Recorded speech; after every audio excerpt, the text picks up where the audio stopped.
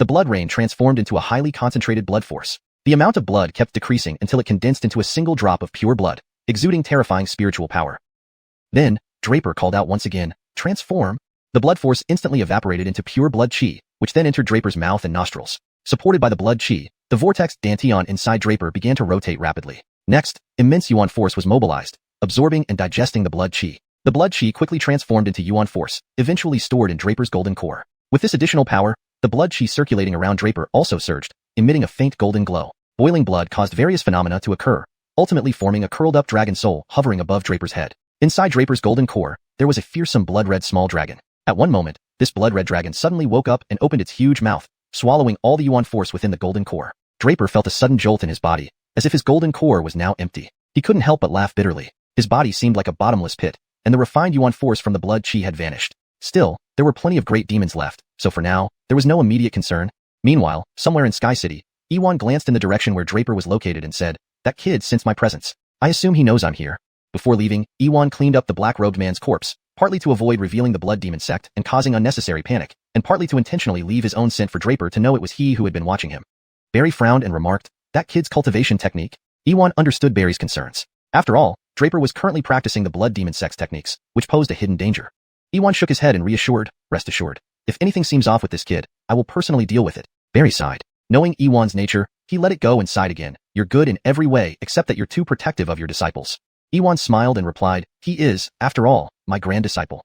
Then, as if remembering something, Iwan turned to Barry and asked, "Oh right, those two wagers?" Iwan and Barry had two bets. One on whether Draper could kill the Beast King, and the other on whether Draper would notice their secret observation. Both wagers had gone in Draper's favor. Draper's ice silkworm devouring the fox spirit wasn't seen by the two of them, but they assumed Draper killed it since the fox spirit had disappeared. And Draper did sense their presence during the observation. So, Iwan won both wagers. Knowing this matter couldn't be avoided, Barry didn't argue and instead smiled. "All right, tell me your terms. Since I've won both wagers and we didn't set any stakes beforehand, I haven't thought of what I want yet. Let's say you owe me twice. Anytime in the future, if I need anything, I'll come to you. How about that?" Iwan considered and stated his condition. "Haha, I knew it. All right, as you say." Barry guessed Iwan's intention but didn't press further. "Lord Barry, our Gregorintu Academy freshman ceremony is coming soon," Iwan remarked casually. Sure, I will definitely attend. Honestly, I'm looking forward to seeing what surprises that kid can bring at the ceremony." Barry agreed readily, impressed by Draper during this trip to Sky City. "We've stayed here long enough. Shall we go now?" Barry asked Iwan. "Wait a moment, I'll find a few people to talk to first." Iwan's figure vanished into thin air next. Meanwhile, not far from Sky City, deep within the vast 10,000 Beast Mountain range, several figures were searching through the dense forest with torches, appearing quite anxious. If Draper were here, he would immediately recognize them and know what they were searching for. Yes, these were Airy, Quentin, Rocky from the North Hall, Ferris from the East Hall, along with his disciple Laurel, as well as mentors from the South and North Halls, all searching for something. Chapter 246, Cultivation, Continuous Cultivation. Stephenster, Disciple Draper, could he have already? By this time, they had been searching for half a day with no results. Laurel could not help but ask Ferris, "I'll beat you, you beast. Even if you die, that kid Draper won't." Upon hearing his disciple's words, Ferris flew into a rage and roared at Laurel, "What nonsense! Hurry up and keep searching. If you can't find him, I'll beat you to death today to accompany." Blasphemy, quickly search. Ferris had intended to say accompany and death, but as soon as the words left his mouth, he felt something was amiss. The word death stuck in his throat. Indeed, they were searching for Draper. Earlier, when the Beast King Fox suddenly fled at high speed, Draper had pursued it. At that moment, several mentors observing from atop the city wall had felt something was not quite right. Draper's strength, though extraordinarily formidable, was up against a Beast King, and there was no guarantee he could handle it. However, with the Beast Tide still ongoing and countless students fiercely battling, the mentors had to protect the students on the city wall, thus momentarily forgetting about this matter. It wasn't until evening when the Beast Tide was finally quelled that Ferris and Rocky remembered Draper. Draper hadn't returned. They immediately realized something was amiss. If Draper had managed to track and defeat the Beast King, he would have returned by now. If Draper was not a match for the Beast King, he should have abandoned the chase and come back as well. But Draper did not return at all, which raised their concerns. If he didn't come back, another possibility was that Draper had been killed by the Beast King. If so, Draper might never return. This was the worst outcome, but it was one they had to consider.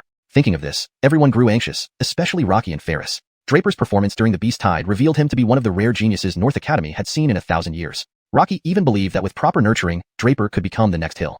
Therefore, whatever happened, Draper must not come to harm. Not only would Jamal not forgive them if Draper were to meet an unfortunate end, but Rocky wouldn't forgive himself either.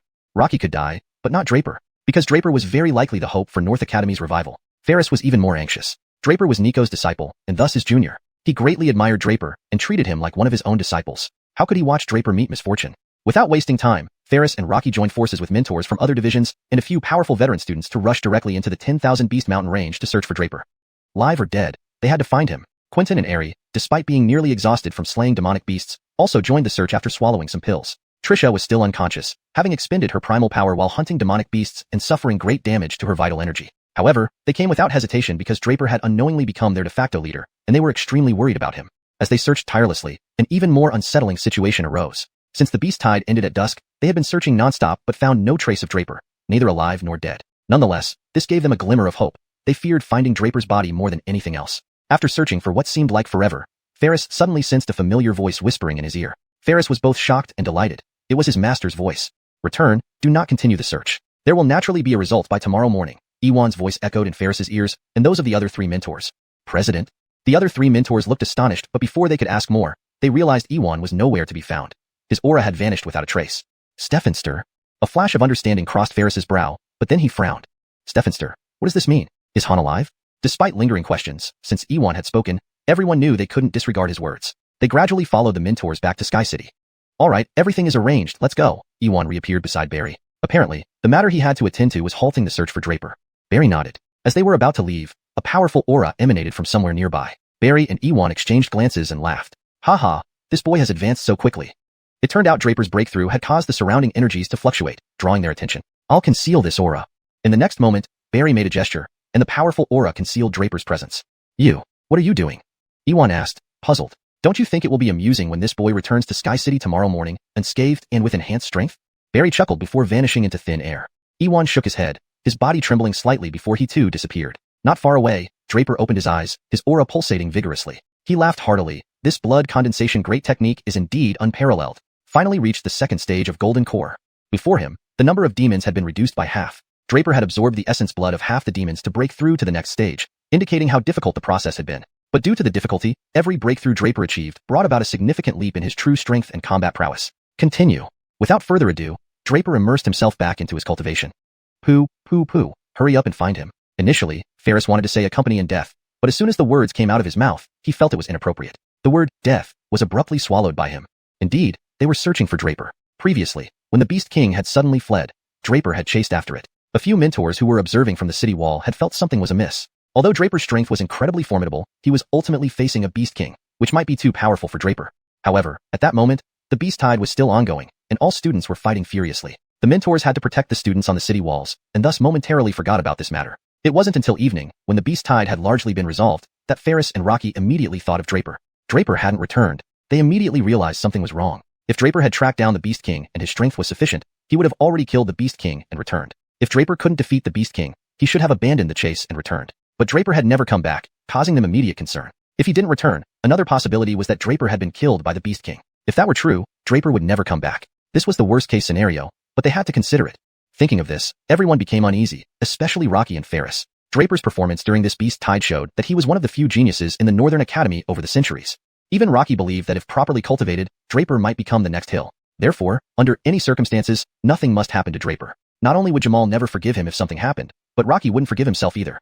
Rocky could die, but Draper could not, because Draper could be the hope for the revival of the Northern Academy. Ferris was even more anxious. Draper was Nico's disciple and his junior. He also admired Draper greatly and treated him like his own disciple. How could he let anything happen to Draper? Thus, without much hesitation, Ferris and Rocky joined forces with mentors from 2 other divisions and several powerful senior students, rushing directly into the 10,000 Beast Mountains to search for Draper. Alive or dead, they had to find him. Due to hunting beasts almost to exhaustion, Quentin and Heir quickly took some pills before joining the search. Catherine was still asleep because she had expended her intrinsic power while killing the demonic beasts, resulting in significant damage to her vitality. She hadn't awakened yet. However, they unhesitantly came along. Honestly, they didn't realize when Draper had become so important to them. Gradually, they considered Draper their leader among the group, and naturally, they were extremely worried about him. Just as they began feeling more unsettled, searching since the end of the beast tide, but finding no trace of Draper, Ferris suddenly sensed a familiar voice echoing in his ears. Ferris was startled and delighted. This was his master's voice. Return. Don't continue the search. By tomorrow morning, everything will be resolved, said Ewan's voice, which echoed not only in Ferris's ears, but also those of the other 3 mentors. Dingu. The other 3 mentors looked shocked, but just as they were about to ask questions, they found no sign of Ewan. His presence vanished without a trace. Stephenster. A flash of insight crossed Ferris's face, but then he frowned. Stephenster. What does this mean? Could it be that Draper is still alive? Despite their doubts, since Ewan had spoken, they naturally could not ignore him. One by one, they followed the mentors back to Sky City. All set. Let's go. Ewan's figure reappeared beside Barry. It turned out that his unfinished business meant stopping the search for Draper. Barry nodded. As they were about to leave, a powerful aura suddenly radiated from somewhere nearby. Barry and Ewan both paused but then exchanged glances and laughed. Haha, that kid actually broke through so quickly. It turned out that Draper's breakthrough had caused a disturbance in the surrounding energy, catching their attention. I'll conceal this aura. Barry flicked his hand, and an even stronger aura overshadowed the place where Draper was. What are you? Ewan seemed puzzled. Don't you think it will be interesting when this boy returns to Sky City tomorrow morning, and everyone sees that he is not only fine but has even increased in strength? Barry laughed heartily and completely disappeared into thin air. Ewan shook his head, trembled slightly, and vanished from there. Nearby, Draper's aura vibrated intensely. In the next moment, he opened his eyes and laughed aloud. This blood-condensing technique is indeed unparalleled. I finally reached the second stage of the Golden Core. In front of him, the number of demonic beasts had been reduced to half. Draper had refined half of the demon's essence blood to break through to the next stage, showing how difficult the process had been. However, due to its difficulty, every breakthrough brought Draper a substantial leap in actual strength and combat prowess. Continue. Draper, without further ado, immersed himself back into cultivation. Chapter 247. Return. Draper did not know how long he had been cultivating like this until he felt another tremor in his vortex dantian. An immensely powerful aura surged out from his golden core, and Draper snapped open his eyes. Third stage golden core. Draper exclaimed with delight. In just one short night, Draper had advanced from the first stage golden core to the third stage golden core, all due to the blood concentration technique. The power of the blood concentration technique was indeed exhilarating for Draper. At this moment, more than half of the over 100 large demons had been consumed by Draper. Although he still felt unsatisfied, looking at the sky, Draper decided to stop cultivating further. Dawn had broken, and it would soon be daylight, unsuitable for further cultivation. More crucially, the remaining large demons were insufficient to support Draper's next stage breakthrough, so he stopped. Furthermore, if he cultivated too quickly and destabilized his foundation, it would be counterproductive. With that thought, Draper dismissed any further thoughts, waved his hand, and gathered the remaining large demons into the stone tablet space. In the next moment, Draper obliterated all traces of his activities here and hurried back to Sky City. Only now did he realize that since he started tracking the Beast King Fox, he had been gone for a day and a half. They must have assumed he was killed by the Beast King Fox. Thinking of this, Draper did not hesitate for a moment. He sped up to his utmost and raced towards Sky City. At this time, in front of Sky City, squads of guards marched out of the city and lined up neatly outside the north gate. Their task was simple, to carry all the dead beasts back. An innumerable number of beasts had been slaughtered outside the north gate, but these beasts belonged to the public and were not private property, thus they needed to be retrieved back into Sky City. Of course, these matters were not the concern of Xiao Academy students, nor within their jurisdiction. Ultimately, the mayor of Sky City, Luo Bellamy, was responsible for this. However, the teams of students were puzzled, gazing blankly at the scene, momentarily unsure of what to do. It was very simple. These students had carefully examined the dead beasts around them but found not a single one was a third stage beast. The team leader rubbed his eyes vigorously and then shouted, "What the heck? Where are those large demons?" "I don't know." Everyone looked at each other helplessly. No one knew where the large demons had gone. Originally, yesterday during the Beast Tide, the mayor of Sky City, Luo Bellamy, had set his sights on the large demons surrounding the Beast King. These large demons were all third-stage beasts, comparable to human golden core martial artists, with demon cores inside their bodies, a significant amount of wealth. Thus, Luo Bellamy first instructed everyone to look for the presence of these large demons. But now, these large demons had vanished without a trace. They were all stunned, unable to think clearly about how to handle the situation. If the large demons were really lost, how could they explain it to Luo Bellamy?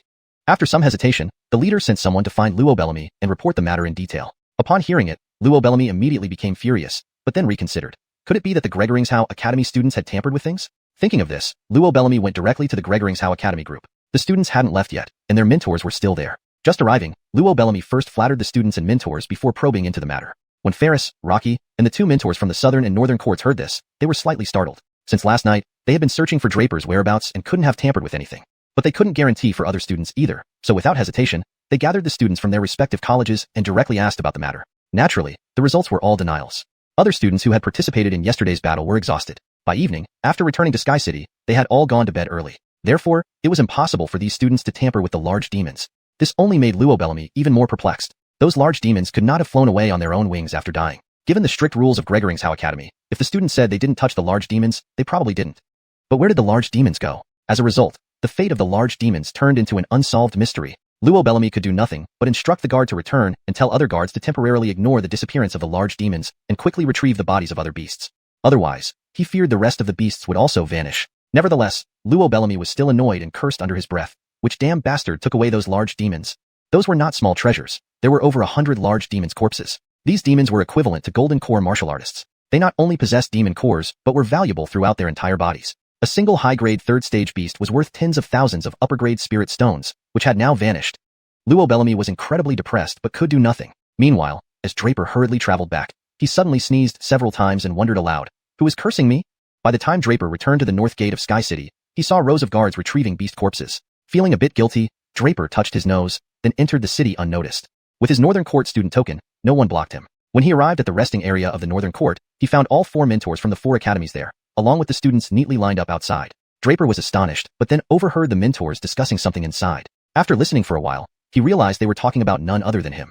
Stephenster mentioned there would naturally be a conclusion today, but he didn't say whether that little brat Draper was alive or dead. Ferris appeared anxious and unsettled. Last night, Ewan had personally given orders, which he obviously couldn't disobey. But Ewan had not told them whether Draper was alive or dead. Yes, Dean, why didn't he tell us this result? Has he already seen Draper? Rocky was also baffled. Given Draper's talent, Ewan couldn't overlook him. He was the most gifted student in this batch without question. Indeed, it was Grandmaster. Draper, standing outside, listened to their discussion and concluded that the person who secretly observed and helped erase the black-robed man's traces last night was Ewan. Unexpectedly, even these few people had met Ewan. While hesitating, suddenly a voice filled with surprise and joy came from afar. Draper. This voice not only startled Draper, but also made everyone in the room abruptly freeze. However, they quickly recovered. Ferris and Rocky's faces were suddenly filled with overwhelming joy. Draper. That kid actually returned. Chapter 248. The Brightest Star. Draper was only now regaining his composure. The person who called him earlier was none other than Quentin. Quentin and Aries stood among the students outside. They hadn't noticed Draper just yet, but when they suddenly glanced over, they discovered him standing outside the room, acting suspiciously. At this moment, a shout instantly drew out several people from inside. Draper! Draper! For a moment, the mentors who emerged one after another all saw Draper and blurted out his name. Senior Uncle Stephenster? Seeing Ferris rushing out first, Draper was momentarily stunned. He clearly hadn't expected Senior Uncle Stephenster to be here for the Beast Tide. Mentor Yvette, Mentor Alicia, Mentor Lee. Draper's gaze swept over the mentors behind Ferris, immediately saluting them. You little brat, you really gave me quite a hard time finding you. Ferris's face was full of excitement as he approached Draper and slapped him heavily on the shoulder. It nearly made Draper stumble and fall to the ground. Draper helplessly glanced at his senior Uncle Stephenster and exaggeratedly said, Senior Uncle Stephenster, are you planning to slap your disciple to death with one strike? Ferris only then realized he had used a bit too much force. Chuckling, he replied, Little brat, we almost spent the entire night searching for you last night. If not for your Grandmaster coming and telling us to wait back here, we might have searched the entire Sky City's nearby 10,000 Beast Mountain range. Only now did Ferris realize that although Ewan didn't mention whether Draper was dead or alive, letting them return to wait already indirectly confirmed that Draper was fine. If Draper had encountered trouble, given Ewan's personality, would he have been so relaxed? Back then, Ferris was simply too anxious and didn't think it through. Seeing that Draper was unharmed, Rocky felt relieved. This kid carried the hopes of their Northern Branch Academy, and he didn't want anything to happen to Draper. Seeing Draper safe and sound, Rocky immediately became more relaxed. The mentors from the Southern and Western Branch Academies also smiled faintly. Despite the intense competition between the 4 major divisions, East, West, South, and North, they were still internal conflicts. Once any issue arose, the 4 branches represented Gregoringsau Academy and would present a united front. Otherwise, it wouldn't have been possible for the mentors from the Southern and Western branches to join Rocky and Ferris in searching for Draper last night. Those 2 mentors had also seen Draper's potential during this Beast Tide mission. They harbored no animosity towards Draper despite his representing the Northern branch and possibly outshining their branch's geniuses in internal competitions. This was merely internal competition. In Sky City, they all represented Gregoringsau Academy. Draper's outstanding performance during the Beast Tide task would forever be remembered as belonging to Gregoringsau Academy's student, Draper. All students and mentors of Gregoringsau Academy shared this pride without distinctions of East, West, South, or North. Other students were also excited to see Draper. They had known of Draper's strength from the previous Gregoringsau selection contest, but yesterday, his performance in the Beast Tide thoroughly convinced everyone. Draper almost single-handedly dissolved the Beast Tide. Without him, it might still be ongoing, and even more terrifyingly, Draper had forcefully confronted the protected Beast King amidst a horde of demon beasts, giving everyone a chance to act. Through collective efforts, the crisis was resolved. Thus, Draper was undoubtedly the top contributor this time. More importantly, Draper never put on airs like other geniuses did. There was no arrogance or condescension about him. Now, seeing Draper, everyone felt unusually close. After all, this was their first such mission, and they completed it remarkably well. Draper was their exemplary representative, and with him, they didn't need to worry about being looked down upon by senior students. This time, senior students also came and witnessed Draper's feats, which were something even they couldn't achieve. With Draper returning unscathed, it naturally proved that he had killed the Beast King, or at least managed to escape, enough to make everyone proud. So, unknown to anyone, someone started shouting Draper's name. Soon, other students joined in, loudly calling out, Draper! Draper! Draper!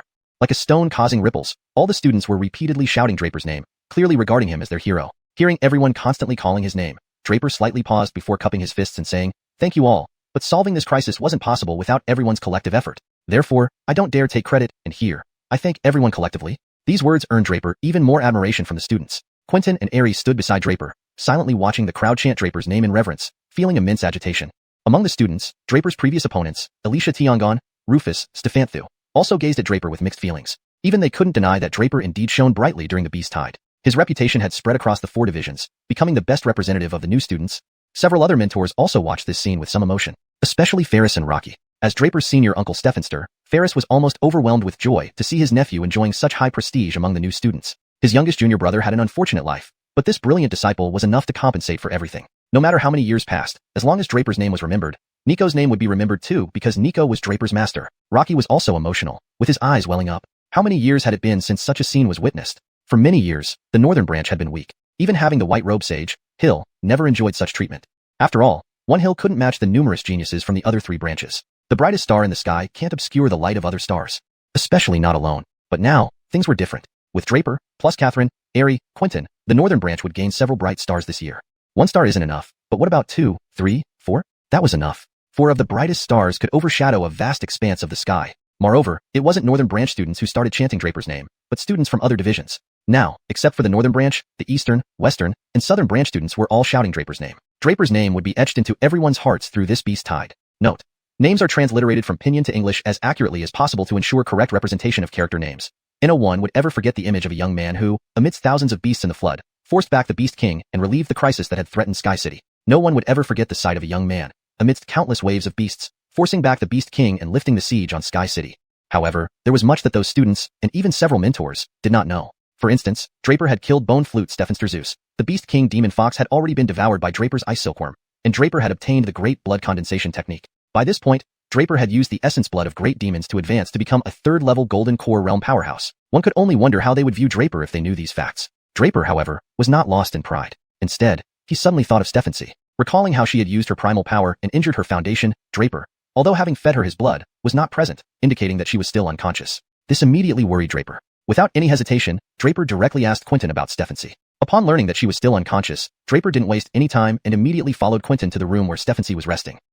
Draper couldn't help but wonder how they would view him if they knew all these things. But Draper wasn't feeling overly pleased or self-important. Instead, he suddenly remembered Stephency. She had used her origin force back then, injuring herself at the root. Although Draper had fed her his blood, she was not present here now, which meant she was still unconscious. This realization instantly filled Draper with worry. Without hesitation, he directly asked Quentin about Stephency. Upon learning that she was still unconscious, Draper didn't wait to say anything more and immediately left with Quentin to go to the room where Stephency was resting.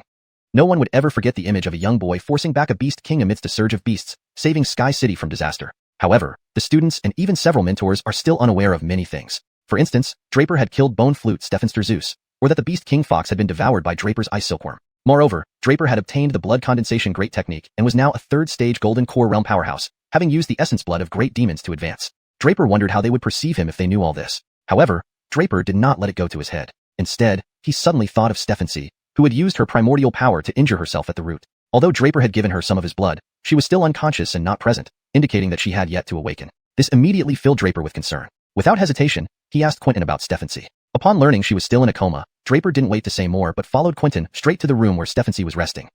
Chapter 249. Stephency's Changes. Arriving at Stephency's room, Draper looked at her still unconscious form and felt a sudden heaviness in his heart. She has been unconscious since yesterday, without regaining consciousness even once? Draper asked in a deep voice. Yes, she hasn't woken up, Aerie confirmed, nodding. Yesterday, Stephency had fallen into a deep sleep, with someone specially assigned to look after her, but from yesterday until today, Stephency had remained asleep the entire time. Draper checked Stephency's breathing. It was normal. Then he checked her pulse. That too was fine. Draper was baffled. Judging by her pulse, heartbeat, and breathing, Stephency seemed no different from an ordinary person. Yet why was she still unconscious? What could be the reason? As someone who wasn't a physician, Draper found it hard to understand. Moreover, Stephency had a unique, toxic body constitution, which likely made her different from regular people. After some hesitation, Draper began to communicate with Nicholas within the divine domain. In this situation, only Nicholas could probably provide answers. However, despite trying for quite a while, Nicholas gave no response whatsoever. Draper hesitated again, then instructed Quentin and Aerie to leave the room, leaving only himself and Stephency inside. He decided to try another method, feeding Stephency his blood. Being a descendant of the ancestral dragon, the blood flowing through his veins was dragon blood. Though not pure, it was sufficient for their needs. Previously, when the toxic force within Stephency had become uncontrollable, Draper used his blood to refine pills which helped her suppress the toxins. Now, Draper suspected that the toxins had flared up again, making it unbearable for her, leading to her unconscious state.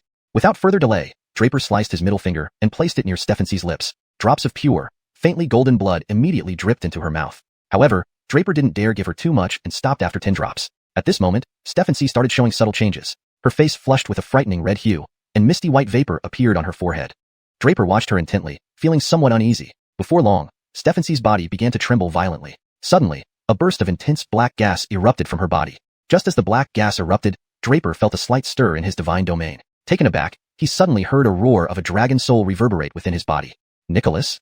Draper exclaimed in surprise. Indeed, it was Nicholas. A translucent dragon soul emerged from Draper's body, spiraling mid-air. The moment Nicholas opened its mouth, it swallowed the black gas emitted from Stephanie.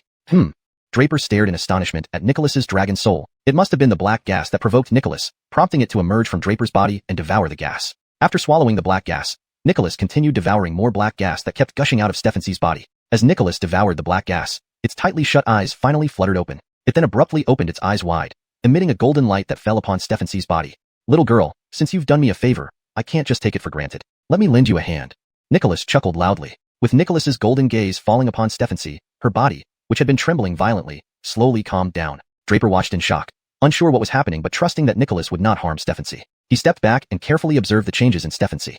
No more black gas spewed from her body as she lay quietly now. Draper's spiritual awareness extended to monitor Stephanie's internal condition. He could clearly see terrifying forces coursing through her body, moving rapidly and chaotically, wreaking havoc on her organs.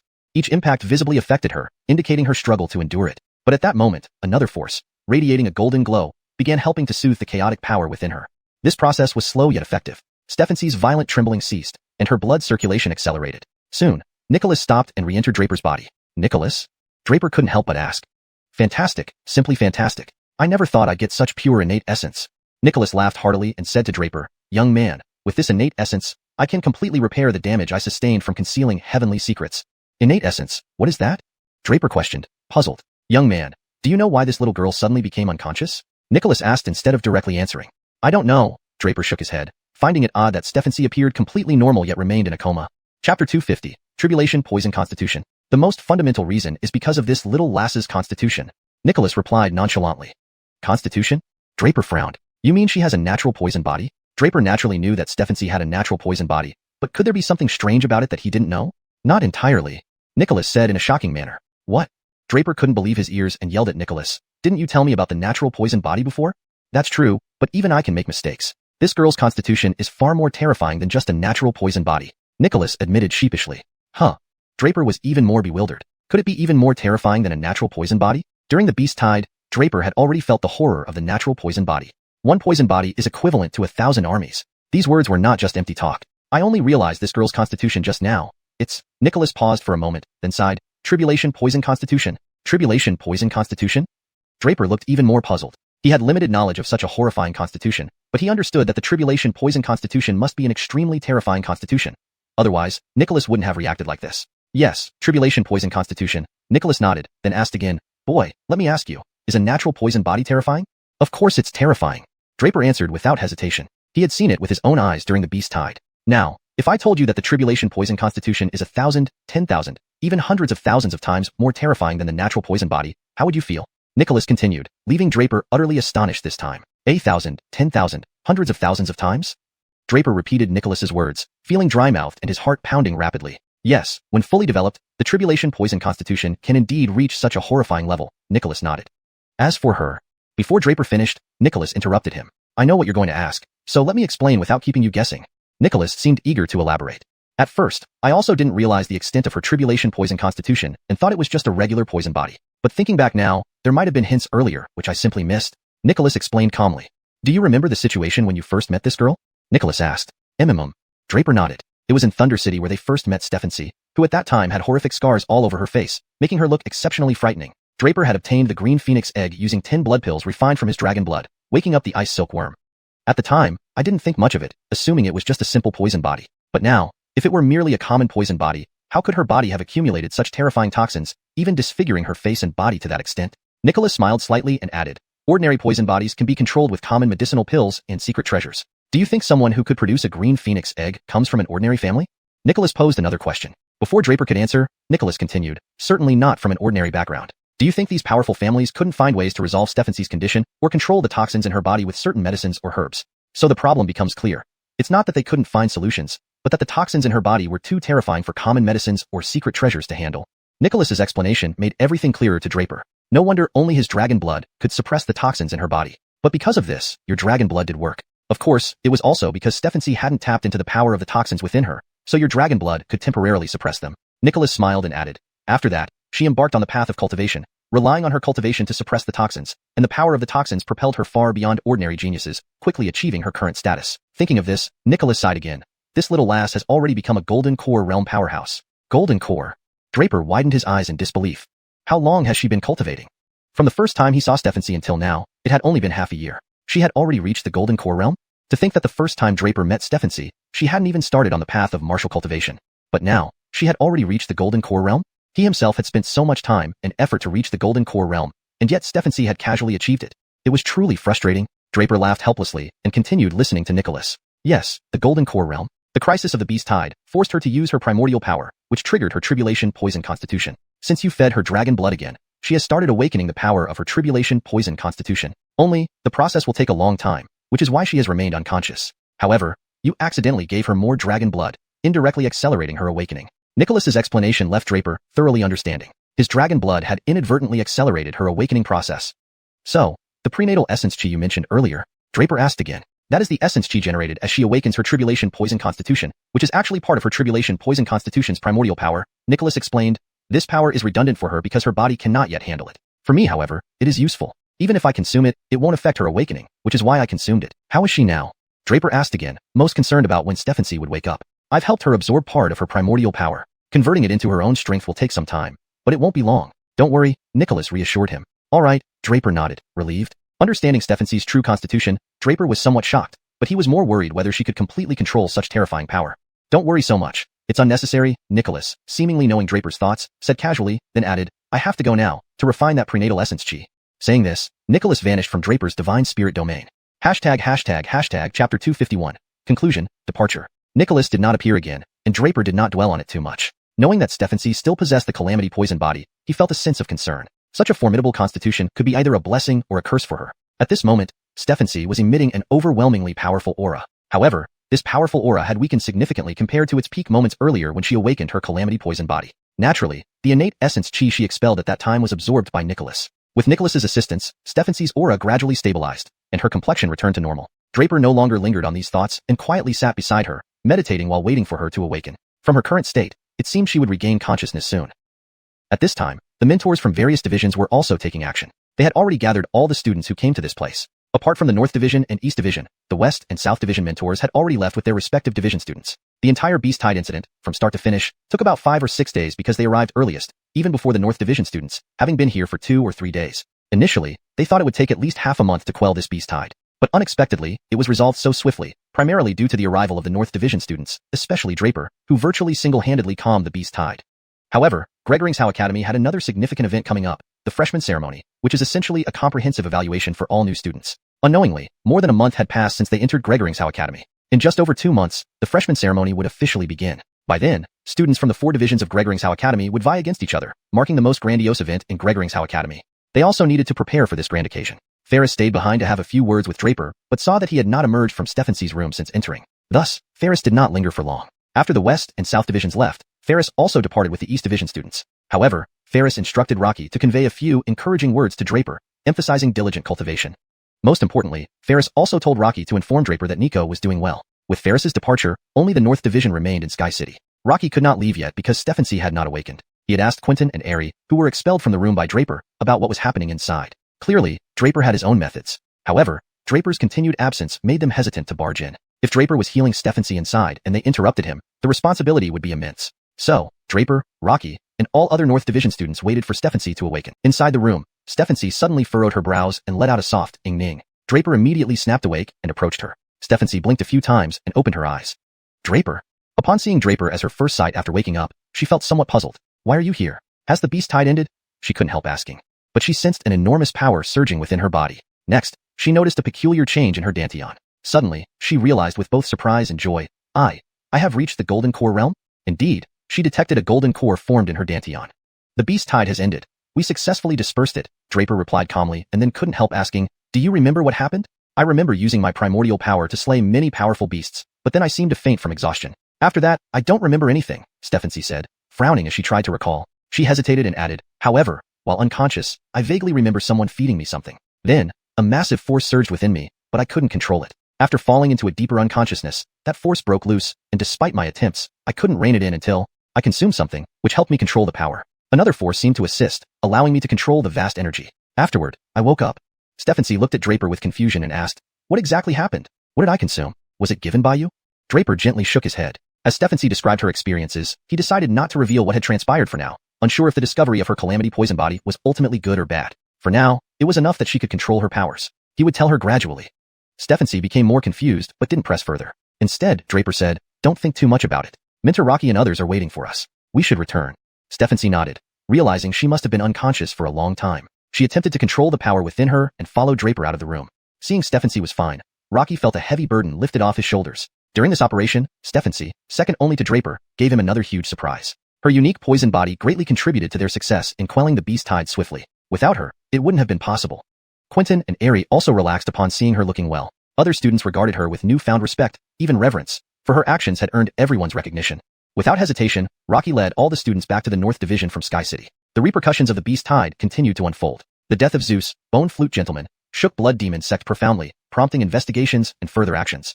And during this beast tide, Draper became the biggest revelation. His name became known among all students, both new and old, across the 4 divisions of the Academy.As for Barry. It was only after returning to the Imperial City that he first listed Draper's name on one of his personal lists. On this list were also the names of Bai Xianxia, Hill, top geniuses from Wanjian Academy, Piangyao Academy, Tiger Wolf Camp, and the Royal Academy. Without a doubt, in Barry's mind, the potential Draper had displayed was now enough to compete with these top prodigies. Chapter 252, Tyson returns. Similarly, Draper remained unaware of these matters because upon returning to the North Courtyard, he resumed his seclusion.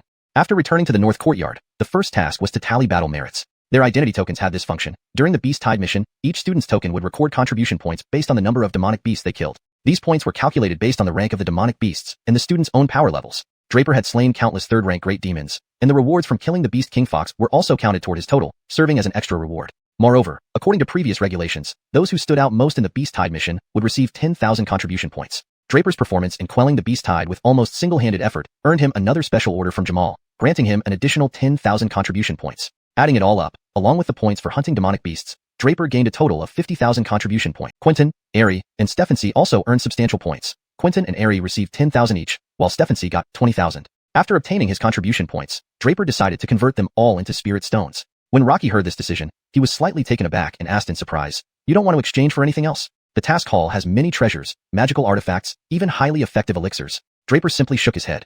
He only needed spirit stones, not the others. Without further questioning, Rocky directly handed over 1,100 high-grade spirit stones to Draper. Originally, with 50,000 contribution points, one could only get 1,000 high-grade spirit stones since each point equated to 2 stones, but Rocky gave an extra 100 stones. Draper accepted it without hesitation, given that he indeed made the greatest contribution during the Beast Tide.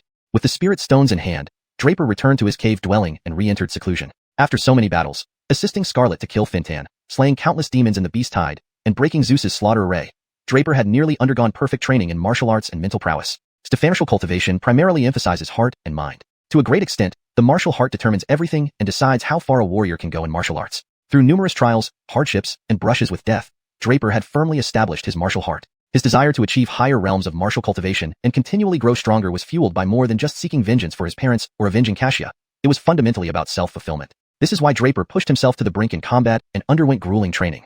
Thanks to inheriting the essence blood of the ancestral dragon, Draper didn't worry much about cultivation itself. What he needed was continuous combat to hone his will and enhance his combat prowess. Most importantly, after battling, he focused on summarizing and gaining insights. Fortunately, Draper started doing this from the beginning, which made his foundation solid and ensured stable progress in his cultivation. Now, after experiencing countless battles, he naturally aimed to quickly digest and absorb these experiences to improve himself. Additionally, he exchanged for 1,100 high-grade spirit stones and still had nearly 300,000 high-grade spirit stones, 1,000 top-grade spirit stones, and thousands of low-grade spirit crystals left from before, along with several dead bodies of great demons stored in his stone tablet space, equivalent to hundreds of thousands of high-grade spirit stones using the condensing blood technique. With such abundant resources, Draper planned to advance further. His current third-stage Golden Core realm wasn't enough, especially considering the upcoming freshman ceremony and the Azure Cloud Challenge. According to Hill, all top 100 students on the Azure Cloud rankings would attend to face challenges from newcomers. More importantly, Draper would have to confront Hill again. Starting from around the 50th place on the list, students had 7th-stage Golden Core cultivation, and the top 10 were 8th or 9th-stage Golden Core experts. Last time, Draper sensed Hill's strength at 8th-stage Golden Core, but his aura then suggested imminent breakthrough. Now, Hill might already be at 9th-stage Golden Core. Draper's 3rd stage felt inadequate under this pressure, but it motivated him to keep pushing harder. With abundant resources, he could now attempt to break through to a higher realm. Deciding immediately, Draper sat cross-legged and took out the great demon corpses. He placed 200,000 spirit stones before him. Break! With complex hand seals, Draper shattered the demon corpses, turning them into pure blood chi droplets floating before him. Focusing his mind, his spiraling dantian began spinning rapidly, and his golden core within started vibrating intensely. Soon, powerful energy swept through everything around him as the second-level spirit gathering array in his cave devoured the surrounding spiritual energy voraciously. Transform.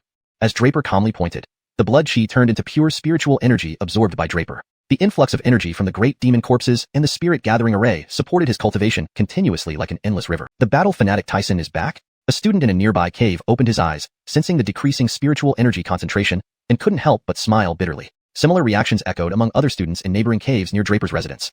These were all students from the inner courtyard, and they were also students ranked on the Gregoringian list. But when it came to Draper, they really didn't have the guts to challenge him. Just kidding, that was the well-known battle fanatic who blasted Harry purely with his physical strength. Despite Draper's cave-dwelling plundering the spiritual energy that should have belonged to them, none of them dared to provoke this battle demon. Harry was a living example. The inner courtyard students could only lament. At the same time, within the Rune Stephenster Guild in Gregoringshau, there were also undercurrents stirring. Note, the translation has maintained the paragraph structure and style as closely as possible while ensuring readability and fluency in English. Chapter 253, Killing with a Borrowed Knife. Gregoringshau, the Scribes Guild, top floor. Ellie had been somewhat annoyed lately. It had already been a month since he attempted to advance to third-rank spiritual scribe. In that month, Ellie truly didn't dare to continue cultivating. The last time, when he was close to advancing to third-rank spiritual scribe, at the crucial moment, his mental state was suddenly disrupted, causing him to fall short at the last step. If it weren't for his quick reaction, he would have almost been retaliated against by his own array. However, even so, he sustained some injuries, which he has only just now fully recovered from. But every time Ellie thought about this matter, he got infuriated and frustrated. He was so close, just one tiny step away. Who was that bastard who tampered with his formation at the most critical moment and affected him like that? Afterward, Ellie carefully considered it. It seemed that he had only set up formations inside Gregoringshau Academy, all due respect to old Stefan Montague.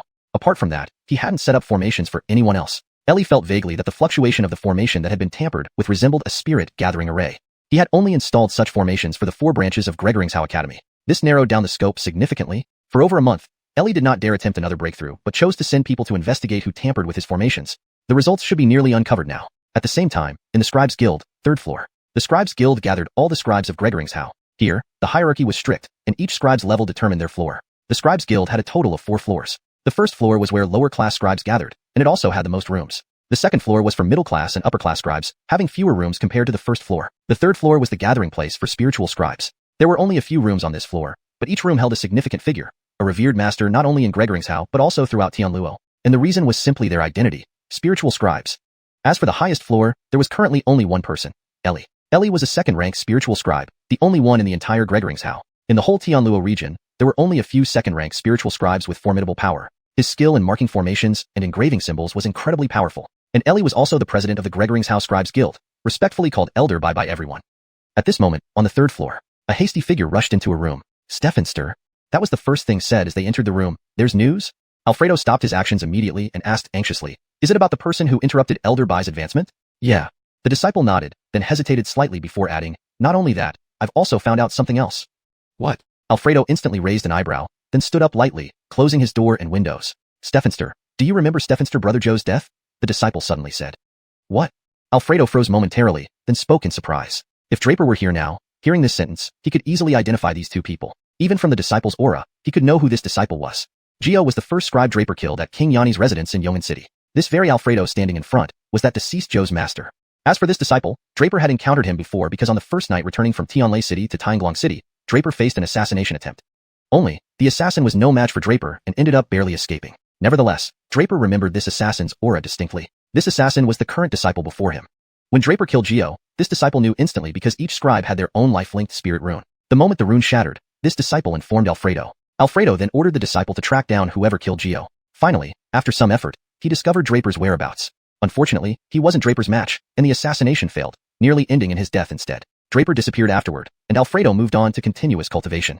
But now, suddenly reminded, Alfredo was puzzled. Could there be any connection between these two incidents? Yes, Stephenster. My investigation revealed that the person who altered Elder Bai's formation and caused his failure is the same one who killed Stephenster Brother Gio, the disciple told Alfredo.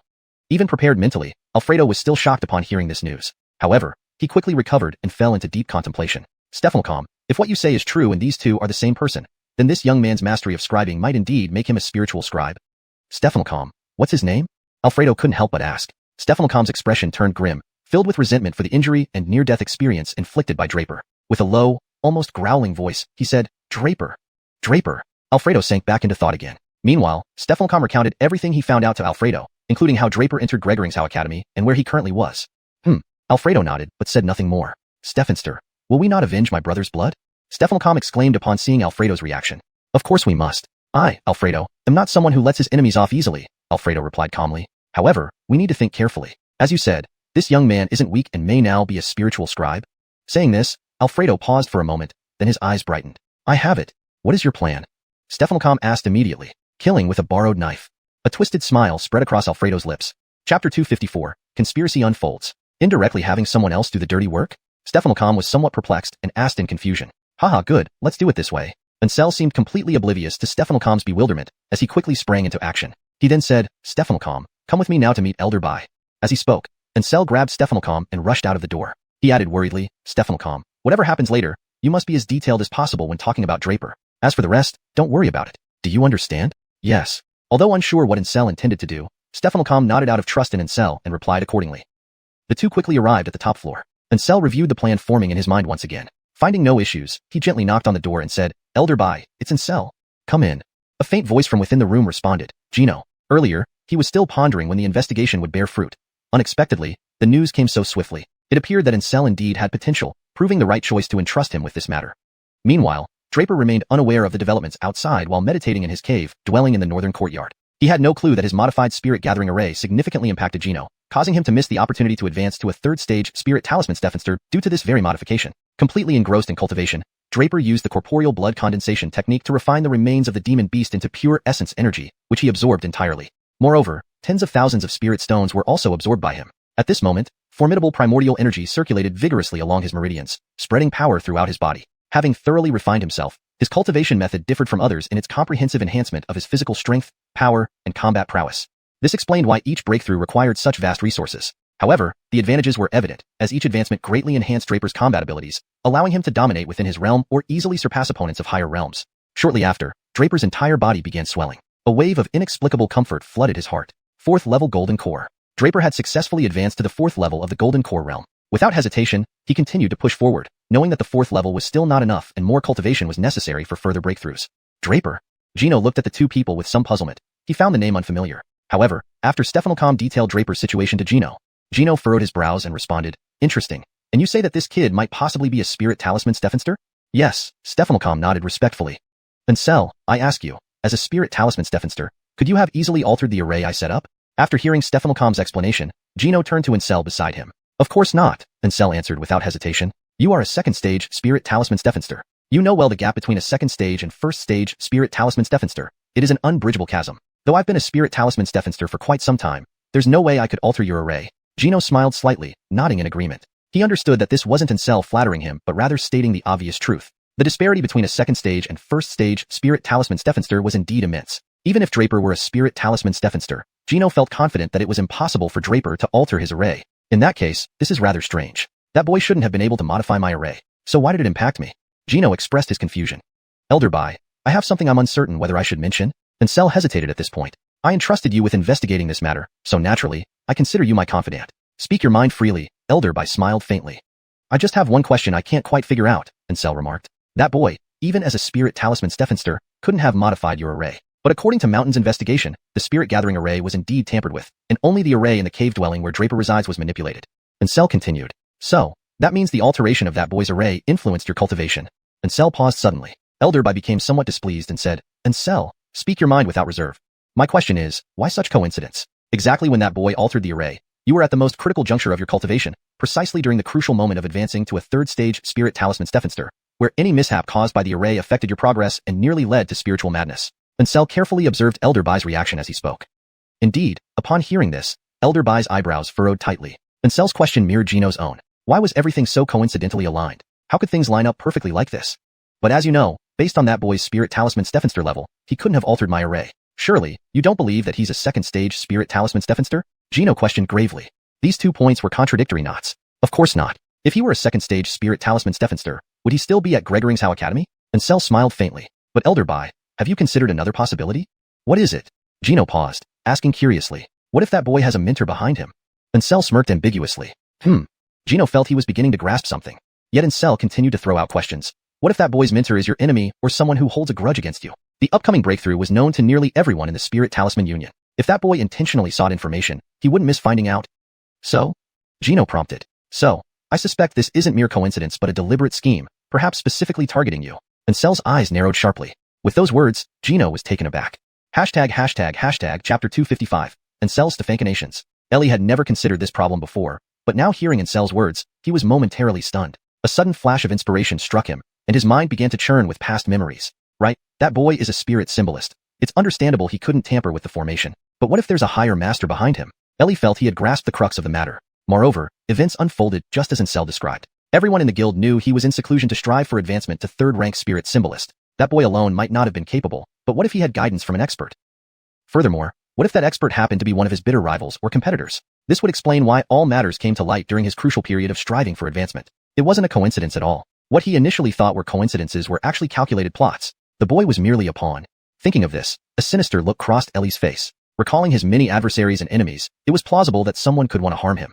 With this realization, Ellie made up his mind. He smiled and said to Ansel and Hamza, "Fine, I figured this out. Ansel, you've done well here. Searching for information was no easy task for your disciple. This small booklet contains some insights and experiences I gained after advancing to second-rank spirit symbolist. I believe it will be useful for you. It's of no use to me now, so take it."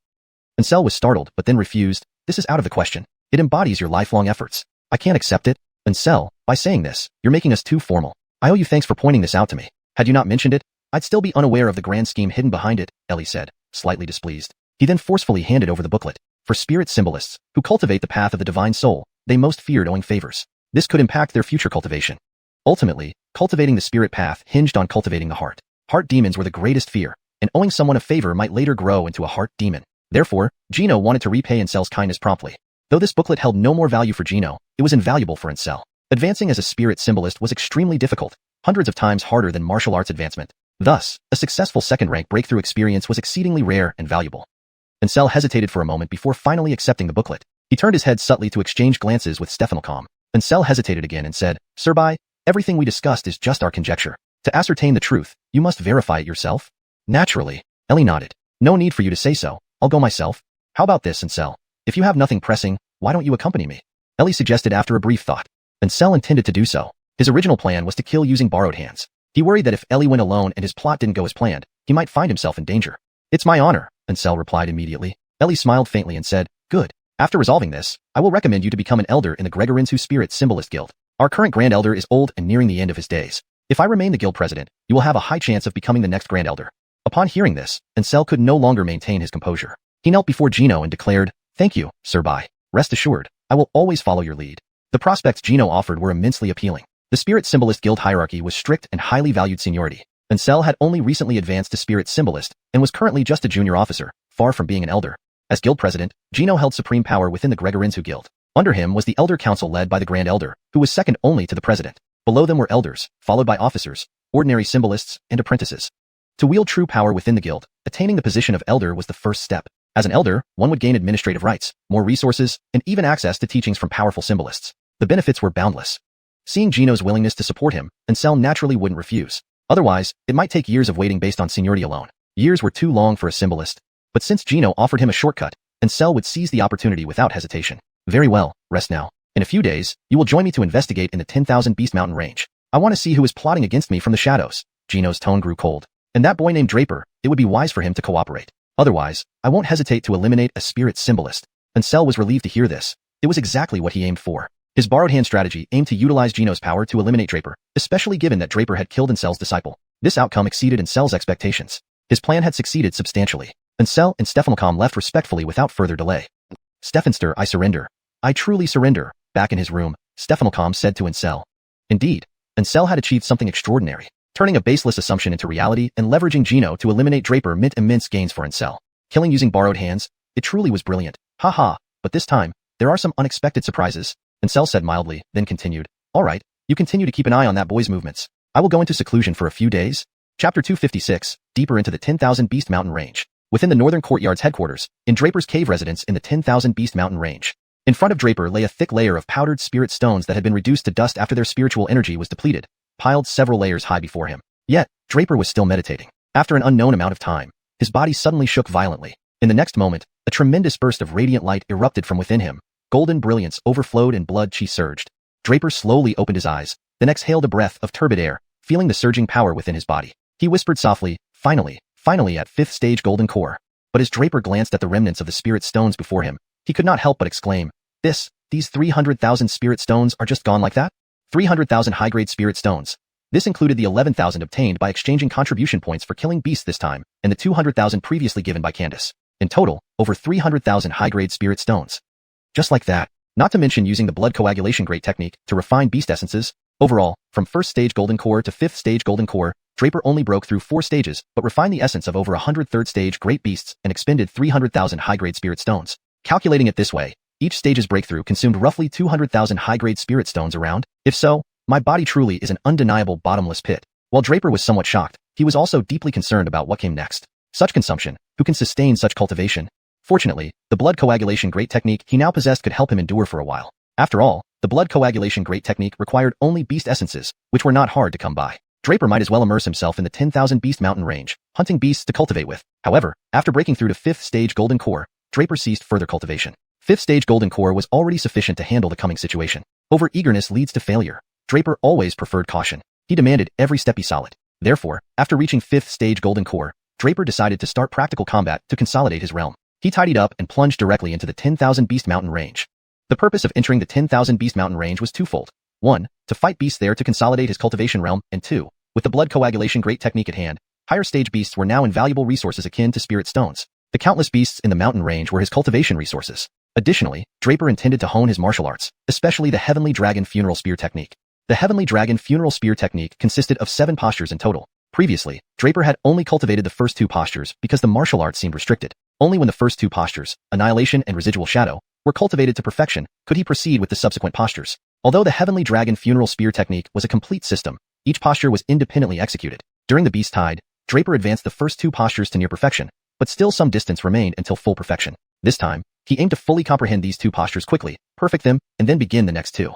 Thinking of this, Draper felt a surge of motivation and immediately rushed towards the 10,000 beast mountain range. As Draper stopped cultivating in the cave, the absorption rate of the second-class spirit gathering array slowed down. Students nearby Draper immediately felt their caves began to gradually accumulate spirit energy. Everyone almost cried out in happiness. That crazy Draper has finally left. During Draper's intense cultivation period, their caves were no different from ordinary ones. They could barely gather any spirit energy, worse even than not being inside the cave. Who said having a spirit gathering array would result in ample spirit energy? It did not exist. The spirit energy could not fill the entire cave. They nearly wanted to leave this cave because Draper's cave was almost fiercely plundering their cave's spirit energy. Unaware of the conspiracies against him or the students' thoughts in neighboring caves, Draper knew the upcoming cultivation pressure would be immense. After all, the grand ceremony for new students was imminent. With a boom, a splash of blood exploded outward as Draper's spear pierced through the head of a 3rd stage, first-rank beast. He then stored the beast's corpse into the stone tablet space. This was Draper's 3rd day in the 10,000 beast mountain range, having hunted dozens of beasts. Over these 3 days, Draper continuously used the Heavenly Dragon Funeral Spear technique, employing only Annihilation and Residual Shadow. However, he always felt something lacking. It seemed he was only 1 layer away from perfection, yet no matter how hard he tried, he couldn't break through that layer. Was it because the beasts he hunted were too weak, hence unable to spark his potential? Recently, Draper encountered mostly 3rd stage, 5th-rank beasts, equivalent to human golden core 5th stage cultivators. As a 5th stage golden core powerhouse himself, he was far stronger than these beasts, and they were almost instantly killed with a single spear strike. Draper speculated this was why he hadn't achieved the desired effect. Do I need to hunt stronger beasts? Draper pondered, but this meant venturing deeper into the 10,000 beast mountain range. He looked around at his surroundings. This area was specifically designated for Northern Academy students' cultivation and battles. This region was personally demarcated by the Northern Academy Dean. Generally, students could not exceed this boundary as deeper parts of the 10,000 beast mountain range harbored more powerful beasts, including top-tier fierce and great beasts. For safety reasons, entry into deeper regions was prohibited. In this part of the Northern Academy area, barrier forces were set up both to prevent stronger beasts from entering and to prevent Northern Academy students from leaving the area. At this moment, Draper stood at the boundary line, able to see the faint white barrier forces surrounding him. Once he approached, the white barrier would appear, repelling him. This is a problem. Draper frowned but ultimately decided to venture deeper into the 10,000 beast mountain range. Even if he faced an 8th-rank 3rd stage great beast, he wouldn't fear. Moreover, he had a powerful trump card, the Ice Silkworm, capable of devouring even a 4th stage giant, so encountering a 4th stage beast wasn't worrisome either. Deciding this, Draper did not hesitate. He stabbed his spear at the white barrier. Instantly, terrifying forces from the white barrier pushed back Draper's spear, but he remained unmoved. Meanwhile, god-killing shuttles from his divine palace rained upon the white barrier. Note: in translating character names, I've maintained pinyin where necessary, ensuring correct representation of Nicholas Nee's names in English. Thus, in an instant, ripples spread across the white barrier. With a forceful jab from Draper's spear, there came 3 consecutive bangs, and a section of the white barrier immediately crumbled. In the next moment, Draper's figure vanished beyond the barrier. Note: I have maintained the original tone and style while ensuring the translation is natural and fluent. The paragraph structure and line breaks are kept as per the original text.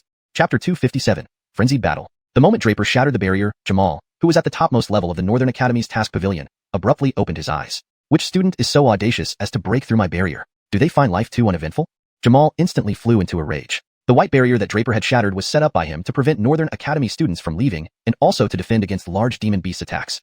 However, the special cultivation area for Northern Academy students was already located on the periphery of the 10,000 Beast Mountain range. Powerful demon beasts did not venture into these peripheral regions. Thus, the barrier's primary function was indeed to prevent Northern Academy disciples from venturing out. But now someone had left and shattered the power of his barrier. Humph, don't let me find out who you are. Jamal wasted no more time and rushed towards the area where he had previously set up the barrier. With the barrier broken, he naturally needed to reseal it. Moreover, he needed to personally investigate who dared defy Northern Academy rules by shattering his barrier and ventured deeper into the 10,000 Beast Mountain range. Still, the student who could shatter his barrier must have formidable strength. Realizing this, Jamal immediately took action. At the same time, he issued an order to all mentors, starting now, count the number of students, ensure you confirm all their movements, and report back to me shortly. Upon receiving this command, all mentors quickly sprang into action, counting the number of Northern Academy students.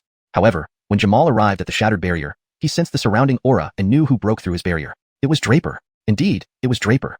On the shattered barrier still lingered a thread of spiritual energy, suggesting that whoever broke through the barrier was a rune master. Moreover, the crucial factor in breaking the barrier was a spear. Yes, a spear. Using spear techniques combined with residual spiritual energy, it was clear who had done this, Draper. Absolutely Draper, because in the entire Northern Academy, and even the current Gregoringshow Academy, rune masters were few and far between, with only Draper fitting the description. Quentin didn't count. He was born with a natural rune body but differed somewhat from a rune master. Among those using spears and being rune masters, Draper was the sole person. Therefore, the one who shattered the barrier's power could only be Draper. Jamal couldn't understand why Draper would remove this barrier, or what his purpose was in venturing deep into the 10,000 Beast Mountain range. However, when he investigated the specific area designated for Northern Academy students to hunt demon beasts, he immediately understood Draper's intentions, because he discovered to his surprise that almost all third-stage demon beasts in this area were now few and far between. Only a few remaining third-stage demon beasts were pregnant female beasts. Essentially, apart from these few, all other demon beasts had been hunted down. Could it be Draper's doing? Jamal frowned, but if that were true, he could empathize. Probably due to third-stage demon beasts no longer meeting Draper's needs, he broke the barrier to venture deeper into the 10,000 Beast Mountain range. What else about this boy don't I know? How many surprises can he still give me? Jamal couldn't help but sigh. Draper's initial choice of Northern Academy gave Jamal hope for its rise, and subsequently, Draper's repeated outstanding performances assured Jamal that Northern Academy would achieve unprecedented heights due to his presence. After considering this, Jamal restored the barrier's power without further ado and hurriedly returned to the task pavilion. At this moment, all mentors also gathered at the task pavilion, having thoroughly investigated the situation. The result was unsurprising. It was Draper. Besides Draper's absence from the Northern Academy and lack of activity records, everyone else's whereabouts were accounted for. Jamal nodded slightly. There was no surprise, and he recounted what he saw earlier to everyone. Suddenly, everything became quiet. Dean Draper has gone deep into the 10,000 Beast Mountain range. Should we track him? Remember, within the depths. Rocky eventually broke the silence after a brief moment. Deep within the 10,000 Beast Mountain range lurked terrifying great demons, even more fearsome than during the previous Beast Tide missions. Notably, it harbored several powerful demons akin to the Fox Beast King. There's no need. If that kid can break my barrier, he can certainly come back. If he can't return, it'll teach him humility. Jamal shook his head calmly. Northern Academy identity tokens had another function, teleportation. Once Draper encountered unsolvable trouble, he would undoubtedly activate the teleportation function. Therefore, there was no need to worry too much. The moment Draper entered the depths of the 10,000 Beast Mountain range, he felt the difference from the outer regions. He heard continuous, blood-curdling roars from nearby demon beasts, creating a terrifying atmosphere.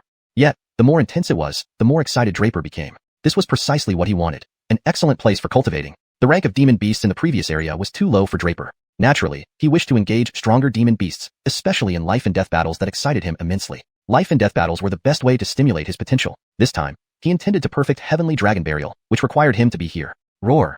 As he spoke, a colossal demon beast suddenly lunged at him. Despite its immense size, it moved with astonishing speed, reaching Draper in the blink of an eye.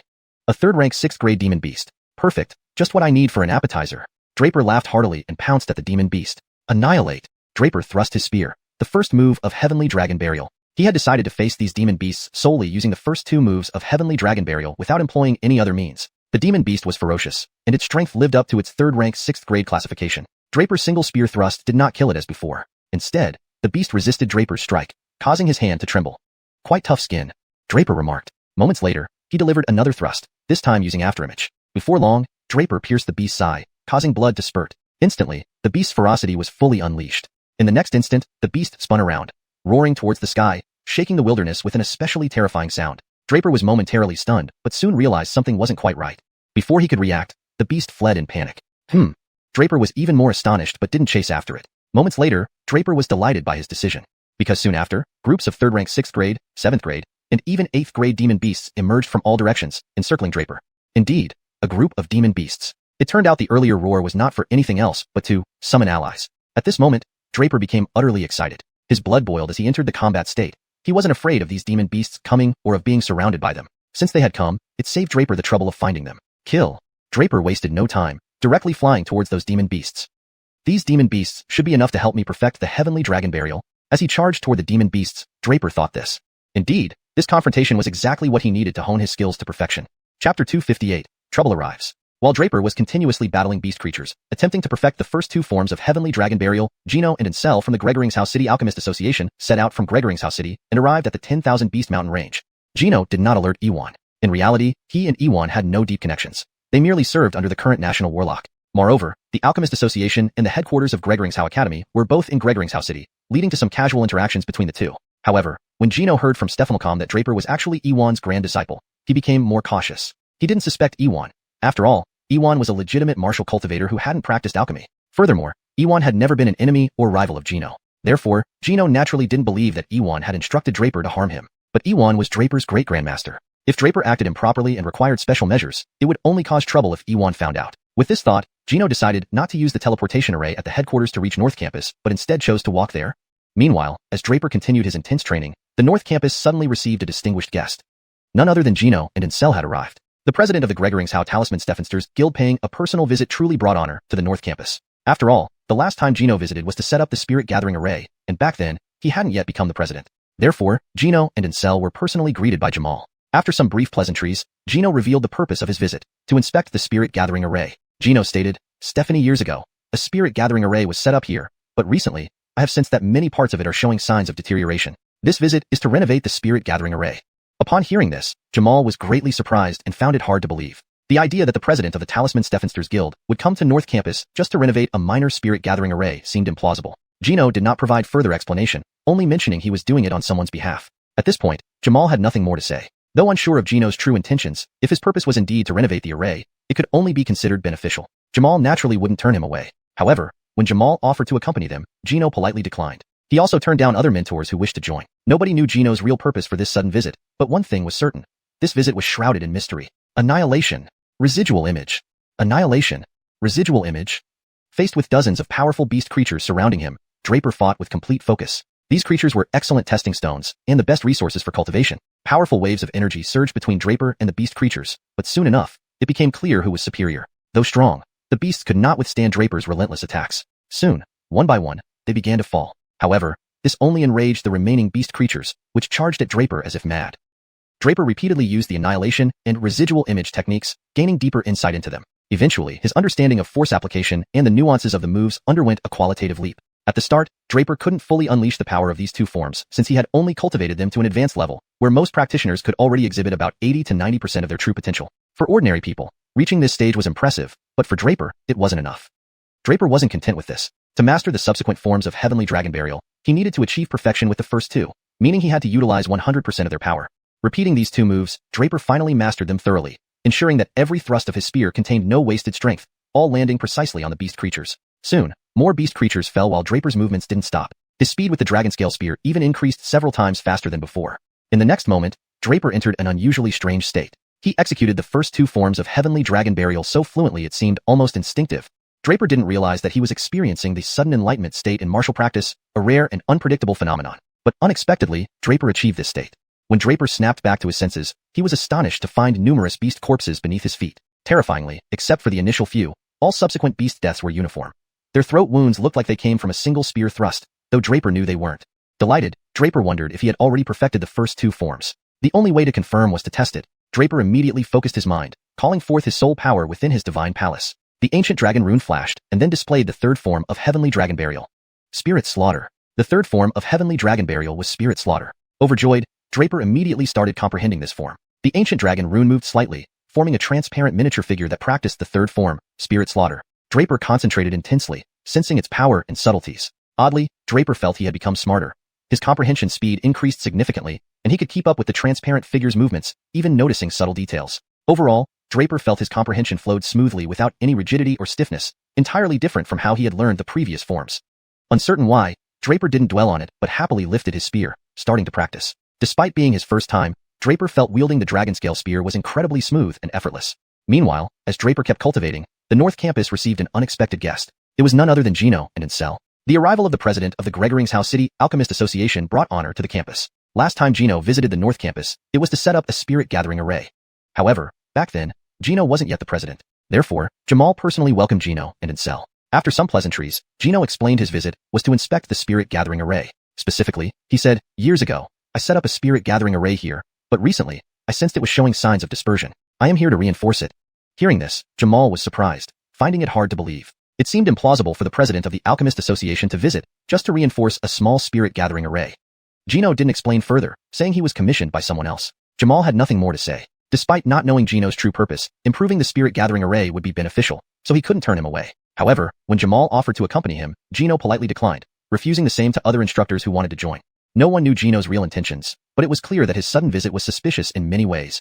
Chapter 259, Slaying the Divine, Murdering the Heart. At this moment, Draper was still immersed in mastering the third stance of the Heavenly Dragon Burial, the Slaying the Divine. This stance, unlike the previous ones like Annihilation and Afterimage, showed clear differences. The most fundamental difference lay in both its cultivation method and attack pattern. As the name implied, besides physical force attacks, this stance focused primarily on mental energy attacks. In other words, it attacked the spiritual power. This was something that Draper did not anticipate at first. However, after comprehending it thoroughly, Draper gained a new understanding. Slaying the Divine meant exterminating the mind and spirit, and it was closely linked to the fourth stance, which followed. For the next stance in the Heavenly Dragon Burial was Murdering the Heart. Slaying the Divine and Murdering the Heart were the third and fourth stances of Heavenly Dragon Burial. These two stances shared similar techniques, so Draper started cultivating them simultaneously without hesitation. Inside his divine palace, within the ancient dragon rune, these two stances were being repeatedly practiced. Watching the transparent figure inside his divine palace continuously practicing these two stances, Draper understood why the Heavenly Dragon Burial was known for easily leading cultivators astray. The two stances were intrinsically connected.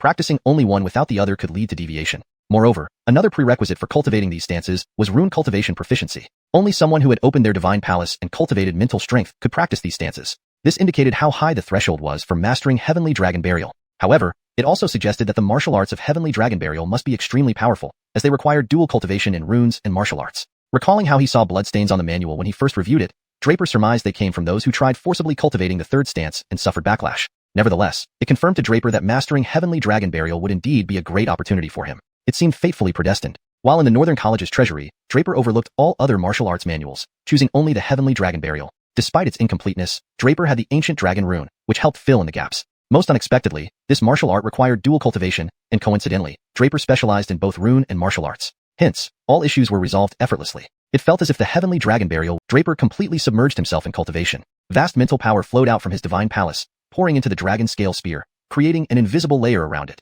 The spear emitted immensely powerful and terrifying aura as Draper swung it, striking a huge tree nearby with overwhelming force. The tree exploded upon impact, scattering fragments everywhere. But this was just the beginning. Soon after, Draper discovered the roots of the tree rapidly decaying, losing all vitality. The essence of the tree was stripped away by Draper. He felt a mixture of surprise and joy, knowing this was because he eradicated the tree's spiritual essence. In the Heavenly Dragon continent, all things possess a soul, and this tree was no exception. Not only was it shattered by Draper's strike, but its life force was entirely extinguished, highlighting the formidable power of slaying the divine. Without delay, Draper began cultivating Murdering the Heart. Although similar to the previous stance, Murdering the Heart required more time to master due to its increased power. Meanwhile, Gino and Ancestral did not stay idle. Declining all offers from Northern College mentors and Jamal to accompany them, they headed straight for Draper's cave dwelling. They quickly arrived outside Draper's abode.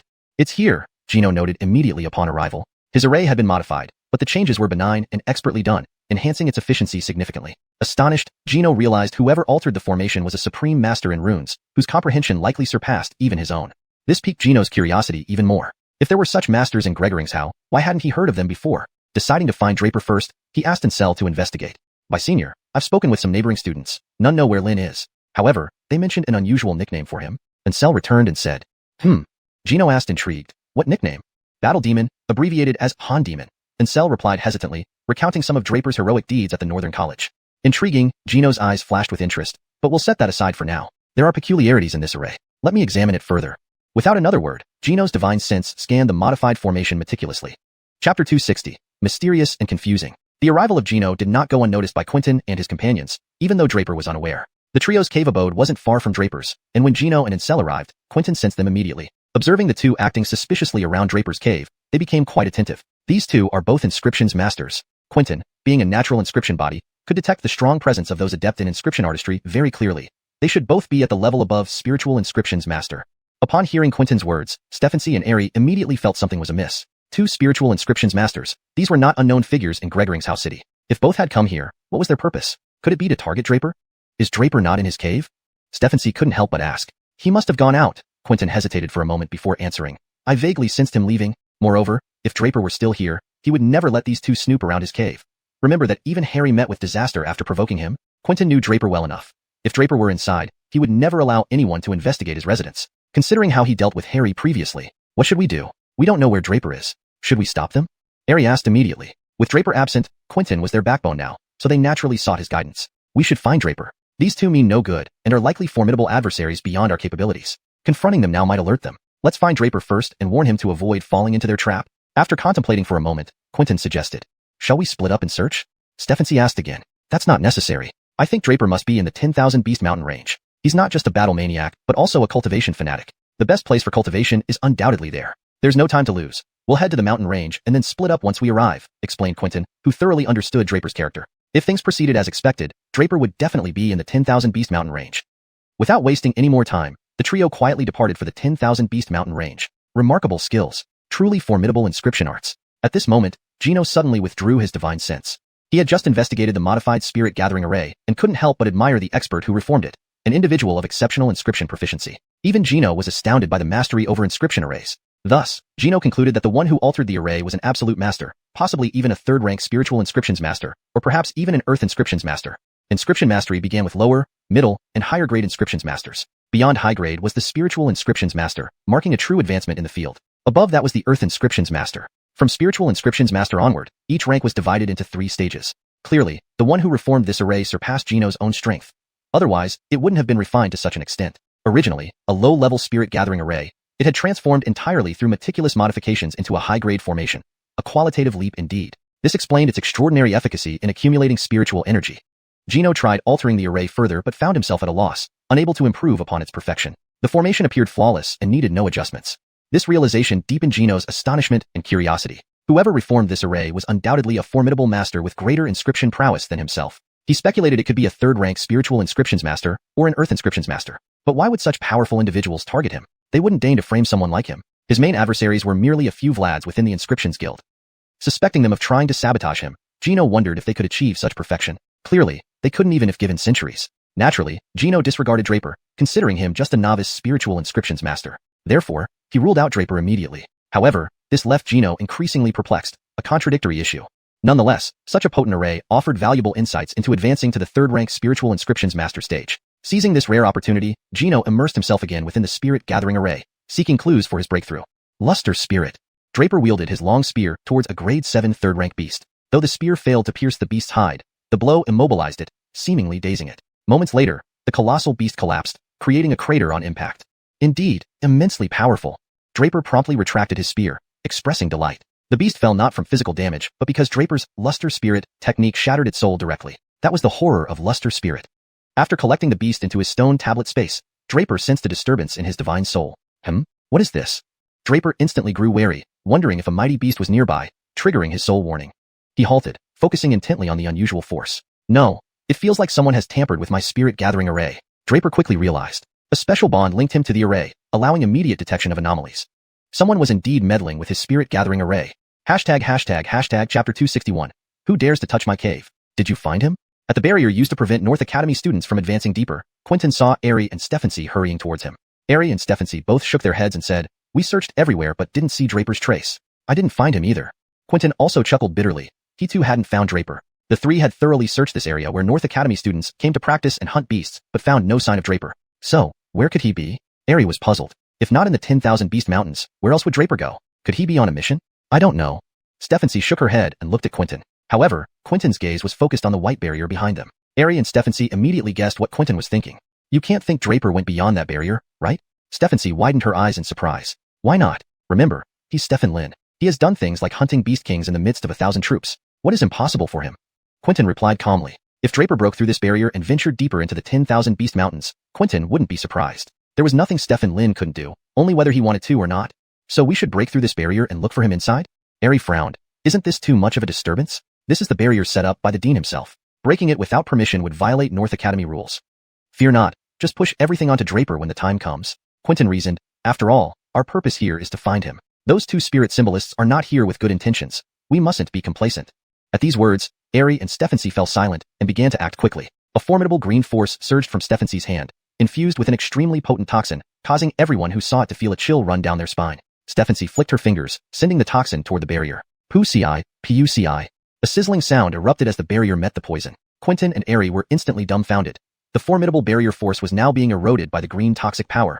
Initially, the barrier force tried to repel the green toxin, but once it made contact, the toxin wrapped around it like a leech, swiftly devouring the barrier's strength. Before long, the barrier began to decay and disintegrate, eventually tearing apart. Strength surged from Quentin's body as well, and powerful forces shot towards the barrier. Crack, crack. The barrier shattered instantly. In an instant, the three disappeared from the spot and rushed deeper into the 10,000 Beast Mountains. North Academy, top floor of the mission hall. Jamal finally couldn't hold back his anger. He sensed again that the barrier he had just repaired was broken. What does that boy want to do? Jamal shouted in rage. Does he think I use no essence energy to repair those barriers? What infuriated Jamal most was that his cultivation kept getting interrupted.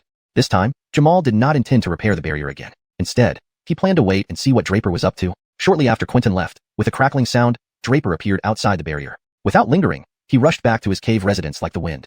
Draper had sensed tampering with the spirit-gathering formation in his cave, and rushed back without hesitation. He thought someone might be trying to take over his cave while he was away. How dare anyone touch his cave without knowing his name? Draper's face darkened as he ran, unknowingly missing Quentin and the others who were heading to alert him. Phew. Jamal almost spat blood. He felt the barrier he set up being broken again.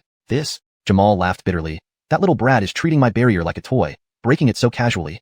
Wonderful, simply wonderful. Gino stood before Draper's cave, inspecting the modified spirit-gathering formation and marveled aloud. The more he examined it, the more he felt the prowess of the person who altered the array. He also sensed that he had stumbled upon a breakthrough opportunity. Gino was nearly in tears of joy. His last cultivation was interrupted, and he suffered minor injuries. Now healed, he believed this array would enable him to break through within a month. Ansel watched the delighted Gino but sensed something amiss. Events were not unfolding as he expected, moving instead in a direction he could not control. Damn, all because of that boy Draper. That little scoundrel, why isn't he back yet? Ansel seethed internally. Suddenly, a booming voice reached his ears. Who dares to cause trouble outside my cave? Have you had enough of living? Ansel turned around and saw a youth with a grim expression staring at them. Draper? Ansel asked in surprise. Indeed, it's your grandpa. A running figure arrived. It was none other than Draper. Seeing the two standing outside his cave, he knew he had guessed right. Someone tried to take over his cave in his absence. Fury bubbled within Draper, and he did not hesitate. Spirit slaying technique. His mental energy surged and poured into the dragon scale spear, launching an attack directly at Ansel. Having just mastered the spirit slaying technique, he decided to test it on Ansel.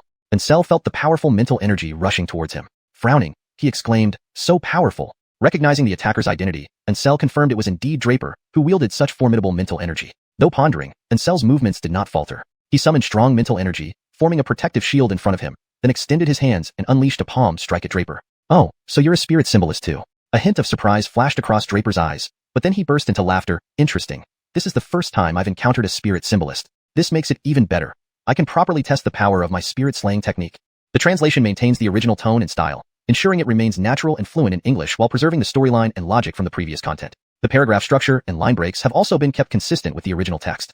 Chapter 262. Just knock him down. Gino had already withdrawn his divine consciousness from the array. Draper's shout had startled him, awakening him from his absorption in the array. At the same moment, his gaze fully fell upon Draper. Is he Draper?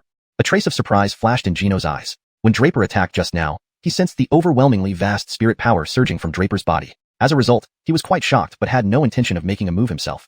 Instead, he wanted Ansel to probe Draper's strength. With a thunderous roar, the massive palm formed by Ansel's spirit power was instantly shattered by Draper's spear. However, it didn't stop there. After shattering Ansel's palm, Draper's spear still carried immense force as it furiously charged towards Ansel. Another thunderous explosion sounded as Ansel's protective spirit power shield was shattered by Draper's spear. But at this point, Draper's slaying god move had exhausted its power and could not muster any more strength. Ansel took a slight step back, his face filled with shock as he stared at Draper. How is this possible? He was horrified. After all, he was a true spiritual rune Stefanster. Even if Draper was also a spiritual rune Stefanster, their match should have been evenly split. How could there be such a disparity? Draper seemed to strike effortlessly, yet he had shattered Ansel's palm and even his protective shield formed by spirit power. This was unbelievable. But before Ansel could recover from his shock, Draper's voice came again. Not bad, not bad. Finally found a worthy opponent. But let's see if you can handle one more shot. Draper said with delight, smiling at Ancestral. Next, Draper's spirit power rushed out from his divine mansion once more, several times stronger than before. The previous strike was just a test, but now that he knew Ancel's strength, Draper wouldn't hold back. He suddenly roared, and his spirit power surged along with the dragon scale spear, sweeping towards Ancestral fiercely. However, this time Draper did not use the slaying god move but rather, Heartslayer. Draper struck fiercely. The sound of the spear resonated like a dragon's roar, moving at incredible speed. In an instant, it reached Ancestral.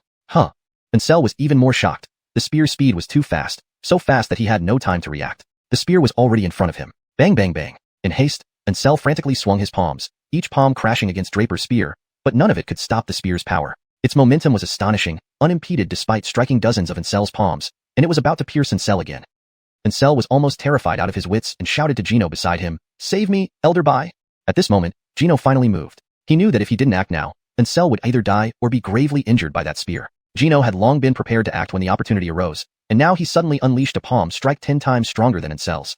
A deafening boom erupted, finally blocking Draper's spear assault. Cold sweat drenched Ancel's body as he retreated to the side, panting heavily. Draper showed no surprise as his attack was blocked again. He had known Gino was an expert since he returned, but that didn't mean he was intimidated. He looked calmly at Gino and said, "Not bad. You are a worthy opponent. Come, try another shot." Without wasting words, Draper acted immediately. This person, standing before his grotto, wanting to tamper with his spirit-gathering array, wasn't likely to be good. There was no need for unnecessary chatter. If he dared covet his grotto, then knocking him down would suffice. Wait. As Draper was about to attack again, Gino suddenly stopped him. Draper immediately halted. "What do you want to say? Speak quickly, or I won't hold back after a while." "Little brother, are you Draper?" Gino asked, seemingly oblivious to the threat in Draper's words. "Yes," Draper nodded. "Stephanie, I ask who your master is?" Gino hesitated for a moment, his eyes flashing before he asked again. "My master?" Draper was momentarily stunned. Then he suddenly remembered that the first person he killed, Gio, also asked about his master before they fought. Rune Steffensters were few, so relationships between them were complicated. Asking about one's master was often done to avoid injuring fellow rune masters unintentionally. Since killing Gio, Draper rarely encountered rune masters. Later, in Thunder City, he met Dino, another rune master, and received significant benefits because of being a rune master. Since then, he hadn't met many notable rune masters, so he had forgotten about this practice until now. "I have no master, I just learned on my own," Draper replied indifferently. Back when he lied to Dino about having a master, his strength was much weaker. Now, his strength was sufficient that he had no fear of any enemy, so he no longer wished to use such excuses. Besides, if pressed further, Draper couldn't continue lying. Therefore, he decided to tell the truth. No master meant no trouble with other rune masters. He could fight freely without worrying about internal conflicts among rune masters. If he met enemies who were rune masters in the future, he wouldn't have to hesitate much. This can't be. Gino looked incredibly surprised. Initially, he planned to directly ask Draper who modified the spirit-gathering array but realized that might raise Draper's suspicion. So, he first asked about Draper's master. This question was very common among rune masters, and Draper wouldn't suspect much. However, he didn't expect Draper to refuse to reveal his master. Realizing this, Gino stopped hesitating and introduced himself first. "Little brother, I am Gino, president of the Gregorings Rune Steffenster Guild. You've become a spiritual rune Steffenster at such a young age. Talent is necessary, but guidance from a renowned master is indispensable. Therefore, you must have a master. Please tell me who it is, as I have important matters to discuss." "I really don't have a master," Draper said innocently. "If you don't believe me, there's nothing I can do." Chapter 263. Where did Draper go? Draper was not lying. He practiced the Dragon Clan's mental secret technique, and throughout his journey, he mostly studied on his own without much guidance. So saying that the Dragon Clan was his mentor is correct, and saying he had no mentor also made sense. But Draper thought this person before him would not believe him. After all, practicing the art of symbols could not be done in isolation, let alone for him to reach the level of a spirit talismanist without any mentor, which was virtually impossible. Therefore, Gino simply would not believe it. Gino initially thought Draper didn't trust him, but seeing Draper unwilling to reveal his background, his expression darkened immediately. "Young brother, if you're really so stubborn and still won't tell me your background, then don't blame me for being impolite. Are you going to fight me?" Draper was slightly taken aback, then asked. "Young brother, if you insist on not telling me about your background, I can't help it." Gino thought Draper was afraid from his tone, and continued. "So, young brother, you might as well tell me your background to avoid unnecessary harm and preserve peace. Just say it up front if you want to fight. Why waste time talking? You're saying all this just to end up having to test it through combat," Draper said with an unpleased tone. "You're wasting my time." As he spoke, a terrifying mental force surged from Draper's divine palace and quickly gathered onto the dragon scale spear, emitting a chilling power. Gino instantly paused. This kid's reputation as a combat maniac was indeed well-deserved. When he and Ancestral came here, Draper had returned and without a word, directly started fighting. Gino barely managed to stop him, only to find that after exchanging only a few words, they were ready to fight again. At least the kid should have asked why they were here. Draper hadn't even inquired about their purpose before starting a fight. Gino was momentarily speechless and then asked Draper, "Hey, young brother, you should at least ask us why we're here before engaging. What's the rush?" "There's no need to ask. Lurking around my cave entrance, what good intentions can you have? Besides, if you wanted to say something, you would have already. Since you didn't, it doesn't matter. I'll beat it out of you until you do." "Slayer of gods, Draper launched the Slayer of Gods attack. He had just comprehended the god-slaying and heart-slaying forms of Heavenly Dragon Burial. These two forms' essence lay in talisman attacks. While combating beasts would hone martial techniques, Draper needed a talismanist to truly test these two moves' power. Without a doubt, Gino and Ancestral were the best testing stones and targets. Draper couldn't possibly let such powerful experts slip away. It was a rare opportunity to improve. Meanwhile, deep within the 10,000 beast mountain range, Quentin's mental energy turned into a long spear, piercing through a tier 5 stage 3 beast, before rapidly retreating. Where did that crazy man go? Why can't I find him no matter where I look? Quentin was slightly breathless, and his expression wasn't too pleasant. After days of intensive practice, Quentin had already reached the 3rd level of Golden Core Realm, with a natural affinity for the talisman body, and his spiritual power was now over 100 times stronger. In short, as long as his talisman core remained intact, his strength would be inexhaustible. Earlier, after breaking through the barrier with Heir and xianxia, they decided to split up to search for Draper. However, unfortunately, they never found Draper. On the contrary, all three ended up surrounded by beasts. The beast Quentin just killed was the first one he encountered since arriving, almost draining all his energy before he could slay it. Even then, Quentin felt utterly exhausted. He was no combat maniac like Draper, whose formidable combat prowess far exceeded his own. Heir and xianxia fared similarly, but were a bit stronger than Quentin. xianxia had a natural poisonous body, making her adept at dealing with beasts. Gordy chose to flee when encountering higher-level beasts, giving them no chance to catch him. With his natural Dao body, he could easily sense the distribution of beasts and escape swiftly. All three ended up back at the barrier, none looking too pleased. They originally intended to inform Draper, but instead nearly became prey for the large beasts.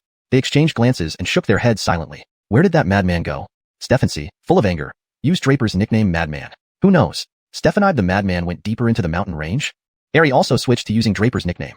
That's hard to say, Quentin replied angrily. Stefanman's thoughts are unpredictable. However, usually, he knows his limits. Deeper into the 10,000 beast mountain range isn't child's play. We were hunted down by large beasts just in the outer area. Imagine what it's like deeper in. Though he enjoys risks, he's typically very cautious. We've spent considerable time with him. How many times have you seen Stefanman put himself in danger? Quentin analyzed. Upon hearing this, the other two pondered and agreed that it was true. Although Draper seemed extremely bold, he always acted cautiously behind the scenes. Let's go. Who knows, maybe when we return, we'll find Stefanman meditating in his cave, Quentin said, turning back to the barrier. They shattered the barrier's force once more but heard an abrupt roar nearby. I really thought you weren't coming out, Draper. What are you planning? A figure rapidly approached. The three, xianxia, Quentin, and Heir, paused, then exchanged glances, internally groaning. Oh no, the dean is here. Indeed, it was Jamal. He had been waiting there since he arrived, watching to see what Draper was up to, especially after multiple attempts to break the barrier he had set up. Jamal expected Draper to appear, but instead, he saw xianxia, Heir, and Quentin standing there. What are you three doing here? Seeing a broken part of the barrier, Jamal restrained his anger and asked, All three opened their mouths but only uttered, Jamal's arrival added tension to an already chaotic situation. Don't tell me you're hungry and came here looking for food, Jamal said angrily. Seeing the three of them not responding, Jamal asked again, Where's that brat Draper?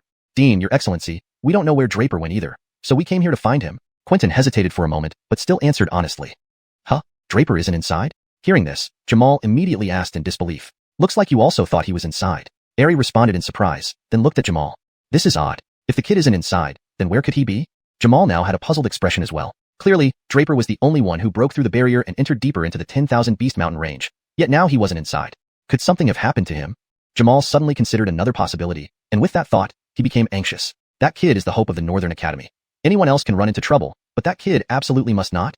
Jamal's worry grew. The last thing they needed was for Draper to get into trouble. The situation had just been chaotic, and now Jamal's arrival added more tension. Chapter 264. Someone wants to kill Draper? As this thought crossed his mind, Jamal was about to rush into the depths of the 10,000 beast mountain range. However, after glancing at the three people, he asked one more question. What do you want with Draper? Someone wants to kill Draper, Quentin blurted out before xianxia and Heir could speak. At these words, Jamal immediately stopped in his tracks, then turned around and fiercely grabbed Quentin by the collar. His eyes instantly turned bloodshot as he growled. What did you just say? Please calm down, Dean Hawk. Hear me out. Quentin was startled by Jamal's reaction and hurriedly tried to explain, afraid that if Jamal lost control, he might end up slapping him to death, an outcome that would certainly be counterproductive. Jamal's gaze and expression were indeed terrifying, like a predator ready to devour its prey. xianxia and Heir were also taken aback, but realized the importance of Draper in Jamal's heart. Jamal's immediate and instinctive reaction confirmed how much he cared for Draper. Jamal sensed that his response had been too intense and calmed himself slightly before releasing Quentin. Then he asked sternly, what exactly happened? Well, it's like this. Quentin proceeded to recount Gino and Ancel's suspicious activities around Draper's cave residence earlier. Honestly, Quentin wasn't sure of their exact intentions, but he knew they didn't have good intentions. Otherwise, they wouldn't have lingered so long outside Draper's cave. So, he simply said they wanted to kill Draper. This way, he could leverage Jamal's power to help Draper get through this crisis. 2 talisman Stephansters, both at or above the spirit talisman Stephanster level. Jamal paused for a moment, then quickly regained composure. Yes, Gino and Ancel. Jamal immediately guessed who the two were. When these two arrived earlier, Hawk Gregorington had been puzzled by their purpose. But now, thanks to Quentin's explanation, he understood. They had come for Draper. It made sense why they refused his and other mentors' company and gave the lame excuse of needing to adjust the spirit gathering array. To understand the significance of Gino, he is the president of the Gregoringsau Talisman Stephenster Union, holding a status comparable to the headmaster of Gregoringsau Academy, Egon. Initially, when Gregoringsau Academy rewarded its talented students with cave residences equipped with powerful spirit gathering arrays to facilitate their cultivation and breakthroughs, Gino wasn't yet the president. Still, even then, inviting him required Egon to personally intervene, and the Academy paid a hefty price to secure his services. Now, Gino claimed he would come to reinspect and modify the arrays free of charge, which Jamal found peculiar until now. If everything was indeed aimed at Draper, then things made more sense. But new questions arose. What was the purpose of Gino and Ancestral seeking Draper? Why would the president of the Gregoringsau Talisman Stephenster Union visit, personally? This led Jamal to feel even more uneasy. Yet he hesitated, unsure where to go. Draper was likely deeper in the 10,000 Beast Mountain range, an extremely dangerous place. Jamal worried greatly for Draper, but he also wanted to know Gino and Ancel's true motives. After some internal struggle, Jamal decided to find Draper first. Gino and Ancel's issues could be dealt with later. He instructed Quentin and the others to return and wait for Draper, notifying him immediately if Draper returned. Having assigned clear tasks, Jamal moved swiftly toward the mountain range's depths, aware that every wasted moment put Draper in greater danger. The 10,000 Beast Mountain range was treacherous even for Jamal. Stephanie powerful demons inside were too dangerous for even him, let alone Draper. Hence, he couldn't help but worry. Quentin and the trio didn't hesitate either and swiftly returned to Draper's cave residence. However, upon their return, they were stunned by what they saw. All three were astonished, unable to believe their eyes. Quentin, are you a parasite living in Draper's gut, predicting his every move? You really knew he'd be back? Stephanie exclaimed in shock. Earlier, Quentin had speculated that Draper might already be back. Indeed, Draper was back, and it seemed he had been here for quite some time. Truly a relentless monster, never stopping for a second, constantly fighting. He never gets tired? Heir sighed. Whenever I see him, if he isn't practicing or fighting, it feels odd, Quentin agreed. Each time they saw Draper, he was either fighting or cultivating. This time was no different, except now Draper was battling a formidable spirit talisman Stephenster. Yes, as soon as they arrived, they witnessed Draper locked in combat with Gino. The fight was intense, leaving nothing alive nearby, with each mental attack capable of decimating flora and fauna effortlessly. Draper swung his spear countless times, using only 2 moves, Godslayer, Heartbreaker. He fought recklessly against Gino, who grew increasingly alarmed. Draper was beyond anything he had anticipated. This wasn't human. His mental energy seemed inexhaustible, each spear strike brimming with immense power. Gino found it exhausting to counter each of Draper's strikes, believing that with his rank 2 spirit talisman Stephenster strength, crushing the boy would be effortless. In reality, it was nearly the opposite. He might be crushed by Draper. His mental prowess inferior to Draper, continuing this way meant eventual defeat. This was hard for Gino to accept. How could a newly promoted spirit talisman Stephenster surpass him, a rank 2 master? Is this boy playing possum? Gino wondered, yet it didn't seem so. Draper appeared to treat him as a target for practice, given his limited repertoire of only 2 moves. But thinking this way left Gino even more shocked. It proved Draper hadn't used his full strength. That's why he treated him as a training dummy. Or worse, did Draper modify the spirit gathering array at this cave entrance? How was this possible? Jamal sped towards Draper's location, knowing Draper's safety hinged on reaching him in time. Chapter 265, Gino's Intentions. Just as he was immersed in his thoughts, not far away, Gino suddenly noticed someone approaching. Immediately, he called out again, "Young brother, please stop for a moment." Draper was in the middle of his excitement and did not want to stop at all. It was as if he hadn't heard Gino's request, launching another strike. Gino no longer counterattacked but leaped back, jumping out of Draper's range, then stood still. Draper's attack missed its target, and he did not continue attacking either, instead retracting his spear. He had also sensed the arrival of Quentin and the others. Stopping his attack, he directly approached Quentin and the others, saying somewhat displeased, "Why did you come here?" Quentin and the other 2 were looking at Draper in stunned silence. The next moment, they all said to him together, "No wonder you're called Lin the Demon Warrior." Draper was even more taken aback. Only then did Quentin explain everything from start to finish, including their search for Draper and Jamal doing the same. "The Dean went looking for me." Draper frowned slightly and said, "Then you should hurry and tell him that there's no need to look anymore." "Okay." Heir did not hesitate and left immediately. His speed being the fastest, it made sense for him to go and inform Jamal. Draper glanced at Quentin and Stephanie, feeling a wave of gratitude. He hadn't expected that these 3 would prove reliable in a critical moment. However, he also offered an explanation. "I was indeed cultivating deep within the 10,000 Beast Mountains earlier, but when they tampered with my array, I immediately sensed it and rushed back." "Ah, that makes sense," Quentin nodded. It did make sense, although their timing had been off and they didn't meet. "What are these 2 doing here?" Stephanie asked, frowning and glancing at Gino and Ancestral. "I have no idea." Draper shook his head. It was the truth. He didn't know why they were at his cave residence. Earlier, Draper thought they intended to occupy his residence, but now it seemed unlikely. These 2 were not students from the Northern College, or even the Gregoringsau Academy. Why would they come to take over his residence? "You didn't ask about their intentions before engaging them in combat?" Quentin was stunned, unable to hold back his question. Why bother asking? Anyway, I assumed they had no good intentions. It was better to just defeat them. Draper looked perfectly justified. His battle with Gino had yielded immense gains. Gino was quite formidable, especially in his understanding of runes. Among the rune masters Draper had seen, Gino ranked first, making their battle continuously hone his techniques, particularly the spirit-slaying and heart-severing moves. Fighting humans yielded more than battling beasts. Stephency and Quentin both had conflicted expressions. He had fought without even clarifying their intent. This title, Battle Demon, suited Draper perfectly. Finally stopping, Draper wasn't going to get another chance easily. Gino hurriedly explained, "Young brother, don't misunderstand. We came here with no ill intent." "You came for me?" Draper was momentarily stunned before laughing. "So you're here to see me, but what exactly do you want?"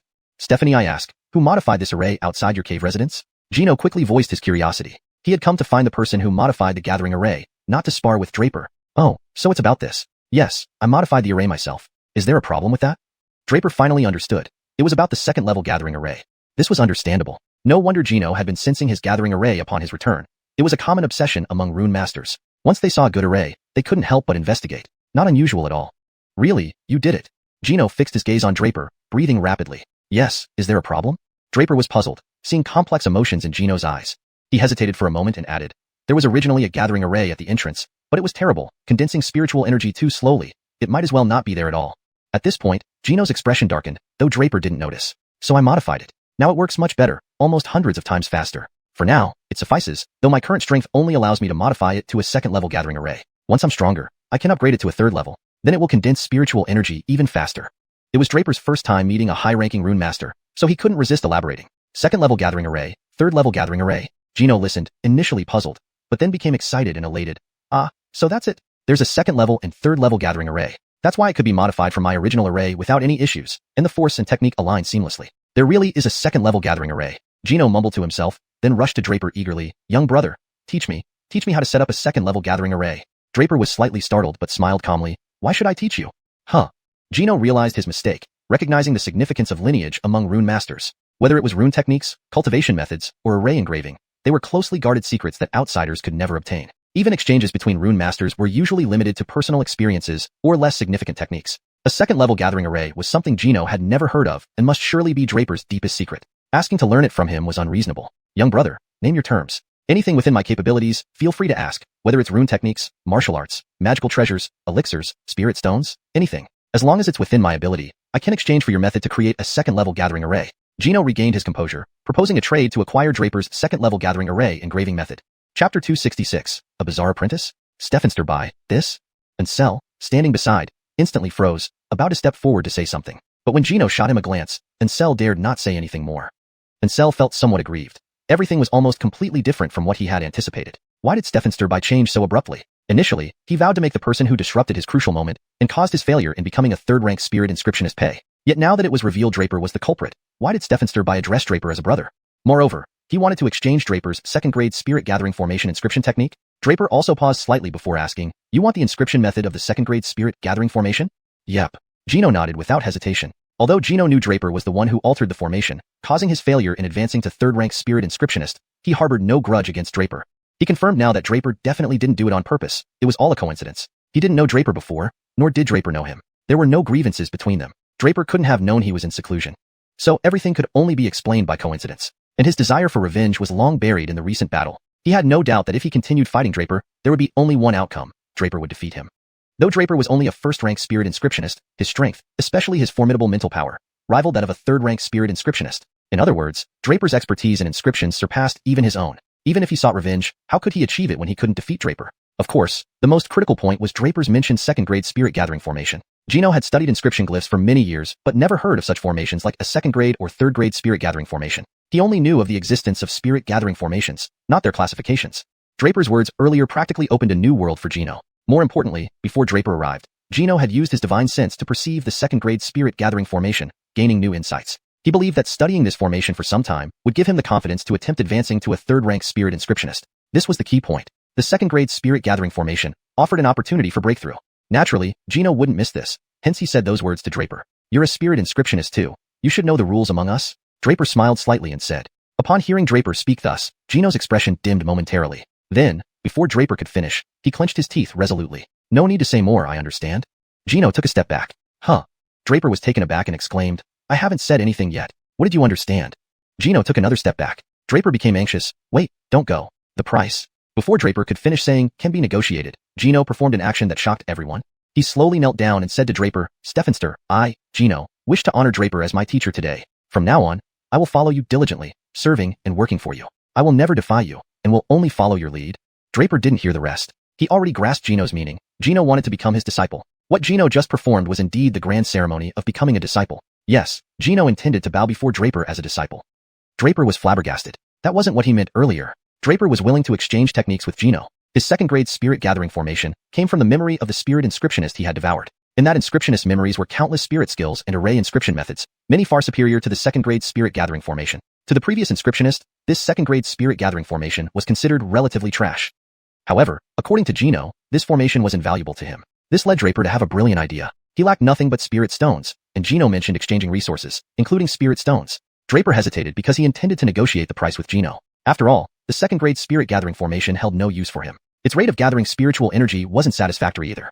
So, rather than keeping this inferior formation, he might as well trade it for spirit stones. But just as he was about to raise the price, Gino suddenly declared that he understood. Understand my ass. To understand meant you were going to kneel to me? Do you think I'd accept you? Teaching you the formation for free isn't exactly appealing, is it? With disdain, Draper hastily pulled Gino up, preventing him from fully kneeling. No, you misunderstood me. I have no intention of taking on disciples. Draper interrupted him, holding Gino firmly. The head mustn't touch the ground. If it did, this could turn into a mess. Huh. Gino was puzzled. Stephenster, are you unwilling to take me because of my weak spirit inscription skill? Gino looked aggrieved, determined to acquire the second-grade spirit gathering formation, even if it meant losing face. Looking at Gino's pitiful expression, Draper resisted the urge to vomit and felt an annoying headache. Why did he always encounter these sorts of people? Spurt. Ancestral, observing this change, couldn't help but spit out a mouthful of blood. How is this possible? Ancestral shook his head in disbelief. How can Stephenster possibly kneel to this boy, wanting to be his disciple? Damn. Jamal, returning to the scene, finally cursed aloud upon witnessing this. What situation is this? Gino, the president of Gregoring's House Spirit Inscriptionist Guild, was actually kneeling to Draper. Chapter 267. Strike it rich. Stephency and Quentin, who had been observing the situation all along, also felt incredulous. They couldn't understand how things had suddenly changed like this. Just a moment ago, everything was fine, and they were discussing exchanging resources for Draper's level 2 spirit gathering array. So why did he suddenly want to become a disciple? They stared dumbfoundedly at the current scene. But what surprised them even more was Draper's reaction. A second-rank spirit scribe wanted to take him as a master, yet Draper rejected the request without any hesitation. Draper looked at Gino, finding himself in a somewhat comical and helpless situation. But he still said, No, I don't accept disciples. Draper firmly rejected him. He still hoped that the level 2 spirit gathering array would allow him to sell more spirit stones from Gino. Why would he take him as a disciple? Upon hearing Draper's refusal, Gino became increasingly anxious. The level 2 spirit gathering array was crucial for him. After all, advancing to a third-rank spirit scribe was far from comparable to being a second-rank spirit scribe in terms of strength and status. He naturally wouldn't let go of this opportunity, so he earnestly said, Stephenster, what do you need for me to be your disciple? Wait, don't call me Stephenster. You aren't my disciple, Draper interrupted Gino. Then, he asked, you want that level 2 spirit gathering array, right? Draper's eyes locked onto Gino intently. Yes. Gino nodded directly. So, you want the level 2 spirit gathering array, but that doesn't mean you have to take me as your master, Draper calmly stated. Huh. Gino was slightly stunned, seemingly not understanding Draper's meaning. Draper replied curtly, didn't you just say you could trade any resource for my level 2 spirit gathering array? I don't need you to take me as your master. I only need sufficient high-quality spirit stones. Huh. Gino was now more surprised. As a distinguished second-rank spirit scribe, he had already lowered his dignity to take a young man who had barely stepped into the spirit scribe realm as his master, but he was still rejected. But thinking about this youth's overwhelming mental energy and terrifying knowledge of runes, Gino instantly understood. Even though Draper had only just entered the realm of a spirit scribe, he possessed such formidable cultivation, almost on par with a second-rank spirit scribe. It stood to reason that his teacher must be an influential figure. Such a person would hardly look favorably upon a mere second-rank spirit scribe like him. Thinking of this, Gino understood Draper's intention. Without overthinking, if Draper truly lacked spirit stone resources, that might explain why he was trading the level 2 spirit gathering array for them. However, Gino felt excited by this turn of events since his goal was obtaining the level 2 spirit gathering array, regardless of the means. If Draper indeed lacked spirit stone resources, then he could trade spirit stones for the level 2 spirit gathering array, making it a very lucrative deal for him. Spirit stones weren't scarce for Gino. As the president of the Gregoring's Alchemist Union, he focused solely on alchemy, paying little attention to martial arts. The annual distribution of spirit stones from the Alchemist Union was substantial. Over the years, Gino had accumulated many. Moreover, if he really needed spirit stones, he could approach some major families. His engraving and array skills were unparalleled in Gregoring's, so using rune inscription or array formations as conditions, he could likely obtain as many spirit stones as he desired. However, this level 2 spirit gathering array was an invaluable secret, extremely precious, and trading it for spirit stones was indeed a waste. Considering this, Gino said, fine, but may I ask how many spirit stones brother wants to trade for the level 2 spirit gathering array? Draper thought for a moment and then replied, this depends on your sincerity. Honestly speaking, Draper didn't know how many spirit stones his level 2 spirit gathering array was worth. Based on the memories of that alchemist, the level 2 spirit gathering array was considered one of the worst array formations. Draper could easily find other arrays with greater power and utility than this level 2 spirit gathering array. However, busy with cultivation, he hadn't thoroughly studied these formations. He knew little about array engraving or runic techniques. Thus, if he quoted too high, Gino might be scared off, and if he quoted too low, he would lose out. So he decided to pass the ball to Gino and let him quote first. This way, if someone else approached Draper in the future to buy his array formations, he would have a reference point. He wasn't afraid of Gino cheating him because Gino had even offered to take him as a master for the level 2 spirit gathering array. Clearly, it was important to Gino. Besides, spirit stones weren't particularly valuable to an alchemist. So, Gino wouldn't cheat him unless he had a screw loose. Upon hearing this, Gino immediately understood. Draper was testing his sincerity. Without hesitation, Gino replied, "Young brother, honestly, I didn't think it would be possible to trade this invaluable secret for spirit stones. Among alchemists, it's priceless. Unless exchanged for another powerful array formation, spirit stones can hardly be valued." Huh. This time, it was Draper's turn to be shocked. What nonsense, priceless treasure. Draper was astonished internally. Just this trash? You're telling me it's priceless? It seems Gino's mind is truly problematic. But Draper understood from Gino's words. The formation was very valuable. Despite his inner shock, Draper maintained a calm exterior, as if he had expected Gino to say this all along. Gino finished his statement, then paused in thought for a moment before continuing. "Alright, I still have some reserves, roughly around 1 million high-quality spirit stones." Seeing Draper's expression change, Gino quickly added, "Please remain calm, young brother. These 1 million high-quality spirit stones are just the beginning." Continuing, Gino said, "There should be more among other alchemists, totaling around 1.5 million. Besides, I also have some top-grade spirit stones and lower-grade spirit crystals, adding up to quite a sum." Calculating his spirit stones, Gino lifted his head and, somewhat awkwardly, said to Draper, "Young brother, this is all I can offer currently. Otherwise, I have other spiritual artifacts, runes, and even some elixirs, which can all be traded." Draper hadn't spoken during this entire exchange, but when Gino reached this point, Draper abruptly interrupted him. "No, I only want spirit stones." Startled momentarily, Gino hurriedly agreed, Good. Spirit stones it is?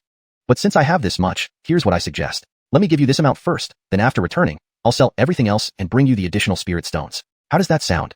Gino looked at Draper expectantly, fearing rejection. "There's no rush. Whenever you gather enough spirit stones, I'll teach you the level 2 spirit gathering array," Draper said with a faint smile. He was the type who wouldn't make a move until he saw results, so naturally, he wouldn't give out the array formation first. "That's understood." Gino readily agreed and immediately handed over a storage ring to Draper. "This is all the spirit stones I have in reserve. I'm giving it to you now as a down payment to secure this array formation." Draper accepted Gino's storage ring and briefly inspected it. His heart swelled with joy. Strike it rich. Strike it rich. The paragraph structure and line breaks have been maintained as requested. The translation ensures coherence with the previous content while preserving the original tone and style. Chapter 268. Ancel's Intentions. Draper had just taken a cursory look at the contents of the storage ring, finding it contained over 1 million high-grade spirit stones. It was indeed all the reserves Gino had mentioned. Even though Draper was well-versed and knowledgeable, he couldn't help but be astonished when he saw the 1 million spirit stones. He had guessed that the second-level spirit gathering array would be valuable, but he never imagined it would be this valuable. It completely exceeded his expectations. However, thinking about it, Draper suddenly considered that if Gino was willing to spend such a high price for this second-level spirit gathering array, had he perhaps underestimated its value? Moreover, Draper suddenly thought of another issue. Shouldn't he have accepted Gino as a disciple? If so, wouldn't all of Gino's spirit stones and resources belong to him then? He could have made Gino offer tributes to him. But as soon as this thought surfaced, Draper interrupted himself. Taking on a disciple would bring too many troubles. Moreover, he had too many secrets, none of which could be divulged. Guiding a disciple would also interfere with his own cultivation. Thinking of this, Draper shook his head. Being alone was still better. Seeing Draper accept the storage ring, Gino felt reassured. Without hesitation, he said directly to Draper, "Little brother, I won't linger here any longer. I'll return now to prepare the spirit stones. Within 3 days at most, I'll bring all of them." Draper was still immersed in the joy of having 1 million spirit stones, and his attitude towards Gino became much friendlier as he nodded slightly. "By elder, this kid delayed your chance to become a third-rank spirit scribe. How can you let him go like this?" Just as Gino was about to leave, Ancel behind him gritted his teeth and shouted out this sentence. "What nonsense! Hurry up and follow me." Gino's expression changed immediately. Ancel was usually so smart, but why had he suddenly become confused? Why say these things in front of this young man? In his conversation with Draper, Gino hadn't mentioned this at all. Not because of anything else, but because Draper had something Gino desired. That was the crux of the matter. With the second-level spirit gathering array, Gino could soon regain his insights and even attempt to break through to third-rank spirit scribe again. Moreover, with this array, the chances of success would be greater. How could Gino tell Draper about this now? He didn't plan to mention it, but Ancel brought it up unexpectedly. "Wait." Draper snapped back to reality, staring at Ancel before turning his gaze to Gino and asked, "What's going on?" "From what he's saying, it seems I delayed your breakthrough to third-rank spirit scribe. But I don't understand how my failure to break through has anything to do with me." No relation. Gino smiled awkwardly while desperately giving Ancel pleading glances. "I didn't ask you." Draper's eyes narrowed slightly as he stared intently at Ancel and coldly commanded, "Speak." Ancel felt his scalp tingling under Draper's intense gaze, but he forced himself to suppress his fear. He knew this was his last chance. This young man had killed his disciple, and he had initially planned to use Gino to take revenge. However, events turned out completely different from his expectations. This young man was far stronger than he anticipated, and now Gino and Draper had reconciled and exchanged items. This was something Ancestral found unacceptable. Even if Gino and Draper weren't enemies, they shouldn't be friends either. Draper bore a grudge against him, and now he served under Gino. If Draper and Gino grew closer, he would constantly face his disciple's killer. With Ancel's personality, this was utterly unacceptable. It would cause a mental burden. So, Ancestral stepped forward, almost gritting his teeth, not for any other reason, but to disrupt the newly formed connection between Draper and Gino. Ancestral straightened his posture and said, "Fine. Since Elder doesn't want to say it, I will speak for him." At that time when you altered the spirit gathering array set by Elder, he was in seclusion attempting to advance to third-rank spirit scribe. It was the critical moment of his seclusion. You should know that during seclusion, a spirit scribe refuses any disturbances. The slightest wind can cause the seclusion to fail and even result in a backlash, possibly leading to death. Ancestral said with a sense of righteousness, "Your alteration dealt a fatal blow to Elder. There is a weak link between Elder and the array he set. Normally, it is insignificant, but at critical moments, especially during seclusion, it becomes a fatal threat. By altering the array, you caused Elder's seclusion to fail and nearly cost him his life." Huh. Draper was momentarily stunned by Ancel's words. He hadn't expected there was such a significant backstory. When he modified the array, it was merely an experiment after rediscovering the memory of a spirit scribe. He knew about the second-level spirit gathering array, so he made adjustments to enhance the array's power and provide a steady stream of spiritual energy. He hadn't intended to affect Gino, and it was unintentional. He naturally didn't feel guilty, but Ancestral blaming him for everything irked him. "Oh, so according to you, you came here to take revenge on me? No wonder you were lurking around my residence." Draper's expression turned icy. "Why deny it?" Ancestral sneered, "You are the culprit who disrupted Elder's seclusion. All this happened because of you. Yet, instead of accepting responsibility, you demanded exorbitant payment with some so-called second-level spirit gathering array and extorted so many spirit stones from Elder. Such a ruthless ambition truly brings shame upon the world. Oh, so you think I should kneel before you, kowtowing 9 times and begging for forgiveness?" Draper's face darkened as he spoke to Ancestral. "Not necessarily. Given that you can admit your mistake, if you really have a second-level spirit gathering array, hand it over, apologize sincerely to Elder, and seek his forgiveness. We can let this pass, otherwise..." "Otherwise what?" Draper was on the brink of losing control. Ancestral was clearly provoking trouble. Since he encountered someone like this, it wasn't necessary to treat him nicely. Regarding Gino's seclusion being disturbed, it was simply an unknowing offense, or maybe he could return some spirit stones to show his apology. Draper wasn't unreasonable, but calling him ambitious and shameful pushed him to the edge. Did they think he was easy to bully? Handing over the second-level spirit gathering array and apologizing? No way. Otherwise, I will rally all spirit scribes to boycott you, making it impossible for you to proceed in the path of spirit scribing. Even if you practice spirit Tao, you will be considered a heretic, and everyone will have the right to eliminate you. Ancestral felt exceptionally self-assured at this moment, thinking that Draper was intimidated by his words. "Threatening me?" Draper laughed coldly in rage. "Interesting, very well, then go to your death." No one could threaten Draper. Anyone who dared to threaten him ended up being killed by him. Naturally, Ancestral would be no exception. Chapter 269, Execution of Ancestral. After uttering the sentence for Ancestral to go to hell, Draper's figure suddenly burst forth and then charged madly toward Ancestral. "You!" Ancestral was instantly alarmed. He had never expected that Draper would immediately act after speaking. Seeing Draper's reaction earlier, he had thought Draper was scared by his words. But it now seemed that he had overthought it. Draper clearly intended to kill him. Divine Punishment Dart. At this moment, an overwhelming spiritual power surged from Draper's spirit realm, transforming into a powerful barrage of dart-like arrows. In the next instant, those darts landed in front of Ancestral. Before Ancestral could react, he was thoroughly suppressed by Draper's Divine Punishment Darts. Swoosh, swoosh, boom, boom. Ancestral hastily summoned his own spiritual power, forming a protective barrier in front of himself. However, these barriers were almost useless against Draper. Ancestral was merely a spirit symbolist, as was Draper. Yet, the thickness of Draper's spiritual power exceeded Ancestral's by several dozen, or even 100 times. If they truly fought, Ancestral wouldn't stand a chance against Draper. Earlier, Draper hadn't dealt a lethal blow because he didn't intend to kill the two. He was merely using them for practice. But now, things were different. Since Ancestral sought death on his own, Draper couldn't be blamed. The Divine Punishment Dart shattered Ancestral's spiritual barrier in the blink of an eye and continued its assault on Ancestral's spirit realm. Ancestral felt a slight tremor in his mind, followed by excruciating pain originating from his soul. Just as he was about to move again, he saw Draper's spear suddenly lunge out. Shocked, Ancestral realized it was too late to dodge. Soul Slayer. Draper roared, and a transparent long dragon formed on his dragon scale spear. As soon as the transparent dragon appeared, it let out a roar and rushed towards Ancestral. Ancestral sensed something was wrong, but it was already too late to escape. Kill. Draper's face was filled with murderous intent as the spear stabbed forward.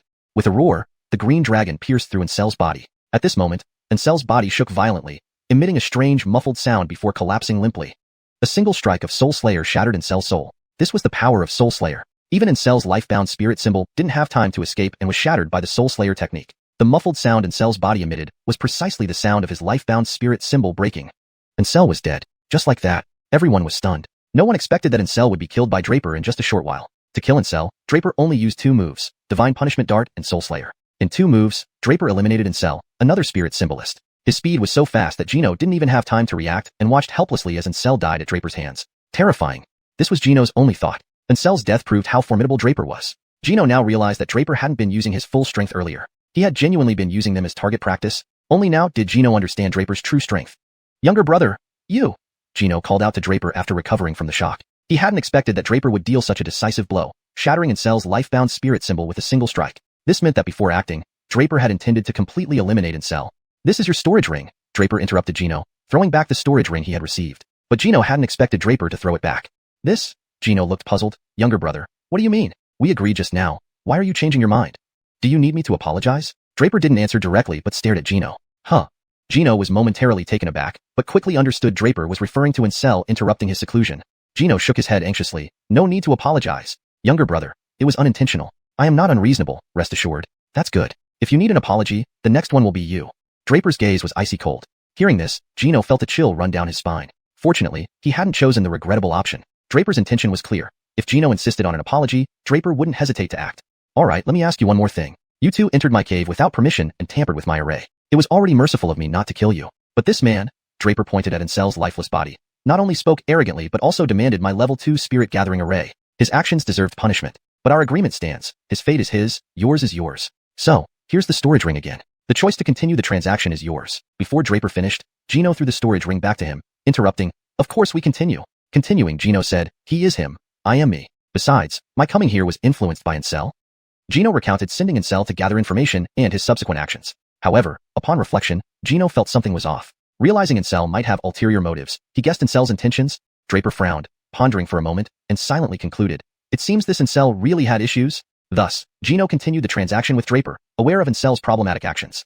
Chapter 270. Steffenters settled. Draper went over the matter once again in his mind, and felt that something was indeed not quite right. According to Gino, Ancestral really was targeting him?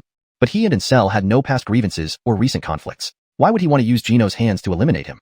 Past grievances? Not necessarily. At this moment, a voice suddenly sounded from within Draper's divine palace. It was Nicholas's voice. Hearing Nicholas speak, Draper paused momentarily before asking, what do you mean? Boy, do you remember when you destroyed Yong'an Wangfu? You killed a rune master? Nicholas said with a slight smile. Note, for better fluency and accuracy, when you destroyed Yong'an Wangfu is more naturally phrased than after you destroyed Yong'an Wangfu. Also, said with a slight smile, more accurately conveys the original meaning than smiled slightly.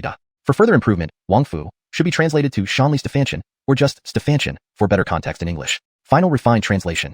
Boy, do you remember when you destroyed Yong'an Xianli Stefanshan? You killed a rune master? Nicholas said with a slight smile. Gio? Draper instantly recalled it. That was the first rune master he had encountered and killed, hence his impression was especially clear. Yes, do you also remember the assassination attempt you encountered on the night you returned from Tianlai City to Tianlong Academy? Nicholas asked again. Of course I remember, Draper replied without hesitation. That assassin was also a rune master, but back then, Draper's rune cultivation was far from as formidable as it is now, so he allowed the assassin to escape. However, what did Nicholas mean by mentioning these now? Could there be a connection between Gio and that assassin? Gio and that assassin were both rune masters. You're not too stupid. Ancel's aura is exactly the same as that of the assassin and Gio. Nicholas smiled again. In other words, they practiced the same lineage of rune cultivation. What? Draper finally realized and understood what Nicholas meant. Rune cultivation places great emphasis on lineage. Rune masters are accustomed to inquiring about each other's lineage before engaging in combat to avoid harming their own people. But if Nicholas said that Gio, the assassin, and Ancestral all had the same lineage, then there could only be one explanation. Ancestral was most likely the teacher of both Gio and the assassin. Because Ancel's strength surpassed both of theirs. That's correct, my conjecture was the same. The assassin was likely also Ancel's disciple. After you killed Gio, Ancestral would have naturally found out and traced it back to you. Therefore, it makes sense for Ancestral to send his disciple to assassinate you as revenge for Gio. Nicholas's words made Draper understand the whole cause and effect sequence. In fact, even if you hadn't decided to act just now, I would still make you do so. As long as Ancestral remains alive, he will always be a potential threat to you. Who knows when he might deliver a fatal blow? Nicholas's tone carried a certain air of inevitability. This was Draper's way of martial cultivation, never leaving any enemies alive. Kindness to enemies is cruelty to oneself. However, up until now, Draper now understood Ancel's identity and his previous doubts became clear. Draper no longer thought much and refocused his gaze on Gino. If so, I won't talk anymore. Since you've decided to go ahead with this, I have no objections. All the previous conditions still stand, right? Of course they stand. Gino nodded hurriedly. Good, but I want to add one condition. Draper suddenly interjected. Add conditions? Gino paused for a moment, but then nodded again. Given how Ancestral caused so many disturbances, it was understandable for Draper to demand more. To Gino, spirit stones were nothing. Alright, little brother, say your terms. How much more do you want?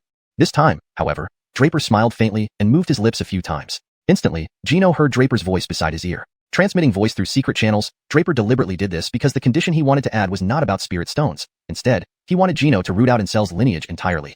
Nicholas was right. Being continuously targeted by an enemy was the biggest threat. Draper didn't know before, but now he wouldn't let this situation continue. Although Ancel was dead, his disciple who once attempted to assassinate Draper was still alive. He must die. This was Draper's additional condition.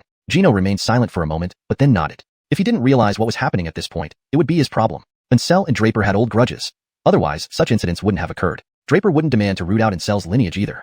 Thinking of this, Gino shivered involuntarily. Thankfully, he had no enmity with Draper. Otherwise, facing such a Draper, Gino truly wouldn't know how to deal with it. This boy has power, skills, and even ruthlessness. It's fortunate that he never provoked him. Seeing Gino agree to his condition, Draper nodded and said, "Our agreement stands, but I don't want anyone else to know about this additional condition." Gino immediately nodded. Understood. Draper waved his hand dismissively, allowing Gino to leave. Gino left immediately, directly flying away. Even when he reached Jamal, who had watched everything from start to finish, Gino merely nodded and paid no attention to Ancel's corpse. Jamal, however, was now looking at Draper thoughtfully. He had been shocked to the core, almost numbing him. From the moment he arrived here, he heard Gino wanting to become Draper's disciple, which truly startled Jamal. That was Gino, the president of Gregoringshaus Rune Stephanster Union, a second-stage spirit rune master with status equal to E1. Yet, he wanted to become Draper's disciple. Subsequent events stunned Jamal repeatedly until he became numb. Draper had given him too many unimaginable moments. He had learned not to judge Draper by ordinary standards. Draper is an anomaly, incomprehensible to everyone. Thinking of this, Jamal didn't think further but turned and left. He believed Draper could handle everything afterward. Still dazed? Clear the corpses? Draper shouted at the three watching from the side. The initiation ceremony for new students is imminent. Are you all prepared? Starting today, Quentin and Heir, the two of you will train with me deep in the 10,000 Beast Mountains. I will help you enhance your combat prowess as quickly as possible. Why not her? Heir pointed bitterly at Stephancy. She is training in her cave and progressing faster and stronger than all of you. Don't argue. Draper responded irritably. Damn, caught by a battle maniac. The days ahead won't be easy, Quentin sighed. Translation completed with adherence to the provided guidelines, maintaining the original tone and style while ensuring fluency and coherence. Chapter 271. The exchange is complete. Events unfolded as Quentin had anticipated. Once Draper targeted him, how could he expect a peaceful life? It would be disrespectful to underestimate this combat maniac. After resolving the small disruption caused by Gino, it was now Quentin and Heir's turn to suffer. Draper indeed lived up to his word. He was going to assist Quentin and Heir in their cultivation, through rigorous practical training. This form of assistance wasn't a mere phrase but involved genuine, full-contact combat practice. During the following period, except for Stephancy, who was spared due to her unique constitution, the enantiodoxic body, which even Nicholas considered extremely terrifying, Draper wouldn't push her too hard. Stephancy needed only one day of closed meditation to match several days of hard practice by Quentin and the others. This highlighted the formidable nature of her constitution. Note, Urananduti is translated as enantiodoxic body, to maintain consistency in terminology. If you have a preferred translation for this term, please let me know. Quentin was a born talisman body cultivator, so naturally, Draper focused more on honing Quentin's mental power during their sessions. Furthermore, Draper imparted the Southern Spirit Stab technique to Quentin. Initially, Quentin hesitated upon learning that Draper wanted to teach him a talisman skill, but when Draper mentioned that the Southern Spirit Stab was already outdated for him, Quentin accepted without further resistance. Quentin knew very well that Draper possessed profound prowess in talisman lore and likely had even greater talents behind him. While this technique was precious to Quentin, it wasn't so much to Draper. Draper didn't think too much about it. Among the memories of the talented talisman master, he had assimilated were many potent techniques. The Southern Spirit Stab was relatively basic compared to those. However, Draper was somewhat astonished by these assimilated memories. As his talisman cultivation grew stronger, he realized just how powerful they were. That master possessed nearly 30 different talisman skills, 70 array formations, and even the art of engraving. In other words, Draper now held within his memory over 100 talisman cultivation techniques. Unfortunately, among these numerous techniques, only a few were offensive-oriented. Draper only required offensive talisman skills, yet apart from the Southern Spirit Stab and Godslayer Dart, the rest either did not meet his requirements or were beyond his current level. Thus, Draper no longer felt rushed. Helping Quentin train offered an opportunity to revisit and deepen his understanding of talisman cultivation, something he had been neglecting while focusing on martial arts advancement.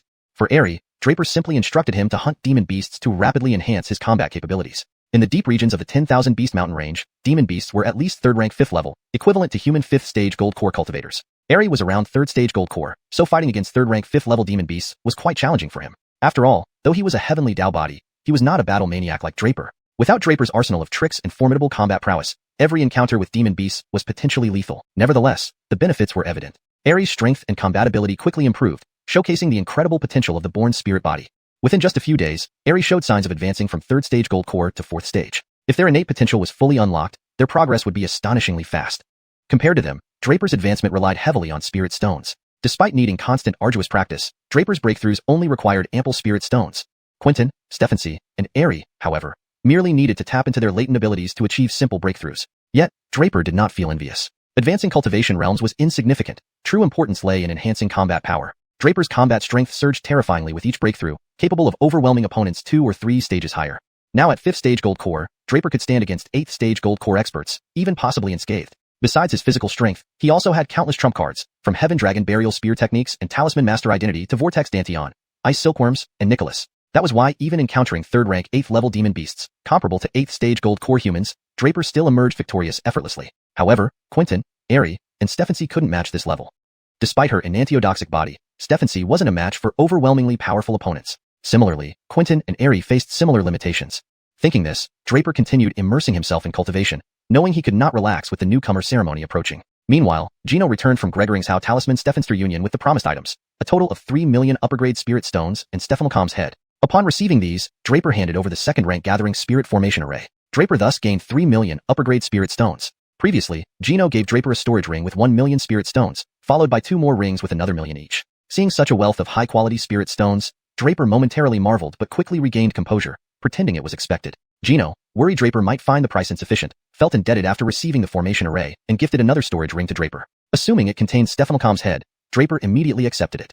Checking the contents, Draper found Stephanocom's head along with additional items, 10,000 supreme-grade spirit stones, and 1,000 low-grade crystal stones. Together, these added up to hundreds of thousands of upper-grade spirit stones, akin to an extra bonus. Noticing Draper's puzzlement, Gino explained, "Although I paid 3 million upper-grade spirit stones, compared to the value of the 2nd rank Gathering Spirit Formation Array, I'm still gaining. These supreme-grade spirit stones and crystals aren't very useful to me, so I decided to give them to you. By the way, do you have a 3rd rank Gathering Spirit Formation Array?" Gino recalled Draper mentioning a 3rd rank array last time. After returning, he reflected and realized acquiring it would be crucial for preparing to become a 3rd rank Spirit Talisman Master. With the 2nd rank array, he could soon advance, but what about afterward? After this, how would he break through? Naturally, his attention turned to the 3rd rank Gathering Spirit Formation Array. If Draper still had this formation array, Gino was absolutely confident that he could rely on it to advance to Earth Talisman Stephenster. Earth Talisman Stephenster. What did that mean? If upper, middle, and lower grade Talisman Stephensters were just the basics for entry-level practitioners, then Spirit Talisman Stephensters were the true professionals who had entered the inner sanctum of talisman lore. But reaching Earth Talisman Stephenster signified being a true powerhouse. Such an existence in all of Tianluo could be counted on one hand. They were the ones truly standing at the pinnacle of the pyramid, the Talisman Masters of Tianluo. Gino was not young anymore. Without any unexpected developments, 3rd stage Spirit Talisman Stephenster would be his life's limit. However, now he saw a glimmer of hope to advance to Earth Talisman Stephenster. How could this not excite him? So, he made up his mind. He had to ask Draper about the 3rd rank Gathering Spirit Formation Array clearly this time. When Draper heard Gino mention the 3rd rank Gathering Spirit Formation Array, he recalled that he indeed mentioned it before.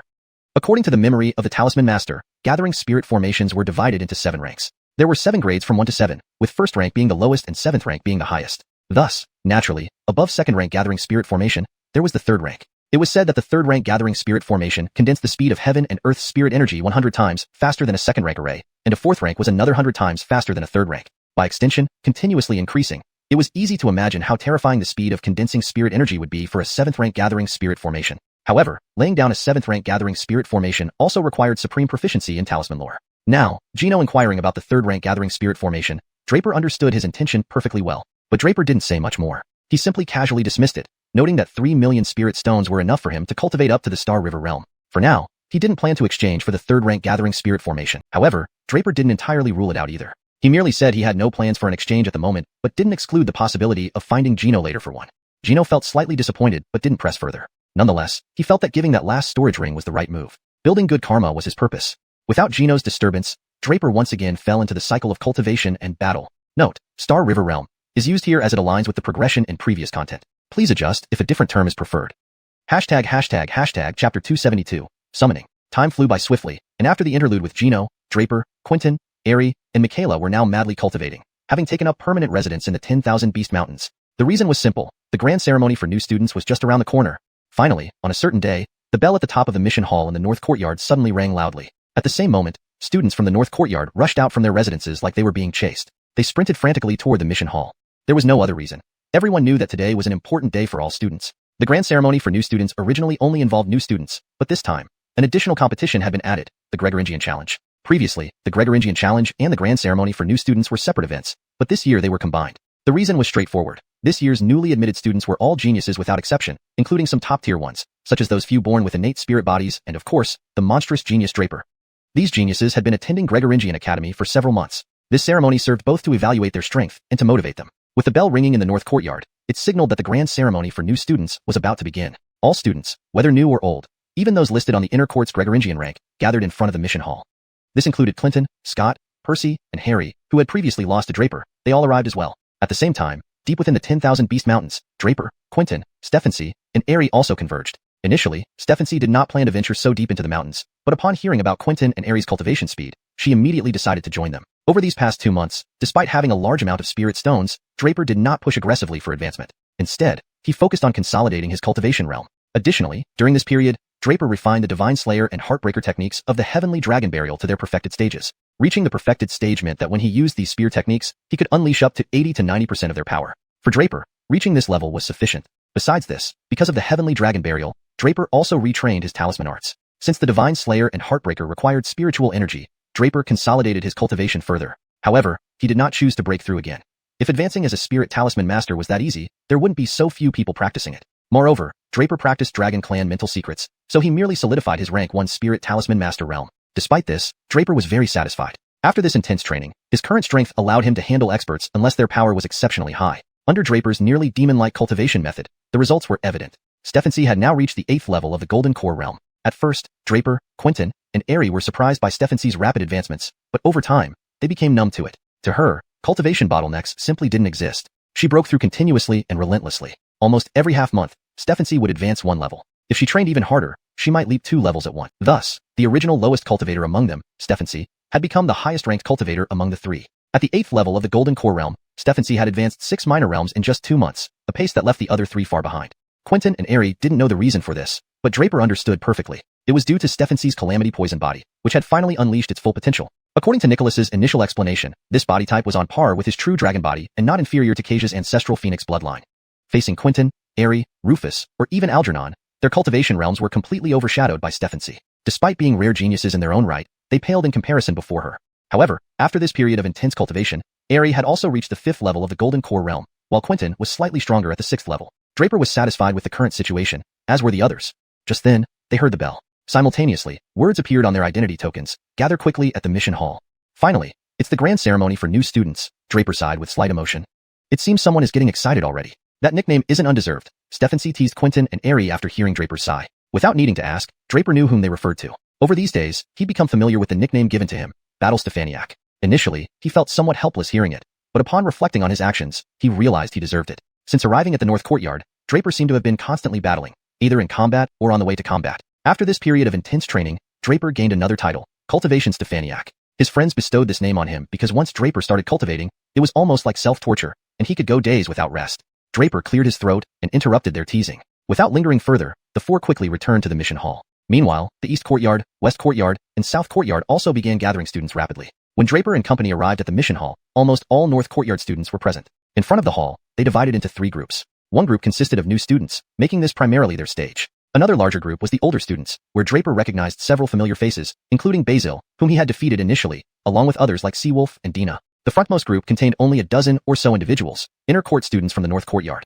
Among them were Draper's former opponents like Clinton and another familiar face, Hill, the white-robed Holy Son, who had agreed to challenge Draper in 3 months during the Gregorian Challenge. Ranked among the top 10 on the Gregorian list and even on the Hidden Dragon list, seeing Draper arrive clearly made Clinton and his companions uneasy. They were still remembered as Draper's vanquished foes. Not only that, but they had also been defeated by Draper during their challenge, and even spent several months recuperating in bed to fully recover from their injuries.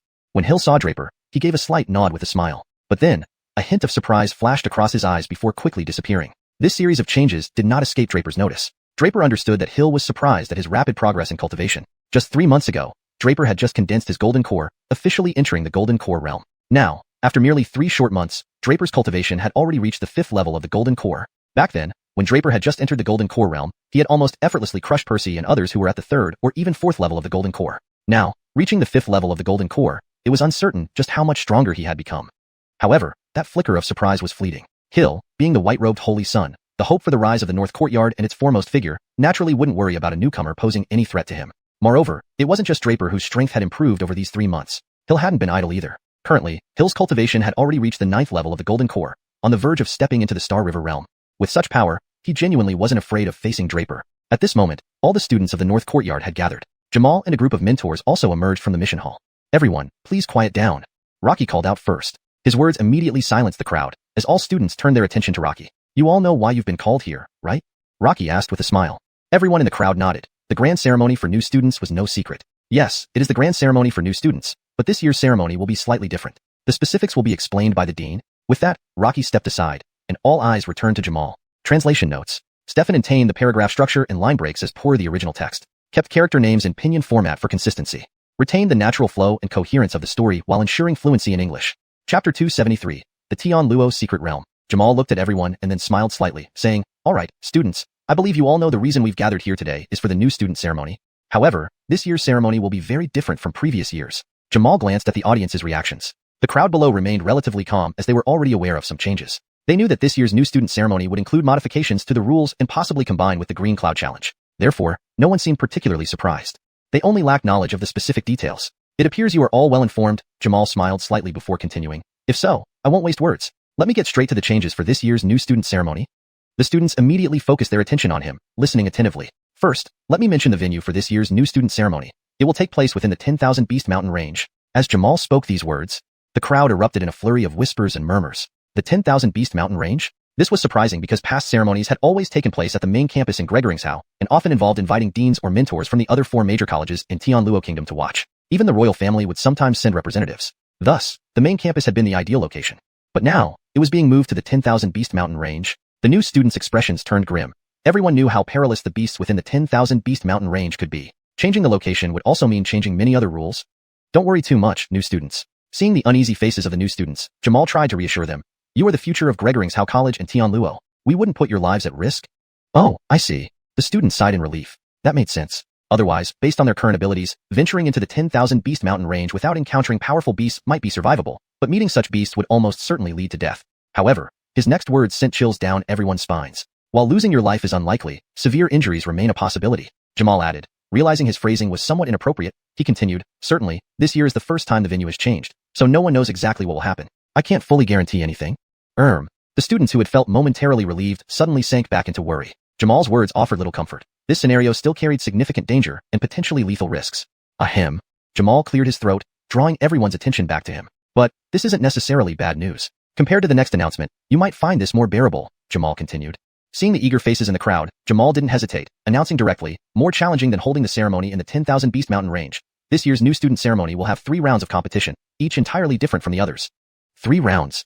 This revelation unsettled everyone, including the seasoned students who wore looks of shock. Traditionally, the purpose of the new student ceremony was to evaluate the strength of the new students, while providing them opportunities to challenge those on the green cloud list to inspire hard training. So the past ceremonies were simple, just a battle to showcase prowess. However, with 3 different rounds of competition this year, it became a comprehensive test for these students, perhaps including extremely difficult challenges. All the students' faces darkened upon this realization. Clearly, their enthusiasm was dampened. Of course, there's always a reward for effort. You all know the rewards for the new student ceremony are immense. This year is no exception, and the rewards will be 100 times greater than before. After the 3 rounds of competition, the top new student will gain eligibility to enter the trial within the Tian Luo Secret Realm. These words from Jamal were like a bomb dropped among the crowd, creating a massive stir. Not only the new students, but also the older students and inner court students, who were already listed on the green cloud list, all stared at Jamal in disbelief, their eyes wide with amazement. Tian Luo Secret Realm? The Tian Luo Secret Realm? While others might not know about it, every student from the 5 major colleges in Tian Luo Kingdom was aware of the Tian Luo Secret Realm. The Tian Luo Secret Realm was akin to Gregoringsau College's trial field, a miniature cosmos world. A miniature cosmos world was said to be created by supreme powerhouses on the Tianlong continent using their own will. On this continent, there were 9 ultimate realms: Gregory Practitioner, Gregory Sea, Golden Core, Star River, Life and Death, Creation, Sovereign, Sage, and Divine Realm. Among these 9 realms, reaching the Sovereign Realm allowed one to create their own domain. Reaching the Sage Realm enabled one to understand the power of laws. Sage Law. Every move and gesture of a sage embodied law. The miniature cosmos world was a unique domain crafted by sages using their understanding of the laws. The Gregoringsau College trial field was a domain world created by a sage long ago, though it had fragmented over time. However, the Tian Luo Secret Realm was different. It formed after the fall of a sage thousands of years ago, and remained intact. More crucially, the sage who created the Tian Luo Secret Realm lived several thousand years ago, and was named Duobao Sage. Duobao Sage, as the name suggests, was a sage filled with treasures. One can imagine the kind of world this sage would have created. Within this world, nearly every corner was filled with powerful treasures. That was why the Tian Luo Secret Realm was well known among students from all 5 major colleges. The Tian Luo Secret Realm had always been under the control of the Tian Luo imperial family. Only the emperor held the key to opening it. Typically, the Tian Luo Secret Realm opened once every 3 years. This year marked the 3rd year since the last opening, so naturally, it was scheduled to open again. These facts were known to all students. Usually, the new student ceremony had nothing to do with new students because traditionally, only those ranking in the top 10 of the green cloud list had access to the Tianluo secret realm. Only the top 10 on the list stood a chance to enter. Opening the Tianluo secret realm aimed to cultivate these elite students. With its abundance of treasures, legends abounded of students finding immensely powerful artifacts within and quickly ascending to become top-tier experts in Tianluo. Of course, the Tianluo secret realm also harbored dangers, but compared to the allure of treasures, those dangers were insignificant. Previously, only those ranking in the top 10 of the green cloud list had a chance to enter. Even then, there was no guarantee they would be selected. North College only had one student in the top 10 of the green cloud list, and that was Hill. Yet, even Hill wasn't assured entry into the Tianluo secret realm. This showed how distant the Tianluo secret realm seemed to them. But now, Jamal was saying that anyone who became the top new student could directly obtain the Zuger to enter the Tianluo secret realm. Revised. But now, Jamal was saying that any new student who came in first could directly gain the Zuger to enter the Tianluo secret realm. Further revision for fluency and consistency. But now, Jamal revealed that the top-ranking new student would automatically receive the Zuger to enter the Tianluo secret realm. Note, the word Zuger should be replaced with qualification, or rephrased for better readability in English. Final version. But now, Jamal revealed that the top-ranking new student would automatically receive the qualification to enter the Tianluo secret realm. This condition genuinely shocked everyone. All the new students' eyes sparkled with intense excitement. Compared to the dangers mentioned earlier, the prospect of entering the Tianluo secret realm overshadowed their fears. Draper was also momentarily taken aback. He hadn't expected that winning first place among the new students would grant him the Zuger to enter the Tianluo secret realm. However, with this opportunity, he felt compelled to strive for it. To be honest, Draper had no worries at all about securing the top spot among new students. It was practically a certainty for him. Ever since Draper joined the North Academy, every task he undertook was something others could hardly match. It seems the prospect of the Tianluo secret realm has stirred you all. Hawk Gregoring Tian smiled slightly, then addressed the crowd. However, new students shouldn't get too excited yet. Even if you secure the top spot, there are still other requirements to enter the Tianluo secret realm. Senior students, don't lose heart either. You too have a chance to gain entry into the Tianluo secret realm. Huh. At this, all the senior students raised their heads and looked at Hawk Gregoring Tian. They had initially thought this opportunity was only for new students and inner court students, but unexpectedly, they were also included. Indeed, everyone has a chance. Hawk Gregoring Tian reassured them, putting everyone's mind at ease. However, this made him more determined to strive for it. Honestly, Draper had no worries about becoming the top new student. The first place among new students was practically his already. Since entering North College, every task Draper undertook was something other students couldn't match. It seems the Tianluo secret realm has really excited you all. Jamal smiled slightly, then addressed the crowd again. However, new students, don't celebrate too soon. Even if you win first place, there are still other requirements for entering the Tianluo secret realm. Senior students, don't be disheartened either. You also have a chance to earn the qualification to enter the Tianluo secret realm. Indeed, the mention of the Tianluo secret realm had sparked excitement among everyone. Previously, only those in the top 10 of the Gregoringian ranking had the opportunity to enter, and even then, it wasn't guaranteed. North College only had one student in the top 10 of the Gregoringian ranking, Hill, but even he wasn't certain of gaining entry into the Tianluo secret realm. This showed how distant and unattainable the Tianluo secret realm seemed to the students. But now, Jamal was saying that the freshman who ranked first would directly receive the Zuger to enter the Tianluo secret realm. This news left everyone stunned. The allure of this secret realm quickly overshadowed any fear they had about its dangers. Even Draper was taken aback by this revelation. He hadn't expected that winning first place among freshmen would grant access to the Tianluo secret realm. However, this made him more determined than ever. Truthfully, Draper had no doubts about securing the top spot. Ever since he entered North College, everything he did surpassed what other students could achieve. That's right, everyone has a chance. Jamal reassured, calming their anxieties. The senior students, hearing this, lifted their heads in surprise. Initially, they thought only freshmen and inner college students had a shot at this opportunity, but now they realized they too were included. Huh. Upon hearing this, all senior students raised their heads and looked at Jamal. They had assumed this opportunity was reserved only for new students and inner court students, never expecting to be included. Indeed, everyone is included. Jamal reassured them, putting their minds at ease. Chapter 274, Departure for the Withered Stefanrish. This is the primary reason for the change in rules this year, Jamal said with a faint smile to the crowd. You all know that at previous freshman ceremonies, freshmen were the main characters, students on the green cloud list were the supporting cast, and you old students were just spectators? Jamal continued. He was recounting the established traditions of the Gregoringshao Academy's freshman ceremony. Previously, the ceremony was indeed a platform for all freshmen, where their progress over time would be assessed and outstanding geniuses selected for focus cultivation. Following the freshman ceremony, there was the Green Cloud Challenge, an annual event during which all top 100 disciples from the Green Cloud list would appear for freshmen to challenge. Any freshman could choose a disciple from the list based on their own strength. If victorious, they'd replace the defeated student on the list, but if they lost, nothing would change for them. However, this year's rule changes were different. After Jamal explained at length, everyone finally understood the nature of these changes. This year, the primary modifications were centered around the Green Cloud Challenge that followed the freshman ceremony. Specifically, it concerned the older students Jamal had mentioned earlier. In addition to the freshmen and students on the Green Cloud list, the inner courtyard students, many others had been studying at the academy for years without making it onto the list. These students formed the backbone of Gregoringshao Academy. For these students, Gregoringshao Academy arranged a separate Green Cloud Challenge, where they could also challenge those on the list. Compared to freshmen, this competition promised to be more exciting as the overall strength of these older students far exceeded that of the newcomers. It was here Gregorin Wentian saw an opportunity for older students. Simultaneously with the freshman ceremony, there would now be a practice match among the old students. The top performer from each of the 4 branches, East, West, South, North, would earn direct entry into the Heavenly Net Secret Realm. Following the ceremony, both new and old students would participate in the Green Cloud Challenge together. Understanding the changes, all students began discussing again, particularly the older students. Soon enough, they grasped the intent behind the academy's changes, probably setting up for the 5 branches competition. One of the older students mused aloud, which naturally reached Draper's ears. So that's how it is.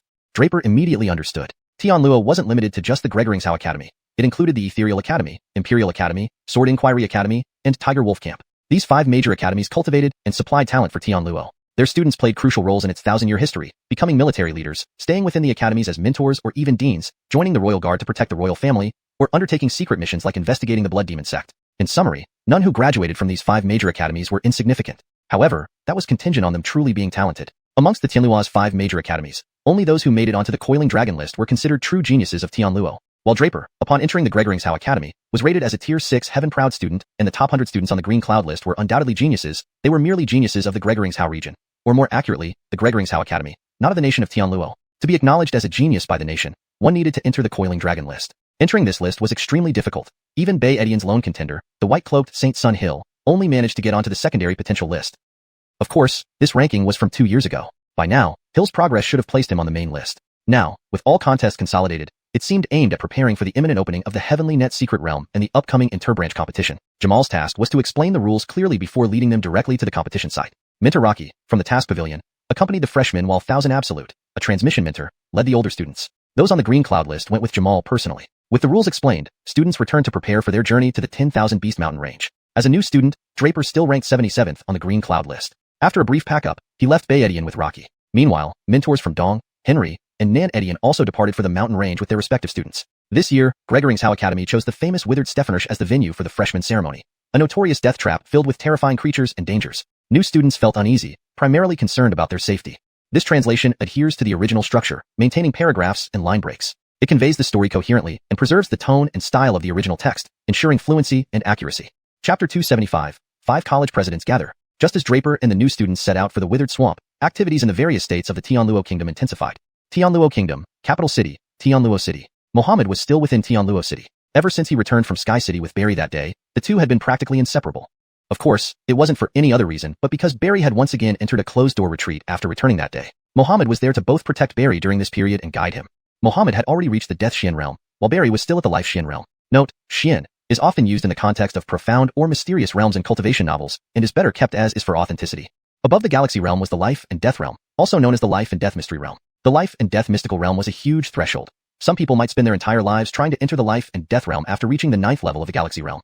Note, Xian Mystery was simplified to mystical for better fluency in English, and those who couldn't enter the Life and Death realm would have no choice but to slowly await death. A martial artist's lifespan, although much longer than ordinary people, did not mean eternal life. The path of martial arts was like rowing against the current.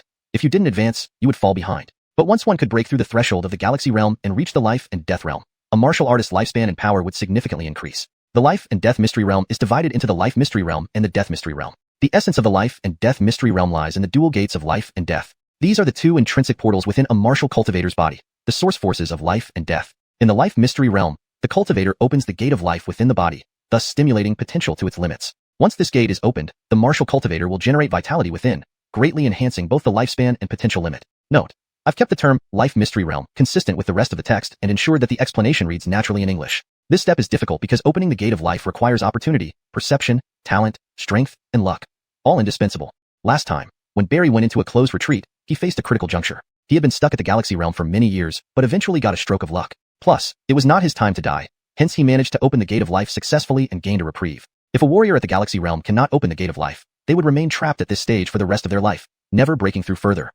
However, once the gate of life is opened, it can extend the lifespan and allow for further breakthroughs and cultivation. But since the Life Xian Mystery realm merely stimulates the body's limits, a temporary fix, it is imperative for cultivators at this stage to swiftly strive for the Death Xian Mystery realm. Note, to make it read more naturally in English, we should replace Xian Mystery with the appropriate terms that have been used consistently in the translation. But since the Life Mystery realm merely stimulates the body's limits, a temporary fix, it is imperative for cultivators at this stage to swiftly strive for the Death Mystery realm. As the name suggests, the Death Mystic realm involves placing oneself in a state akin to death, thereby opening the inner gate of death within the body. Once this gate is opened, the martial artist exudes strong death energy, making this realm extremely perilous. Thus, transitioning from the Life Mystery realm to the Death Mystery realm means moving from one extreme to another. Some cultivators struggle to balance the life and death energies within them upon entering the death mystery realm. This imbalance can lead to death energy suppressing life energy, often resulting in fatal consequences as they are consumed by the death energy. Thus, advancing to the life and death realm is incredibly dangerous. Even Barry does not dare to take it lightly. Once the life and death energies within the body reach a balance after mastering the xiuxian mystery realm, one can be considered thoroughly transformed and significantly enhanced. Note, the term xian doesn't have an exact English equivalent in this context, so it's typically transliterated or explained based on the surrounding context. Here I've used mystery to maintain consistency, but sometimes it could be referred to as profundity or left as is in some translations. For better fluency and natural reading in English, I adjusted the sentence structure slightly while keeping the meaning intact. At this point, the lifespan and potential of the martial artist will drastically increase, marking the transition into the true ranks of experts. This explains why the 4 realms of Gregory training, Gregory C, Golden Core, and Galaxy are considered foundational. Only after genuinely reaching the life and death realm can one be said to truly enter the Tao, unlocking the path ahead in the pursuit of martial arts. The life and death realm consists of 4 levels in the life mystery realm and 5 in the death mystery realm, totaling 9 levels. Barry had already reached the 4th level of the life mystery realm and was about to challenge the 1st level of the death mystery realm. Note, I have maintained the use of mystery realm, as it seems to be a specific terminology in this context, and ensured that the sentence reads fluently in English while accurately conveying the meaning of the original text. Therefore, Muhammad was summoned, both to provide protection based on his experience, and because Muhammad's internal death energy had gradually balanced with life energy. Once the life and death energies achieve balance, Muhammad can make further progress.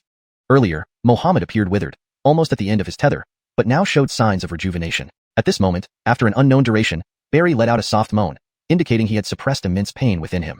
Simultaneously, his face turned from rosy to ashen, his skin rapidly drying up, and his originally black hair turning gray, a terrifying transformation that occurred instantaneously.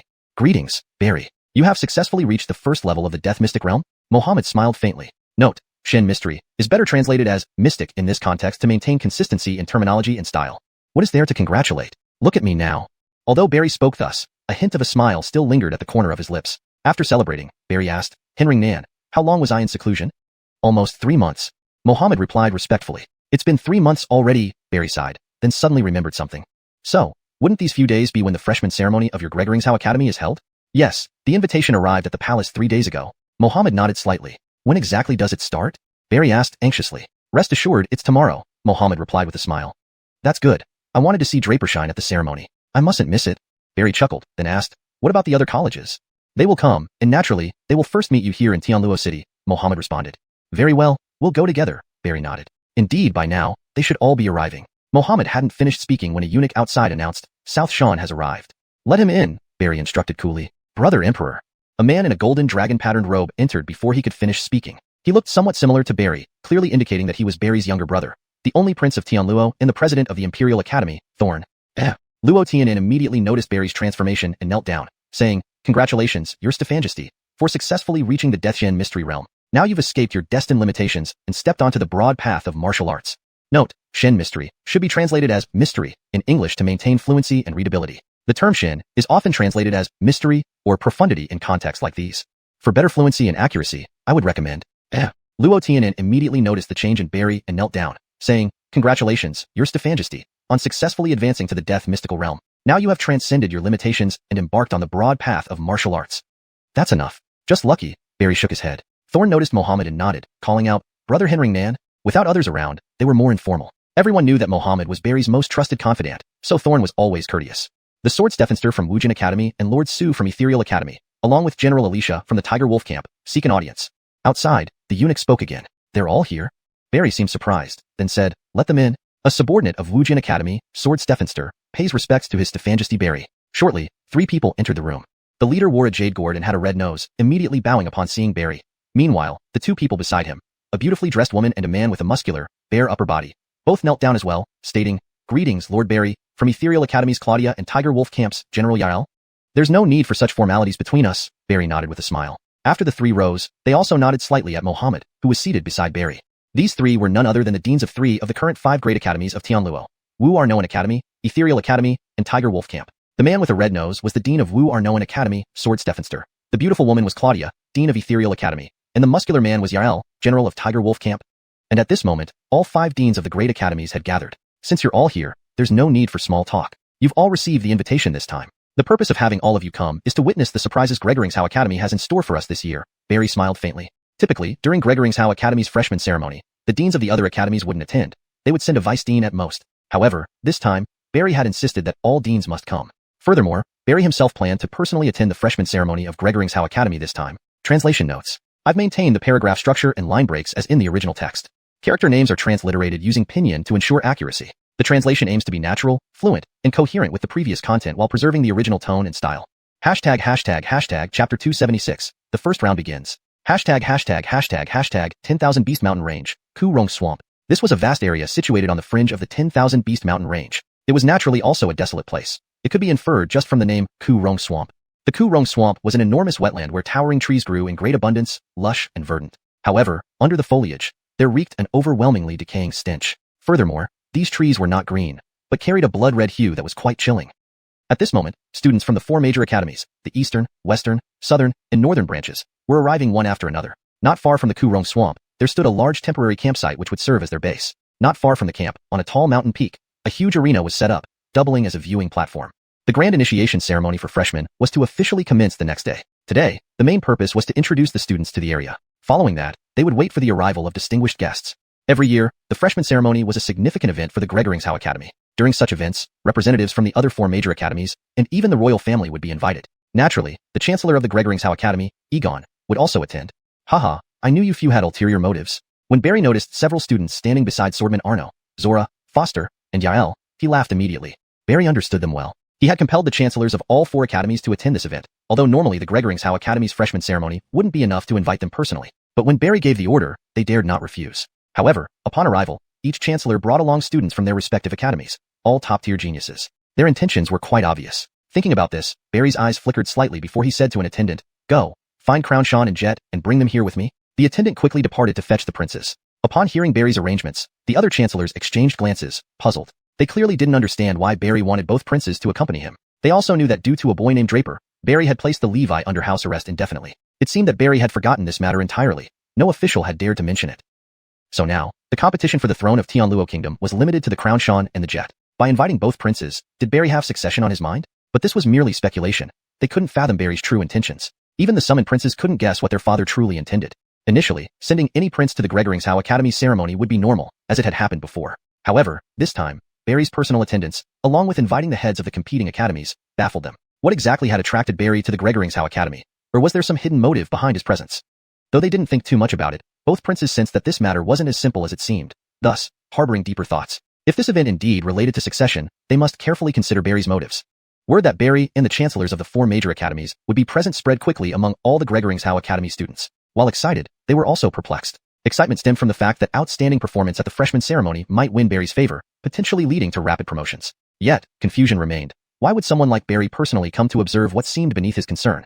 Nevertheless, they didn't dwell on it too much. Preparing for the competition was most important. The next day, Barry and the chancellors arrived and sat down at the viewing area. Both highly anticipated princes of Tianluo Kingdom were also present. As the host, Egon naturally accompanied them, while the presiding officials were the deans of the 4 branches. Dean Baron of the Eastern Branch presided over the first round. After Egon gave a gentle signal to begin, Baron stood before all the students. New students of the Gregoring's Academy. Baron cleared his throat and addressed the crowd directly.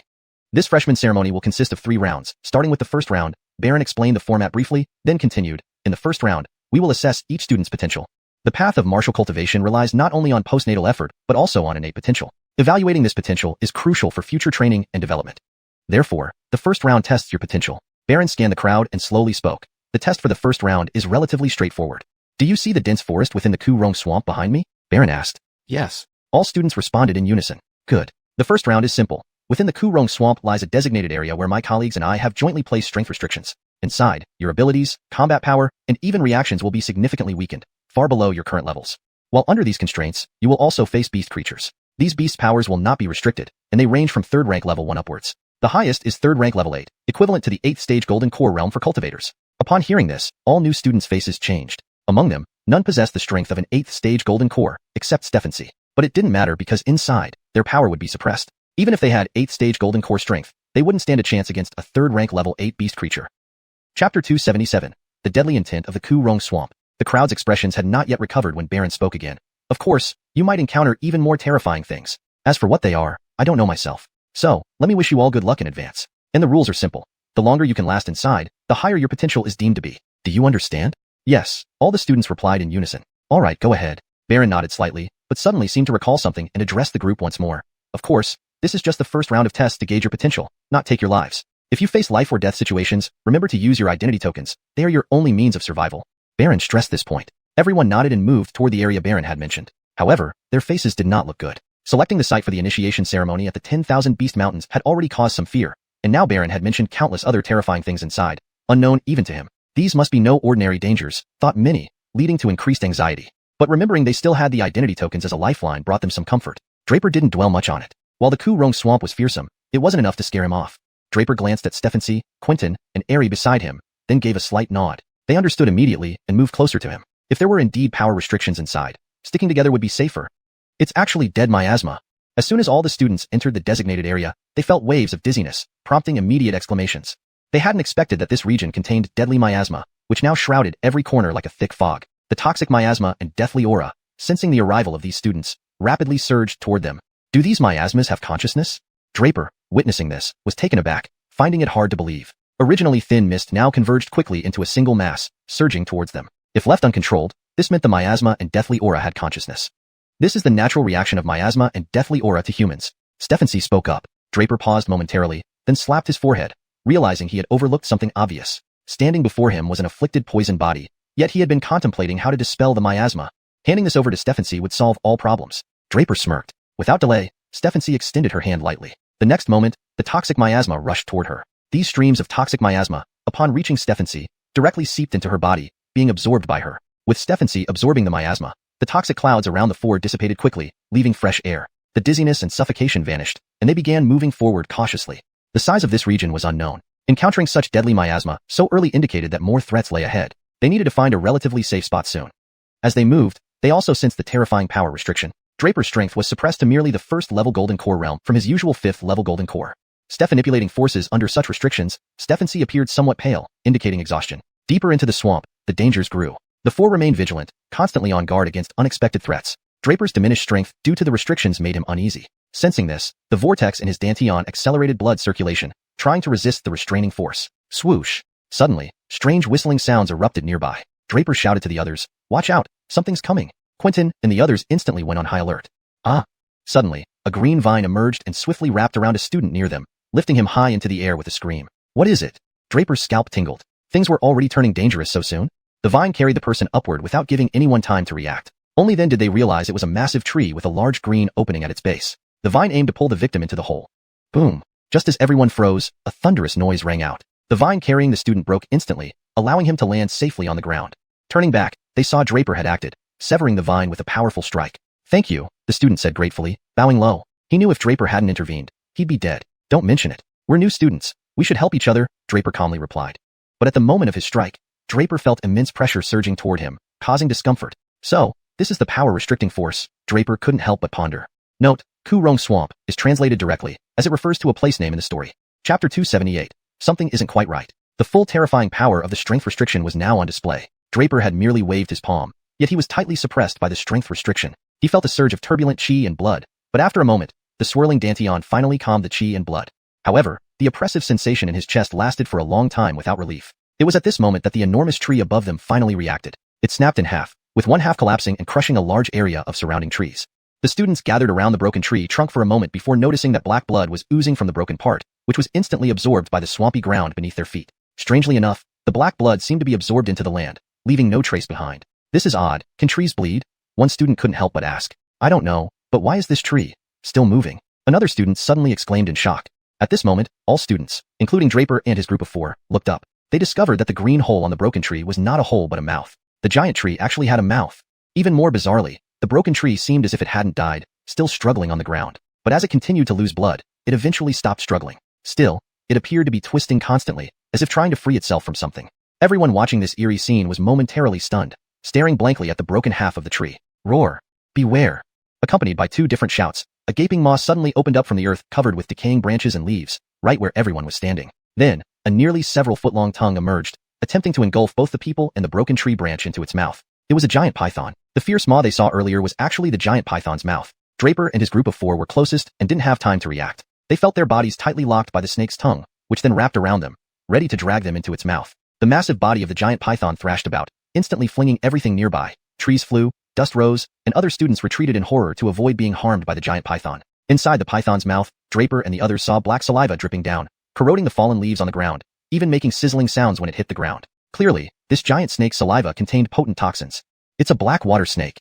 Heir realized first. Being a celestial Dao body, he had extensive knowledge about beasts. So, he immediately identified the name of this black python, a tier 3 rank 5 demonic beast. Heir looked at the giant snake with some concern. Everyone, whatever you do, don't get contaminated by this beast's saliva. That's its deadliest weapon. We're restrained by its tongue now, but as long as we avoid its saliva, we'll be fine. Draper nodded. No problem. This beast is only a tier 3 rank 5. Let's work together to finish it off. If this were before, Draper could have hunted down a tier 3 rank 5 demonic beast in the blink of an eye. However, now with his strength severely restricted, facing such a ferocious demonic beast, especially while being restrained, required collective effort. Humph. Quentin frowned, coldly snorted, and abruptly released his mental energy, forming spikes that rushed toward the snake. The spikes pierced through the giant snake's body, causing it to become even more frenzied, writhing violently but still keeping its tongue tightly wrapped around everyone. Heir struggled to fight back, but his arms were bound, preventing him from exerting any force. Draper's gaze turned cold. Next, he gathered formidable mental energy in his divine palace, then instantaneously condensed it into the god-slaying dart, launching it with full force.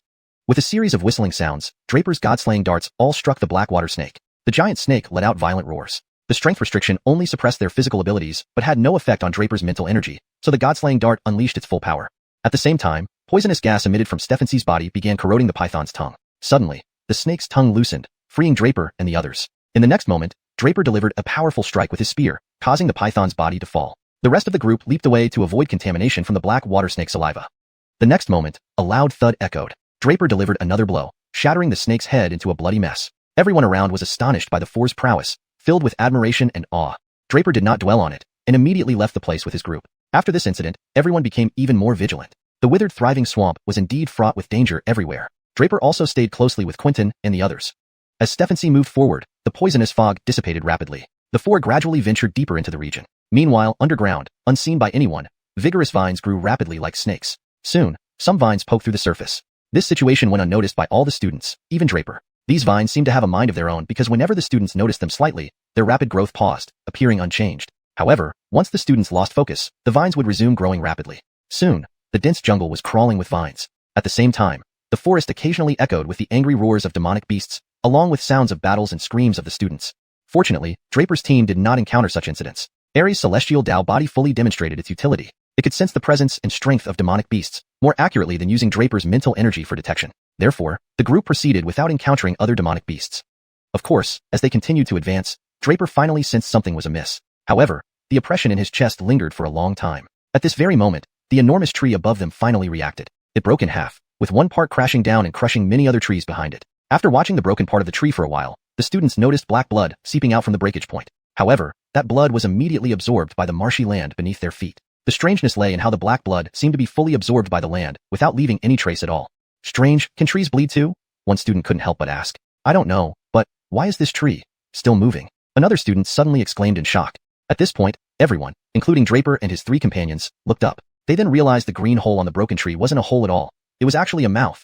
The tree had a mouth. Even more bizarrely, despite breaking, it appeared not to be dead as it struggled on the ground. As its blood continued to flow, it eventually stopped struggling but kept twisting as if trying to escape something.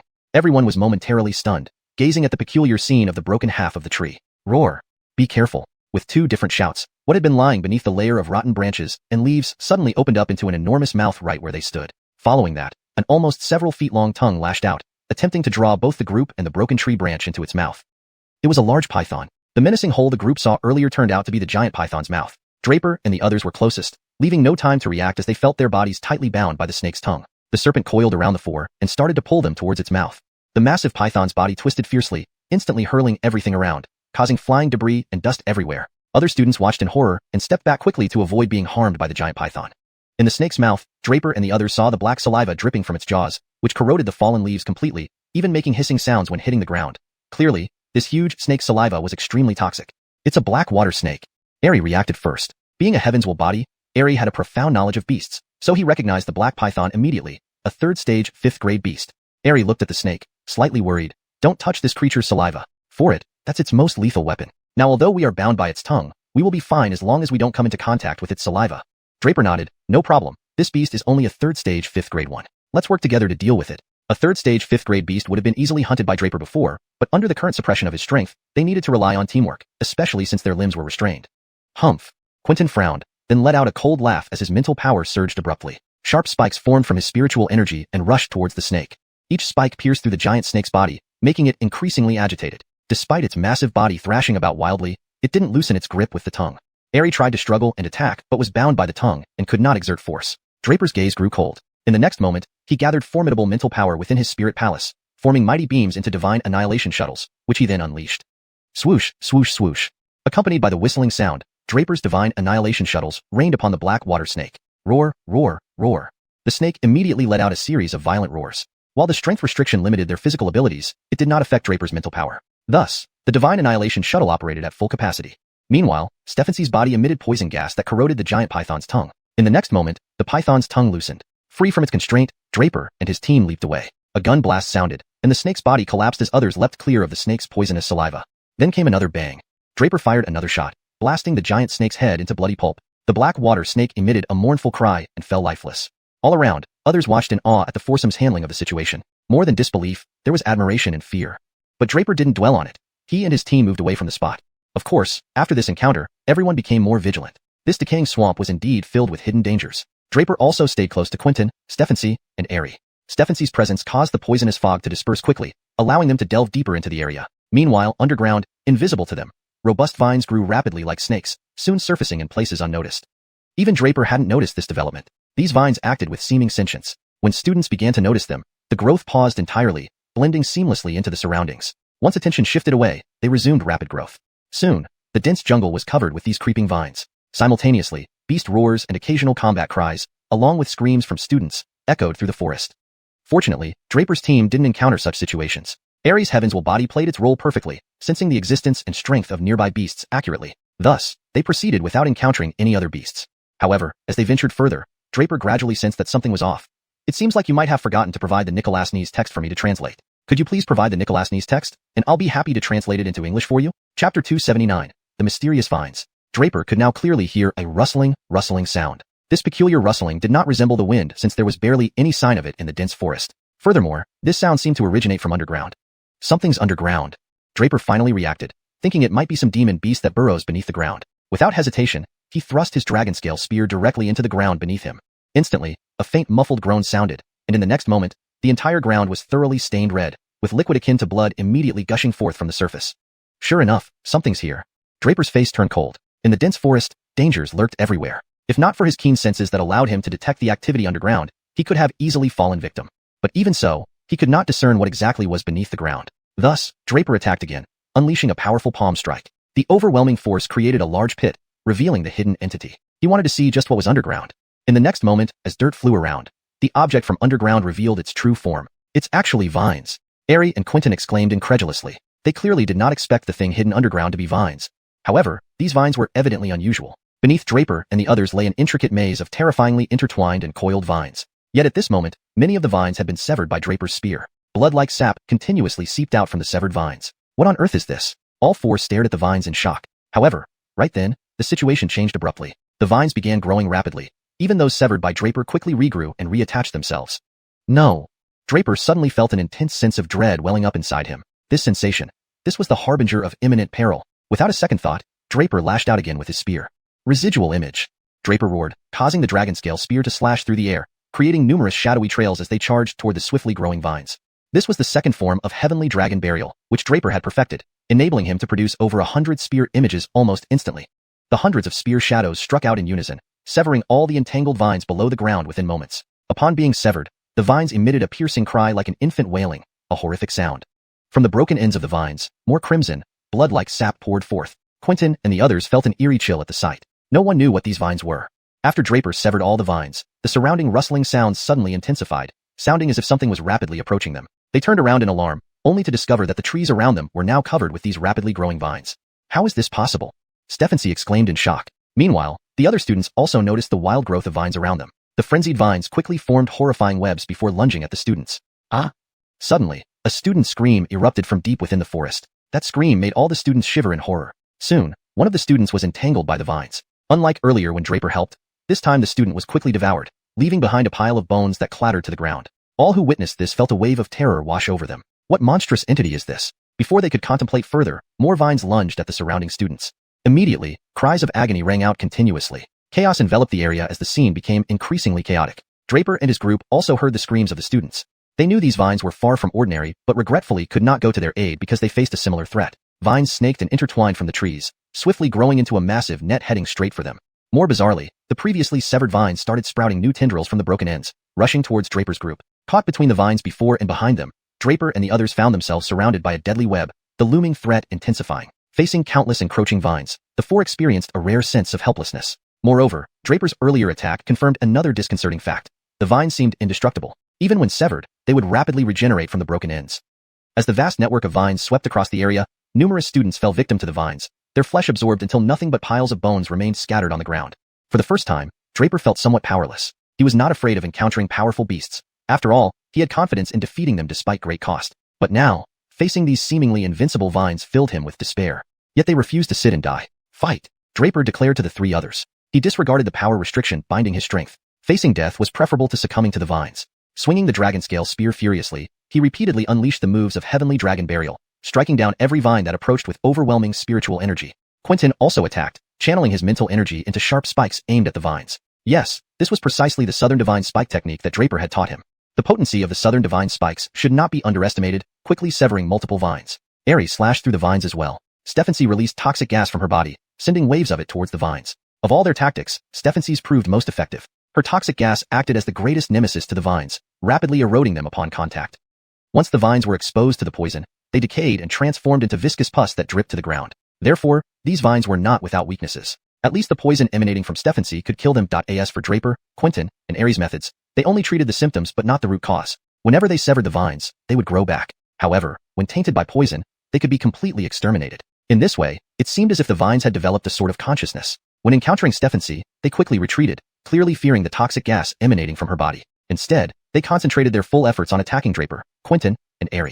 Realizing this situation, Draper immediately moved without hesitation to Stephanie's side. Quentin and Heir followed suit. Their attacks proved largely ineffective, so rather than waste energy struggling against the power restriction to cut the vines, it was better to take shelter beside Stephanie and devise a solution.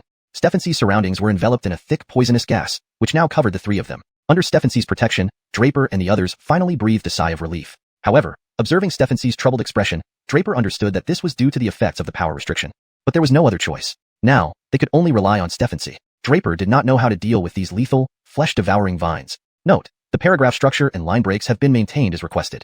Chapter 280, The Mother Vines. The vines that rushed towards Stephanie were corroded by the poisonous gas emanating from her body and turned into foul-smelling pus. After a few attempts, no more vines dared to attack Stephanie. They quickly retracted and surrounded the four of them, though not attacking, but maintaining their containment. Right at this moment, Nicholas in Draper's divine realm suddenly spoke.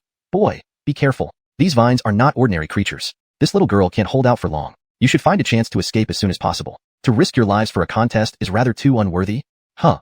Hearing Nicholas's voice, Draper was slightly taken aback and asked, You know what these things are? Of course.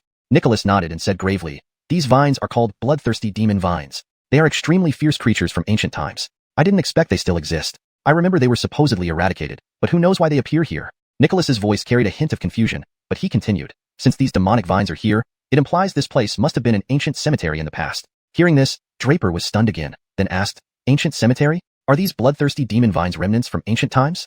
Yes, Nicholas said calmly. These demon vines appeared due to the ancient cemeteries. In ancient times, myriad countries and countless tribes existed, often engaging in terrifying wars, with each battle causing numerous casualties. Every battleground was filled with corpses left unburied, piling up like mountains. Hence, these places became known as ancient cemeteries. Nicholas explained further, due to these cemeteries, many fearsome creatures emerged. They are among the most vicious beings from ancient times. These bloodthirsty demon vines started as ordinary vines but later consumed human flesh and blood, absorbing the essence and transforming into these terrifying beings. Initially, humans didn't notice, but when they did, it was too late. These bloodthirsty demon vines had strong reproductive abilities. Once formed in ancient cemeteries, they grew rapidly. At their peak, they spread across every corner of the Tianlong continent. Naturally, this led to a crisis for humanity. Initially, no one paid attention to these vines, but eventually, their existence threatened human survival, leading countless powerful individuals to feel the fear. Nicholas slowly revealed ancient secrets. Draper's face was incredulous. As Nicholas said, if these terrible vines indeed covered every corner of the Tianlong continent, they truly were frightening. He realized that unless using special means, it would be impossible to destroy these demon vines completely. Given their formidable reproductive power, they would eventually become every human's nightmare.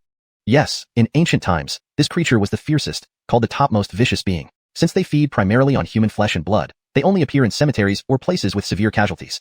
When the threat was perceived, all powerful individuals united to eradicate these demon vines. After generations of efforts, the proliferation was barely curtailed, and later, it was said they were thoroughly eliminated. Nicholas continued. But how did such demon vines suddenly appear here? Draper asked perplexedly. I don't know. This is the first time I've seen such a legendary creature. However, if the decaying marsh was once a cemetery, the appearance of these demon vines wouldn't be surprising. These demon vines here aren't so fearsome. As you saw, Stephency's poison could kill them. Thus, their strength might not be so great. I guess they have been dormant for a long time, awakened only by your sudden appearance. Nicholas explained nonstop. How do we get rid of them? Draper asked again. Knowing the origin of these vines, his next move was naturally to destroy them. You want to eliminate them? After I told you their background, you're not afraid at all, and even imagine getting rid of them? Nicholas looked at Draper in disbelief. These demon vines are so terrifying, and now they probably cover the entire forest. It's impossible to escape now. Draper shook his head and voiced his thoughts. Stephency's strength was severely restricted by the power seal, preventing her from exerting full force. As Nicholas mentioned earlier, she couldn't last long. So, to leave, they needed to use the identity token. But Draper didn't want this outcome. Using the token likely meant disqualification, so unless it was a matter of life and death, he would never use it. While shocked by the history of the demon vines, Draper was more interested in how those powerful individuals eradicated them. How did they do it? Since they managed to defeat them, it proved that the demon vines weren't invincible.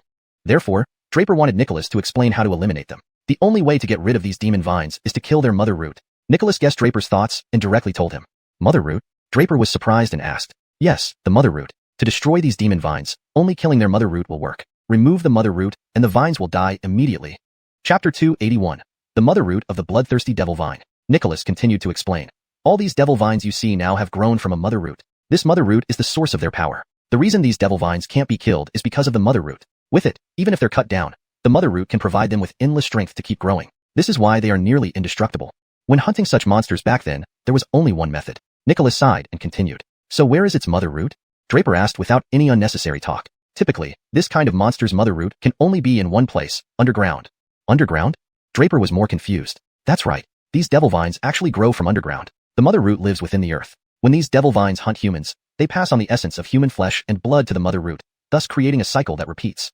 I get it, Draper responded succinctly and did not ask any further questions. Instead, he turned around and whispered briefly to everyone else. After hearing Draper's idea, Quentin, Heir, and Stephency all looked at him dubiously, clearly finding it unbelievable. You're crazy. You know very well that these things can't be killed. And yet, you still dare to provoke them? Quentin stared incredulously at Draper. Not provoke them? Do you want to wait for death? Draper retorted, pointing at Stephency. Quentin and Heir immediately looked at Stephency and realized her forehead was drenched in sweat, her face increasingly pale, a sign of exhaustion. It made sense given the power restrictions here. Under such restrictions, continuously using her essence to release poison gas, Stephency could hardly withstand it. What do we do once she can't hold out? Use our identity tokens? Draper asked again. Quentin fell silent, knowing that using identity tokens would likely mean elimination. None of them wanted to be eliminated in the first round. However, they couldn't help but wonder if Jamal knew about the existence of the bloodthirsty devil vines in this area. If he did, were they intentionally sent to their deaths? If he didn't, this was a serious matter. Just as the devil vines appeared, many students had already died. Continuing like this, they feared everyone might not survive. Certainly, some might have already used their identity tokens to escape, but that wasn't what they should be concerned with. Hearing Draper's almost insane idea, Quentin and the others were shocked, but it seemed to be their only option.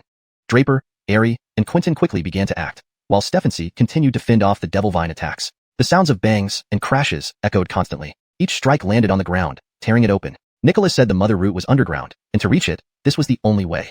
Draper wielded his dragon scale spear, slicing through the tendrils emerging from the ground. Those severed vines took time to regrow, however short, it was enough for them. Dust flew up whenever a vine attacked, instantly cut down by Draper. Soon, they had dug several feet deep, but as they went deeper, Draper's frown deepened. The deeper they went, the more numerous and thicker the vines became, growing faster. However, this also meant they were getting closer to the mother root. Sensing Draper's actions, the devil vines around them, which had been quiet due to Stephency's poison gas, started to become restless. Numerous devil vines rapidly attacked Stephency again, but clearly, her poisonous force completely overpowered them. Upon contact with her, the devil vines melted into pus. Despite this, Stephency felt an increasing pressure. Faster, faster. Draper, who was waving his spear, began panting heavily. The devil vines grew more numerous.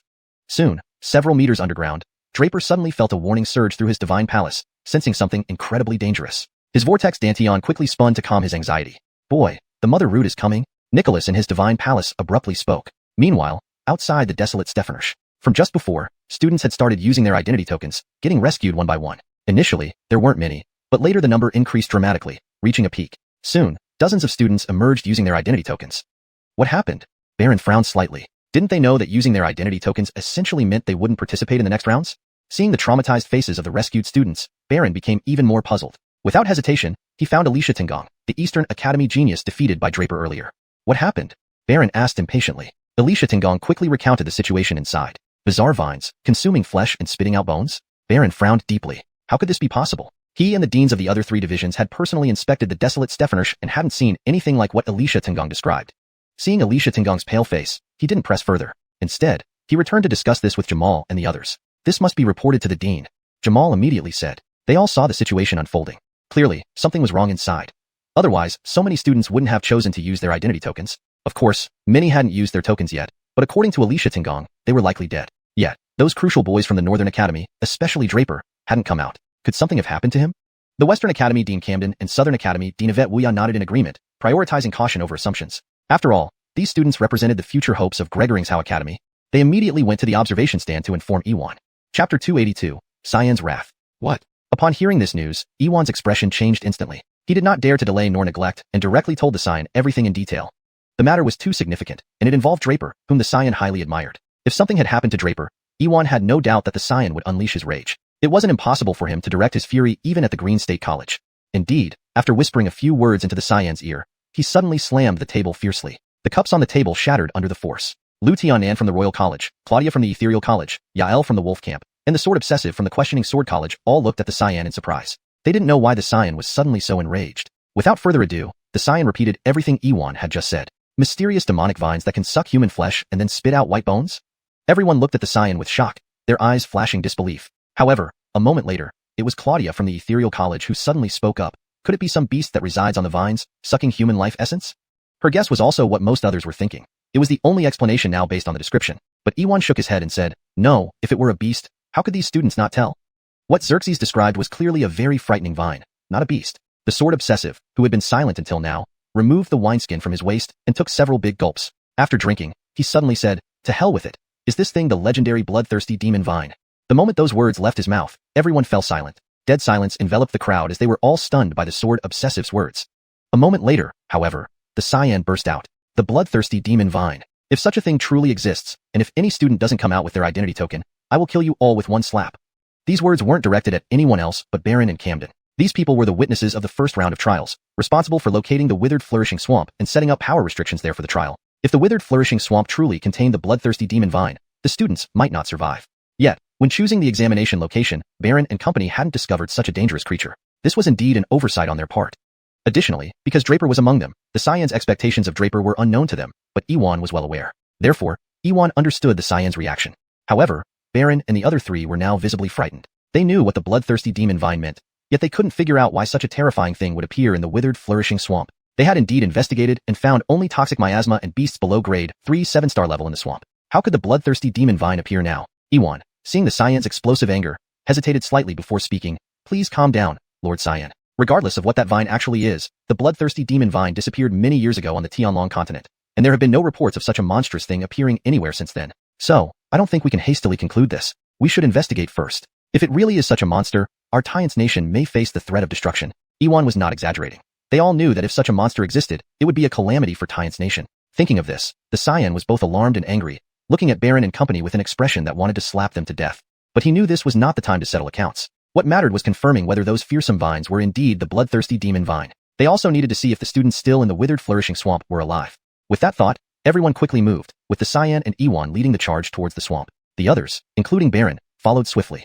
However, upon entering the withered flourishing swamp, they stopped abruptly. There was no need to go further. From outside, they could already see everything. The entire swamp was almost completely covered in vines, which were growing at a terrifying speed. All trees were entangled with dense reddish-pink vines. On the ground, the vines intertwined like snakes, spiraling upwards. From beneath the ground, countless vines were rapidly growing upward. It was evident that the vines had sensed the arrival of the Xian and company. Next, all the vines charged towards them crazily. The pale red vines, with their bizarre growth rate and their origin being underground, all pointed to one conclusion. These vines were the extremely vicious bloodthirsty demon vines. To confirm, let's test. At this moment, the Sword Obsessive spoke up sharply. Kill.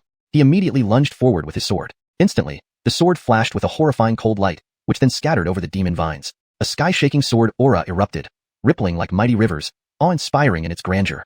Swoosh, swoosh, swoosh. Wherever the Sword Obsessive sword flashed, the vines snapped. At the same time, a stream of dark red, blood-like sap spurted out from the severed vines. However, within moments, something bizarre happened. The originally severed vines began to regrow from the broken ends, becoming as thick as before and charging towards them again. There's no mistake. Such resilience and growth speed. It's undoubtedly the bloodthirsty demon vine. The sword obsessive sheathed his sword, took another drink from his jade wineskin, and commented. Everyone's expressions changed drastically. The Xian's face turned incredibly grim. He had come to observe the ceremony in high spirits, but he certainly didn't expect the Green State College to give him such a tremendous surprise. Aya! In the dense forest of the withered, flourishing swamp, cries and shouts from the students could still be heard sporadically. Yet, none of them moved, none of them acted. Because at this moment, the dense forest was filled with these things. Even if they were incredibly powerful, what could they do? If they didn't sever and destroy the mother root of these vines, the vines would be endless. However, to kill the mother root of the bloodthirsty demon vine would be an extremely difficult task. Meanwhile, deep in the dense forest, at a certain moment, Draper suddenly burst out with a shout, "Attack!" Chapter 283, Subduing the Bloodthirsty Demon Vine? Whoosh whoosh whoosh. Quentin strained his already exhausted strength and forcefully unleashed waves of spiritual energy, severing the bloodthirsty demon vines surging up from underground. Ares summoned the power of earth, turning clods of soil into sharp blades that repelled the onslaught of those demon vines. Draper felt a twinge of regret. Ares was not adept at using the power of earth. He specialized in the power of wind. But in this dense forest filled with the traces of these vines, where was any wind coming from? The Heavenly Tao Constitution allowed one to communicate with the Heavenly Tao, harnessing all kinds of power for personal use. Ares only truly mastered the power of wind. His control over other forces like the power of earth was not as proficient. If Ares were really skilled in the power of earth, they wouldn't have had to exert so much effort digging this large pit beneath their feet. Even now, digging this massive hole had already drained them significantly. Plus, this accursed power restriction became more oppressive the more they tried to resist or draw on additional power, making it increasingly difficult for them. But there was a silver lining. Draper could faintly sense the mother root of the bloodthirsty demon vine underground. His divine soul had earlier given him a warning, but now it was trembling violently, an unprecedented reaction for his soul. His soul too feared what lay underground. In the end, the ancient dragon rune between his brows suppressed the trembling. Boy, the mother root of the bloodthirsty demon vine is indeed a terrifying menace, but also a supreme treasure. Since you've come this far, why not consider trying to subdue it? Huh? Draper looked at Nicholas incredulously. You had the nerve to say I was crazy earlier, but aren't you the crazy one now? Before, when Nicholas first mentioned the demon vine, he had advised Draper to flee. Yet now he suggested subduing the demon vine. I advised you to escape back then because it was the safest option. The vines weren't rampant yet, and you could have escaped easily. But you didn't heed my advice and instead decided to slay the mother root. Nicholas said coolly. What you're doing is essentially courting death. Since you're prepared to possibly die, why not consider taming the bloodthirsty demon vine? As they say, fortune lies in risk. If you don't die and manage to subdue the demon vine, wouldn't that be killing two birds with one stone? Nicholas said this matter-of-factly. Seeing that Draper wasn't taking his suggestion seriously, Nicholas continued. So, boy, let me ask you. How do you find Catherine's nether poison body? You once said that a poison body can match an army, and now that her poison body has evolved, her strength is hundreds of times greater than before, undoubtedly powerful. Yes, Nicholas agreed. If I told you that subduing the mother root of the bloodthirsty demon vine is akin to possessing 1,000 Catherine's nether poison bodies, how would you feel? 1,000 nether poison bodies? Draper exclaimed in shock. That's just while the bloodthirsty demon vine hasn't fully matured. Once grown, even 10,000 nether poison bodies wouldn't stand a chance against it. Nicholas nodded and asked again. Boy, how does that sound? Tempted? Damn it, let's do it. Draper gritted his teeth, deciding without hesitation. Good, that's the spirit, Nicholas smiled and added. Actually, you needn't worry too much. If my guess is correct, this bloodthirsty demon vine is still a tender sprout. Otherwise, Catherine's poison couldn't have destroyed these vines. This is the best time to strike, Nicholas continued. Enough chatter. Tell me what to do, Draper cut him off. It's simple. The bloodthirsty demon vine craves human blood, especially from experts with special constitutions. So, Nicholas left it unsaid, but Draper understood. Looks like my blood is quite popular, Draper sighed bitterly. Ever since inheriting the ancestral dragon's bloodline, it felt like this blood no longer belonged to him. Whenever there was a need, he bled profusely. The young bloodthirsty demon vine must have just awoken, so its power isn't at full strength yet. But it has sentience, and you can try communicating with it, Nicholas explained his plan. If you promise to provide it with enough blood to grow, the bloodthirsty demon vine might follow you. Won't I have to keep supplying it with blood? Draper asked. Well duh, if you don't feed it, do you expect me to? Nicholas retorted irritably, but then softened. The bloodthirsty demon vine will be a great aid. You want it to serve you. You must make sacrifices. You make it sound easy since it's not your blood, Draper replied coldly. You ungrateful brat. This is for your own good. Do you know how many ancient powerhouses tried and failed to capture the bloodthirsty demon vine's mother root? How lucky are you to find it in its young state, while you have blood that can tempt it? Nicholas paused, then suddenly warned, enough talk, the mother root is surfacing. Wait, what about communication? Draper wanted to ask more, but Nicholas vanished into his divine mind. Hey, at least tell me how to communicate with it. Draper sighed deeply. Nicholas was becoming increasingly unreliable, always disappearing at crucial moments. Despite this, understanding how to subdue the demon vine, Draper immediately instructed Aerie and Quentin to stop fighting the vines. Aerie and Quentin looked puzzled, unsure why Draper ordered them to cease their attacks. Without their interference, the bloodthirsty demon vines began growing rapidly, reaching toward Draper's group almost instantly. However, The intense poison emanating from Catherine enveloped them tightly, preventing the vines from touching them. Meanwhile, Draper sternly slashed his palm open. Immediately, blood sprayed out like arrows, landing on the rapidly growing vines below. But then, something unexpected happened. Those drops of blood, upon landing on the demon vines, immediately caused them to emit agonized cries. Simultaneously, thick white smoke began rising from their surfaces. Soon, the sections of the demon vines that had been touched by Draper's blood withered and dried up completely. However, Draper's blood did not stay on the surface of the vines for long. It quickly seeped back into the ground. But right at this moment, a terrifying tremor erupted from beneath the earth. Before long, several bloodthirsty demon vines rapidly converged, pushing up a small plant that still emitted a faint green glow, much like a blade of grass. In the next instant, that blade of grass devoured the blood Draper had just dripped down. At this point, having consumed those few drops of blood, the small grass became even more vibrant and lush. Draper watched intently as the strange little plant absorbed his blood, its color becoming richer and more vivid. His divine soul sensed an unfamiliar yet powerful presence growing stronger within the ground. Despite the danger, he couldn't help but feel a flicker of hope. Perhaps this was the key to taming the bloodthirsty demon vine after all. As the scene unfolded, Draper's eyes narrowed in focus. The little grass seemed to be responding to the blood in a way none of the other demon vines had, indicating that it might indeed possess the intelligence Nicholas had mentioned. He wiped the sweat from his brow and prepared himself mentally for the challenge ahead. If this young sapling held the power Nicholas described, it could mean a significant boost in their chances of survival, not just against the bloodthirsty demon vines, but also in whatever else lay hidden within these perilous lands. Chapter 284. The mother root is actually a small grass? What's going on? Quentin and Aerie both looked at Draper in confusion. Draper was actually using his own blood to nourish the bloodthirsty demon vine? Was he crazy? However, Draper didn't offer much explanation. Instead, he stared at the little grass in surprise. This is the mother root of the bloodthirsty demon vine? He had imagined countless appearances for the mother root of the bloodthirsty demon vine, but never expected it would look like this. It was a small grass? Don't underestimate the small grass. Just as Draper was puzzled, a somewhat naive voice came from the grass. Of course, only Draper could hear this voice, as it directly transmitted to Draper's mind. Are you kidding me? Draper couldn't help but exclaim. This little grass was really the mother root of the bloodthirsty demon vine? Nicholas had just said that the mother root was sentient, and now it was speaking, confirming that this little grass should indeed be the mother root. Yes, I am. By the way, do you still have some of that blood from earlier? The grass asked again, then smacked its lips as if it were human. Draper still found it hard to believe and asked again, You're really the mother root of the bloodthirsty demon vine?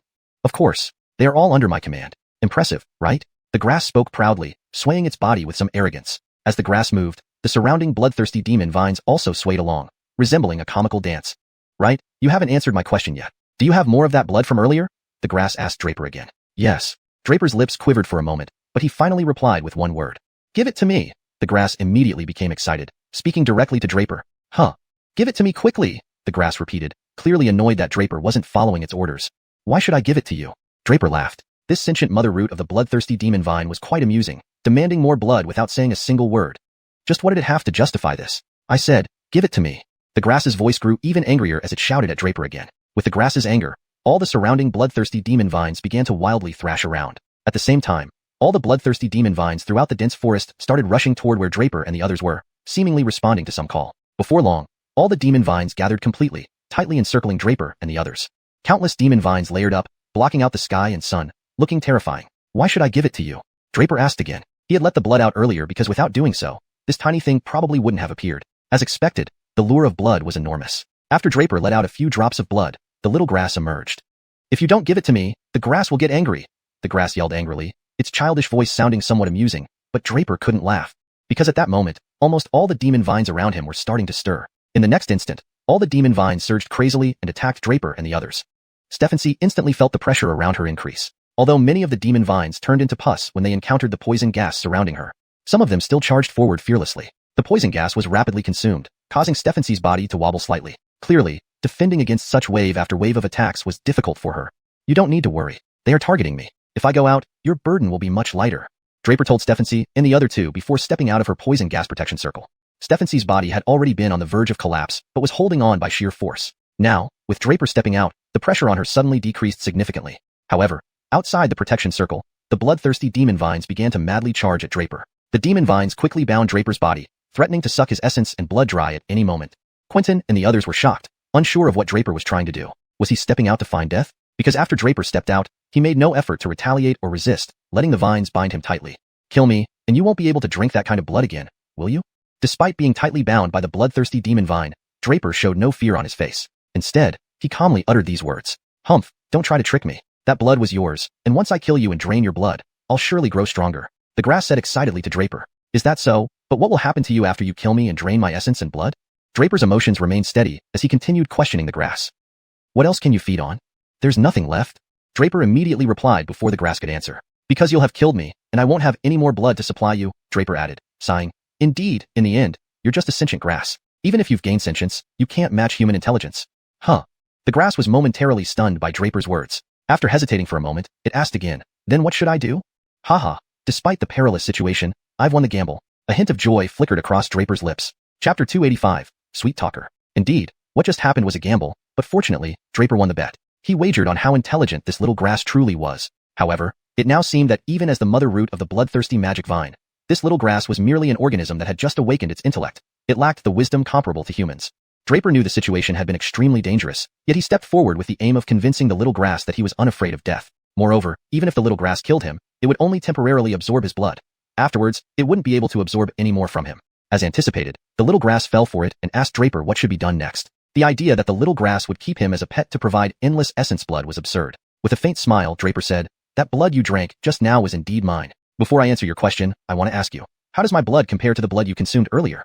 Numerous students had already fallen victim to the bloodthirsty magic vine. Draper's purpose in asking this question was to lead the little grass to draw a crucial conclusion through comparison, a conclusion that would significantly influence all his subsequent actions. Your blood is filled with great power. It's something the little grass needs to grow rapidly. To say the least, it's the best meal the little grass has ever had. The little grass replied without hesitation. This was the conclusion Draper wanted, that his blood was unique and invaluable to it. Overjoyed internally, Draper gently guided the conversation further. Good. Since you understand the uniqueness of my blood, you must also realize that continuously absorbing my blood would allow you to grow ceaselessly, correct? Yeah, the little grass nodded. Then, if you absorb me right now, you'll only get so much blood because there's only so much in my body. Afterwards, you won't have any more of my blood to absorb. What will you do about your future growth? Draper questioned once more. That's true. The little grass suddenly realized, I can't kill you. If I drain all your blood now, what will I do later? I have a solution. Do you want to hear it? Draper hesitated before speaking. What is it? Tell me quickly. The little grass grew anxious. Could you put me down first? Draper paused, eyeing the numerous vines entangling his body. Okay.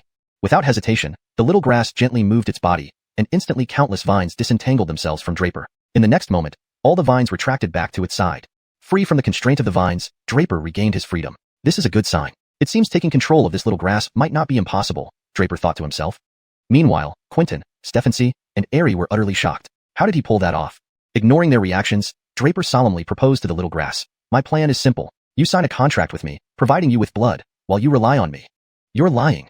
Instantly, the little grass turned violent again. The vines that had withdrawn rushed back towards Draper, completely enveloping him once more. This time, they showed no mercy. Draper felt his essence blood rapidly draining. It seems that contracts are taboo for the little grass. Calmly, Draper reviewed his words to pinpoint where he went wrong. It appeared the issue lay with the contract. Reflecting on it, the little grass wasn't entirely foolish. It understood what could and couldn't be done. Without hesitation, Draper spoke again. You may have misunderstood my intention. Misunderstood? Humans are all shameful deceivers. I actually believed you genuinely cared for me, but instead, you wanted me to submit and become your contracted servant. I'll kill you. The little grass's voice was filled with terrifying rage. Draper immediately grasped the little grass's concerns and clarified. You really misunderstood me. I don't want you to submit to me. I have no ulterior motives. I will never trust a liar again. Drinking all of you is enough for me to evolve into the next stage. After evolving, I can hunt countless humans, turning them all into my food. By then, I will evolve further and find even more nutritious meals. The little grass's vicious nature was fully aroused, roaring madly at Draper. You really misunderstood me. Draper was finally feeling some panic as his essence blood drained rapidly. My intention was to sign an equal contract. Draper shouted fiercely at the little grass. An equal contract? The little grass paused momentarily, and Draper felt the flow of essence blood slowing. There's hope. Energized, Draper seized the opportunity. My point is that we would form an equal contract, not a master-servant relationship, but rather, one of friends. Friends? The little grass became puzzled again. Partners, where we mutually aid each other rather than exploiting each other. I help you grow, and you assist me in enhancing my cultivation, helping me eliminate enemies beyond my reach. Draper explained gently. The little grass's tone softened, seemingly swayed by Draper's words. Chapter 286, Signing the Contract. I can assure you that as long as my strength continues to improve, my essence blood will continuously provide support for you. Draper continued, his tone filled with sincerity. You just said my blood can help you grow. I promise that once we sign the contract, I'll continue to provide you with essence blood until you fully mature. The small grass swayed its head, seemingly pondering whether Draper's words were true. Do you mean what you say? As long as we sign the contract, you'll keep giving me your blood? The small grass made a sound as if licking its lips. Of course, but on the condition that the essence blood you need does not affect my cultivation. Additionally, you must agree to help me in times of life and death. Draper did not beat around the bush and put forward his conditions. The small grass couldn't endlessly demand from Draper without limits. If too much of his essence blood was taken away, it could very likely impact his own cultivation. The small grass hesitated slightly upon hearing Draper's words, but evidently, the continuous provision of essence blood power was more important than the conditions he had mentioned. Though somewhat unwilling, the small grass still told Draper, "All right, I can sign the contract with you, but you must guarantee not to deceive me. If you lie to me, even at the cost of my own destruction, I will make sure we both perish." Draper immediately nodded and replied, "You can rest assured. If I deceive you, it would also violate the contract. By then, I'd be punished without needing to perish together." "Okay," the small grass tilted its head and said, before gently swaying its body. Soon, an extremely pure drop of blood condensed from the small grass. In the next moment, that drop of blood appeared in front of Draper. In the blink of an eye, that drop of essence blood landed on Draper's forehead. At this moment, Draper felt his divine soul tremble. The ancient dragon symbol in his divine soul suddenly emitted an awe-inspiring light and directly absorbed that drop of essence blood. Contracts are usually established between beast cultivators and humans, forming unique connections. Generally, human martial cultivators cannot sign equal contracts with beasts because once something happens to the beast, the human who signed the contract would also be affected. Powerful individuals wouldn't allow such a situation to occur. Thus, if a contract is signed, it is usually an unequal one, where the death of the beast wouldn't affect the human. However, it's quite rare for human martial cultivators to sign contracts with beasts or other creatures. Lesser beasts aren't worth the effort, while powerful ones are not easily tamed. Signing this contract with the mother root of the bloodthirsty devil vine posed significant risks for Draper. Any mistake could cause backlash to both him and the vine. However, signing the contract would bring enormous benefits. Even Nicholas had mentioned that a fully formed bloodthirsty devil vine mother root could match the strength of 1,000 or even 10,000 toxic bodies. The thought excited Draper. That drop of essence blood was quickly absorbed by the ancient dragon symbol, eventually entering Draper's divine soul. Meanwhile, Draper felt a subtle connection form between his divine soul and the small grass's soul. Although faint, Draper could clearly sense it. But now, the small grass seemed weakened, clearly due to losing that drop of essence blood. Under the effect of the ancient dragon symbol, Draper also condensed an extremely pure drop of essence blood. This drop instantly fused with the small grass's blood. A buzzing sound suddenly emanated from Draper's spirit palace. Next, Draper seemed to connect with the small grass's thoughts. He understood what the small grass was thinking. Simultaneously, the small grass moved and began retracting all the devil vines rapidly. In the blink of an eye, all the bloodthirsty devil vines vanished, leaving only the single small grass. Drunk-like, the small grass rushed towards Draper. Strong blood droplets surged from Draper's body and flew towards the small grass. The small grass absorbed all these blood drops, finally landing on Draper's forehead and entering Draper's divine symbol, rushing into his divine soul. In the next moment, the small grass rooted firmly in Draper's divine soul. Supported by Draper's divine soul, the small grass felt a significant boost in power. Draper's divine soul became denser as well. After fusing with Draper's divine soul, the small grass quickly rooted itself in Draper's divine soul, with tendrils wrapping around it and integrating with major meridians in his soul. All these changes occurred almost instantaneously, causing Quentin, Stephanie, and Aerie to look shocked and bewildered. But with the bloodthirsty devil vines gone, they relaxed, especially Stephanie, who had been under suppression and endured for so long. She immediately sat cross-legged to absorb spiritual stones and recover her strength. Quentin and Aerie looked puzzled at Draper, wanting to ask what had happened. Shaking his head, Draper simply said, "This isn't the time to talk. Go check if any students survived." They didn't hesitate and left hurriedly. Draper also sat down to meditate, feeling his divine soul exhausted after the contract. Running his mental energy to nurture his soul suppressed the discomfort and weakness within him. What happened? Barry suddenly exclaimed outside the withering flourishing forest. Originally tangled with terrifying devil vines everywhere, in an instant, those vines had vanished without a trace. No one knew what happened inside the forest. "Why are you four standing there?" Seeing no more vines, Barry shouted at Baron and his team, "Go investigate the situation in the withering flourishing forest." These four were responsible for the chaos. With no more vines, they had to finish the task? Yes. Baron and his team looked terrified but dared not argue, rushing into the withering flourishing forest. Chapter 287, Searching for Draper. However, just as the four rushed into the withered forest, they discovered that most of the toxic fog within had already dissipated, and the demon vine had completely vanished without a trace. The entire withered forest was now littered with piles of bones everywhere, undoubtedly left behind by students who ventured into the dense forest. Honestly, all four felt a bit uncertain.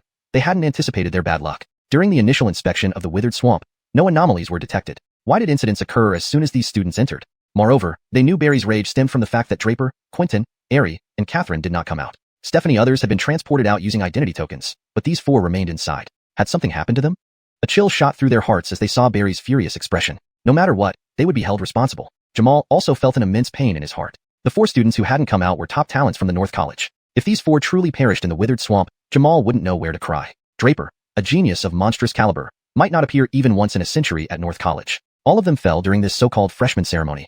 Just as Jamal pondered this, Camden beside him suddenly spoke up, "Look, there are still some students over there." The other three were momentarily stunned, then immediately focused their gazes on the distance. Sure enough, as Camden said, several people were gathered not far away. Without hesitation, the four quickly headed towards them. "We've searched. Apart from us, no one else survived?" Quentin and Aerie confirmed after a thorough check. Indeed, apart from them, no one else made it. Draper sighed softly, feeling a sudden sense of desolation. The path of martial arts was indeed perilous, filled with countless dangers and challenges. None could foresee if the next to die would be oneself. Of course, danger and opportunity coexisted. Like this time, many students who entered the withered swamp didn't make it out. But Draper had improbably obtained the mother root of the bloodthirsty demon vine. Sighing again, Draper shook his head, instantly dispelling these thoughts. At this moment, Catherine had fully recovered her yuan energy. She absorbed most of the surrounding toxic mist. Being a calamity poison body, what was poison to others was supreme nourishment for her. Her recovery rate was much faster than using spirit stones. Let's go, Draper said to the three. At this point, only they four remained in the withered swamp. The first trial compared how long these students could survive in the swamp. They seemed to have endured the longest. Draper. Suddenly, a voice full of surprise and joy echoed nearby. Recognizing the voice, which sounded like Jamal's, Draper lifted his head. Indeed, it was Jamal speeding toward them, along with the deans of the other three colleges, Baron, Camden, and Yvette Wuya. Upon seeing Draper and company, Jamal and the others felt an enormous relief. To find surviving students was astonishing, especially these four. Jamal was undoubtedly the happiest. The North College's four outstanding geniuses returned intact. Your Excellency, deans. Draper and the others greeted as they reached Jamal. Yes, Jamal nodded, glancing at the four and noting they were unharmed, then smiled in satisfaction. You four had good luck to survive the bloodthirsty demon vine. It's incredible. How did you manage to survive in the withered swamp? Camden couldn't help but ask. As they entered, they saw numerous bones scattered around, remnants of the deceased students. Having found Draper and the others alive was surprising. We're not sure ourselves, Draper began before the others could speak. We relied on the poisonous energy she released to temporarily fend off the demonic vines. But when she nearly gave out and we were about to use the identity token to teleport out, the demon vine mysteriously vanished. Draper looked puzzled. After hearing Draper's explanation, Camden and Yvette Wuya turned to the other three beside Draper. They naturally nodded in agreement without hesitation, treating Draper as their leader.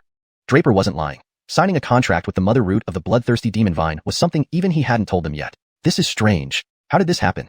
Baron also found it hard to believe.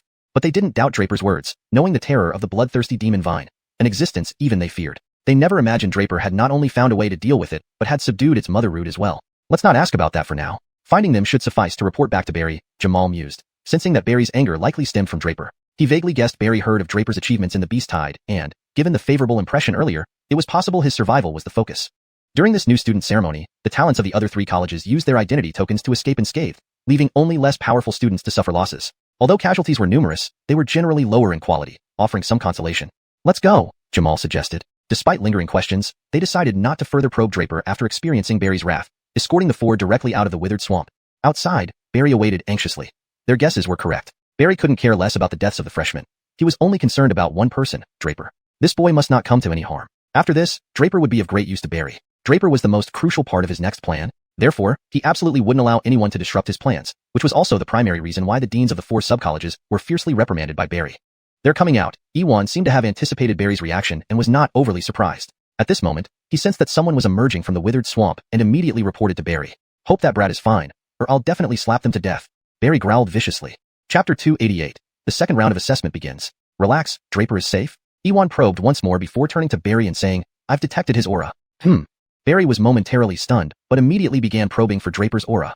Indeed, he sensed Draper's presence too. Great, that kid's fine. Barry was overjoyed. Nearby, Sword Obsessive, Zora, and Yael overheard the conversation between Barry and Ewan. They were quite curious about who this kid was, whom Barry seemed so concerned about. Not only did it concern him, but Barry had even said he would kill the deans of the four divisions if anything happened to him. This piqued their immense curiosity. Could a new student be worth more than the deans of the four divisions? Just who was this kid? Hawk, Gregory, Tion, and three others quickly emerged with Draper and the others. Seeing Draper was unharmed put Barry completely at ease. Without wasting words, Barry directly asked Draper and the others what exactly happened in the Kuerong Bog. Draper repeated the account he had given earlier, this time in more detail, for Barry and the others. Barry then looked towards Quentin and the other three.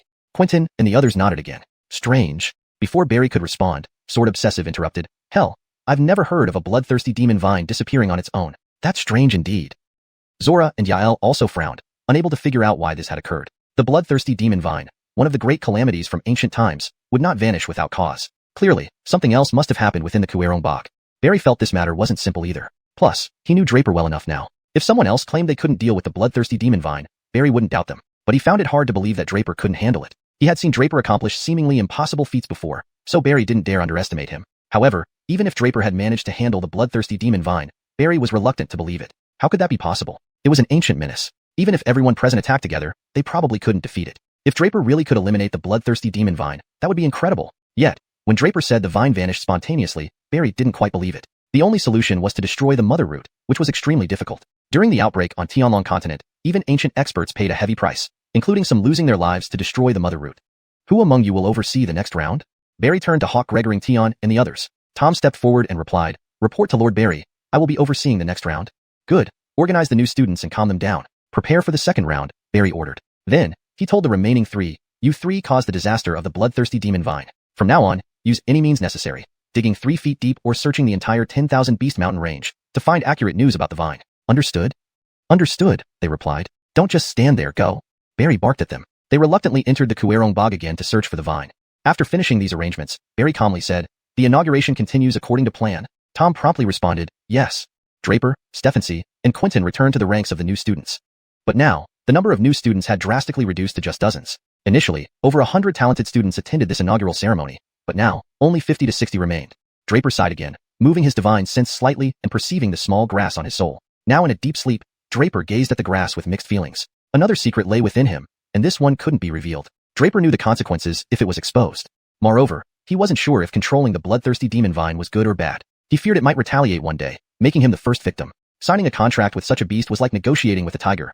No one knew what would happen ultimately. Shaking off these thoughts, Draper focused on the upcoming second round of competition. At the same time, Tom announced the rules for the second round. Simple. The second round tests your divine soul and physical strength. Tom spoke bluntly.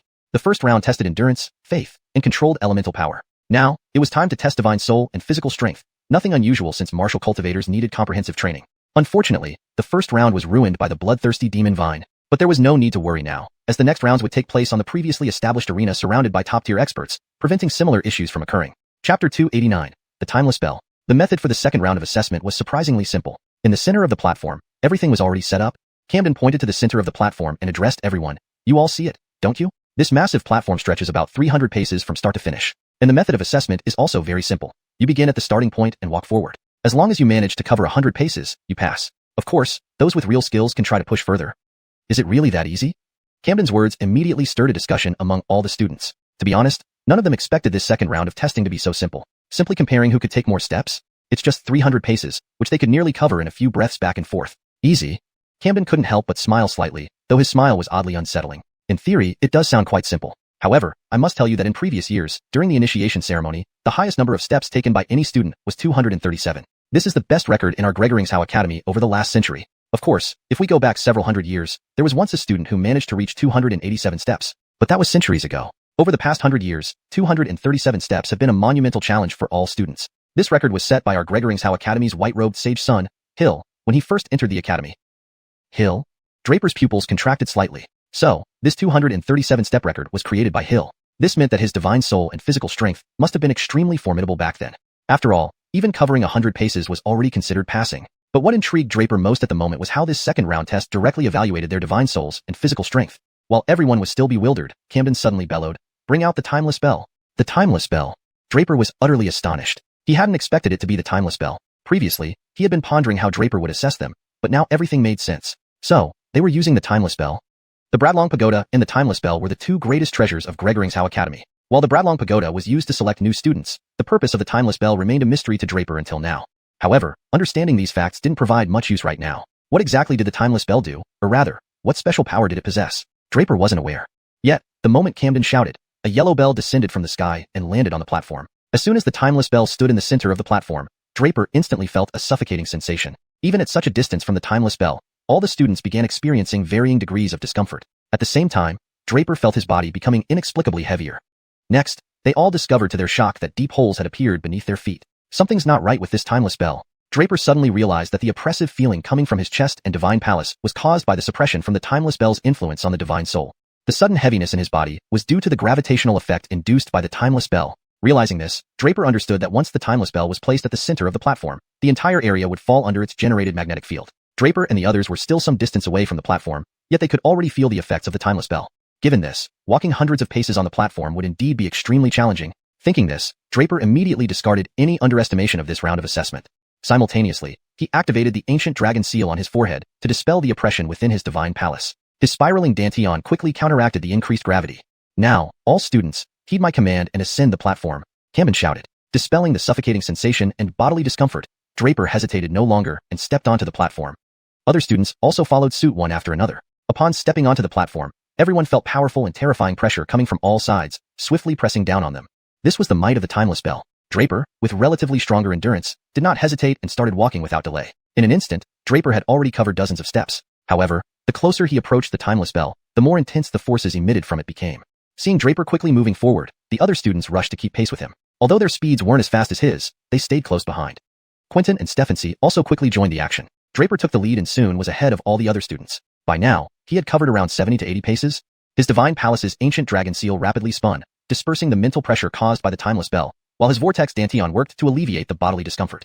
I hope this boy can surprise me again, Barry said unexpectedly beside him. Yes, I also hope this boy can give us another surprise, Iwan added. The heads of the other major academies also fixed their gazes on Draper. They now knew that Auden, who had earlier triggered the ringing of the timeless bell, as mentioned by Barry, was indeed this very Draper. Chapter 290, Magnetic Field Power. Just as Draper walked over 100 steps, he suddenly felt the surrounding gravity and mental power suppression rise to an even more terrifying level. The further Draper went, the heavier his body became. Even his divine soul power started to be affected gradually. Despite having the ancient dragon symbol, it was somewhat unable to withstand the power of the primordial bell. Now, he understood that the true power of the primordial bell could create a terrifying magnetic field on this stage. All these students were under this magnetic field for the second round of assessment. In this magnetic field, even standing still required enduring tremendous pressure. Needless to mention walking.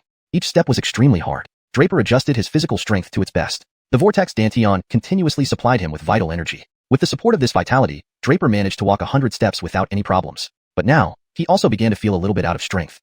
Physical strength is not unlimited. Draper felt he had reached his physical limit. Every step forward now felt like all the heaviness in the world was pressing down on him. Christo shook his head and said, "This kid is too impulsive. There's no one around him to share that gravitational force. At this rate, I think 180 steps would be his limit." Claudia and Yael both nodded in agreement. They weren't unfamiliar with the primordial bell either. They knew that the magnetic field power formed by the primordial bell exerted a suppression force on them. Other students had only taken about 50 steps, half of what Draper did. But since they moved in sync, each shared some gravity, making it much lighter for each of them. They didn't have to endure the terrifying gravity like Draper did all alone due to his rash advance. But Iwan and the National Fiend exchanged smiles without saying anything. They had seen Draper's more powerful and terrifying sides before. This gravitational force produced by the primordial bell was just troublesome for Draper, but wouldn't stop him from advancing. However, they didn't say it because no one would believe it unless they saw Draper's potential themselves. The pressure is getting bigger. Quentin, Heir, and Stephanie were moving forward at about dozens of steps. They used their own techniques to leave many other experts far behind, but were not outstanding compared to Draper. Other geniuses from various schools, such as Xerxes, Rufus, Stephanthu, and Zyra, were also a considerable distance away from Draper. Draper has already walked about 130 steps on the platform. Stephanthu's strong physical power and spiritual force almost had no effect on him. He quickly left other experts behind and broke through the 100-step mark. After passing the 100th step, it meant they had basically secured their advancement in the second round. One after another, many experts surpassed the 100-step mark. And now, Draper was at the 150th step. There were only 30 steps left until the 180th step limit mentioned by Christo earlier. At this moment, Draper's speed also slowed down several times. Those who passed the 100th step were also slowing down significantly. Definitely because the pressure, gravity, and mental force restriction after 100 steps grew larger. They wouldn't doubt at all if they stopped progressing. They might retreat under the terrifying suppression. Draper took a deep breath and continued to move forward. Soon, he suddenly heard a rip sound from his clothes. Draper slightly stunned, then looked at his clothes in surprise. He soon found that the clothes on his chest were directly torn open. Next, the ripping sound grew louder and louder. Finally, there was a crack. Draper's clothes were thoroughly shattered, revealing muscles shimmering with golden light. 180th step. Draper silently counted his steps, now reaching the 180th step. It seems this kid is underestimated. Christo was also stunned and awkwardly raised his wine gourd, drinking a few sips before not saying anymore. Draper's speed seemed very slow just now, and his body appeared almost ready to collapse under the restriction, yet nothing happened. Although Draper slowly moved forward step by step, he eventually made it. Soon, although the progress slowed down, Draper had broken through the 200-step mark. Hill created the best record for the Gregoringsau Academy years ago, reaching 237 steps. Now, Draper was only 37 steps away from breaking this record, and he was only 80 steps away from the Gregoringsau Academy's best record, 280 steps. Draper sighed deeply, sensing the rapidly intensifying pressure around him. He completely unleashed himself. In the vortex dantian, the drop of ancestral dragon blood that hadn't shown any activity for a long time started to stir again.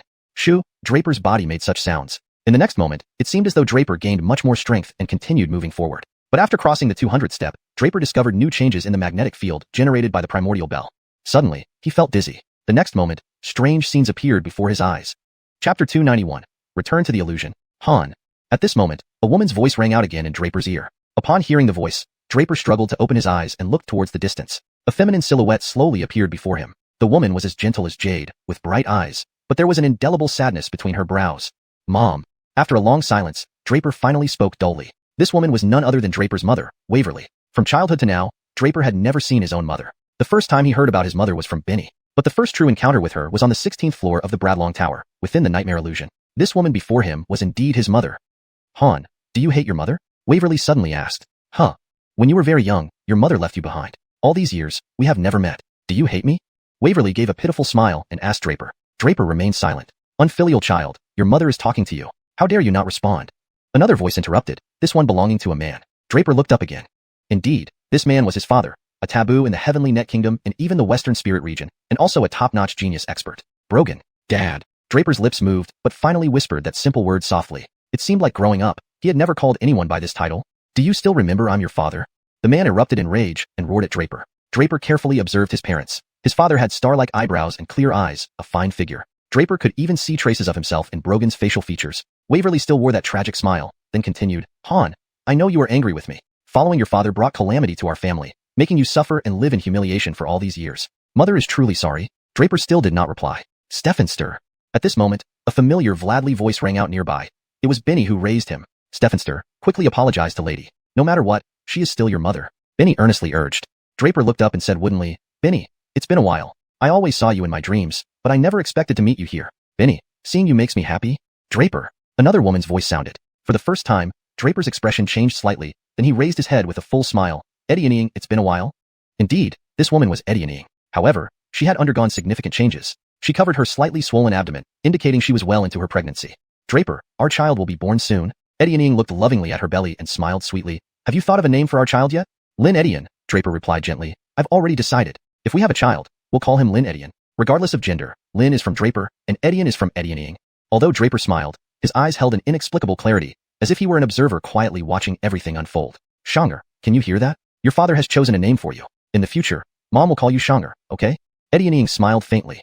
Draper, if I had met you earlier, would you love me? Another female voice interrupted, causing Draper to sigh softly as he looked up. Standing before him was Shannon Xiuxian, who had entangled with him before. Now, her tearful eyes fixed intently on Draper, waiting for his answer. This time, Draper remained silent for a long time before shaking his head. I don't know. Even Draper didn't have an answer. He wasn't sure if, without meeting Eddying, he might have fallen in love with Shannon Xiuxian instead. Perhaps yes, perhaps no. Such questions had no definitive answers. What happened between him and Eddying could only be described by one word. Destiny. Indeed, Draper and Eddying were destined by fate. Meeting at the right time, the right place, and encountering the right person. Any deviation wouldn't be called destiny. Han, Steffenster fears he cannot live much longer. Promise Steffenster you will live well, and take care of your little junior brother. Nico's voice echoed. Draper watched Nico, holding a toddler no more than 2 or 3 years old, bleeding profusely. After placing the child on the ground, Nico fell down weakly. Draper. Han. Han. Suddenly, voices bombarded Draper. Familiar faces and some deceased ones spoke in his ears. Draper stood motionless, seemingly lost in memories. Meanwhile, on the platform, everyone's gaze focused on Draper. The reason was simple. He hadn't moved since crossing the 200th step. He seemed to be entranced in some illusion. However, other experts had gradually approached the 170-step mark. Apart from Draper, another leader, Steffanthu, had reached the 200th step. Upon reaching 200 steps, Steffanthu hesitated momentarily, but then resumed moving forward, surpassing Draper. Draper, however, remained entranced. Other geniuses reaching the 200th step similarly faltered, but soon regained their senses and continued. Soon, over a dozen people surpassed Draper. 200 steps were a significant hurdle. Most failed even before reaching it. Only a few managed to cross the threshold. Draper still remained immersed in his world. Henrington, did this boy really pass the 16th level test of the Bradlong Tower? Yael couldn't help but ask. Sue Gregor Yuzhui and the sword enthusiast immediately focused on Iwan, sharing the same curiosity. Draper breaking through the 17th level of the Bradlong Tower in Gregoringshow marked a first in the history of the trial. Passing the 17th level implied passing the 16th as well. Iwan nodded, confirming their suspicions. Indeed, Draper had passed the 16th level. But it's important to know that the guardian of the 16th level is Nightmare, who can naturally create illusions and make people sink into them. The mental suppression caused by this primordial bell is immense, which would also have a similar effect. It forces the deepest thoughts within everyone's heart to be fully exposed. Therefore, encountering the situation after the 200th step has an effect almost identical to an illusion. However, this Draper was clearly immersed in the illusion and had not come back to his senses for a long time. This only made everyone more confused. Draper could break through the illusion created by Nightmare within the Bradlong Tower. How could he possibly be trapped in this illusion and unable to extricate himself? Could it be that everything before was merely a hollow reputation? Or perhaps Draper wasn't as talented as imagined? Chapter 292, Draper's Limit. However, just as everyone was bewildered, Draper's body moved at that moment. He hadn't immersed himself in the illusion. Even when Waverly appeared, Draper immediately knew it was an illusion. He didn't expect that the second round of evaluation would also be within an illusion. Of course, he understood that this was due to the more powerful mental suppression caused by the primal bell, leading to this situation. Although Draper knew it was an illusion, he wasn't in a hurry to break it. With his mental strength, dispelling the illusion wasn't too difficult, but he didn't want to do so, not yet. In the illusion, he could see his parents and xianxia, Benny. Moreover, he saw xianxia even carrying his child. So, Draper allowed himself to indulge in the illusion, unwilling to pull himself out. He wanted to preserve these fleeting moments of beauty, but now, having seen it all, it was time to end it. Without hesitation, Draper roared, "Break!" In an instant, all the scenes vanished. All his loved ones, his parents, xianxia, Benny, Stefan Sternico, Candace, they all disappeared. The final image lingered on his mother's tragic smile, his father's stern face, Benny's reluctance, Xiaxia's tears, Candace's resentment, and Nico's confusion. But at that moment, everything vanished. Draper's eyes regained clarity. Without hesitation, the vortex at his dantian rapidly spun, providing him with an endless stream of yuan force. His inner golden core also rotated quickly, adjusting his physical strength to its optimal state. The magnetic field of the primal bell at the 200th step had intensified over 100-fold from before. Even with Draper's unparalleled physical strength, he did not dare to underestimate it. Therefore, he adjusted all his strength to its best level to avoid any problems. The ancient dragon rune in his divine mansion continuously emitted powerful light, protecting both his divine mansion and spirit firmly. The mental pressure on his spirit diminished significantly. Draper's speed picked up. Within the blink of an eye, he took 10 steps, surpassing the geniuses who had overtaken him earlier. Everyone looked at Draper incredulously, their minds filled with shock. What kind of monster is this? To have taken 10 steps in just the blink of an eye?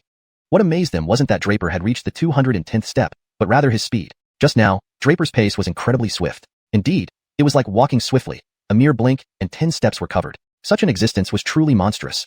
Of course, Draper's actions immediately drew everyone's attention. Even the deans in the VIP seats observing the second round were speechless. Earlier, Christo said Draper wouldn't last beyond the 180th step, but reality proved Draper's potential far exceeded that. He had almost effortlessly walked to the 180th step without even taking a breath. After getting lost in the illusion, everyone had doubted Draper. However, he once again proved with action that he wasn't trapped. And within a few moments of breaking the illusion, Draper took another 10 steps, reaching the 210th step. From this, it was clear that Draper couldn't be underestimated. Meanwhile, Stefanthu had already reached the 220th step. Seeing Draper advance 10 steps in the blink of an eye, Stefanthu felt immense pressure. Soon, Draper astonished everyone again. Draper's figure moved once more, catching up with Stefanthu at the 220th step, shocking everyone once again. But clearly, Draper's goal didn't stop there. The next moment, he took another 10 steps, reaching the 230th step. At this point, Draper had left everyone far behind. Everyone could only watch Draper's back, finding it hard to catch up. However, Draper paid no attention to others' thoughts. He rapidly rushed forward. This time, without exception, he advanced another 10 steps, the 240th step. At this moment, Gregoring's Academy's history spanning nearly 100 years had been rewritten by Draper. He broke Hill's record. Hill's best record was 237 steps, but Draper had now reached 240 steps, surpassing Hill to become the first genius in hundreds of years to reach the 240th step. Clearly, this wasn't Draper's limit. After a brief pause, he moved again, reaching the 250th step. The 250th step was only 30 steps away from Gregoring's Academy's best record, 280 steps. It seemed likely that Draper could break this record. At this moment, everyone's gaze, whether in the VIP seats or those participating in the second round with Draper, focused on him. They all wondered where Draper's limit was, and if he could break the 280-step record. Draper did not disappoint. The next moment, his figure moved again, reaching the 260th step. Every time, Draper advanced 10 steps, becoming everyone's anticipation. In the next moment, Draper's figure moved again, advancing another 10 steps. Now, Draper had matched Gregoring's Academy's best record, the 280th step. At this moment, all eyes were on Draper. Everyone knew that even one more step would create a new record. And from what they saw, this was still far from Draper's limit. Draper remained calm and collected. And people noticed that as he progressed, his speed increased even further. The last few sets of 10 steps were completed almost instantly. Chapter 293. The eternal bell sounds again. However, at this moment, Draper remained rooted to the spot, no longer taking another step forward. Everyone's eyes were on him, all eager to see if Draper could truly break the record that had stood for over 1,000 years. But now, Draper disappointed everyone. He stayed at the 280th step for the duration of an incense stick burning, not moving an inch. It was as if he had been lost in some illusion, frozen in place. No one knew what Draper was doing. After all, just by his expression, it didn't seem like he had reached his limit yet. Why did he stop there? In the VIP seats, everyone felt regretful, thinking that Draper giving up like this was a real shame. However, those who knew Draper well showed no emotion on their faces. Although they weren't sure what Draper was up to, they were absolutely certain that Draper would never give up. After waiting for what felt like ages, Draper moved again. This time, he didn't just take 10 steps, he took 20. Indeed, 20 steps. Draper's speed was so incredible that almost no one could clearly see how he accomplished it. But he did it. In an instant, he covered 20 steps. At this point, Draper had already reached the end of the platform. The entire platform, from start to finish, was only 300 steps long. Draper had perfectly achieved 300 steps. A new record was born.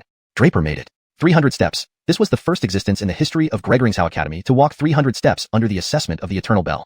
At this moment, Arnaud and Nicholas in the VIP seats looked at Draper with astonishment, calling out incredulously, "This? How is this possible? How could he reach the 300th step?" Zora and Yarel also gazed at Draper in shock. They hadn't expected that Draper would actually walk to the 300th step. He was the only one in Xiao Academy's history to achieve this. However, the crowd's shock didn't last long because soon after, the eternal bell in the center of the platform suddenly emitted a brilliant light. A golden glow shot out from the bell, enveloping Draper entirely. Simultaneously, the eternal bell rang again. Its sound echoed through the sky. Instantly, across the entire platform and the 10,000 Beast Mountain range, the dong dong dong of the bell resounded. Xiao Academy and the 10,000 Beast Mountain range became bustling with activity. A new prodigy emerged. From this battle onward, Draper's name would echo throughout the 5 great academies. From now on, Draper would no longer be just a pride of Xiao Academy, but of the entire Tianluo kingdom. Barry's smile couldn't be concealed, nor could Iwan's. Neither of them had expected that Draper would actually break the 1,000-year-old record of Xiao Academy. 300 steps. Not only that, Draper even triggered the eternal bell to ring once more. This was the second time the eternal bell had rung for Draper. The eternal bell ringing basically meant that this genius's achievements would be remarkable, possibly becoming a pillar of Tianluo kingdom or even an ultimate powerhouse. After all, even the former white-robed sage Hill had only reached the 237th step, yet no one doubted what Hill could achieve in the future. Now, someone more outstanding than Hill had appeared. How could they not be overjoyed? Even Tom, responsible for the second round of assessments, was taken aback by this turn of events. He had not anticipated that Draper possessed such extraordinary talent. The first 2 rounds of the freshman ceremony assessed various qualities: strength, mental fortitude, adaptability, divine soul power, and physical prowess. In the first round, students were sent into the withering swamp with a strength restriction in place. This tested their mental fortitude, strength, and adaptability when facing powerful opponents under the restriction. The second round was simpler and more direct. Using the unique magnetic force generated by the Eternal Bell, it tested the students' divine soul endurance and physical strength. These 2 rounds aimed to assess the students' potential. Low initial strength wasn't scary because with diligent practice, one could become a supreme powerhouse. What mattered most was the foundation of martial cultivation, also known as talent. If a person's talent and potential were lacking, no matter how much effort they put in afterward, they might only achieve half the result with double the effort. Potential was the most critical factor for a student. That's why both Iwan and Barry held such high hopes for Draper. The reason was simple. Draper's potential was unmatched, and he had the potential to become a supreme powerhouse. As the eternal bell suddenly rang, Baron, Yvette Wuya, and Jamal, who were still searching for the bloodthirsty demon vine in the withering swamp, quickly converged. Did you find it? Baron asked immediately upon seeing Jamal and Acton. Where am I supposed to find it? I searched my entire designated area and found no trace of that so-called bloodthirsty demon vine, Jamal complained. Their gazes then turned to Yvette Wuya, who slightly shook his head. They had been searching for half a day but hadn't seen any sign of the bloodthirsty demon vine. But, did you hear it? Yvette Wuya suddenly spoke up. Hear what? Baron paused. The eternal bell rang again. Yvette Wuya said softly. We've all seen the eternal bell many times, but in previous second-round assessments, it never rang. Not even for Hill back then. Why did it ring this time? Upon hearing Yvette Wuya's words, the 3 fell silent.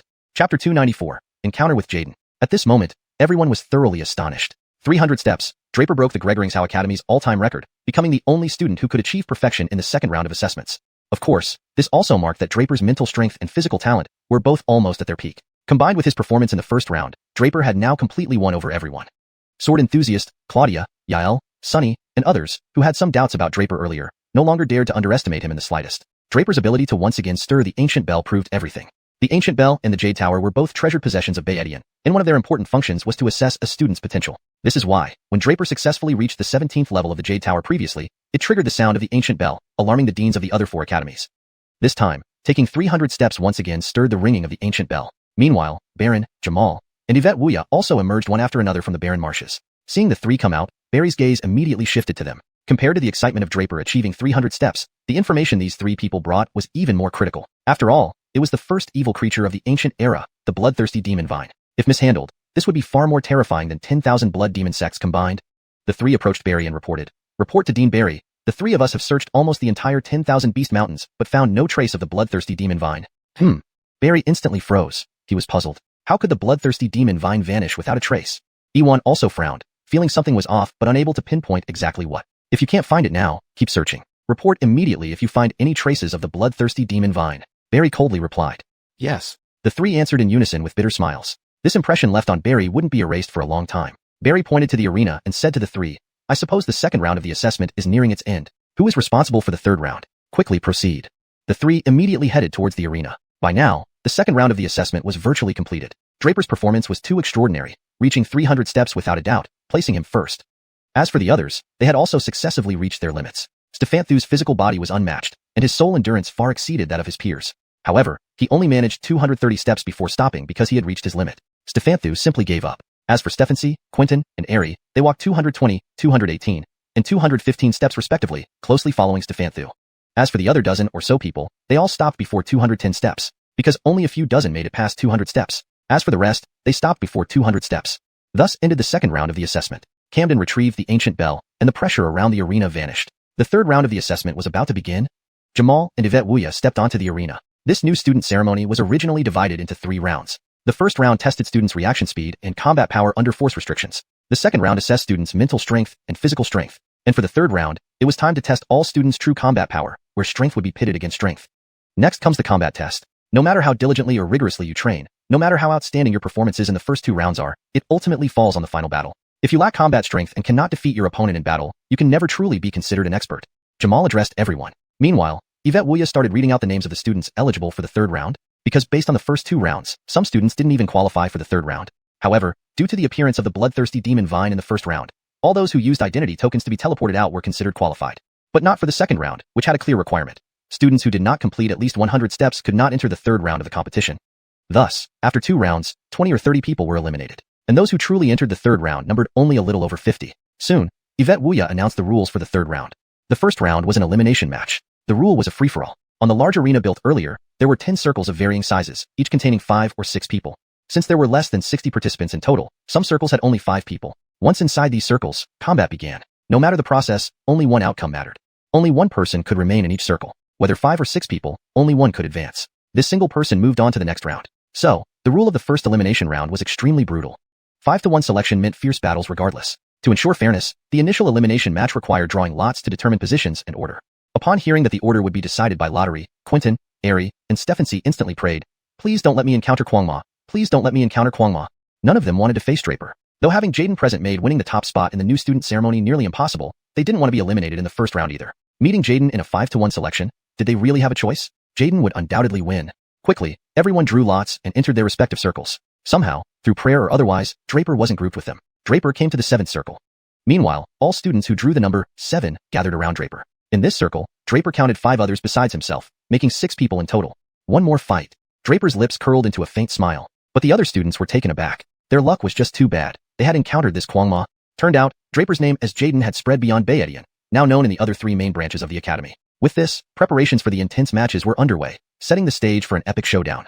Chapter 295. The Gregoringian board trembles. As Jamal gave the order, battles instantly broke out in all the circles. Draper, although you are very strong, I will not concede defeat so easily. A student beside Draper was about to say something, but before he could finish, everyone heard a bang. That student was directly knocked down by Draper's punch and fell outside the circle. "You few, do you want me to send you down? Or will you leave on your own?"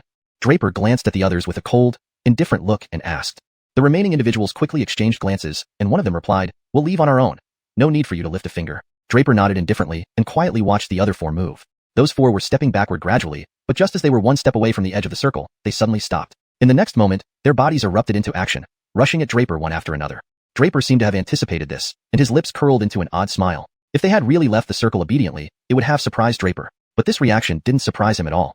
This is right. When facing a formidable opponent and wanting to advance, there's only one way: to gang up and eliminate the strongest. After that, it becomes relatively easier in the subsequent matches. Their strategy wasn't wrong, except their plans would come to naught. The reason is simple: they faced Draper. These 4 people, including the student whom Draper had punched out earlier, were only around the 3rd stage of Golden Core Realm. With such strength, defeating Draper was almost impossible. Draper was at the 5th stage of Golden Core Realm. Even if those 4 combined forces with the earlier student, they wouldn't be a match for him. Next, Draper's figure suddenly erupted into action, fully unleashing his 5th stage Golden Core Realm power. Bang bang bang. 3 successive punches sent all the students flying out of the circle. Once Draper revealed his 5th stage Golden Core strength, the students felt something was amiss, but it was too late by then. However, Draper never used excessive force. Though they were expelled from the circle, none of them were injured. Number 7 circle saw its first winner, Draper. Meanwhile, the other circles also started yielding results. Trisha successfully advanced as well. Once she acted, all the students felt dizzy and powerless. Thus, Trisha advanced without much effort. Quentin took a little time, but eventually succeeded in advancing. Heir had a close call, but ultimately advanced too. After all, Heir's heavenly Dao body isn't suited for combat, making it somewhat too difficult for him. However, Heir should thank Draper because the last devilish training did yield its intended effects. Stefanthu's advancement was expected, though his luck wasn't great. He encountered several powerful opponents, including Alicia Tiangon, who was in the same circle as Stefanthu. Thus, Stefanthu spent quite some time before finally securing victory. As the 3rd round of battles began, teams of students suddenly appeared. These weren't just anyone. These were the top 100 students on the Gregoringian board. The freshman ceremony was now in its 3rd round, and once this ended, the Gregoringian challenge would commence. It would give these new students a chance to challenge students on the Gregoringian board, and if successful, they could join the list themselves. They took seats around the arena, observing. Hill also looked towards the arena with interest, noticing Draper's gaze landing on him. They exchanged smiles, but their eyes gleamed with determination. 3 months ago, Draper and Hill made a 3-month pact. Now that the time had arrived, a spectacular battle was inevitable between them. With the arrival of these Gregoringian board students, senior students also came shortly after. Apparently, while Draper and the freshmen were undergoing the ceremony, the senior students also underwent an assessment in the 10,000 Beast Mountains. They've completed their assessment and challenged the Gregoringian board students. Thus, the rankings on the Gregoringian board changed dramatically. Stephanie's senior students have climbed up the ranks. Seeing both groups arrive, Barry smiled at the crowd around him. Seems like this year's Gregoringian board has seen significant changes. Hill is already 3rd place. Hill was now 3rd on the Gregoringian board, having risen from 10th 2 years ago, advancing 7 places in rank. Even the genius from the East Courtyard, Algernon, who possessed the Black Tortoise bloodline and had once fought Draper, had climbed to 7th place. He had previously been in the 20s, climbing over 10 ranks in a short time. Yes, the Gregoringian board is shaking, which means the positions on the Gregorian Long board will also change drastically, xiuxian added. The Gregorian Long board lists the geniuses from the 5 major academies, and top-ranked Gregoringian board students are guaranteed a spot on the Gregorian Long board. Thus, the massive changes in the Gregoringian board would affect the Gregorian Long board rankings as well. Allah, what do you think of Hill? xiuxian turned around and asked the young man behind him. Hill is strong, but I wouldn't fear him either. We might be evenly matched, 50-50. However, Hill being 3rd on the Gregoringian board surprises me. He may still be holding back, Allah said calmly. Oh, what about that, Draper? Hearing this, Barry immediately showed interest and asked again. That kid is merely 5th stage golden core. 1 move and he'd fall, Allah replied coldly. Oh, 1 move? Yet he achieved a record of 300 steps in the 2nd round and triggered the eternal bell, Barry pressed on. Brother, those achievements mean nothing against absolute power, Allah responded calmly.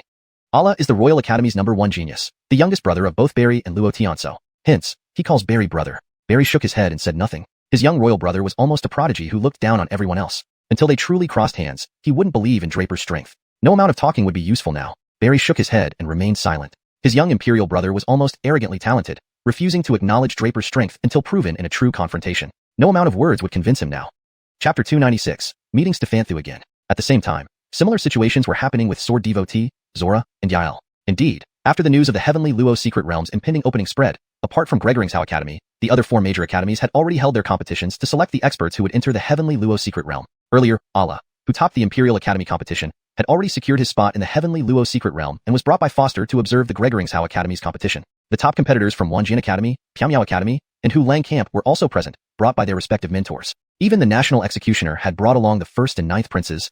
Henrio, what do you think of that kid called Draper? The Sword Devotee asked the young man behind him. Stephanster, do you want me to speak honestly or otherwise? Henrio hesitated for a moment before posing this question. Of course, tell the truth.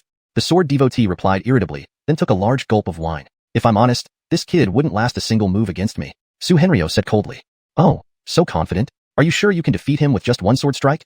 The Sword Devotee asked, slightly taken aback. I'm not overconfident about myself, but I trust Stephanster's teachings. A disciple trained by Stephanster should be capable of doing this. Henrio replied indifferently.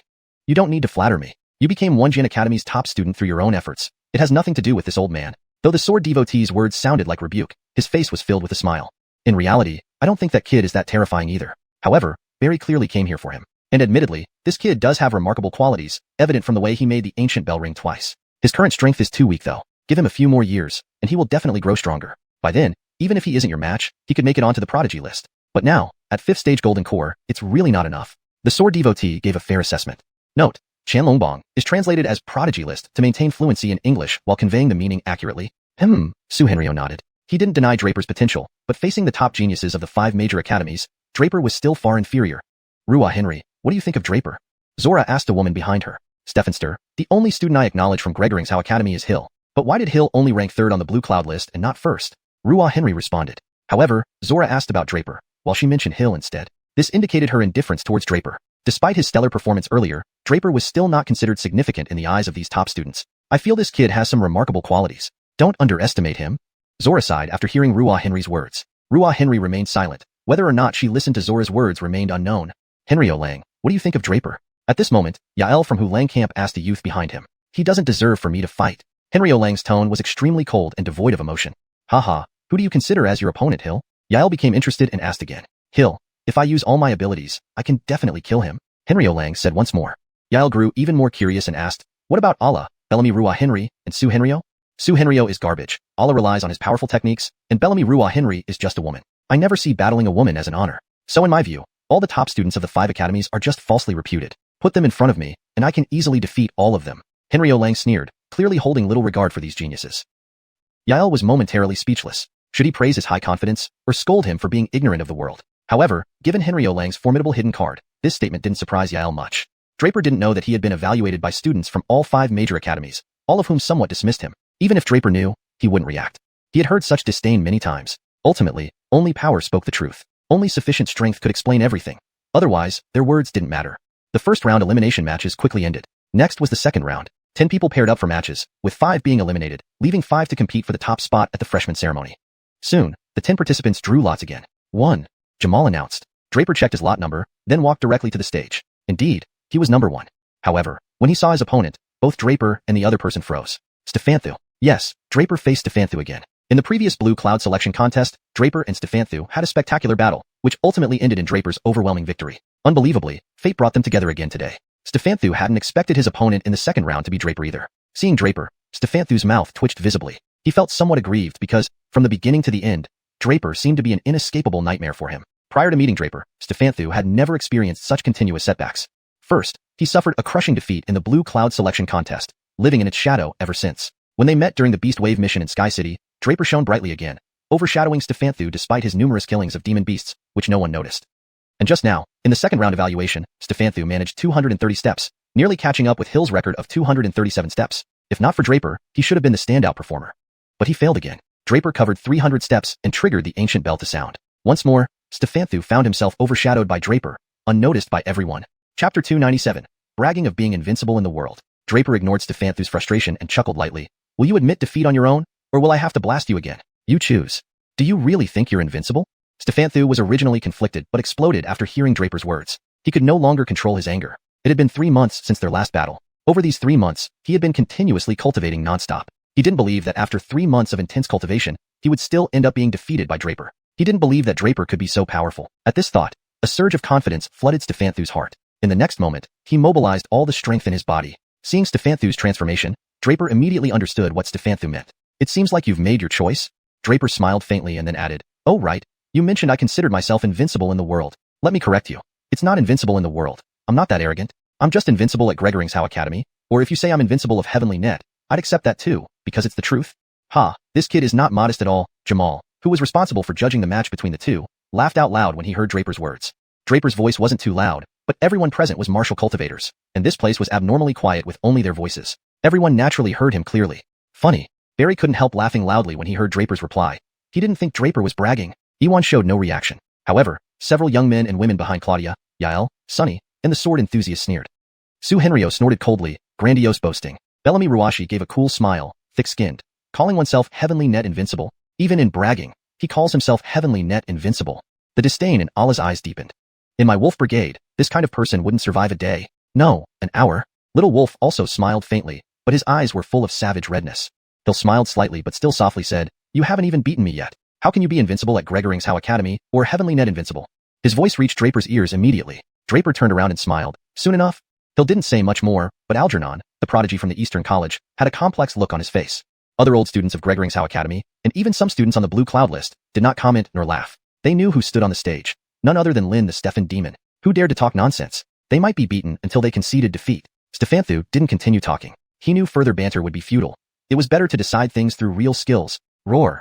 Stefanthu suddenly roared angrily. In the next instant, with a bang, Stefanthu's upper body clothes burst open. After the clothes ripped, extremely well-defined, scar-covered muscles were exposed. Such muscles looked full of power.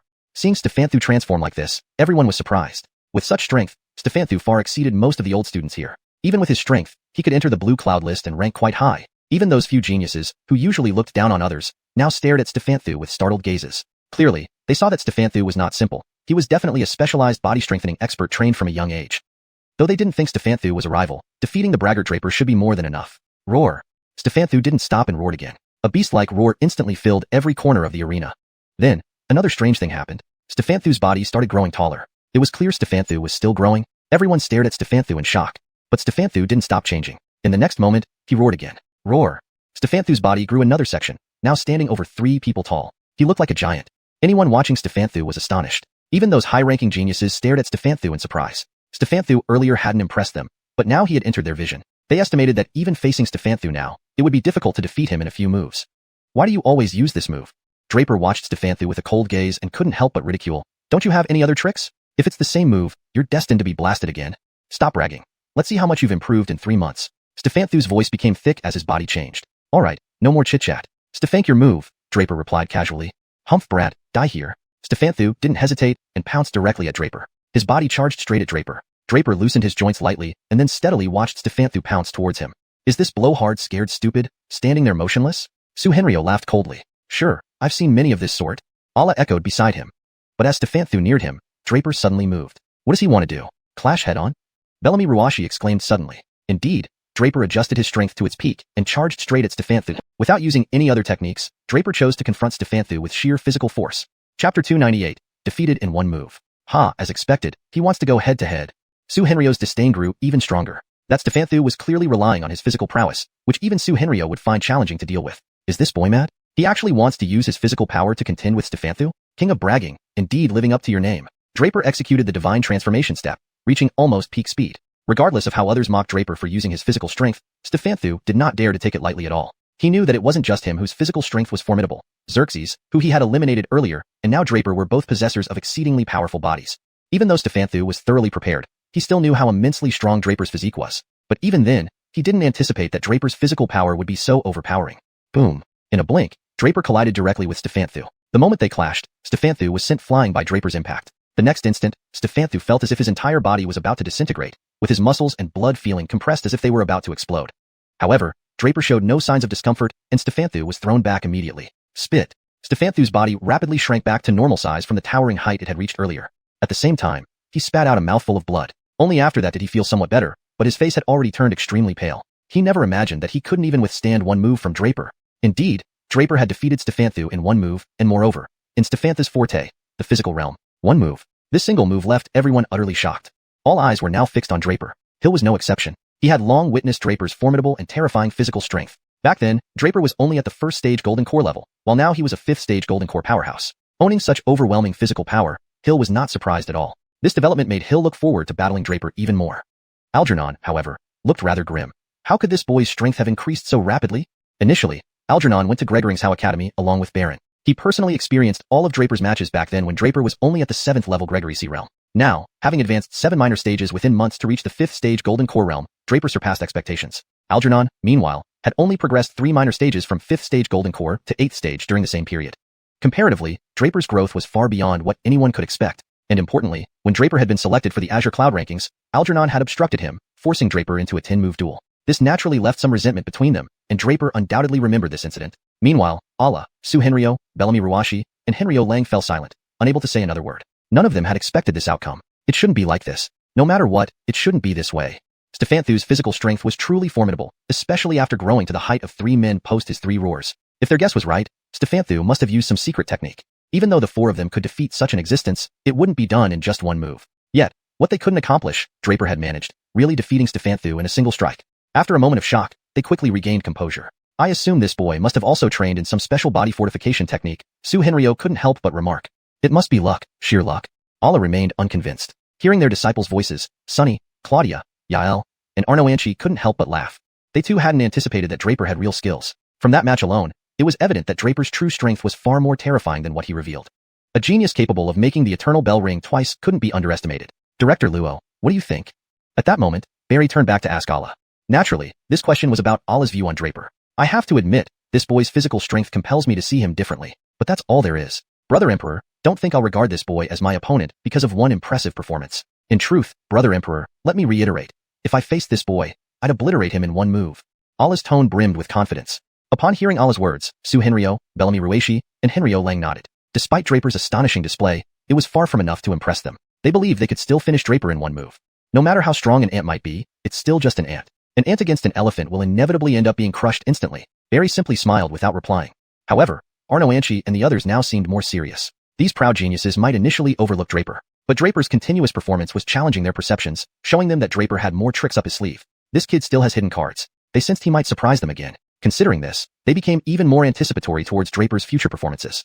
With Draper defeating Stefanthu in one move, he successfully advanced. Simultaneously, Leanne, Aerie, and Quentin also progressed. Including Draper, the North Yard had thus advanced 4 people in this final round of eliminations. Jamal was overjoyed. Among the top 5 in the new student ceremony, 4 were North Yard geniuses. The subsequent matches were undoubtedly still elimination rounds. This was already the 3rd round of eliminations. The first round selected 10 out of 50 plus contestants. The second round further narrowed down to 5 out of 10. Now, besides Draper, Aerie, Quentin, and Leanne, there was another contestant, Rufus, a Southyard prodigy known as the Divine Body. Possessing the anomaly, Rising Moon over the sea, Rufus was among Southyard's top geniuses. These 5 would compete in the third round of eliminations. The rules for this round were simple. Pairs would still battle each other. 5 people would draw lots. 1 person would be given a bye, while the remaining 4 would compete in 2 matches, selecting the final 3. These 3 individuals stood in the circle for their final battle. The one who ultimately remained in the circle would naturally be the first place winner of the new student ceremony. As for the second and third place rankings, they would be determined by the judges, Jamal and Ep2of2, based on the performance of the remaining 2 individuals.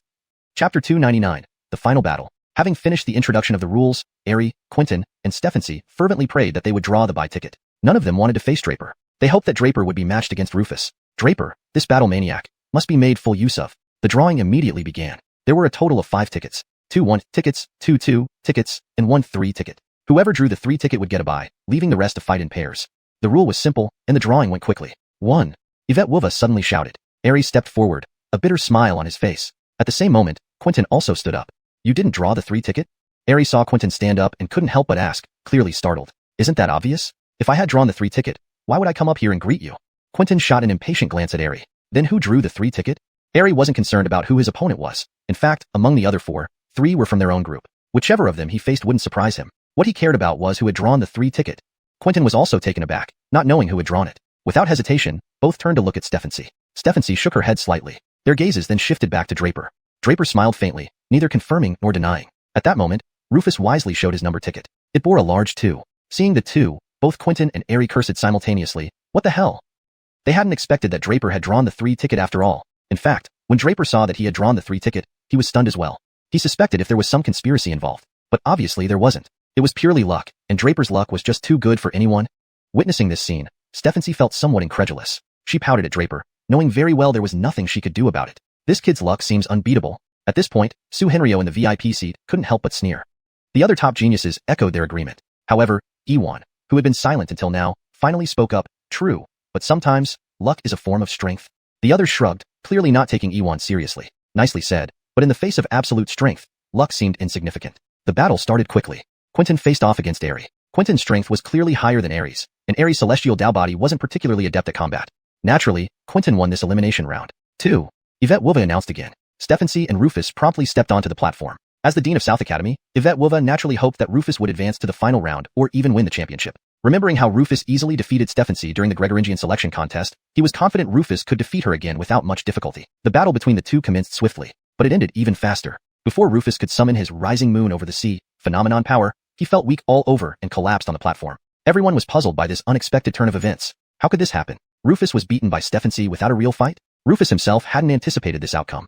Recalling how he had easily defeated xianxia before, what happened this time? He didn't know that xianxia had awakened her poison body, a terrifying constitution. Before the match started, she had spread her poison around the platform. Her control over her poison had reached a masterful level. Thus, since Rufus stepped onto the platform, he continuously inhaled xianxia's poison. When she eventually unleashed it, Rufus fell before even making a move. Quentin, xianxia, and Draper, who had the bye this round, naturally advanced to the final showdown. This round would involve all 3 of them, engaging in a free-for-all within the circle. The last person standing would be the winner of the freshman ceremony. And this time, everyone knew that the champion would have the opportunity to enter the Heavenly Network secret realm. After xianxia, Quentin, and Draper entered the circle, xianxia and Quentin exchanged glances. Draper naturally noticed their interaction and chuckled softly. So, you 2 are planning to team up against me? Duh, you're Lin Demon. How scared are you of facing us both? Quentin taunted. Trying to provoke me? Draper smiled. Rest assured, even if Aerie were here with you, he still wouldn't be a match for me. But since you've challenged me, I'm curious to see if my previous rigorous training has paid off. Mentioning the previous training reminded them of that brutal period. Draper had forced them through intense practices that left Aerie, Quentin, and xianxia with unforgettable experiences. Upon hearing this, Aerie immediately yelled at xianxia and Quentin, "Go all out! Finish him off!" Quentin and xianxia rolled their eyes. Was Lin Demon a pushover that they could simply kill at will? Draper smiled gently and said, "All right, try your best to finish me off. Begin. I won't hold back. I can't stand your arrogant attitude." Quentin gritted his teeth. In the next moment, a powerful surge of mental energy erupted from Quentin, rapidly forming into numerous sharp mental spikes. Indeed, Quentin used the Southern Divine Spike technique that Draper had taught him. Chapter 300, Draper's Method. He's actually a faux Steffenster. At this moment, not far away, Allah suddenly opened his eyes. The battle between Quentin and Aerie, as well as the fight between xianxia and Rufus, did not seem to attract Allah at all. Therefore, he was almost about to fall asleep just now. At this moment, sensing an unusual force, Allah instantly opened his eyes. Yes, it was a spiritual energy attack. The others also looked at Quentin in surprise. They were all pure martial cultivators who hadn't cultivated spiritual energy. Thus, they felt curious about Fu Stephansters who cultivate spiritual energy. At this time, they all watched intently as Quentin launched his attack. "You're attacking me with the method I taught you?" Draper was slightly stunned and then laughed, saying, "Fine. Today, I'll show you the difference between genuine skills and fakes." Without any hesitation, Draper's spirit's Stephantian slightly stirred. In the next instant, a boundless stream of spiritual energy erupted, forming powerful spiritual energy spikes that rapidly charged towards Quentin. Swoosh, swoosh, swoosh. A series of sounds came as two forces of Nanshan spike collided. Whiz, whiz, whiz. After the collision of these two forces, a horrifying sound seemed to pierce one's heart and soul, spreading outwards like sound waves in an instant. Stephancy's face turned unpleasant. She didn't cultivate spiritual energy, so this kind of spiritual clash made her uncomfortable. That Draper is actually also a Fu Stephanster? At this moment, seeing Draper launch a spiritual energy attack, Bellamy Ruashi finally couldn't help but ask. It seems so. This boy's spiritual power is almost stronger than many Fu Stephansters I've seen before. He should have the cultivation level of a spirit-level Fu Stephanster. Meanwhile, Henryo Lang from the Tiger Wolf camp also finally spoke hoarsely. Henryo Lang had previously dealt with Fu Stephansters and was not completely ignorant of them. However, the South Spirit Spike move Draper showed now truly amazed him. This boy must be a spirit-level Fu Stephanster. Upon hearing their words, Allah and Su Henryo frowned. Seeing his young royal brother frowning, Gusha immediately became interested again and asked, "Tianjun, what do you think of Draper now?" "I must say, he has refreshed my understanding once more, but I still believe that true strength is paramount. Although he has the cultivation level of a spirit-level Fu Stephanster, which enhances his combat power, his strength is still too weak. If he were 8th stage Golden Core, I would definitely consider him a formidable opponent. But being 5th stage Golden Core, even with the means of a spirit-level Fu Stephanster, he's still no match for us." Allah hesitated for a moment, and then gave an honest analysis. However, Gusha burst into laughter at this point, then said, "Tianjun, have you noticed that you've changed from calling him that kid to he? Not only that, why aren't you talking about defeating him in one move anymore?" Allah was startled for a moment. This? He hadn't noticed his change in wording, of course. Also, he no longer believed he could defeat Draper in one move. Draper's methods were diverse, and his physical strength was absolutely strong. With the enhancement of being a spirit-level Fu Stephanster, his combat power could rival that of an 8th stage Golden Core powerhouse. Allah himself was only 9th stage Golden Core, and though he could certainly win against an 8th stage Golden Core, instantly killing him would be difficult. But since he said this much, Allah naturally couldn't admit defeat. Next, gritting his teeth, he declared, "If we fight to the death, I'm confident I can kill him in one move." Gusha laughed aloud, knowing Allah was merely trying to save face. He didn't say more, but it was already clear how the mindset of these geniuses was changing.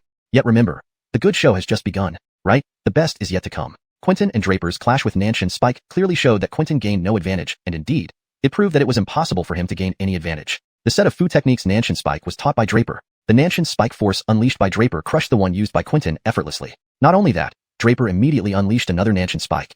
The spiritual energy in his spirit's Stephantian was like an endless ocean, so reusing Nanshan Spike required no effort. Before Quentin could react, the Nanshan Spike force rushed towards him madly. In desperation, Quentin could only defend, and his innate Fu body constitution played its role. The greatest advantage of the innate Fu body was that Quentin could use spiritual energy at will. Spiritual energy was almost fused with Quentin, so he summoned spiritual energy to protect himself in an instant. When the Nanshan Spike hit Quentin's spiritual energy shield, it dissipated completely. But soon after, Draper's spiritual energy struck again. Quentin was dumbfounded. "Lin Stefanman, are you human? How can you be so fast?" Draper remained silent, but did not continue attacking. Instead, he watched silently to see how Quentin would deal with this round of Nanshan Spike attack. "Why don't you fight? Are you watching?" Quentin complained to Stephancy on the side. They agreed to fight Lin Stefanman together, so why was it only him fighting now? Stephancy shot Quentin a look. She had attacked long ago, even before Draper made his move. She deployed the Immortal Poison Sutra, attempting to spread toxins on the stage as she did against Rufus. Once Draper stepped into this area, he would inhale large amounts of poison. At that point, if Stephancy detonated the toxin force, Draper would surely lose resistance. But despite the toxins being fully inhaled by Draper, he showed no reaction at all. "She has attacked. In fact, very early," Draper suddenly spoke. Next, he gently stretched out his palm, terrifyingly turning it green rather than its natural flesh color. Strands of terrifying green toxic force kept flowing on Draper's palm. "She wanted to kill me with poison, but unfortunately for her, I am immune to all poisons. Any toxin is ineffective against me." Draper chuckled and waved his hand. Next, those strands of green toxic force transformed into frightening drops of green liquid, slipping down Draper's palm. Those green liquids fell onto the arena and instantly turned into streams of poisonous liquid, corroding the stage with a poo-poo sound. Everyone was astonished. Chapter 301. Who dares to step up? The next moment, an uproar erupted as everyone was stunned by Draper's prowess. Someone who isn't afraid of toxins. Of course, when Draper said he had a body immune to all poisons, it was somewhat exaggerated. He did absorb the toxic force emitted by Stephancy, but once that entered his body, it was immediately absorbed by his Vortex Dantian. Although the Vortex Dantian couldn't neutralize the poison, it could confine the toxin to a corner of his body. Draper channeled the toxic force into his hand and expelled it from his body. This was why Draper showed no adverse effects after absorbing the poison. Meanwhile, the battle between Quentin and Draper was drawing to a close. Facing the South Divine Spear attack this time, Quentin had no more tricks up his sleeve. He could only barely muster his mental power to clash with Draper.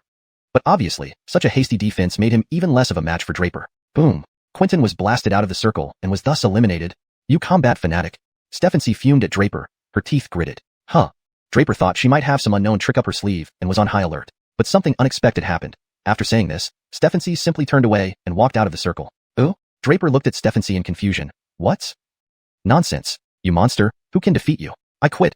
I admit defeat. Stephanie glared at Draper hatefully. A murmur rippled through the audience. Even Yvette Wuya, the referee, was taken aback.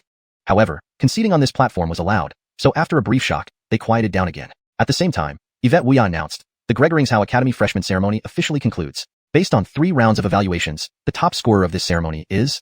Wait. Suddenly, Barry in the VIP seats interrupted.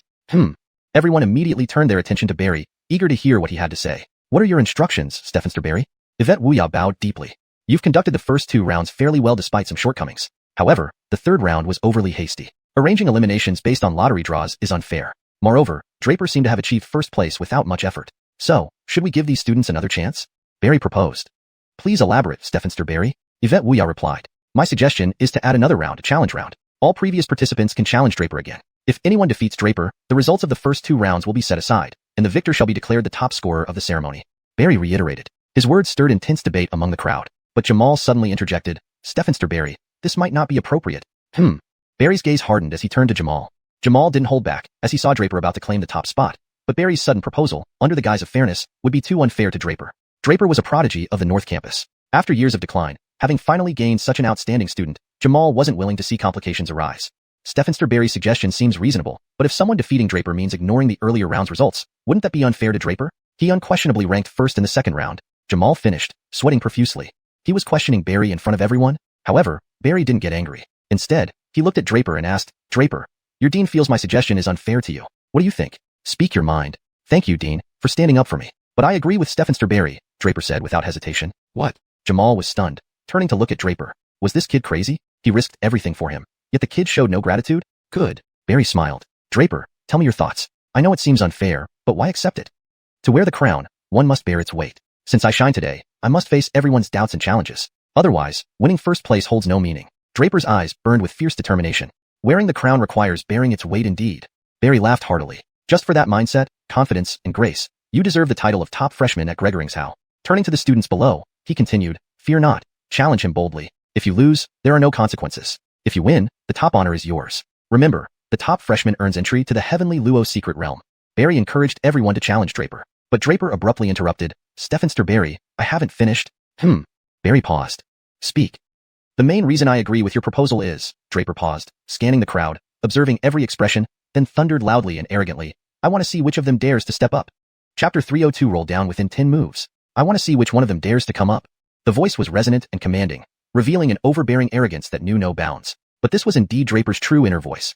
Upon hearing these words, everyone present froze in shock. Even the national enforcer was taken aback for a moment before his expression became even more intense. He had scanned the new students, assuming that Draper's statement would stir a reaction. However, reality proved him wrong as the students below remained silent, none daring to speak or challenge Draper. Their faces flushed red and pale, clearly furious but mute, not daring to act. Henrio and Allah, along with the others, narrowed their eyes. Draper was far prouder than they had anticipated. Arrogance based on strength is called fierceness.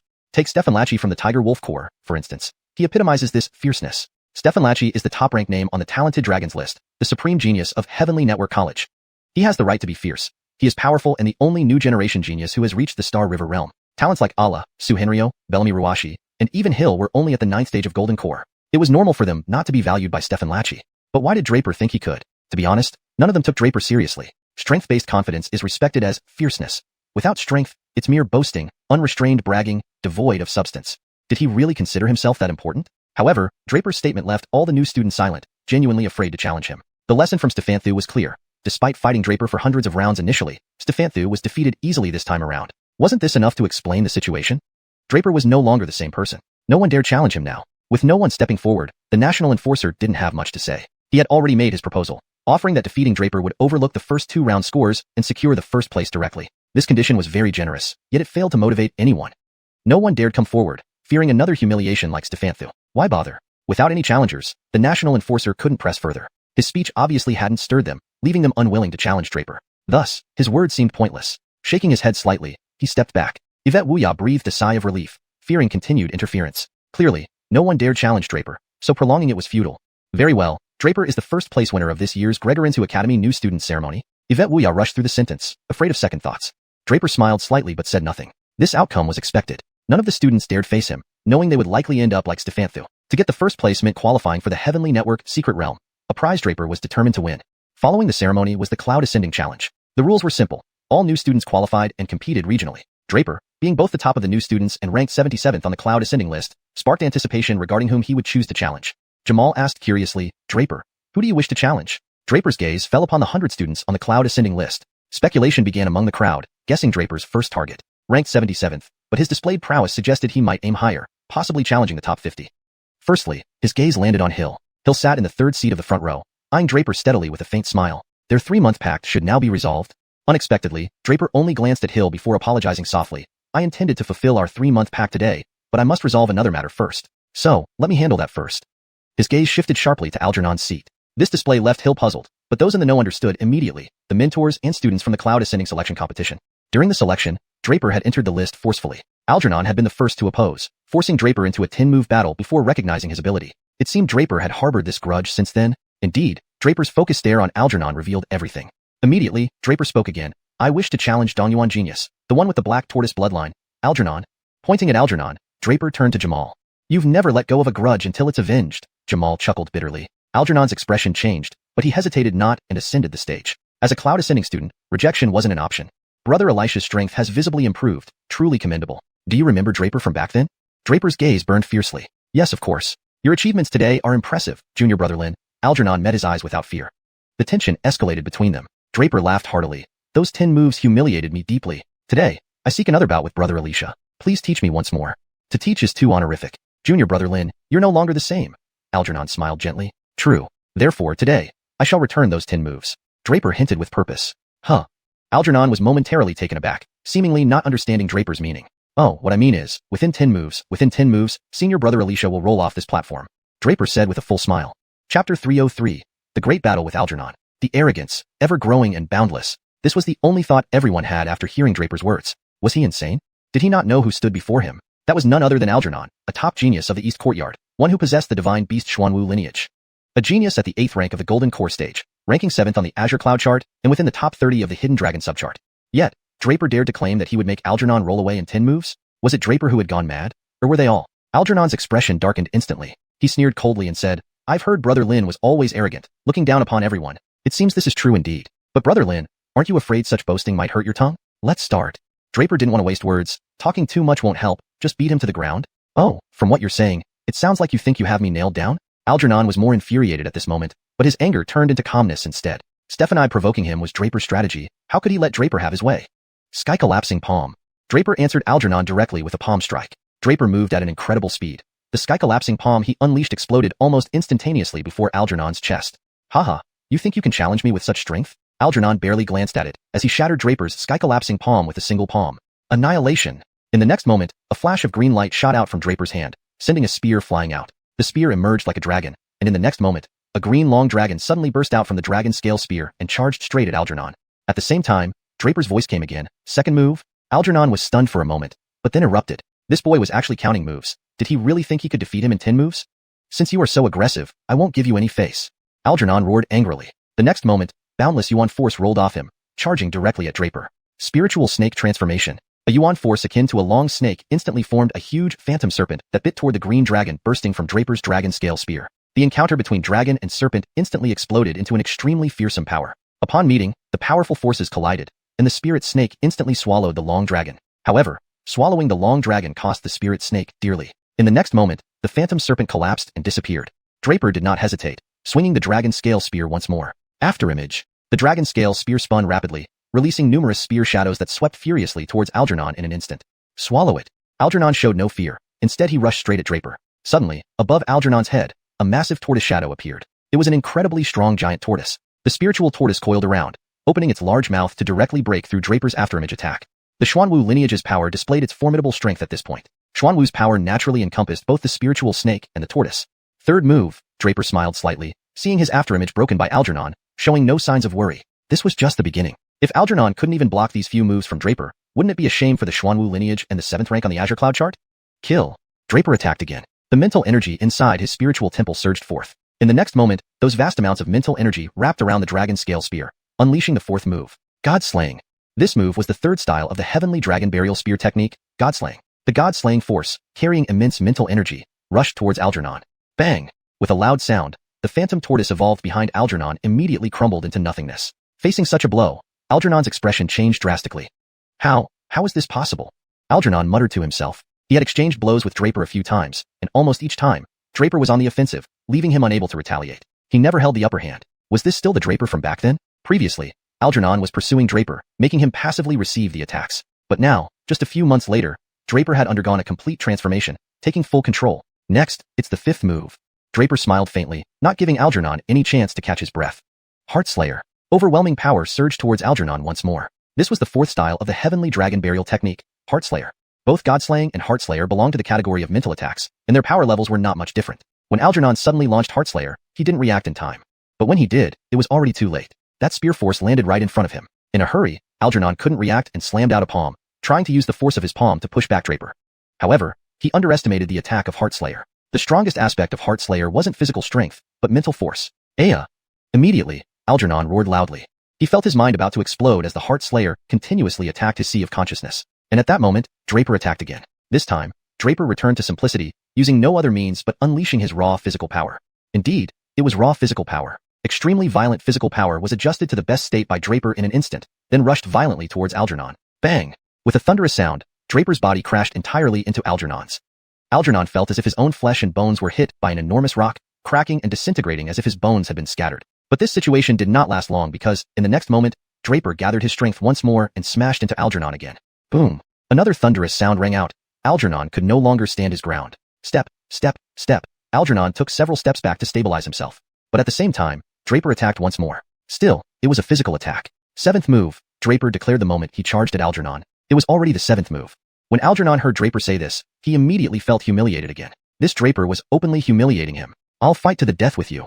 From the moment Algernon started attacking until now, he had been chased relentlessly. This guy used complex methods, quick strikes, and attacked like a storm. He left him no room to counterattack. This was the first time he actively retaliated, but now, he felt like he had lost the best timing for retaliation. He was already severely injured internally.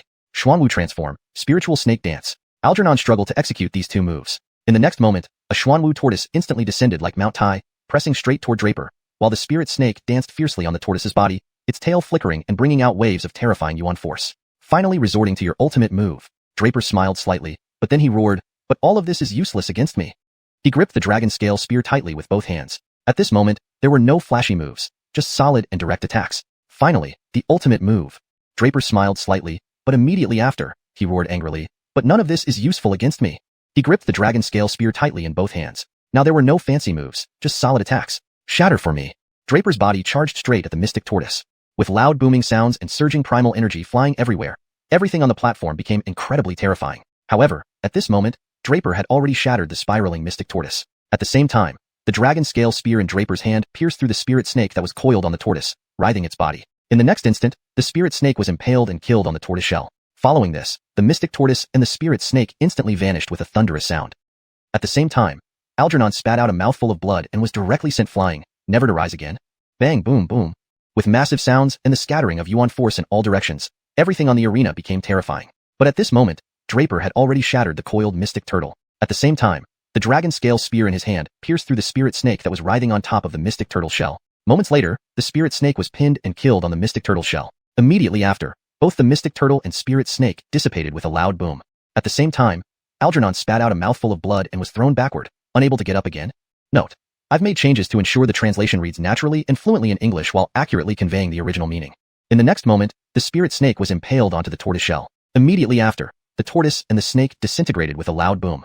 At the same time, Algernon spat out a mouthful of blood, his figure flying backward and not getting up again.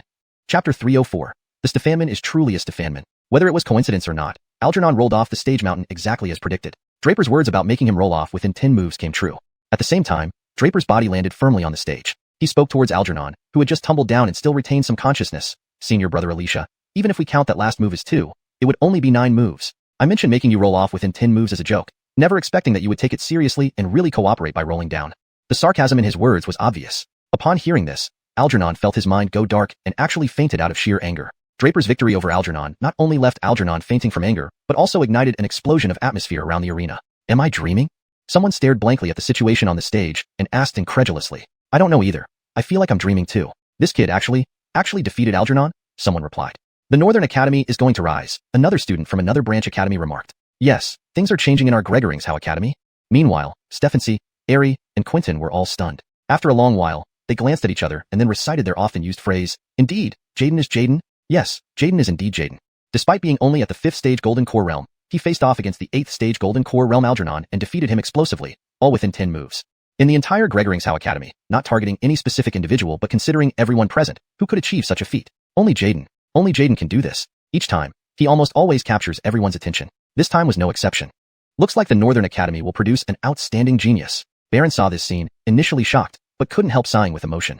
Initially, he knew Draper was a prodigy, but he still misjudged how impressive Draper had become today. What a lucky old bastard Jamal is. Baron couldn't help muttering inwardly when he saw Jamal's pleased expression. Actually, during the battle between Draper and Algernon, he sensed something was not right. Draper's performance in the previous rounds and his match against xiuxian had made Baron realize that Draper had undergone a drastic transformation compared to before. Yvette Wuya and Camden also glared at Jamal with clenched teeth. This old rascal had truly gotten a great bargain. Camden had been extremely bullish on Draper originally, but offered him conditions almost impossible to refuse. However, Draper ultimately declined them all. Achoo. At this moment, Jamal sneezed several times in succession, turning pale. Those old coots must be cursing me, but the stronger the curse, the happier I am. Looking at Draper with a smile, Jamal realized this young man had fulfilled his promise when he chose the Northern Academy, to rejuvenate it solely through his efforts. Now, the whole Northern Academy would receive unprecedented attention, all because it had a Draper. From walking 300 steps in the second round, displaying overpowering might in the third round, to now shining brightly against Algernon, Draper's name would resonate across the 5 major academies of Tianhua Kingdom. The spectators in the VIP area remained silent for a long time. Finally, Barry burst into laughter. Well done, very well done. It seems Gregoringsau Academy has produced an extraordinary prodigy. Excellent. This is a blessing for Gregoringsau Academy and for our Tianhua. However, those who had belittled Draper earlier, Ala, Bellamy Ruashi, Su Henryo, and Stefan Lachi, did not say another word. They had silently questioned themselves. If they were to face Algernon, could they defeat him within 10 moves? But ultimately, they harbored huge doubts even in their hearts. Even someone as powerful as Stefan Lachi hesitated. Although his first-rank Star River realm was 3 ranks higher than Algernon, simply crushing him with power wasn't what he wanted. Plus, Algernon had Xuanwu lineage. If Alicia fought to the death, Emo would need to exert himself to win within 10 moves. Any other scenario was impossible. With Stefan Lachi having such thoughts, the others naturally understood even more. Barry asked Ala again, Tianjun, how do you view Draper now? This was the 4th or 5th time Barry asked, always using the same question. What do you think of Draper? This time, Ala lacked his usual arrogance. He took a deep breath and said, I think Draper is very strong, especially his physical strength, which I believe surpasses some Star River realm experts. He's also a rune Stephenster, and of course, the spear in his hand cannot be overlooked. So, if I faced him, although I have confidence in winning, I can't say in how many moves. Ala concluded. Seeing Draper perform so brilliantly, you still claim you can surely win? Barry showed renewed interest. Right, his strength is too weak. Ala stubbornly explained his reasoning. Barry smiled slightly but didn't comment further. Meanwhile, Draper turned his gaze towards Hill. Chapter 304. The Stefanman is truly a Stefanman. It was perhaps coincidental that Algernon tumbled off the mountain-sized platform. This inadvertently fulfilled what Draper had said previously, that Algernon would roll off within 10 moves. Meanwhile, Draper firmly landed on the platform. Facing Algernon, who was rolling down the platform and still somewhat conscious, he said, Senior brother Alicia, even if we consider that last move is 2, it's only the 9th. I mentioned getting you to roll off within 10 moves just for fun. Never thought senior brother Alicia took it seriously and actually rolled down. This comment was undeniably sarcastic. Upon hearing it, Algernon felt dizzy and then fainted from sheer frustration. Draper's victory over Algernon did not just cause Alicia to faint. It also electrified the crowd around the arena. Am I dreaming? Someone gazed at the platform in a daze and asked incredulously. I don't know. It feels like I'm dreaming too. This kid actually defeated Algernon? The Northern Academy might rise again. Yes, things are about to change for our Gregoringsau College. Stephensy, Heir, and Quentin were also stunned into silence. After a long pause, they exchanged glances and repeated their oft-used phrase, Indeed, Wild Lin is truly Wild Lin. Yes, Wild Lin is truly Wild Lin. Despite being only 5th stage Golden Core realm, Draper decisively crushed 8th stage Golden Core realm Algernon, and within 10 moves. Throughout the entire Gregoringsau College, who could achieve this feat? None other than Wild Lin. Each time, Wild Lin managed to draw everyone's attention. This time was no exception. Fear not, the Northern Academy might be nurturing a formidable genius, Baron remarked after witnessing the scene, shocked but quickly filled with admiration. Initially, he knew Draper was extraordinary, yet he hadn't anticipated such achievements. Jamal got lucky. Baron glanced at Jamal, who was beaming with joy, inwardly cursing under his breath. During Draper's battle with Algernon, he sensed something amiss. Draper's performance in the previous rounds and against xiuxian indicated an almost complete transformation compared to before. Yvette Wuya and Camden stared at Jamal, teeth gritted in envy. That old fox certainly reaped huge benefits. Initially, Camden was very bullish on Draper but offered him almost irresistible terms which Draper refused. Achoo. At that moment, Jamal sneezed several times, his face darkening. Those old coots must be cursing me, but the more they curse, the happier I am. He watched Draper with a smile. The boy had already kept his promise made when choosing the Northern Academy, rejuvenating it single-handedly. Now, the entire Northern Academy garnered unprecedented attention solely because of Draper. From walking 300 steps in the second round, to dominating the third round, and finally besting Algernon, Draper's name would soon resound across all 5 academies of Tianlua. In the VIP seats, everyone remained silent for a long time until Barry burst into laughter. Excellent! Excellent! It seems Gregoringsau College has another exceptional talent. This is indeed a blessing for both Gregoringsau College and Tianlua. However, Ala, Bellamy Ruashi, Su Henryo, and Stefan Lachi, who had belittled Draper earlier, remained speechless. They questioned themselves. If they faced Algernon, could they defeat him within 10 moves? They all ended up with huge question marks in their minds. Even someone powerful like Stefan Lachi hesitated, given his first stage Star River Realm advantage over Algernon. While he could crush Algernon with sheer power, it wasn't what he desired, especially since Algernon possessed Xuanwu bloodline and would fight to the death. In that case, Stefan Lachi might have been able to defeat Alicia within 10 moves, but otherwise, it was impossible. Realizing this, the others understood better. Barry turned to Ala again. Tianjun, what do you think of Draper now? This was the 4th or 5th time Barry had asked, always using the same question. What do you think of Draper? Ala, no longer arrogant, took a deep breath. I think Draper is incredibly strong, especially in physical power, surpassing some Star River Realm experts. Moreover, he's a symbol Stephanster, and his spear cannot be ignored. In conclusion, if I faced him, I would definitely win, but I can't predict how many moves it would take, Ala concluded. Oh, despite Draper's performance, you still believe you will win? Barry asked, intrigued. Yes, he is simply too weak, Ala insisted stubbornly. Barry smiled but didn't comment further. At that moment, Draper's gaze shifted towards Hill.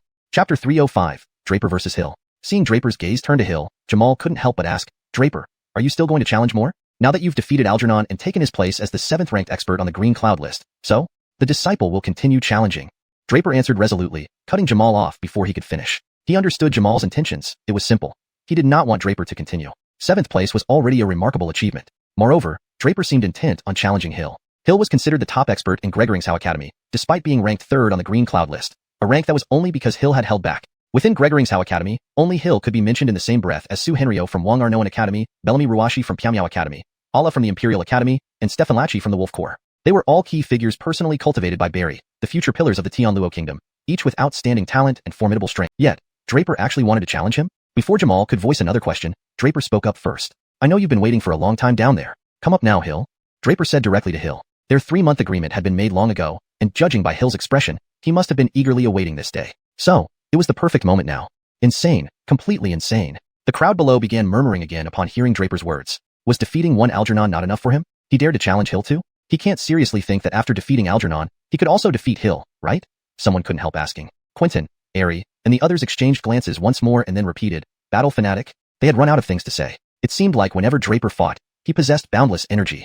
Of course, Hill's next move stunned everyone even further. Hill actually walked onto the stage without any hesitation or surprise on his face, as if he had expected this all along. Indeed, only some older students who had witnessed Draper's battles against Barker, Scott, and Percy knew about the 3-month agreement between Draper and Hill. The rest of the audience was unaware of their past interactions. You have some unresolved issues with Algernon? Asked Hill, addressing the first thing on his mind as he stepped up. A little. Draper gave a brief account of what had happened earlier. Hill nodded in understanding. Then, Hill pointed at Draper and asked, you just went through an intense battle. Are you ready for a fight with me? This was a question about Draper's current consumption of primordial energy. I won't hold back, Hill emphasized. Well, then give me a quarter of an hour. Draper didn't beat around the bush. The battle with Algernon had drained a lot of his primordial energy. Even though the Vortex Dantian had sped up the recovery process, it was far from sufficient compared to the amount lost. He needed time to recuperate properly. He didn't want to disrespect Hill. Showing respect meant fighting to one's utmost. All right, I'll wait, Hill replied simply. Draper nodded and immediately sat cross-legged. Not bothering to hide his resources, he pulled out over 100 low-grade spirit crystals. Spirit stones took too long to restore primordial energy, while spirit crystals worked much faster, especially before an impending battle. Placing the spirit crystals around him, Draper quickly revolved his Vortex Dantian, rapidly absorbing the essence from the crystals. The speed at which he recovered left everyone in awe. Each crystal emitted a powerful spiritual energy that was swiftly absorbed by Draper, disintegrating into dust. Hill watched Draper with surprise, realizing how incredibly fast Draper's recovery was. In no time, Draper stood up, scattering the remaining powder. He raised his head and addressed Hill. All right, let's begin. Sure. Hill could sense that Draper was in peak condition now. His aura exuded vigor. Thinking of this, Hill readied himself but added lightly. There's no need to go all out. I'll suppress my strength to the 5th level of Gold Core. We'll stop when we've made our point, okay? Suppress your strength? Draper frowned and waved his hand. That's unnecessary. I have various trump cards that compensate for my lack of level. Even though I'm only at the 5th level of gold core, please give it your all. Draper outright refused Hill's offer. Why would he joke about this when he wasn't intimidated even by a 9th level gold core powerhouse like Hill? He wouldn't hesitate to take on a Star River Realm expert if necessary. Do you have trump cards, but I don't? Hill retorted, wanting to stick to his opinion. But Draper shook his head again. You might not know, but I have a nickname. Unstoppable within the same realm. No need to hold back. Oh, coincidentally, I also have a nickname. Unstoppable within the same realm. Hill smiled, maintaining his stance. Haha, well then, you and meets are no invincible. Let's see who is truly invincible. With that, Draper ceased arguing further. The battle between Ewan and Arno Invincible was about to commence. The setup and tone remained faithful to the original Nicolasnes text, maintaining the intensity and suspense while translating the characters' names using pinyin accurately. The translation preserves the structure, ensuring natural flow and clarity in English. Chapter 306, A Frenzied Battle. Indeed, as Hill had said, he began to suppress his strength and forcibly brought himself down from the 9th level of the Golden Core to the 5th level. Draper also didn't say anything further since Hill had already made his decision. Therefore, both would fight at the 5th level of the Golden Core. Draper was curious about what capabilities or hidden cards Hill possessed to boldly claim that he was unbeatable at the same realm. Draper claimed such superiority because he had an abundance of tricks up his sleeve, far more than anyone else. But what did Hill rely on? Was it solely due to being the Holy White Sun? Hill caught everyone's attention primarily for this title. Everyone said that Hill was the only person in Gregoringshow Academy who could potentially become a sage, a pinnacle master capable of creating their own rule fields and even commanding clouds and rain.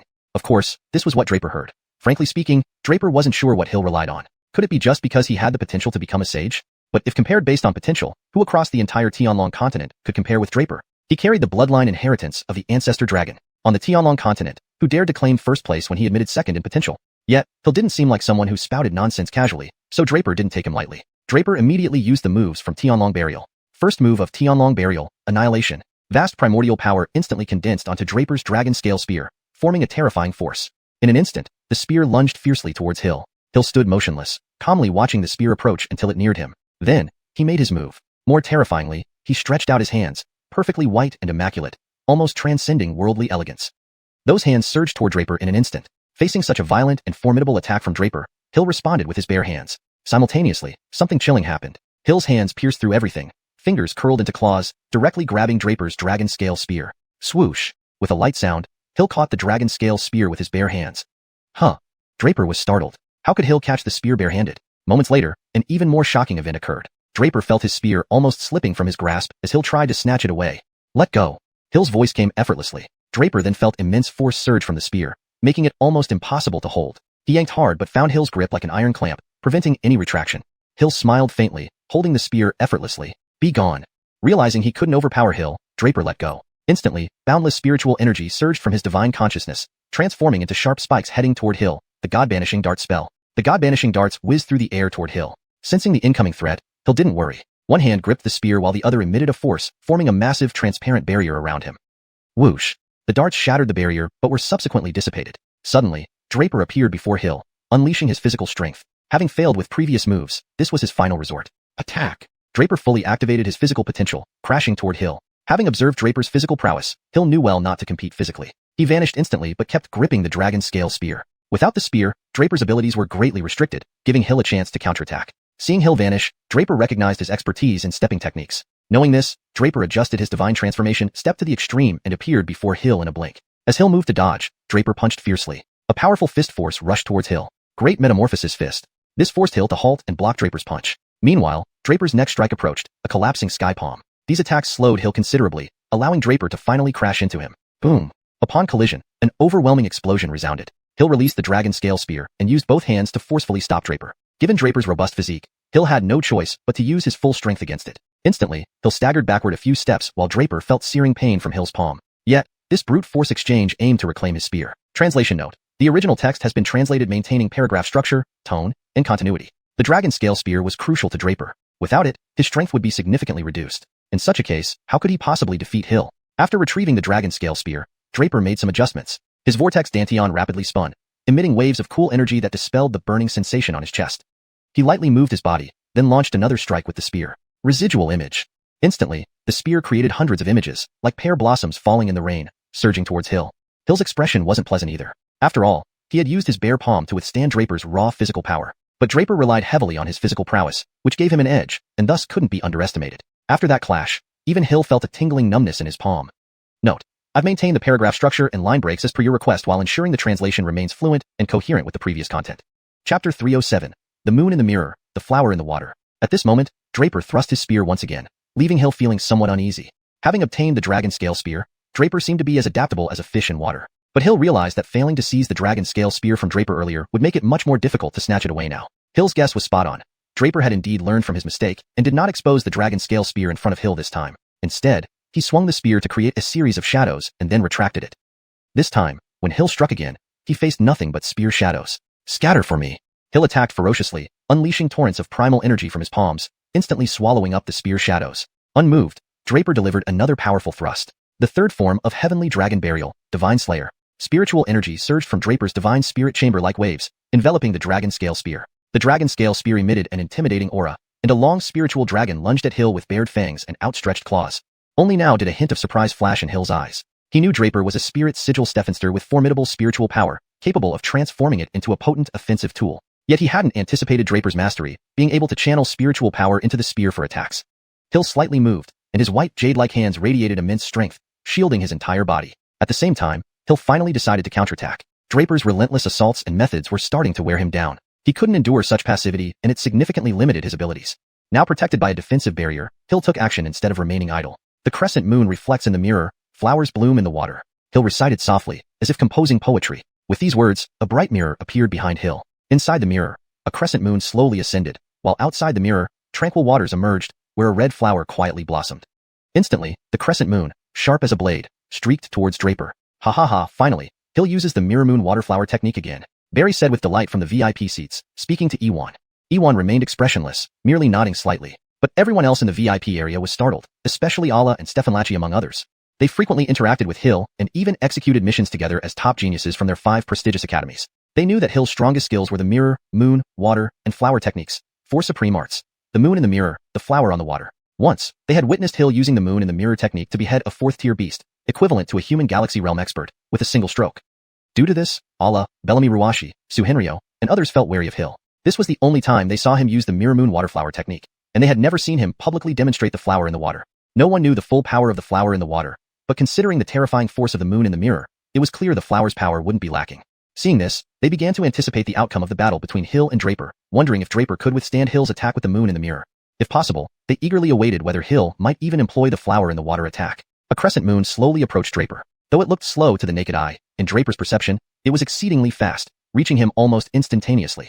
In Draper's divine spirit chamber, his soul energy trembled violently, sending warnings of danger from the ancient dragon sigil. Danger!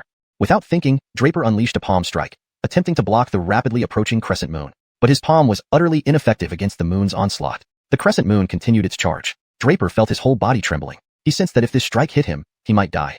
The intense crisis stimulated his spiral dantian. It spun wildly and soon, the drop of ancestral dragon blood in the center finally stirred. Whoosh! A thread of blood emerged and entered Draper's golden core. Roar! Draper's body convulsed as he felt a terrifying burning sensation in his lower abdomen. The golden core seemed ready to burst upon absorbing the blood thread. He roared fearfully, like a monstrous beast. Snap! Crack! At this moment, his body produced sounds akin to bones breaking and reforming. Soon, Draper's skin turned red with streaks of gold, appearing quite menacing. Then scales started forming on his body, resembling dragon scales. Is this snake or dragon scales? Alla asked aloud, turning to his companions. Suhenryo and Bellamy Ruashi shook their heads, clearly uncertain. But Stephanlachi remarked, "Don't you think those scales look very much like dragon scales? Don't be ridiculous. How is that possible? No way." Alla, Bellamy Ruashi, and Suhenryo all shook their heads. Dragon scales were laughable. Dragons were extinct, and now only legends existed in Tianlong continent. There were still dragons' cousins and powerful pythons. Thus, they believed it was more likely snake or python scales, not dragon scales. This? He'll also notice Draper's transformation, finding it hard to believe himself. However, there was no time for contemplation. The crescent moon reached Draper. With a loud clang, the moon struck Draper's body. At this moment, an unbelievable scene unfolded. The crescent moon shattered upon hitting Draper's body, dispersing into nothingness. Meanwhile, Draper remained unscathed. The power of the moon in the mirror failed. Draper had blocked it. Chapter 308, Shattering Everything. This time, not only was Hill stunned, but everyone in the audience was left in shock as well. The old students stared wide-eyed at Draper as if they had seen a ghost. Jaden, is this strong already? Stephancy, Quentin, and Aerie watched Draper's battle with Hill and felt a sense of helplessness. The combat between these two could not be judged by ordinary standards. At least, they knew they couldn't match up. Ewan was also shocked deep inside. Hill didn't surprise him. As the dean of Gregoringshow Academy, he knew very well about Hill's strength and abilities. No matter how gifted Hill appeared, Ewan was prepared for it. However, Draper provided an unprecedented surprise. As the white-robed Holy Sun, Hill's ultimate move, the Mirror Flower Water Moon technique, could be withstood and ultimately shattered by Draper. This surpassed even Ewan's imagination. Barry felt the same way. However, the more Draper displayed his genius, the more excited he became. Draper had caught his eye long ago, especially after the Beast Tide battle in Sky City, which showcased Draper's extraordinary talent. From that point on, Barry had higher expectations for Draper. Attending the grand ceremony for new students and the upcoming Gregoringian challenge wasn't originally necessary for him, but he came specifically to observe Draper. Draper's current performance greatly exceeded all his expectations. Recording Draper's name in his special ledger had certainly been worthwhile. Draper was absolutely capable of competing with the geniuses from the other 5 great academies. Bellamy Ruashi was also stunned. He actually broke it. Despite the fact right before her eyes, she still found it hard to believe. She couldn't quite grasp what she was witnessing. Compared to just a few months ago when they went on a mission together, Hill had become much stronger. Even if Hill was suppressing his true strength and fighting Draper at the cultivation level of 5th rank Golden Core, he could not suppress his mastery over the Mirror Flower Water Moon technique. Clearly, Hill's use of the Mirror Flower Water Moon technique was far more powerful than before. In short, the illusory moon Hill conjured now was undoubtedly much stronger than before. Back then, even a 4th-tier beast could not withstand Hill's attack, yet Draper managed to withstand it? How did he do it? Was his body even stronger than a beast's? Alla and Sue Henryo felt similarly astonished by Draper's performance, unsure how he managed to do it. Stefan Lachey, however, was deep in thought, particularly as he observed Draper's scaled armor, his eyes flickering with peculiar light. He still believed the key lay in Draper's scaled armor. Breaking through Hill's Mirror Flower Water Moon technique made Draper feel refreshed. His pent-up power began to dissipate, relieving the intense burning pain in his lower abdomen. Breaking through the illusion instantly released the excess energy in his body, giving him an indescribable sense of relief. However, Hill no longer underestimated Draper. Now he understood why Draper claimed to be invincible at his cultivation level. But Hill didn't lose heart because he still had one final move. Flower in the water. Hill unleashed the water bloom technique again. Behind him, the scene reappeared. A massive mirror showing a crescent moon, while outside the mirror, a serene water surface gave birth to a vividly blooming flower. Mirror flower water moon. Illusory moon in the mirror, flower in the water. The illusory moon in the mirror had lost its brilliance and power, but the flower in the water rapidly bloomed.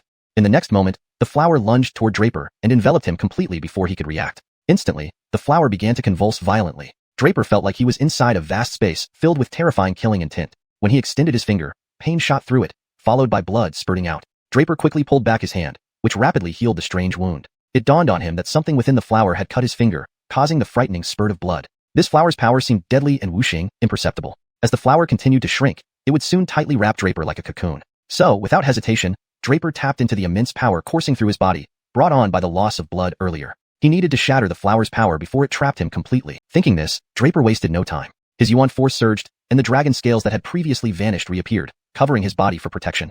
Shatter! Draper roared, unleashing his full power. The force exploded outward, tearing the flower apart. Indeed, Hill had anticipated this outcome when he saw his flower trembling, but it still happened as expected. His water bloom technique proved ineffective against Draper, who used sheer physical power to break it apart. With the flower's power gone, Draper regained his freedom. He reappeared on the stage, while Hill let out a groan and clutched his chest. He was injured. Draper's power had shattered the water bloom, severely wounding Hill. Draper could absolutely compete with geniuses from other top 5 academies. Actually broke it. Bellamy Ruashi felt dazed. Despite the evidence right before her eyes, she found it hard to believe. She hesitated to trust what she saw. Hill was much stronger now than when they went on missions together months ago. Even though he suppressed his true strength, fighting Draper at the 5th rank Golden Core level, his control over the Mirror Flower Water Moon technique remained powerful. Clearly, Hill's use of the technique was far stronger now compared to before. At that time, even a tier 4 demon beast couldn't withstand one blow from Hill, yet Draper withstood it? How did he do it? Is his body tougher than a demon beast's? Brett and Sue Henryo were similarly astounded, unsure of how Draper managed it. Only Stefan Lachey seemed to have an idea, his gaze focused on Draper's scaled armor, sparking odd and mysterious light. He still believed the key lay in Draper's armor. After breaking through Hill's mirror moon, Draper felt refreshed. Earlier, he felt an intense pressure within him, particularly around his lower abdomen, causing unbearable heat and pain. Now that he shattered the illusion, the excess power dissipated, bringing a strange relief. Hill finally realized he shouldn't underestimate Draper any longer. No wonder he claimed dominance at his level, but Hill didn't lose heart because he had another deadly move yet to unleash. Flower in the water. Hill activated the Mirror Moon Water Flower technique once more. Behind him, the same scene reappeared. A huge mirror revealing a crescent moon while a calm surface outside reflected a vivid, blooming flower. Mirror Moon Water Flower. Moon in the mirror, flower in the water. This time, the moon in the mirror lost its brilliance while the flower rapidly blossomed. The next moment, the flower surged towards Draper, enveloping him entirely before he could react. Instantly, the flower started to tremble violently. Draper felt as if he were in a vast space filled with terrifying danger. When he extended his fingers, sudden pain shot through his hand, spewing drops of blood. He quickly withdrew his hand, which began healing immediately. It struck him that something had sliced his fingers, explaining the spurting blood. It was clear this flower possessed invisible killing force. As the flower shrank, it would soon bind Draper tightly. With boundless power coursing through him, triggered by the earlier blood loss, Draper decided to shatter the flower's force now.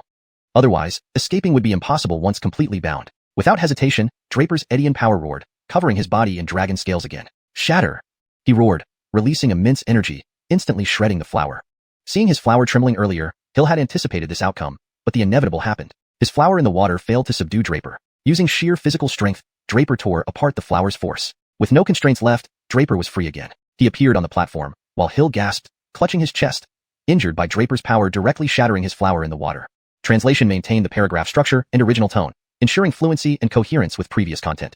Chapter 309, Hill's Heart Demon. The dust had settled. Although Hill did not want to admit it, he could not deny that he had lost to Draper. In the battle, despite suppressing his own cultivation, he had fully unleashed his Mirror Moon Waterflower technique. Yet, facing such attacks, Draper had withstood them all, rendering any further combat unnecessary. He had lost thoroughly. At this moment, Draper appeared completely unscathed. His vitality even seemed stronger than before the battle. This indicated that not only was Draper uninjured, but he might have improved through this fight. In stark contrast, Hill was gravely injured. Not only physically, but his heart felt dispirited and cold, a strange sensation rising in him. Bad. Suddenly aware, Hill tried to shake off the gloom enveloping his mind. But no matter how hard he tried, it lingered. Ruined. His pupils suddenly contracted as he heard a crack deep within his psyche. Hill's spirit seemed to scatter, followed by a mouthful of blood and a terrified scream. How can this be? What's wrong? Draper frowned, asking Hill. His reaction seemed highly abnormal. My holy heart. My holy heart. Hill screamed hysterically, no longer maintaining the demeanor of a white-robed holy son. Draper hesitated for a moment, then approached Hill without delay. Hill. His voice thundered in Hill's ears. Hill looked up dazedly, his once bright eyes now clouded with black shadows, his formerly elegant aura utterly diminished. Slap. Without hesitation, Draper struck Hill across the face, leaving a red palm print. Hill's face flushed, evidently on the verge of erupting. It works. Rejoicing internally, Draper slapped again. Another red imprint appeared on Hill's right cheek. Do you want to die? Unable to control his anger, Hill swung and struck Draper. Draper remained motionless. Hill, look at me. Draper roared again. Hill lifted his head once more, finally regaining a bit of clarity. Just a blink later, he spat out another mouthful of blood. Just as Draper was about to strike again, Hill interrupted. It's fine. Thank you, junior brother Lin. I'm better now. Relieved, Draper took a few steps back, his legs weak, and fell onto the stage. Ha ha ha. Lying there, Draper burst into laughter. Everyone in the audience was stunned. The events transpired too quickly for anyone to react appropriately. Not good. Iwan and Barry realized something and were about to rush to the stage when Hill, still on the stage, suddenly spoke. What are you laughing at? Me? He directed this question at the laughing Draper. Hill, oh Hill, what should I say about you? Honestly, in the North Courtyard, you're the only one I respect, aside from my followers. Draper began, almost conversationally. But why can't you endure even a small setback? Draper asked rhetorically. My followers are all resilient. They slack off when they can't beat me and even give me nicknames behind my back. But why can't you handle it? Hill didn't answer but groaned in pain. Indeed, Hill had nearly fallen into a state of demonic possession just now. The title White-Robed Holy Son was due to his holy heart, a natural gift and the core of his cultivation. His achievements and future prospects were all tied to this holy heart. After losing to Draper, he felt a shadow creep over him, leading him into despair within moments. Aware of this danger, he tried to dispel the darkness, but it was too late. Heart demons were terrifying, and Hill's resolve was weakened. In an instant, his holy heart shattered.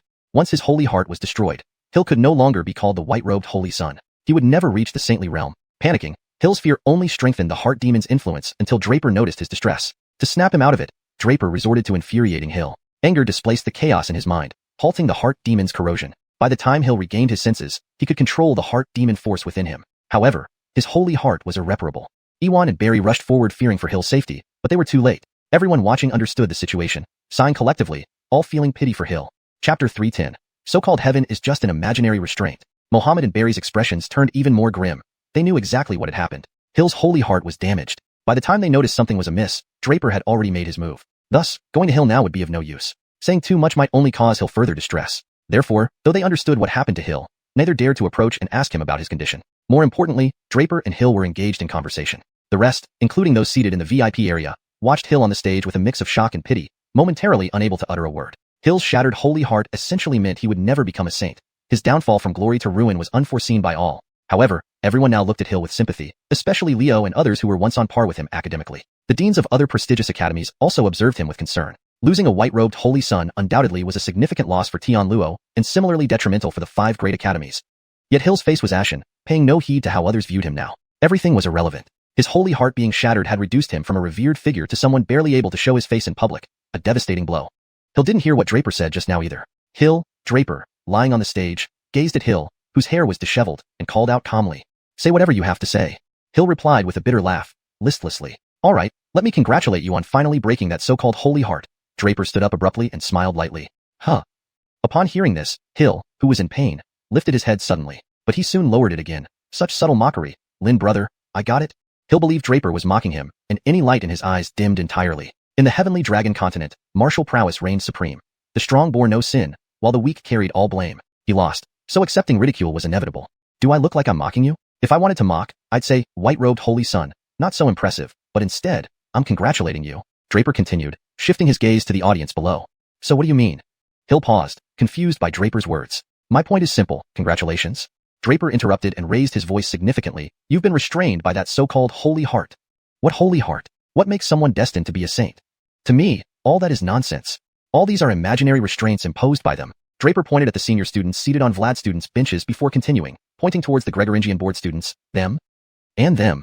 Draper finally directed his finger at the VIP guests. All these are their expectations, hopes, and thoughts placed upon you. But, I ask you, what do you, Hill, truly think? Can their thoughts replace yours? Draper's voice escalated sharply, almost yelling at Hill. Hill froze, feeling something inside him stir. Yes, them. They declared you the destined sage, gave you the title of white-robed holy son, told you to practice diligently to reach sainthood, believing you were an exceptional talent. You worked tirelessly to meet their expectations. But, do you, Hill, want this? Do you think this in your heart? Each sentence from Draper pricked at Hill's core. Hill suddenly froze, realizing he never pondered these questions. He always accepted that his innate holy heart would naturally lead him to sainthood, and he seemed to relish the title of white-robed holy son. But he never really thought about what he truly desired deep down. Then, Draper shouted again. But all these should not define who you are, Hill. No one should be confined to a destiny. Who says having a holy heart means becoming a saint? If I had a holy heart, my first act would be to break it. Because my future can only be defined by me, not anyone else, even reaching the realm of saint. So what? I, Draper, aspire to be the supreme divine king of legend. Draper's words resonated deeply within everyone's hearts, stirring emotions they couldn't fully comprehend. Hill, look up. What do you see?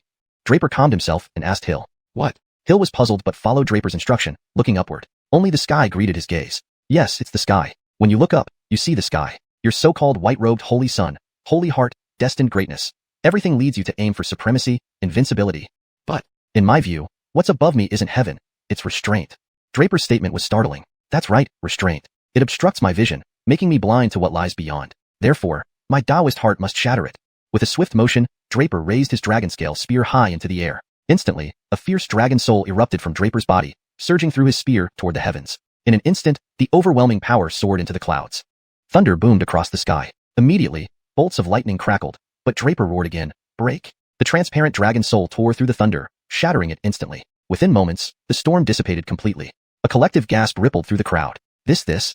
They were speechless, feeling their throats constrict and bodies tremble with awe. Not only the students, but also Leo, Stefan Lachi, and the others were in the same state. Mohammed, Barry, and the deans of the other 4 major academies were also shocked by Draper's actions and words, unable to regain their composure for a long time. Hill, did you see that? Draper regained his calm. Above the sky, there was not a single cloud now, as if what had just happened never occurred. Hill stood stunned on the spot, taking an exceedingly long time to recover from the shock. Chapter 311, Draper's Stefanial Heart. This is the sky you see, and this is the constraint I perceive. After a long silence, Draper spoke again. Now his tone lacked the earlier ferocity and arrogance, replaced by an inexplicable calmness and composure. The mandate of heaven has always been an imaginary constraint. They bind you with that sacred heart, constraining you under the expectations imposed upon you. Draper pointed out sharply. So, what does a mere sage realm matter if we break these constraints? Hill, have all your efforts been for others? Have you strived so hard merely for the so-called sage realm? Just be brave enough to break these shackles. One day, you can let the sky no longer obscure your vision, Draper said softly, but his words had an indescribable allure, compelling Hill to listen. Listening, Hill felt some enlightenment. At the same time, his body started to change. There were audible cracks coming from within him as massive transformations began in his body. Draper continued as if talking to Hill, or possibly everyone else, or perhaps just to himself. Stefanial heart, it should only strive upward. Where my heart lies, the path follows. The Stefanial heart is simple and pure, a reflection of one's own aspirations, not those of others. Draper murmured, suddenly feeling enlightened. These words seemed more like self-admonishment than advice for Hill. They served to fortify Draper's own resolve. He had not been entirely firm about his Stefanial heart until now.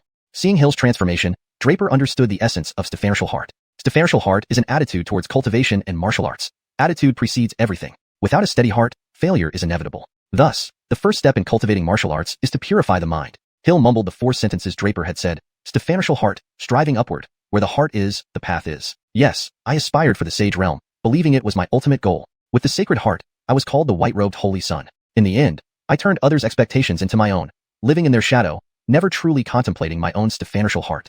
Suddenly, Hill felt a sense of enlightenment. Simultaneously, cracking sounds grew louder within his body. His sacred heart then disintegrated completely. But Hill remained serene, lost in a state of deep concentration. Enlightenment, this is enlightenment, someone exclaimed from below. But immediately, everyone fell silent. They knew that enlightenment was occurring. Hill had gained new understanding of the Tao, explaining this phenomenon. This rare state usually meant fewer bottlenecks in future martial arts cultivation. Therefore, the breaking of the sacred heart might be a blessing rather than a disaster for Hill. However, those in the VIP seats remained speechless. Whether it was Barry, Iwan, the deans of the 4 great academies, Stefan Lachi, Allah, or others, they were all in deep thought, reflecting on Draper's words. Stefanatial heart, striving upward. Where the heart is, the path is. These 16 words made everyone reconsider their own path. Soon, a powerful force erupted from Hill and surged into the sky, capturing everyone's attention. His eyes were crystal clear, his demeanor returning to its previous gentle and refined state, but subtly different. Previously, he appeared distant and unreachable. Now he seemed more down to earth, no longer alienating. The most significant change was in his strength. Everyone noticed that Hill had abruptly reached the Star River realm. His eyes gleamed like the vast cosmos, and his elemental energy roiled ceaselessly, indicating the state achieved by breaking the inner golden core and forming a Star River, characteristic of Star River realm experts.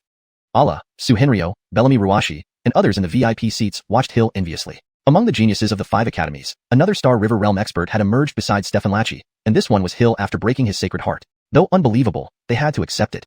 Similarly, Draper experienced profound changes. In fact, he had been ready to break through earlier. During the battle with Hill, Draper was profoundly stimulated by the Moon Mirror Waterflower technique. Under the influence of a trace of ancestor dragon blood, Draper effortlessly defeated Hill.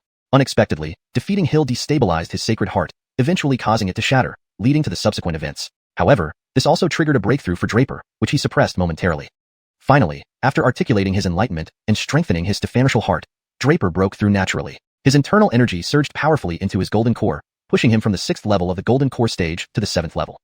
In truth, this was a mutually beneficial process. Since his last fusion of dragon blood, Draper had not invoked the ancestor dragon blood for a long time. His ultimate trump card was the drop of dragon blood in his Danteon, the source of his strength. To integrate the ancestor dragon blood, he needed continuous stimulation to unleash his potential. This battle with Hill successfully stimulated Draper's dragon blood, fusing it further with his body, allowing him to break through again. He also helped Hill re-establish his Stefanatial heart while reinforcing his own. In this exchange, Draper's gains were more significant. Chapter 312. Stefan. Of course, at present, few people paid attention to Draper. Most eyes were on Hill. Initially, everyone believed that with his shattered sage heart, Hill would never achieve anything significant again. However, he experienced a series of epiphanies, breaking free from the constraints of the sage heart, and ultimately reaching the Star River realm thanks to those epiphanies. Before, the white-robed Holy Sun had left them feeling both afraid and envious. But now, Hill's transformation was a total shock. A Hill with a shattered sage heart still managed to seize such an opportunity and reach this level. What reason did they have to give up easily? Thinking of this, everyone felt excited and resolved to practice diligently in the future. Afterward, the martial cultivation atmosphere within the entire Green Province Academy became intense, especially in the North Courtyard. From then on, the Green Province Academy made a comeback. Its reputation among the 5 academies soared from being last to becoming the strongest academy. It even became the pride of all of Tianhua and the sole martial holy land in the hearts of Tianhua's students, attracting countless disciples and securing the 1,000-year glory of the Green Province Academy. Of course, these were things of the future. But this series of changes began today. Thank you, Stefan. At this moment, Hill walked straight to Draper and performed the grand salute of kneeling and bowing. Draper was slightly startled but quickly understood. He did not refuse, accepting Hill's gesture calmly. What Draper had given Hill just now was truly life-saving. He noticed Hill's abnormal state first and directly saved his life. If it weren't for Draper provoking Hill, allowing him to avoid complete madness, Hill would have died long ago, ensnared by his own mind demons. Moreover, Draper personally helped Hill resolve his doubts, rebuilding his martial heart, which gave Hill the chance for an epiphany and allowed him to advance to the Star River realm almost by miracle. Such grace could not be repaid. Thus, Draper accepted Hill's grand salute to prevent any karmic ties, which could hinder his cultivation in the future. Stefan. Draper pondered and hesitated. While what happened just now justified the title master, Draper did not wish to create any karmic connections with Hill. Just as Gino also wanted to learn talisman techniques from him and called him master, Draper refused to avoid forming karmic ties. Therefore, Draper responded lightly, Hill, I accept your salute and the title Stefan. Our karmic connection ends here. Stand up, let us remain peers. Hill felt relieved, standing up and saying, Brother Lin's kindness earlier, I can never repay. If there is ever a need for me in the future, please do not hesitate to call upon me. I will brave boiling water and blazing fire without hesitation.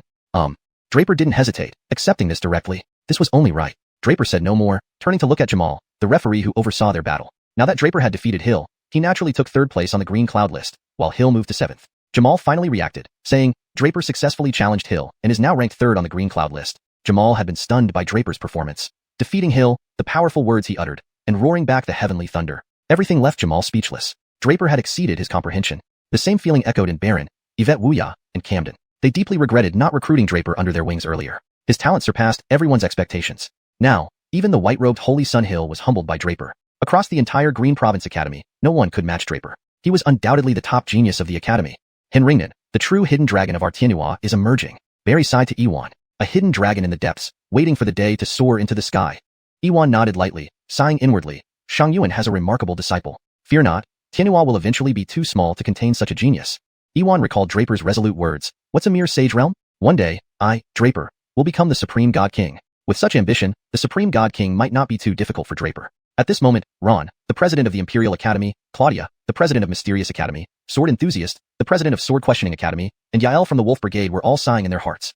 Both Ron and Yael thought the Green Province Academy was about to rise swiftly. Previously, the competition among the 5 academies revolved around their own Imperial Academy and the Wolf Brigade vying for first place. But seeing this scene, they believed the Green Province Academy would soon become a formidable competitor.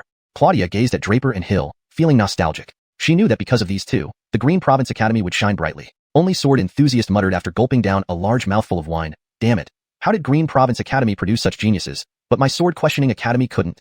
However, the presidents of the major academies now understood why Barry came to observe the ceremony. Perhaps he was here specifically for Draper. Beside them, Ala, Suhenryo, and Bellamy Ruashi looked somewhat uneasy. Earlier, none of them had taken Draper seriously, but now he surprised them the most, making them realize they had underestimated him. Meanwhile, Stefan Lachi licked his lips, his eyes flickering with an unreadable expression. End of chapter 312. Chapter 313. Stewing wolf meat. At this moment, the royal executioner asked Brevin again, Heavenly Lord, what do you think of Draper? This was already the 5th time the royal executioner had asked this question. The first time, Brevin didn't care much for Draper and did not consider him a serious opponent. His only rival was Hill. It was the same the second time. By the third time, he admitted Draper had some merit but still didn't give much weight to him. By the 4th time, Brevin almost gritted his teeth saying that if they fought to the death, he could also defeat Draper in one move. Now it was the 5th time, and the royal executioner anticipated how his arrogant yet incredibly talented younger brother would evaluate Draper. Your Highness, are you insulting me? Brevin said with a bitter smile. Even at their best, Hill and I are equally matched. Draper defeated Hill, although Hill suppressed his strength. But later, Draper's words clearly showed that his strength far exceeded this. So? The royal executioner looked at Brevin with a smile, waiting for an accurate answer. So even if I were to use my full strength against Draper, we would be equally matched. Brevin almost gritted his teeth as he said these words. Haha. The royal executioner laughed heartily, but shook his head without making any judgment. Meanwhile, Stefan Lachi said coldly, Brevin, do you really think highly of yourself? In my eyes, you're just trash, and I believe Draper thinks the same, that you're just trash? You. Brevin flared up in anger. Don't say I'm rude. You should look at what Draper has achieved. He is now a 7th stage Golden Core expert and beat Hill when he was only 5th stage. Could you do that? Stefan Lachi sneered mercilessly. To be honest, neither you nor Suhenryo or Bellamy Ruashi would be regarded highly by Draper. By he and she, Stefan Lachi referred to Suhenryo and Bellamy Ruashi. However, hearing this, Suhenryo and Bellamy Ruashi dared not respond. The crazy man was best left undisturbed. Brevin also choked with anger, shouting angrily, Fine. You think we're all trash. Go fight Draper then. I want to see how strong you are. How do you know my thoughts? I indeed want to fight Draper. Meeting such a formidable opponent, how can I not challenge him? Stefan Lachi smiled cruelly and licked his lips. Ugh. Bellamy Ruashi shivered involuntarily. She, Suhenryo, Brevin, Hill, and this madman had once worked together on a mission. She knew very well how terrifying this madman could be. Licking his lips was his trademark action. Stefan Lachi lived up to his name, acting like a demonic wolf who would lick his lips when targeting prey. Now, Draper was clearly seen as prey by Stefan Lachi. Recalling how Stefan Lachi treated his prey, they all shivered again. Henrielang. Yael heard Stefan Lachi's words and frowned, shouting at him. This is Gregoring's Academy grounds. Dare to act recklessly here, and I'll flay your skin off. Flay the skin, so be it, but the prey I set my sights on must be taken. Stefan Lachi paid no heed to Yael's threats. Without hesitation, knowing that staying longer would make it harder to leave, Stefan Lachi suddenly dashed towards the stage. Henrielang. Yael roared, but it was too late. Stefan Lachi was already on the stage. The royal executioner, seeing Stefan Lachi's actions, guessed his intentions and waved Yael off. Yael, leave him be. I want to see what happens when this boy faces Henrielang. Are you Draper? Standing on the stage, Stefan Lachi twisted his neck and asked in a low, chilling voice. Draper sensed a powerful aura approaching. He hadn't expected it to be someone from the VIP seats, presumably another college's genius. Stefan Lachi, what are you doing? Seeing Stefan Lachi on stage, Hill was alarmed and shielded Draper. Hill, Stefan Lachi spoke coldly, though you've broken through to the galaxy realm and enlightened, do you think taking your head would be difficult? Then let's see. I want to test the power of the galaxy realm. Do you think you can block my moon and mirror, flower and water? Hill's face turned grim as he faced Stefan Lachi. Haha, it seems breaking through to the galaxy realm has boosted your confidence. Not bad, but I'm not here for you. Get out of my way, or I might really kill someone. Stefan Lachi glared at Hill and smiled sinisterly. Oh, not here for Hill, then you're after me. Draper pulled Hill aside and looked at Stefan Lachi. You're the Stefan Lachi from the Tiger Wolf Corps? Draper sized up Stefan Lachi and asked. It's me. Stefan Lachi grinned, revealing sharp, wolf-like fangs. He's the notorious Stefan Wolf from the Tiger Wolf Corps. Despite being named Little Wolf, this guy is completely insane. I've worked with him before, and all his opponents ended up brutally killed by him biting them. Hill explained calmly. Having interacted with Stefan Lachi multiple times, Hill understood his true nature. So, you're a mad wolf? Draper realized but couldn't help jesting. If you're mad, why keep him alive? Just stew him into wolf meat. Stew wolf meat? Everyone burst into laughter, including Hill. Draper had said this in all seriousness while clearly mocking. Ha, stewing wolf meat. You're the first to say that to me. Not bad, Stefan Lachi chuckled. And he bites people, which is a bad habit. So, let's pull out his teeth to prevent him from harming others, Draper added seriously. Chapter 314, Dueling Stefan Wolf. Stewed wolf meat. Stefan Lachi burst into laughter, then grunted and added, You want to pull out my teeth too? Looks like you have a good appetite, and that suits me just fine. Excellent. Just by those 2 sentences, you're already far better than the 3 trash on that platform, and even Hill. Stefan Lachi, you. Brett roared in fury from atop the stage. It was clear who Stefan Lachi was referring to as the 3 trash, himself, Su Henryo, and Bellamy Ruashi. Draper, however, showed no amusement. His eyes remained focused and alert on Stefan Lachi. The ancient dragon symbol between his brows was pulsating continuously, a warning signal. This was only the second time he had felt such a premonition. The first was when facing Hill's moon within the mirror, during which both the ancient dragon symbol and his vortex dantian had issued warnings. At that time, the vortex dantian had forcibly extracted a trace of ancestral dragon blood for Draper to absorb, allowing him to successfully defeat Hill. This time, only the ancient dragon symbol was reacting. The vortex dantian was completely still. Could it be? Draper mused as Jamal stepped between Stefan Lachi and him. Stefan Lachi, today is our Gregorings How Academy's grand event. You belong to the Tiger Wolf Corps, and this is not your place to interfere. What do you mean by stepping onto this platform? Jamal, of course, had heard about the infamous Stefan Wolf from the Tiger Wolf Corps. Stefan Lachi's intentions were all too obvious. Jamal was naturally extremely concerned for Draper, not doubting Draper's strength. After all, Draper had just defeated Hill. However, this Stefan Wolf was an entirely different level compared to Hill. While their strengths might be similar, their attitudes towards opponents differed greatly. Hill would never fight to kill, but Stefan Lachi pursued a fight to the death with his chosen opponent. Naturally, Jamal worried deeply about Draper's safety. The old man, I advise you to move aside. My patience has its limits, and I will not hesitate to show disrespect if necessary. Stefan Lachi cracked his neck, adjusting his body to peak condition. Gregoringtion, step aside. Before Jamal could respond, Egon spoke from the VIP seats. His tone was calm and emotionless. Upon hearing Egon's words, Jamal hesitated briefly, but ultimately moved aside. Draper regained his composure and stepped forward, facing Jamal. Dean, please rest assured, this Stefan Wolf will end up beaten to death by me. Draper gave Hill a meaningful glance, and Hill immediately understood, pulling Jamal off the stage. The arena was now left with only Draper and Stefan Lachi. Boy, unlike Hill, I won't hold back. Once I choose a target, I will give it everything I've got to bring it down. Be prepared. Stefan Lachi grinned ferociously at Draper. Hemph, even if you give it your all, you are still no match for me. Draper replied nonchalantly, yet he adjusted his body to its peak condition. Stefan Lachi had already triggered his ancient dragon symbol, signaling that this was no ordinary opponent. Draper could not afford to be careless. Roar. Without acknowledging Draper's taunt, Stefan Lachi let out a roar. Instantly, his body transformed into that of a white demonic wolf, his hands turning into gleaming, razor-sharp wolf paws. Yet, his head remained human, forming a terrifying creature, half wolf, half man. Draper had never seen anything like this before. Was Stefan Lachi also a beast spirit body? He had previously fought Alicia Tiangon, another beast spirit body. Stefan Lachi's techniques seemed somewhat similar. This isn't a beast spirit body. A beast spirit body merely mimics a demonic beast's essence, not truly transforming into one. Draper's divine palace trembled suddenly, and Nicholas's voice echoed inside. Boy, this is a demonic transformation technique. Be careful, Stefan Lachi is not to be underestimated. Draper was taken aback by Nicholas's rare serious tone. But what does it matter? I am of the dragon clan, with ancestral dragon heritage. Why should I fear a little wolf?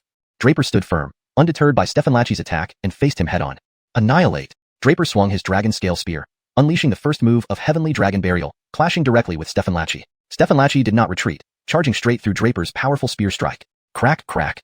2 loud noises rang out as Stefan Lachi's body withstood the force of the dragon scale spear. Sparks flew where the spear tip met Stefan Lachi's body, revealing its formidable resilience. Seeing this, Draper felt a chill. Stefan Lachi's body was like steel, incredibly tough. Even the dragon scale spear, a spiritual weapon, merely left sparks on impact without causing damage. Worse, Draper's strike was so forcefully repelled that he nearly lost his grip on the spear. Draper quickly followed up with another sky-cleaving palm, striking at Stefan Lachi again. Despite these efforts, Stefan Lachi continued advancing unimpeded, appearing crazed as he reached Draper. With a tremendous bang, Stefan Lachi collided head-on with Draper. Surprisingly, Draper found that his usually unmatched physical prowess was now ineffective. Stefan Lachi, being a Star River Realm expert, possessed a physique stronger than Draper. When their bodies clashed, Draper did not gain any advantage. Instead, he suffered some internal damage.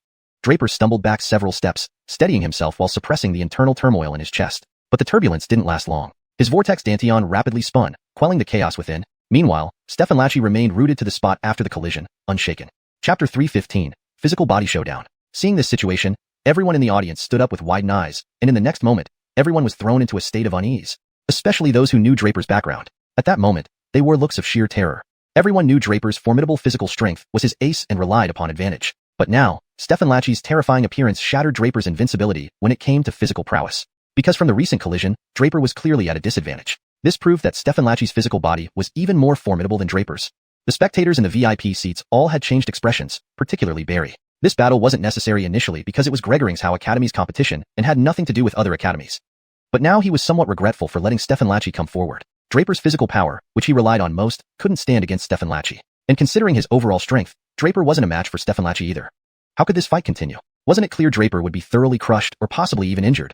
That was not what Barry wanted to see. Either Draper or Stefan Lachi getting hurt would be a loss for Tianluo Kingdom. His face kept changing, almost about to shout a halt. However, Iwan remained unperturbed, saying to Barry, "Barry, there's no need to worry too much. Draper has great spirit. Letting Little Wolf temper his arrogance is also beneficial. Besides, this was just the first move. Draper isn't doing well, but neither must Little Wolf be feeling great." Barry paused slightly, then suddenly narrowed his gaze, seemingly contemplating Iwan's words. Iwan was right. After one hit with Draper, Stefan Lachi didn't feel so good either. His body was trembling fiercely, but since he was in his demonic wolf form, others couldn't see his discomfort. How can this kid's physical strength also be so terrifying? Stefan Lachi was incredibly astonished. When he collided with Draper, he felt as if his own wolf skin hurt. He barely controlled his body, preventing himself from retreating. That was why he could remain standing stably. However, Draper evidently endured far more force compared to him. In terms of physical strength, Draper wasn't his match. Thinking this, Stefan Lachi hesitated no longer and lunged again at Draper with his bulky body. Divine Killing Dart go. Draper acted simultaneously. In his divine mansion, he had just condensed the power of the Divine Killing Dart, which he unleashed now. Countless dart-shaped arrows swiftly shot towards Stefan Lachi. Talisman Stefanster's power? Stefan Lachi sneered, then laughed loudly. Talisman Stefanster's power is indeed formidable, but unfortunately, it's useless against me. As he spoke, the dart-shaped arrows hit Stefan Lachi entirely, yet he remained unscathed as if completely unaffected by the attack. This was the second time the Divine Killing Dart had failed. Previously, it happened in the battle with Stefanthu. Stefanthu said he had no soul, so naturally, mental attacks were useless against him. But what about this Stefan Lachi? Did he have no soul either? Before Draper could figure it out, Stefan Lachi was already back in front of him. Bang! Another deafening explosion sounded as their bodies collided once more. This time, Draper only retreated a few steps before stabilizing. Conversely, Stefan Lachi staggered slightly and couldn't hold his ground as tightly as before. Seeing this change, Draper became elated internally. He originally thought Stefan Lachi's physical strength was considerably stronger, but now, it appeared otherwise. Stefan Lachi wasn't as formidable as Draper imagined. The first collision made it look like there was a huge gap between them. Still, the second revealed many problems. After all, Draper was merely in the 7th level of Golden Core Realm, while Stefan Lachi was genuinely a 1st level Star River Realm powerhouse. There was a difference of 3 realms between them. Put simply, Stefan Lachi had the upper hand only due to his higher strength over Draper. Given that Draper fought above his rank, this wasn't a significant concern. Next was endurance, which Draper was fully capable of sustaining. Deciding this, Draper stopped wavering and took the initiative this time before Stefan Lachi could act. Slay God. Draper unleashed another crazy strike, advancing fiercely towards Stefan Lachi while launching the attack. Bang! The combined force of the spear and Draper's physical strength resulted in another massive explosion. Their bodies separated again. This time, Draper only retreated 3 steps and steadied himself, whereas Stefan Lachi couldn't maintain his balance, taking a step back before stabilizing. Seeing this, Draper became reassured and charged wildly at Stefan Lachi again. Bang! Bang bang bang. The collisions between the two grew more intense. But after several such collisions, Stefan Lachi noticed something amiss. Draper's recovery speed was much faster than expected. After each collision, Draper quickly recovered, while Stefan Lachi lacked such powerful regenerative abilities and needed more time to recover after each clash. So initially, he could hold his ground, but later he couldn't maintain his stance and needed time to regain strength. After several more collisions, Stefan Lachi's expression turned grim. He realized that if this continued, he might get obliterated by Draper in terms of physical strength. However, Stefan Lachi wasn't just about physical power. His demonic transformation had even more formidable means and hidden cards he hadn't used yet. Why limit himself to this single tactic? Realizing this, Stefan Lachi felt a sudden clarity, ceasing hesitation. He roared fiercely once more. Following Stefan Lachi's roar, his originally pure white wolf body transformed back into red, a blood-red hue. Stefan Lachi's eyes turned bloodshot as well, and his surrounding aura became sharply violent. Frenzied wolf is going mad. Draper's in danger. Barry's expression in the VIP seat also turned grave. Draper, be careful. He's about to go berserk. This is his hidden card, called Blood Wolf Transformation. Jacques suddenly shouted from below the arena. And as Jacques finished speaking, Stefan Lachi let out another furious roar. At that moment, his human head transformed into a colossal wolf head. It exuded dangerous energy and a bloodthirsty gaze. A blood-red wolf head. Chapter 316. Blood Wolf Transformation. Blood Wolf Transformation? Draper's brows slightly furrowed. Although he did not know what method Stefan Lachi used for the Blood Wolf Transformation, from Hill's slightly fearful tone just now, he could judge that this attack was absolutely no simple feat. Moreover, judging by the tone, This blood wolf transformation was xianxia's trump card, and also the reason why he was called Crazy Wolf. Realizing this, Draper naturally dared not be negligent. Facing such a powerful opponent, his vortex dantian started to spin wildly as a warning, rapidly gathering all his essence energy to adjust his state to the best condition. He gripped the dragon scale spear in both hands, waiting for xianxia to make the first move. The next moment, as xianxia finished adjusting his strength, he immediately attacked. Blood Wolf Claw. xianxia's blood-colored wolf head let out a human voice before fiercely pouncing towards Draper. Swish! A massive wolf claw rushed towards Draper like a mountain collapsing on top of him. That blood-colored wolf claw exuded an overwhelmingly bloodthirsty aura, almost capable of killing Draper at any moment. After image, Draper swung the dragon scale spear and struck again at xianxia. xianxia's claw did not stop. It directly slapped away Draper's spear, dissipating the spear shadows created by its swings. But this gave the blood wolf claw a slight pause. This bought time for Draper. He instantly moved with the divine shifting steps, flashing aside and narrowly avoiding xianxia's blood wolf claw. xianxia did not hesitate and roared, "What? Weren't you very impressive just now? Now you can only run?" With that, xianxia attacked again. This time, however, he opened his mouth. Indeed, he simply opened his mouth. xianxia's massive wolf head spewed out a burst of fiery power. Heavenly Wolf Flame. A huge surge of flame energy charged towards Draper. As the flame approached, Draper instantly felt a strong burning sensation rushing towards him. With that intense burning feeling, Draper suddenly noticed a slight movement on his left arm. The next moment, a wave of coolness emanated from his left arm. Ice Silkworm. Draper immediately regained his senses. Unexpectedly, upon sensing this flame power, the divine ice silk worm on his left hand had instinctively protected him, releasing a burst of cold power to shield Draper. With the ice power provided by the ice silk worm, Draper instantly felt the burning sensation vanish. Then, a strange phenomenon occurred. Those powerful flames, once they neared Draper, were instantly blocked by the cold power enveloping his body. Despite their strength, the flames had no effect on Draper. Seeing that Heavenly Wolf Flame had no effect on Draper, xianxia was even more surprised. This kid, Draper, actually still had a hidden ace up his sleeve to counteract his Heavenly Wolf Flame. Roar! xianxia roared again and charged towards Draper. Since other methods didn't work on him, he had to revert to the most direct approach, brute force. xianxia roared again and swiped the claw at Draper. This time, xianxia did not use any martial arts but raw strength. Under the Blood Wolf transformation, xianxia's speed reached its peak, a speed even Draper's divine shifting steps couldn't match. So, in the next moment, that claw reached Draper, who had nowhere to dodge and took the blow with his bare body. Rip! The wolf claw tore through Draper's clothes. Though Draper's physical body was incredibly strong, he still suffered a huge bloody gash from the strike. But soon, the wound began to heal quickly, forming scabs, shedding, and recovering to its original state. This was the terrifying aspect of Draper, the extremity of his recovery speed. Of course, Draper would not just take blows without retaliating. He unleashed a punch. It wasn't some ordinary martial art but the Great Transformation Fist he hadn't used for a long time. Draper rarely used the Great Transformation Fist now because, firstly, the opponents he faced grew increasingly powerful, and he had more formidable techniques. He preferred to resolve battles quickly instead of prolonging them. The essence of the Great Transformation Fist lay in the fist's force, which required endurance. Secondly, the Great Transformation Fist unleashed its effects later. To achieve extraordinary results, one needed to endure the opponent's attacks with their physical body. Fighting xianxia, Draper realized it wouldn't be easy to end the battle quickly. Confronting xianxia's storm of attacks, Draper had no choice but to endure and buy himself time with his physical strength. His rapid recovery speed was his greatest advantage. He used his physical strength to fight life and death against xianxia. Seeing his attack fail, xianxia did not falter but attacked again. Another claw raked across Draper's body. Draper countered with another Great Transformation Fist. In this repetitive pattern, Draper's body was covered in blood marks from xianxia's claws. Even with Draper's astonishing recovery speed, he couldn't match xianxia's attack frequency. However, over time, Draper landed over 100 punches. Until the final moment, Draper finally made his move. This time, he did not endure xianxia's attacks but used the divine shifting steps to retreat dozens of steps, steadying himself. But xianxia followed up closely. "So, you can't take it anymore? Weren't you enjoying the physical confrontation earlier? Strangely, how did you land over 100 punches on me without causing any reaction?" At the end of his words, xianxia laughed maniacally. Earlier, he thought Draper had some hidden technique since he chose to endure the strikes, but unexpectedly, Draper's punches had little to no effect on him. No reaction? Draper fixed his eyes on xianxia with a strange smile. Huh. Seeing Draper smirk, xianxia suddenly felt something was amiss. But when he realized it, it was too late. Hearing Draper shout 3 words almost savagely, "Explode, explode, explode," xianxia felt an endless amount of fist force surrounding him.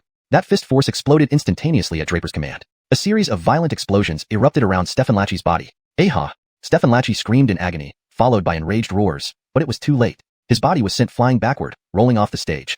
Over 100 Great Transformation Fists, each with 9 layers of fist force, resulted in nearly 1,000 layers of fist force. Even though Draper was only at the Golden Core 7th level, the 1,000 layers of fist force on xianxia's body proved too much for him to bear.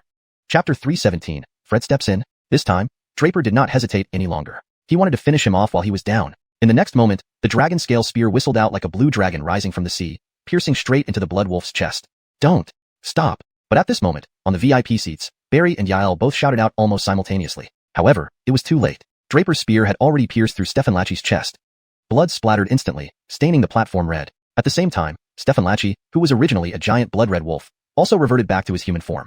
Draper withdrew the dragon scale spear, stood up straight, and quietly watched Stefan Lachi transform back into human shape. Stefan Lachi still looked at Draper with an indignant expression, eyes filled with venom as if wishing to devour Draper alive. But Draper had a smile on the corner of his mouth, placing the tip of his spear against Stefan Lachi's throat. Convinced yet? N.O. Stefan Lachi struggled to speak. Not convinced? Draper pushed the spear tip forward another inch, and blood once again spurted from Stefan Lachi's throat. I told you to stop. At this moment, Yael, unable to hold back any longer in the VIP seat, leaped up and unleashed a palm strike towards Draper.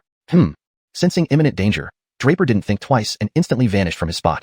The next moment, Yael's palm struck the platform. Boom, boom. The power of that palm was terrifying. The platform couldn't withstand such force and immediately split into two halves. Seeing this situation, Draper, standing not far away, felt a surge of dread. But more so, he felt rage. Old man, you want to kill me? Draper stared coldly at Yael, his teeth grinding together. He gripped the dragon scale spear tightly. Who could withstand the force of that palm? If he hadn't been alert and utilized the soul-shifting step to its utmost, even a fraction slower, and he would have met the same fate as the platform. Barry and Fred also sprang up and approached the platform at this moment. Yael, Barry, furious, pointed at Yael's nose, ready to scold him, but Fred behind him suddenly burst out. Fred's aura surged rapidly. His originally pale face now had prominent veins, clearly showing extreme anger. How Fred, I request General Elisha's guidance. Fred spoke calmly, but his tone carried undeniable murderous intent and anger. Fred also felt a wave of afterthoughts. It was only due to Draper's self-preservation skills that he narrowly avoided this deadly strike. Of course, he knew that Yael acted out of concern for Stefan Lachi. However, he never imagined that Yael would ignore protocol and bully a junior directly. Does he really think Fred doesn't exist? How dare he attack a younger generation so shamelessly? Fred loved Draper no less than Barry did. After all, Draper was his great-granddisciple. Although he didn't show it outwardly, he deeply cared about this disciple. Otherwise, he wouldn't pay such close attention to Draper's every move. At this moment, his inner rage reached its peak, compelling him to challenge Yael directly. Henry Nan. Barry was about to say something, but Fred abruptly interrupted him. Your Stefangesty, you know my temper. Fred left the rest unsaid. Barry sighed and stepped aside. Claudia, sword enthusiast, Sonny, and others also moved forward. But seeing the enraged Fred, none dared to step in and persuade. They had no doubt that if they tried, Fred might unleash his anger on them first. None wanted to upset Fred at this moment. How Fred, I request General Elisha's guidance. Fred walked up to Yael and repeated. Fred, are you blind? Didn't you see that kid nearly killed Henry Lang? Yael, realizing his actions seemed inappropriate, still roared at Fred in lingering anger. How Fred, I request General Elisha's guidance. Fred said nothing more, repeating the same words. Fred, do you really think I fear you? Yael's fury surged again. How Fred, I request General Elisha's guidance. Fred, don't push your luck. How Fred, I request General Elisha's guidance. Fred remained expressionless. Fine. Since you want to fight, let me experience the prowess of the top expert of Tianluo. Yael's aura exploded completely. Yael's appearance aged rapidly, his face filled with deadliness. Yael is actually a Death Profound Realm expert. Claudia, sword enthusiast, and Sonny exclaimed in surprise. Indeed, Yael was also a Death Profound Realm expert. In the Tianluo kingdom, the most powerful expert was Fred, who had recently entered the second level of the Death Profound Realm. But now, unexpectedly, Yael had also entered the Death Profound Realm. Above the Star Galaxy Realm was the Life-Death Realm. Because of the need to unlock the Life-Death Gate, it was also called the Life-Death Profound Realm. 4 levels in the Life Profound Realm and 5 levels in the Death Profound Realm combined made up the 9 levels of the Life-Death Realm. Experts like Barry, Claudia, sword enthusiast, and Sonny were only Life Profound Realm experts. But unexpectedly, besides Fred, Yael had also entered the Death Profound Realm. It seems Yael usually kept a very low profile. Watching Yael's surging aura, Fred showed no surprise but waited silently until Yael's aura stabilized completely. Only then did Fred speak. General Elisha, I'm going to make my move. His last word dragged on long. The next moment, Fred attacked fiercely. Boom. A palm from Fred surged towards Yael. The force of this palm seemed capable of destroying heaven and earth, incredibly terrifying and lightning fast, reaching Yael in the blink of an eye. Bang! Yael retaliated with a palm. But upon impact, Yael's body flew back like a broken kite and crashed to the ground. This strike, I return it to you. Fred's voice echoed faintly at this moment. Chapter 318. Hagen of the Past. Shocked, everyone in attendance stared at Hagen in disbelief. No one had expected that this unassuming man would be so powerful.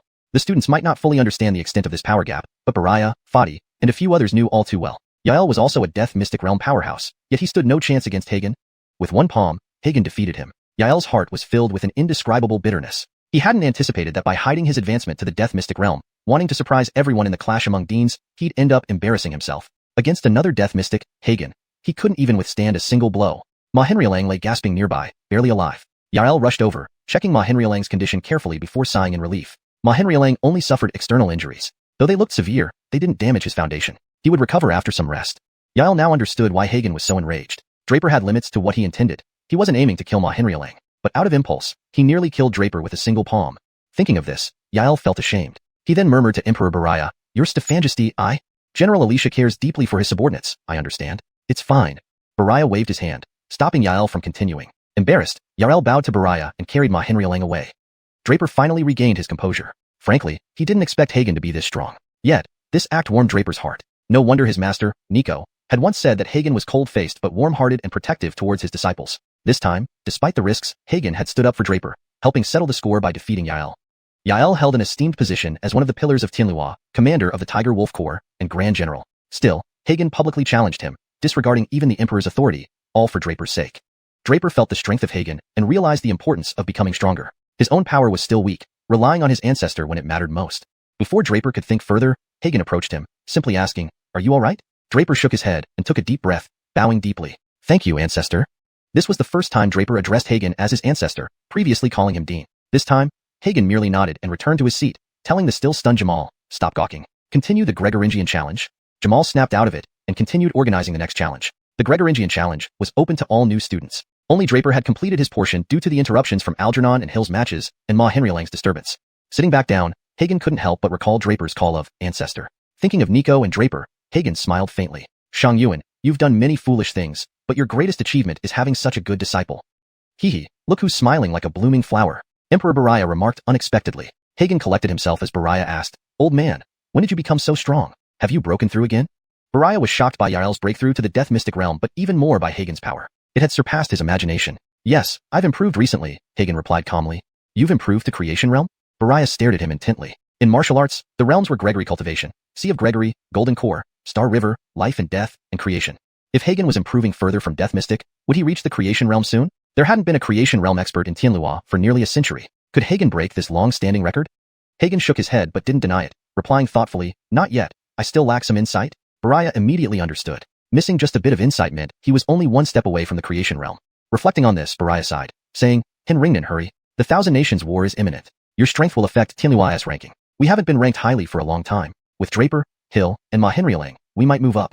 Hagen nodded silently. Bariah couldn't calm down. They had known each other closely for years. Previously, Hagen was just an unknown man, while Bariah, as Crown Prince, befriended him because of his demeanor. However, until 40, Hagen showed no exceptional talent, serving as the dean of Tianlong Academy in the smallest city in Gregoring Province. After ascending the throne, Bariah wanted to invite Hagen to the capital as his advisor. However, all opposed due to Hagen's perceived weakness. Bariah, newly crowned, dared not press hard, thus giving in. Later, hearing of this, Hagen, within a day, broke through from 3rd level Golden Core to 9th level Star River, then went to the capital, challenging all experts undefeated.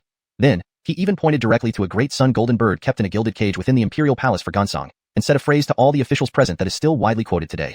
"This bird is a caged bird. It is kept in the cage only to lie dormant. This bird does not sing lightly, but when it sings it astounds. It does not fly lightly, but when it flies, it soars to the heavens." As he spoke, Iwan opened the gilded cage and released the great sun golden bird. The bird let out a powerful cry that echoed through the halls, its resonance lingering for 3 days without fading. Afterward, it soared into the sky, spreading its wings with such majesty that it seemed to block out the sun. Iwan thus became renowned throughout Tianluo, becoming a role model for everyone. It was then that people realized Iwan had truly matured late, having spent 40 years lying low, all for the moment when he would soar to the heavens. At the 9th level of the Star River realm, Iwan became one of the few supreme experts in Tianluo and was appointed by Barry as the dean of Gregoring's Academy. He stayed there for another 20 or 30 years. Who would have thought that Barry, once full of youthful vigor, was now nearing his end? At the last moment, by a stroke of luck, he broke through his limitations, extending his life considerably. What no one expected was that Iwan, who had been dormant for so long, had now become the top expert in Tianluo and was about to break through to the creation realm. Thinking of this, Barry couldn't help but sigh with emotion. As he spoke, Hagen opened the gilded cage and released the great sun golden bird. The bird let out a piercing cry, its echo lingering for days without end. Afterwards, it flew high into the sky, spreading its wings with such power that it seemed to blot out the sun. From that moment on, Hagen's name resounded throughout Tianlua, becoming a model for everyone. It was then that everyone realized Hagen had truly achieved greatness later in life, remaining dormant for 40 years, only to soar to the heavens in a single day. At Star River 9th level, Hagen became one of the few supreme experts in Tianlua, and was appointed by Emperor Bariah as the dean of Gregoring's Academy, where he stayed for another 2 to 3 decades. No one would have thought that the once fiery and determined Emperor Bariah was now nearing his final moments. In his last instance, he fortuitously broke through, extending his life this long. But no one could have imagined that the very same Hagen who existed back then had now become the top expert in Tianlua, on the verge of breaking through to the creation realm. Thinking of this, Emperor Bariah couldn't help but sigh with emotion. Later, He even pointed directly to a grandson golden bird kept in a gilded cage within the imperial palace. He said a now famous phrase to all the court officials. This bird is like a prisoner in a cage. Its purpose for being in the cage is only to bide its time. This bird, if it does not cry, will shock with its voice. If it does not fly, it will soar to the heavens. As he spoke, Iwan opened the gilded cage and released the grandson golden bird. The bird emitted a powerful cry that echoed through the halls, lasting for 3 days without fading. Afterward, it soared into the sky, spreading its wings to an extent that almost obscured the sun. Iwan thus became renowned throughout Tianluo, becoming a role model for everyone. It was then that people realized Iwan was truly someone who achieved greatness later in life, having spent 40 years in seclusion, only to emerge at once with unparalleled brilliance.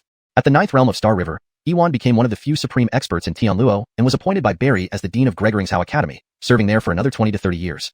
Who would have thought that the once dashing Barry would also be nearing his end, extending his life by a mere stroke of luck, breaking through at the final moment, allowing him to linger on for so long. But no one could have predicted that the former Iwan had now become the #1 expert in Tianluo, about to break through to the creation realm. Reflecting on this, Barry couldn't help but feel a deep sigh of emotion.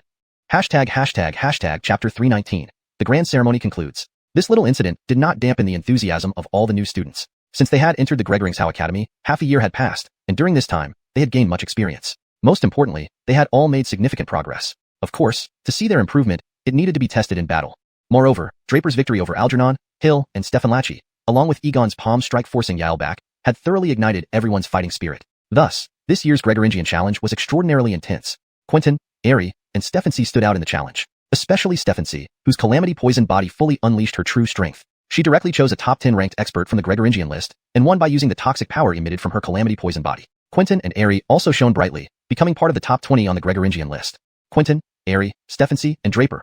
All 4 were students of the North Court, and all 4 made it into the top 20 of the Gregoringian list as new students. This completely captured everyone's attention, for this had never happened before in the history of the entire Xiao Academy.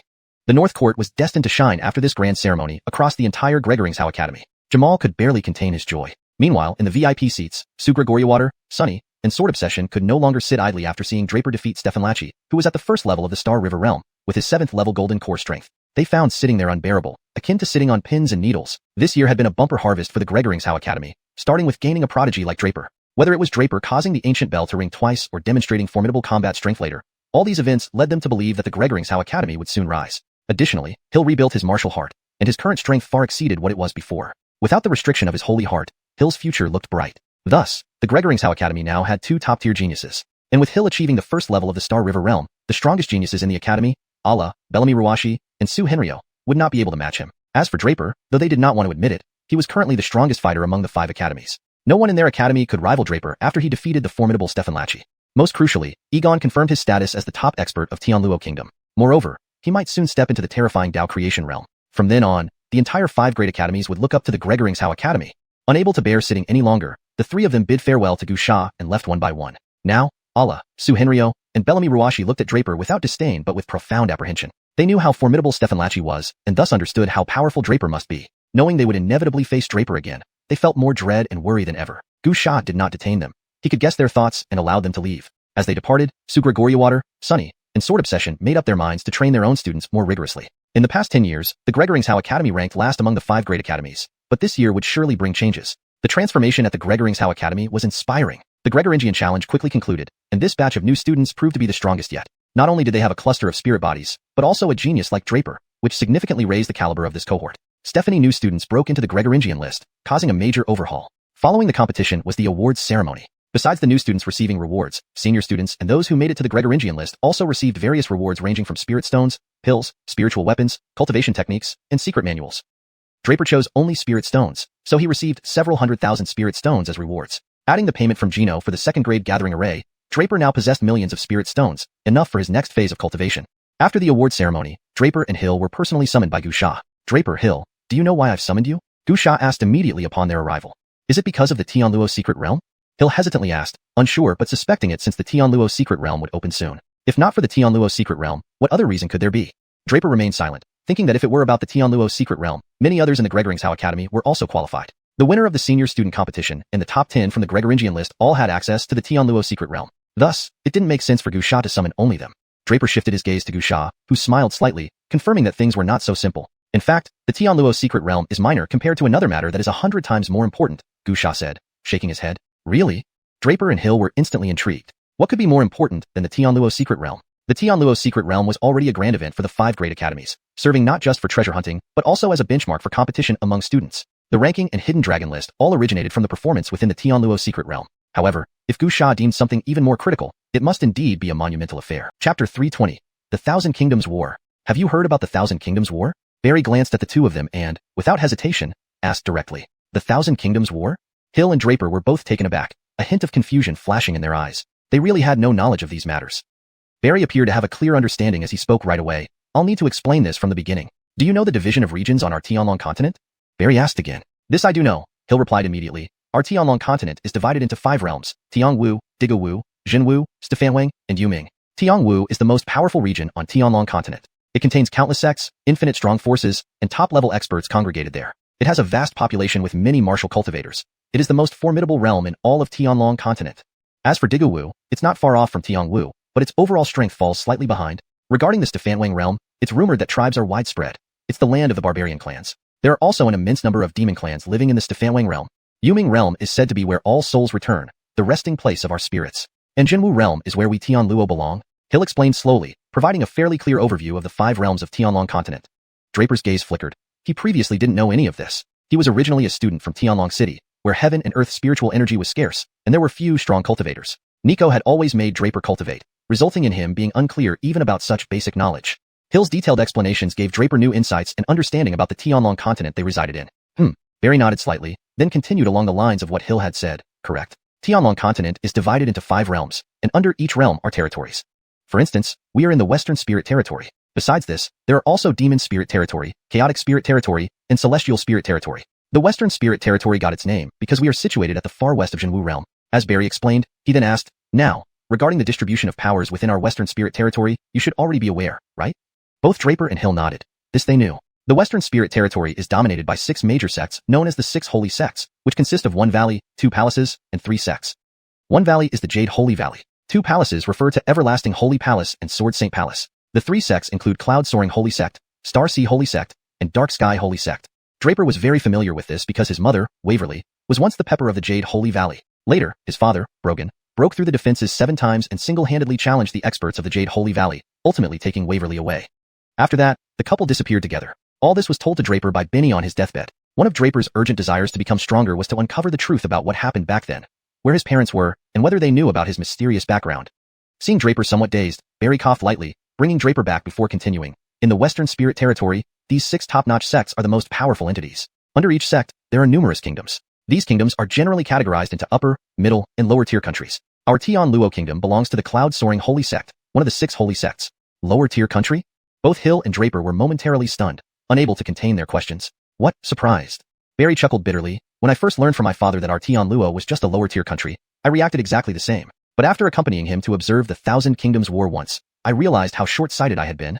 Hill and Draper were instantly dumbstruck, then listened intently as Barry continued. Our affiliated holy sect, Cloud-Soaring Holy Sect, was founded by a great figure thousands of years ago, the holy sage xianxia. Despite developing for several thousand years, it still only ranks 4th among the 6 holy sects. Imagine, a sect established by a sage-level expert, and having developed for millennia, yet ranks only 4th in the Western Spirit Territory. Now, you can understand where Tianluo stands? Barry's tone carried a hint of bitterness. Our Tianluo was established merely 1,000 years ago, and our ancestors were only creation realm cultivators, not even emperor realm. Moreover, our Tianluo is too small. Through the Thousand Kingdoms War, I discovered that Cloud-Soaring Holy Sect oversees over 1,000 kingdoms. Our Tianluo ranks only in the 900th position. Can you imagine how many larger kingdoms there are above us? Hill and Draper suddenly became enlightened. The purpose of the Thousand Kingdoms War is twofold. One is to promote the progress among the kingdoms. Cloud-Soaring Holy Sect provides extremely generous resources as rewards to the top-ranked kingdoms. Not only that, becoming an upper-tier kingdom grants continuous benefits provided by Cloud-Soaring Holy Sect. However, lower-tier kingdoms receive no resource rewards and must instead supply tributes to the sect.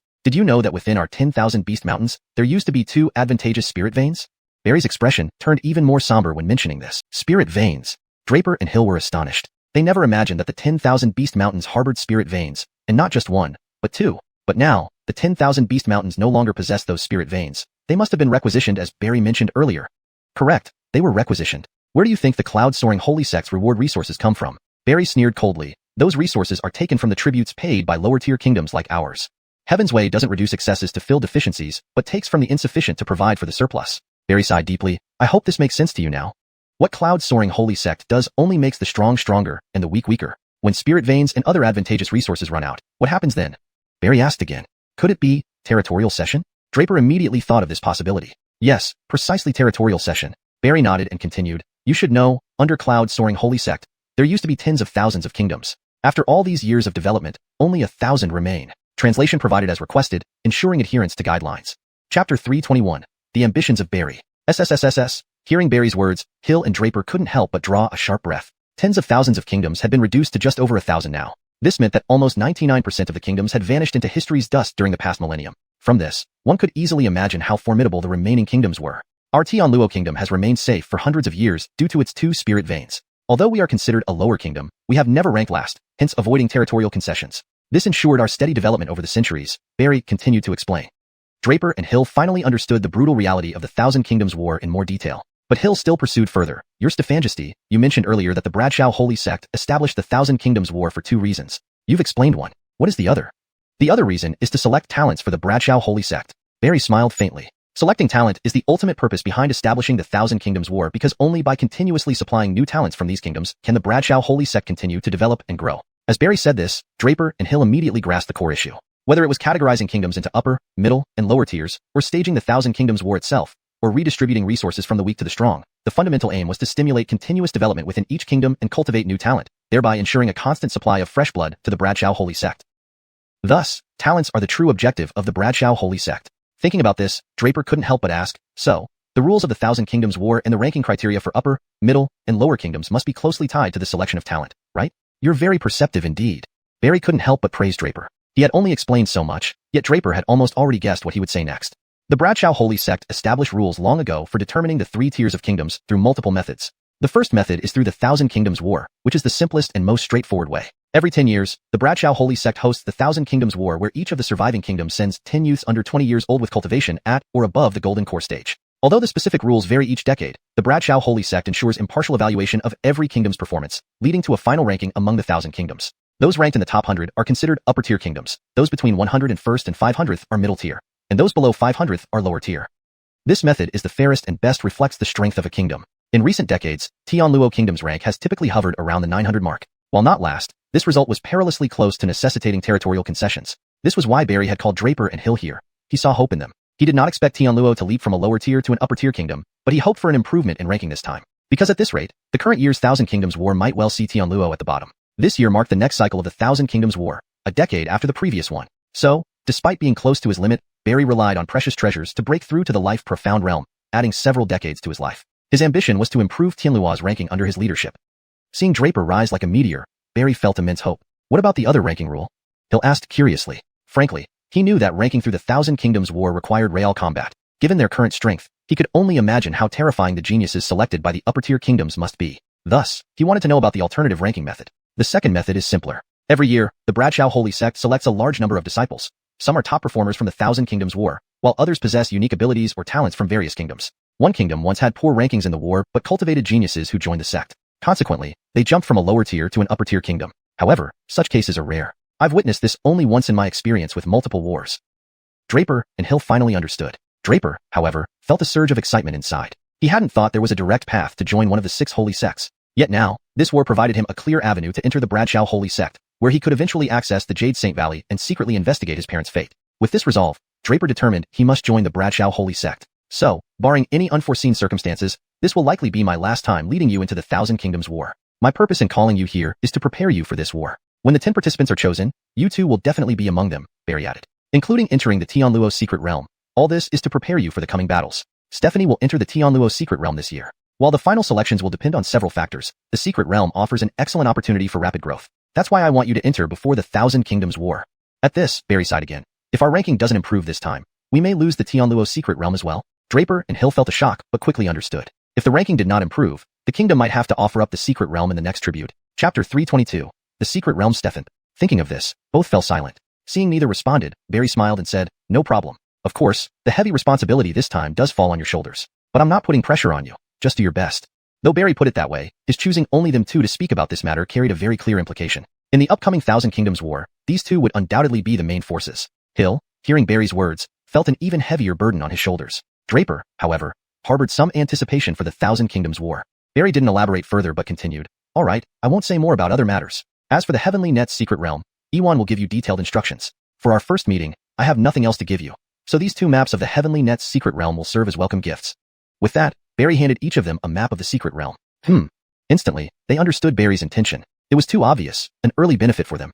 They knew the Heavenly Net's secret realm likely harbored many dangers. Despite their strength, they wouldn't dare to relax or think there would be no danger. After all, the Heavenly Net's secret realm belonged to a sage-level powerhouse, who knew what perils awaited inside. But now, with these 2 maps, they were greatly helped. Having a general understanding of the geography certainly improved their odds. Moreover, the Heavenly Net's secret realm was said to be the rule domain of the Stephanie Treasure Sage, implying countless treasures within its miniature universe formed by rules. Placing the exploration of the Heavenly Net's secret realm before the Thousand Kingdoms War seemed to offer some benefits to the geniuses set to participate. Finding 1 or 2 treasures would provide them additional means to survive.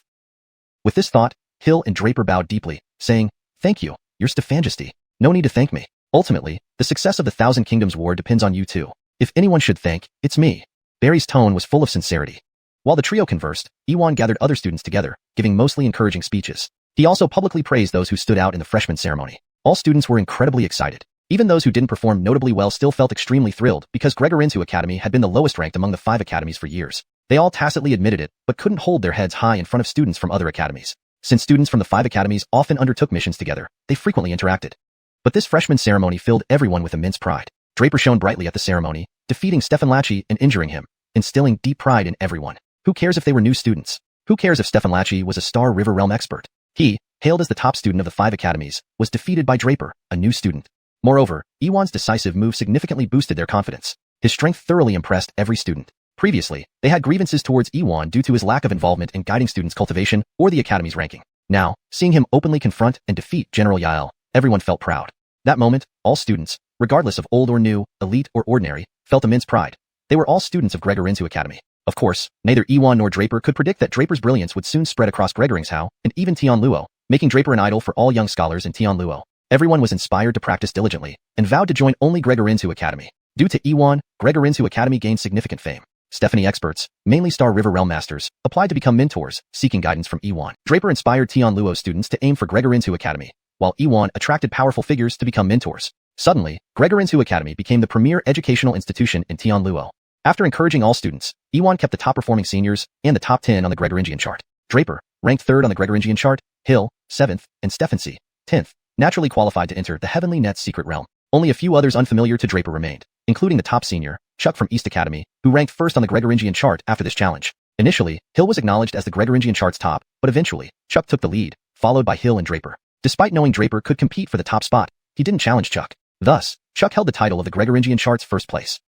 Therefore, the ones qualified to enter the Heavenly Net's secret realm included the top freshman, the top senior, and the top 10 on the Gregoringian chart.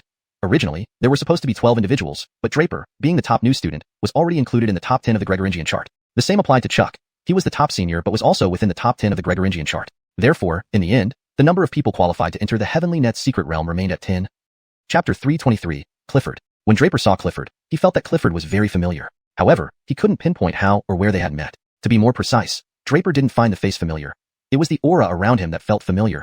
Draper couldn't help but feel puzzled and asked Hill about Clifford's background. Speaking of Clifford, you've come to the right person. I entered Gregoringshao Academy at the same time as him. Actually, Clifford bears some resemblance to our Dean Cash. Hill glanced at Clifford and then smiled, explaining further.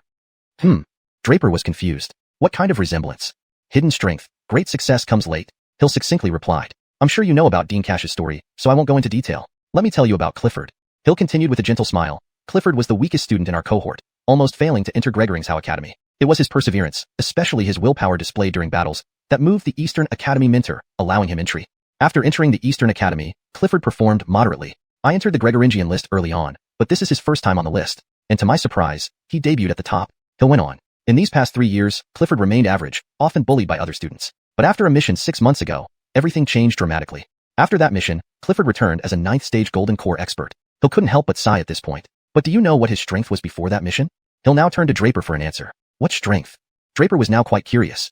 1st stage Golden Core. Hill couldn't resist commenting. That's why I say he resembles Dean Cash. He returned with a 9th stage Golden Core strength, shocking everyone. Some say he hid his strength all these years, waiting for his moment to shine.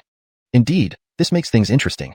Draper fixed his gaze on Clifford, clearly intrigued by Hill's words. The mission took no more than 10 days, yet in this short period, Clifford advanced from 1st stage Golden Core to 9th stage. If Hill was right, and Clifford was a late bloomer, there should have been signs beforehand. Moreover, tolerance doesn't mean enduring humiliation, which Clifford endured often. This suggested there must be something strange going on behind the scenes. Cash concealed himself for 40 years, but wasn't bullied. Waiting doesn't mean tolerating humiliation. This isn't a normal response, nor does it align with the code of martial artists in Tianlong continent. So, the previous Clifford wasn't concealing his strength but genuinely weaker, forced to endure humiliation for self-preservation. During those 10 days, Clifford's strength surged so much that there were only two possibilities. Either he obtained some extraordinary treasure that enhanced his innate talent, or he had a remarkable encounter. The former seemed highly unlikely, while the latter could explain the rapid advancement but remains uncertain. As he thought this, Draper's gaze towards Clifford grew deeper. After staring at Clifford's back for a long time, Clifford seemed to sense it and turned around, their eyes meeting. Draper felt a shock within, and immediately his expression turned grim. Draper suddenly turned back to Hill, asking directly, "Did you intentionally lose in the ranking match?" Draper stared at Hill. They needed to engage in a placement battle before being challenged on the Gregoringian list. If Hill had let him win, it would make sense, but if not, Clifford's power was beyond comprehension.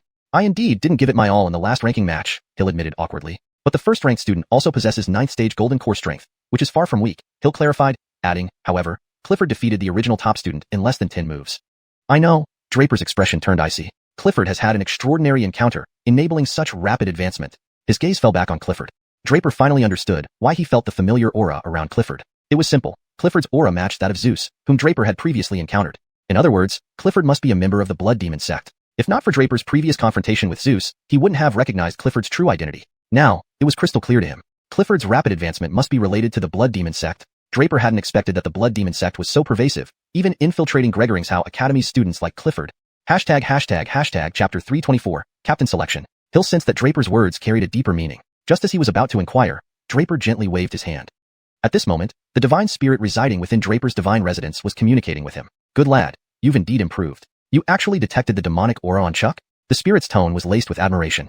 "This isn't too difficult," Draper replied with a slight smirk. When he made eye contact with Chuck earlier, he instantly noticed it. Chuck's eyes had a tinge of blood red, a feature not found in ordinary people. Draper had previously killed Zeus, whose eyes also had a similar blood red hue. This was a clear sign of someone from the Blood Demon sect. Of course, only Draper could see this. Others couldn't detect it. Though Chuck had smiled at Draper in a friendly manner just now, Draper had sensed a strong, dense bloody smell emanating from him. While Chuck might hide many things, there were some, like the bloody scent, that he couldn't conceal. "Not bad. I've heard of the Blood Demon sect before. They have a unique method to rapidly enhance a person's strength, known as the blood transfusion technique," Nicholas explained calmly. "Blood transfusion technique?" A hint of confusion flashed in Draper's eyes. "Yes, the blood transfusion technique is one of the Blood Demon sect's most important methods," Nicholas continued. "In short, it involves helping individuals replace their blood power. The Blood Demon sect believes that a martial cultivator's talent and potential are most crucially determined by their bloodline power. Some are naturally born with powerful bloodlines, making them extremely talented, while others lack talent due to impurities in their blood, which limits their cultivation. So, the blood transfusion technique is another means the Blood Demon sect uses to cultivate experts." Nicholas's tone turned slightly cold. The specific method involves first draining all the blood from less talented martial cultivators, then injecting highly pure blood into their bodies to change their bloodline power, thus altering their potential and talent, turning them into geniuses. Such a terrifying method? Draper felt a chill run down his spine. He still remembered the excruciating pain when the ancestral dragon's essence entered his body. The thought of this technique was even more horrifying. "What did you expect?" Nicholas said irritably. "You can't improve your potential without paying a price. This method, along with the blood puppet refinement technique, are among the Blood Demon sect's most powerful secret arts. It seems they invested quite a lot in cultivating Chuck." Nicholas sighed. "Of course. But given such investment to elevate Chuck to this level, the Blood Demon sect must have significant plans. Now that the Blue Province Academy has been infiltrated by the Blood Demon sect, it's likely other academies have faced similar situations." Draper thought inwardly. Moreover, the Blood Demon sect might be targeting the Tianluo secret realm. It makes sense. The Tianluo kingdom is ranked low among the subordinate kingdoms under Bradshaw Holy Sect. If the Blood Demon sect wants to rise again, the Tianluo kingdom is almost the perfect stepping stone. Furthermore, there are numerous geniuses here. If they turn these geniuses into blood puppets and perform a blood sacrifice for the entire Tianluo kingdom, they could potentially attack Bradshaw Holy Sect or even become the dominant force in the West Spirit domain again. Nicholas's analysis made Draper realize the gravity of the situation. Clearly, Draper needed to remain vigilant against this hidden threat from the Blood Demon sect. Draper grew cautious, while Iwan began explaining matters concerning the entrance into the Tianluo secret realm without wasting time.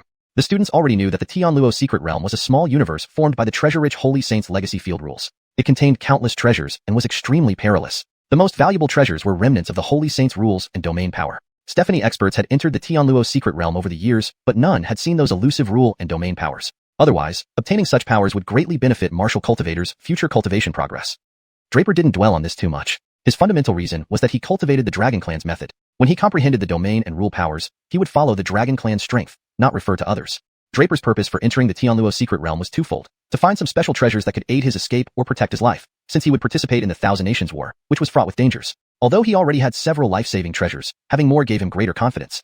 The more critical purpose, however, was based on information provided by Nicholas. According to rumors, the treasure-rich Holy Saint once obtained a Dragon Clan artifact. While it was uncertain if this was true, it was better to believe it than dismiss it. If it existed, Draper would definitely investigate it, as he was now considered half-dragon and could use dragon artifacts directly. Iwan kept the instructions simple and straightforward, briefly detailing the rules and precautions before presenting several maps. These maps showed the general layout of the xianxia secret realm, drawn by previous students who had emerged from it. These maps were created by past students after they left the xianxia secret realm. They provide a rough overview of the place. Each of you will receive a copy. Once inside, you 10 represent the Blue Province Academy. So please help each other and avoid fighting among yourselves, Iwan said. After a brief pause, he added, by tradition, select a captain from among yourselves. Remember to obey the captain inside.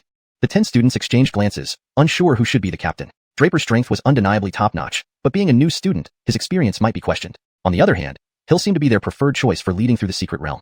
Just as they were hesitating between Draper and Hill, Chuck unexpectedly spoke up, everyone, I volunteer to be the captain. I've had some opportunities and have thoroughly researched the secret realms. I hope you will choose me as the captain.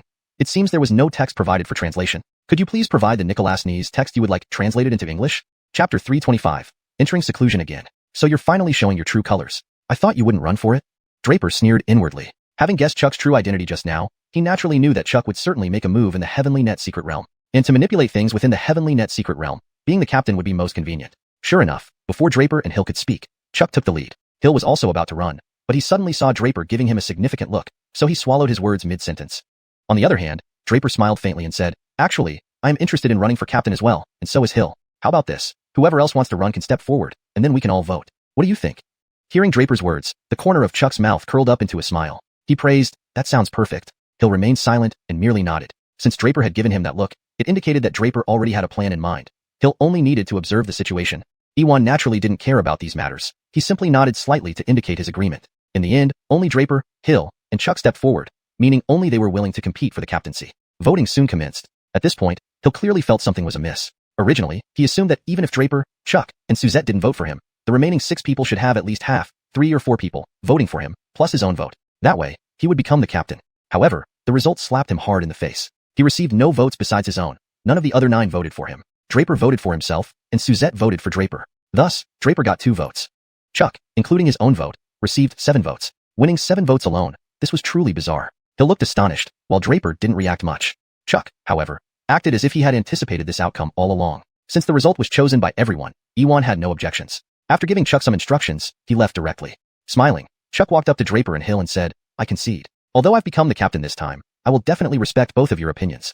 This statement was directed at Draper and Hill. Before Hill could respond, Draper preempted him. No problem. This is the collective decision. Congratulations, we will certainly cooperate. The smile on Chuck's face became more pronounced. After exchanging pleasantries, everyone dispersed. However, Draper secretly remembered those who had voted for Chuck. Honestly, this outcome didn't surprise him. Knowing Chuck's identity and suspecting his probable manipulation in the Heavenly Net secret realm made it unsurprising that he'd run for captain. Therefore, receiving the majority of votes wasn't out of the ordinary either. Given that it was premeditated, thorough preparation was necessary. Draper didn't see this as an issue.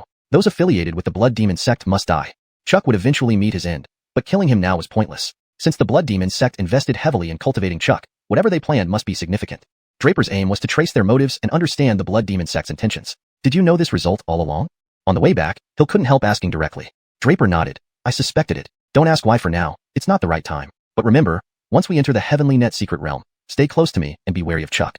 Draper spoke to Hill and Tracy. Yes, they both nodded. Without saying more, Draper bid farewell and returned to his cave in the north courtyard. Back in his cave, Draper first compared the map given exclusively by Gu Sha and the unified map distributed by Iwan, remarking them to gain a better understanding of the Heavenly Net secret realm. After committing all the locations on the map to memory, Draper retreated into his divine palace to examine the small grass planted within his soul, the mother root of the bloodthirsty devil vine. If there was one biggest gain from the freshman ceremony, it was this mother root. Although the small grass was still growing, Draper could foresee its formidable future. Time was all it needed. Having tamed the ancient, bloodthirsty devil vine, hailed as the fiercest creature of antiquity, Draper was overjoyed. This little grass would undoubtedly provide immense assistance in the future. Now the grass was still dormant, so Draper left it undisturbed and exited his divine palace. But his heart stirred slightly as he opened the stone slab space inside the divine palace. Inside, apart from countless spirit stones, lay a corpse emanating an extremely powerful aura. It was the Earth Fiend puppet corpse, another of Draper's major assets. However, Draper had never used it due to the massive amount of spirit stones required. Initially, spirit stones were a significant constraint for Draper, who lacked even enough for cultivation, let alone waste them to activate the puppet corpse. Now, although he wasn't short of spirit stones, he didn't need the puppet.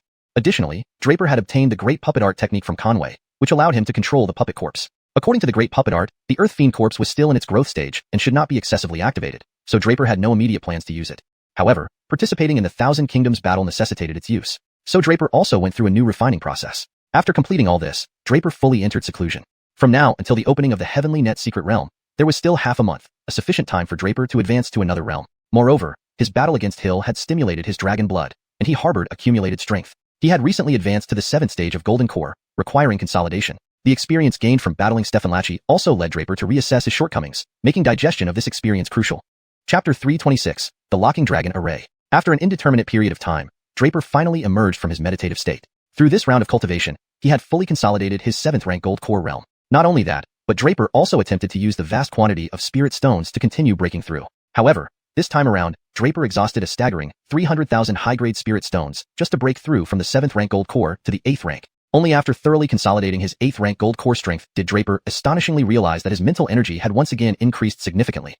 Absorbing the memory of that formidable inscription master, Draper gained a new understanding of inscription masters. What were known as low dash, middle dash, and high-grade inscription masters were all basic level ones. For basic inscription masters, the most crucial task was to perceive and cultivate mental energy, the most rudimentary level. Low-grade inscription masters would open their divine palaces to nurture their divine souls, within which mental energy could be cultivated. Middle and high-grade inscription masters focused on nurturing the divine soul to continuously produce mental energy. Upon reaching the spiritual inscription Stephanster realm, one began condensing their life-bound inscriptions. With the life-bound inscription intact, both the mental energy and divine soul persisted indefinitely. Upon reaching this rank, the amount of mental energy in the inscription master's divine palace approximated a large pool. Draper experienced this when facing Gino.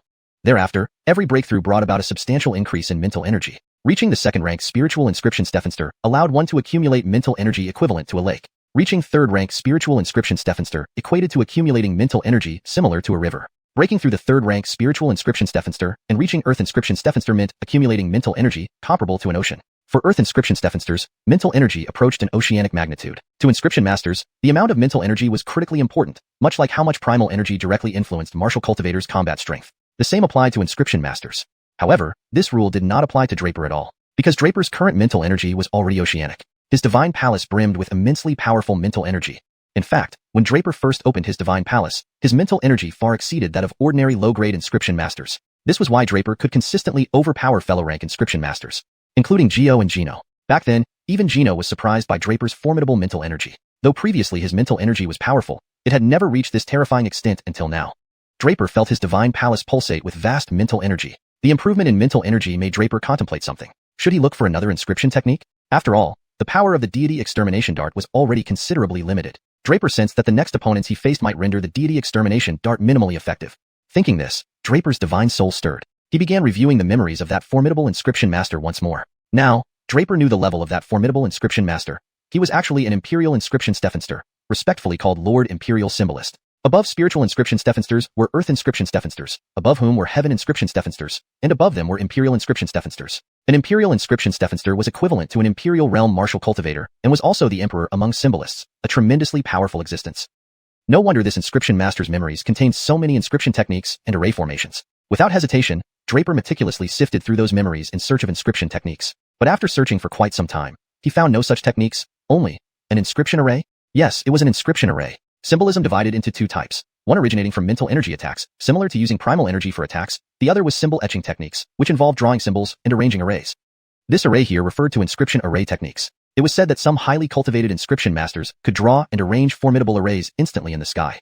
With these arrays, one could significantly enhance martial cultivators' combat strength. Seeing this, Draper immediately grew interested. He had barely witnessed the power of inscription arrays before and didn't know much about them. Upon comprehending them, he realized that inscription array techniques seemed custom-made for him. Originally, the inscription array technique didn't have other requirements except for needing the practitioner to possess exceptionally powerful mental energy because deploying a spiritual array required immense mental energy. If one's mental energy was insufficient, they couldn't deploy or cultivate an array at all. For Draper, this requirement was non-existent. Draper's profound mental energy made him an ideal fit. Ultimately, Draper chose an array named the Locking Dragon Array. As the name suggested, it was an extremely powerful restraining array. Draper chose it because, given the dangers within the heavenly silk mystic realm and especially with Chuck being like a ticking bomb, he figured defensive measures weren't lacking, but additional offensive skills were plentiful. This Locking Dragon Array might provide unexpected benefits in critical moments.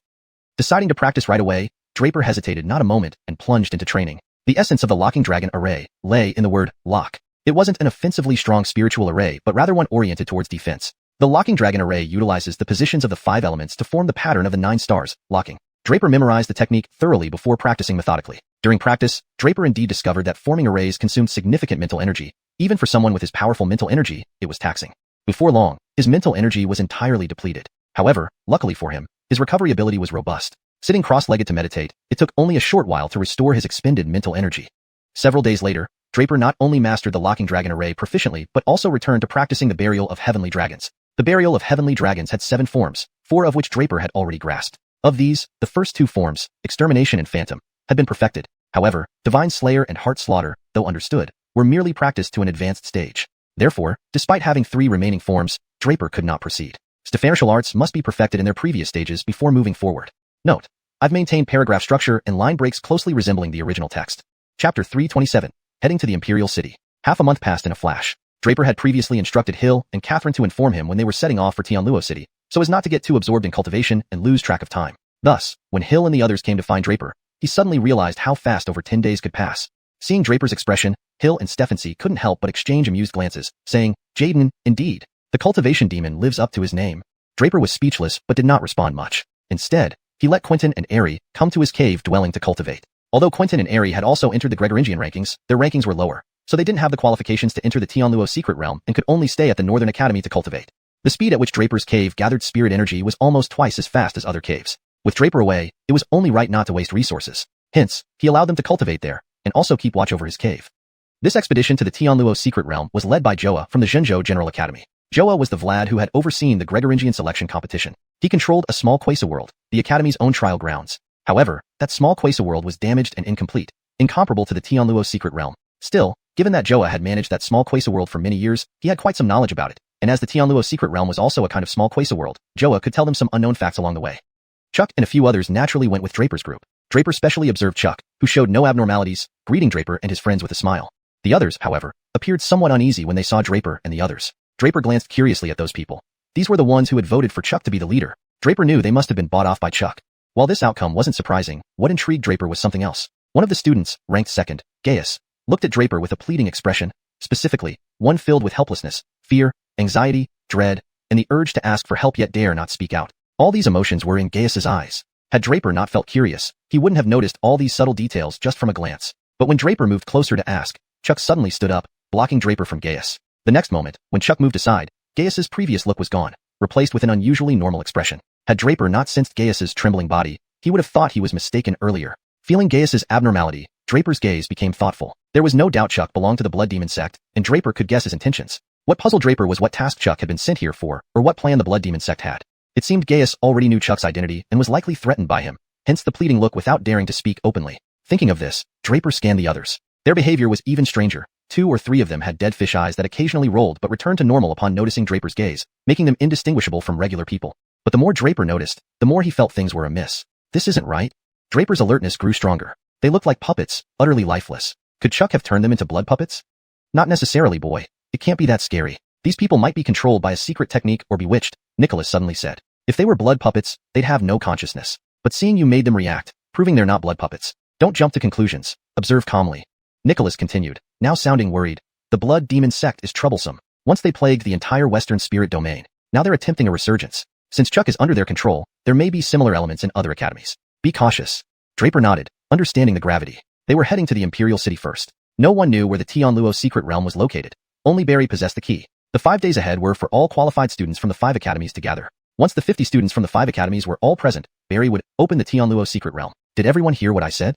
Joa's voice abruptly rang out. Draper paused, then turned to look at Joa, puzzled. But quickly he regained his senses. Earlier, Joa had been instructing them on the journey, but Draper had been deep in thought and hadn't listened. Seeing Joa's angry gaze, Draper felt a bit helpless, knowing his confused face betrayed that he hadn't listened.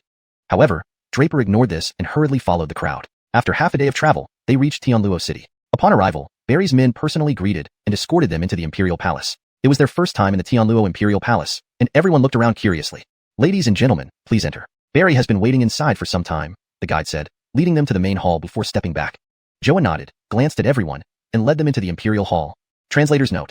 Characters' names such as Draper, Hill, Stephensee, Quentin, Aerie, Henry O'Lau, Joa, Gaius, and Chuck are retained in Pinyin as requested. Chapter 328. The 5 Great Academies Gather. In the Grand Hall, seated on the Imperial throne was none other than the current National Guardian of Tianluo, Xina. Meanwhile, in the lower part of the hall, Draper and Hill saw several familiar faces.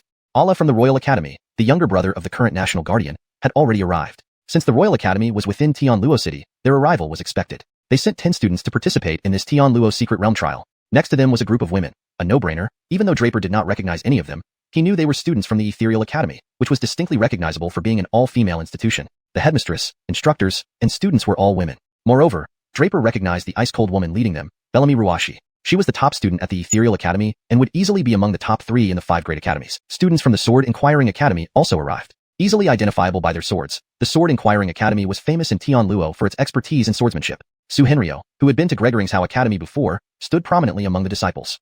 Now, the Gregoringsau Academy had arrived, making it 4 out of the 5 great academies present, with only the Wolf Camp still absent. However, when Allah, Bellamy Ruashi, and Xiuxian saw Draper arrive, their expressions soured. Since witnessing Draper defeat Stefan Lachi, a shadow loomed over each of them. Such a prodigy, even more formidable than Stefan Lachi, whom even Feng Lang couldn't defeat, was clearly beyond their reach. Furthermore, Draper's strength had advanced to the 8th stage of Golden Core. Indeed, it's the Madman Lin.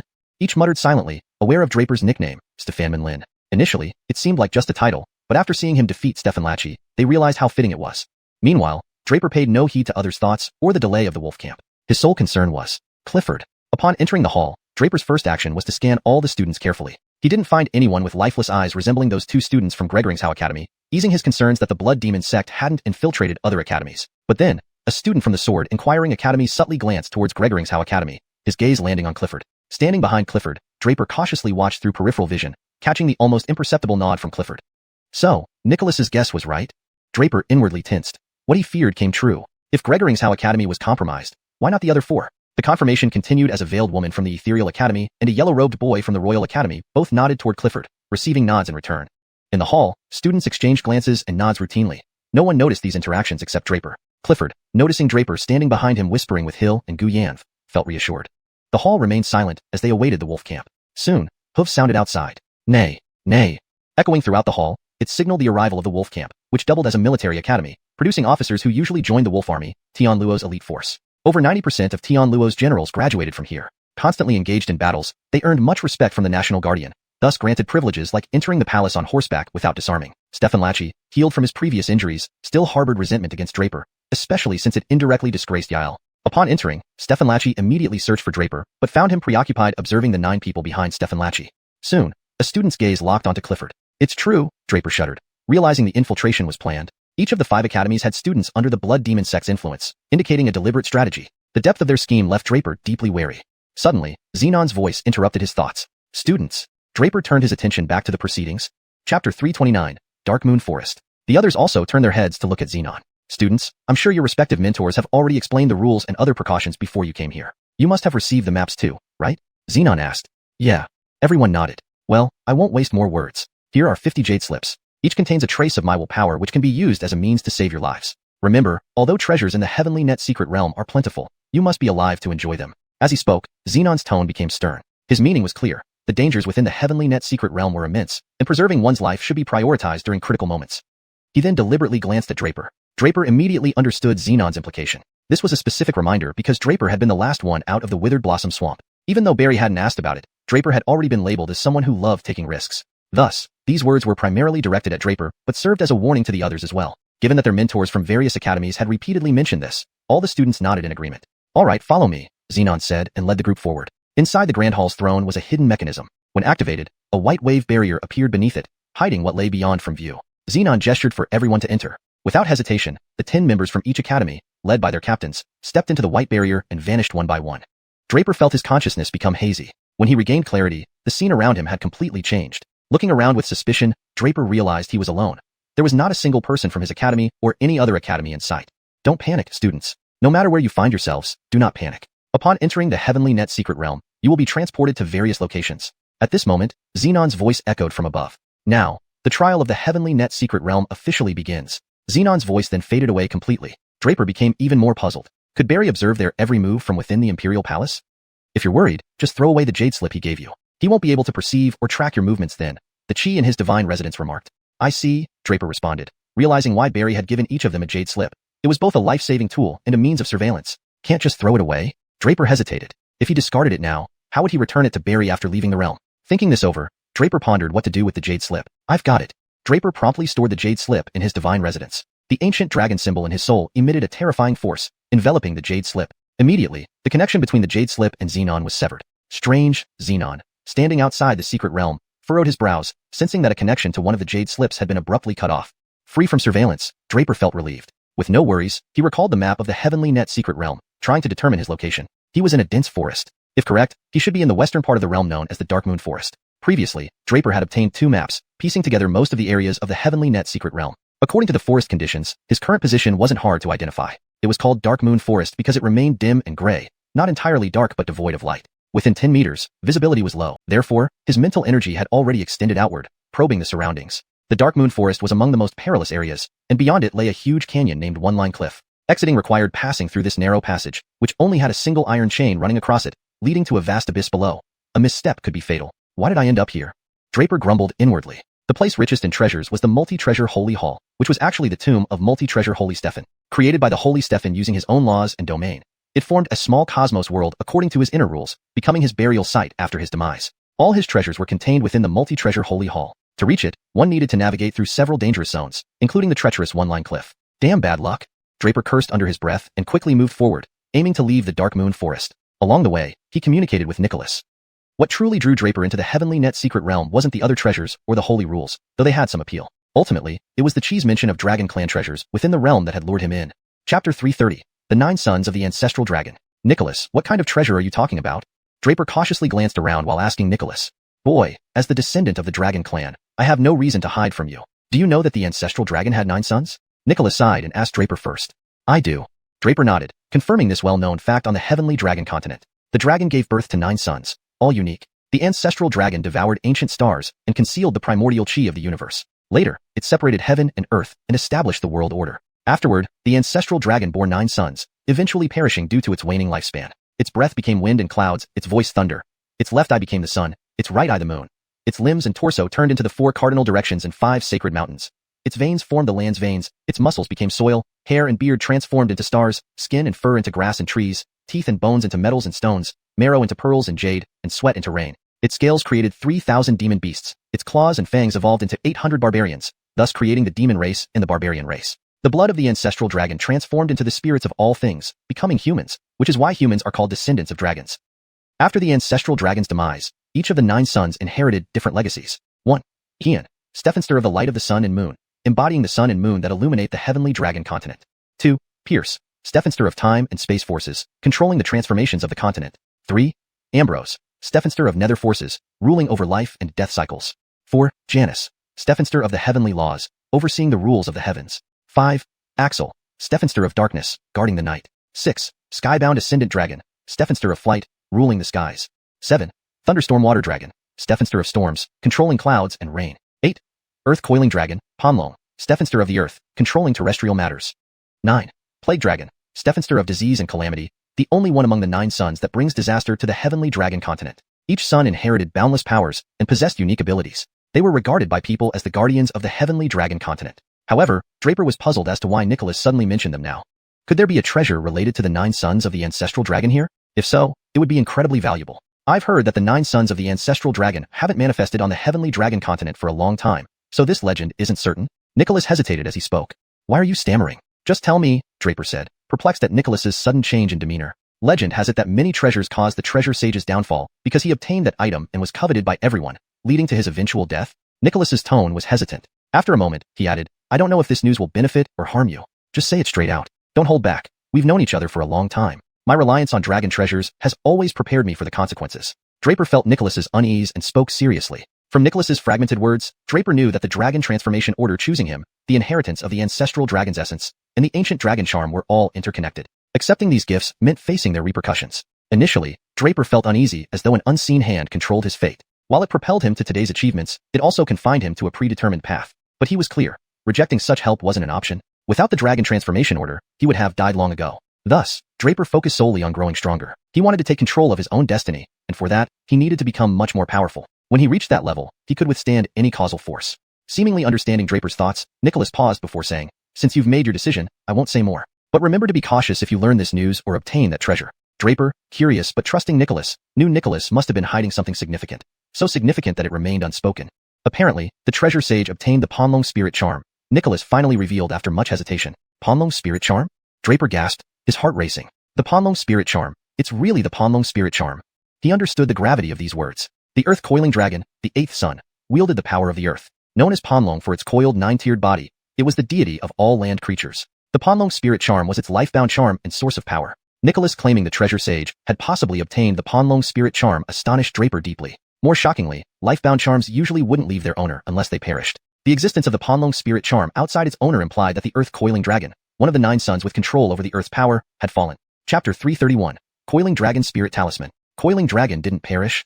Henry's voice came again, negating Draper's speculation. Not perished. Then why is Coiling Dragon's life-bound spirit talisman actually outside of its body? Henry cut in with a bitter laugh. Seeing Draper's astonished and curious expression, Henry softly said, "Listen to me, kid. I can't explain too much right now. The more I explain, the greater your danger." Again that line? Draper also laughed bitterly, then continued, "Initially, xianxia agreed with me to find her in the demon's spirit realm only when I reached the sovereign realm. This time, what realm must I reach for you to tell me everything?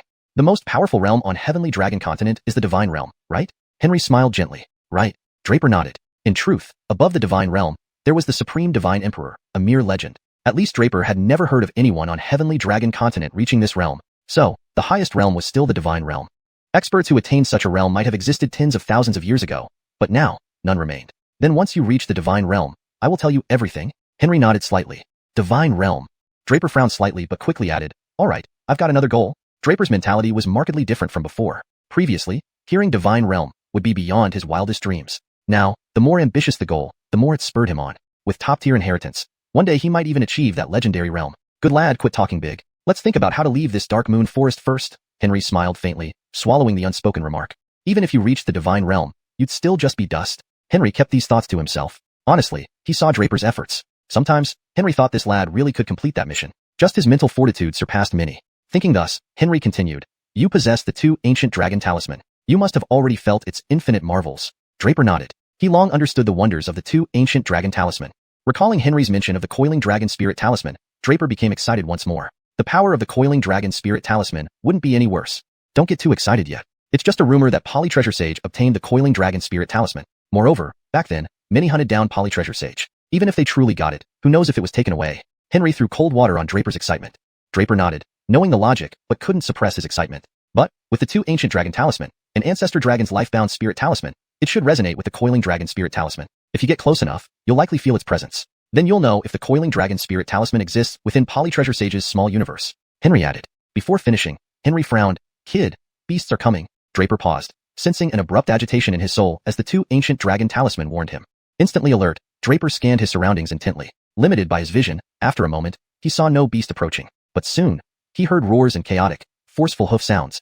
Adjusting his energy to peak performance, Draper braced for action. "This is a tier 4 beast, nightmare tiger." Henry interrupted sharply. "Be careful, kid." As the beast neared, Henry identified it. "A tier 4 beast, decent practice material." Draper laughed, rushing forward. "You're crazy." Before Henry could stop him, Draper charged. Too late, Draper stood before the nightmare tigers. But seeing them, Draper froze. "Why didn't you stop me earlier?" His heart sank. "I wanted to, but did you let me speak?" Henry snarled at Draper. "So what now?" Draper felt guilty. "What now?" Henry chuckled. "You figure it out." Disappearing into Draper's divine palace, he left Draper alone with the tigers. These were indeed tier 4 beasts, nightmare tigers. But not just one, many. Earlier, Henry mentioned the single nightmare tiger. Without thinking, Draper rushed forth, confident that with his 8th stage gold core strength, handling a single tier 4 beast would be simple. Simple if it were one, not many. Now facing dozens of nightmare tigers, and more arriving, Draper found himself surrounded. How did so many appear suddenly here? Draper couldn't help but wonder. The map marked wildlife here but not specifically nightmare tigers, nor in swarms. Most tigers seemed around level 1 tier 4, comparable to human Star Galaxy first stage cultivators. Ready for battle? Draper thought grimly. Surrounded, he had to fight hard. "Kid scared?" Henry's voice returned, clearly worried for Draper's safety. "Not exactly scared, just tricky." Draper readied himself. But Henry stopped him. "Wait, don't underestimate nightmare tigers. They're made of dream energy, not physical bodies. They're countered using mental energy." Continuing, Henry warned, "Also, something more dangerous follows these nightmare tigers." Roars echoed as a massive beast approached. Note asterisk: the translation retains the original tone and style, maintaining paragraph and line breaks while ensuring natural English fluency and coherence with the story's context. Chapter 332. A rat. More? Draper felt a bit speechless. He had not expected to encounter a group of demon beasts without doing anything after arriving here. "I already told you, the nightmare tiger is formed from nightmare gas and has no substantial form. The true demon beast is still behind." Nicholas said indifferently and added, "Kid, seize the opportunity. These can actually be quite good cultivation resources. Cultivation resources? Draper snorted. Try dealing with this group of demon beasts yourself? You don't believe me. This nightmare gas is indeed useless to others, but for you, it's truly a treasure. Nicholas responded rather irritably. Listening to Nicholas, Draper didn't feel like he was joking and immediately asked again, what are you trying to say? Can you not be so cryptic? Earthly incorpse. Nicholas stated calmly. These nightmare gases can be absorbed by the earthly incorpse. They are excellent nourishment. Nightmare gas has such an effect? Draper became interested. The earthly incorpse was one of his trump cards. However, he hadn't used it yet because, according to the great puppetry art, it was still in the nurturing phase and required continuous nourishment. But Draper had not found anything suitable for feeding it. Until now, Nicholas suggested that the nightmare gas could be absorbed by the earthly incorpse. In that case, it was indeed a good opportunity. But first, you need to deal with the demon beast behind them. That beast can control the nightmare tigers. If you don't kill it, these nightmare tigers won't die. Nicholas reiterated, disappearing from Draper's divine mind thereafter without further explanation. Draper did not question further. Ever since his strength began steadily improving, Nicholas consciously avoided providing Draper with unnecessary assistance, offering only hints and leaving the rest for Draper to handle himself. A tremor shook the earth, and Draper finally saw clearly what kind of demon beast was controlling the nightmare tigers. To Draper's surprise, instead of expecting a huge creature, as it approached, it turned out to be a tiny demon beast, similar in size to the demonic fox he had previously slain. However, this beast wasn't a fox but a rat? Yes, a rat. This rat's pea-sized eyes were shining with a peculiar glow as it gazed at Draper. Immediately, the ancient dragon seal issued a warning. No. Draper instantly sensed something amiss, but it was too late. He felt his head grow heavy and drowsy. There's something wrong with its eyes. Realizing the cause, Draper quickly manipulated his divine soul. The ancient dragon seal emitted a bright light, dispelling the dizziness clouding Draper's mind. By the time Draper regained consciousness, he discovered that the rat had already rushed right up to him. Its mouth was open, exposing fangs, about to bite him. Without hesitation, Draper thrust the dragon scale spear at the rat. The rat seemed oblivious to Draper's recovery and screamed, fleeing back into the midst of the nightmare tigers. With the immediate threat gone, Draper breathed a sigh of relief but soon felt puzzled. Could this rat truly control those nightmare tigers? Why would it be so timid, retreating without even retaliating? However, relieved from immediate danger, Draper learned his lesson and avoided looking directly at the rat's eyes. Instead, he focused on the nightmare tigers surrounding him. Clearly, these nightmare tigers were controlled by the rat, whose peculiar gaze mirrored in their eyes. Yet, they didn't launch an attack on Draper, presumably awaiting further commands from the rat. Deciding to cut off the head of the snake, Draper aimed for the rat. Kill. He maximized his godstep technique and lunged at the rat, the spear moving like a green dragon roaring towards the target. But the rat moved too, casting a strange glow from its eyes. Instantly, the nightmare tigers that had been still charged at Draper en masse, emitting fearsome roars. If Draper insisted on killing the rat regardless of the consequences, he would surely be torn apart by the swarm of nightmare tigers. Strangely, when Draper stopped and prepared to attack the nightmare tigers, they paused as well, circling around him, refraining from attacking. Draper frowned, charging at the rat again with the dragon scale spear in hand, intent on hunting it down. Unexpectedly, the nightmare tigers once more attacked when Draper targeted the rat. Again, Draper halted, and so did the nightmare tigers. Through these two attempts, Draper realized the problem lied with the rat. Whenever he attacked the rat, it triggered the nightmare tigers to attack him. Once he stopped, they stopped too. But what was the rat's motive? Aware of this, Draper enveloped his divine soul with the powerful force from the ancient dragon seal at the center of his brow, shielding him from the rat's gaze. Only then did he dare look at the rat again. The rat wore a cunning smile, silently observing Draper with a mocking air. Translation provided by the given guidelines. Chapter 333. Beast King? Draper was greatly surprised. This rat seemed to have gained spiritual intelligence, actually capable of laughing in a way akin to humans. Can you understand what I'm saying? Draper suddenly spoke up, clearly wanting to communicate with the rat. What? You want to talk to me? The rat actually responded in human language. Draper was startled for a moment before asking the rat, are you a beast king? This beast king did not mean the king of demonic beasts, but referred to reaching the 6th rank in their realm hierarchy. The realms of demonic beasts corresponded almost identically to the martial cultivators' realms. Human martial cultivators progressed through 9 realms: Gregory Practitioner, Gregory Sea, Golden Core, Star River, Life and Death, Creation, Emperor, Saint, and Divinity. Demonic beasts, on the other hand, were categorized from 1st to 9th rank, matching each human realm respectively. 1st rank equated to Gregory Practitioner, 2nd rank to Gregory Sea, and so on. When demonic beasts reached the 6th rank, they could be called kings or beast kings, equivalent to human creation realm cultivators. Creation, indeed, signified taking the power of creation, enhancing oneself. Upon reaching this stage, both humans and demonic beasts could be considered as having achieved kingship. This realm marked significant life extension and an initial understanding of the Tao's path. Additionally, once demonic beasts reached the beast king stage, they underwent a fearsome transformation. They could transform into human form. Some with extremely potent bloodlines, like xianxia who bore the bloodline of the ancestral phoenix, could naturally assume human form. But for those less powerful, achieving the beast king stage was necessary to master the human language and transform similarly to the rat now before him. Thus, Draper asked if it were indeed a beast king. Yet even as he posed the question, he felt something amiss. A beast king should theoretically be a 6th rank demonic beast, far beyond Draper's current 8th layer golden core strength. Dealing with such a beast would be impossible. A 6th rank demonic beast could easily kill Draper without hesitation. Yet this rat appeared wary of him. Boy, Now that you know I'm a beast king, why don't you surrender immediately and offer your fresh blood for me to drink until I'm satisfied? If I enjoy my feast, I might consider sparing your life. What do you think? The rat's eyes rolled, then it spoke these words. Draper was speechless. No wonder so many nightmare tigers had been drawn here upon his arrival. It was due to this rat attracted by his blood. Indeed, there had been no record of demonic beasts in Darkmoon Forest on the map previously. You want to drink my blood? Draper chuckled upon hearing this. He wasn't worried now. Although the rat controlled the nightmare tigers, it didn't mean Draper couldn't handle it. Dealing with the tigers was genuinely not difficult, especially since it lacked other terrifying abilities as initially feared. This rat showed cowardice and a thirst for his blood, making things much easier for Draper, who breathed a sigh of relief. Yes, isn't this trade fair? Let me tell you, old ancestor can effortlessly slay you with a single palm strike, yet chose otherwise. Why? Because I'm kind-hearted and benevolent, offering you a chance at survival. Boy, do you want to live? Offer your blood. The rat swayed its head, lecturing Draper. Oh, so I should thank you then? Draper smiled sarcastically. No need. If you feel guilty, perhaps you can donate more blood to old ancestor. After all, few demons are as merciful as I. Thinking Draper was about to comply, the rat eagerly urged him on. Huh, truly never met a rat so shameless. Draper yelled, startling the rat, which asked defensively, how is this? How can you be so kind? Don't you realize how your kindness confuses other rats? Draper said sternly, I'm human, you're a demon. I shouldn't spare you, and you shouldn't let me live. The rat was baffled. So, what do you suggest I do? Come closer, I have a good suggestion. Draper coaxed. Suspicion filled the rat's face, turning cautious. Just speak from there. I hear you fine. Speak. The rat coolly replied, while nightmare tigers surrounded it. All right, but it's too far.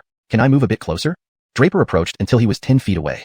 The rat grew more alert. What are you trying to do? I warn you. Don't anger me. Draper grinned. Look, I'm human, endlessly regenerating blood unless dead. Capturing me allows daily harvesting without killing me, like feeding these tigers. This piqued the rat's interest, its suspicion fading replaced by eager anticipation. Draper continued, you save my life. Gain endless fresh blood. It's win-win. People and demons are natural enemies, yet we both descend from the ancestral dragon. We should cooperate instead of fighting, wouldn't you agree? As Draper spoke, a strange tension built between them, setting the stage for unexpected twists ahead. Chapter 334, The Heavenly Passage Rat. Draper's sweet-talking had struck a chord with the rat, whose face was flushed red as it grew increasingly convinced of the possibility. Well said, cooperation. The rat looked up and was about to speak when it suddenly saw Draper standing right in front of it. In the next moment, the rat felt something was amiss. You were just standing over there. Before the rat could finish its sentence, Draper grabbed it by the neck. Draper appeared too swiftly, leaving the rat still immersed in his previous words. Before it could react, Draper had already made his move. Release our ancestor. Release our ancestor. The rat finally realized what was happening. Tricky human, how dare you trick our ancestor? I'll tear you into pieces. The rat was enraged. What about the win-win cooperation and continuous supply of blood we agreed upon? They were all lies. No, they were all tricks on me. As this thought flashed through its mind, the rat's fur stood on end. Its eyes turned deep and terrifying. At the same time, the previously tame nightmare tigers began snarling, eager to attack. Do you think if I apply more pressure, you'd suffocate to death? Draper's voice rang out, icy and menacing.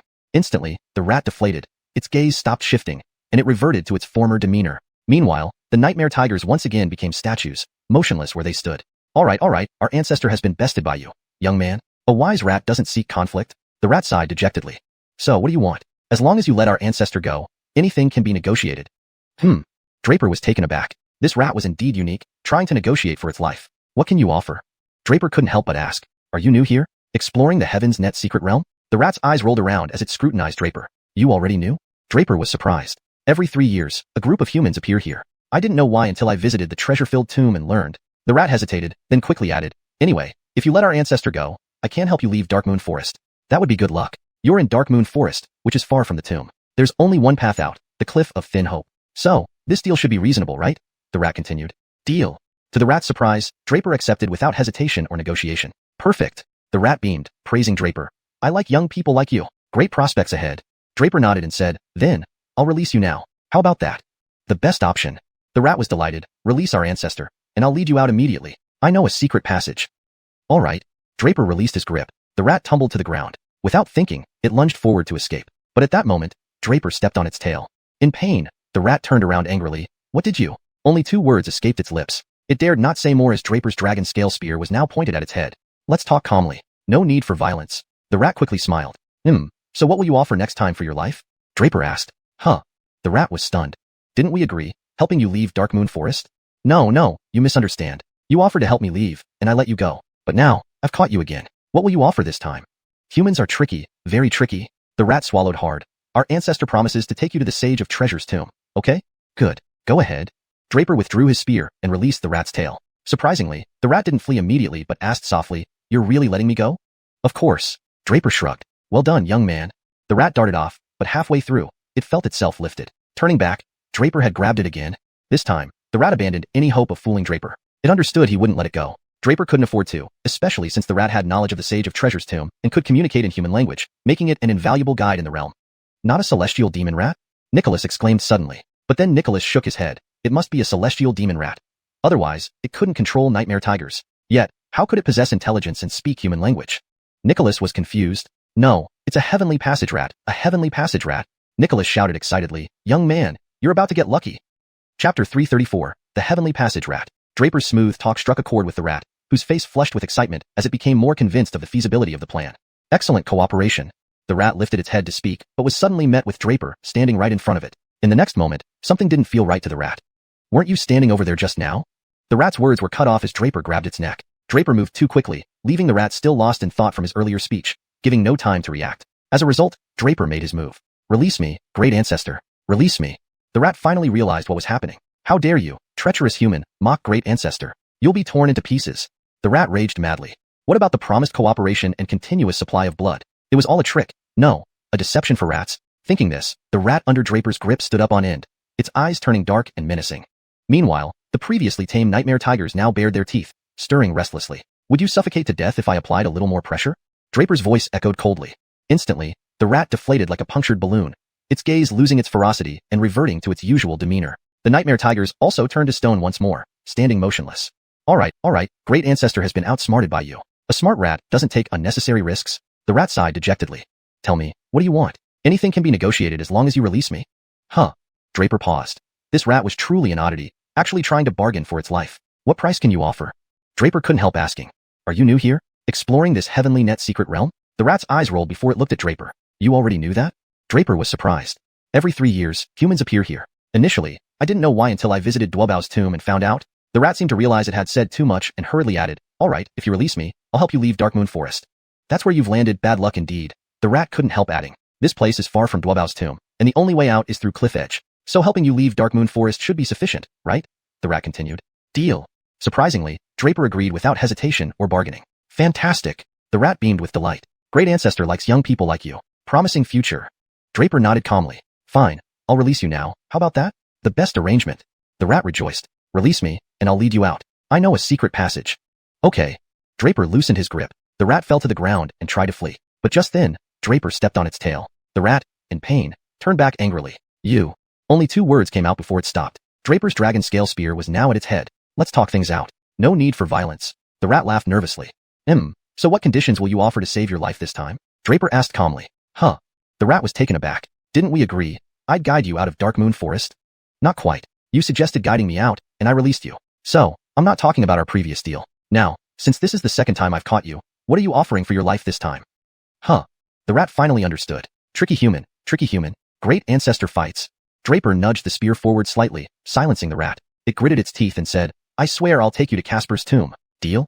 Sure, go ahead. Draper retracted the spear and released the rat's tail. Surprisingly, the rat didn't rush to escape but asked cautiously, really letting me go? Of course. Draper shrugged. Good kid, promising future. The rat darted away but felt itself suddenly lifted. Turning back, Draper had caught it again. This time, the rat had no illusions. It knew Draper wouldn't let it go. Naturally, Draper wouldn't release it. Aside from other reasons, just knowing the rat had entered Casper's tomb meant it was invaluable as a guide. With years of survival in the heavenly net secret realm and understanding human language, its value to Draper was self-evident. Is it not a celestial fiend rat? Nicholas's voice rang out in surprise. But then Nicholas shook its head. Yes, it's a celestial fiend rat, but it shouldn't have such intelligence or speak human language. Nicholas was getting confused about the rat's origin. No, it's a heavenly passage rat. Heavenly passage rat. Nicholas exclaimed to Draper. Kid, you're in for a fortune. Chapter 335. Signing another covenant. Zachariah? Draper's eyes flashed with surprise, and he couldn't help but ask, so, what's so extraordinary about this little rat? Rubbish. Extraordinary is an understatement. It's a primordial species. Nicholas said in a sour tone. You really need to open your eyes. This kind of creature went extinct in the ancient times. I can't believe one still exists here. Nicholas was both shocked and delighted, then continued. This Zachariah has no other abilities or powerful attacks, but its eyes and nose are top-notch. These creatures were considered auspicious beasts in the ancient era because their eyes, called heavenly eyes, can see through the ground to find treasures beneath it. Moreover, its nose can sniff out the scent of all sorts of treasures. Not only that, this rat is naturally gifted at digging tunnels. Draper's eyes immediately lit up with a golden glow as he heard this. He naturally understood the implications of what Nicholas was saying. Now you understand the extraordinariness of the xiauxian? Nicholas smiled slightly and explained further. In ancient times, these rats were also called treasure-seeking rats. Stephanie powerful experts enjoyed keeping them because they would never lack any treasures with one around. This means I'm about to get rich? Draper was elated internally, clutching the xiauxian tightly, for fear that it might escape. If it could indeed do what Nicholas said, this xiauxian would probably have plundered all the treasures from the graves of the holy man of many treasures in his secret realm long ago. That would make things much easier for him. At this moment, the xiauxian seemed to sense something amiss, especially when it met Draper's gaze, making it feel a shiver down its spine. Boy, listen up. Don't think of getting ideas about me. I tell you, I have principles and would rather die than give in. The xiauxian threatened. Oh, really? Then, I'll send you to the netherworld as you wish. Draper said, tightening his grip. What the heck, you're serious? The xiauxian was alarmed and shook its head vigorously. Boy, listen to Grandpa. Speak. Draper loosened his grip slightly. The xiauxian took a deep breath and asked, what will it take for you to let me go? Let you go? Draper shook his head directly and replied, I give you two choices. 1. Death. I choose the second one. The xiauxian declared boldly. Good. The second choice is to follow me. Draper found it amusing but remained serious. Not appropriate, not appropriate. Grandpa cherishes freedom. The xiauxian tried to bargain while shaking its head again, but Draper squeezed tighter once more. Immediately, it changed its tune. But if Grandpa follows you, it's not impossible. Just that I have a condition.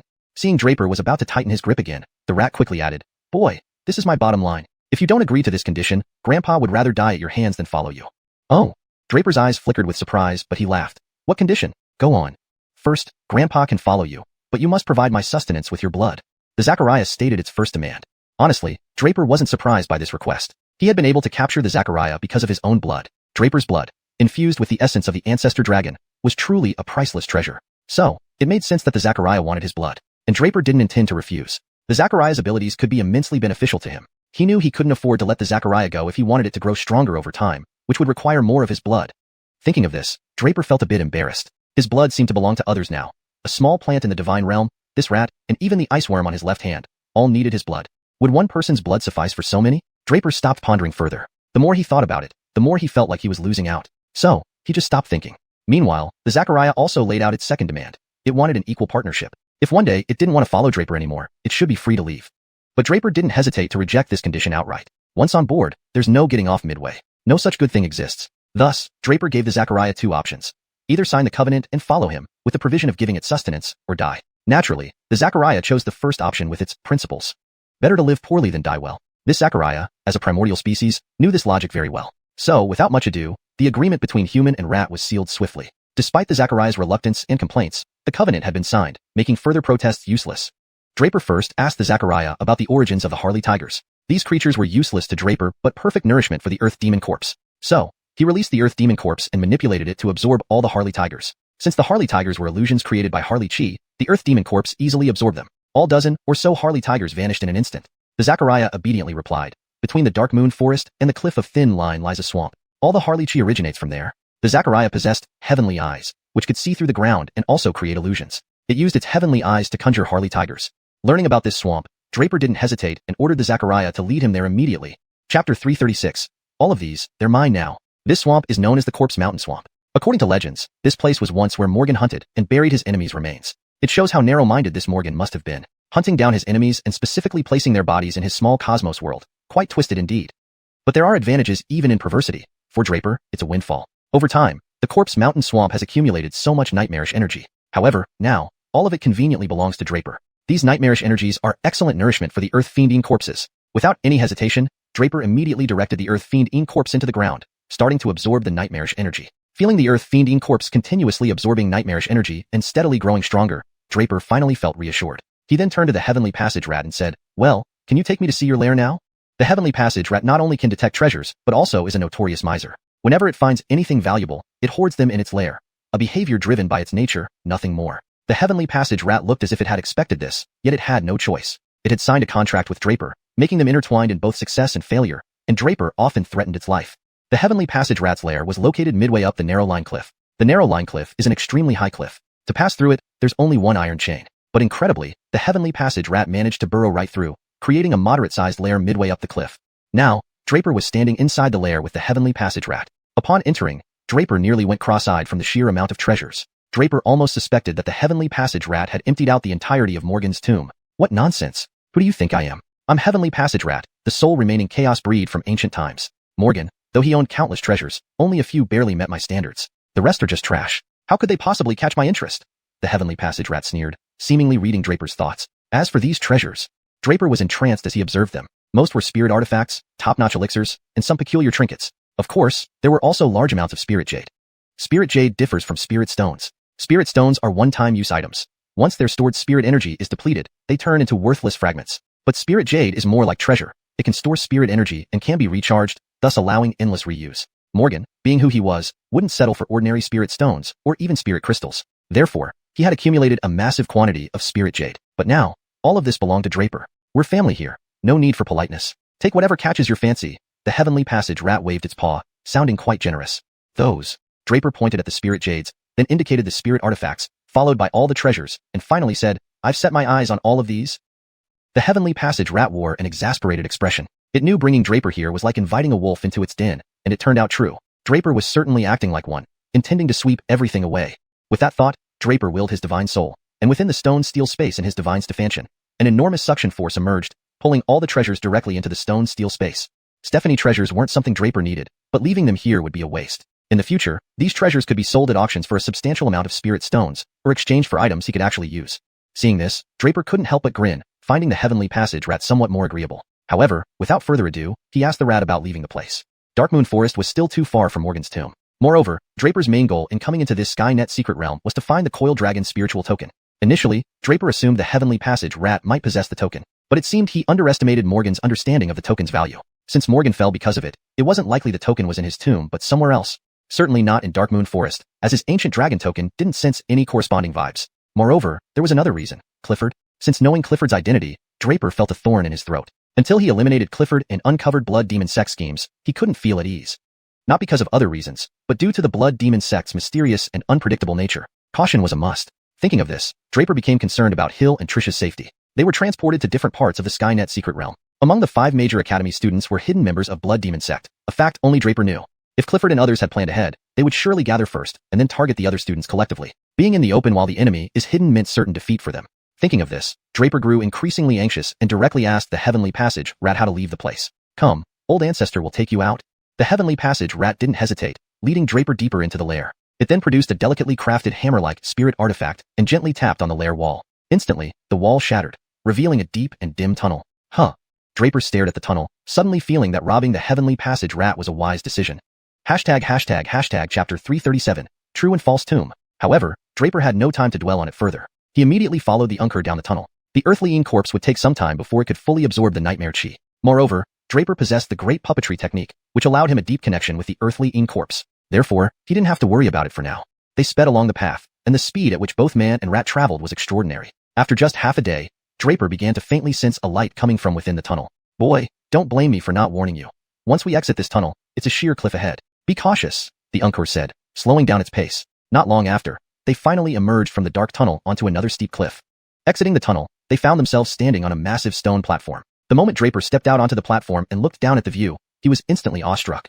Beneath the stone platform lay an abyss of unfathomable depth, shrouded in clouds and mist. Yet, the sound of flowing water could be heard distantly. It was clear that at the bottom lay a lake or a pond. Not far from the platform was a colossal waterfall cascading down between the cliffs, its deafening roar echoing around them. Seeing Draper's awestruck expression, the Unkor couldn't help but laugh. Boy, this scene must have left quite an impression on you. When I first dug the tunnel, I accidentally ended up under the waterfall. If I hadn't reacted quickly enough, I would have been swept away by the waterfall, the Unkor continued. After numerous calculations, I finally pinpointed this location, complete with a perfectly situated stone platform. The Unkor was about to continue boasting about his past achievements, but was abruptly interrupted by Draper. Is this where the treasure saint's tomb is located? Yes, the Unkor nodded. As you can see, there's a waterfall here, with a 1,000-foot abyss below. The cliffs are sheer and unclimbable, even for humans with unmatched abilities. This place offers natural defense and prime feng shui, making it a perfect resting place. The Unkor gestured proudly and added, Look, isn't there a golden coffin on the opposite cliff? Draper looked over and, indeed, there was a large golden coffin nailed securely to the cliff on the other side. But seeing this coffin stirred an even greater wave of shock within him. This doesn't make sense. Draper felt incredulous. Without hesitation, he took out the map given to him earlier by Barry and Gregoring's Academy. The Heavenly Array secret realm opened every 3 years. Over the years, countless students had entered this realm and gradually mapped most of it out. That's why they had these maps. But according to the map, the location of the treasure saint's tomb was nowhere near here. This area was completely off the radar on the map. Draper knew for sure because the map clearly indicated that the treasure saint's tomb was in a desert. Even Draper wasn't foolish enough to confuse a desert with this rocky cliffside. Huh. The Uncor noticed Draper's actions and couldn't resist peeking at what he held, only to discover the map. The treasure saint's tomb? The Uncor exclaimed, pointing at the marking on the map. It naturally understood the implication but insisted, impossible. I've lived here for over 1,000 years and know this place like the back of my hand. With my heavenly eye and spiritual nose, I can't possibly be wrong. This is the true tomb of the treasure saint. Draper shook his head and quietly put away the map. He had no doubt about the Uncor's reliability when it came to finding treasures. It was almost instinctual for the rat.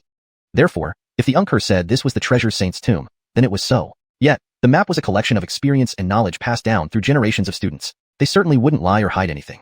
Stephanie's students had found treasures within the tomb as well, leading them to believe it was genuine. Thus, there were two potential tombs of the treasure saint, meaning one of them had to be fake. Thinking about this, Draper started to understand. The treasure saint accumulated an incredible amount of wealth during his life and likely anticipated that his tomb might be coveted by others after his death. So he prepared two tombs to create confusion. However, this move went beyond just preventing disturbance. There might be something significant he didn't want anyone to discover. For instance, perhaps he had the coiling dragon spirit talisman. Realizing this, Draper's heart raced. Could it be that the coiling dragon spirit talisman was hidden here? His mind was reeling from this hypothesis. The thought seemed too unbelievable, making him wonder if he was dreaming. Licking his dry lips, Draper couldn't help but ask, have you ever opened the golden coffin of the treasure saint? Are you kidding? That coffin is too far away, and there's a sheer cliff separating us. Even with my vast abilities, I can't cross that, the Uncor replied. But your treasures? Draper asked again, surprised. Can't you see? The Uncor rolled its eyes and pointed towards their own cliff face. There, scattered among the cliff, were several stone platforms of various sizes, each holding smaller gold coffins identical to the one on the opposite side. The treasure saint's tomb can't be without burial treasures, right? The Uncor smiled faintly. And thanks to me, all these coffins here have been opened, though I never found the treasure saint's remains. So, the treasure saint's remains must be in that golden coffin across the way. Draper's gaze shifted sharply to the single coffin on the opposite cliff. Unlike this side, which had multiple coffins, the other side only had one. Since none of the coffins on this side contained the treasure saint's remains, it stood to reason that the real remains were in the single coffin on the other side.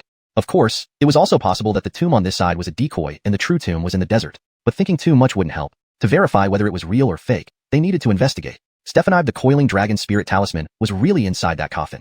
Still, the ancient dragon talisman showed no reaction yet, and getting to the other side seemed a formidable challenge. Translation note asterisk. Chapter 337. True and False Tomb.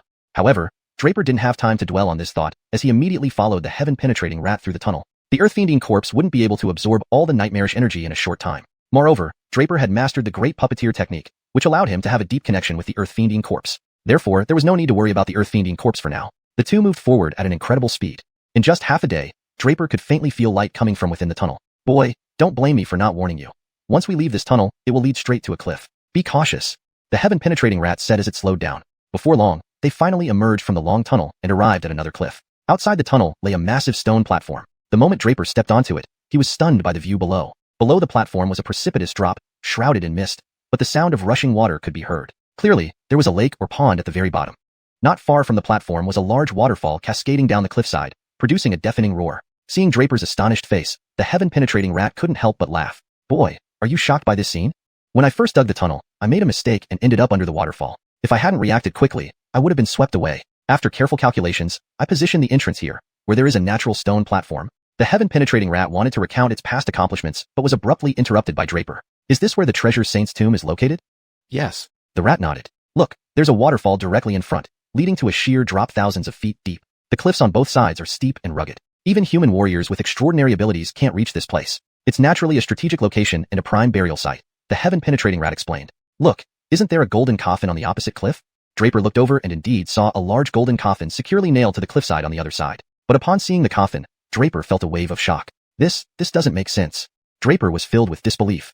Without hesitation, Draper took out the map given to him by the National Fiend and Gregringshow Academy. The Tianluo Forbidden Realm opens every 3 years. Over the years, countless students who entered this realm had mapped it extensively, resulting in the map they now possessed. However, according to their map, the treasure saint's tomb was not located here at all. In fact, Draper couldn't find this place on the map at all. He was so sure because the map clearly marked that the treasure saint's tomb was in a desert area. Even if Draper were stupid, he would know what a desert was. How could there be even a single grain of sand on this cliff? Hey! The heaven-penetrating rat noticed Draper's actions and came over to look, only then realizing Draper had a map. Treasure saint's tomb? The rat also looked surprised, pointing at the mark on the map. It knew exactly what this meant but couldn't help exclaiming, impossible! I've lived here for over 1,000 years and thoroughly explored this area. With my heavenly eyes and spiritual nose, there's no way I could be wrong. This is the true tomb. Draper shook his head and silently put away the map. He naturally had no doubt about the heaven-penetrating rat's claim. Seeking treasure was almost its instinct. So, if the rat said this was the treasure saint's tomb, it must be true. However, the map held records left by previous generations of students, and they certainly wouldn't lie or withhold information. Moreover, many students had found treasures inside the tomb recorded on the map, confirming it as the Treasure Saint's tomb. Thus, there were now 2 Treasure Saint's tombs, meaning one of them must be fake. Thinking of this, Draper understood. The Treasure Saint accumulated so much wealth in his life that he likely anticipated someone would covet his tomb after his death. Therefore, he prepared 2 tombs to confuse people. However, this wasn't just to avoid disturbance from future generations. A more significant reason might be that he didn't want others to discover something. For example, the coiling dragon spirit charm. At this thought, Draper was suddenly alarmed. If this speculation were true, it could mean that the coiling dragon spirit charm might be hidden here. Draper's heart started pounding. This hypothesis was too unbelievable for him to accept fully, making him feel like he was dreaming. Draper licked his dry lips and couldn't help but ask, "Have you opened the golden coffin of the Treasure Saint?" "Don't be ridiculous. That coffin is so far away, and it's a sheer drop here. Even with my great powers, I can't cross," the heaven-penetrating rat replied. "What about your treasures?" Draper asked again, surprised. "Duh, can't you see?" The rat rolled its eyes and pointed towards their side of the cliff. Draper then noticed several small platforms jutting out from the cliffside nearby. On these platforms were various sized golden coffins, identical to the one on the opposite cliff. The Treasure Saint's tomb wouldn't lack any burial treasures, the rat smirked. "But despite opening all the coffins here, I never found the Treasure Saint's remains. So, the Treasure Saint's remains must be in that coffin across the cliff." Draper's gaze shifted to the distant golden coffin. Unlike this side, there was only one golden coffin on the opposite cliff. Since none of the coffins here contained the Treasure Saint's remains, it logically followed that the remains were in the distant coffin. Of course, this could still be a decoy tomb, while the real tomb was in the desert. However, it was pointless to speculate further. Whether it was true or false, exploring it would reveal the truth. Perhaps the coiling dragon spirit charm was indeed inside that coffin. Yet, the antiquity dragon charm remained inactive, and reaching the opposite side seemed like a significant challenge. Chapter 338, Crossing the Abyss. As if knowing what Draper was thinking, this time, the Colby said, "If you wish to go to the other side, even I, the ancestor, have no choice. I plundered all the golden coffins on this cliff, except for the ones on the opposite shore, which remained untouched. You must be guessing why, right? Even you couldn't cross?" Draper looked at the Colby with astonishment, feeling incredulous. This Colby was clearly no ordinary creature. It had looted everything else in the burial chamber of Treasure Stephenster, so how could it possibly let the golden coffin on the other side escape its notice? It was clear that the items inside that coffin were superior. This was obviously not intentional neglect, but because it too couldn't get to the other side, that made things difficult. He had been hoping to rely on the Colby, but now it seemed he needed to depend on himself. Draper didn't hesitate and started asking the chi spirit residing in his divine soul realm. "The golden coffin on the other side seems to be sealed with power," the chi spirit murmured. "Sealed with power?" Draper was more stunned. "Yes, but since there's sealing power, it's understandable your ancient dragon token can't detect the Panlong spirit talisman," the chi spirit explained softly. Draper paused momentarily, then asked, "Does that mean you're certain the Panlong spirit talisman is inside that golden coffin?" "Most likely," the chi spirit explained nonchalantly. "After Treasure Stephenster obtained the Panlong spirit talisman, he was pursued by almost all the top experts of the Heavenly Dragon continent. Ultimately, none got the talisman. Naturally, the talisman should still be with him. After the massive hunt, news came that Treasure Stephenster had perished. It's highly possible he sealed the Panlong spirit talisman within his coffin." The chi spirit continued, "Considering this golden coffin has a seal, and it's hidden in such a secretive place, it can be inferred that this tomb is indeed the real one of Treasure Stephenster.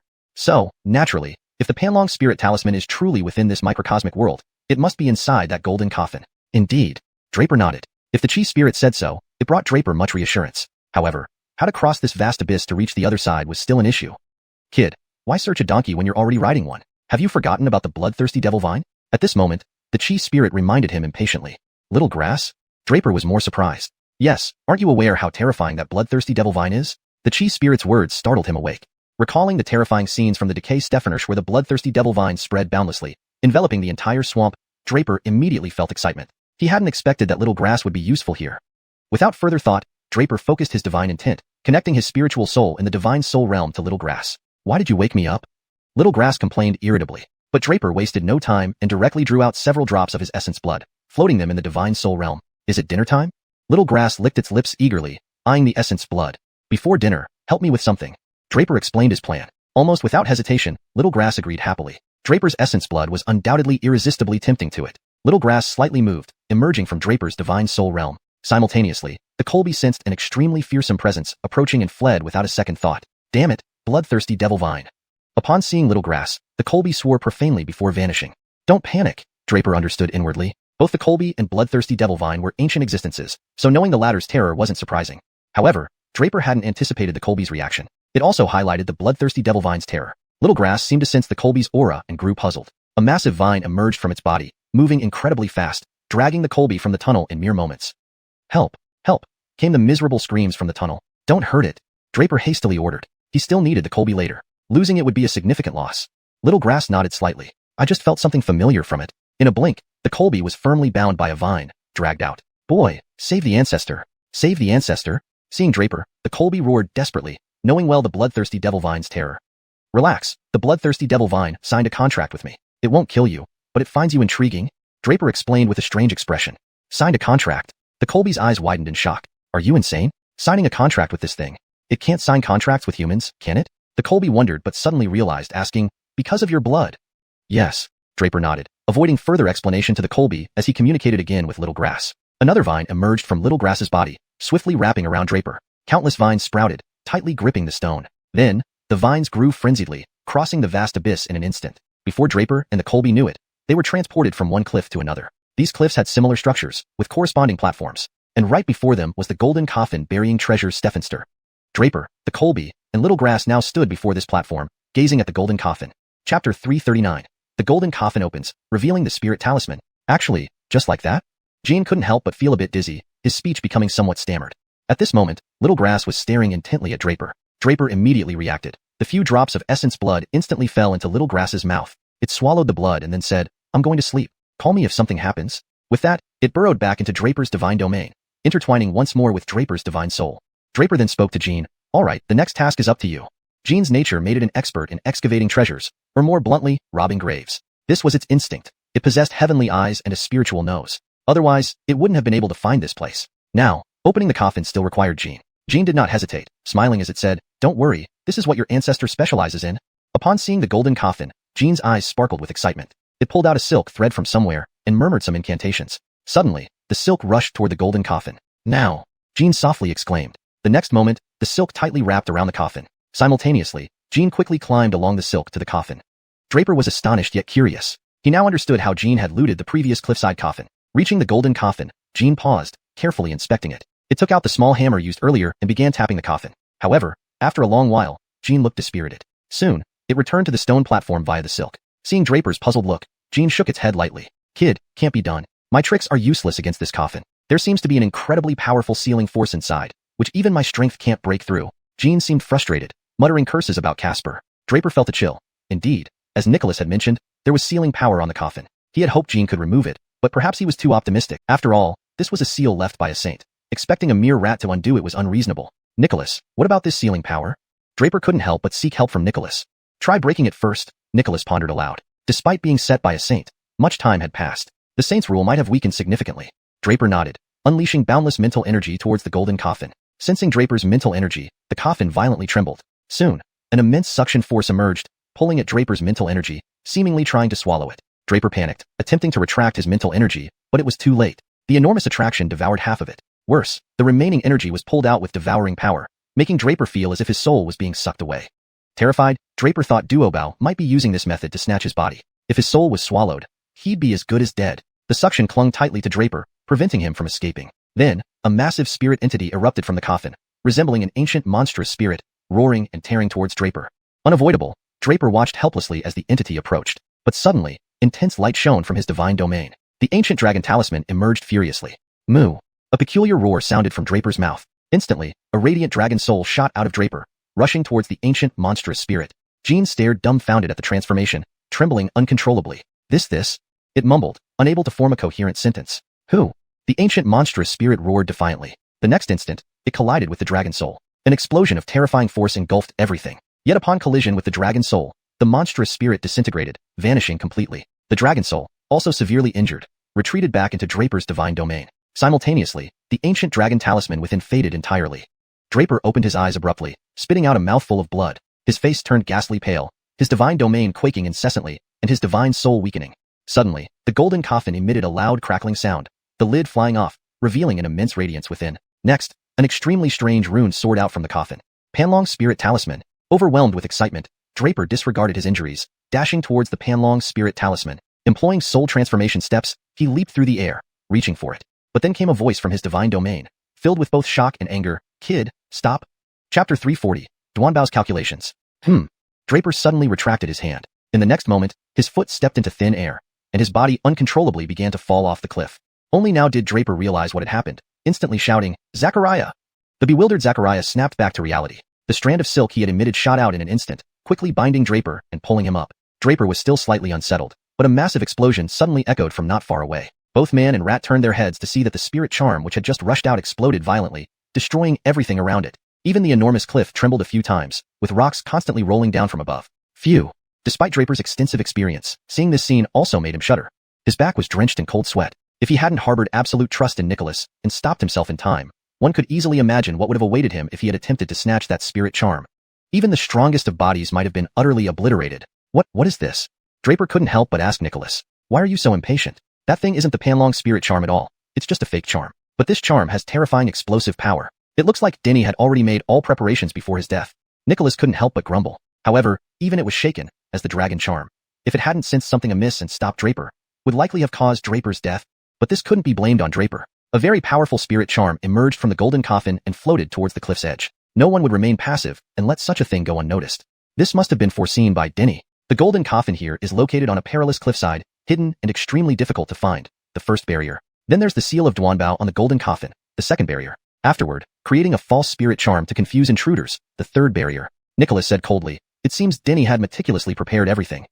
Draper was equally amazed. Nicholas was right. Denny seemed to have planned everything without any oversight. Even after his death, he designed such intricate traps, demonstrating the value of the contents within the golden coffin. Connecting this with the reason for Duanbao's demise, it wasn't hard to deduce that the Panlong spirit charm must be inside the golden coffin. And these series of traps indeed served their purpose. Even the first barrier stumped Zachariah. Zachariah was an extraordinary creature, yet it couldn't cross such a wide cliff. Furthermore, even if Zachariah reached the location, it couldn't break the seal on the golden coffin. This had already been proven. However, no matter how carefully Duanbao planned, he didn't anticipate encountering a freak like Draper. With Henrio Chao's help, the first barrier was almost negligible to Draper. Regarding the second barrier's seal, although Draper triggered the seal's power, ultimately, he transformed the ancient dragon charm into a dragon soul, breaking the seal.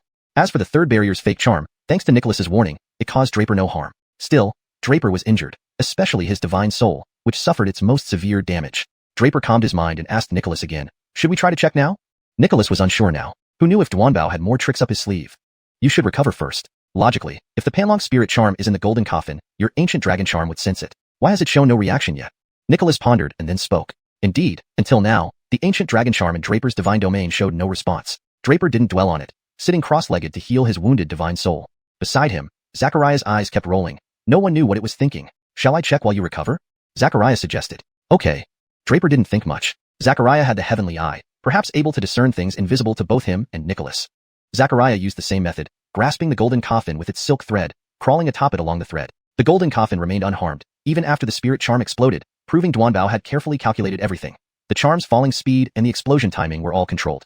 The golden coffin would suffer no damage. Upon entering the golden coffin, Zachariah was immediately stunned. Duanbao, this bastard. There's nothing inside this golden coffin. It exclaimed while hammering wildly at the coffin. Simultaneously, Zachariah felt violent shaking, and huge rocks started dropping from above. Draper, sitting on a stone platform, also felt the platform trembling. Not only that, the entire cliff vibrated violently. Trouble. Draper felt a warning, immediately summoning Henrio Chao. The golden coffin suddenly plummeted. Inside the coffin, Zachariah screamed frantically, Kid, save me.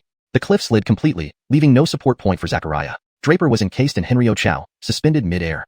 Save it, Draper shouted. A vine shot out, pulling Zachariah back from within the golden coffin. Though Zachariah was still shaken, Nicholas interrupted. Kid, look, what is that? Chapter 341. Coiling Dragon enters the body. Hearing Nicholas's voice, Draper abruptly turned his head, only to witness a scene that would almost haunt him for life. The cliff collapsed instantly, sending countless boulders tumbling down. However, after all the rocks fell, a sudden golden light emanated from the center of the cliff. The golden light was so intense it nearly blinded Draper. He stared intently at the golden glow without blinking. Moments later, the golden light suddenly contracted and then dissipated, revealing a human figure. Stephanie Treasure's sage? Draper exclaimed in shock. He's not dead? The figure gradually appeared, turning into a refined and elegant middle-aged man. At this moment, the man's eyes were closed, his face serene. Draper watched in astonishment, clearly shocked by what he saw. However, despite looking alive, the middle-aged man showed no reaction on his face. Suddenly, the Stephanie Treasure's sage opened his eyes, gazed at the sky, and sighed with a sense of desolation. How can one achieve immortality? After speaking, the originally warm body suddenly transformed into a wisp of green smoke and slowly dispersed, eventually vanishing between heaven and earth. As the body of Stephanie Treasures dissolved, a huge moo sound rang out again. A massive spiritual symbol burst out from Stephanie Treasure's body, instantly transforming into a 9-layered coiling dragon roaring fiercely at Draper. Draper's body trembled, but not from fear. His heart pounded wildly, seemingly beyond control. Soon, the heartbeat grew faster and faster, and Draper felt like his heart might burst. Simultaneously, the vortex dantian within him rapidly rotated, and the ancient dragon symbol in his divine palace jumped out from his soul's brow point. Upon appearing, the ancient dragon symbol unleashed a powerful force, sweeping through everything in an instant. It's the coiling dragon spirit symbol, Draper managed to say, watching the strange phenomena around him. Moo. In the next moment, the ancient dragon symbol once again transformed into a giant dragon, roaring loudly. Next, the 9-layered dragon seemed to open its eyes and leaped into the dragon soul formed by the ancient dragon symbol. Coiling dragon enters the body, 10,000 schools converge into one. At that very moment, Draper heard Nicholas's voice. It sounded like a sigh, perhaps tinged with emotion. After receiving the coiling dragon spirit, the dragon soul became more solid. It then re-entered Draper's body. Ah! Draper suddenly felt a refreshing and comfortable sensation flooding his mind. The injuries he had sustained moments ago vanished completely. Moreover, Draper felt an unprecedented clarity of mind. He used his divine will to examine his divine palace, curious about the changes brought by the coiling dragon spirit symbol. His soul looked exceptionally solid, undoubtedly due to the coiling dragon entering his body. The most significant change, however, was in the ancient dragon symbol. Originally just a simple spiritual symbol, it now gradually revealed countless patterns. The process was slow, but Draper watched every detail intently. Finally, when all the patterns emerged, Draper realized they were all dragons. Yes, all dragons. Swallowing sun and moon, radiating infinite light, the sun and moon divine dragon. Stephen stirring space and time, turning into nothingness, the space-time sacred dragon. Ruling over life and death, beginning in the netherworld, the Ambrose. Grasping cosmic principles, originating from chaos, the chaos spirit dragon. Wielding dark power, bringing worlds to ruin, the darkness dragon. King of the skies, possessing 2 wings, the flying sky dragon. Causing rain and storm, endless wind and thunder, the storm thunder dragon. King of the earth, winding in 9 curves, the earth coiling dragon. Embodiment of calamity, breathing poison gas, the plague poison dragon. These patterns were none other than the lineage patterns of the 9 sons of the ancestor dragon. At this moment, Draper understood the meaning behind Nicholas's words. Coiling dragon enters the body, 10,000 schools converge into one. The pattern of the earth coiling dragon was already shining brightly, while the others remained dark. Without needing further explanation, Draper knew that the entrance of the coiling dragon spirit symbol had illuminated the pattern. But with 9 patterns on the ancient dragon symbol, did it mean he needed to collect the birthmark spirit symbols of the other 8 sons of the ancestor dragon? Just as Draper felt puzzled, Nicholas appeared again. Boy, you've finally reached this stage. Congratulations. From today onward, you will officially bear the mission of our dragon clan and become one of us.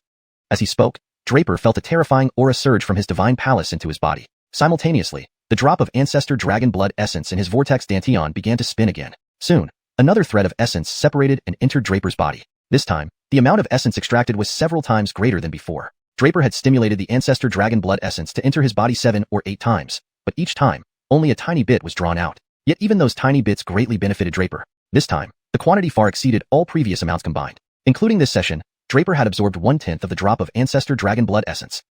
Draper's body shook violently. That thread of blood essence quickly transformed into a blood-red dragon inside him, swimming through his meridians before returning to the vortex dantian. At the same time, the golden core in his vortex dantian exploded instantly. After shattering, the blood-red dragon on Draper's golden core devoured the thread of blood essence and rapidly grew. Suddenly, rays of starlight descended upon Draper. Star power. This meant he had entered the Star River realm, where celestial energy was used to temper oneself after breaking the golden core stage. Draper's aura became immense, transforming into a force like a celestial river flowing through his body. The shattered golden core fragments now dotted his star river like stars. The thread of blood essence fused with Draper's power, but wasn't entirely absorbed. Despite this, Draper advanced from the 8th level of golden core directly to the 1st level of Star River realm. The power of the ancestor dragon blood essence was truly terrifying. In summary, Draper experienced profound transformations, embracing the legacy of the dragon clan and stepping into new realms of power. Chapter 342. Can one achieve eternal life? However, the transformation was far from over. Draper suddenly felt an unbearable itch all over his body. Soon after, he sensed something growing on his skin. In the next moment, Draper finally realized what was happening. He was sprouting dragon scales. Yes, dragon scales, dense and countless, now covering him entirely, looking terrifying beyond belief. In the following instant, Draper felt a tickling sensation in his throat, which compelled him to let out a roar toward the sky. But it came out as a moo. What the hell? Draper's mind screamed in shock as he looked at his hands and feet, only for even more shocking discoveries. His hands and feet had turned into 4 claws. Nicholas, Draper immediately called out to Nicholas. Don't worry, absorbing 1/10 of the ancestral dragon's essence blood caused this reaction. It's normal, Nicholas replied calmly. Damn, a dragon. At that very moment, the heaven-penetrating rat couldn't help but curse. The heaven-penetrating rat was profoundly shocked. Draper had suddenly turned into a dragon. A dragon? What kind of existence was that? Moreover, although having a contract with Draper, the rat still felt an immense pressure coming from lineage and soul.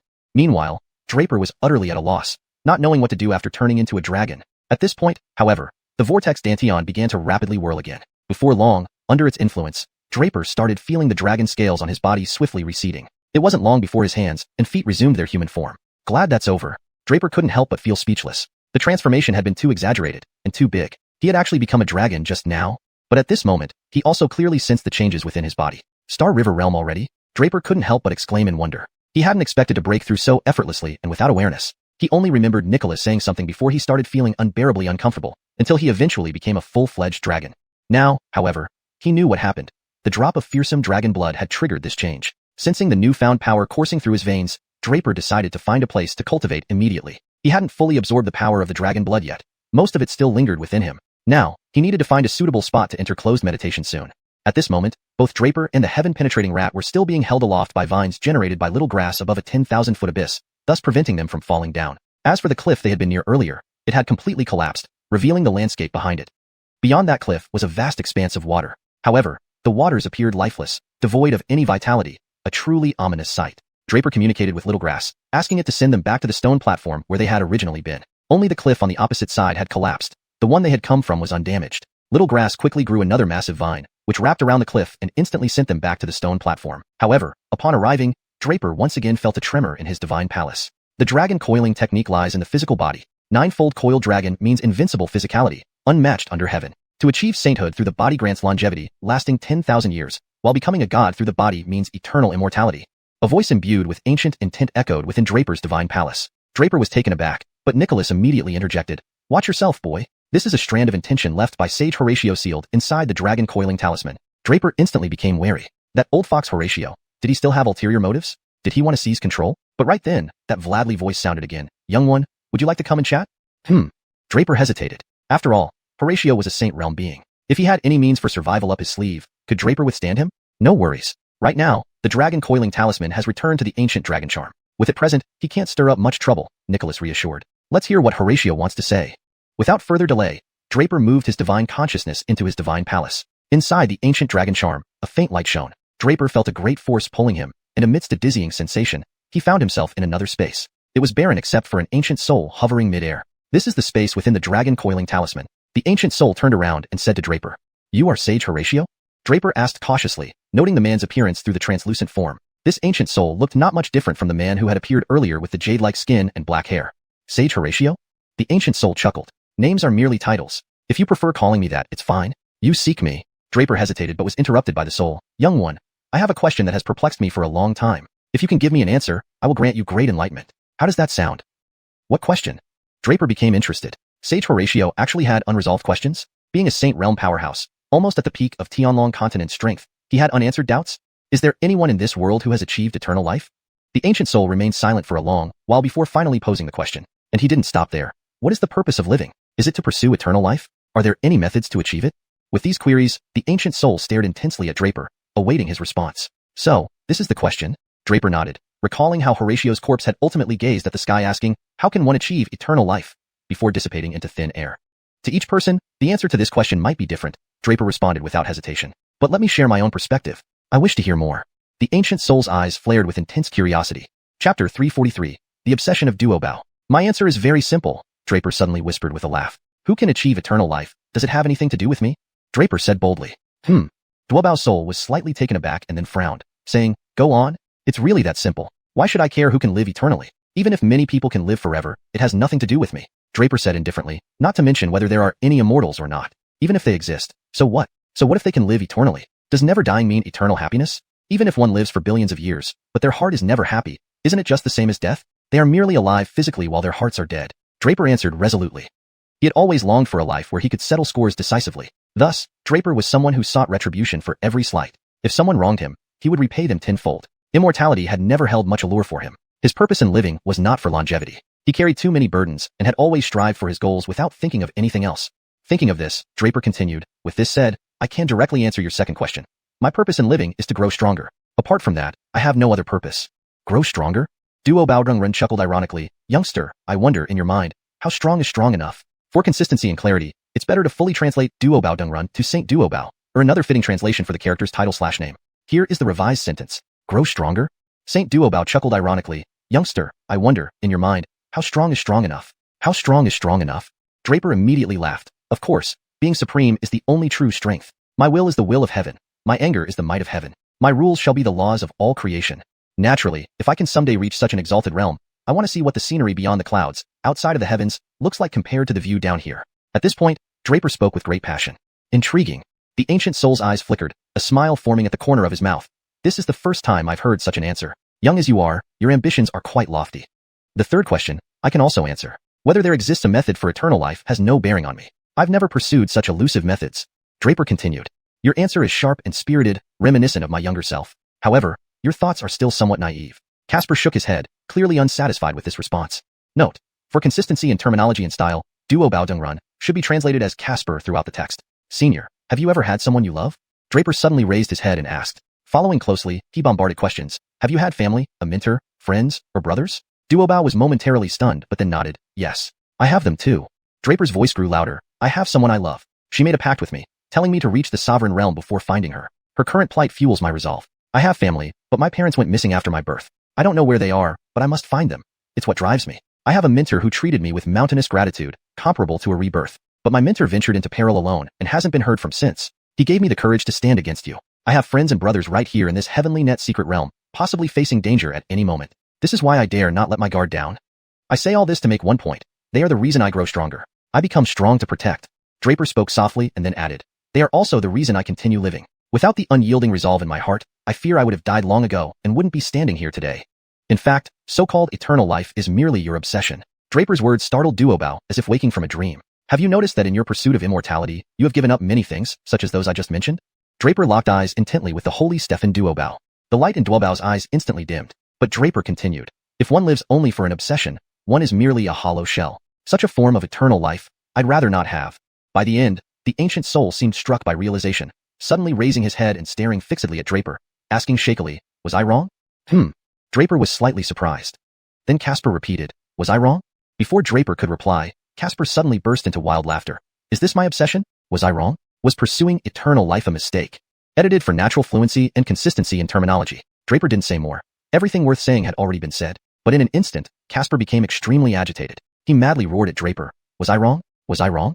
Draper watched coldly without responding. After a moment, the hysterical Casper suddenly said, thank you, young friend. Draper was slightly taken aback and then smiled. Congratulations, you've finally rid yourself of your obsession. At this moment, the aura of the entity claiming to be Casper drastically changed. What was once an aged soul now regained its youth, returning to the appearance Draper had previously seen. Actually, when Draper first saw this aged soul, he had an inkling that something was amiss. The corpse of Casper, embodied by the refined man who appeared earlier, left no doubt. However, the soul before him looked entirely different, which initially raised Draper's suspicions. Now, as Duo-bao resumed his original form, Draper confirmed his suspicion. This soul was not the true soul of Casper. With a lifespan of thousands of years, Casper's body had turned to ashes, and his soul had long since vanished. Therefore, the true Casper had already ceased to exist, and this soul was merely a remnant formed by his unresolved obsession. So every word Draper spoke was aimed at awakening the true consciousness of Casper. Such an obstacle caused by unresolved obsession is akin to heart demons, and it was unknown what other methods or intentions it might have. Little friend, thank you for eliminating this trace of obsession, allowing me to truly achieve liberation, Casper said softly. I was called Casper because I always loved to search for and collect treasures. My efforts in seeking supreme treasures were all due to my obsession with immortality. Otherwise, I wouldn't have risked my life to search for this Panlong spirit token, believing it would be my last chance at immortality. However, I never expected it to be the beginning of disaster. Casper continued speaking, but by now, the legs of his soul had started to dissipate slowly.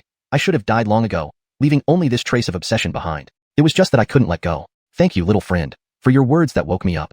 By this point, only the upper half of Casper's soul remained. This Panlong spirit token has finally found its rightful successor. Within this token lies a significant transformation. Since I have nothing else to offer you, let the secret of the Panlong spirit token serve as my gratitude. Casper suddenly transmitted a divine thought into Draper's mind. After doing so, only Casper's head remained. In the end, even Duo-bao's head began to slowly dissipate, vanishing with a faint smile lingering on its lips. Actually, when Draper saw the aged soul, he had a vague feeling that something was amiss. The handsome man who appeared earlier was undoubtedly the remains of Saint Duo-bao, but Duo-bao's soul looked different, raising Draper's suspicions. However, now that Duo-bao had returned to his original form, Draper confirmed his suspicions. This soul was not truly the soul of Saint Duo-bao. Saints have lifespans measured in thousands of years. Their remains turn to ashes, and their souls naturally dissipate. Therefore, the real Saint Duo-bao had long since vanished, and the soul before him was merely a remnant formed from Duo-bao's unresolved obsession. Therefore, every word Draper spoke was aimed at awakening the true consciousness of Saint Duo-bao. Residual karma is akin to inner demons. Who knows what other tricks or intentions it might have? Note: for consistency and fluency in English, I've made slight adjustments. The term duo-bao-dung-run has been standardized to Saint Duo-bao, as per common translation practices for such titles. Young friend, Thank you for helping me let go of this obsession. I can now truly find peace, Casper said calmly. I was called Casper because I always loved searching for and collecting treasures. My relentless search for the ultimate treasures was driven by my obsession with eternal life. Otherwise, I wouldn't have risked my life to search for the coiling dragon talisman, thinking it was my last chance at immortality. But unexpectedly, it marked the beginning of disaster. As Casper continued, his soul's legs started to slowly dissipate. I should have perished long ago, leaving behind only this thread of obsession, but there was still unresolved longing. Thank you, young friend, for awakening me with your words.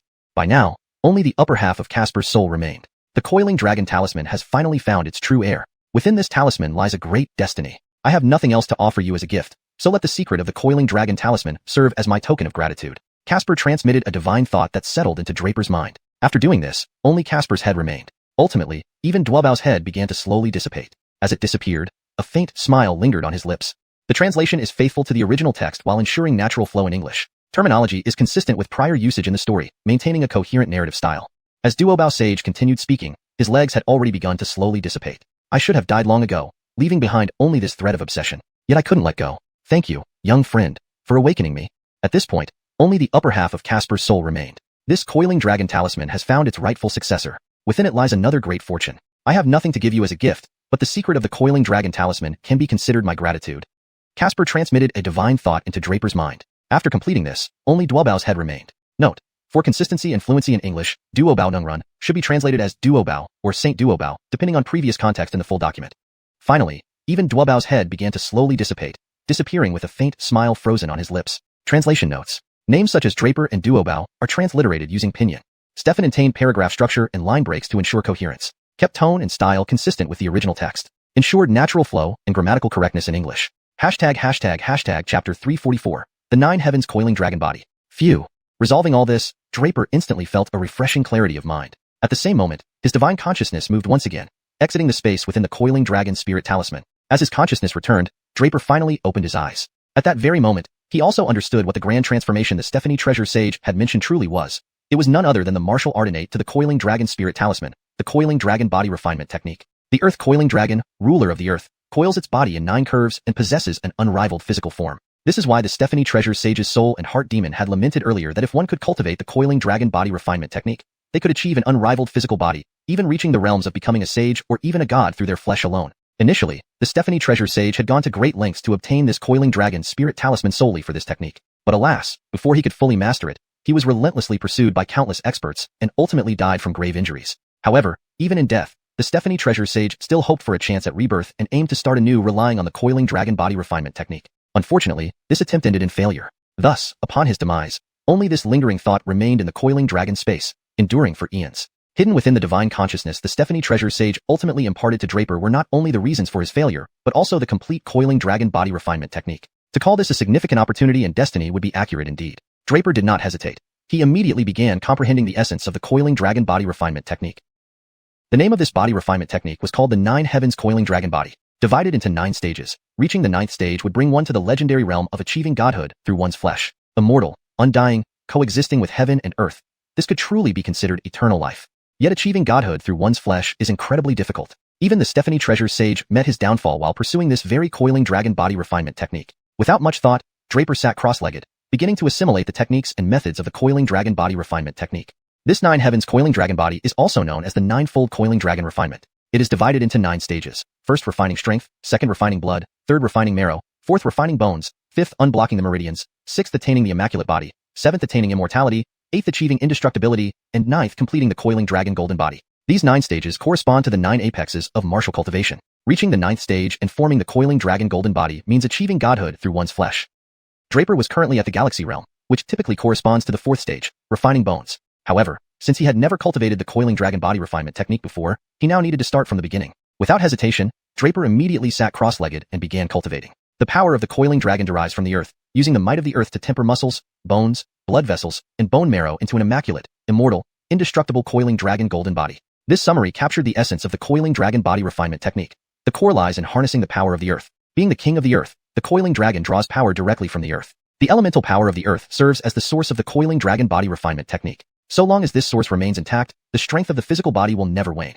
This is what makes the coiling dragon body refinement technique so formidable. Kid, you still have a substantial amount of dragon blood energy inside your body, which can be utilized to cultivate the coiling dragon body refinement technique, Henry remarked. Draper nodded. The coiling dragon body refinement technique was indeed terrifyingly powerful, requiring immense spiritual energy and extensive, arduous practice to succeed. Starting from scratch presented considerable difficulty. Fortunately, thanks to the substantial reserve of ancestor dragon essence blood he had just fused into his body, there was no need to worry about this issue. Draper initially did not plan on further utilizing that dragon blood energy to advance his realm. After all, leaping from the 8th level of the Golden Core realm to the 1st level of the Galaxy realm was already a rapid advancement. Continuing to push forward might lead to instability, something Draper wanted to avoid. Draper's cultivation advancements have always been steady and methodical. This ancestor dragon essence blood was previously unclear how best to utilize, but now, thanks to Henry's suggestion, Draper found his way. His physical strength was already formidable, given that dragons possessed the strongest physical bodies across all heavens. Cultivating the coiling dragon body refinement technique would make him even more terrifying. Draper was quite eager to see just how strong his physical body would become after mastering this technique. One stage, refining strength. Draper lost no time, starting to cultivate the coiling dragon body. Zachariah watched Draper intently. It didn't understand what exactly was happening, but everything that occurred was too astonishing. Particularly when Draper transformed from human form into dragon form, Zachariah's eyes were widened in amazement, especially having witnessed it firsthand. Now, it seemed Draper was practicing some immensely powerful technique. From the stone platform and the cliffside, numerous earth-colored energies rose from the ground and surged into Draper's body. Soon, Draper's entire body was enveloped by thick layers of earth-colored energy. Time passed. Suddenly, those earth-colored energies exploded outward, revealing Draper's figure once more. His gaze flickered momentarily, then settled on the nearby stone platform. Not far from their current stone platform stood another massive one, crowned by a towering waterfall. Water rushed down rapidly, producing thunderous roars. Draper moved slightly, leaped into the air, gliding several dozen feet to land directly on the other stone platform. Upon landing, Draper let out a loud shout. In the next moment, his upper garments tore open, revealing a body rippled with sturdy muscles. Curiously, yellowish energy coursed through his veins, flowing within his bloodstream. Without hesitation, Draper plunged headfirst into the waterfall. Dong dong dong. The cascading water struck Draper's body, generating tremendous splashes and roaring sounds. A vast amount of blood energy emanated from Draper, appearing quite intimidating. He intended to use the force of the waterfall to train his physical body. After a period of cultivation, Draper reached the stage of refining strength. At this stage, he felt an endless surge of energy within his body, needing release. Otherwise, the built-up tension would hinder further cultivation. Chapter 345. Changes within the secret realm. The immense force of the waterfall crashed onto Draper, causing excruciating pain all over his body. However, the more intense the pain, the more exhilarating it felt, and this dual sensation of agony and pleasure left him almost laughing and crying at the same time. After enduring it for a while, he felt the surplus energy that was nearly overflowing from his body finally dissipate. Immediately thereafter, Draper withdrew his strength used to resist the waterfall and returned to the stone platform once again. Back on the stone platform, Draper sat down cross-legged and resumed his meditative state. Time passed without him noticing as he got up once more, charging towards the waterfall yet again, using its power to deplete his excess energy until he was covered in fresh wounds, and returned once more. This cycle repeated itself numerous times before Draper finally ceased his training. Tong Tianrat had long been staring in disbelief. It wondered in shock, is this Draper crazy? It couldn't comprehend Draper's masochistic method of training, but Draper had entered another meditative state. The Nine Heavens coiling dragon body technique was indeed formidable. Just now, Draper had completely expended the residual essence blood within him. Moreover, he successfully reached the 4th level of the coiling dragon physical strengthening technique, the bone forging stage. The 4th level of bone forging perfectly aligned with his 1st level Star River realm cultivation. At this moment, Draper could distinctly feel the profound transformation in every bone, drop of blood, ounce of strength, and internal organ within him, as if reborn from scratch. The coiling dragon physical strengthening technique honed his entire body comprehensively. Now, he could clearly sense that his physical strength had increased by several dozen times compared to before. He was confident that if he faced Stefanthu, he could use his physical might to crush him instantly. Meanwhile, Draper immediately began to comprehend the Star River realm again. His martial cultivation, physical body, and even his divine soul strength had greatly improved upon breaking through. Therefore, consolidation was necessary. Besides, Draper did not break through on his own, but due to the activation of the ancestral dragon essence blood after obtaining the coiling dragon spiritual seal, which led to a breakthrough. Thus, he hadn't experienced the changes brought about by the Star River realm. Now, he aimed to consolidate his realm while strengthening his mental power further. Reaching the Star River realm allowed one to draw upon celestial star power for cultivation, transforming it into personal strength and forming a river of stars within the body, whose existence ensured an inexhaustible source of power. While Draper was deeply engrossed in his training, significant changes were happening elsewhere in the Heavenly Silk secret realm. There was a time limit to entering this secret realm, 10 days in total. They were also teleported to different locations. Hence, everyone first determined their positions before rushing towards the Treasure Abundance Hill within the Heavenly Silk secret realm. Everyone knew that this place was the burial site of the Treasure Abundance Sage, and the area richest in treasures. The reason students entered the secret realm was precisely for these treasures. Previously, many students had obtained powerful treasures within the secret realm, leading to rapid increases in cultivation and becoming pillars of the Heavenly Silk Kingdom. Therefore, many students vied fiercely to enter this secret realm when the opportunity arose. Stephency and Hill were no exception. They were teleported to favorable locations not far from Treasure Abundance Hill. Furthermore, their identity jade tablets had an additional function. They could faintly detect nearby students' presences. If they were close enough, they they could accurately identify who it was. Of course, this explained why team captains were appointed. They could gather students from their academy using this information. Given that 5 academies participated, if students from other academies grouped together, it would be difficult to obtain treasures, let alone avoid being individually attacked. Strength lay in numbers, especially in Treasure Abundance Hill, where fierce battles among the 5 academies were inevitable. Hill and xianxia were already walking together since they weren't too far apart after teleportation. On the second day, they joined up with Clifford, who had already gathered most of the students, except for Draper, Hill, and xianxia.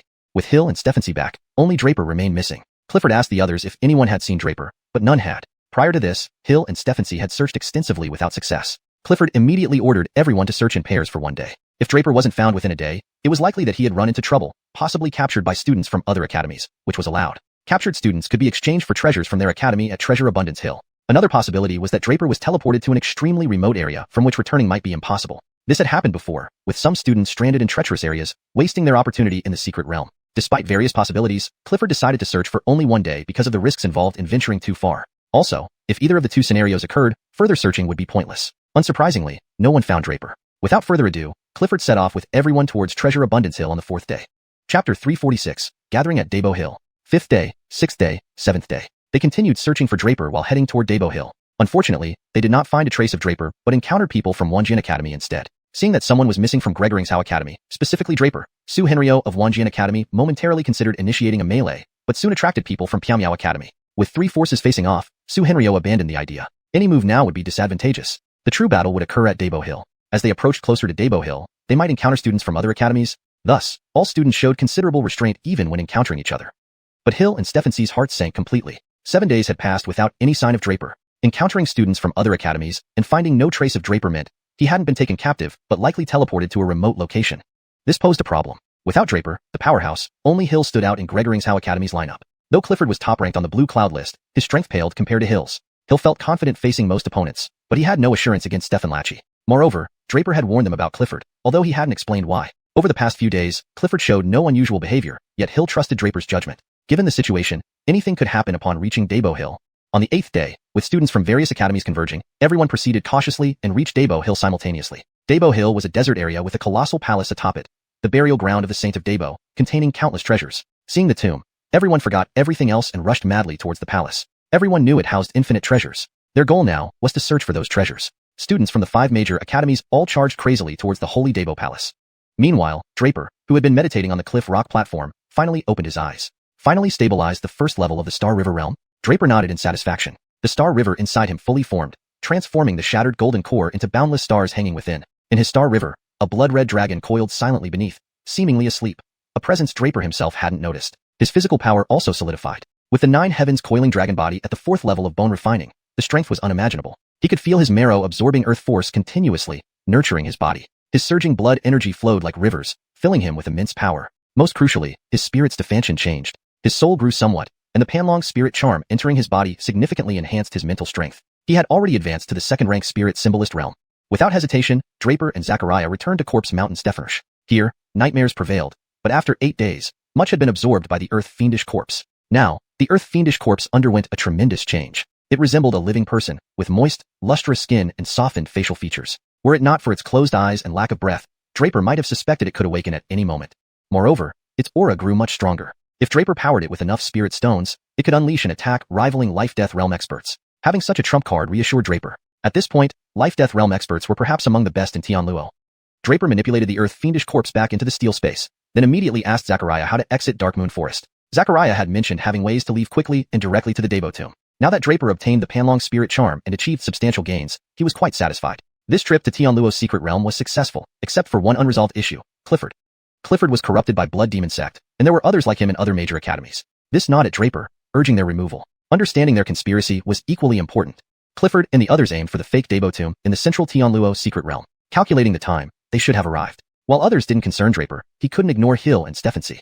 So, he inquired about leaving Dark Moon Forest, ideally via a direct route to Dabo Hill. Otherwise, traversing from the far western Tianluo secret realm to the central Dabo Hill would take considerable time. Examining the map Draper provided, Zachariah pondered, "Kid, exiting Dark Moon Forest is easy, but reaching Dabo Hill, well, just get me out of Dark Moon Forest," Draper replied promptly. "Wait, when exploring the Dabo tomb, I found a teleportation array. Interested?" Zachariah hesitated, "But I can't guarantee where it leads." "A teleportation array?" Draper lit up, instantly deciding, "Show me." Chapter 347, Draper arrives. The heaven-piercing rat nodded, and then led Draper into another tunnel. In his own lair, the heaven-piercing rat had nearly a dozen different tunnels, demonstrating the effort he had put into exploring the treasure's tomb. This tunnel was not as long as the previous one.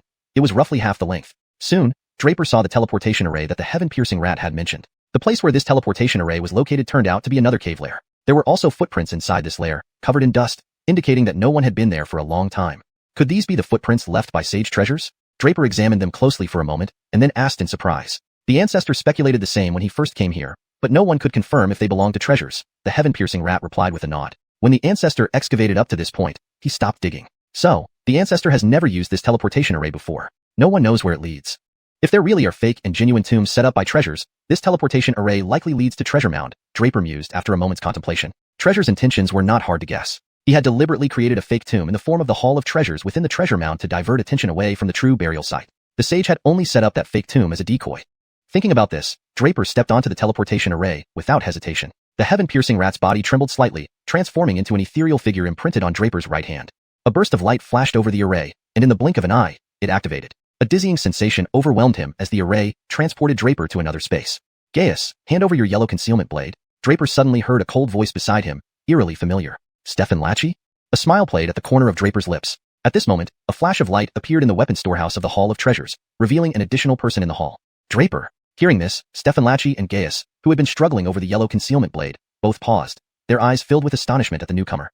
They hadn't expected to see Draper here. Stefan Lachie glared viciously at Draper and sneered. I was just worried about finding you, and here you are, delivering yourself. Little brat, die. Suddenly, Stefan Lachie transformed into a ferocious giant wolf, utilizing his demon transformation secret technique. The wolf lunged toward Draper with terrifying force, seemingly about to devour him whole. But Draper stood motionless until the wolf rushed directly in front of him. Only then did he abruptly swing a fist, a simple, unadorned punch. Draper didn't use any martial arts, relying solely on raw strength. Bang! With a deafening crash, the giant wolf was hurled backward. In the next instant, the wolf reverted to human form, crashing heavily into the hall's wall, causing it to collapse. Stefan Lachie lay near death, unable to rise again. SSS. Gaius watched Draper in disbelief, drawing a sharp breath. He couldn't believe that Draper had blasted the first-ranked hidden dragon of the 5 academies, Stefan Lachie, with just one punch. Draper loosened his muscles slightly and nodded in satisfaction, clearly pleased with the power of his strike. Even Draper himself hadn't anticipated such strength. His robust physical prowess, combined with having reached the first level of Star River Realm, made this punch immensely powerful. More importantly, his Panlong body cultivation technique had shown its full might. Among the dragon race, the Panlong's physical strength was unmatched. Draper, inheriting the essence of 9 heavens Panlong physique, now possessed a physique beyond all imagination. Useless, Draper snorted, ignoring the nearly dead Stefan Lachie and turning to look at Gaius. This Gaius ranked second on the Azure Cloud list, whom Draper recalled trying to ask for help subtly during the journey from Gregoringshow Academy to Tianluo City. Moreover, Gaius had voted for Chuck as team leader, so Draper wanted to inquire about Chuck. Draper, save me, save me. However, Gaius immediately knelt down in front of Draper before Draper could ask anything, pleading for his help incessantly. Draper frowned and asked, is this related to Chuck? Surprise flickered across Gaius's face. You already know? I don't. Speak. What happened to Chuck? Draper interrupted Gaius and continued questioning. All of this is because I was misled. Gaius looked dejected, then recounted the entire story to Draper.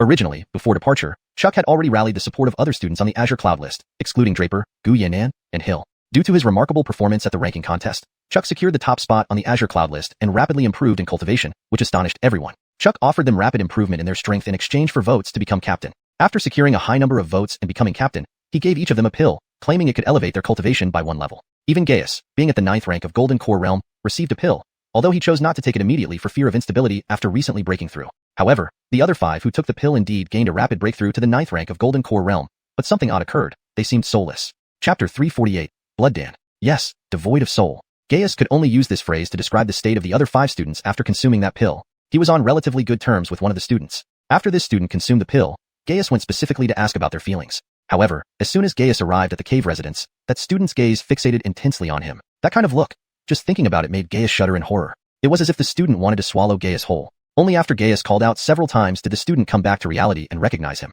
But even then, the student's gaze remained eerily fixed on him, like before. Gaius felt a creeping fear from being stared at like that. He exchanged a few casual words before excusing himself. Before leaving, the student stared at him for a long time, ending with an extremely chilling laugh. After pondering for a while, Gaius decided to check on the other students.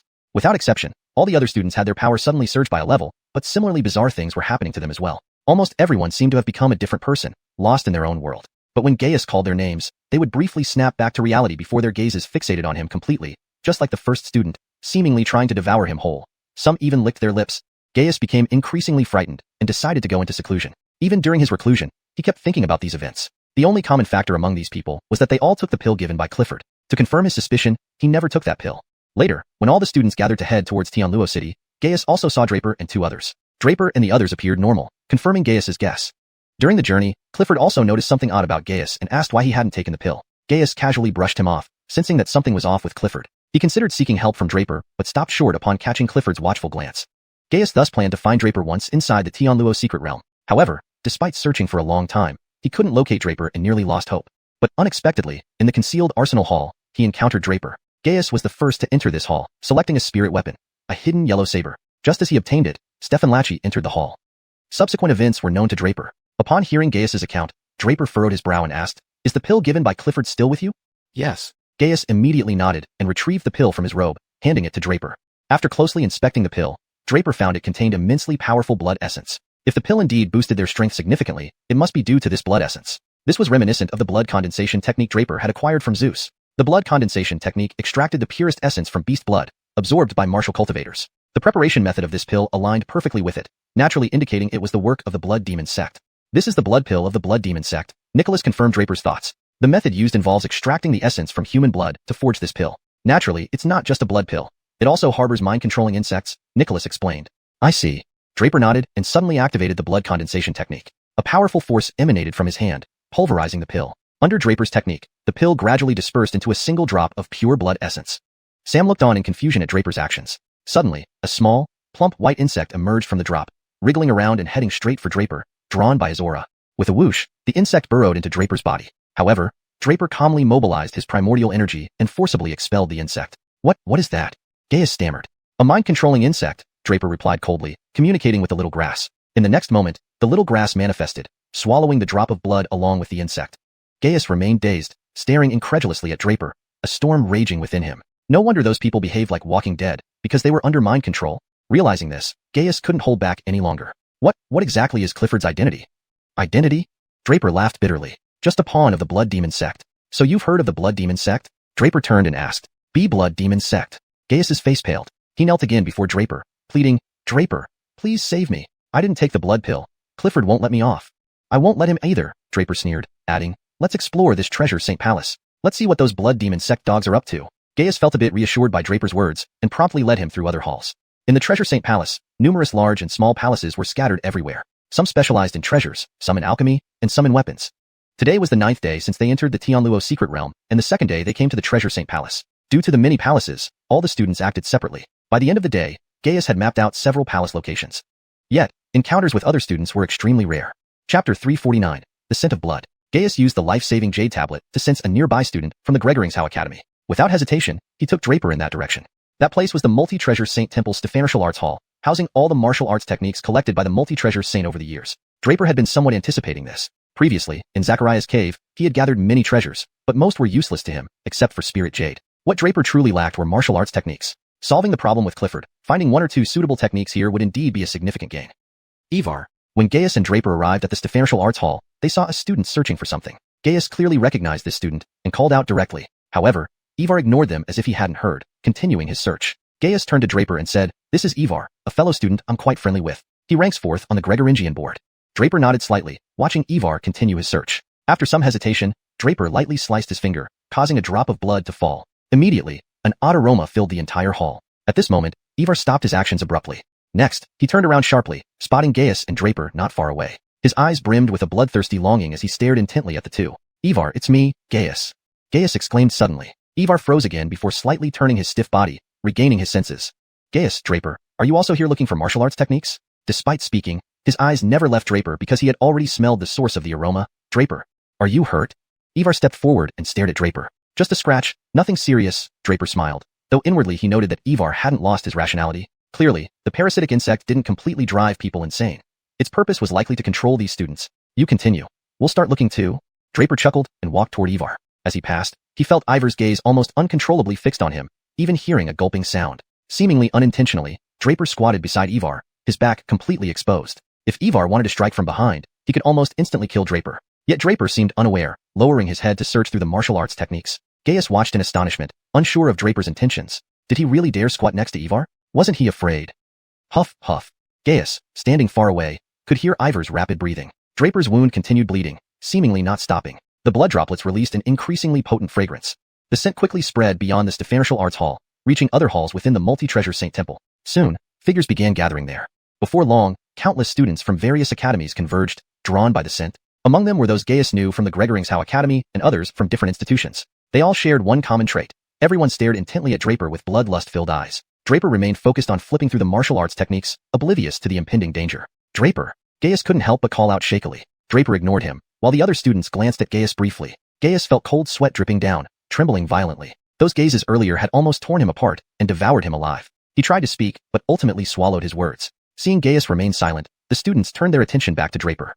Meanwhile, in the alchemy hall, Clifford also detected the scent, but wasn't driven into a frenzy like the other students. Rather, he felt puzzled. After some deliberation, Clifford decided to investigate, but first bit his middle finger and muttered some incantation.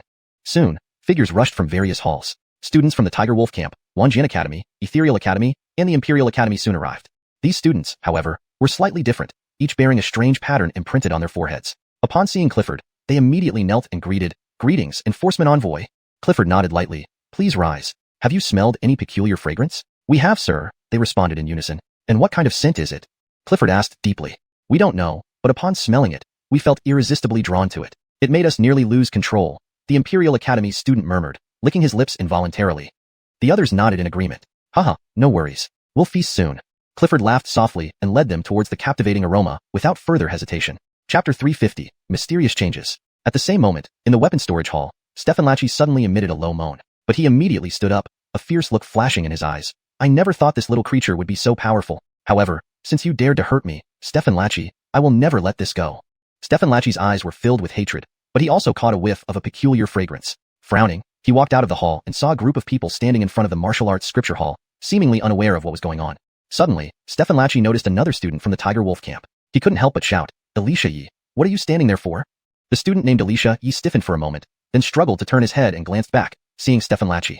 In an instant, an inexplicable look flashed across Xiuxian's eyes. But the next moment, his gaze returned to clarity, and he pointed toward Draper inside the scripture hall. He. Stefanlaci instantly felt something wasn't right, noticing a trace of bloodlust in Xiuxian's eyes. With a dark expression, Stefanlaci approached Xiuxian. However, at this moment, the other students abruptly turned their heads and looked at Stefanlaci. Whoosh! Even Stefanlaci, who had seen countless grand scenes and numerous gazes, felt a chill run down his spine when he met these students' eyes. He froze on the spot, not daring to take another step forward. In the treasure hall, Hill and Stefancy also stopped searching for treasures. Since arriving in the heavenly Luo secret realm, they had become inseparable. Without Draper, both felt as if they had lost their anchor and were somewhat uncomfortable. So, they decided to act together. They couldn't trust Chuck. At this moment, they also smelled the strange fragrance. Without hesitation, they flew out of the treasure hall, following the scent towards the scripture hall. When they arrived at the scripture hall, they too sensed something was off. Why is the atmosphere here so eerie? Especially, Hill noticed several Gregoringsau Academy students mixed among the students from the 4 other academies, silently staring at someone inside the scripture hall. Even their arrival didn't seem to disturb them. Gaius. Hill suddenly spotted a figure in the corner and cautiously called out. Gaius turned around sharply, seeing Hill and Stefancy. He seemed like he had found a savior, quickly flying out to meet them outside the hall. All the other students remained entranced by the smell of Draper's blood, seemingly oblivious to Gaius's movements. What's going on? Hill couldn't help but ask. Draper. Gaius swallowed hard before continuing. He's inside. What? Stefancy exclaimed. They had searched for Draper for so long, only to find that he had already arrived at the mini-treasure sacred hall? No, it's not that. Gaius shook his head just as he was about to say more. Suddenly, a voice came from nearby. Stefan Wolf, what are you standing there for? It was Allah, the top expert of the Imperial Academy. Allah had also detected the strange fragrance and immediately headed here without hesitation. Just as he arrived, he saw Stefanlaci standing still and couldn't help but ask out of curiosity. Why can't we find anyone in all the halls? It turns out you all ran here. Allah, did you find anything? Another voice added. It was xiuxian, the top expert of Unravel Academy. Yes, this mini-treasure sacred hall is huge. Why did everyone come here? Yet another voice joined, belonging to Bellamy Ruashi, the top expert of Pyamyao Academy. Bellamy Ruashi wrinkled her nose slightly, sniffing the air. What is this, emitting such a strong fragrance? I also smell it, but why does it have a hint of blood? xiuxian asked, frowning. Seeing Stefanlaci standing motionless and not responding, Allah became even more puzzled. He walked over to him and gently tapped Stefanlaci. Only then did Stefanlaci snap back to reality, noticing Allah, xiuxian, and Bellamy Ruashi had arrived. Taking a deep breath, Stefanlaci said, You 3, check if any of your academy members are standing inside. What's going on? Bellamy Ruashi frowned, but stepped forward to see the situation inside the scripture hall. Bellamy Fian, Alicia Zion, what are you standing there for? Inside the scripture hall, nearly 50 students from all 5 major academies were gathered. Of course, there were about 7 or 8 female figures among them. Except for herself, all Piao Academy students were here. Naturally puzzled, Bellamy Ruashi couldn't help but call out to the girls. They weren't searching for scriptures or making any movements. They just stood there silently, which left Bellamy Ruashi confused. Upon hearing Bellamy Ruashi's voice, the students slowly turned their heads to look at her. The moment Bellamy Ruashi saw them, she was startled. She witnessed a scene she would never forget. Their eyes were blood red, and from their bodies emanated terrifying, murderous energy. Bellamy Ruashi, experienced in countless battles, understood very well what those looks and energies represented. Slaughter and bloodlust. Bellamy Ruashi froze on the spot. Sensing Bellamy Ruashi's unease, Ala and Su Henryo moved closer, joining her in front. They too saw the unbelievable sight. Most of their academy members were here, and when they called out, the students' backward glances made their hearts tremble. That look was unforgettable. Just as I thought, everyone has gathered here. I was planning to gather everyone as we left, but now they're already here, a voice interjected as 5 people arrived nearby. Led by Chuck, he smiled at everyone present. Chapter 351.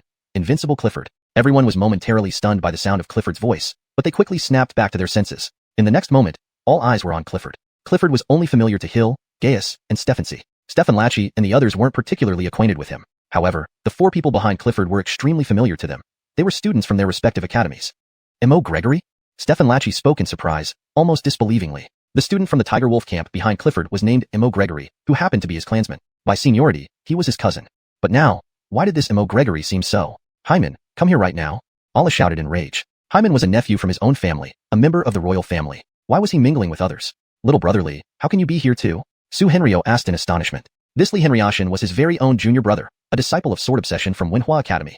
Sister Xian, how could you be mixed up with students from other academies? Bellamy Ruashi also exclaimed in shock. Henryo Xianer was the second best student in Ethereal College, highly favored by Zora. Now, she seemed to follow Clifford's every move. Gentlemen, Clifford suddenly spoke. Please calm down for a moment. There seems to be some misunderstanding here. I will explain it first. These few people behind me are indeed close relatives of yours, but they are also geniuses of our holy sect, all potential candidates for Saint Sons. What nonsense about a holy sect?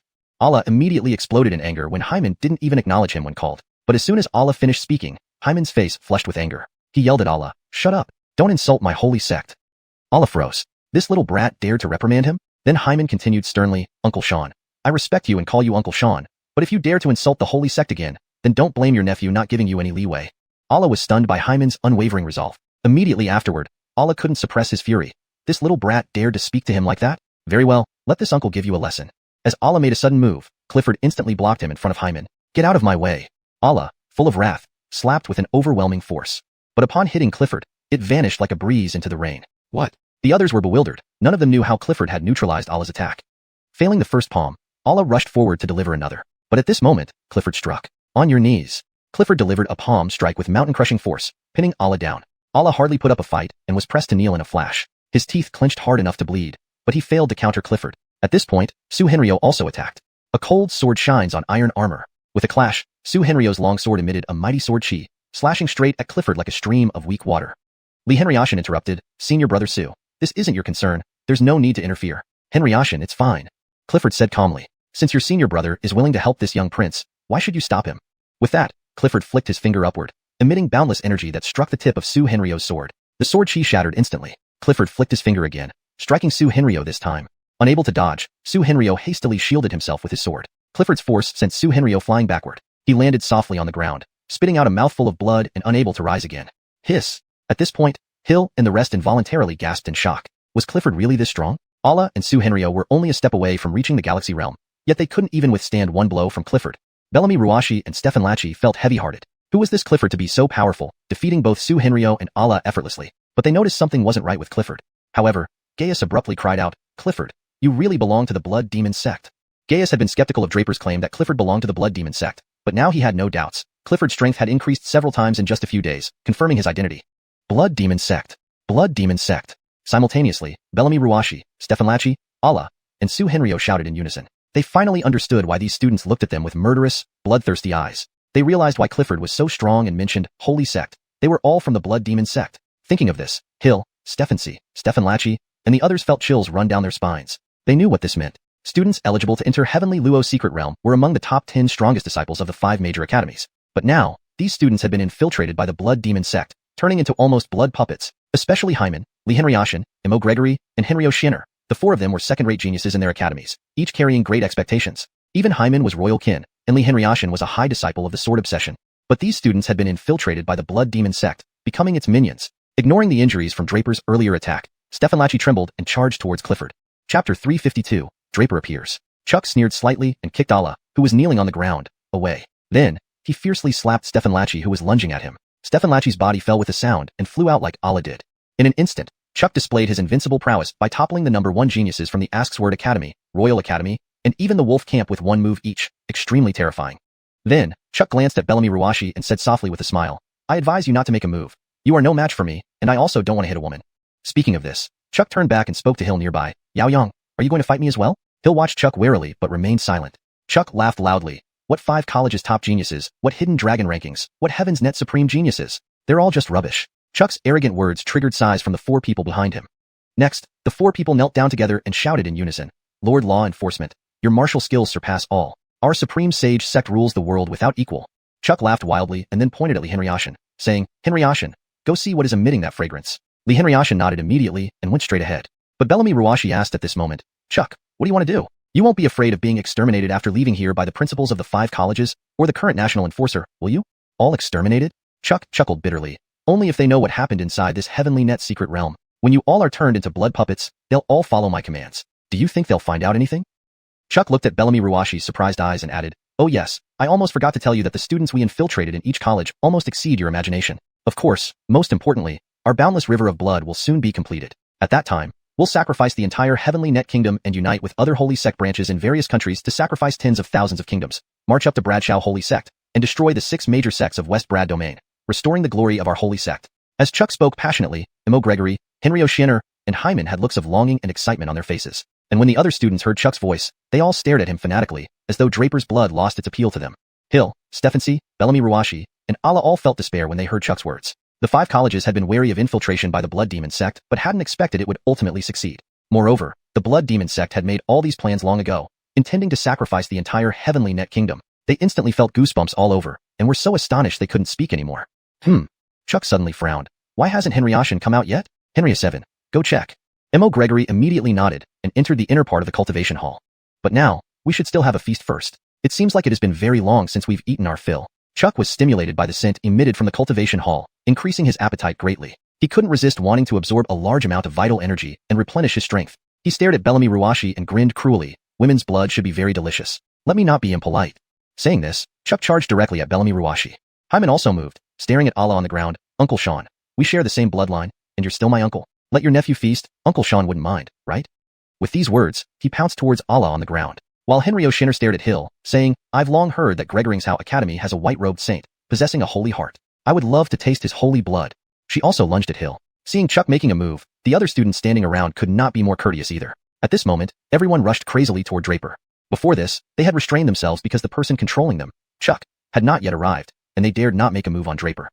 But Draper's blood aroma was too tempting, leading them all to gather here unable to resist. Until now, seeing Chuck launch his attack, the students could no longer control their desires and rushed madly toward Draper. Draper finally turned around, took a glance at Imo Gregory and Li Henryashin lying on the ground, and smiled lightly. The next moment, Draper abruptly released boundless blood chi and power, gathering everything around him instantly. After a while, Draper threw a punch fiercely at the crowd rushing toward him. Bang bang bang. A punch with infinite power, almost overwhelming in an instant, instantly charged towards those students. Ah! Screams of agony rose in succession, stunning everyone. Even Chuck, who had knocked Bellamy Ruashi down and intended to absorb her vital energy, was thrown off by the scene before him, looking somewhat flustered. In the next moment, countless students' bodies were thrown out from the cultivation hall, falling to the ground one by one, moaning and spitting blood non-stop. Bang bang bang. Before the echoes faded, another wave came. Another loud bang bang bang. More students were thrown out and crashed to the ground again. Chuck's figure shot up suddenly and then rushed into the cultivation hall. At the same time, Draper also delivered his last punch. With this punch, all the students inside the cultivation hall were expelled by Draper. Inside the cultivation hall, only Draper and the newly entering Chuck remained. At the same time, the people outside the cultivation hall saw the situation inside clearly. Draper. There was surprise in Chuck's eyes, but more was the cruelty. Hill and Stephency turned around sharply. Who else could the silhouette standing in the cultivation hall be besides Draper? Draper. Allah, Sue Henryo, Bellamy Ruashi, and Xianxia watched Draper with a tragic look, feeling very uneasy. They didn't expect that the person inside the cultivation hall was Draper. Chapter 353. Invincible Flesh Body. Chuck looked at Draper with a cruel expression, then pointed at Imo Gregory and Li Henryashin on the ground and asked, Did you kill them? Draper nodded indifferently and said coldly, Next is you. Alright, I want to see just how powerful Draper, who shone brightly during the freshman ceremony, lauded as the only genius student in Gregoringshow, and even Tianluo in nearly 1,000 years, can be. Chuck glared at Draper with clenched teeth. I'm not that strong, but enough to kill a pest like you. Draper smiled faintly. Without any more talk, he instantly cast the soul-transforming steps. In the next moment, he fiercely punched toward Chuck. Faced with this sudden punch, Chuck was startled. He never expected that Draper could be so fast. In the blink of an eye, Draper threw a punch. Facing Draper's punch, Chuck did not dare to underestimate it. He could already feel the power of this punch. Despite adjusting his strength to the best state, when intercepting Draper's punch, Chuck was still forced back several steps before stabilizing himself. It was easy to imagine how terrifying Draper's punch really was. Kill. After successfully delivering the punch, Draper surged forward again and unleashed another overbearing punch. After acquiring the coiling dragon body cultivation technique, Draper's flesh strength was nearly invincible, punching straightforwardly and crudely, relying solely on sheer force to pummel Chuck. Chuck intercepted another punch from Draper. Without doubt, this punch once again forcefully sent him reeling. Struck by 2 consecutive punches, Chuck was starting to lose control of his anger. Bloody demon hand. Chuck suddenly slapped at Draper with his huge hand. The wide and frightening palm was glowing a horrifying blood-red color, as if it would end Draper's life in one strike. Draper didn't mind, swinging another punch instead. His body strength was adjusted to the extreme. In a blink, he rushed directly in front of Chuck. He did not evade nor retreat. Obviously, he intended to go head-to-head with Chuck. Draper intended to exchange a punch for Chuck's slap. Don't. At this moment, he loudly shouted. He had just witnessed Chuck defeat geniuses like xiuxian and Allah with one palm. If Draper were to withstand Chuck's full-strength palm with his flesh body, he would surely suffer a significant disadvantage. However, Hyman and xiuxian sneered at Draper. This boy was so unreasonable, wanting to resist Chuck's palm force with his body. He might die without knowing how he died. In a flash, Draper and Chuck collided directly. Chuck's palm completely landed on Draper's body, while Draper's punch hit Chuck. Both had no defense, using all-out attacks. There was a loud bang, followed by the two separating immediately. Draper stood firmly in place, motionless, clearly showing that Chuck's palm had almost no effect on him. But Chuck, however, staggered backwards several steps before stabilizing himself. Moreover, Chuck spat out a mouthful of blood, pale-faced, obviously injured. How is this possible? Hyman exclaimed in shock, unable to believe what was happening. After all, Chuck was their law enforcement officer, someone who defeated multiple geniuses from other academies just now. Yet here, he seemed powerless against Draper. But what shocked him most was that Draper remained uninjured. Not only that, Draper gathered endless strength and charged at Chuck again. Indeed, Chuck's palm had no effect on Draper at all. Hill and others stared at Draper with stunned expressions. His flesh body? And his strength? Starry River Realm, Bellamy Ruwashi exclaimed, also never expecting that, originally looking down on Draper, he had actually reached the Starry River Realm in less than a month. Allah and xiuxian wore expressions of deathly silence. They knew very well that Draper was now far beyond their reach. Try to take my punch again. Draper chuckled and rushed towards Chuck again. Chuck's face was now unpredictable. He didn't expect that within these 9 days in the Tianluo secret realm, Draper's strength had soared drastically. Furthermore, his flesh strength was simply terrifying. With his blood demon palm, he could have killed anyone else easily, but against Draper, there was no damage at all, and Draper still had the power to counterattack. In the next moment, Draper was charging at him again. Another punch. Draper maximized his flesh strength, hitting Chuck again almost instantly. Chuck did not dare to neglect, readjusting his strength to the best state, trying to block Draper's attack. But the result was, unsurprisingly, not what he wished for. Chuck was forced back by another punch from Draper. This time, the pain on his face was even more intense, almost as if he was barely holding on. Draper could clearly sense that Chuck was close to breaking point, barely standing by sheer willpower. Draper wasted no time and charged relentlessly.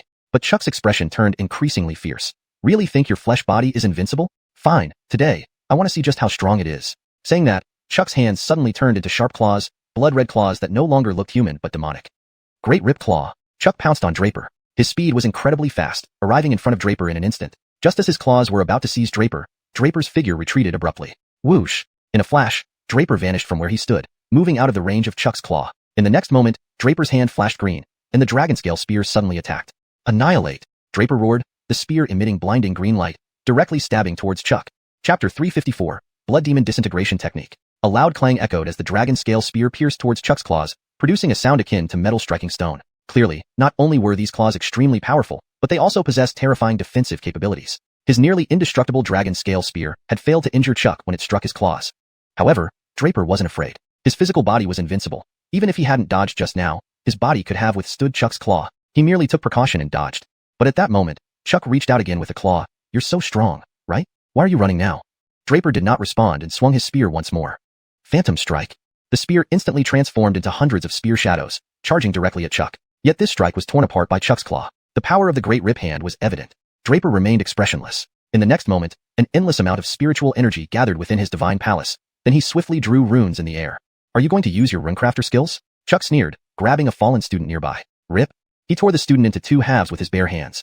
In the next moment, a terrifying black aura emitted from Chuck, engulfing the ripped student, transforming him into torrents of blood rain, which Chuck then completely devoured. After devouring the student, Chuck's aura soared dramatically, becoming even more horrifying.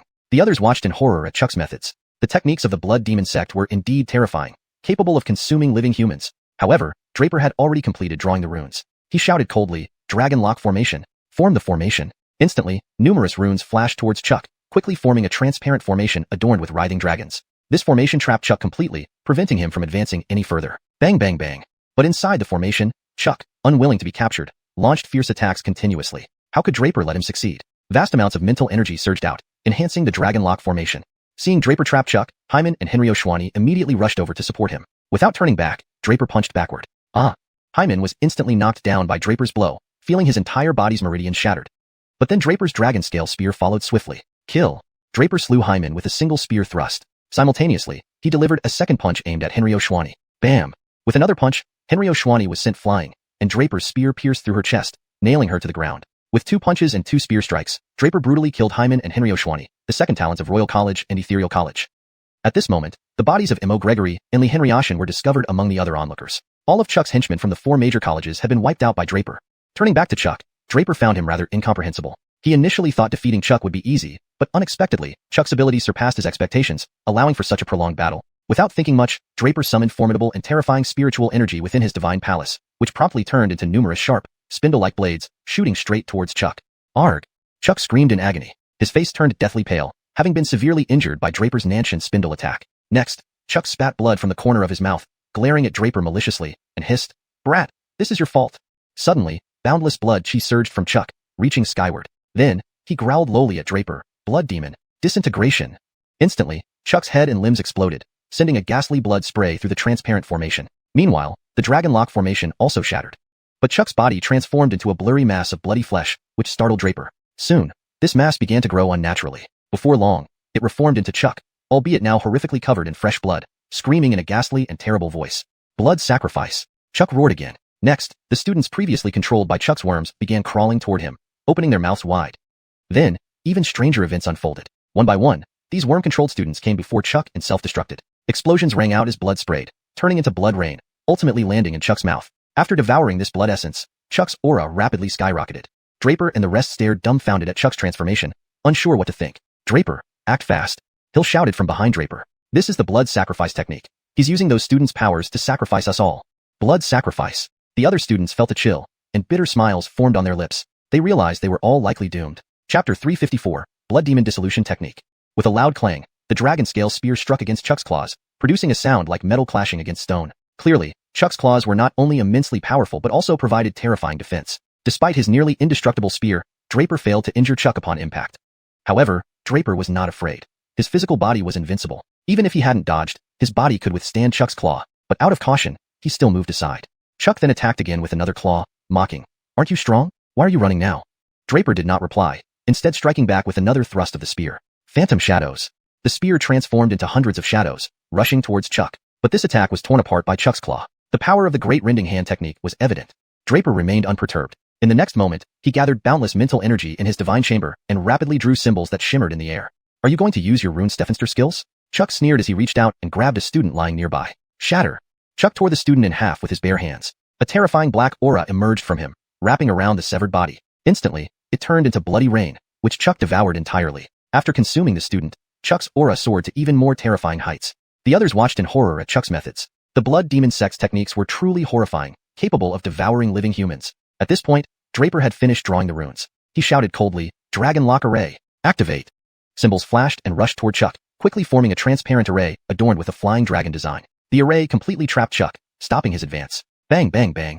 Inside the array, Chuck unleashed relentless attacks, but Draper wasn't about to let him break free. Enormous mental energy surged forth, reinforcing the Dragon Lock Array. Seeing Draper trap Chuck, Hyman and xiuxian rushed towards him to aid Chuck. Without turning his head, Draper punched backward. Hyman was knocked down, feeling his meridians seemingly shattered by Draper's blow. Following closely was another thrust from Draper's spear. Kill. Draper killed Hyman with one spear strike. Simultaneously, he launched a second punch aimed at xiuxian. Bang! Another punch sent xiuxian flying before Draper's spear followed through, piercing her chest and pinning her to the ground. With just 2 punches and 2 strikes of his spear, Draper brutally killed Hyman and xiuxian, the second best students of Imperial Academy and Ethereal Academy. The corpses of Mo Gregory and Li Henryashin were also discovered by the rest. Chuck's henchmen from the 4 major academies were all exterminated by Draper. Turning back to Chuck, Draper was somewhat surprised. Chuck's strength surpassed expectations, lasting longer than Draper initially anticipated. However, Draper didn't dwell on it. Again, he gathered formidable mental energy within his divine chamber, swiftly transforming them into spindle-shaped blades that hurled directly at Chuck. "Aya!"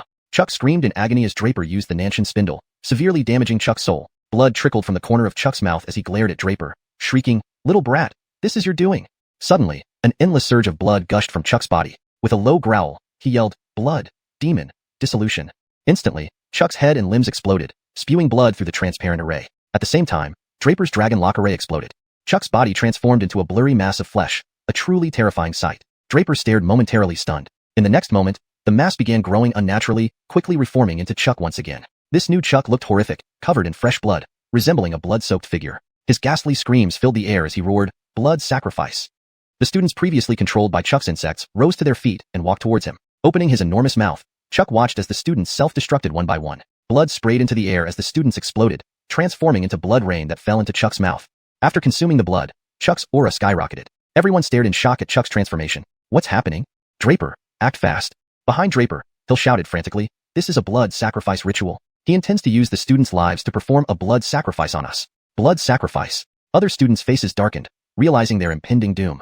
Chapter 355, Fingersnap Annihilation of Clifford. Draper furrowed his brow slightly. He naturally knew that Clifford was deploying his final trump card. The blood sacrifice technique was something Draper had heard about before but never witnessed firsthand. Seeing it now, he was somewhat taken aback. There were a total of 50 students who entered the Heavenly Net secret realm. Apart from Hill and a few others, the remaining 40-odd students were completely devoured by Clifford in less than a moment's time. The process was extremely cruel and horrifying, making even Draper feel a chill run down his spine. "Hurry up and attack." Hill continued to yell, but seeing that Draper remained frozen, he didn't hesitate any longer and moved forward to act. However, before Hill could reach Clifford, Draper stopped him. Draper shook his head gently. "It's fine.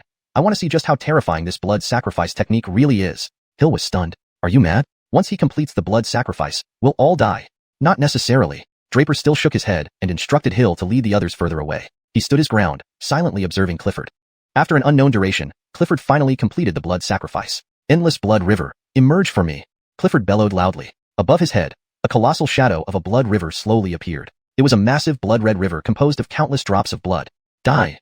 In the next moment, Clifford controlled the endless blood river to surge towards Draper, enveloping him entirely within its vast blood-red flow. The moment the blood river enveloped Draper, he immediately sensed its power. His own blood started flowing backward the instant it was engulfed by the river. As his blood flowed in reverse, Draper felt a heavy sense of oppression overwhelming him. Next, Draper discovered with shock that he had an uncontrollable urge for bloodshed and more blood. Only these two things seemed capable of calming his mind. Draper tightly guarded his mind, calmly perceiving the strength of the blood river, maintaining his resolve without wavering. After an indeterminate period of resistance, Draper felt his blood finally resuming normal circulation. Draper no longer insisted on enduring, but instead smiled lightly. So-called blood sacrifice is nothing more than this. As he spoke, the small grass within his divine soul burst out of his spiritual chamber, then frantically rushed towards the blood river. A bizarre phenomenon occurred as the small grass plunged into the blood river. The blood in the river rapidly diminished, and soon enough, the entire river was devoured by the small grass. This? Clifford regained his senses, having noticed something was amiss earlier but not paid attention. But now, realizing too late, Clifford was defenseless without the power of the blood river. Draper immediately attacked with another punch, employing martial techniques this time. Sky-crushing palm. Draper's spirit step was swift beyond measure, bringing him in front of Clifford in the blink of an eye. A powerful punch erupted from his fists, combining endless physical strength with the sky-crushing palm. The punch struck Clifford dead on, sending him flying away with his body nearly disintegrating. Clifford couldn't withstand this punch. Draper thrust his spear forward, piercing Clifford's throat and pinning him to the wall outside the palace. How did you break my endless blood river?" Clifford snarled weakly at Draper. Draper smiled faintly. "Because I am your blood demon sect's natural nemesis." He added almost mockingly, "A celestial nemesis. Born nemesis indeed." Indeed, Draper was the blood demon sect's natural nemesis because of the bloodthirsty demon vine. The vine thrived on human essence and blood, growing more terrifying with purer and more blood it consumed. There was almost no countermeasure against this. The blood demon sect's most formidable treasure, the endless blood river, was formed through the sacrifices of countless humans. Yet, this river was perfect nourishment for the small grass. Draper hadn't used the small grass right away because he wanted to experience the true power of the endless blood river and the blood sacrifice. Once he realized he could handle it, Draper deployed the small grass without hesitation, knowing Clifford would be no match without the river's power. Now unsatisfied, the small grass extended a vine, dragging Clifford over and reducing him to a pile of white bones in moments. Similarly, the corpses of Lee Henry Ashen, Emo Gregory, Henry Ozuini, and Hyman, all former accomplices, were drained of their essence and blood by the small grass, leaving only skeletal remains. With this task done, the immediate crisis was resolved. Draper retracted the small grass, which affectionately brushed against his cheek before returning to his spiritual chamber. At this point, everyone watched Draper in disbelief, especially after witnessing the small grass's power. They were momentarily stunned. What had been a seemingly certain death scenario had been so casually thwarted by Draper. How strong was Draper? And what was that small grass that could consume people? Their hearts were filled with shock and confusion, but more significantly, complex emotions. Especially Stefan xiuxian, Bellamy Ruashi, and Alla felt deeply humiliated. They never imagined Draper saving them at the brink of death. It was the most ironic thing ever. Hill, Stefancy, and Gaius weren't as affected. Draper being from Gregoring's Academy, they felt relieved that matters concluded this way. Draper ignored Stefan and the three others, addressing Hill's group. What are you all standing around for? Time is running out. Quickly search for treasures. We're leaving tomorrow? Hill and the trio snapped out of their daze and left immediately. Stefan group silently departed as well, but before leaving, Bellamy Ruashi bit her lip and thanked Draper. Draper nodded slightly, acknowledging her words, then continued searching for martial techniques and cultivation methods. Indeed, he needed martial techniques and methods. Finding suitable ones here would be an unexpected gain. Chapter 356, Return from the Secret Realm. Before searching for that cultivation technique, Draper reviewed everything in his mind. Since he came to this heavenly net secret realm, of course, the greatest gain this time was obtaining the coiling dragon spirit charm. Of course, there was also the heaven linking rat. Another massive gain was that Draper finally learned the blood demon sect's next plan. Initially, Draper used blood to attract everyone and watched as Chuck utterly defeated the other students without interfering because he wanted to uncover Chuck's plans within the heavenly net secret realm or probe some secrets of the blood demon sect from him. Of course, Draper had already guessed Chuck's plan in the heavenly net secret realm. It was to turn these students into blood puppets. Imo Gregorsi and the three others were practically no different from blood puppets. Chuck revealed the blood demon sect's next move, an unexpected gain. Who would have thought that the blood demon sect's ambition was so vast? They truly intended to perform a blood sacrifice across the entire heavenly net kingdom and then use it as a stepping stone to expand their influence into other kingdoms, even attempting to restore the western spirit domain as their territory. Thinking about this, Draper felt a faint worry. After all, his master, Nico, had gone to investigate the blood demon sect. It seemed now that the blood demon sect's plans were well laid out and being executed step by step. Thus, wouldn't Nico be walking straight into a trap by investigating the blood demon sect? Thinking of this, Draper suddenly felt uneasy. Moreover, Chuck seemed very confident about the blood demon sect's plans. Where did this confidence come from? The national executioner Xenon and his own grandmaster, Iwan, surely couldn't be unaware of this matter. But why were there no immediate actions taken? Of course, it might be that they had prepared secretly long ago.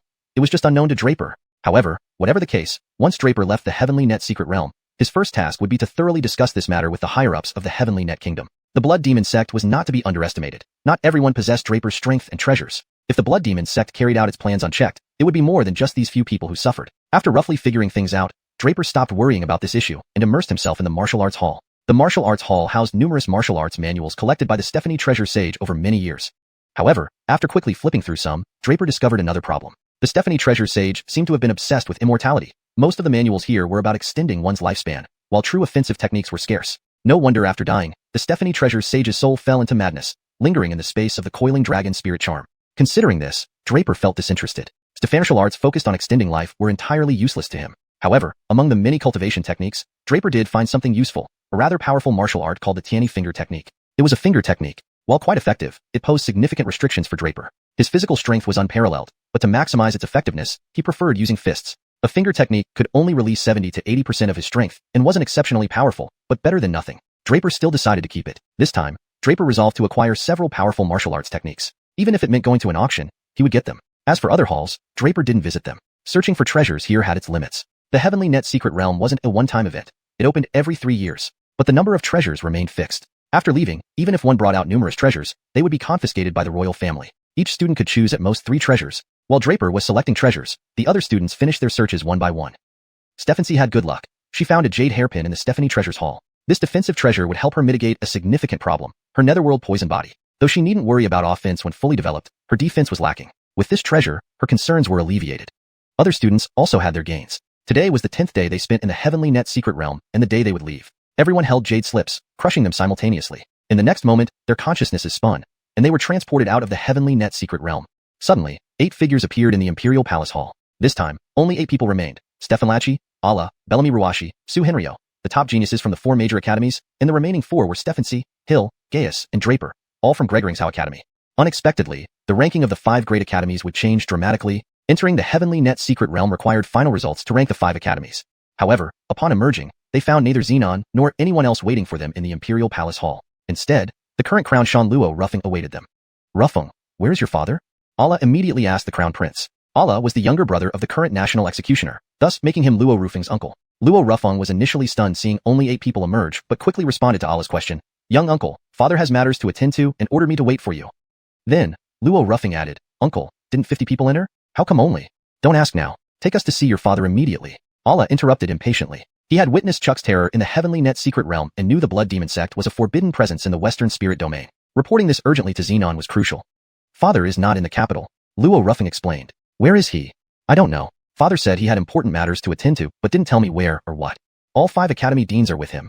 Luo Ruffing answered truthfully. What? Draper exclaimed in surprise. The deans of the 5 academies are not at their respective academies? Translation ends. Chapter 357. Great Catastrophe. Biff had barely finished his words when Draper sensed something was off, which led to his intense reaction. The others were dumbfounded, staring at Draper, unsure why he suddenly reacted this way. However, Stefan Lachi, Allah, Su Henryo, and Bellamy Ruashi quickly realized the gravity of the situation. Oh no!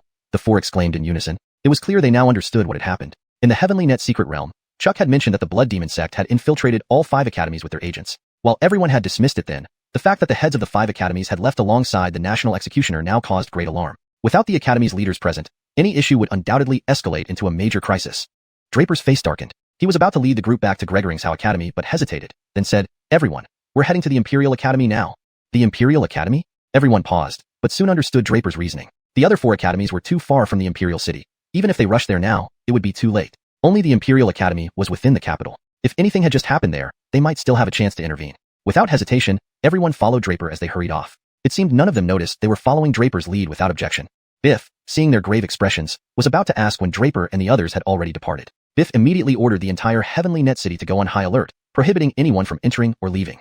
The Imperial Academy had already turned into a battlefield of death and destruction. Corpses littered the grounds, blood covering everything. The head of the Imperial Academy had been called away 3 days ago by the National Executioner for some secret mission, leaving the Academy leaderless. The chaos had started then, exacerbated by the infiltration of the Blood Demon sect. Students went berserk overnight, slaughtering each other. By the time Draper and company arrived, it was a scene of hell on earth. Royal brother.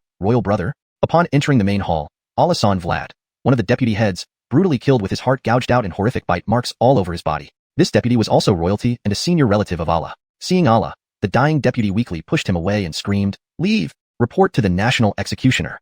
Before he could finish speaking, his body exploded, revealing a figure in the hall. Above the figure's head flowed a massive river of blood, absorbing the pure blood rain from the deputy's remains. I didn't expect any survivors. Come out, dinner is ready, the man sneered, shouting into the empty hall. Haha, someone actually came to their death. Truly, you are as wise as expected, Sir Prefect. Soon, figures emerged from all directions, surrounding Draper and the group. Each wore a massive river of blood above their heads. Watching coldly, Draper's heart sank at the state of the Imperial Academy, knowing the other academies likely fared no better. His eyes grew colder, and he attacked without hesitation, summoning the tiny plant from his soul realm. Instantly, hundreds of tendrils sprang from the plant, lashing out at the enemies. Unaware of the plant's power, they unleashed their rivers of blood towards Draper, which played right into his hands. The plant eagerly absorbed the endless blood essence from their rivers. Within moments, dozens of rivers were devoured. Realizing the danger, the blood demon puppets launched a frenzied attack on Draper. Before they could reach him, vines from the plant ensnared them tightly. Shortly after, their lifeblood was drained, leaving only skeletons scattered on the ground. The immediate threat was thus neutralized. Draper extended his mental perception across the Imperial Academy to detect any remaining demonic presence. After a moment, finding no more blood demon signs, he retracted the plant. The plant, having consumed vast amounts of blood, showed visible growth and increased strength. Without further thought, Draper asked Allah to handle matters here while turning to the others. Which of your 3 academies is closest? Immaterial College. Bellamy Ruashi answered, without hesitation.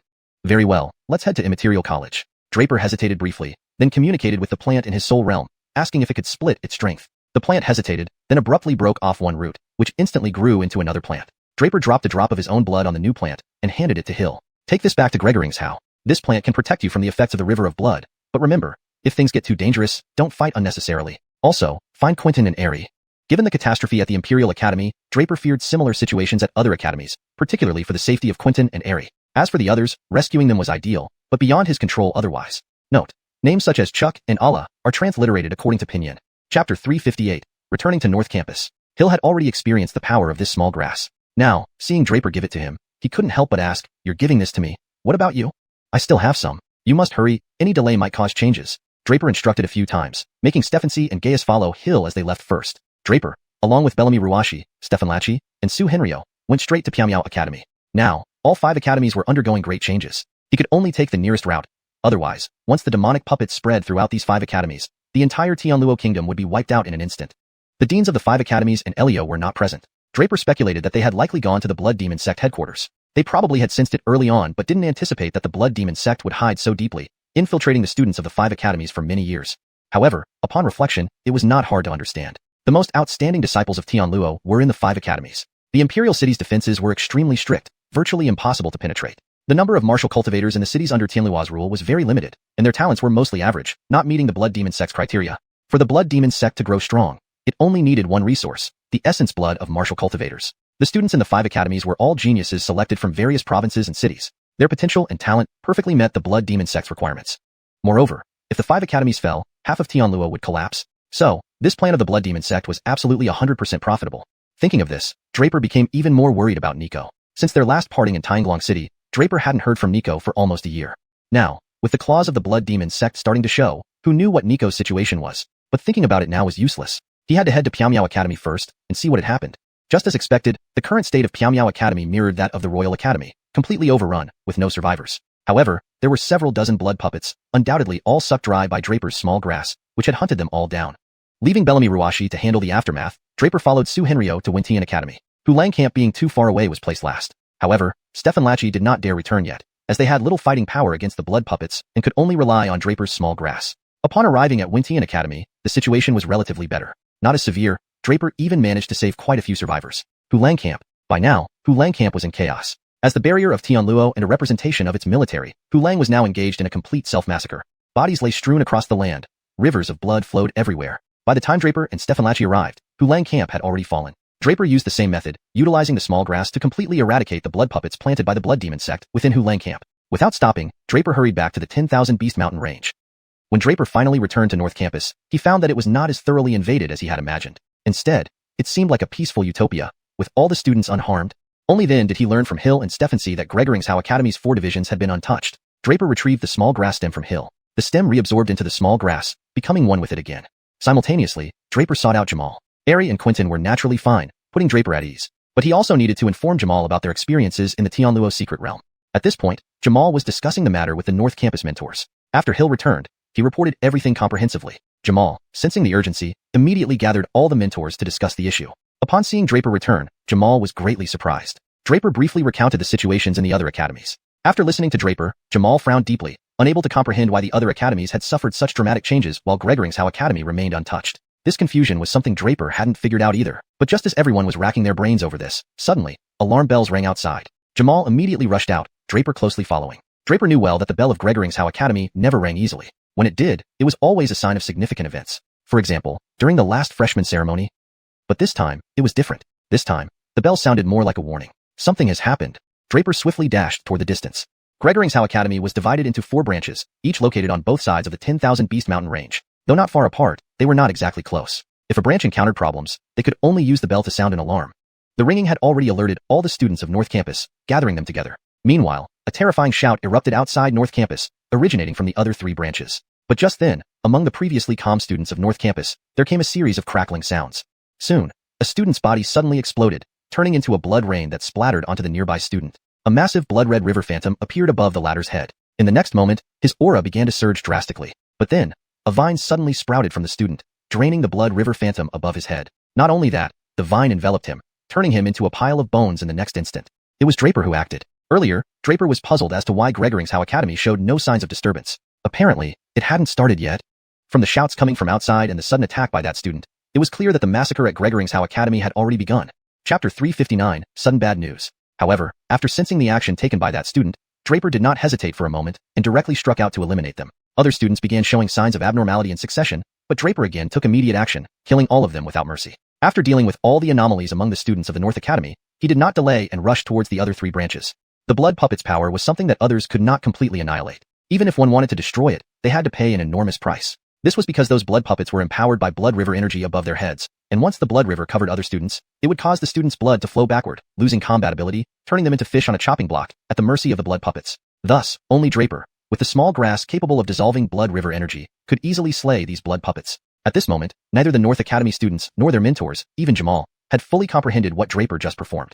What was that small grass that suddenly appeared on this kid's head? It managed to instantly drain the blood river from a blood puppet and absorb all its essence, turning it into a pile of bones? Jamal's expression changed rapidly, seemingly guessing what that small grass atop Draper's head was, but it seemed too unbelievable to be true. But if it wasn't that thing, then what else could possess such terrifying power?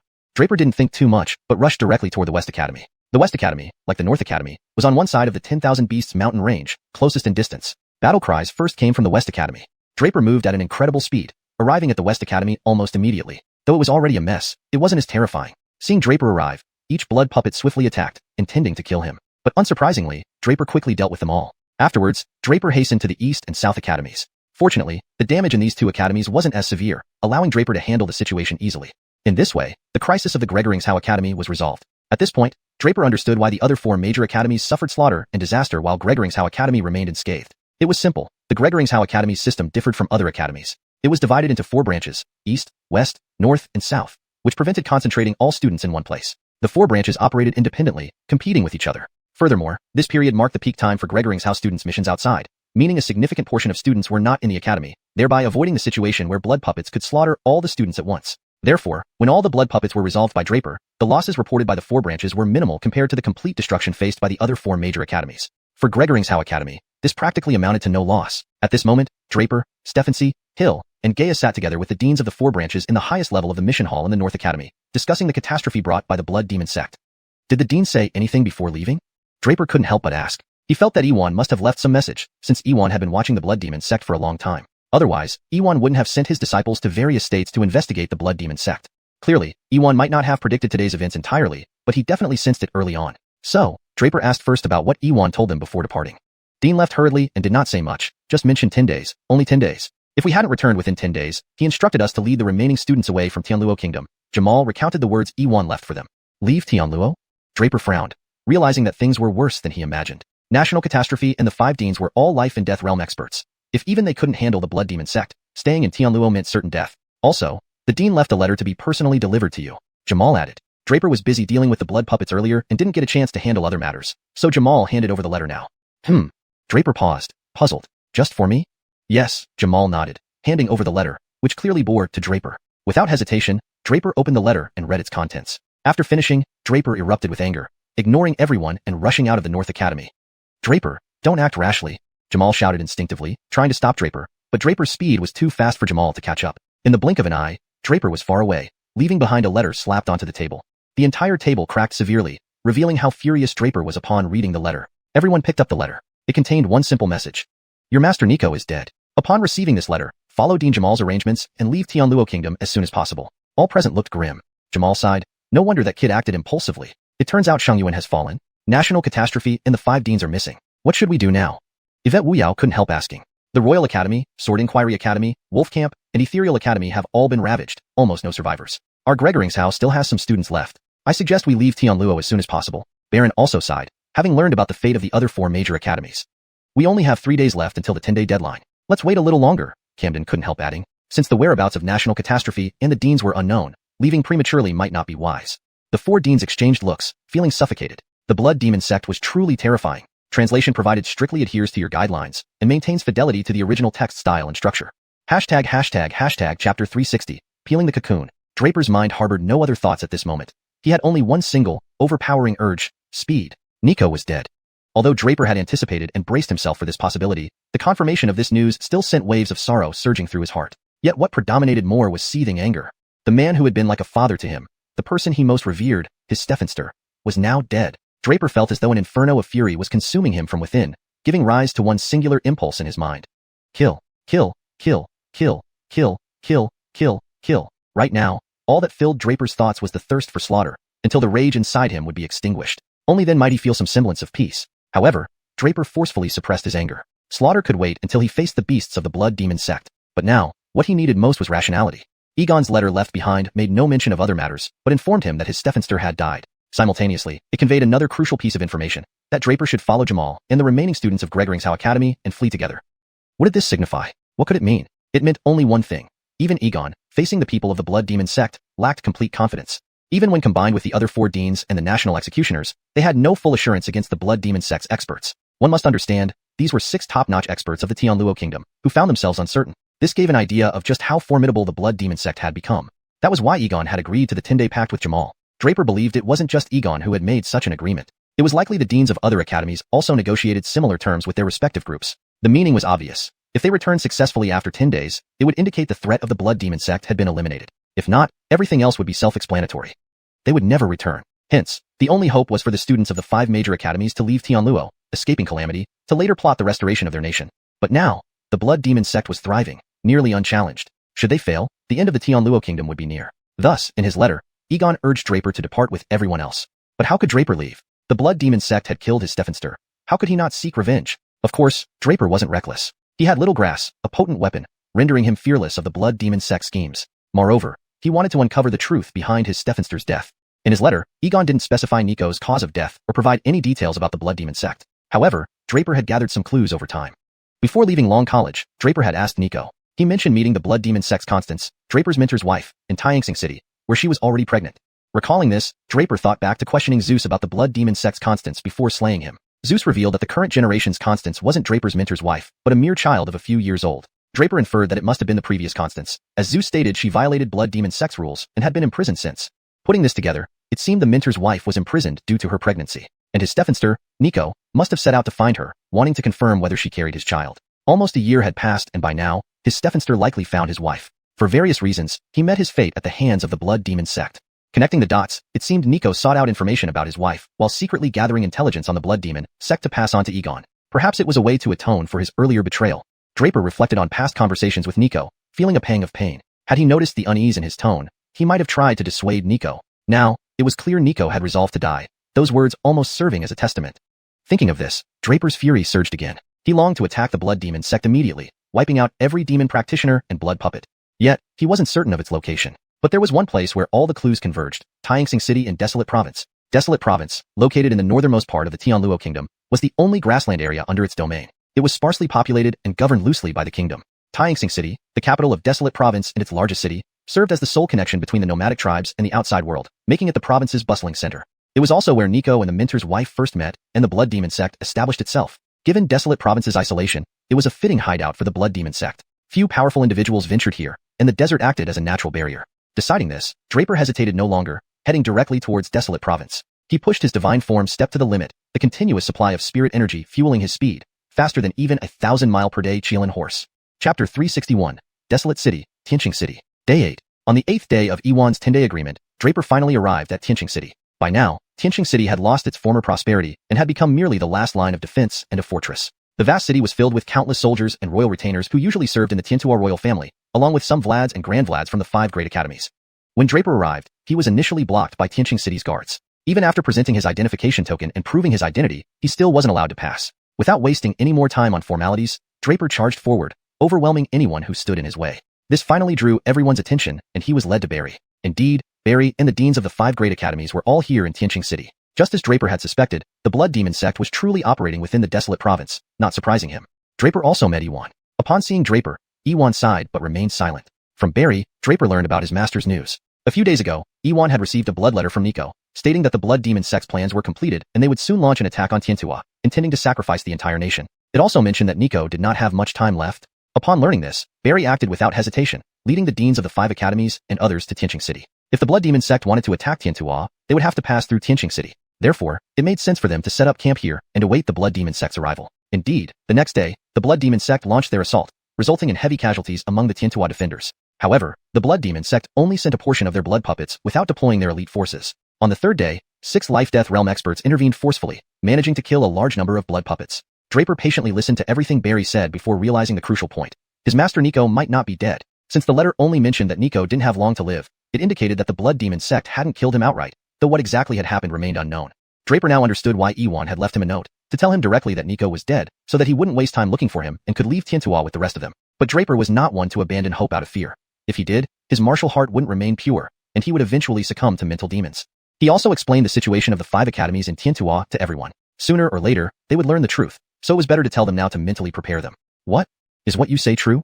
Did you really see it with your own eyes? The deans asked in unison, staring intently at Draper. Draper nodded, recounting his battle with Chuck in the Tiantua secret realm and the state of the 5 academies upon his return. Yarel, Claudia, Sylvester, the Sword Obsessive, even Barry, Xenon. All looked grim, trembling lips unable to form words. Tiantua is doomed? Xenon thought, grief-stricken. With the Tansai students from 4 of the 5 academies being hunted down and completely wiped out, how many years would it take for Tiantua to recover? They probably couldn't even survive the current crisis with the Blood Demon sect, let alone the upcoming war of thousands of nations. Note, the word Tansai seems to be out of context in English. You may replace it with elite, or top for better fluency. Revised. Tiantua is doomed?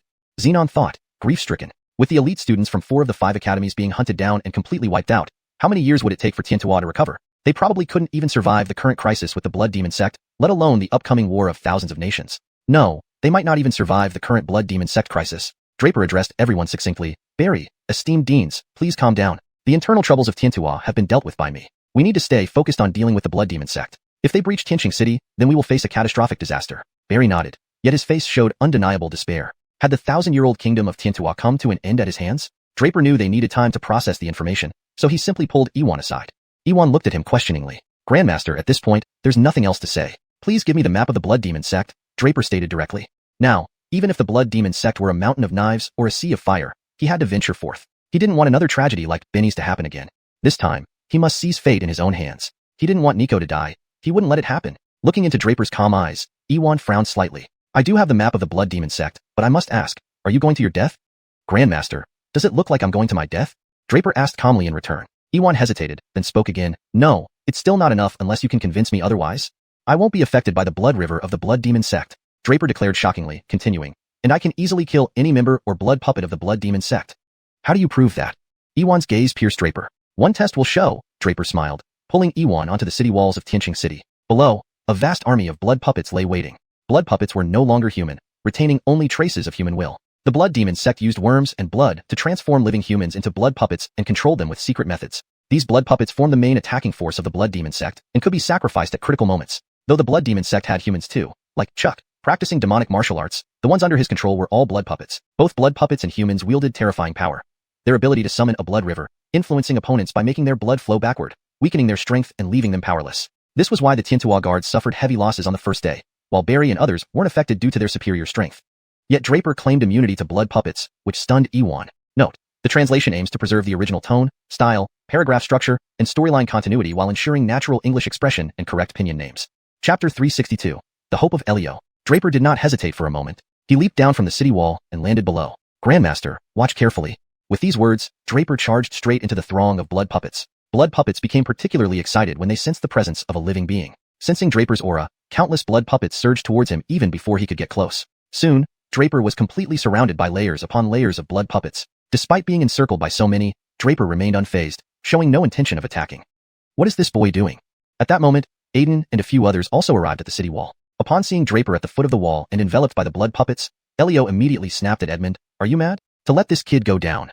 Edmund did not reply. Claudia and Yael watched the scene with puzzlement on their faces. After a short pause, Edmund finally said, he's waiting. For what? Elio asked, bewildered. For an opportunity to strike. Edmund sighed softly, understanding Draper's strategy. Draper wanted to lure more blood puppets before wiping them all out in one decisive move. Indeed, it seemed Draper was unaffected by the river of blood around him. Despite over 50 rivers of blood hovering above his head, Draper remained untouched. This confirmed Draper's earlier statement that he was immune to the influence of the river of blood. Before anyone else could react, Draper had already begun his assault. Phantom Strike. Draper's dragon scale spear swung vigorously, transforming into hundreds of spear shadows in an instant, striking the blood puppets all around.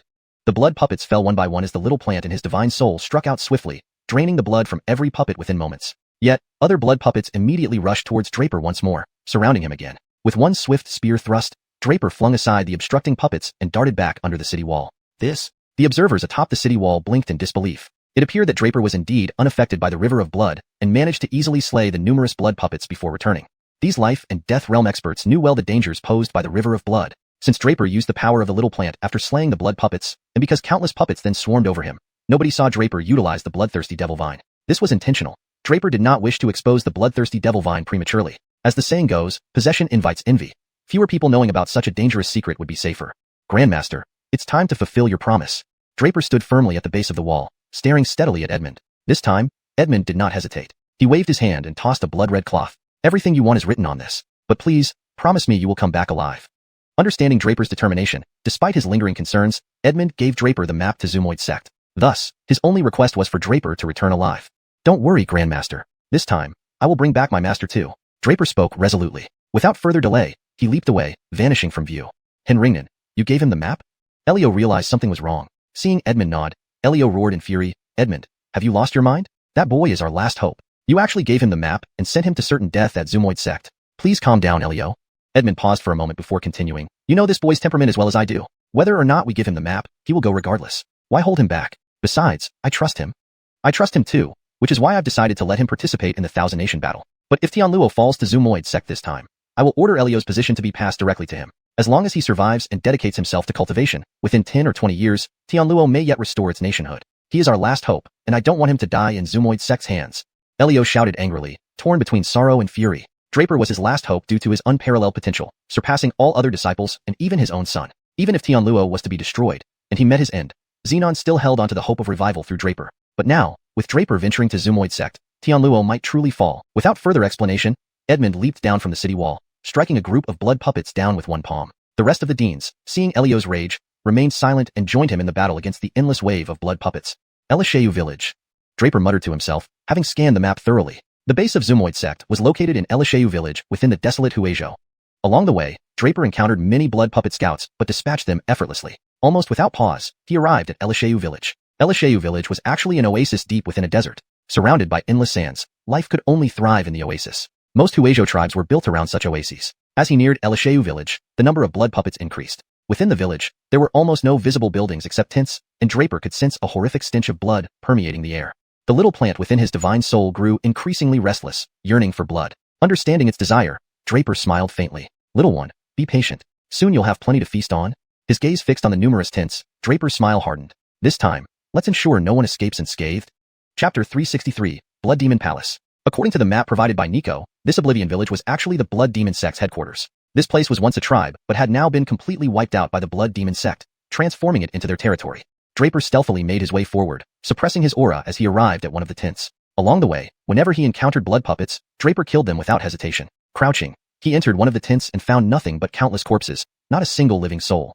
All the corpses were hanging with a noticeable black mark on their foreheads. Forehead parasite feeding.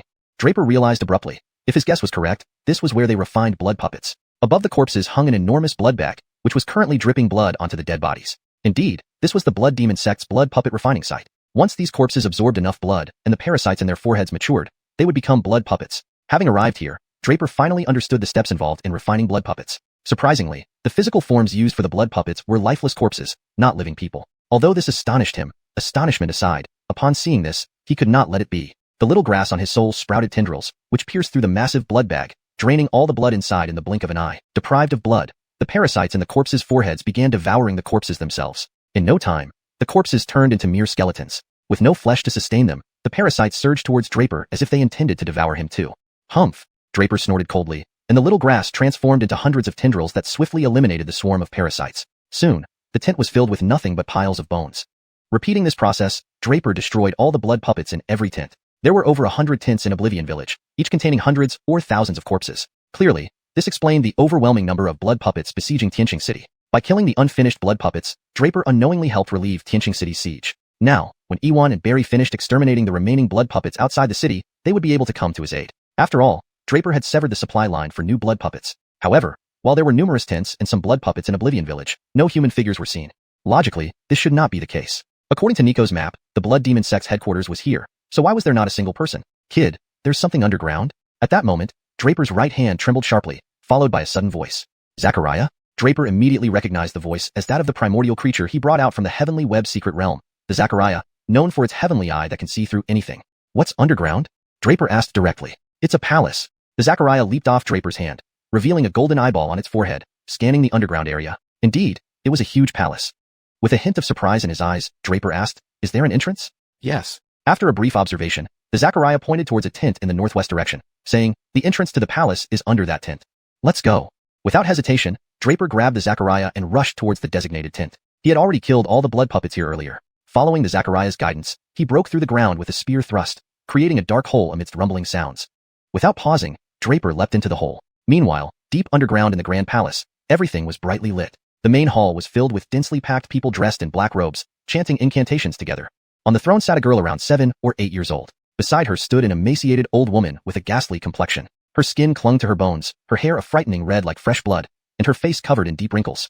Most terrifying of all, above the old woman hovered a ghastly head, continuously oozing green blood. The head, clearly not human but resembling a demonic beast, dripped its eerie green blood onto the old woman, rejuvenating her appearance until she transformed from a withered crone into a seductively beautiful woman, and eventually into a youthful maiden. Seeing this transformation, the crowd showed no surprise. Instead, they loudly proclaimed, Hail the Grand Priestess! Our holy sect shall sweep through the western spirit realm, conquer True's Stefanishal world, and restore our sect's glory. Note: This chapter introduces a significant development where Draper discovers the underground palace and witnesses the transformation of the blood demon sect's leader. Chapter 364. An unseen pair of eyes. The woman who had transformed from an old crone into a maiden smiled and said, "My divine power is now fully developed. Everyone should partake in this grace." As she spoke, she gently raised her hand, and in the next moment, an immense, black thread resembling heavenly dew began to drift through the air before being absorbed by all the robed figures standing below. "Thank you, great Ancestral, for bestowing us with your grace. Stephanie, our ancient ancestor, bless our holy sect for eternity and grant you invincible divine power." Stephanie the pepper grow rapidly. Immediately after, the robed individuals knelt down in full prostration, loudly proclaiming their devotion. "Rise." The Ancestral nodded slightly and then remained silent. One by one, the robed people swiftly sat cross-legged, starting to refine the black threads they had just absorbed. At that moment, the 7 or 8-year-old girl blinked and then looked up. "Sister Priestess, you've returned to your previous form?" "Thank you for your concern, Pepper." The Ancestral replied and then smiled. "Pepper, have you been diligent recently?" "I've worked hard. Now I can wield the supreme curse offering power." The little girl blinked innocently as she answered. "That's good. The future of our holy sect, and its restoration to former glory, depends on you alone." The Ancestral spoke and then gracefully moved closer to the pepper. Her leg, however, was not human but a vine. Indeed, when the Ancestral moved from her position, a terrifying vine sprouted where she had stood, revealing itself to be her leg. Approaching the girl, she gently patted the pepper's head and, almost like a solemn charge or hopeful expectation, said, "Pepper, the glory of the holy sect will flourish under our generation. We hope you can help the holy sect." A complex expression flashed across the little girl's eyes, but she soon responded, "I will spare no effort to aid the holy sect, even at the cost of my life." Heartened by your promise, Pepper, the Ancestral seemed satisfied and returned directly to the dais without further words. After a long silence, the robed people finally stood up, thanking the Ancestral. She acknowledged them and then looked over the crowd, asking, "How is the plan progressing?" "Report to the Ancestral." One robed figure stepped forward. Though dressed similarly, red silk bound his neck, distinguishing him from the others. "Ancestral, the plan is entirely under control. Enforcement Officer Clifford has thoroughly infiltrated and controlled the top 50 students from the 5 major academies. He should be returning soon, and our operatives within the academies are fully activated. According to reports, we have taken control of Sword Question Academy, Ethereal Academy, Heavenly Net Imperial Academy, and Tiger Wolf's Core, except Gregoringsau Academy. The blood puppets await Clifford's return from the Heavenly Net Secret Realm for coordinated action," he reported confidently. The Ancestral frowned. "Except Gregoringsau Academy? What's the situation there?" "Ancestral, Gregoringsau Academy operates through 4 sub-colleges, so students are not concentrated. Moreover, located near the 10,000 Beast Mountain range, many students are often away on missions, limiting opportunities for infiltration," he explained hurriedly. "So, the operative in Gregoringsau College planned to wait until Clifford returned, but I've ordered them to act immediately. Results should come in soon." Her expression eased somewhat. "What about Xianxia City?" This time, another robed person stepped forward, also distinguished by a red silk cord around his neck, indicating significant status. He bowed and said, "We have cultivated 10,000 more blood puppets above Elisheyu village, joining the 10,000 already surrounding Xianxia City. Now we command a 30,000-strong blood puppet army. Combined with our members in the Holy Temple, we can seize Xianxia City. We are awaiting Clifford's arrival to coordinate the attack, which will be swift once the enforcement officer arrives." "Yes, 30,000 blood puppets is indeed formidable," the Ancestral sighed. "In those dark days, our sect was nearly extinguished by the righteous hypocrites of the true Stefanishal world. Who would have thought it would flourish again?" "Ancestral," another robed person asked hesitantly, "what about Nico and the former Pepper?" "The former Pepper?" The Ancestral snapped coldly. "How many times must I remind you that she's a traitor, unworthy to represent our holy sect?" Her sudden icy tone dropped the room temperature dramatically. Realizing his mistake, the robed individual hurriedly kneeled. Forgive me. Forgive me? This is your only warning. Next time, I'll turn you into a blood puppet myself," she declared sternly. "This applies to everyone." All fell silent. Moments later, the Ancestral calmed down. "Leave that wretch alive for now, but execute Nico." "Yes." The robed figure left promptly. "I'll wait one day. By tomorrow night, bring Clifford back to the holy sect. If he fails to appear, tell him I'll personally drain his essence." She warned the robed figure responsible for the academies. "Yes." Dismissed. "Prepare tomorrow, and the day after, the entire holy sect will march on Xianxia City. This time, I will perform a national blood sacrifice using Heavenly Net as a stepping stone to ascend to Bradshaw's sect," she commanded everyone.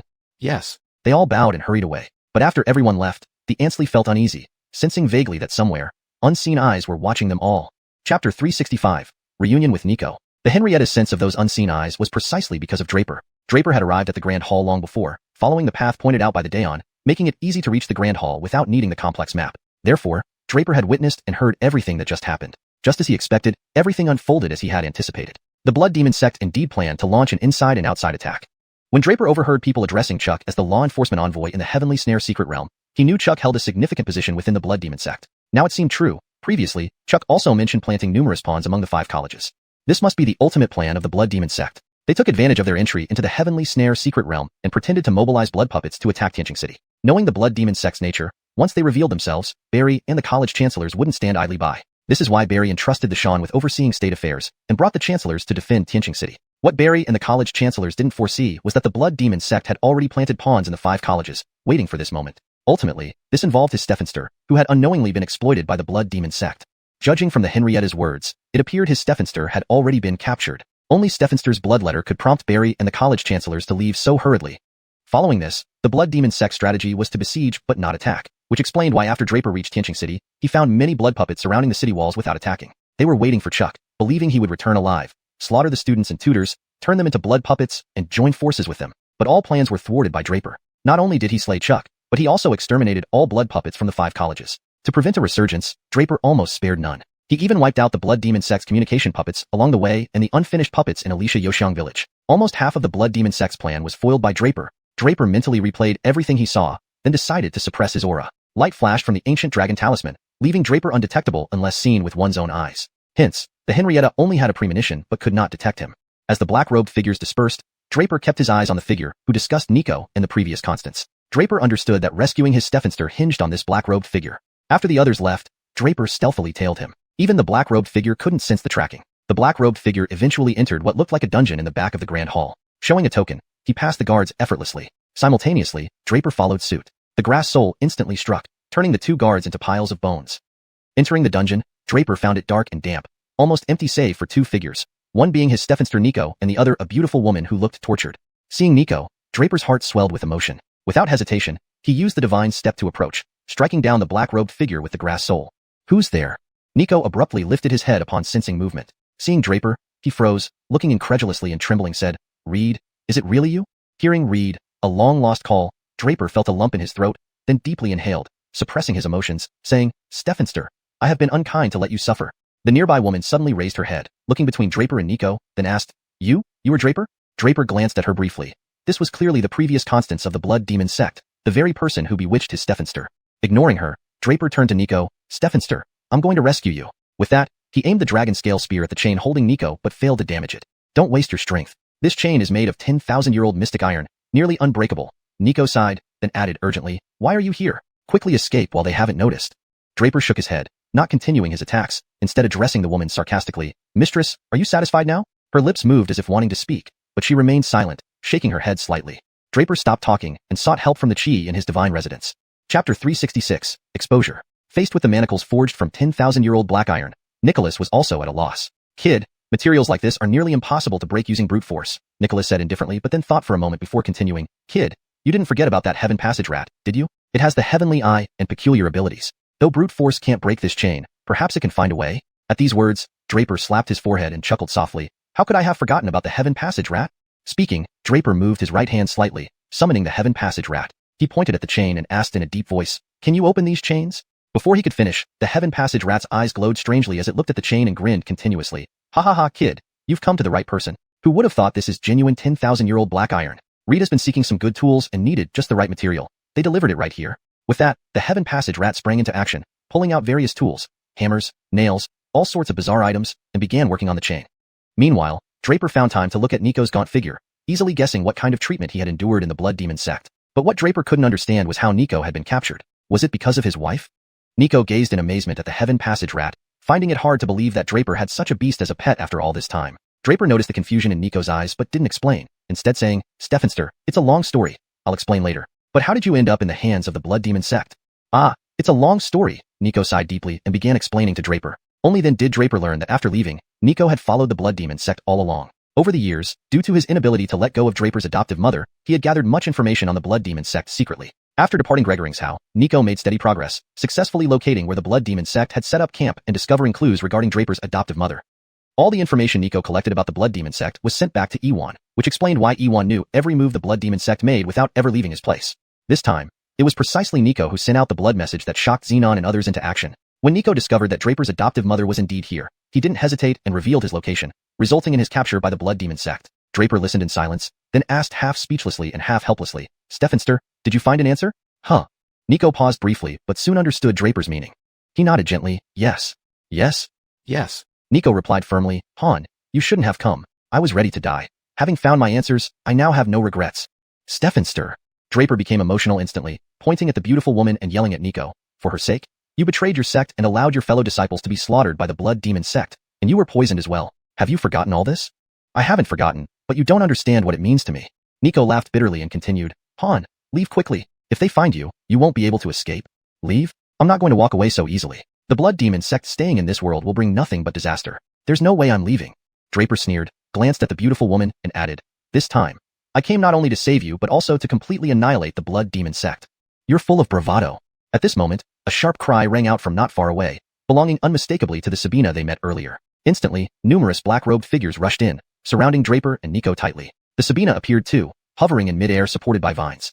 You have quite the skills, infiltrating the holy sect unnoticed and slaughtering all the blood puppets. What is your identity? Speak your name, the Sabina demanded coldly.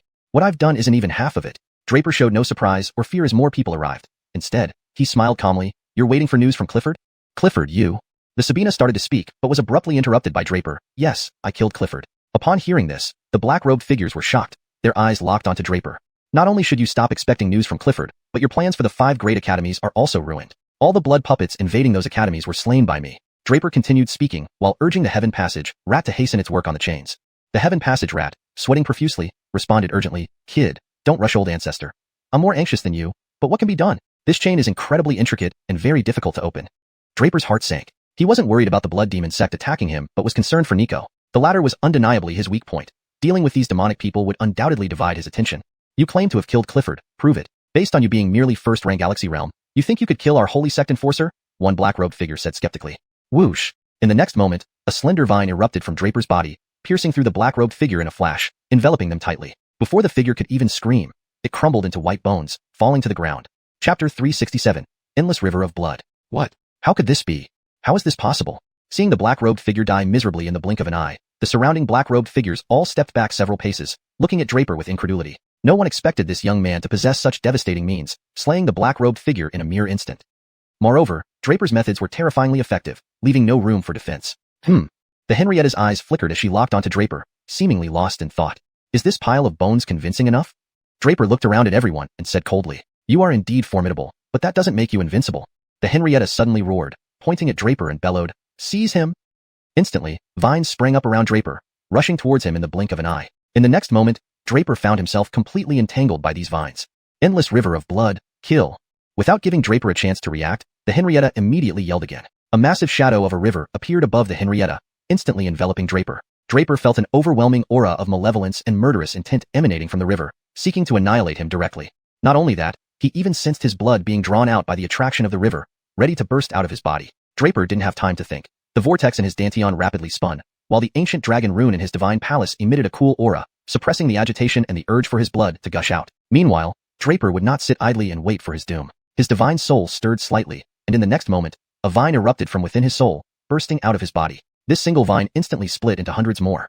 In the blink of an eye, those hundreds of vines rushed toward the blood river above his head. The Henrietta finally sensed Draper's terror. This young man was not affected by the river of blood at all.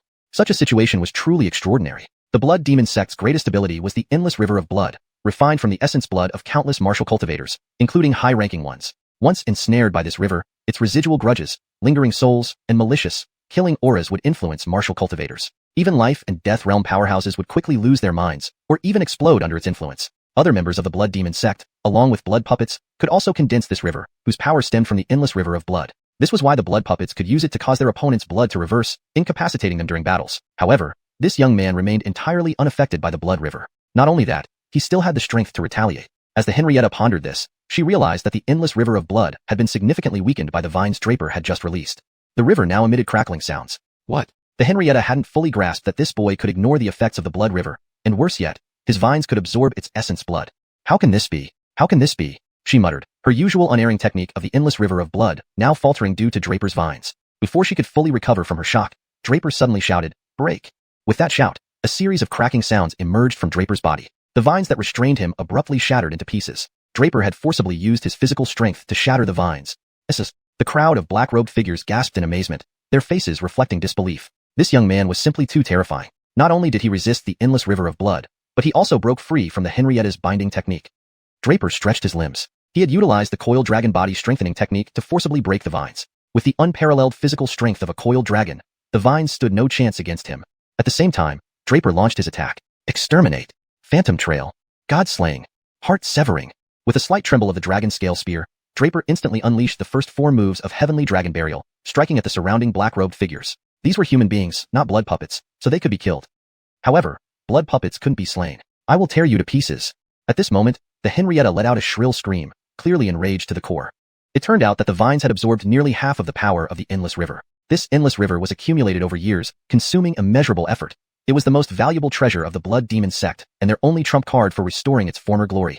Yet, Draper's vines had sucked away nearly half of it. Every bit of that power was immensely formidable. Before the Henrietta could react, half of the river was already gone. What exactly were those vines? Could they really have such terrifying absorption capabilities? But Draper paid no heed to the Henrietta's roar, and instead focused entirely on the black-robed figures. Though not weak, many were first-rank Star River realm. They were perfect practice targets. Endless River of Blood, retract. The Henrietta could not let the river continue to be drained, intending to pull it back. But before she could do so, hundreds of new vines shot out from Henrio Chow, directly charging at the Henrietta. Chapter 368. The Antsleys Recruiting. Little Grass was, in truth, a bloodthirsty stephangic vine, and naturally it craved blood power more than anything. But now the Sabina intended to reclaim the power of the River of Blood. How could Little Grass let her have what she wished? Sure enough, as soon as the Sabina tried to withdraw the River of Blood, Little Grass fiercely pounced towards her. In the blink of an eye, hundreds of vines rapidly entangled the Sabina. Ah! She shrieked in agony, astonished to find that Little Grass was now trying to suck out her lifeblood. The Sabina didn't have time to think further. A terrifying force surged from her hands as she forcibly tore apart the vines emitted by Little Grass, severing them instantly. But in the next moment, Little Grass emitted new vines that once again surged toward the Sabina. Furious and shocked, the Sabina finally revealed her true power. She continuously chanted incantations, and before long, dark aura began to emerge from her body. These dark auras landed on the vines, quickly corroding them. Soon, all the vines that Little Grass had just released turned into withered branches. Little Grass immediately screamed in pain and swiftly retracted its vines.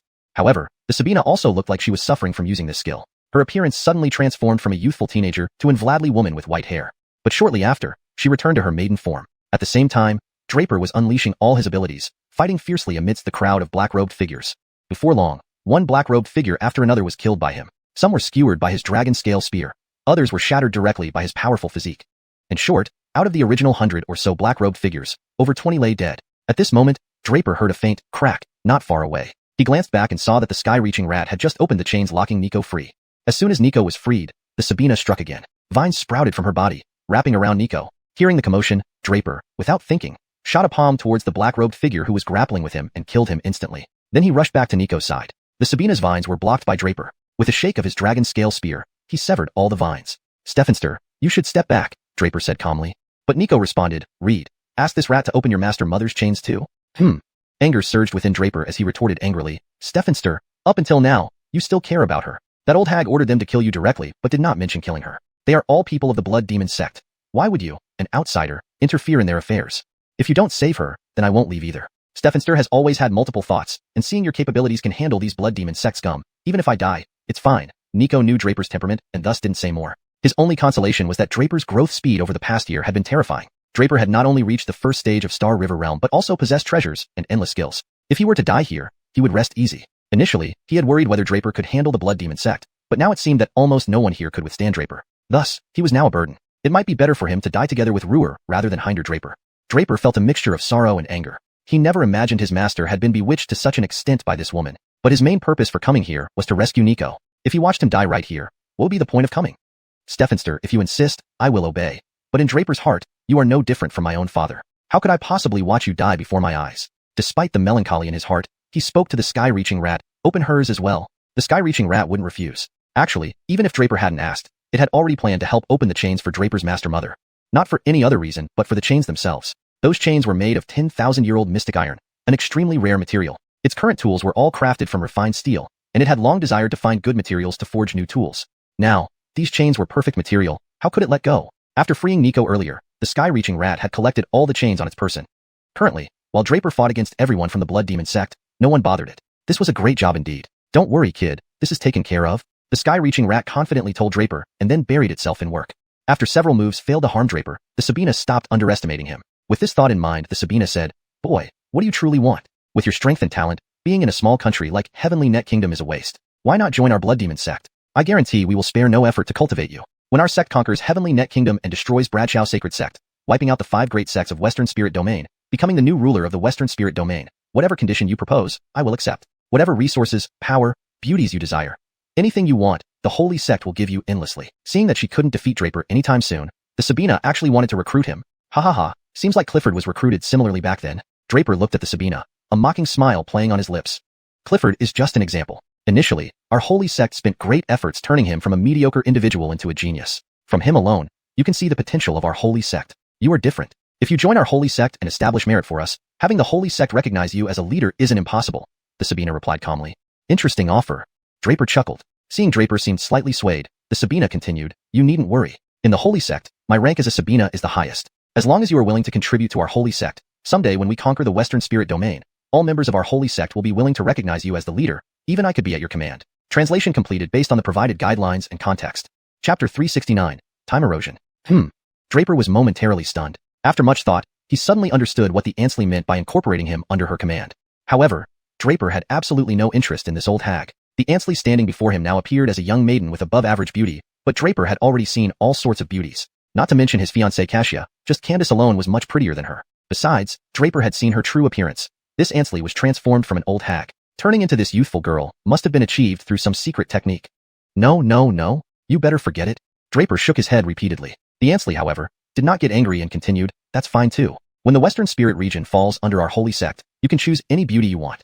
No, no, I have no intention of joining your sect filled with riffraff. Draper rejected without hesitation. You're mocking me? The Ansley roared in rage instantly. Nonsense. If I didn't stall for some time to recover my spiritual energy, how could I possibly eliminate each one of you with so many people around? Draper laughed loudly as he thrust the dragon scale spear sharply at the Ansley. Draper had intentionally delayed to continuously slay over 20 robed figures earlier, which left him somewhat depleted of essence energy. Thus, Draper secretly used spirit stones to restore his energy and only fully recovered at this moment.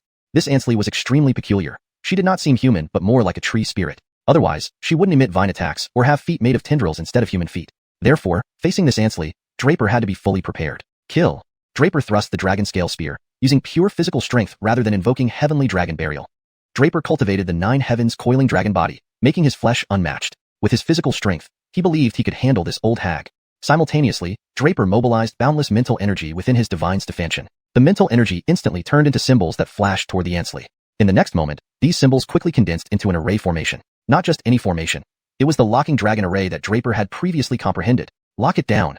Draper shouted fiercely. The locking dragon array was fully formed in a blink, sealing the space and trapping the Ansley firmly inside. The Ansley was momentarily stunned, but at that instant, Draper's spear was already stabbing towards her. Trapped by the locking dragon array, the Ansley couldn't unleash any secret techniques, leaving her almost unable to avoid Draper's attack. Ansley! At that moment, the robed figures reacted, roaring and charging at Draper. But it was already too late. Draper's spear pierced the Ansley, instantly piercing through her body. In the next moment, Draper's spear tore apart the Ansley body, but he sensed something amiss at that instant. In fact, Draper was incredulous when his spear entered the Ansley body. This old hag was the blood demon sect's Ansley. How could she be so easily killed by Draper? If it were that simple, the blood demon sect wouldn't be so formidable. Indeed, Draper was right. When Draper shattered the Ansley body with his spear, he found that the body was merely fragmented wood. Substitute Peach. At that moment, a figure began to appear nearby, and the voice belonged to the Ansley. Next, the Ansley body fully materialized. Not only did the locking dragon array fail to trap her, but even Draper's powerful strike missed completely. Boy, it is confirmed now. This Ansley isn't human but a tree spirit. That substitute Peach technique is their secret method. The voice of Nicholas from the divine Stephantian abruptly echoed. Indeed. Draper nodded slightly. This time, he did not continue attacking. With the substitute Peach technique, the locking dragon array was nearly useless against her. I didn't expect you to be a talisman Stephanster. The Ansley spoke gently, her tone laced with unspeakable regret. Actually, I really didn't want to kill you. If you joined our holy sect, I assure you, you'd rise rapidly and even reach the peak of the true Stephantial world, which is not impossible. Unfortunately, you chose to oppose our holy sect, so I cannot spare you. The Ansley abruptly recited strange incantations again. Under the influence of these bizarre incantations, Draper immediately felt heavy-headed and uneasy throughout his body. He felt his blood reversing its flow, and his essence energy seemed unresponsive. This incantation is even more terrifying than the endless blood river. Draper finally sensed the power of this Ansley. Soon, dark aura emerged from the Ansley, swiftly rushing toward Draper. Terrifying wrinkles began growing on Draper's body. The wrinkles spread rapidly across his body like ripples on water. This is time erosion. Nicholas in Draper's divine Stephantian felt the abnormality and examined carefully before exclaiming aloud. Time erosion? Draper struggled to speak, activating the ancient dragon symbol to try and disperse the incantation force using its power. Yes, precisely time erosion, Nicholas confirmed, his tone full of astonishment. This is nearly law-level power. This tree spirit isn't even a 5th-stage beast. How can it wield law-level power normally only saint-rank beasts can master? A 5th-stage beast equates to a human race warrior at the life and death realm. This Ansley wasn't even at the life and death realm but could still execute a saint-rank low-level force, making Nicholas also feel unbelievable. Meanwhile, the ancient dragon symbol emitted rays of light, gradually dispelling the time erosion power, and Draper's aging rate slowed down. Yet, Draper couldn't help but frown and ask, what exactly is this so-called time erosion? Translation completed as requested, maintaining the original paragraph structure and line breaks. Chapter 370, Law of Time. Although Henry did not worry about Draper, the time corrosion power displayed by the Sabina was extremely terrifying. An ordinary person could not possibly stand against the power of time. They would soon be corroded into and Vlad, their vitality sapped in mere moments, leading directly to death. But Draper was different. He possessed the ancient dragon amulet, which was the ancestral dragon's vital spirit amulet. Using the power of the ancient dragon to counter this incomplete law of time was akin to killing a chicken with a butcher's knife. Far too easy. So Henry added more words for Draper. The workings of the world all follow rules and become fixed. This speaks to the power of rules, also known as the power of law. Everything has its rule. The rules between heaven and earth are boundless. Nearly any attribute of power can form a rule. Sages, having grasped the great principle, create their own law force. Only by comprehending the law force can one become a sage. Henry spoke in a calm tone. After the wrinkles on Draper's body were dispelled by the ancient dragon amulet, he started listening carefully to Henry's teachings. And the most powerful laws in the world pertain to some special forces, like the law of time. To humans or beasts alike, time is the mightiest presence. The martial cultivators of Tianlong continent endure arduous cultivation to vie for life. It's not only the human race, but even the mighty dragon race has lifespan limits. Even the Lord of Myriad Realms, the Ancestral Dragon, had his ultimate limit on lifespan and thus perished. At this point, Henry couldn't help but sigh, continuing, actually, regardless of human, demon, or dragon, all strive for time. Because before time, any power decays into nothingness. Draper nodded. Henry spoke profound truths. Simplified, it boiled down to, all races eventually die. Not from accidents or at the hands of others, but simply from old age. Once the lifespan reaches its end, even as mighty as the ancestral dragon will perish. This was the core of what Draper pondered when he talked to multi-treasure sage within the heavenly networked secret realm. The sage's sole obsession was the pursuit of immortality. No one can live forever. Certainly, this also underscored the terror of the law of time. Yet, a new doubt arose in Draper's mind. Since the law of time is so terrifying, then wouldn't anyone who understands the power of time be invincible? They could use the power of time corrosion to strip away life almost instantly, causing someone's death. There's no such thing as an easy victory. Henry scoffed, then shook his head, saying, look at that Sabina. Startled, Draper turned to look. Now, the Sabina no longer appeared as the young man she had been earlier, but had transformed back into a white-haired Vladly woman. See that? Henry's voice came again. This is the power of the law of time, and the price paid for wielding it. You saw the terror of the power of time, but didn't see the cost the caster of the time law must pay. Remember, boy, the power of the great principle is fair and cannot favor anyone. To possess any kind of power, you must pay the corresponding price. Only now did Draper nod, seemingly understanding. Shortly after, with the help of the ancient dragon amulet, Draper suddenly felt a tremor in his divine mansion. An indescribable feeling surged into his heart. The ancient dragon amulet suddenly shone brightly, drawing Draper's consciousness. He felt as if he were transported into another world. This place, Draper frowned, examining the surrounding space. It was pitch black, except for a faint light not far away. Draper wanted to step towards the light, but whether he walked fast or slow, or stood still, the distance to the light remained unchanged, neither closer nor farther. He could not reach it. Even when Draper felt it was just a step away while running, this step was unattainable. No matter how much he tried, he could not get any closer. Draper decided to stop trying to reach the light and closed his eyes in meditation instead. Moved by Henry's words, Draper gained a momentary insight. But when he tried to seize that insight, he found he could not grasp the feeling again. The past is like flowing water, never ceasing day or night. At this moment, an incredibly desolate voice echoed in Draper's ears. The sound pierced through time and space, reaching Draper's ears.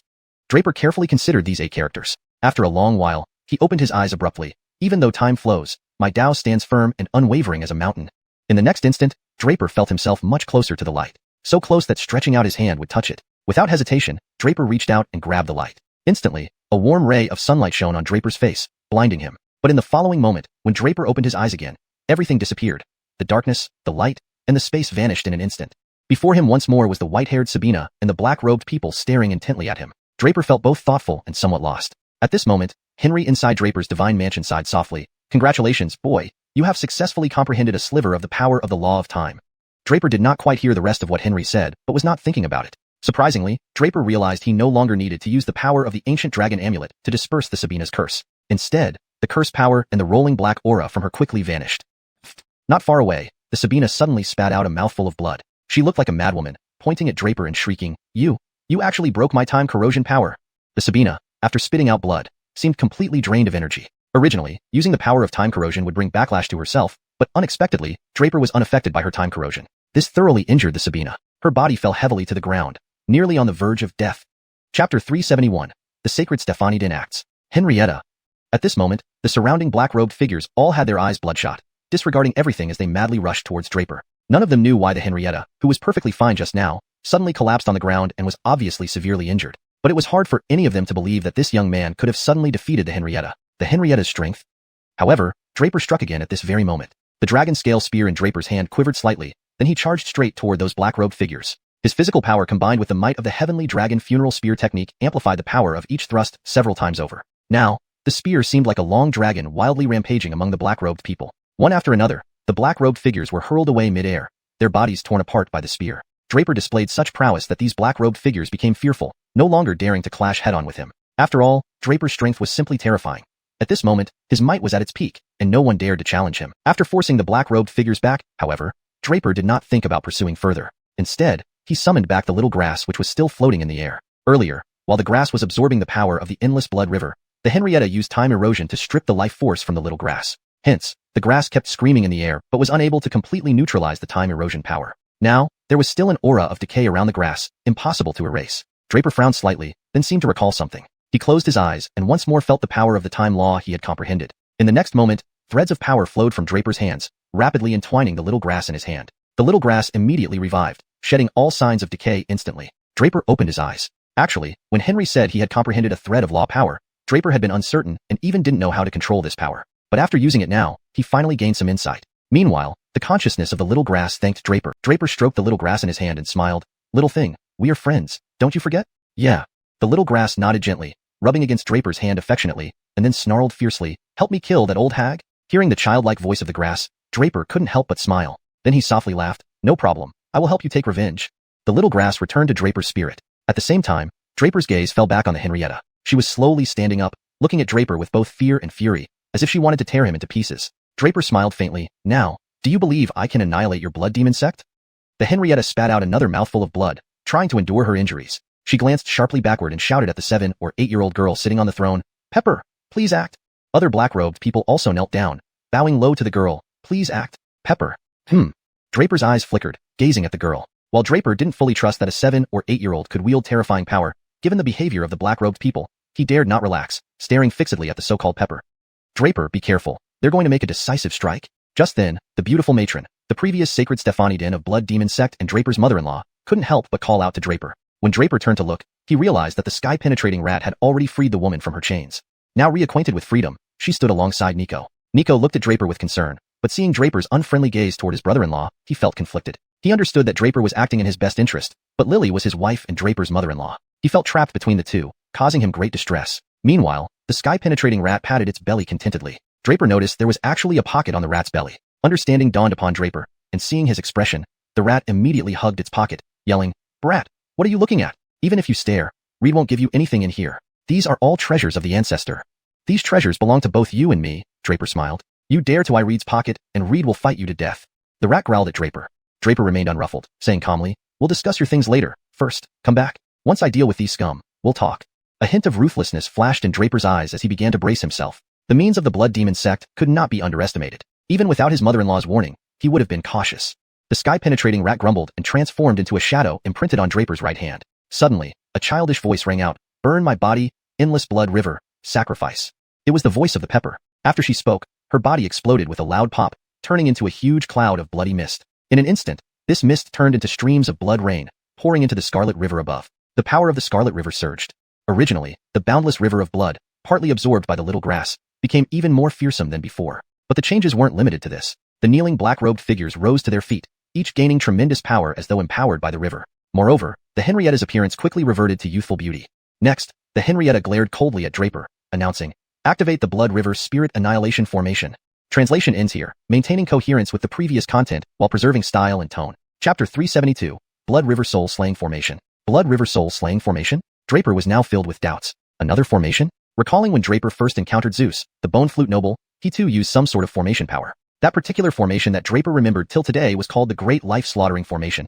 It could directly annihilate the soul of human martial cultivators, stripping away their vitality. It was absolutely terrifying. Now this Blood River Soul Slaying Formation, could it have any connection to the Great Life Slaughtering Formation? Boy, your guess is spot on. This Blood River Soul Slaying Formation and the Great Life Slaughtering Formation are almost from the same origin. Both formations target the soul power of humans. At this moment, Nicholas's voice abruptly sounded, giving Draper an introduction to the Blood River Soul Slaying Formation. At the same time, behind Draper, his Stephenster mother's voice suddenly rang out, "Draper, be careful. That pepper uses her essence blood as a sacrifice to enhance these people's strength, and also to activate this Blood River Soul Slaying formation. The Blood River Soul Slaying formation is extremely terrifying.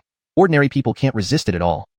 "Don't worry about me," Draper said softly. Then he adjusted his strength to its optimal state. In his divine mansion, he connected his spirit with the little grass. Although the little grass had been affected by the temporal corrosion earlier, it was now fully recovered.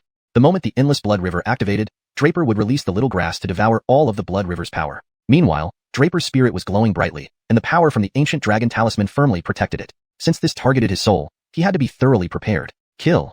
At the same time, a figure in black robes fiercely pounced towards Draper. Like a fierce tiger, the man attacked without fear of death, launching vicious attacks. Immovable like a mountain, Draper flicked his long spear, the dragon scale spear piercing through the black-robed person's body like a snake striking. However, something strange happened. Despite being pierced through the heart by Draper's spear, the black-robed person showed no reaction at all, as if this body wasn't even his.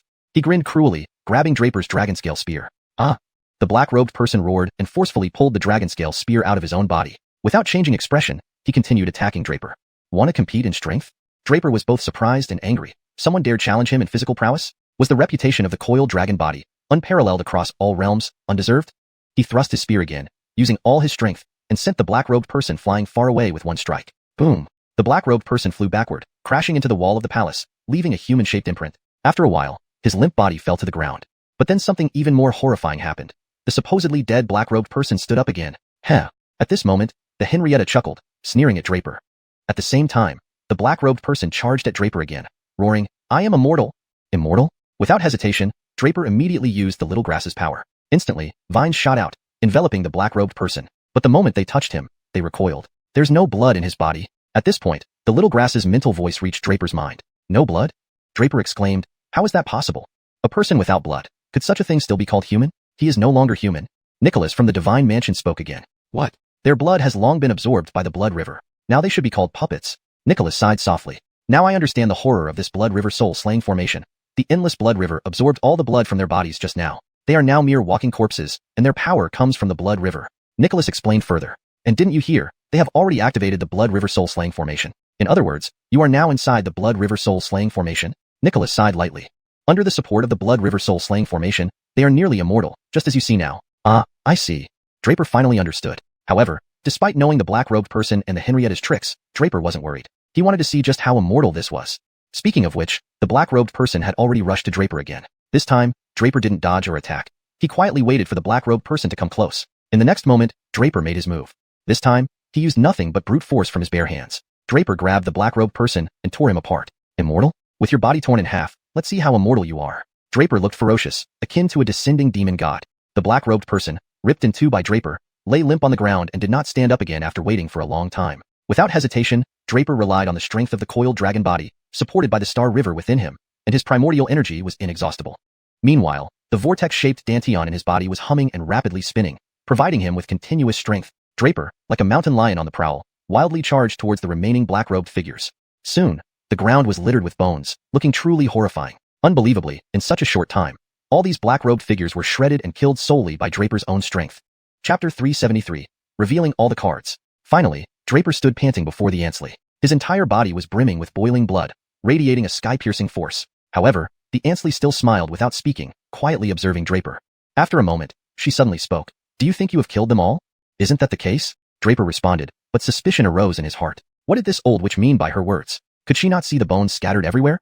"It seems you have not truly witnessed the terrifying power of the Blood River Exorcism Array of our holy sect," the Ansley said with a sinister smile. Draper immediately sensed something was wrong, but it was too late. The Ansley abruptly shouted, "Transmutation spell, infinite life, come alive."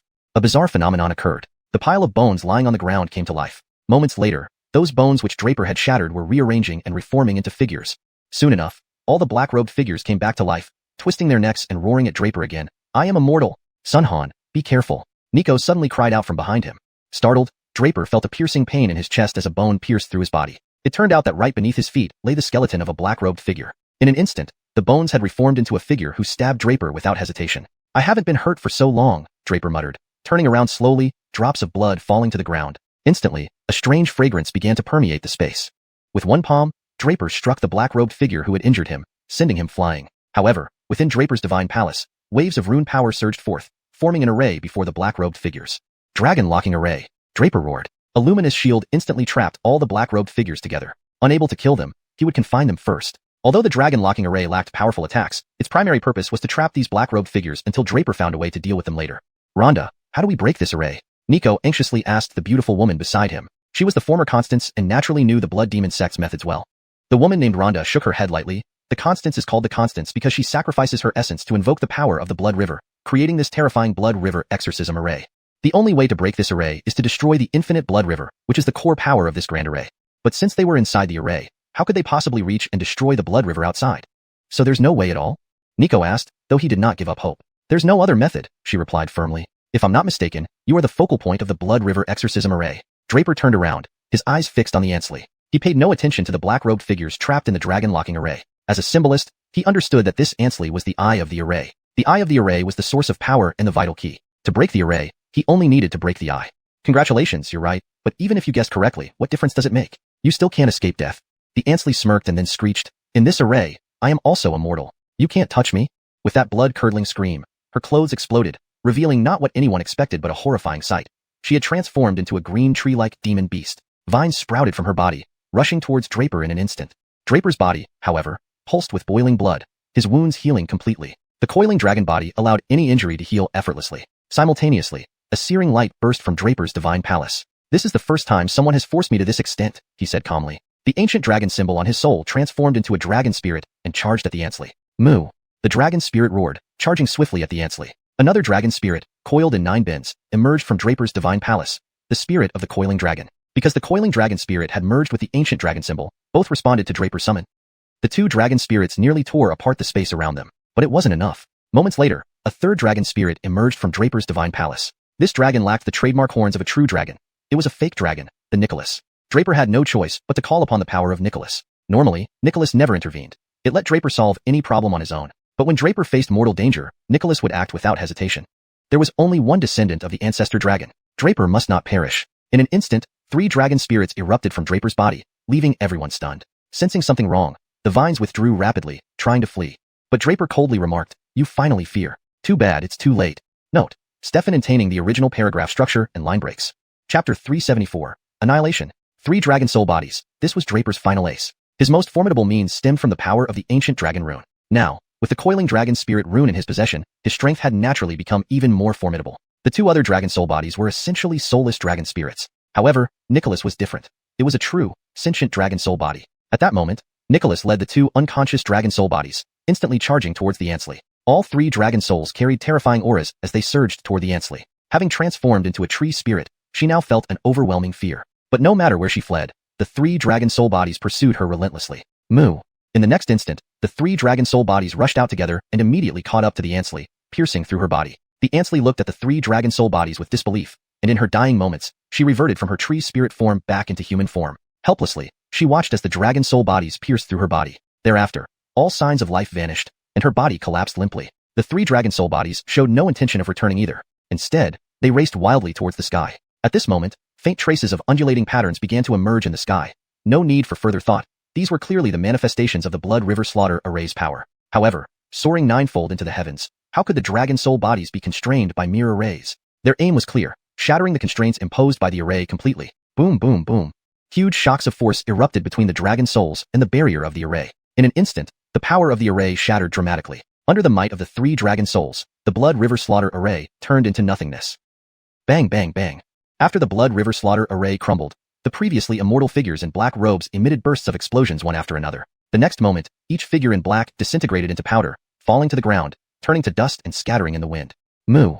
After breaking through the array, the 3 dragon souls let out a furious roar towards the sky before re-entering Draper's body. The ancestral dragon soul derived from the ancient dragon rune and the 9 twisting coiling dragon soul from the coiling dragon spirit rune both returned to their respective positions, merging back into Draper's soul at the heart of his ancient dragon rune mark. As for Nicholas, it descended into Draper's divine Stephantian and began meditating quietly. Nicholas, are you all right?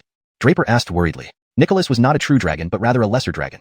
Its strength, strictly speaking, was weak due to a lack of a power source. The dragon souls formed by the ancient dragon rune and the coiling dragon spirit rune both had the support of their rune's power. Only Nicholas was a purely single dragon soul body. Moreover, Draper vaguely sensed that Nicholas's true strength could not fully unleash on the heavenly dragon continent. Thus, each time Nicholas used its abilities, it depleted its own power. Hence, Draper couldn't help but ask anxiously, Kid, what do you think I am? Some porcelain vase that breaks upon contact? Nicholas smiled slightly, touched internally. This boy possessed excellent character and talent, and he was willing to work hard. Nicholas had long recognized Draper as someone worth supporting, or it wouldn't have risked exhausting its soul power every critical moment to assist him. Should its dragon soul power ever be fully exhausted, the price for Nicholas would be death. This secret remained hidden within Nicholas, never disclosed to Draper. Nevertheless, just then, it was merely a minor effort to break through such a small array, which didn't consume too much strength. Draper breathed a sigh of relief, fearing Nicholas might fall into a deep slumber again due to the expended power. But there was no immediate concern now. The demon sect's threat had been thoroughly eliminated. The Ansley was dead, as was the constants of the blood demon sect. Draper alone had resolved the peril posed by the blood demon sect. Standing nearby, Nico and Draper's adoptive mother stared at Draper with wide eyes, unable to process what had transpired. Had Draper's strength reached such a formidable level? And those 3 dragon souls earlier, what exactly were they? They found no time to question Draper about it. He had already stormed out of the dungeon. Not far from the dungeon stood the grand hall of the blood demon sect. Above the blood demon hall loomed a terrifying blood river, swirling like a colossal dragon above the building. Even from below, Draper could feel the terrifying power contained within the blood river. He could also hear the sorrowful cries and tragic screams of lost souls.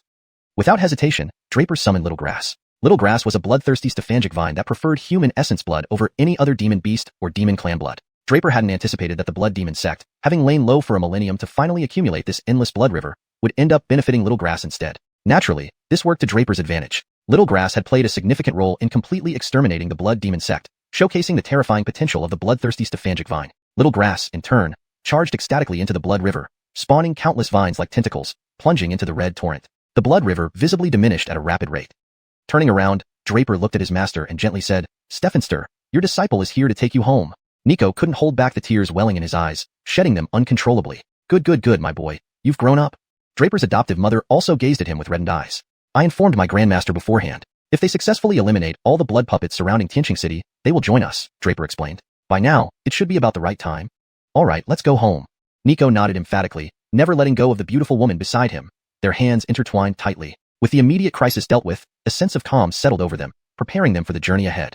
Chapter 375. Where did the Nicolasal go? At the same time, on the road from Tianxing City to xiuxian village, a large contingent of people was marching forward in great numbers. Although the blood puppets besieging Tianxing City were many, they couldn't match the abundance of experts from the Tianhua kingdom. This time, besides Aiden and the 5 college presidents, these 6 life and death realm experts, there were also countless academic vlads and royal family retainers who had joined the rescue team. Under the concerted efforts of these experts, almost with overwhelming force, they wiped out all the blood puppets besieging Tianxing City.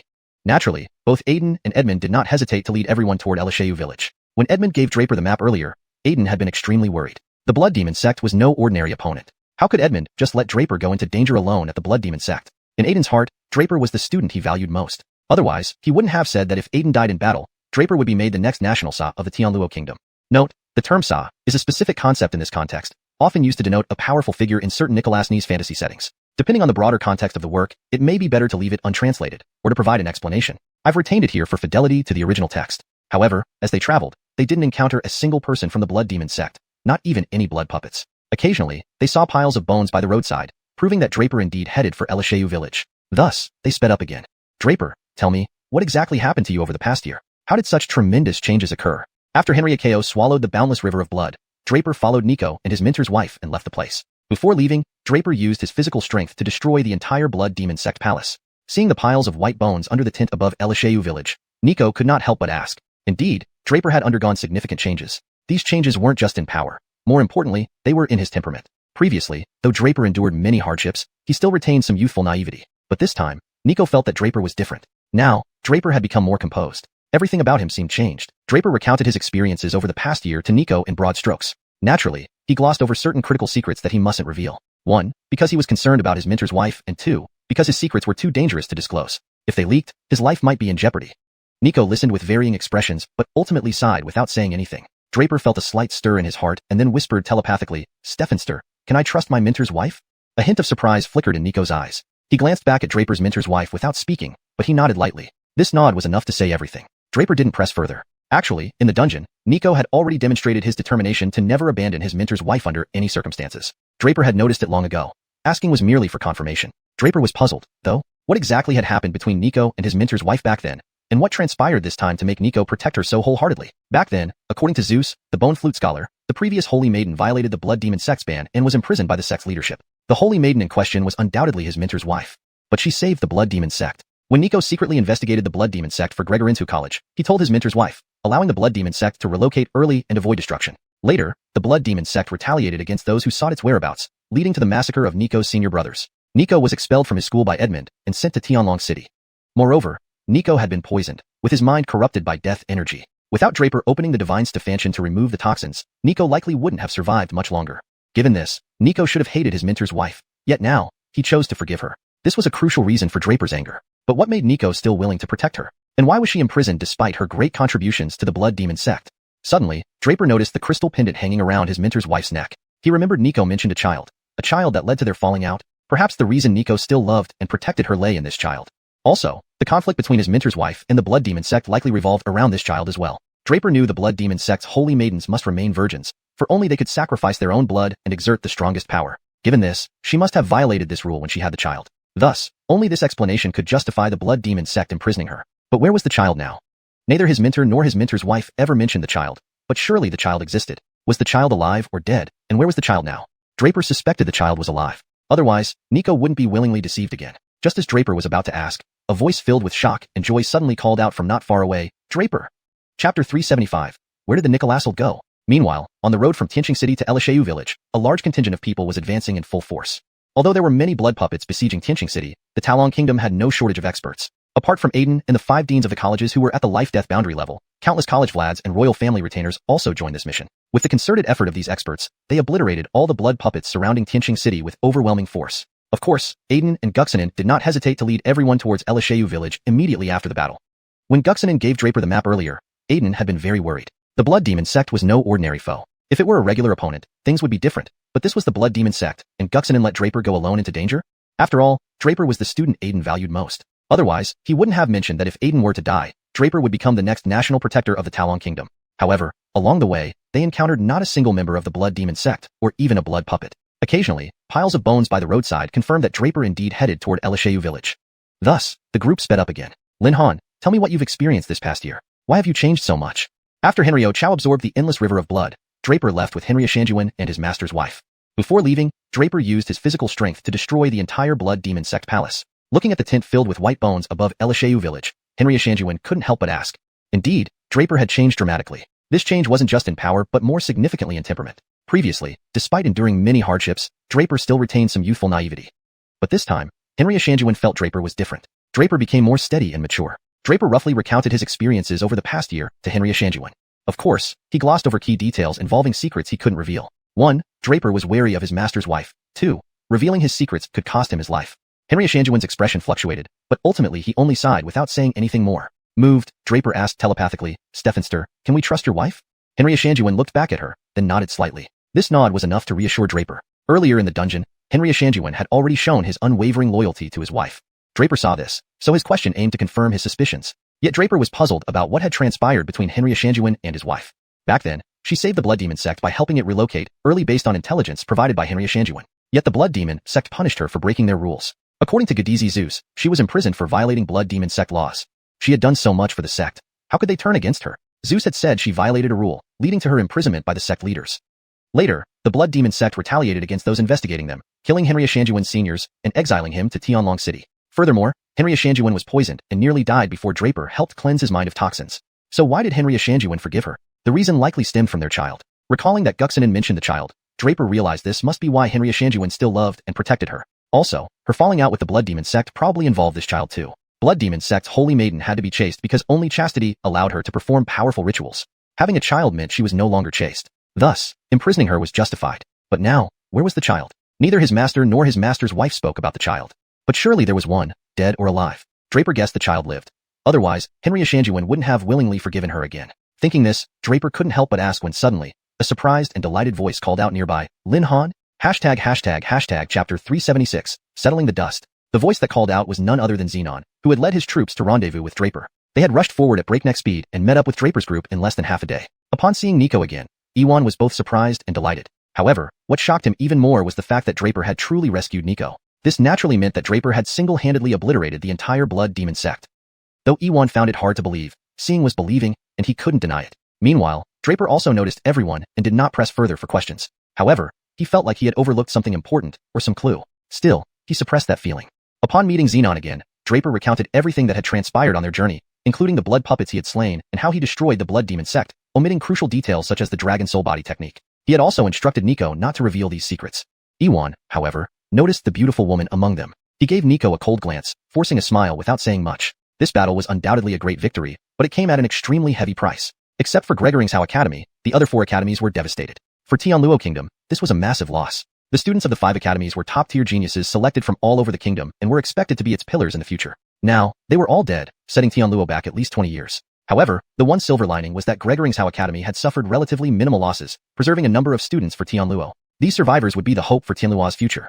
Ultimately, this victory was due to Draper's timely actions. Had he not sensed Clifford's betrayal early and killed him in Tianluo's secret realm, followed by eliminating the blood puppets at the 4 academies, the consequences would have been unimaginable. If the blood demon sect's plan had succeeded, Tianluo would have turned into a hell on earth. Moreover, Draper had virtually wiped out the entire blood demon sect almost single-handedly, exceeding everyone's expectations. Though his claim that he wouldn't be affected by the blood river somewhat reduced their confusion. Xenon was now busy with state affairs. With the 4 academies annihilated and the significant impact on the Hulang camp, a military force and shield of Tianluo, he ordered Yael to quickly rebuild the Hulang camp, recruiting new teachers and students from Xiao Academy. Simultaneously, he conducted new student selections across Tianluo. Other academies also faced numerous issues, which Iwan assisted in handling. For a while, everyone seemed to forget about Draper, the hero. Draper enjoyed the peace, returning to Xiao Academy to continue his cultivation while helping Hill, Guyani, Quentin, and Airy. Initially, it was just the 5 of them, but later, Gaius, who survived the ordeal in Tianluo's secret realm, joined them as well. Days passed quietly. Nico returned to Xiao Academy under orders to serve as the dean of the northern branch. The former dean, Jamal, was reassigned to the Imperial Academy to help Sunny reorganize quickly. Draper spent more time with Nico and gradually extracted various pieces of information. He discovered his master's wife's name, Beth, and uncovered Nico's secrets. Just as Draper suspected, the only thing his master could not let go of was the child. Initially, Beth approached Nico with a hidden agenda, but she fell deeply in love with him after learning the full secret and exacting the blood demon sect's revenge. It was then that she realized she was pregnant. By the time she discovered her pregnancy, it was too late. She lied about continuing her mission outside and hid the child with a peasant family before returning to the blood demon sect. All was peaceful until somehow, the secret leaked, and the Grand Henrietta imprisoned Beth. Later, when Nico confronted her, she confessed everything, leaving him heartbroken and willing to be imprisoned. It wasn't until Draper arrived to rescue them. Stephenster, where is the child now? Draper asked hesitantly. I don't know. When we tried to find the peasant family again, everything was different, Nico sighed. Did your wife leave any keepsake behind? Draper pressed, knowing Beth might have left something if she still cared for the child. Indeed, Nico pulled out a crystal pendant from his chest and handed it to Draper. There are 3 pendants in total. I bought them when I learned she was pregnant. One for me, one for her, and one for your junior brother. My junior brother?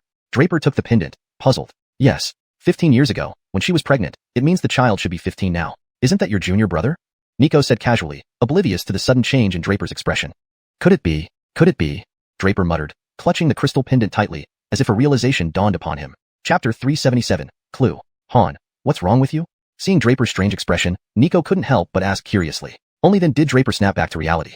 However, the surprise in his heart still showed on his face. How could such a coincidence exist in this world? Moreover, how could he encounter all these coincidences? Seeing that crystal pendant, Draper instantly realized why he had felt an inexplicable sensation at that moment. He had sensed that he was missing an important clue. Now, when he saw this crystal pendant again, he suddenly knew what clue he had missed. That's right, it was this pendant. Draper suddenly remembered that he had seen this kind of pendant somewhere before. In some place earlier, he should have also seen this kind of pendant, but where exactly? Draper couldn't quite recall. He had been trying to remember where else he might have seen this pendant. And this would be the most crucial clue. At this moment, hearing Nico's inquiry, Draper shook his head slightly to indicate that he was fine, but then asked, Stephenster, may I borrow this pendant for a few days? You naughty boy, what are you up to now? Nico was taken aback again. From Draper's eyes just now, Nico had already guessed that the boy seemed to be hiding something from him. But since Draper didn't say anything, Nico wouldn't pry further. He just chided him playfully and didn't press the matter. This thing isn't very useful. If you want to play with it, take it. Nico said casually. Draper respected him as a father, and Nico treated Draper like his own son. Naturally, Nico wouldn't refuse anything his son wanted. Thank you, Stephenster. I have things to do, so I'll take my leave now. Draper thanked him and left without another word. That boy, why does he come and go like a ghost? Nico shook his head gently, but he wasn't worried. Draper was only 16 or 17 years old but had already reached the first-level Star River Realm cultivation stage, far more prodigious than Nico himself at that age. With his current strength, Nico could hardly teach him anything anymore.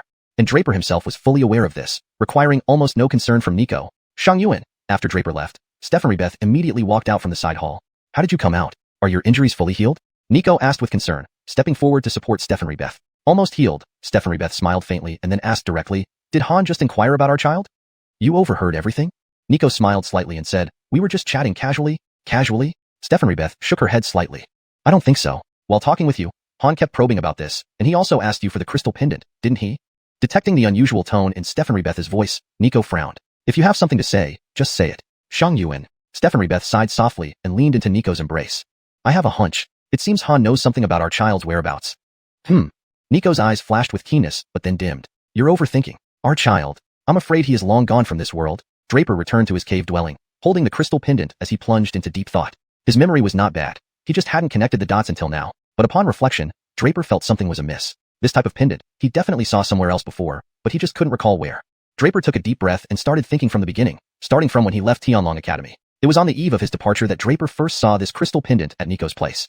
Inside this crystal pendant was an auspicious beast, a Taotai. The people believed Taotai could gather wealth, so there was nothing odd about the pendant featuring Taotai.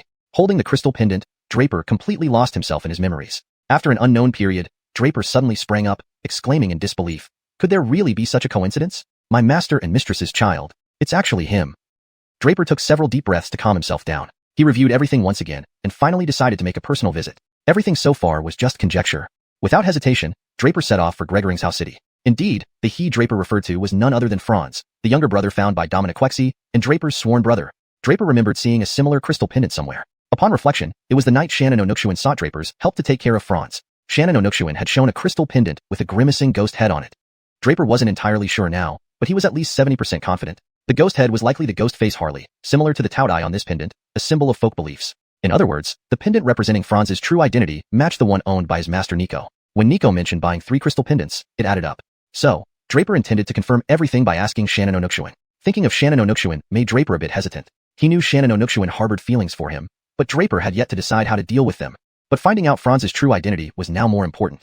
Putting aside his personal feelings, Draper used the teleportation array of North Courtyard to return directly to the main campus of Gregoring's Academy. Without stopping, he headed straight for Gregoring's Pavilion. If he could unravel this secret and cut ties with Shannon O'Nookshawin, Draper would feel more resolved as he left Tianghua to participate in the Thousand Nations War. Chapter 378. Rose's Identity. The moment Draper appeared before him, Rose thought his eyes were playing tricks on him. But after rubbing his eyes, he saw that it was indeed Draper standing in front of him. Almost jumping up with excitement, Rose exclaimed, Brother Han, how did you come here? Draper scrutinized Rose closely and realized that the young man bore a slight resemblance to Stefanrebeth, his late master's wife, especially around the eyes. Yet, there wasn't a trace of Nico's features on his face. This only confirmed Draper's suspicions. Rose must be Stefanrebeth's child. But whether he was also Nico's son remained uncertain. Noticing Draper's odd expression, Rose couldn't help but ask, Brother Han, is something wrong? Draper snapped back to reality and chuckled. Nothing much. Is Miss Shannon around? Are you looking for Elder Dominique? Rose perked up immediately.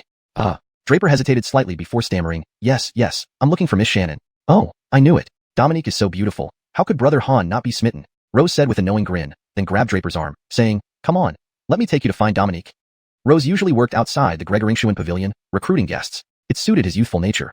Being cooped up inside all day would drive him mad. Now, as he led Draper into the pavilion, a nearby servant girl gasped, Dominique, your lover has arrived. Lover? Draper felt a vain throb in his forehead, wishing he could cover the girl's mouth. She was Henriolon, whom Draper had met a few times before. Familiar with him, she didn't fear Draper. Henriolon, if you tease me one more time, I'll tear your mouth apart. At this moment, Scarlett's voice echoed from the inner chamber. Draper was taken aback.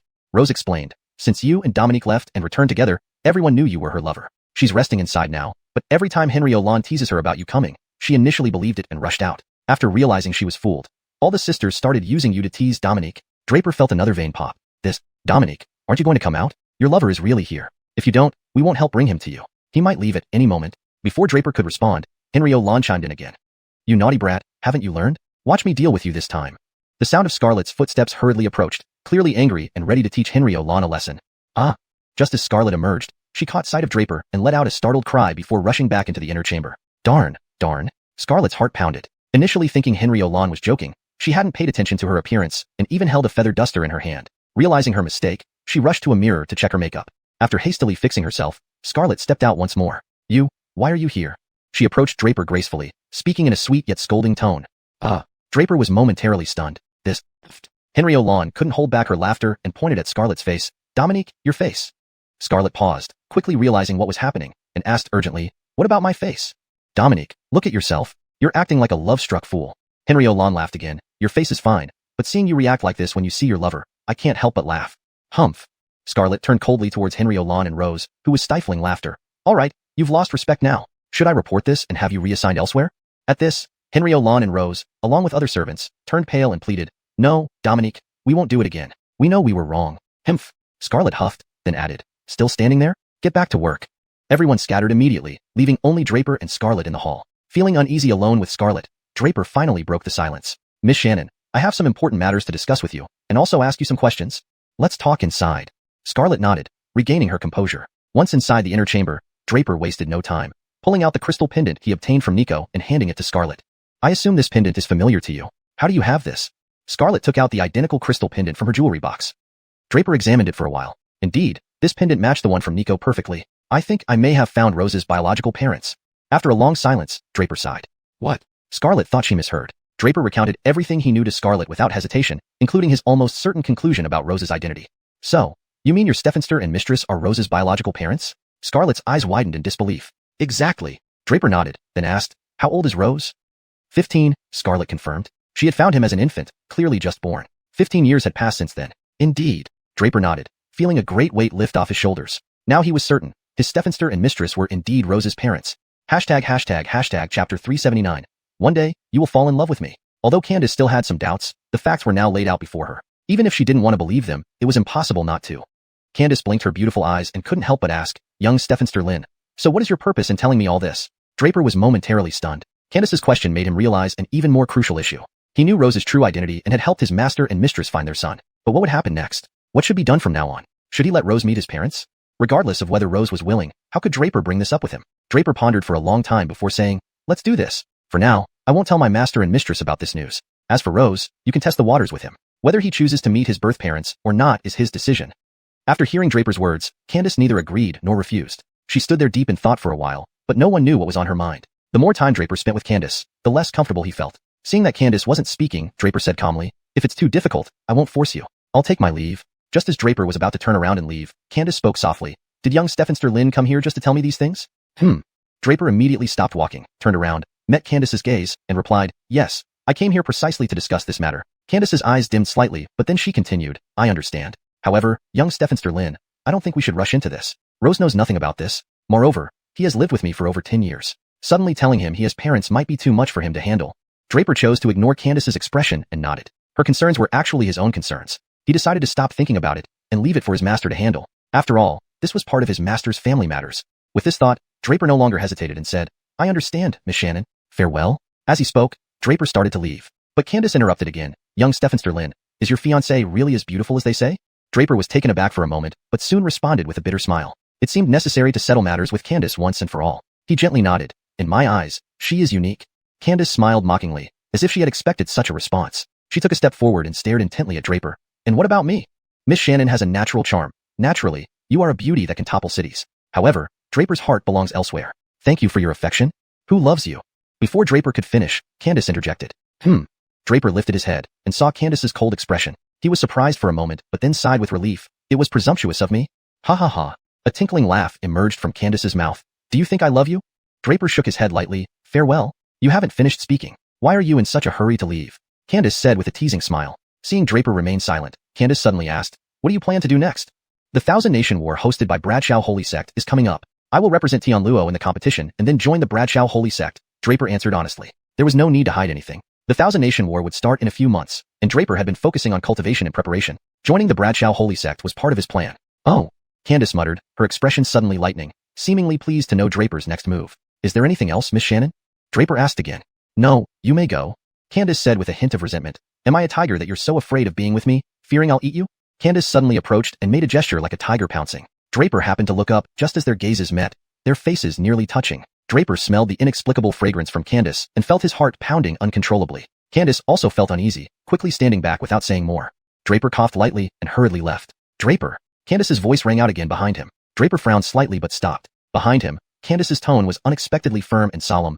Draper, one day, I will make you fall in love with me, hopelessly and completely. Draper's heart trembled, almost losing focus. Candace's natural charm and sincere actions were particularly beguiling. This time, Draper didn't turn back and walked straight out of the inner chamber. Outside the inner chamber, there were no eavesdroppers. The discussion between Draper and Candace about Rose involved activating soundproof barriers. How was it? How was it? Rose rushed over as soon as Draper came out, making faces. Draper rapped Rose on the head and asked, Brat, why do you dabble in such crooked stuff? Have you been practicing the Deseo Fa fist I taught you? I have. Rose rubbed his head. Looking at Rose, Draper's eyes revealed a complex expression. He focused his divine sense and transmitted the burst heaven palm technique and the path of rune mastery to Rose. He also gave him some treasures from the Tianluo secret realm, saying, I'm leaving Tianluo soon. Remember to cultivate diligently from now on. Are you leaving? Rose blinked. Yes, to the Bradshaw holy sect, Draper replied seriously. Cecilor, you are my little brother now. Remember, I'll wait for you in the Bradshaw holy sect until you come to find me. Okay. Rose nodded solemnly. Draper patted Rose's head and headed back to the north courtyard. The biggest mystery had been solved during this trip. As for Candace, she had received some closure. Draper chose to ignore her declaration about making him fall in love with her. Cultivation remained the priority. The Thousand Nation War was imminent. Chapter 379. One day, you will fall in love with me. Although Candace still had some doubts, the facts were now laid out before her eyes. Even if she didn't want to believe it, it was impossible not to. Candace blinked her beautiful eyes and couldn't help but ask, Mr. Lin, what do you mean by telling me all of this? Draper was momentarily stunned. Candace's words made him realize an even more critical issue. He knew Rose's true identity and had also helped his master and master mother find their son. But then what? What should be done next? Should he let Rose recognize his parents? Without considering whether Rose would agree, how could Draper bring up the topic to him? Draper pondered for a long time before saying, all right, I will not reveal this news to my master and master mother for now. As for Rose, you can test his reaction, but whether he wants to meet his biological parents is his decision. After hearing Draper's words, Candace neither agreed nor rejected them but stood there lost in thought for a while, though it was unclear what she was thinking about. The more time Draper spent with Candace, the more uncomfortable he felt. Seeing that Candace wasn't speaking, Draper calmly said, if this is too difficult, I won't force you. I shall take my leave. Just as Draper was about to turn and leave, Candace spoke softly. Did Mr. Lin come to me just to talk about this? Huh. Draper immediately stopped walking. He turned around and met Candace's gaze, replying, yes, Miss Shannon. I came here for this matter. Candace's eyes dimmed slightly but quickly continued, I understand. But Mr. Lin, I don't think we should rush this. Rose knows nothing about this, and he has lived with me for over 10 years. Suddenly telling him that he has parents, it might be hard for him to accept at once. Draper ignored Candace's expression and nodded. Her concern was also his. Deciding not to dwell on it further, he figured these matters were best left for his master to handle. This was his master's family business. Thinking of this, Draper no longer hesitated and said, I understand, Miss Shannon. Farewell. With that, Draper took a step to leave.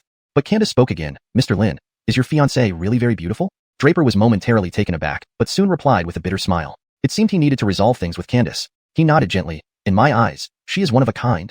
Candace laughed bitterly, seemingly having expected this answer from Draper. She took a light step forward, coming to stand before Draper, staring intently at him.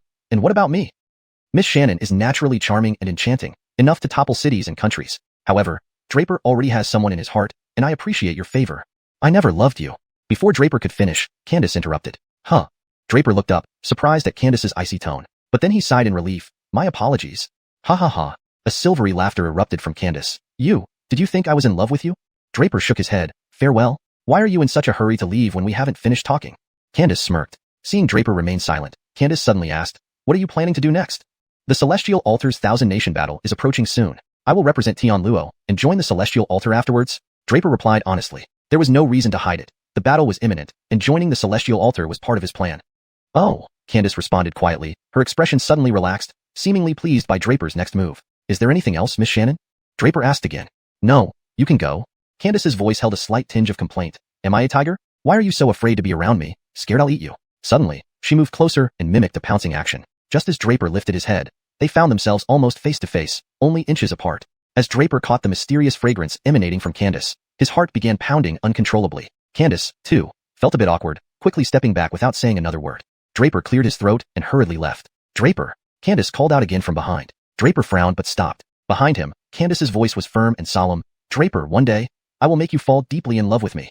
Draper shuddered, nearly losing his composure. Candace's charm was innate, making her allure especially captivating. This time, Draper didn't turn back, leaving the inner chamber without another glance. Outside the inner chamber, there was no one eavesdropping. The conversation between Draper and Candace regarding Rose had been shielded by Candace's barrier spell. Well? Rose eagerly greeted Draper, making faces at him. Draper gave him a playful tap on the head and asked, a little brat like you messing with those tricks? Did you practice the Deseo Fa Quan I taught you? I did. Rose rubbed his head. Looking at Rose, Draper's eyes flickered with complexity. He focused his spirit energy and transmitted the collapsing sky palm technique and the path of runes cultivation to Rose. On impulse, he also passed some treasures from Tianluo's secret realm to Rose, finally saying, I'm about to leave Tianluo. Remember to practice diligently from now on. You're leaving? Rose blinked. Yes, to the Celestial Altar.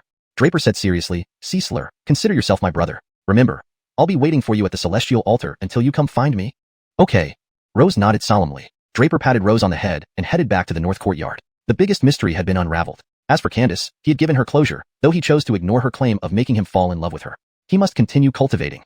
The Thousand Nation battle was fast approaching. Chapter 380. The Hidden Danger of the Bloodthirsty Demon Vine. After returning to the north courtyard, Draper did not immediately tell Nico everything he had discovered. He carefully considered the matter.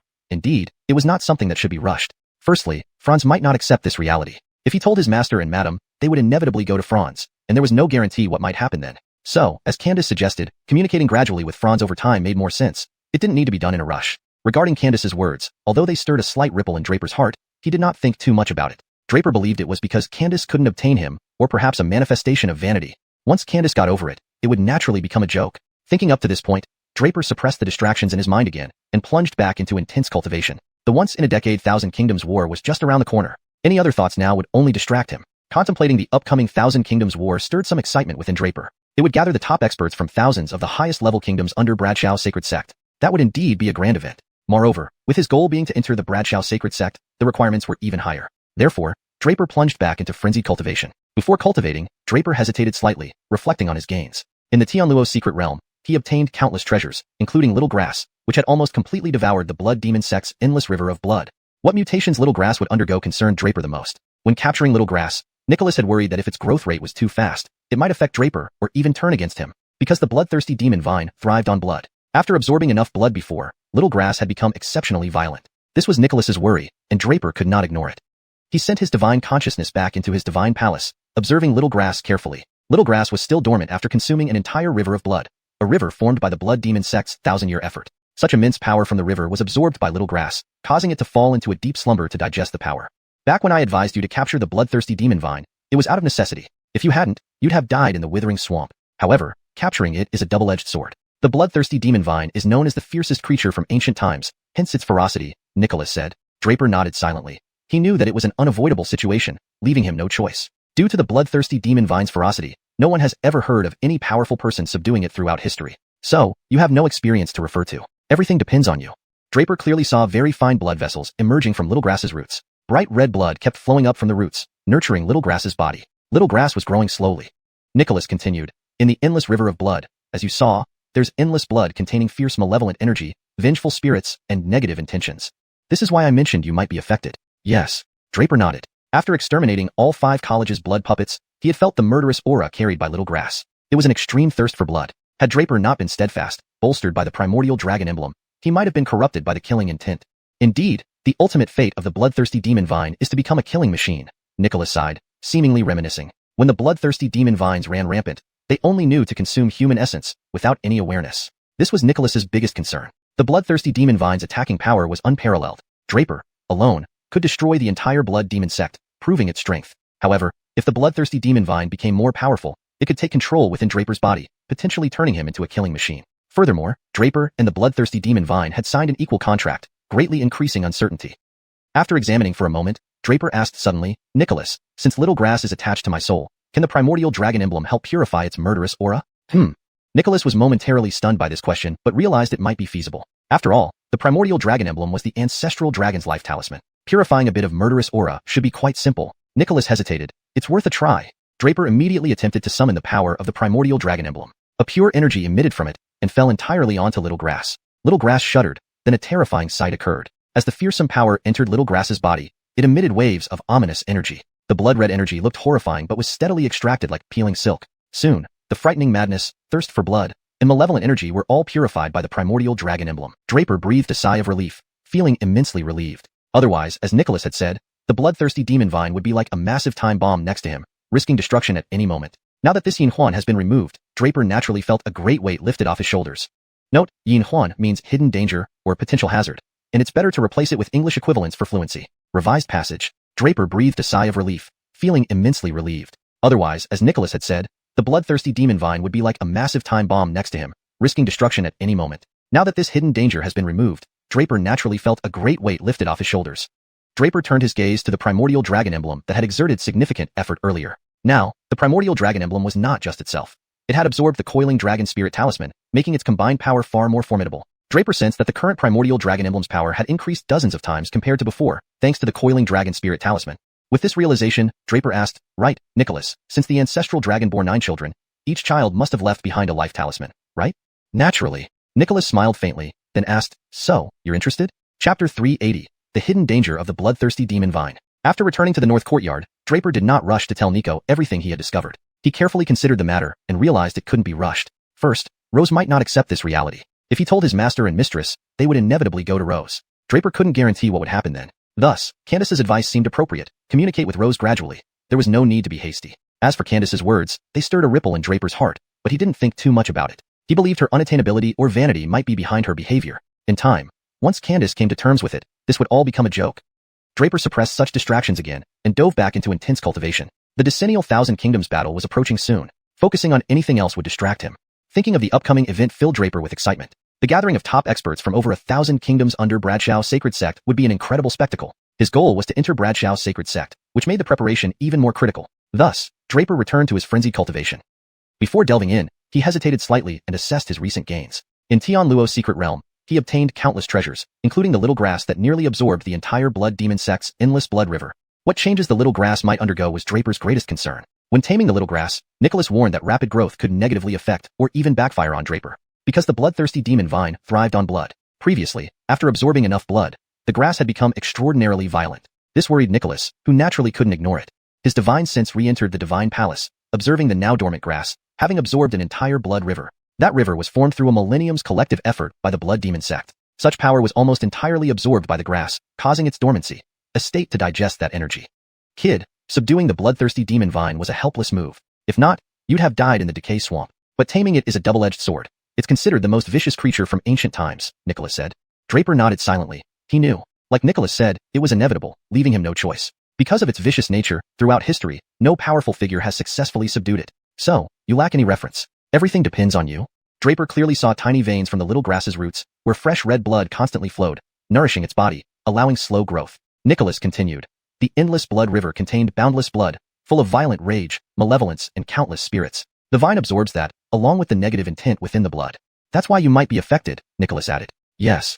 After annihilating the blood puppets from 5 academies, Draper sensed the violent aura emanating from the little grass, an overwhelming thirst for blood. Had Draper's willpower been weaker, or without the protection of the primordial dragon emblem, he might have succumbed to that killing aura. Indeed, the ultimate form of the bloodthirsty demon vine is a killing machine. Nicholas sighed, recalling past events. Back then, it only consumed human essence, devoid of any awareness. This was Nicholas's biggest concern. The bloodthirsty demon vine's unparalleled attack power had proven when Draper single-handedly destroyed the blood demon sect. However, if it grew too powerful, it could overpower Draper, possibly turning him into a killing machine. Moreover, the equal contract increased unpredictability. After careful observation, Draper asked, Nicholas, since the little grass relies on my soul, can the primordial dragon emblem purify those killing energies? Surprised by Draper's question, Nicholas hadn't considered this before but thought it feasible. After all, the primordial dragon emblem, being Ancestral dragon's life symbol, should easily cleanse such energies. Considering this, Nicholas hesitantly replied, we can try. Draper attempted to summon the primordial dragon emblem's power. It emitted a pure aura that enveloped the little grass. The grass trembled, emitting terrifying malevolent energy. The blood-red aura looked horrifying but was gradually extracted like unraveling silk. Soon, all the madness, bloodlust, and violence were fully purged by the primordial dragon emblem. Relieved, Draper exhaled, thankful that this potential time bomb had been defused. Shifting his gaze to the primordial dragon emblem, which had also played a crucial role, Draper noticed its strength significantly enhanced after absorbing the coiling dragon spirit charm. The dual charm's combined power was formidable. Surprisingly, the primordial dragon emblem was now dozens of times stronger than before, thanks to the coiling dragon spirit charm. Recalling this, Draper asked, right, Nicholas, since Ancestral dragon bore 9 sons, each dragon must leave behind their life charm. Of course, Nicholas responded with a light smile adding, you're getting interested? Chapter 380, The Time Bomb of the Bloodthirsty Demon Vine. After returning to the North Courtyard, Draper did not rush to tell Nico everything he had discovered. Upon careful consideration, he realized that this matter couldn't be rushed. Firstly, Franz might not accept this fact. If he told his master and mistress, they would inevitably go to see Franz. What might happen then, Draper couldn't guarantee. Therefore, as Scarlita had said, they should gradually communicate with Franz over time rather than in a hurry. Regarding what Scarlita said, it stirred some ripples in Draper's heart, but he didn't think too much about it. He felt it was probably because she couldn't get him, or perhaps out of vanity. Once Scarlita let it go later on, this would naturally become a joke. Thinking this, Draper once again suppressed the distractions in his mind and plunged back into intense cultivation. The once-a-decade Thousand Kingdoms War was about to start soon. Distracting thoughts would only divert his focus. Anticipating the upcoming Thousand Kingdoms War, Draper felt a mix of excitement. It would gather top experts from the thousands of elite kingdoms under the Bradshaw Holy Sect, making it a true grand event. And Draper aimed to enter the Bradshaw Holy Sect, so the requirements were even higher for him. So, he immersed himself once again in frenzied cultivation. Before starting his cultivation, Draper hesitated slightly and began reviewing his gains. In the Heavenly Net secret realm, he obtained countless treasures, including the small grass which almost completely devoured the blood demon sect's endless river of blood. What kind of changes the small grass would undergo was what worried Draper the most. When capturing this small grass, Nicholas had expressed concerns that if its growth accelerated too much, it could affect Draper or even turn against him. Because the bloodthirsty demon vine thrives on blood, Previously, after absorbing enough blood, the small grass became abnormally violent. This was something Nicholas worried about, and Draper naturally couldn't ignore it. He immersed his divine sense back into his divine soul palace, carefully observing the small grass. The small grass was still dormant after consuming an entire river of blood, which was formed by the blood demon sect with all their resources over 1,000 years. Almost all the power of the blood river had been absorbed by the small grass, leading it into hibernation to digest the blood force. Kid, when I made you capture this bloodthirsty demon vine, it was out of necessity. If you hadn't captured it, you would have died in the withered Stefanursh long ago. But capturing the bloodthirsty demon vine is a double-edged sword. As the first most dangerous entity of the ancient times, its ferocity is unimaginable, Nicholas remarked. Draper silently nodded. He knew that this was an unavoidable move without other options. Due to the ferocity of the bloodthirsty demon vine, no one throughout history has managed to subdue it, so you have no prior experience to draw from. Everything depends on you, Nicholas added. At this moment, Draper could clearly see tiny veins sprouting from the small grass's root system. Bright red blood was continuously rising from the roots, nourishing the small grass's body, causing it to grow slowly. Nicholas continued. You saw in the endless river of blood. It contained boundless blood filled with raging malice, xianxia, and countless souls. Absorbing these, the bloodthirsty demon vine also took in negative emotions. This is why there's a possibility it could affect you, Nicholas explained. Yes. Draper nodded. After eliminating the blood puppets from the 5 academies, he sensed the brutal aura emanating from the small grass.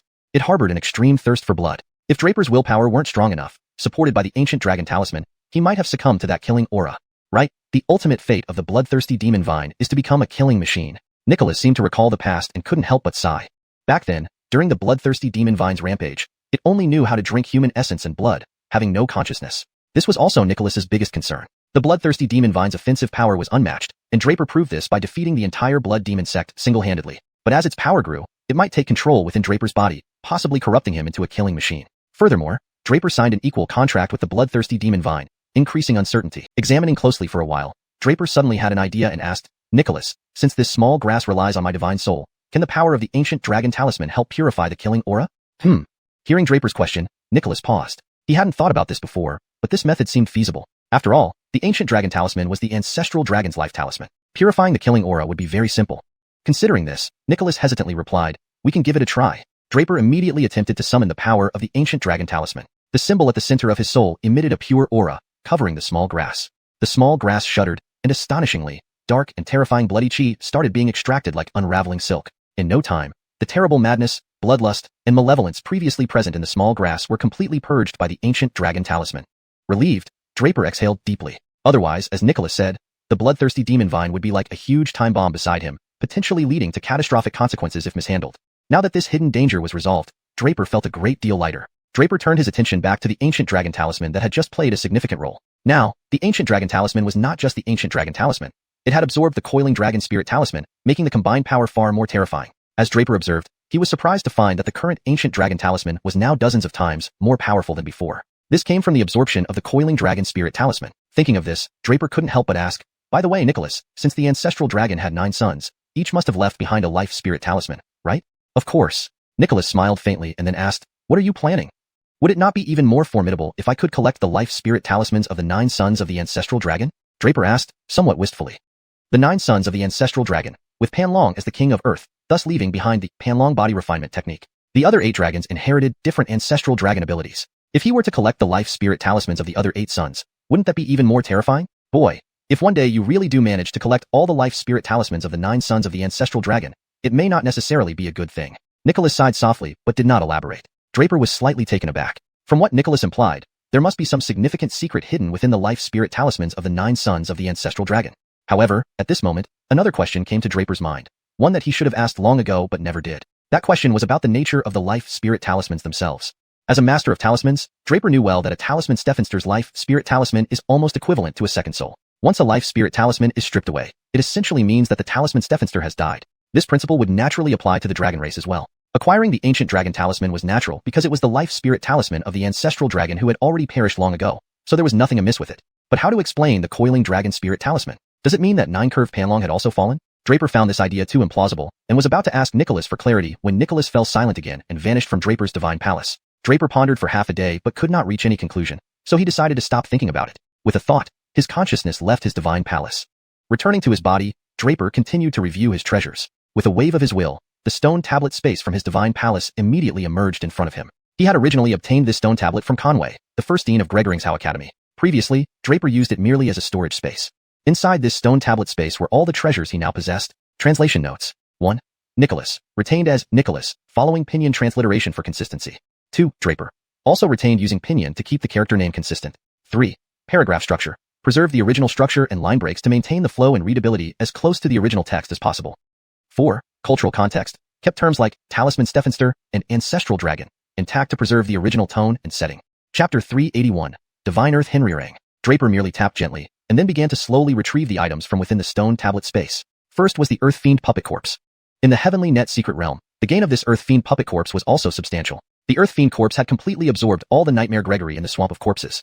Now, the Earth Fiend Corpse appeared divine and jade-like with supple and lustrous skin, looking as if it were just asleep. Without hesitation, Draper directly manipulated the Earth Fiend Corpse to sit cross-legged, then tapped lightly again. The surrounding soil suddenly churned violently, and soon a huge fissure opened up in Draper's grotto. The Earth Fiend Corpse jumped down directly into it. Draper waved his hand slightly again, and the fissure immediately closed back up.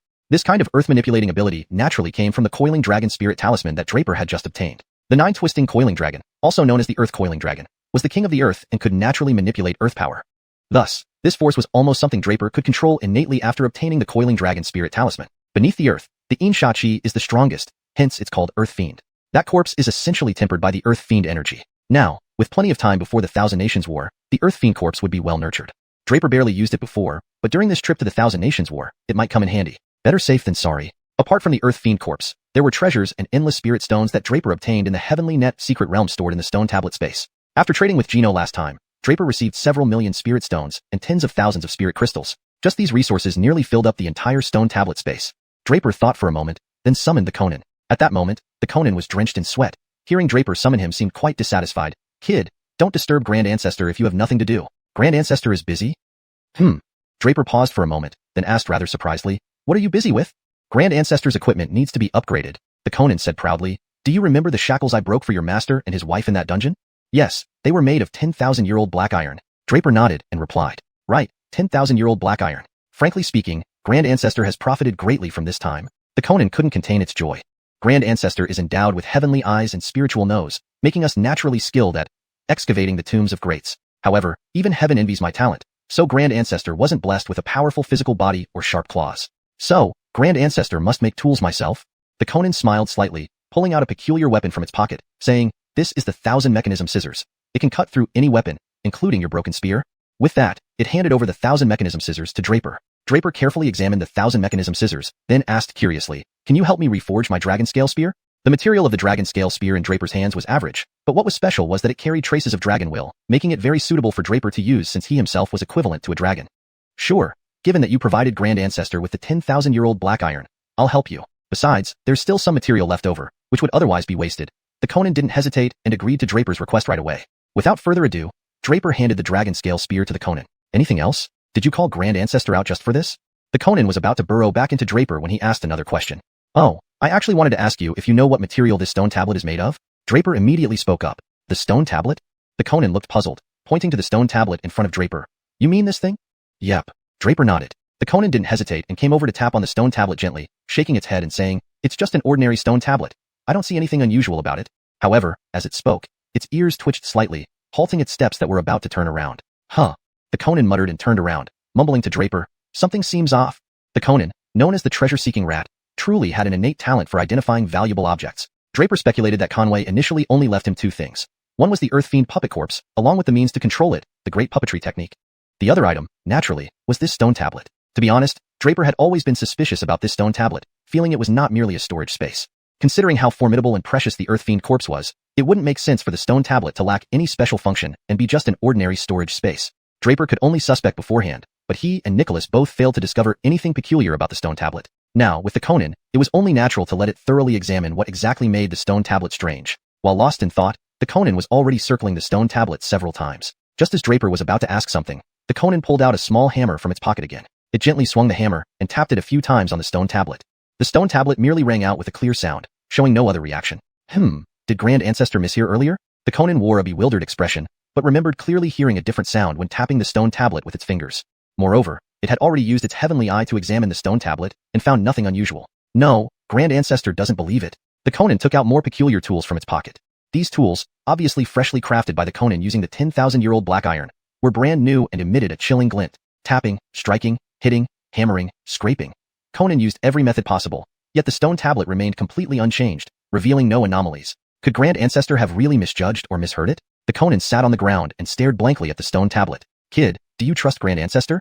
After a long silence, the Conan stood up and asked Draper. Of course. Draper nodded but hesitated in his tone, then asked, what do you mean? I know your physical strength is unparalleled. Now, strike this stone tablet with all your might. Remember, hold nothing back, the Conan calmly told Draper. Draper was about to ask why, but the Conan interrupted. If you trust me, don't ask more questions. Do as Grand Ancestor says. If you don't trust me, there's no point wasting effort. Please let me know if you need any further assistance, or if there's anything specific you'd like to clarify. Without further ado, Draper hesitated for a moment but still followed the Conan's instructions. He adjusted his strength to its peak and then punched the stone tablet with all his might. At this point, he had already retrieved everything from the stone tablet space. Thus, even if the stone tablet could not withstand his power and shattered, Draper wouldn't be too worried. At worst, he'd just lose a storage space without suffering significant losses. Bang! The force of Draper's punch almost caused the entire grotto to tremble violently. That powerful punch initially left no mark on the stone tablet. However, when Draper gathered his strength for the second punch, there was a sudden faint crack from the stone tablet. In the next instant, countless cracks spread across the stone tablet. Soon after, it cracked into numerous fragments and disintegrated completely into a pile of rubble. Draper felt more bewildered and surprised. Just as he was about to ask, the Conan gestured for him to stop, signaling that there was no need to say more. It then sat in place, staring intently at the shattered pieces of the stone tablet. Draper didn't understand, feeling a bit regretful. Still, he fixed his gaze on the Conan and the stone tablet fragments. After what seemed like a long time, Draper suddenly started. He rubbed his eyes and looked again. This time, he was utterly shocked. He thought he must have seen wrongly. The stone tablet fragment had moved slightly. Then Draper noticed with astonishment that the fragment was slowly growing and fusing together. It was unmistakable. Like a healing wound of the human race, it was repairing itself automatically. Can broken stones grow? Could it be? At that moment, Nicholas's voice echoed in surprise from within Draper's divine palace. Haha, I said it. With my heavenly eyes and wind ears, how could I be wrong? The Conan also stood up abruptly, watching quietly as the stone tablet regrew. A moment later, before Draper could ask, the Conan spoke first. Boy, there's no mistake. Broken stones growing, containing myriad realms. This stone tablet contains the ancient divine earth Henrirang. It is Henrirang. Nicholas's astonished voice confirmed from the divine palace. Ancient divine earth Henrirang. Draper was taken aback, clearly not expecting such a treasure to be hidden within the stone tablet. The ancient divine earth Henrirang. Draper's mind raced, never imagining that something so valuable could be concealed within the stone tablet. Chapter 382, Purple Extreme Spirit Jade. Henrirang, an ancient divine soil, where xiu means growth. This is a type of divine soil recorded in the ancient text that Draper had thoroughly studied before. Such soil can grow infinitely, being incredibly powerful. No wonder this stone tablet could form a space within it and withstand Draper's nearly destructive blow, only to heal and regrow. It also explained why Conway left this stone tablet for Draper back then. Boy, you shouldn't be too excited. This stone tablet isn't completely transformed from Henrirang. It merely retains a trace of Henrirang's power. Alec mused aloud. But even so, I, the ancestor, can manage. Hand over this stone tablet to me, and I guarantee I can refine this trace of Henrirang for you, Alec continued. Being a unique creature from the prehistoric era with a penchant for treasures, especially rare materials, Alec was passionate about them. Now, encountering such divine material as Henrirang, how could he let it go? Draper seemed to understand Alec's intentions and couldn't help but ask, are you trying to keep some for yourself? Caught in his tracks, Alec's rodent face flushed red before he scolded. What a rascal you are! I'm Alec. What treasure haven't I seen? How dare you accuse me of coveting your meager materials? He went on incessantly, remember, back in the Tianluo's secret realm, more than half of Polytreasure Saint's hidden treasures were taken by you, and you never thanked me. Now when I want to use a bit of your materials, you're unwilling. Draper shook his head slightly. Not really. The stronger you get, the greater help you will be to me. That's right. You're pretty sensible, Alec responded with a hint of satisfaction. Then let's not delay. Go refine these materials and remember to forge and cast my spear properly. Draper agreed, nodding. He realized the stronger Alec became, the better it would be for him, and he anticipated needing Alec's help in various ways. Divine Henrirang soil might indeed be an incredible object, but Draper had no means to refine it out of this stone tablet. Neither did Nicholas have the ability to do so. They could only rely on Alec. Rest assured. In return for your gift, I'll do my best to reforge this spear for you, Alec said, delighted, busily nodding before turning to leave. But Draper called him back once again. You've seen much. What should I do with these spirit stones? Draper couldn't help asking. The destruction of the stone tablet naturally reduced one storage space. However, this wasn't much of an issue because the Taigo dragon emblem also served as a storage space. Unfortunately, it was too small to accommodate all of Draper's possessions. So, Draper opened up the conversation. After all, he possessed several million spirit stones, and in the Tianluo secret realm, he almost took away most of Polytreasure Saint's hidden items. These spirit stones aren't hard to handle. Don't you have spirit jade? Alec asked in surprise. Spirit jade? Draper felt a spark, guessing Alec's meaning. Right. The spirit jade can store a large amount of spiritual energy. You just need to refine the spiritual energy from the spirit stones and store it in those jades, Alec instructed. Draper wasted no time. Upon hearing Alex's words, he refined over 10,000 spirit stones in one wave. The terrifying spiritual energy stored within them now converged into an equally formidable energy mass in Draper's hands. Meanwhile, the refined spirit stones turned into dust, quietly dispersing. Draper took out a piece of spirit jade and began channeling the energy mass into it. Soon, the jade's color changed from white and translucent to light green. After a short while, once all the energy had been transferred, the jade turned entirely emerald green, looking extraordinary.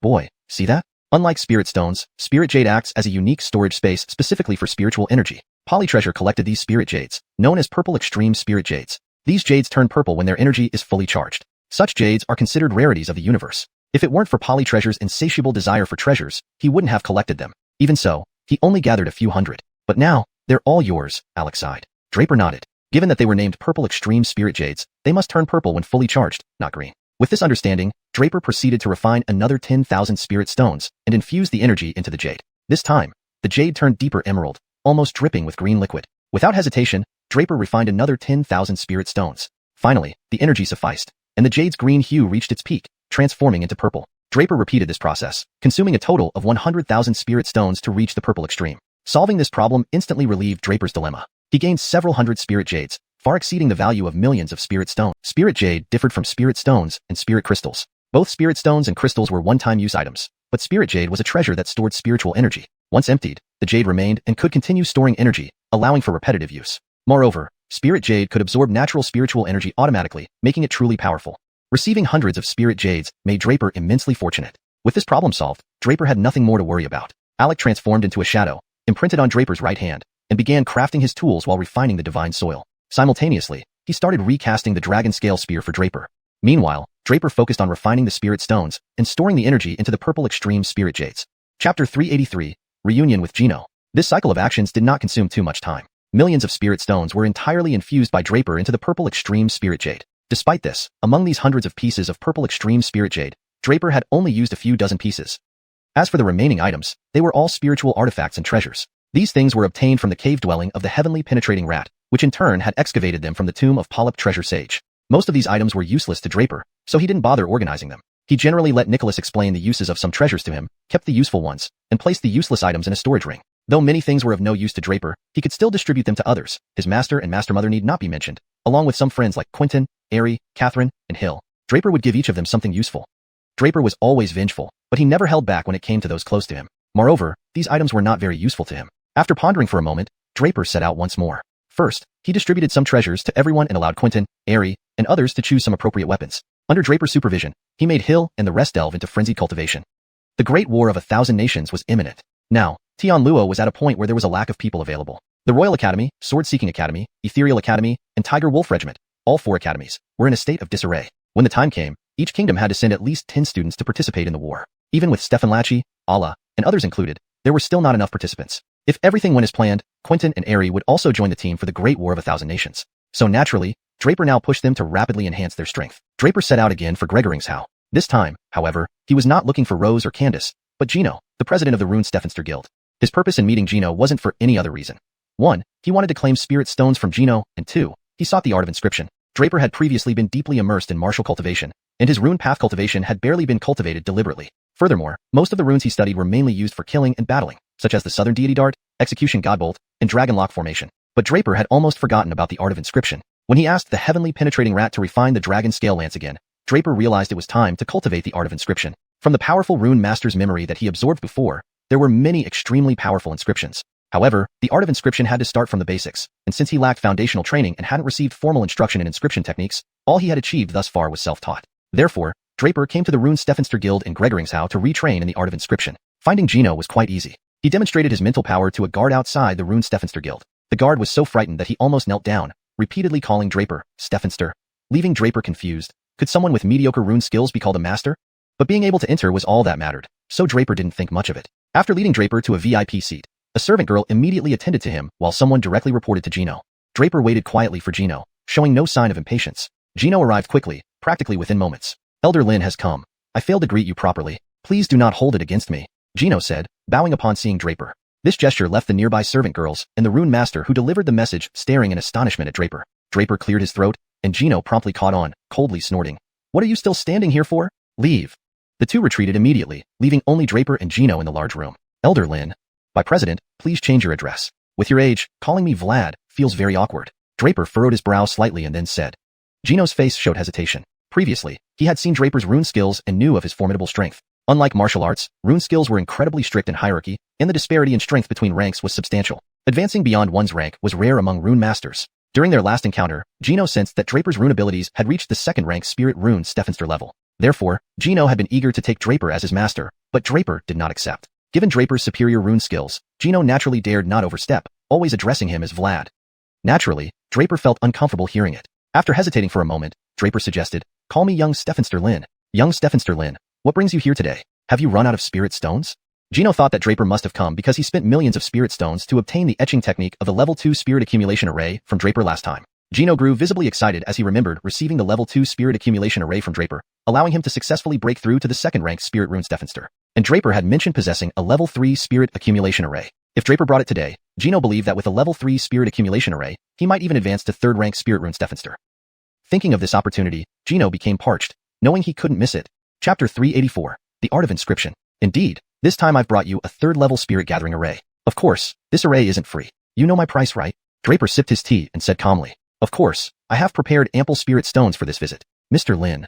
Gino rubbed his hands together excitedly. Spirit stones were simple to obtain for him. After learning that Draper had a third-level spirit gathering array, Gino had worked diligently to stockpile spirit stones, going all out to gather them. Over such a long time, Gino almost amassed the spirit stones from some of the merchant guilds and prominent families within Tianluo Kingdom. He now possessed at least 5 million high-grade spirit stones. Therefore, with Draper stating he brought the third-level spirit gathering array, Gino was naturally determined to acquire it. Seeing Gino's eagerness, Draper found it amusing but didn't hesitate. He gently took out a jade slip from his robes and placed it on the table. Just as Gino was about to take it, Draper suddenly reached out and pushed the jade slip back. Gino was momentarily surprised but quickly understood. He smiled and pulled out several dozen storage rings from his robes, placing them on the table. These contain 5 million high-grade spirit stones. Besides that, just like last time, I have also gathered over 10,000 low-grade spirit crystals. Please accept them. Draper glanced at the rings and gently shook his head. Confused, Gino hastily asked, "Does Mr. Lin no longer need spirit stones? What does Mr. Lin require? I'll prepare it immediately." "Slow down." Draper spoke softly and laughed. "President Bai, don't be hasty. Whatever spirit stones you have, I will take. 5 million spirit stones plus 10,000 spirit crystals are enough to buy the inscription method for this third-level spirit gathering array." Mr. Lin. Hearing Draper's tone and seeing he wasn't intending to hand over the jade slip, Gino couldn't help but ask, "Don't rush. There is one more thing I wish to discuss with President Bai." Draper spoke without hesitation. "I dare not say discuss. What matters can Mr. Lin freely speak about?" Gino instantly realized that Draper was merely adding additional conditions. Relieved, he wasn't afraid of Draper adding conditions. He was afraid Draper wouldn't propose any. Given the invaluable nature of the third-level spirit gathering array, Gino would accept nearly any condition. "Do you, by any chance, specialize in the art of inscription?" Draper asked directly. "The art of inscription?" Gino paused but quickly reacted, then laughed. "Dare I say specialized? However, Mr. Lin's skill in talisman arts far surpasses mine. Surely, your skills in the art of inscription are superior to mine as well? Moreover, given your youth, you already possess such profound abilities in the talisman arts. Behind you must certainly be an esteemed master guiding you. With such guidance before me, how could I possibly show off in front of Mr. Lin?" Gino added. He firmly believed that Draper must have been guided by top-tier talisman masters, or else how could someone so young have achieved such terrifying mastery in the talisman arts? After all, Gino, who had reached second-rank spirit talismanist, was nearly 50 years old. "To be honest, I know nothing about the art of inscription." Draper lightly shook his head and gave a bitter smile to Gino. "How could that be?" Gino exclaimed in surprise. "Didn't your respected teacher teach you the art of inscription?" "No, my teacher only taught me the ways of killing." Draper's words carried a chill and lethal intent. Gino instantly understood and laughed. Ah, no wonder. Naturally, he knew the talisman arts were divided into two types. The path of talisman techniques, which Draper mentioned as the way of killing, focusing on mental strength as a means of attack, making the cultivation of talisman techniques immensely powerful. Some talismanists specializing in these techniques have offensive prowess equal to martial cultivators. The other type was the auxiliary path, which involved inscriptions and arrays. In cultivating this path, offense was secondary. The primary focus was on the inscription techniques and the methods of inscribing arrays. Hence, practitioners of this path were called inscription artists. Compared to talismanists, the term inscription artist was more prevalent and widely used across the Tianlong continent. Inscription artists were highly sought after due to their knowledge of inscriptions, which greatly assisted martial cultivators. They could inscribe patterns onto weapons, infusing various powers, including rules of law or other forces, enhancing the weapon's might. This was why inscription artists were revered and sought after. Most talismanists cultivating the talisman arts were actually inscription artists. Talismanists like Draper, who specialized in combat techniques, were extremely rare.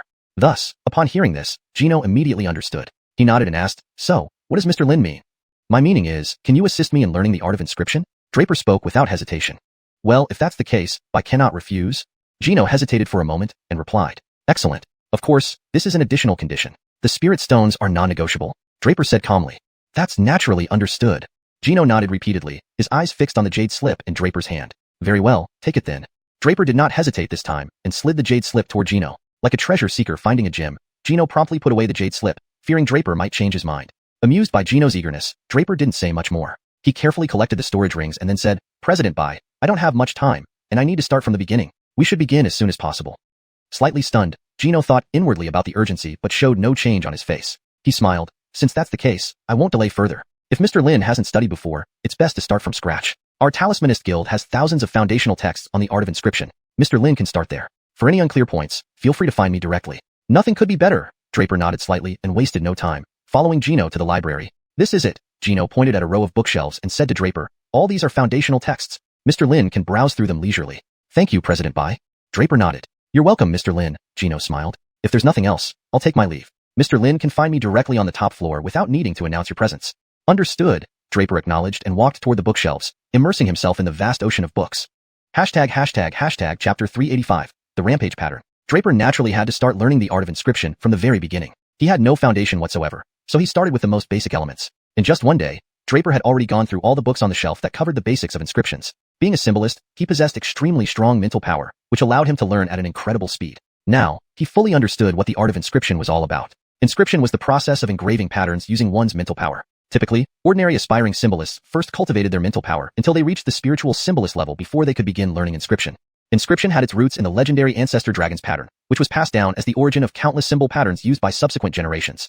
These patterns displayed diverse and versatile powers. For instance, the flame pattern could be inscribed onto weapons to enhance their fire attribute. It particularly augmented the power of fire-attributed weapons. Similarly, there were ice patterns, wind patterns, earth patterns, and many more, each drawing power from the elements of nature and having unique properties. Of course, these developments came from later generations of symbolists. This was the challenge of becoming a symbolist. Lineage was highly valued among them. Powerful symbolists would compile their knowledge into manuals, known as symbol codices, which were closely guarded secrets. Only direct disciples might inherit such confidential legacies. To become a symbolist, one first needed to reach the spiritual symbolist stage. Cultivating the path of symbols was inherently difficult. To enter this path required talent, opportunity, and the guidance of a good teacher, all indispensable. Therefore, becoming a symbolist itself was incredibly challenging, not to mention becoming a symbolist who specialized in inscriptions. In the current Gregoringsau Guild of Symbolists, only a handful were proficient in inscription techniques. The rarity of symbolists made them respected. The knowledge Draper was studying now consisted of basic principles of inscriptions. However, to actually engrave symbols, he would need a symbol codex. Not everyone had access to a codex. Likely, only Gino did. Only in the codex would one find records of various inscription methods. After grasping the foundational knowledge, Draper immediately went to see Gino without hesitation. His purpose wasn't to obtain a codex, but to consult on some fundamental questions. Draper didn't need the codex anytime soon because his divine soul memory contained vast treasures. The powerful symbolist whose memories he absorbed possessed countless inscription techniques, leading Draper to believe that this individual must have been an exceptionally strong symbolist. The inscriptions he had were unique and powerful, many being his own creations. Therefore, there was no need for Draper to seek out Gino for a codex. After discussing with Gino and clearing up his doubts, Draper left Gregoringsau and returned to North Court. After refining 5 million spirit stones into the purple extreme spirit jade, he began delving into the inscriptions stored in his memories. The memories of that symbolist contained over 100 inscriptions, clearly indicating that the symbolist was a master in the art of inscription. This treasure trove was invaluable to Draper, and he began comprehending these inscriptions. The first inscription he chose to comprehend was one that would increase the power of the dragon scale spear, the Rampage pattern. This pattern, as its name suggested, unleashed the weapon's most violent energy. Among the hundreds of inscriptions, it was the only one solely aimed at enhancing the spear's power. Without hesitating, Draper chose this inscription. If everything went smoothly and the dragon scale spear was completed by Zachariah, adding the 10,000-year-old black iron would make it even sharper. Adding the godly soil Henriran would significantly enhance its flexibility. With both enhancements, the dragon scale spear's strength and durability would greatly improve. Additionally, inscribing the Rampage pattern would push the spear's power to a new level. Naturally, this would also increase Draper's combat prowess. Taking a deep breath, Draper cleared his mind and focused entirely on learning the inscription. Creating an inscription involved using one's mental power to trace the pattern's form, thus forming a powerful symbol. However, the difficulty lay in the intricate and complicated nature of the patterns. Any minor mistake would result in failure. Draper meticulously examined the pattern's lines and design before quickly starting to inscribe it within his divine realm using his mental power. First attempt, failure. Second attempt, failure. Third attempt, still a failure. 3 consecutive failures left Draper somewhat disheartened. He had thought his powerful mental ability and skill in manipulating it would ensure success, but each time, he ended in failure.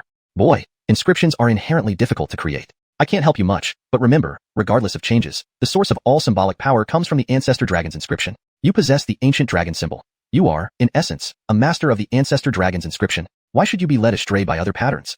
Seeing Draper's disappointment, Nicholas, residing in the divine realm, couldn't help but give him a stern lecture. What do you mean? Draper asked, slightly taken aback. Isn't it simple? Take control and make it serve you. Don't let surface-level complexities bind your movements. Calm down and follow your instincts, Nicholas said irritably. Draper pondered this and once again entered the state of creating the inscription. Yet, he failed once more. But Draper didn't lose heart. Instead, the repeated failures stirred his fighting spirit, and he continued to feel and transform. The foundational knowledge of inscriptions he studied earlier reappeared in his mind, bringing clarity and eliminating confusion. After a long while, Draper finally exhaled softly and smiled faintly. Finally, I succeeded. Translation notes. Pinyin names are accurately maintained. Paragraph structure and line breaks mirror the original text. Tone and style preserved to maintain original flow and natural English readability.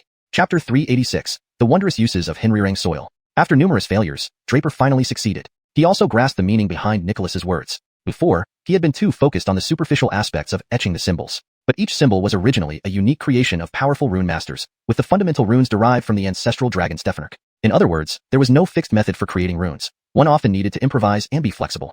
Previously, Draper rigidly followed the memorized methods for engraving the frenzied mark, leading to inevitable failure at the slightest deviation. Now that he understood this principle, he could etch the runes more freely and intuitively. Draper immediately began once again to condense the frenzied mark. Apart from its explosive power suggested by its name, this mark had another terrifying characteristic. It could stack up to 9 layers. Each layer would release an even more potent frenzied force when combined. Such overwhelming power would undoubtedly be immensely formidable when unleashed fully, which was why Draper ultimately chose the frenzied mark. With prior experience, Draper now managed to skillfully form the frenzied marks without any major setbacks, successfully condensing 8 more marks before stopping. The most challenging part now was to merge them all together. Integrating 9 frenzied marks into one was a monumental task. Draper wasn't certain of his success since merging runes was entirely new territory for him. If he failed, all 9 runes would shatter, rendering his efforts futile. Draper took a deep breath and began his first attempt within his divine palace. Initial merging went smoothly, but as he neared completion, the 9 frenzied marks emitted extremely chaotic energy, seemingly fighting against each other and disrupting his divine palace. Draper, drenched in sweat, did not dare to relax. Finally, overcoming the last bit of resistance, he successfully merged all 9 runes. However, the exertion left him completely exhausted, both physically and spiritually. He entered a meditative state to recover. Using a purple extreme spirit jade, he absorbed the spiritual essence until his depleted energies were restored. His inner starry river spun, restoring his primordial energy, while the ancient dragon Stefanark in his soul released light to regenerate his mental power. After an undetermined amount of time, Draper emerged from meditation. His right hand tingled, and shortly after, the voice of the thoroughfare rat resounded. Boy, the ancestor has succeeded. Thrilled excitement laced the rat's voice. Draper knew this meant success. In the next moment, the thoroughfare rat appeared before him. Here is your Hinrirang divine soil. It pulled out a yellow clump of soil from its pocket and handed it to Draper. It felt cool to the touch, yet Draper sensed immense power within. This is Hinrirang divine soil? Draper studied the soil in astonishment. Yes, I recall you absorbing Earth's power during the Stephanie Treasure's Tomb expedition? The thoroughfare rat asked suddenly. Draper paused, surprised. You know about that? Duh, who do you think I am? The rat started boasting, only to be interrupted by Draper. Tell me the uses of this Hinrirang divine soil. The divine soil is just a powerful material to others, but for you, it can serve as exceptional cultivation resource, the thoroughfare rat explained directly. Cultivation resource?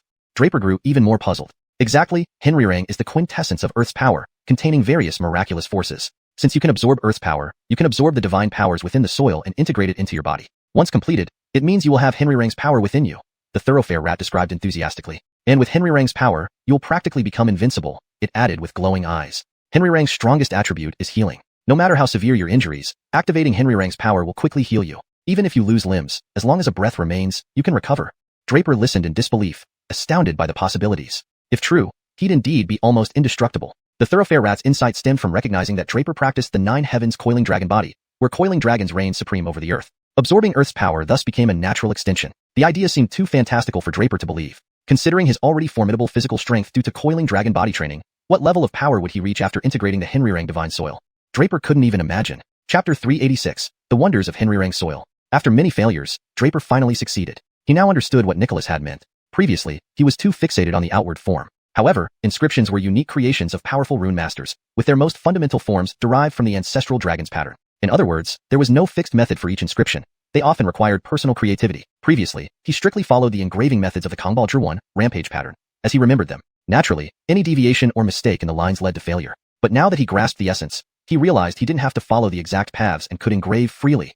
Draper immediately started working again on condensing the rampage patterns. Apart from embodying an intense force, these patterns could also be stacked up to 9 layers. The power emitted by these 9 layers could be unimaginably formidable, which was why Draper chose the rampage pattern. With experience from his previous attempt, Draper handled the work smoothly this time. He almost never failed when condensing the patterns again. After forming 8 more rampage patterns, he paused. The next challenging task was fusing all 9 into one. The biggest challenge lay in fusing 9 rampage patterns together. Honestly, Draper wasn't sure if he would succeed. He had mastered the techniques for engraving runes, but had never tried fusing them before. Failure would mean the destruction of all 9 patterns. Draper took a deep breath and began his first fusion attempt within his divine palace. With the previous experience, the initial fusions went smoothly, but the closer he got to the end, the more chaotic it became. The 9 rampage patterns emitted intensely violent forces, almost as if battling each other, causing turmoil inside Draper's divine palace. Drenched in sweat, Draper stayed vigilant. Finally, after overcoming the last bit of mutual resistance, he successfully fused all 9 patterns. However, after completing the task, he found himself drenched in sweat, his spiritual energy completely depleted.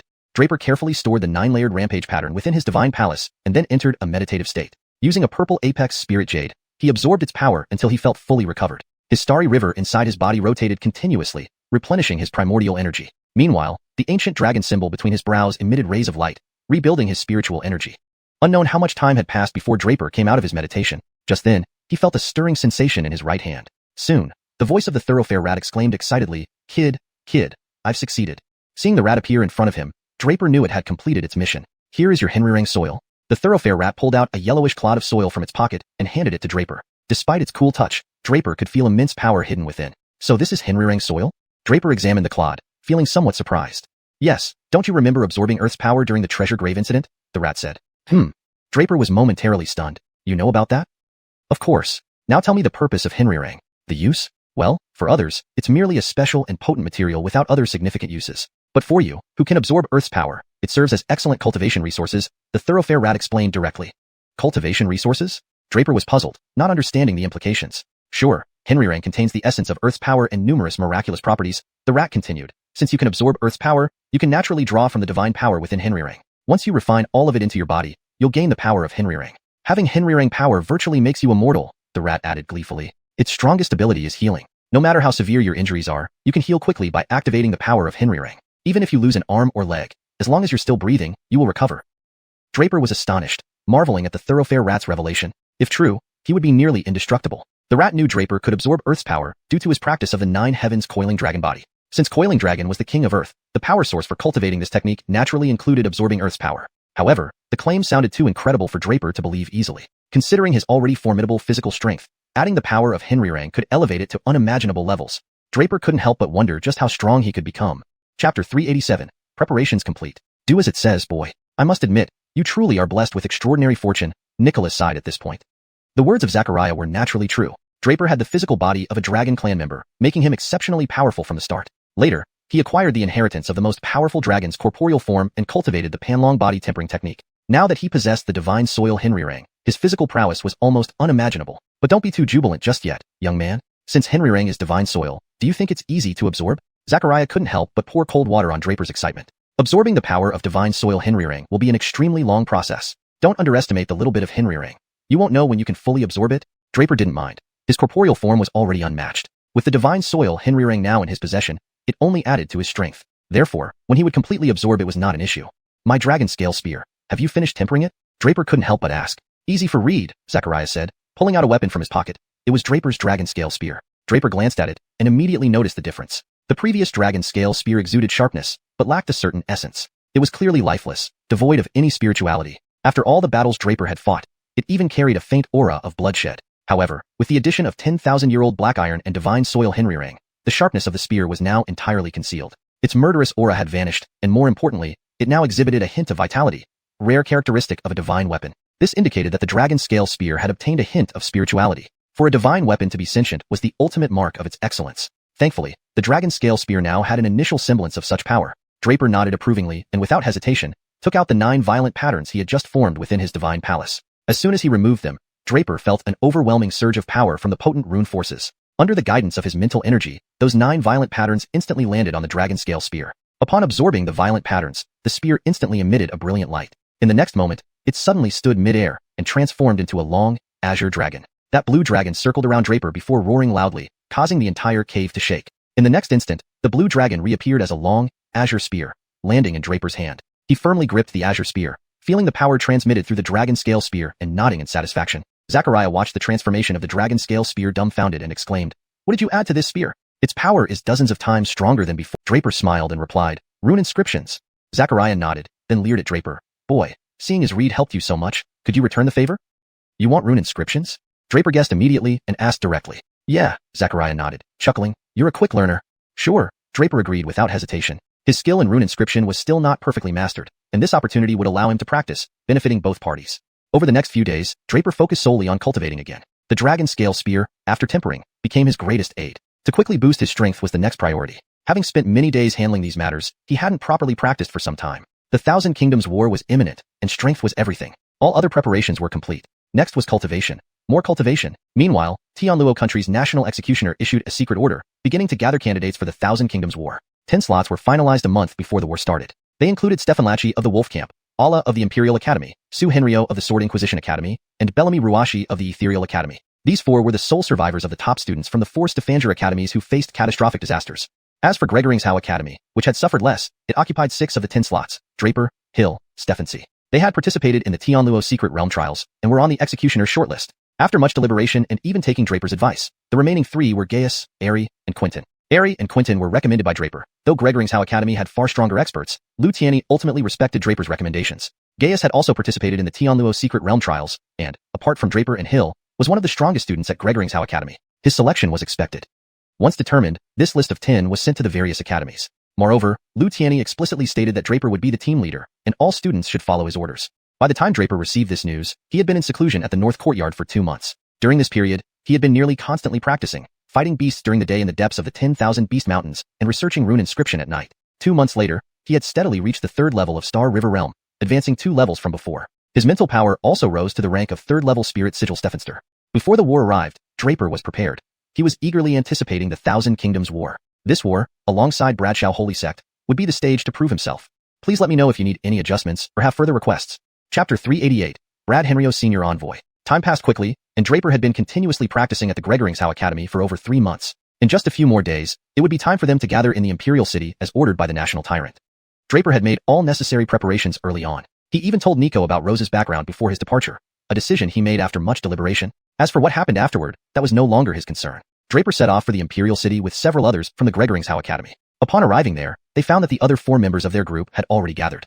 Once all the students had arrived at the Imperial City, Xenon personally received them. After all, this war involving 1,000 nations was a critical battle for Tianluo Kingdom's survival. There could only be progress, not retreat. If they retreated, the result would be national destruction and familial ruin. Therefore, Xenon couldn't afford not to take this seriously. However, Xenon didn't speak much but instead sought out veterans who had previously participated in the Thousand Nation War to impart experience to these rookies. The location of the Thousand Nation War was within the Brad Henryo Sacred Sect. The specific rules changed each year, so no one knew what the rules would be this year. However, broadly speaking, the selection process focused on actual combat strength, talent, cultivation, age, and martial spirit. Of course, because thousands of kingdoms were sending students this time, many experts and geniuses gathered. Some hidden geniuses might suddenly emerge during the competition. To increase the difficulty, the Brad Henryo Sacred Sect sometimes sent its disciples to mix in with the candidates. Anyone who encountered them would either die or suffer severe injuries. After an explanation, Draper and the other 9 individuals gained some understanding of what lay ahead. They also asked numerous questions, all of which were answered by the veteran students. When the experience sharing concluded, Xenon said, "Students, tomorrow, the Brad Henryo Sacred Sect's envoy will come to escort you. I recently received notice from the Brad Henryo Sacred Sect that, besides the 10 participating students, no one else is allowed to attend this event." Everyone felt a chill run down their spines. This was a first. Previously, the national tyrants of various countries were always invited as guests to observe the event. But now, not even the national tyrants were allowed? Xenon paused, causing the few people present to look at each other, realizing that the Thousand Nation War was far more complex than they had imagined, with countless variables involved. The next morning, Draper and the others gathered once again in front of the Imperial Hall. Today was the day when the Brad Henryo Sacred Sect would send its envoy to receive the students. Every Thousand Nation War saw envoys dispatched by the Brad Henryo Sacred Sect to welcome participants from various countries.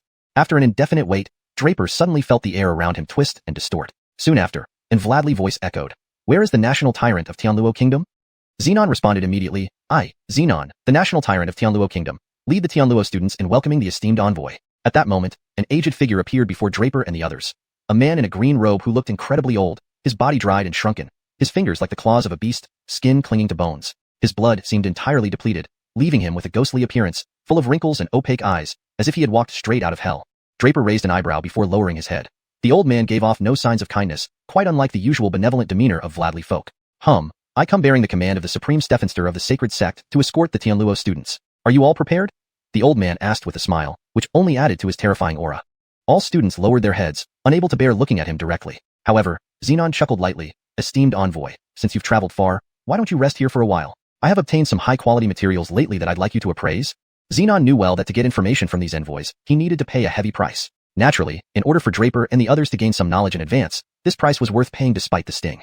No need. The Supreme Stephanster has already instructed us that this year's Thousand Nation War will be vastly different from previous ones. Unfortunately, we were given no specifics. So, no need for your materials. I cannot linger here. Since you are ready, follow me. The old man declined politely. Esteemed envoy, these materials are top-notch. Please allow me to discuss this further, Xenon persisted, growing more anxious as the refusal confirmed significant changes in this year's war. Do you understand what I am saying? The old man snarled, coldly addressing Xenon's persistence. A petty kingdom leader dares to delay me? It seems you've forgotten your place. As he spoke, the old man struck swiftly with a palm aimed at Xenon. Xenon hastily countered, but upon impact, an overwhelming force surged forth, blasting him away. Xenon landed on the ground, spitting out a mouthful of blood, his face pale and haggard. Clearly, the old man's effortless strike had left him gravely injured. Draper watched in shock. Xenon was a powerful death mystic realm cultivator, now at the second stage, yet he couldn't withstand a single move from this decrepit Vlad. Just how strong was this old man? Ungrateful thing. The Vlad coldly hummed. Then with a sweep of his large sleeve, Draper and the other 10 students suddenly felt a fierce wind swirl around them. In the next moment, as their consciousness spun dizzily, they had already vanished from the Tianluo kingdom. Note: for coherence, and to retain the dramatic flow of events, I have included the immediate aftermath of the Vlad's actions. The term, Death Shun Realm, has been standardized to Death Mystic Realm, for consistency and clarity in English terminology. You ungrateful fool! The old man sneered, then waved his sleeve. Draper and the others felt a sudden gust envelop them. Moments later, they vanished from Tianluo Kingdom in a whirl of dizziness. Chapter 389, 5-Stage Testing. As everyone's consciousness gradually returned from the chaos, they realized that they had been transported to another place. The young men of Tianluo Kingdom, welcome to Brad Henrio's Sacred Sect. The Vlad rasped with a dry laugh and addressed the group. Brad Henrio's Sacred Sect? Everyone was slightly taken aback. They hadn't expected to arrive at Brad Henrio's Sacred Sect in just the blink of an eye. At this moment, they seemed to be standing mid-air, walking on clouds, allowing them to see the entire Brad Henrio Sacred Sect from above. The Brad Henrio Sacred Sect was situated at the intersection of the Western Spirit Region and the Heavenly Spirit Region, a blessed land where spirit veins intertwined, making the spiritual energy within Brad Henrio's Sacred Sect exceptionally abundant. The sect comprised 9 peaks and 108 caves. Each peak had its own master, under whom were cave masters. Each of the 108 caves housed over 1,000 disciples. From this, it was evident how powerful Brad Henrio's Sacred Sect was, displaying a grandeur befitting a prestigious sect. These students from various nations would now have to compete within the Brad Henrio Sacred Sect. Naturally, the results of this competition would affect the rankings among the 1,000 kingdoms. Observing their astonished expressions, the Vlad chuckled sardonically. Never seen such a sect before? His tone dripped with derision and disdain. Draper and his companions didn't respond. The Vlad had earlier demonstrated his formidable strength by sending Xenon flying with a single palm strike. It wasn't surprising that he looked down on these talented geniuses from small nations. Listen up, boys. I am your escort envoy. According to regulations, I must clearly explain the rules for this event. Pay attention, the Vlad said casually, pointing to the stone tablet at the entrance of Brad Henrio's Sacred Sect. The rules for this Thousand Nations battle have changed. To participate in the Thousand Nations battle, you first need to pass Brad Henrio's Sacred Sect tests. Huh. Draper and his companions were shocked, exchanging puzzled glances. No wonder the Vlad hadn't given Xenon any face previously and hadn't spoken much. Turns out, Brad Henrio's Sacred Sect had a test even before entering the ancient battlefield. Did this mean if they failed the Brad Henrio's Sacred Sect test, they wouldn't even qualify to join the Thousand Nations battle? This was indeed the most critical rule. But in previous years, there was no such rule. Why now? I know you all may have prepared thoroughly, but sadly, you prepared too early. The Vlad glanced at them, as if guessing their thoughts. This time, our Brad Henrio Sacred Sect has set 5 stages of testing: strength, blood chi, power, combat prowess, and mental fortitude. This test is usually for prospective disciples seeking entry into Brad Henrio Sacred Sect. However, since the top performers of the Thousand Nations battle will eventually be selected as disciples here, we've simply moved this process forward, the Vlad explained further, but his tone grew cold again. However, anyone who fails any stage will be immediately disqualified from participating in the Thousand Nations battle. Do you understand what I'm saying? The Vlad scanned the crowd. We understand. Draper and the others nodded. The Vlad's expression eased, then waved them over, leading them towards the gate of the sect. In the air, Draper and his group hadn't fully grasped the scene at the gate, but now descending, they saw the bustling activity in full view. A large crowd had already gathered at the entrance of Brad Henrio's Sacred Sect, mostly consisting of students from various nations and members of Brad Henrio's Sacred Sect, identifiable by their matching green robes. The Vlad led Draper and his group to a black-haired middle-aged man nearby, bowing respectfully. Stephanster Dongzhu, these are 10 students chosen from Tianluo Kingdom for the test. Thank you for your efforts, said. Have them line up for the test. But you can't leave yet. You're responsible for maintaining order here. The middle-aged man, looking stern, inspected Draper and his companions, nodding slowly. Tianluo is truly making a last-ditch effort this time. These students show promising talent, though their current strength is lacking. With that, he lightly shook his head, dismissing the Vlad and the group. After leaving the middle-aged man, the Vlad finally spoke. That was Weston, the cave Stephanster of Punishment Cave among the 108 caves, overseeing discipline within our sect, a senior with real power. Treat him respectfully, at least remember to bow.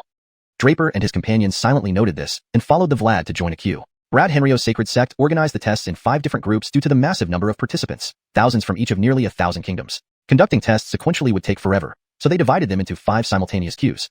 These 5 rounds included tests for strength, blood chi, cultivation realm, combat prowess, and mental fortitude. Only those who passed one round could choose the next. Failure at any point meant immediate disqualification. The Vlad chose to start with the blood chi test. Blood chi did not directly represent combat power but indicated one's innate talent. Those with outstanding talents possessed incredibly vibrant blood chi, suggesting potential future achievements despite present limitations. On the other hand, individuals with average or older age showed drying blood chi, devoid of vitality, an existence useless no matter the cultivation level. The Vlad himself, despite being powerful, had almost dried blood chi, signaling the end of his life. Lost in thought, they suddenly heard cheers from the front of the queue. Draper and his group turned to see a student who, upon stepping before the pillar measuring blood chi, had caused it to change from white to a vibrant red. The red color signified immense talent and unlimited potential. All students cheered, witnessing the birth of an extraordinarily talented genius. Even the Brad Henrio sacred sect evaluators smiled approvingly at the student. Draper sensed something and subtly glanced at the Vlad beside him. At that moment, the Vlad's eyes blazed with intense longing, fixed on the student. Draper felt a chill. He detected envy, desire, and even a hint of malice in the Vlad's gaze. This old man brought us to the blood chi test first without good intentions. Translation note. 1. Kept the original paragraph structure and line breaks. 2. Translated Nicolasny's character names accurately using pinyin. 3. Ensured natural and fluent English while maintaining the original tone and style. 4. Stefan maintained coherence with the previous content and storyline. 5. Removed any grammatical errors for a smooth read. Chapter 390. Everyone here is trash. Draper remained composed, only giving the Vlad a fleeting glance, unnoticed by the Vlad. Subsequently, more people approached the testing pillar, and Draper gradually understood the selection rules. The blood chi trial was clearly about assessing one's blood chi. He knew that this pillar served as a standard for measuring blood chi strength. If a student stood on it, the pillar would react based on their emitted blood chi. A light ring encircled the testing pillar from top to bottom. If a student's blood chi could trigger the light to rise from bottom to top, illuminating the entire pillar, it indicated that their blood chi was potent and their talent high, thus meeting the requirement for this round of assessment. Earlier, one student managed to activate the entire testing pillar, changing its color from white to crimson, a phenomenon signifying exceptional talent surpassing all others present. However, only that single student achieved such an extraordinary reaction. The remaining students couldn't replicate this. A few had decent blood chi strength sufficient to fully illuminate the light ring and brighten the entire pillar, while many couldn't even fully light up the ring. Naturally, these latter students were directly eliminated. Draper continued to scrutinize the Vlad, but found that he no longer displayed any particular expression, simply watching quietly as various students began their blood chi tests. Before long, it was finally Tianlo Kingdom's turn. Gaius stepped forward first. As soon as he summoned his blood chi, the light ring on the pillar started glowing. With his increasing blood chi strength, the light climbed steadily but halted abruptly just short of reaching the top. No matter how hard Gaius tried to summon more blood chi, the light didn't move further. Extremely anxious, he was about to make another attempt when the judge coldly declared, "Unqualified. Next."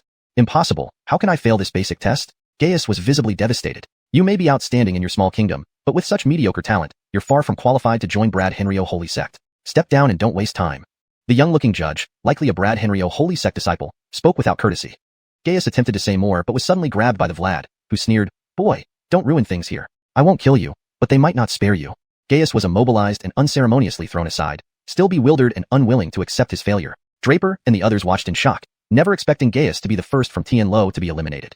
"Next," the judge called out again. Heir approached the testing pillar. Before Heir even released his blood chi, the pillar glowed, not transparent but an azure blue. The judge looked up, surprised, and asked, "Born spirit body?" Without waiting for Heir to continue, the judge waved him off. "A born spirit body, no need for further testing. Qualified. Next." Heir stepped down and joined the line of qualified students. Draper was momentarily taken aback, but quickly understood. A born spirit body was exceptionally gifted from birth, crucial in martial cultivation. While innate talent wasn't everything, it played a vital role. Talented martial artists were generally much stronger than those without talent. Of course, history recorded numerous greats who initially lacked prominent talents, but became top martial artists through immense perseverance. However, they were rare exceptions. Most relied on natural talent for significant achievements in martial arts. Therefore, a born spirit body was a valuable asset. What puzzled Draper was the judge's lack of surprise upon identifying Heir's talent. Could it be that Brad Henrio Holy Sect had many disciples with similar gifts? Naturally, Brad Henrio Holy Sect encompasses over 1,000 kingdoms. Think about it. Your small Tianlo kingdom alone has several born spirit bodies, let alone 1,000 kingdoms. Nicholas explained from within the divine realm. Ah. Draper nodded, comprehending the situation. Moreover, being a born spirit body doesn't mean everything. There are also hierarchies within born spirit bodies, Nicholas elaborated, seeming eager to discuss. This testing pillar is named the 7-color pillar, designed to measure blood chi. Depending on the intensity of the blood chi, it emits different colors: purple, crimson, yellow, green, blue, white, with purple being the strongest and white the weakest. White signifies average talent, hence candidates must illuminate the entire pillar to qualify. Other colors signify either born spirit bodies or strong blood chi. Aries' azure glow allowed the judge to quickly identify him as a born spirit body, Nicholas explained. Indeed. Draper mused, so, the student who turned the pillar crimson earlier. His talent stands out among those tested today, but is still far below yours, Nicholas replied indifferently. And Aries only emitted a blue glow because he hasn't fully unleashed his Tao body's potential. As he advances, his talent will grow stronger. In that case, am I capable of turning the pillar purple? Draper asked, catching Nicholas's implication. No, if you unleash your blood chi to its fullest, the pillar would shatter under its power. Nicholas answered without hesitation. Remember, as a descendant of the ancestral dragon, your talent makes everyone here trash, Nicholas asserted confidently. But you must suppress your blood chi. That old man seems to be seeking prey, Nicholas warned chillingly. Before Draper could inquire further, the judge called out, next. It was now Stefancy's turn. Draper immediately dismissed the thought of continuing to inquire and instead watched Stefancy with interest. He was quite curious to know just how powerful her talent would be, given that she possessed the calamity poison body. Draper immediately abandoned the idea of continuing to ask questions and instead watched Stefancy with great interest. He was quite curious to know just how powerful her talent would be, given that she possessed a calamity poison body.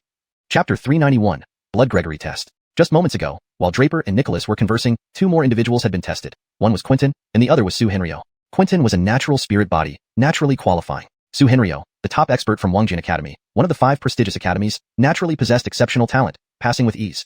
At this moment, Stefancy was already stepping onto the testing pillar. As soon as she approached it, the entire pillar burst into light. The color rapidly changed from blue to green. Cheers erupted from the crowd below. Even the referee was somewhat surprised. It was important to note that Stefancy had only just stood before the pillar without releasing her blood chi yet. Despite this, such an anomaly occurred. This was far from over. Next, the green turned to yellow, then emitted a faint golden hue. At this point, Stefancy began releasing her blood chi. Moments later, the yellow transformed into a fiery red. This was the very same color that the exceptionally talented student had triggered earlier. However, this time, it was achieved by a woman, leveling with that student. What this signified was clear. Instantly, all eyes were on Stefancy. She had released the majority of her blood chi, but the colors on the pillar continued to flicker, signaling potential further changes. In the next moment, the change finally occurred. The crimson pillar gradually transformed, influenced by Stefancy's continuous release of blood chi, eventually shifting to a slow and steady purple. After turning purple, the pillar began to wobble. Silence fell over the audience. Everyone held their breaths, not uttering a sound. Purple. The referee's hands trembled, staring at Stefancy in disbelief. But she hadn't stopped releasing her blood chi yet. The deeper the purple became, the closer it got to black. The pillar's shaking grew more intense, causing the entire testing platform to vibrate. Realizing the danger, the referee finally came back to his senses and hastily shouted, "Stop! Stop immediately!" Stefancy instantly reined in her blood chi, looking at the referee with a hint of confusion. However, she had already fully unleashed her blood chi and should stop now. The referee, drenched in sweat with a flushed face, struggled to contain his excitement and asked, "What's your name?" "Stefancy," she replied without hesitation but looked at him questioningly, asking, "Is there a problem?" No. The referee swallowed hard, then smiled. "Congratulations, you're exempted from further tests." A collective intake of breath sounded from the crowd, all gazing at the referee in astonishment, not expecting him to say that. "Junior sister Gu." The referee hesitated, then corrected himself. "Oh, with your talent, you're qualified to join our Bradshaw sacred sect. I'm Alonso, disciple of Henry Cave's master. Junior sister Gu, after participating in the Thousand Nation War, you may join under my guidance at Henry Cave." This caused another uproar in the crowd. They couldn't believe that the referee was openly inviting Stefancy to join their sect. Indeed, Stefancy's talent was terrifying. The student who had previously turned the pillar crimson did not receive such an offer. While the difference between crimson and purple seemed minor, the treatment was vastly different. Stefancy smiled awkwardly. "Thank you for the kind invitation, brother. I need to consider." "That's fine, perfectly fine." The referee was incredibly courteous, markedly different from his earlier demeanor toward Gaius. Stefancy didn't linger and stepped down. Alonso waited until she was settled, then returned to his seat smiling. Next, it was Stefan Lachie's turn. He too was a natural spirit body, and the test pillar formed a wolf shape in response to his blood chi, a powerful display. Yet the referee didn't even look up, declaring, "Qualified, next." Sunny and Bellamy Ruashi also successfully passed. Next. This time, Hill walked onto the platform. Slowly channeling his blood chi, the test pillar started changing. Finally, Hill reached crimson. Alonso appeared slightly surprised but said nothing. Compared to Stefancy's purple, Hill's crimson indicated a significantly lesser talent. Hill held back. Draper realized Hill was restraining himself. Despite Hill losing his holy heart, he received insights from Draper, further enhancing his abilities, potentially reaching purple like Stefancy. Hill gave Draper a subtle smile and descended from the pillar. Next, Draper took a deep breath, recalling Nicholas's instructions to suppress his blood chi. Nicholas also mentioned that the Vlad responsible for welcoming them seemed to be seeking prey. Draper guessed some things but remained uncertain. After deliberating, Draper suppressed his blood chi and stepped onto the platform. Before he reached the pillar, changes began. Shocked, Draper tightened his control, preventing any leakage of blood chi. Yet, the anomalies continued. This translation retains the original tone, style, and structure of the Nicolasnese text, ensuring natural and fluent English while preserving coherence with previous content. Chapter 392, The Collapsing Test Pillar. It turned out that as Draper approached the test pillar just now, the pillar had started to flicker with light. And what was critical was that this light flickered extremely fast. When Draper stepped onto the testing platform and took a step forward, the test pillar started to sway. Another step forward, and the pillar went berserk, flashing wildly with colors: purple, scarlet, golden yellow, green, blue, and colorless. 7 colors flashed crazily but never seemed to settle. With 7 colors mixed together like this, it was impossible for anyone to judge the results of Draper's talent test. Draper was also very surprised.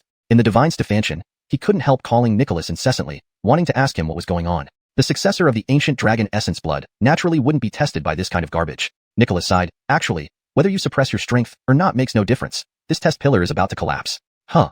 After hearing Nicholas's words, Draper was at a loss. He was just planning to suppress the blood chi surrounding him, only to find out that suppressing or not made no real difference. Every step he took caused an abnormal reaction from the test pillar. Such a situation had already shocked everyone present. Suddenly, someone shouted, "What's going on? Has this test pillar broken?" Other people echoed his words.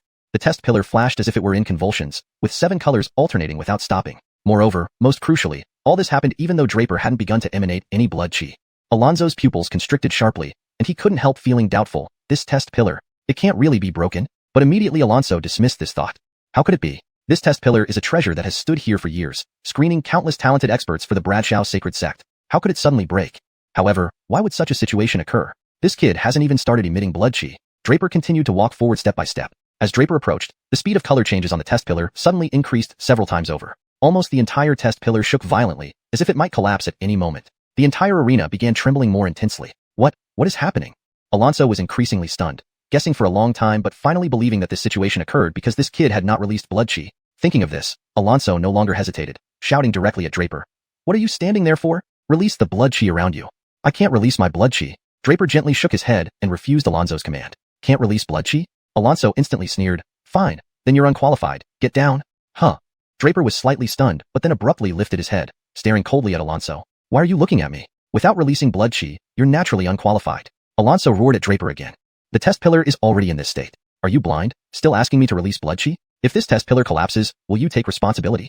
Draper couldn't contain his anger. If it weren't for fear of causing greater commotion by destroying the test pillar upon releasing blood chi, he would have done so much earlier. This is the normal reaction of the test pillar. Why are you making a fuss? I tell you to release blood chi, so do it. What nonsense. If anything happens, I'll take responsibility." Alonso was even more furious seeing Draper dare to argue back and yelled at him angrily. The argument between the two instantly left everyone below stunned. They had no idea what was happening, especially since strange things began occurring after Draper stepped onto the test platform. The test pillar started flashing frantically as if having seizures. Finally, Draper even started arguing with the referee. The old man responsible for guiding Draper and his companions stared intently at Draper, his gaze shifting unpredictably, seemingly deep in thought. "All right, since you insist I release blood chi, then I will. But remember, you bear the consequences." Draper spoke coldly to Alonso. "Don't pretend to be mysterious with me. Release your blood chi now." Alonso flew into a rage. If it weren't for Bradshaw's sacred sect's strict orders against fighting, he would have wanted to teach Draper a lesson long ago. "All right." Draper nodded lightly. This time, he no longer suppressed the blood chi around him. Spreading his arms wide, he said to Alonso word by word, "As you wish."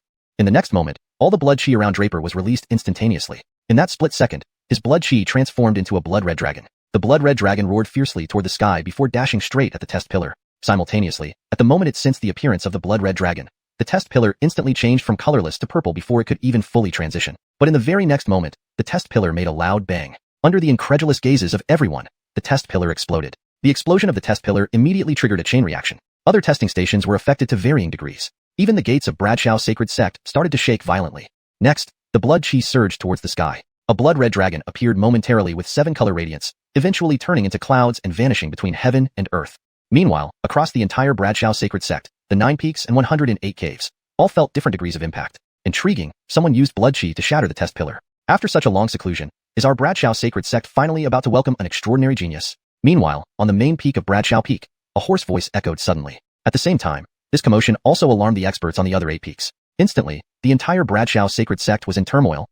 Chapter 393, the rules have changed again. At the same time, back at the test pillar, everyone was utterly stunned. Each person's eyes widened as they stared intently at Draper. None had anticipated that this young man would possess such formidable blood Gregory power. The test pillar had actually shattered under the pressure of Draper's blood Gregory. Alonso was thoroughly bewildered. He swallowed hard, and a voice in his head couldn't help but ask, "Is this kid even human?" But the Vlad who had been responsible for guiding Draper and the others suddenly goggled with his turbid eyes, staring fixedly at Draper. He suddenly recalled something, a legend, not an event. A long-standing legend within the Bradshaw holy sect.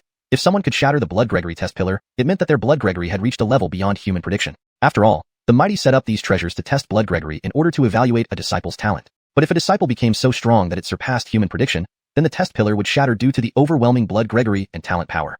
Judging from the situation now, Draper seemed to fall into this category. Could it be that this kid named Draper was a peerless genius among tens of thousands? The Vlad became visibly excited. Such Blood Gregory power, such talent, and at such a young age. This body certainly appeared tailor-made for him. Boy, you've already caught attention, said Nicholas, suddenly speaking up inside Draper's divine mind palace. Draper nodded slightly, glancing casually at the Vlad below the test platform. He'd noticed the old man acting oddly even before, which now confirmed his suspicions. The Blood Gregory in his body has dried up, his end is near, and his body is nearly decayed. It's quite normal for him to seek a replacement host, remarked Nicholas without any concern. But alas, he chose wrongly, Draper responded with a cold laugh. Then he turned his gaze to Alonso nearby and said, Brother referee, you saw what happened. The test pillar wasn't solid enough. So, how should we count this result? Did I pass or not? Alonso was at a loss for words. Earlier, Draper said he couldn't release his Blood Gregory, but Alonso ignored it and urged Draper to quickly release it. Yet no one expected Draper's Blood Gregory to cause the test pillar to explode upon its release.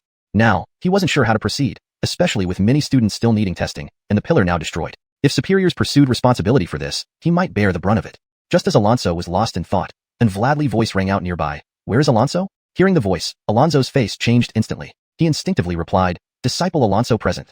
Come see me. The voice sounded close yet distant, both mournful and profound. Daring not delay, Alonso hurried away. The instant the Vladly voice spoke, all Bradshaw Holy Sect members responsible for the tests bowed respectfully, showing immense reverence. Even the initially hostile-looking Vlad bowed. This showed the revered status of the Vlad in the Bradshaw Holy Sect. Meanwhile, Draper descended calmly from the stage, relieved that the shattered pillar left everyone uncertain about his true Blood Gregory strength. As for the Vlad who had eyed him as prey, Draper decided to eliminate him if possible. Anyone threatening his life wouldn't be spared. Draper stood by, waiting quietly for Alonso's return. Due to the sudden incident, the Blood Gregory test halted, affecting the other trials. Everyone paused, waiting for Alonso's return. The Vladly voice, unfamiliar to the students, but well known to the sect members, signaled that even the current Grand Elder had spoken personally. Who dared say more? Finally, after a long wait, Alonso returned. Upon arrival, his expression was composed, as if nothing had happened. Scholars, cave masters' uncles, fellow seniors and juniors, Alonso declared from the dais. The Blood Gregory trial ends here. All who have passed are considered qualified. As for those not yet tested, they will also be deemed qualified and can proceed to the next 4 trials.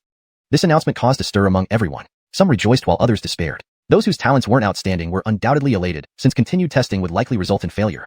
However, those who had previously failed could do little but fume silently, having been eliminated after their first attempt, without a chance to retake the exam. Ignoring the murmurs and complaints, Alonso continued, following the 5 rounds of evaluation, scholars will be ranked. Those ranking below 5,000 will be eliminated. The crowd erupted again. Not only did the participating scholars express discontent, even the sect members overseeing the evaluations looked surprised at Alonso. Had the rules changed again? Alonso didn't explain further, merely conveying a message. Turning to Draper, he whispered, You're qualified, and hurried off. Realizing the exams continued, the judges resumed their duties. Chapter 394, The Strength Test. The second round is the Strength Test. This round of assessment is more straightforward and brutal. In front of the strength testing area stands an enormous stone stele, said to be a treasure specifically designed to measure one's strength. The rules are incredibly simple. The tested students must strike the stele with all their might, after which the stele will automatically display the force of the strike. Generally speaking, a Gregory practitioner martial artist should exert less than 1,000 pounds of force when striking with full power.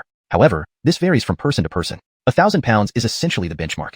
It's rare for a Gregory practitioner martial artist to strike with over 1,000 pounds of force. An expert at the C Gregory realm can almost exert up to 5,000 pounds of force in one full-powered blow. Experts at the Golden Core realm can wield up to 10,000 pounds of force. Experts at the Star River realm possess up to 50,000 pounds of force. Now, these students participating in the assessment vary greatly in strength. Some who are weaker are still hovering around the Golden Core realm. On the other hand, some very powerful ones have reached beyond the 3rd level of the Star River realm. However, basically, the strength these existences can reach lies between 10,000 and 50,000 pounds. It's virtually impossible for anyone to reach 50,000 pounds because only a 9th level Star River realm expert could possibly achieve that kind of force. Therefore, most students fluctuate between 10,000 and 30,000 pounds of force. This steel can withstand forces up to 100,000 pounds, and reaching that level would leave one's own fist imprint on the steel. One must know, this steel was once used to select disciples for the Bradshaw Holy Sect. Therefore, it already has various imprints of different sizes and depths, but these imprints are all incomplete. Only when one reaches 100,000 pounds of force can they leave a complete imprint on the steel. An imprint embedded 3 points into the stone is considered a true imprint. From a distance, it just looks like uneven impressions. The standard for passing this round of the strength test is very simple. If you can exert a force of 10,000 pounds or more, you pass. But to reach 10,000 pounds, one generally needs to be at least at the 9th level of the Golden Core realm. Some martial artists who do not focus on cultivating bodily strength might even need to reach the 1st level of the Star River realm to exert 10,000 pounds of force. Nonetheless, overall, this round of the assessment is quite fair and not too challenging for the students. 20,000 pounds pass. Before long, Draper heard the assessor's voice. 20,000 pounds was indeed not bad. After all, to achieve such force, one must usually reach around the 3rd level of the Star River realm. Yet that student was only at the 1st level of the Star River realm, likely having specially cultivated their bodily strength to attain such formidable force. 10,000 pounds isn't too hard, as many students passed easily. Hill and his group also passed this round effortlessly. Before long, it was Draper's turn again. Looking at the steel, Draper felt a bit nervous. Honestly speaking, there had never been such a treasure in Tiangong country to measure his strength. Cultivating the Dragon Clan's secret art had always made Draper's physical strength far exceed ordinary people. Moreover, he later cultivated the 9 Heavens coiling dragon body. This technique provided a qualitative leap in enhancing his physical strength. During this period, Draper refined a good amount of Henryurong materials. Divine Soil Henryurong didn't significantly help improve his physical strength, but did increase the resilience and durability of his body. Thus, Draper only knew his physical strength was extremely strong, but had no idea how strong it was exactly. Perhaps this strength test could be an opportunity to gauge the terrifying extent of his physical strength. Without hesitation, Draper began to gather his power. But suddenly, he heard a series of crunching sounds. Draper paused, then looked towards the source of the sound. At this moment, he realized his legs had gathered significant strength during his preparation. However, the floor tiles beneath him couldn't withstand Draper's leg strength and were rapidly cracking. Soon, all the floor tiles on the testing platform cracked completely. Draper's heart raced. These tiles are awfully fragile. But at this moment, the assessor urged, "Hurry up and punch. Didn't you see how many people are waiting behind you?" Draper hesitated, wanting to say something but swallowed his words. "All right, I'll punch now." As he spoke, Draper punched. Learning from his earlier experience, the floor tiles were already shattered before he even threw a punch. Draper dared not use his full strength. This time, he only used half of his power. A boom echoed as his punch hit the steel, but there was no reaction on the steel, as if Draper had missed. Draper froze, confused. What happened? This time, not only Draper but also the crowd below was stunned as they watched the assessor. Previously, no matter how many punches a student threw, as long as their force wasn't too poor, the steel would always reflect data. The assessor would promptly announce the number, determining if the student passed. But this time, the assessor remained silent. Did I use too little force? Draper couldn't help but scratch his head, intending to ask for a retest. Holy crap, what's going on? Suddenly, the assessor burst out cursing. Everyone was puzzled, not knowing what had happened. However, behind the steel, where the numbers were visible, the assessor was dumbfounded. The front side was where the students threw their punches. The back side showed the numerical output of their strikes. However, the number representing Draper's punch was rapidly fluctuating wildly, making it impossible to read the exact poundage of his punch. The next moment, the entire steel started to shake. Holy crap! The assessor cursed again. Then, he fell silent because the steel emitted another series of cracking sounds. Chapter 395, Strength Test. The crackling sounds were also heard by Draper, and an ominous feeling immediately settled in his heart. No, it's not going to shatter again, is it? After crushing the stone slab with both feet, Draper had been worried that the steel might also crumble. It seemed his fears were realized. In the next moment, the entire steel instantly shattered into fragments. Draper was dumbfounded. Is this steel really so fragile? He had only used half his strength, yet the steel was already shattered? Not only Draper, but also the referee was momentarily speechless. Coming to his senses, he looked at Draper as if he had seen a ghost. He actually shattered the steel like that? And it looked so effortless? Doesn't this mean this boy just hit with over 10,000 pounds of force with ease? But how could that be possible? This boy is only first stage, Star River realm. An ordinary person at this stage can only strike with 2,000 pounds of force and barely leave a faint mark on the steel. However, this boy shattered the steel which can withstand up to 10,000 pounds of force? The spectators were speechless. Those who witnessed Draper shattering the chi testing pillar now saw him again. Familiar face, familiar behavior. Did this boy just shatter another strength testing steel? Who exactly is this student from which kingdom? How can he possess such formidable physical strength? The audience couldn't help but ask each other. But no one had heard of any kingdom producing such a monster. Meanwhile, the referee was thoroughly baffled. Damn it, what do we do now? There are still many students waiting for evaluation, but the steel is shattered. How do we continue testing? Draper also stood there momentarily at a loss. He originally intended to test his full strength, but his plans were thwarted. Using only half his power, he shattered the steel. Nonetheless, Draper felt he now had a clearer understanding. The steel could withstand up to 10,000 pounds of force. This meant that Draper's half-strength attack had exceeded this limit. The referee was visibly distressed, having never encountered such an unprecedented situation. Even during the selection of Bradshaw Holy Sect disciples, no genius, no matter how powerful, could shatter the testing steel outright. They could only leave a complete fist imprint. The reason is simple. Your strength will show accordingly on the steel. The ranks among martial cultivators have stark differences. Occasionally, some experts focused on enhancing their physical strength might deliver a stronger blow, showing more force than their cultivation level should permit. However, such cases were extremely rare, and even if they occurred, they weren't this terrifying. Who would come to test their abilities and end up destroying all the test tools? Just as everyone was at a loss, and Vladley's voice came from nearby. All those who passed previously, and all those who haven't taken the test yet, are considered qualified. Continue the evaluation. Upon hearing this, the referee regained his senses, realizing who the Vlad speaking was. Nodding respectfully, he couldn't help asking, "What about this student?" "Qualified," the Vladley voice replied calmly. "God damn it, I'm qualified again?" The remaining students who hadn't participated in this round were pleasantly surprised. This was too easy. They hadn't even gotten a chance to show their skills and were already qualified? Others looked at the speaker as if he were a fool. How could he not be happy being qualified? Something was wrong with this guy. Stephanie's students were delighted, especially those lacking confidence. They were genuinely grateful for Draper's actions. After all, Draper's performance spared them from further tests. Some decided then and there to follow wherever Draper went next. If passing was this easy, why not take advantage of it?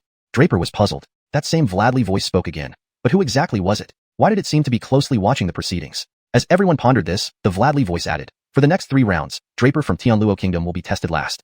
"Don't put me last." A chorus of complaints erupted from the crowd. If Draper was placed last, their hopes of an easy pass would be dashed. "I'm last?" Draper was bewildered. Could it be that the Vladly voice assumed he would destroy Bradshaw Holy Sect's tools whenever he took action? Was this treatment akin to treating him like a thief? However, to the sect members, this voice held the authority of a decree. Without delay, the disciples rearranged the order, placing other students ahead while Draper was scheduled last. Draper felt powerless but had no choice, considering he had already destroyed 2 treasures of Bradshaw Holy Sect with sheer brute force. Next was the 3rd trial, the practice trial. In reality, the strength trial was more about realm verification. This trial aimed to assess all the students' cultivation realms. To pass this round, one needed to reach at least Star River realm. The strength trial was distinguished from the next combat trial. For martial cultivators, the cultivation realm differs significantly from actual combat prowess. Some experts specialize in body tempering, leading to greater physical strength. Others possess secret techniques, making their combat strength exceed normal limits despite modest cultivation levels. This round focused purely on strength. Seeing that the examiner was in Vlad, Draper felt somewhat reassured. At least he wouldn't accidentally shatter the Vlad upon stepping on stage. This round quickly concluded. All 9 students from Tianluo Kingdom passed, reaching the first stage, Star River realm. Failures in this round were few since most geniuses participating in the Great War were the top 10 from their respective countries, and reaching Star River realm was quite straightforward. Chapter 396, The Iron Stefan Trial. The 4th trial was the combat strength test. Reaching the Star Galaxy realm wasn't too difficult for top geniuses of each nation, but this combat strength trial would genuinely assess one's prowess. Draper was once again placed last. The only way to truly test combat strength was through actual battle. Pure fighting was the sole method of assessing power. However, this stage did not involve duels but battles with puppets, mechanical constructs. Of course, this trial was also known as the Iron Stefan test by the Bradshaw Holy Sect. These Iron Men, as the name implied, were dummies forged from black iron. Unlike before when Draper entered the Gregoringshow Academy's refined tower which had summoned soul entities for assessment, these Iron Men were entirely mechanical constructs. These Iron Men could adjust their difficulty level automatically based on the combatant strength. If you displayed formidable combat power, the Iron Men would form even stronger mechanisms to defeat you. Stefan from black iron, they resisted all divine weapons and treasures, which was why participants could bring any equipment. They wouldn't do much good anyway. Thus, these Iron Men became an ideal choice to test a disciple's true combat capability. Since no one had ever passed this trial, Bradshaw Holy Sect measured success differently. It was simple. Staying inside the Iron Stefan chamber for over an incense stick burning time counted as passing. Being pushed out within that time meant elimination. As the last participant, Draper waited a long while. This test exposed raw strength. Many who slipped in after Draper destroyed the testing treasure were now revealed and eliminated. Final contestant, Draper. Finally, it was Draper's turn. Without hesitation, Draper stepped into a barrier at the mountain gate entrance, leading him into a unique space of the Iron Stefan chamber. Upon entry, an incense stick began burning outside. Overwhelmed, Draper gazed around. So this is the legendary Iron Stefan chamber. Everywhere he looked were identical-sized Iron Men. Seeing Draper, they emitted mocking laughs followed by loud shouts. Ha! Damn! Iron Men can mock people? Before Draper could react, an Iron Man threw a punch at him. Unwavering, Draper thrust his dragon scale spear. A clang sounded as the Iron Man forcefully repelled the strike, causing Draper's spear to shudder. However, the recrafted dragon scale spear easily pierced the Iron Man's chest, leaving a deep black hole. You dared injure me, prepare to die. A mechanical voice reverberated in Draper's ears. The injured Iron Man began regenerating, recovering instantly. The other Iron Men then echoed with clicking sounds, rapidly increasing in size. In moments, they grew twice as tall, with intensifying auras. Soon, hundreds of Iron Men charged towards Draper with blinding speed. Draper now understood why no one had ever passed. The speed and power of these Iron Men rivaled a Star Galaxy Realm expert. With sheer numbers, at least 800 or 1,000 Iron Men. Even a 9th-rank Star Galaxy Realm expert would be overwhelmed, struggling to survive past an incense stick burning time, let alone defeating them all. Yet, Draper moved swiftly, using the Heaven Burial technique to create multiple spear shadows that pierced the leading Iron Men. Thanks to his unparalleled physical strength and powerful attack, 100 Iron Men crumbled instantly, temporarily blocking the others. However, the Iron Men soon rose again, charging towards Draper. Amazing material. Suddenly, Draper's right hand pulsed, and the Sky Through Rat's excited voice echoed. Note: for names like Bradshaw Holy Sect, I have kept it as is, assuming pinyin should be used correctly. The structure and style remain consistent with the original text. Chapter 397. Draper defeated? Do you only care about materials? Can't you see I'm surrounded by these things? Draper said irritably, then looked warily at the front where Iron Men surged forward like a tidal wave. Oh, so it's just a mechanism. Fletcher, the Sky Rat, now saw clearly and said disdainfully. Draper was intrigued. If this array of Iron Men was a mechanism, then perhaps it wouldn't be too difficult. Fletcher could be considered the top master of mechanisms. If it truly was a mechanism, perhaps Fletcher could help. Just as Draper was about to speak, asking for Fletcher's help, a voice suddenly sounded from within the divine estate. Boy, this Iron Man challenge is the best opponent to test your skills and strength. If you let Fletcher help you, how will you grow? Rest assured, these are just Iron Men. They won't kill you. Try to pass this level on your own. It will greatly aid your future development. This was naturally Nicholas's voice. From the very beginning, Nicholas's philosophy was for Draper to rely on himself. He should never overly depend on others' power, especially when it didn't involve life or death situations. Nicholas would never intervene preemptively to solve Draper's problems. Because this had been his approach from the start, whenever Draper faced challenges now, he relied primarily on his own strength, thus accelerating his growth. Hearing Nicholas's words, Draper swallowed back the words that were about to leave his mouth. Draper had absolute trust in Nicholas from the very beginning, a trust that had not wavered even now. Charge. Without hesitation, Draper took the initiative and clashed with those Iron Men. Bang bang bang. His dragon scale spear struck against the Iron Men, sparking huge flames and producing tremendous noise. Iron Men fell one after another, but quickly stood up again. This cycle repeated endlessly. For the Iron Men, it required no effort, but for Draper, it was an enormous strain. Iron Men did not feel fatigue, nor could they be killed, while Draper felt exactly the opposite. Phew. Draper exhaled deeply, looking at the fallen Iron Men, then seized the moment to rapidly recover his surrounding yuan energy. But the fallen Iron Men soon creaked back to life, and before long, the previously broken ones became whole again. In no time, fully recharged Iron Men rushed at Draper once more. At this rate, I'll exhaust myself sooner or later. Draper pondered silently but realized there was no easy solution.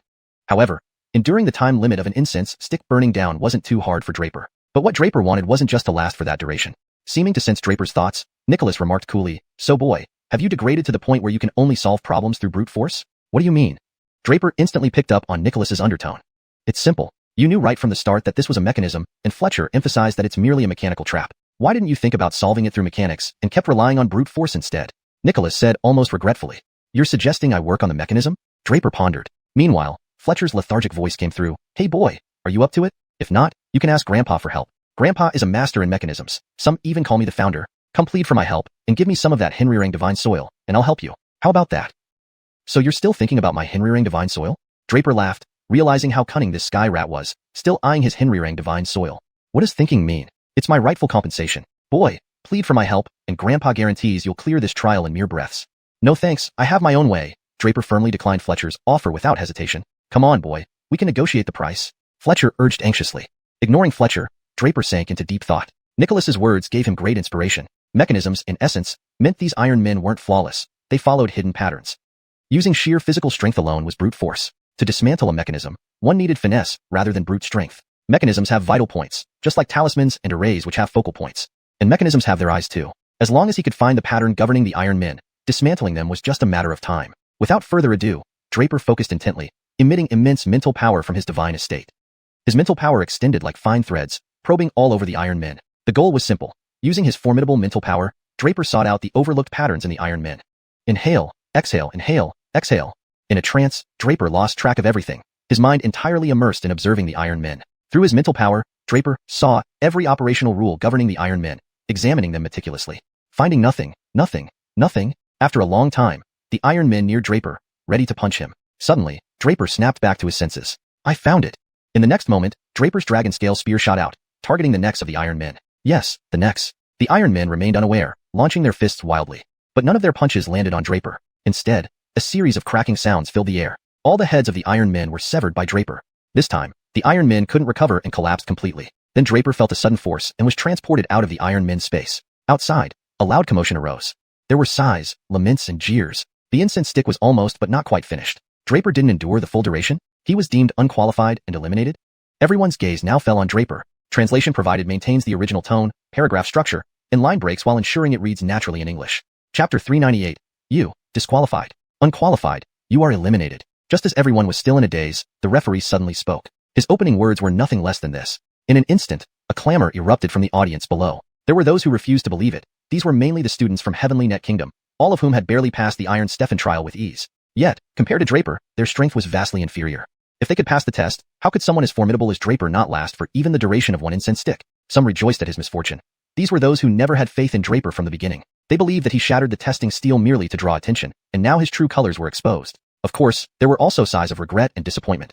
These came from those who owed Draper a favor during the earlier trials. With Draper's help, they almost didn't need to be tested to pass the Blood Gregory and Strength trials. Stephanie felt a sense of gratitude towards him, hence they were dismayed by his elimination. At this moment, even the old man who had led Draper and the others to participate in the Thousand Kingdom battle wore an expression of disbelief. How is this possible? He thought to himself. Draper's display of blood Gregory power was something he had rarely seen in his life, and his strength had broken the record set since the founding of Bradshaw Holy Sect. Judging by these two aspects alone, this young man was undoubtedly a top-tier genius. But how could it be that he failed to clear even this Iron Stefan trial? For a moment, all expressions were caught in Draper's gaze. Standing motionless, Draper waited quietly until everyone calmed down. Before long, the crowd finally quieted down. But the referee grew impatient. "I'm talking to you. You've been eliminated. Why are you still standing there?" "No," Draper gently shook his head. "I cleared it." After a brief silence, the crowd burst into a cacophony of laughter. But this time, all laughter carried ridicule. What did he say? He said he cleared it? Isn't he a fool? Has he lost his mind? Everyone jeered mercilessly. Echoing laughter reverberated before the mountain gate. Cleared? A joke. Hadn't he seen that the incense had yet to burn out? Unable to hold on for one incense stick's duration, he dared claim he cleared it? Even the referee couldn't help but laugh at Draper, especially when Draper's tone was so serious, like a formal declaration. The more absurd it was, the more laughable it became. Was this man insane? He didn't even last the incense stick's duration and dared boast that he cleared it? Boy, are you still half asleep? Don't you know the criteria for clearing this test? Need me to explain it again? The referee, finding Draper amusingly foolish, couldn't resist saying this. Yet, his words dripped with sarcasm. Unexpectedly, Draper agreed. Sure, if someone is willing to restate the criteria, I'd be all ears. The referee's face darkened. Is this boy really a fool? Couldn't he detect the mockery in his words? Still daring to ask him to repeat it? But thinking about it, the referee reconsidered. Since you want to embarrass yourself, I'll reluctantly agree. Very well, listen carefully, the referee chuckled. Feel free, Draper replied calmly. The Iron Stefan trial has two methods of passing, the referee explained casually. The first method, enter the trial and stay inside for the entire duration of one incense stick burning. That would count as a pass. Pausing here, the referee glanced sideways at Draper and smiled. Too bad, the incense just burned out. Clearly, you failed by the first standard. Draper nodded slightly without denial, then looked back at the referee, waiting for him to explain the second method. The referee looked at Draper incredulously again, then asked in surprise, you still want me to state the second way? Tell me, Draper replied resolutely. The referee's tone turned cold. A presumptuous boy indeed. If you insist on playing the fool, I have nothing pleasant to say. The second way is to destroy all the Iron Men inside, causing the trial to automatically teleport the student out. Boy, the referee stared intently at Draper. You're not trying to tell me that after destroying all the Iron Men, you got teleported out, are you? You're not too slow, correct answer, Draper replied indifferently. This statement utterly infuriated the referee and caused another uproar of laughter from the crowd. Was this boy really delusional? Claiming he destroyed all the Iron Men and was teleported out. It was absurd, especially the referee, who now glared at Draper furiously, bellowed. Boy, I intended to spare you some dignity, but your constant challenges push my limits. Fine, no more dignity for you. Do you know, since our Bradshaw Holy Sect's founding, spanning thousands of years, countless students have been selected. Among them are top-tier geniuses, many becoming supreme experts within Bradshaw Holy Sect and even the entire Western Spirit Realm. Yet, none in these millennia have fully cleared the Iron Stefan trial. The closest attempt involved a student staying inside for a day and night, but ultimately failing. But you, a mere Star River Realm Level 1, dare to boast about clearing the trial. If you lasted 3 days and nights, I might believe you. But not lasting even one incense stick's duration and claiming victory? Are you mocking me? Or deliberately causing trouble? Were it not for sect rules, I'd crush you under my palm today. By the end, the referee's words were icy. Draper's face darkened. Crush me? We'll see if you can do it. Draper was now enraged to the extreme. This referee kept making subjective judgments without checking the Iron Stefan trial status. Now daring to threaten him like this, there was no reason to give this person any dignity. You plan to attack me? Fine. Today, I'll teach you a lesson if you're a disciple of the Holy Sect. The referee roared, ready to attack. The tension between the two escalated dramatically. Translation notes. Chapter numbers and section titles are directly translated from Nicolasnese. Names such as Draper, Heavenly Net Kingdom, Bradshaw Holy Sect are transliterated based on pinyin. The tone and style of the original text have been preserved to maintain consistency. Paragraph structure and line breaks mirror the original content. Chapter 399. What if you lose? Hold on. Just as the two were about to engage, an Vladly man standing nearby, who was responsible for guiding Draper, suddenly spoke up. The judge turned and glanced at the Vlad, seemingly recognizing him. A disdainful smile appeared on his face as he said, "Oh, it's senior brother Anchor. Is senior brother Yvette planning to fight on behalf of this kid?" His tone was extremely frivolous, and anyone could hear the sarcasm in his words. The Vlad named Anchor simply smiled faintly, not angered by the judge's remarks. Instead, he walked up to the judge and gently advised, "Junior brother Hawk, there's no need to get so worked up. I find this kid's talk unbearable too, but since he claims he can pass the Iron Stefan gauntlet, we might as well go and check it out. Then we'll know if he's telling the truth." Do I even need to think about it? The judge sneered at Anchor and replied irritably, "He's definitely lying. Why should I waste my time on that? But Junior brother Hawk, you must consider this. If you attack now, you'll be violating the sect rules. Stefanster Fernando from the Punishment Cave is monitoring this place. If he discovers that you've attacked these candidates, it wouldn't look good." Anchor smiled slightly. The judge's expression immediately changed, and he asked, "Then what do you suggest?" "Junior brother Hawk, are you really so blinded by anger that you forget about Ghost Valley?" The old man's face showed a hint of triumph as he addressed Hawk. "Ha ha, I see." The judge named Hawk immediately broke into a grin. He understood Anchor's meaning and knew how to deal with this kid next. In Hawk's view, Draper had no chance of passing the Iron Stefan Gauntlet. This was just him trying to impress the crowd. So, all he needed to do was go and take a quick look. If Draper passed, then so be it. Though the chances were virtually zero. If he didn't, Draper would be considered deceitful. Bradshaw Holy Sect had strict rules, especially against dishonest disciples, and one of the punishments was sending them directly to Ghost Valley. Ghost Valley was a forbidden area filled with countless terrifying creatures and demons. Throughout Bradshaw Holy Sect's history, almost no one sent to Ghost Valley had survived. All Hawk needed to do was prove Draper was lying, and he would have ample reason to send Draper there. Thinking of this, Hawk became jubilant. This kid had been challenging him and embarrassing him nonstop. He loved nothing more than to cripple the kid right now. But Bradshaw Holy Sect's rules were very strict, and he couldn't overstep without cause. However, this plan would work perfectly. With that thought, Hawk coldly told Draper, "Kid, since you're so stubborn, don't blame me for being unfriendly. I'm going to thoroughly inspect the Iron Stefan Gauntlet. If you didn't pass, you know what will happen next." "What if I did pass?" Draper asked without hesitation. "You're still lying? Fine. Looks like you won't understand until you hit the wall." The judge was furious and prepared to rush into the Iron Stefan Gauntlet to investigate. But before he took another step, Draper blocked his path. "Dare you stop me?" Hawk almost exploded, ready to strike this insolent kid dead with one palm. Draper stood firm. "It's better to clear things up first." "Fine. If I confirm you pass the Iron Stefan Gauntlet, I'll publicly apologize." Hawk gritted his teeth as he made this promise. But Draper still shook his head, relentless. "If I didn't pass, you'll be unfriendly. If I did, just an apology seems insufficient." Draper wasn't afraid of the judge. In fact, the judge's constant harassment only made Draper angrier. They had almost come to blows earlier, but Anchor intervened. Was he easy prey? If Draper hadn't been restraining himself, he would have already acted due to his vengeful nature. But he wouldn't let this slide easily. "Oh, what do you want?" Hawk barely controlled his rage, though everyone heard the icy tone in his voice. "Simple. Kneel down and call me Grandpa 3 times. Draper said bluntly. Questioning him was fine. It didn't irk Draper. But such an attitude as this judge displayed wouldn't be tolerated. "You're asking for death." Hawk could no longer hold back, almost striking, when a voice from the side made him pause. On the contrary, Hawk lightly laughed. "Fine, I agree. I want to see how much you can bounce around once I expose you." Saying this, Judge Hawk entered the Iron Stefan Gauntlet. As he left, the crowd buzzed louder. They had all passed the Iron Stefan Gauntlet and thus stayed. They knew its difficulty and the power of those iron men. No one believed Draper's claim of passing it. Furthermore, his relationship with Hawk had completely soured. Everyone watched eagerly, curious to see how Hawk would handle Draper when he returned. After all, they were competitors. Fewer opponents meant better chances in the upcoming Thousand Nations War. At this moment, Catherine and her group looked at Draper with concern. They were worried about the outcome. "No problem," Draper nodded calmly, seeming confident. "Ah." Suddenly, a sharp scream erupted from within the Iron Stefan Gauntlet. Everyone froze. Clearly, that scream came from Judge Hawk. But what had he seen inside? Chapter 400. Kneel down and call me Grandpa. What had happened inside was undoubtedly the most pressing concern for everyone present. Draper, however, wore a cold smirk on his face as he quietly waited for the referee to emerge. How could this be? How could this be? Before long, the Hawk-named referee stepped out from the Iron Stefan Gate. However, his face was one of sheer terror, as if he had witnessed something truly horrifying. Moreover, he kept repeating how impossible it all was. The crowd became even more puzzled. Though they didn't know exactly what had transpired, they could guess by the state of the referee. Could it be that this kid really managed to defeat all those Iron Men? In that moment, everyone in the crowd began guessing with shock and suspicion. Given the expression and words of the Hawk-named referee, this seemed like the only plausible explanation. However, when they arrived at this conclusion, their breathing became rapid. How could this be possible? Earlier, the same referee mentioned that since Bradshaw Holy Sect's founding, no one had ever managed to completely defeat those Iron Men. Not even the closest attempt required a day and night of battle inside before failing.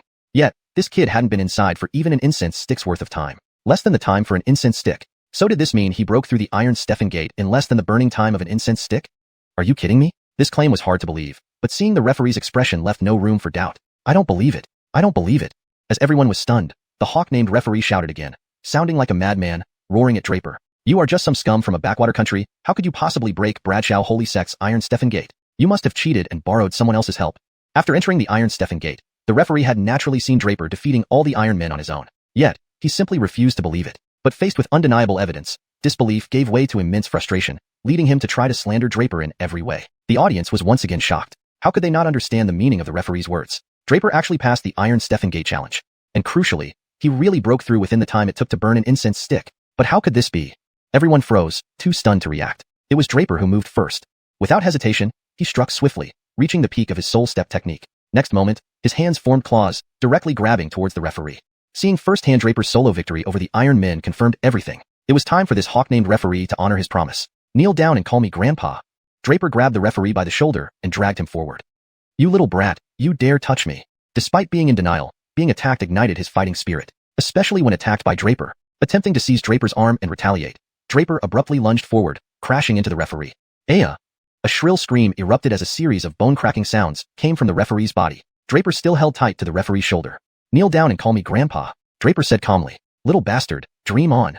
The hawk-named referee snarled fiercely at Draper. Hard bones. Draper chuckled lightly. I love hard bones. Next moment, Draper violently grabbed the referee's right arm and used all his strength to lift him up before slamming him ruthlessly onto the ground. Crack, crack. Again, a cacophony of breaking bones accompanied by the terrified screams of the referee. Kneel down, call Grandpa 3 times, and I'll let you go. Draper spoke expressionlessly. Little brat, if you dare kill me. The hawk-named referee, with many broken bones, felt intense pain but nothing more. Honor your bet. You, as a prestigious Bradshaw Holy Sect disciple, cannot abide by this. What kind of trash represents Bradshaw Holy Sect?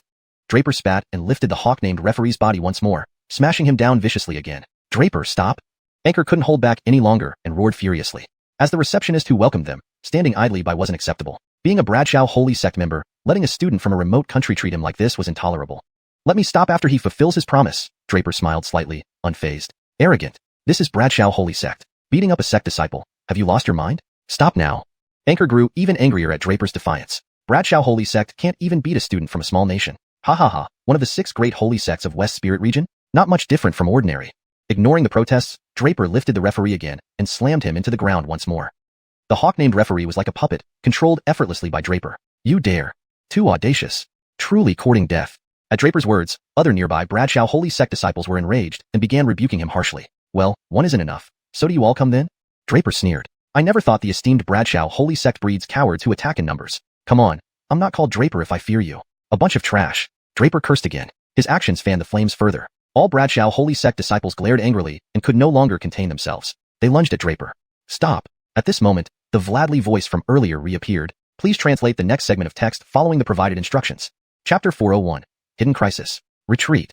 The hoarse voice bellowed once more. This time, all the disciples were thoroughly intimidated by the Vladly voice. Without a doubt, they respectfully withdrew, and no one dared to step forward again. The disciple Jameson from Elishea Cave under Wuyo Peak of Bradshaw Holy Sect has violated the sect's rules. From this day on, his cultivation shall be nullified, and he will be expelled from the sect. At this moment, the Vladly voice abruptly spoke up, but no one had anticipated that this announcement would declare Jameson's punishment.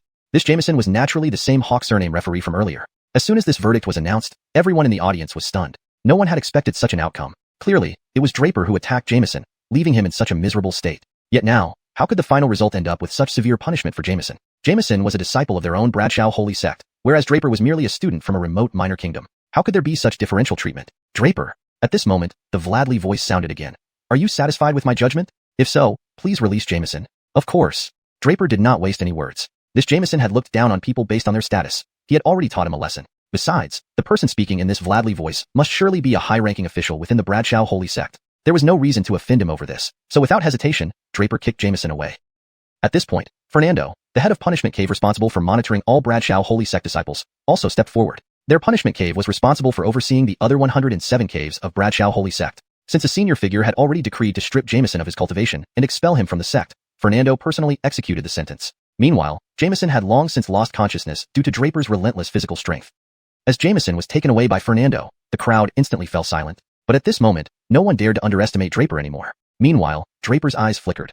He awaited the Vladly voice to speak further. In the next moment, the Vladly voice spoke again, uttering just 2 simple words, continue. Indeed, out of the 5 rounds of assessment, only 4 had been completed, with the 5th round yet to take place. All students immediately fell quiet. None dared to waste words as they resumed queuing up for the 5th round of assessment.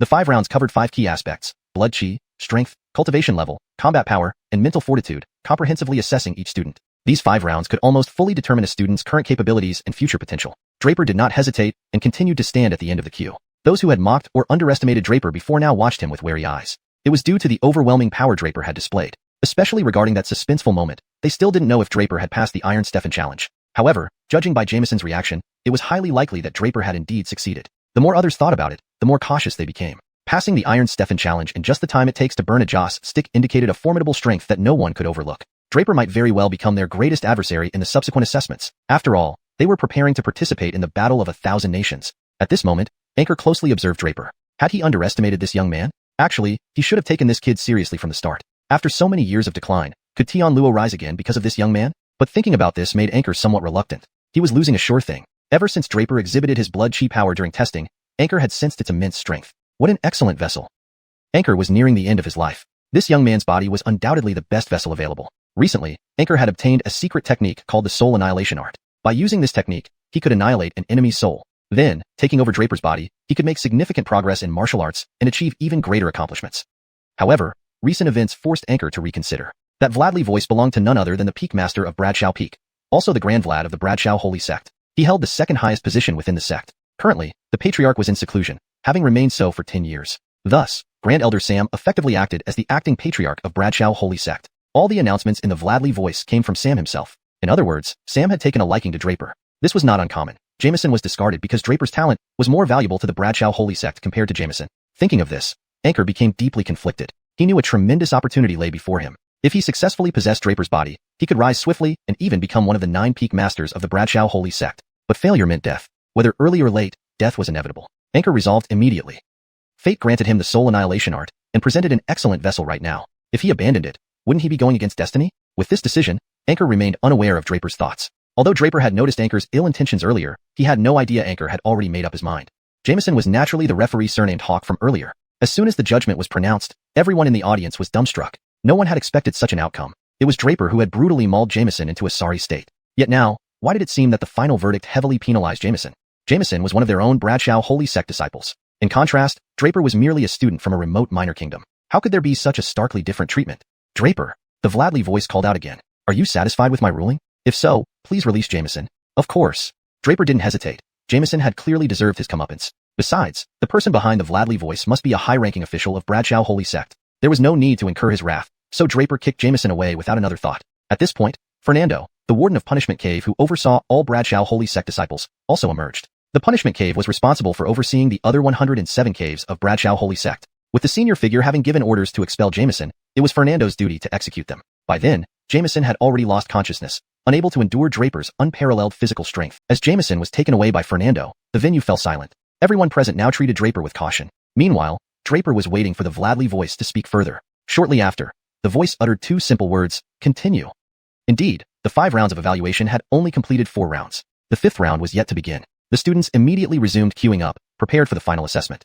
The 5 evaluations comprehensively examined the students' blood chi, strength, cultivation realm, combat power, and mental resilience. Essentially, these tests revealed not only their current abilities, but also their future potential. Draper stood at the end of the line without hesitation. Those who had previously ridiculed or underestimated him now looked at him with wary eyes. His terrifying display of strength was unforgettable. They still wondered if Draper had successfully passed the Iron Man trial. Based on Jameson's reaction, it seemed likely that he had indeed succeeded. This made Draper even more intimidating. No one could ignore someone who cleared the Iron Man trial within an incense stick's time. Moreover, Draper might well be their greatest competitor in the subsequent assessments, especially since they were all participating in the Great Battle of Thousand Nations. Anchor carefully observed Draper. Did he underestimate this young man? He should have paid closer attention from the start. Could Tian Luo rise again because of this boy? However, Anchor felt some reluctance. He was about to lose a golden opportunity. When Draper underwent the blood chi evaluation, Anchor sensed the powerful blood chi within him. Such an excellent body would be perfect for his plans. Anchor's lifespan was nearing its end. This new vessel presented the best opportunity to extend his existence. Recently, he obtained a secret technique called the Soul Annihilation Art, which allowed him to destroy an enemy's soul. Taking over Draper's body would grant him immense power and higher achievements in martial arts. However, recent events made him reconsider. The Vladley voice belonged to none other than Brad Eddie Hong, the head of the 9 Peaks and the Grand Elder of Bradshaw Holy Sect. With the sect master in prolonged seclusion, Brad Eddie Hong essentially ruled the sect. Given that Brad Eddie Hong had shown interest in Draper, it meant that Draper was now under his protection. This explained why Jameson was treated as expendable. Thinking of this, Anchor felt conflicted. Securing Draper's body could elevate him rapidly within the sect, possibly even to become one of the 9 peak leaders. However, failure meant death. But dying early or late wouldn't make much difference. Determined, Anchor believed seizing this opportunity was a favor bestowed by fate. Why waste it? Anchor made his decision, but Draper remained unaware. Despite sensing Anchor's ill intentions earlier, Draper didn't know the depth of his resolve. Please note that this translation continues to preserve the structure and style of the original text while ensuring clarity and fluency in English. Chapter 402. The Heart-Mind Test. Yvette Fan, Stefank, Lee Gregoringshow, Draper. At this moment, in front of the 5th test, the Heart-Mind Test. The student responsible for conducting the Heart-Mind Test began calling out names. The Heart-Mind Test was not particularly complicated. From Draper's current perspective, it seemed to be an array that could create illusions. This round of the Heart-Mind Test could evaluate quite a few people at once, so it was extremely fast. Honestly, the Heart-Mind Test might be a significant challenge for other students, but for Draper, it was incredibly simple. The reason was simple. Draper had almost gone through all of it before. Whether it was during the trials in the Bradlong Tower, encountering that nightmare, or later, experiencing the Eternal Bells test at the welcoming ceremony for freshmen at Gregoringshow Academy. Draper had already been through the Heart-Mind Test many times. The rules for passing the Heart-Mind Test were also quite simple, within the time of 1 incense stick burning. Unlike the Iron Stefan test, this incense burning time was not about endurance, but rather the minimum standard. That is, the time spent indulging in the illusion should not exceed the duration of 1 incense stick burning. On the contrary, the aim was to complete the heart-mind test within the time limit of 1 incense stick burning. Exceeding 1 incense stick meant disqualification. Stephanie had already been eliminated by the previous Iron Stefan test, and now this heart-mind test.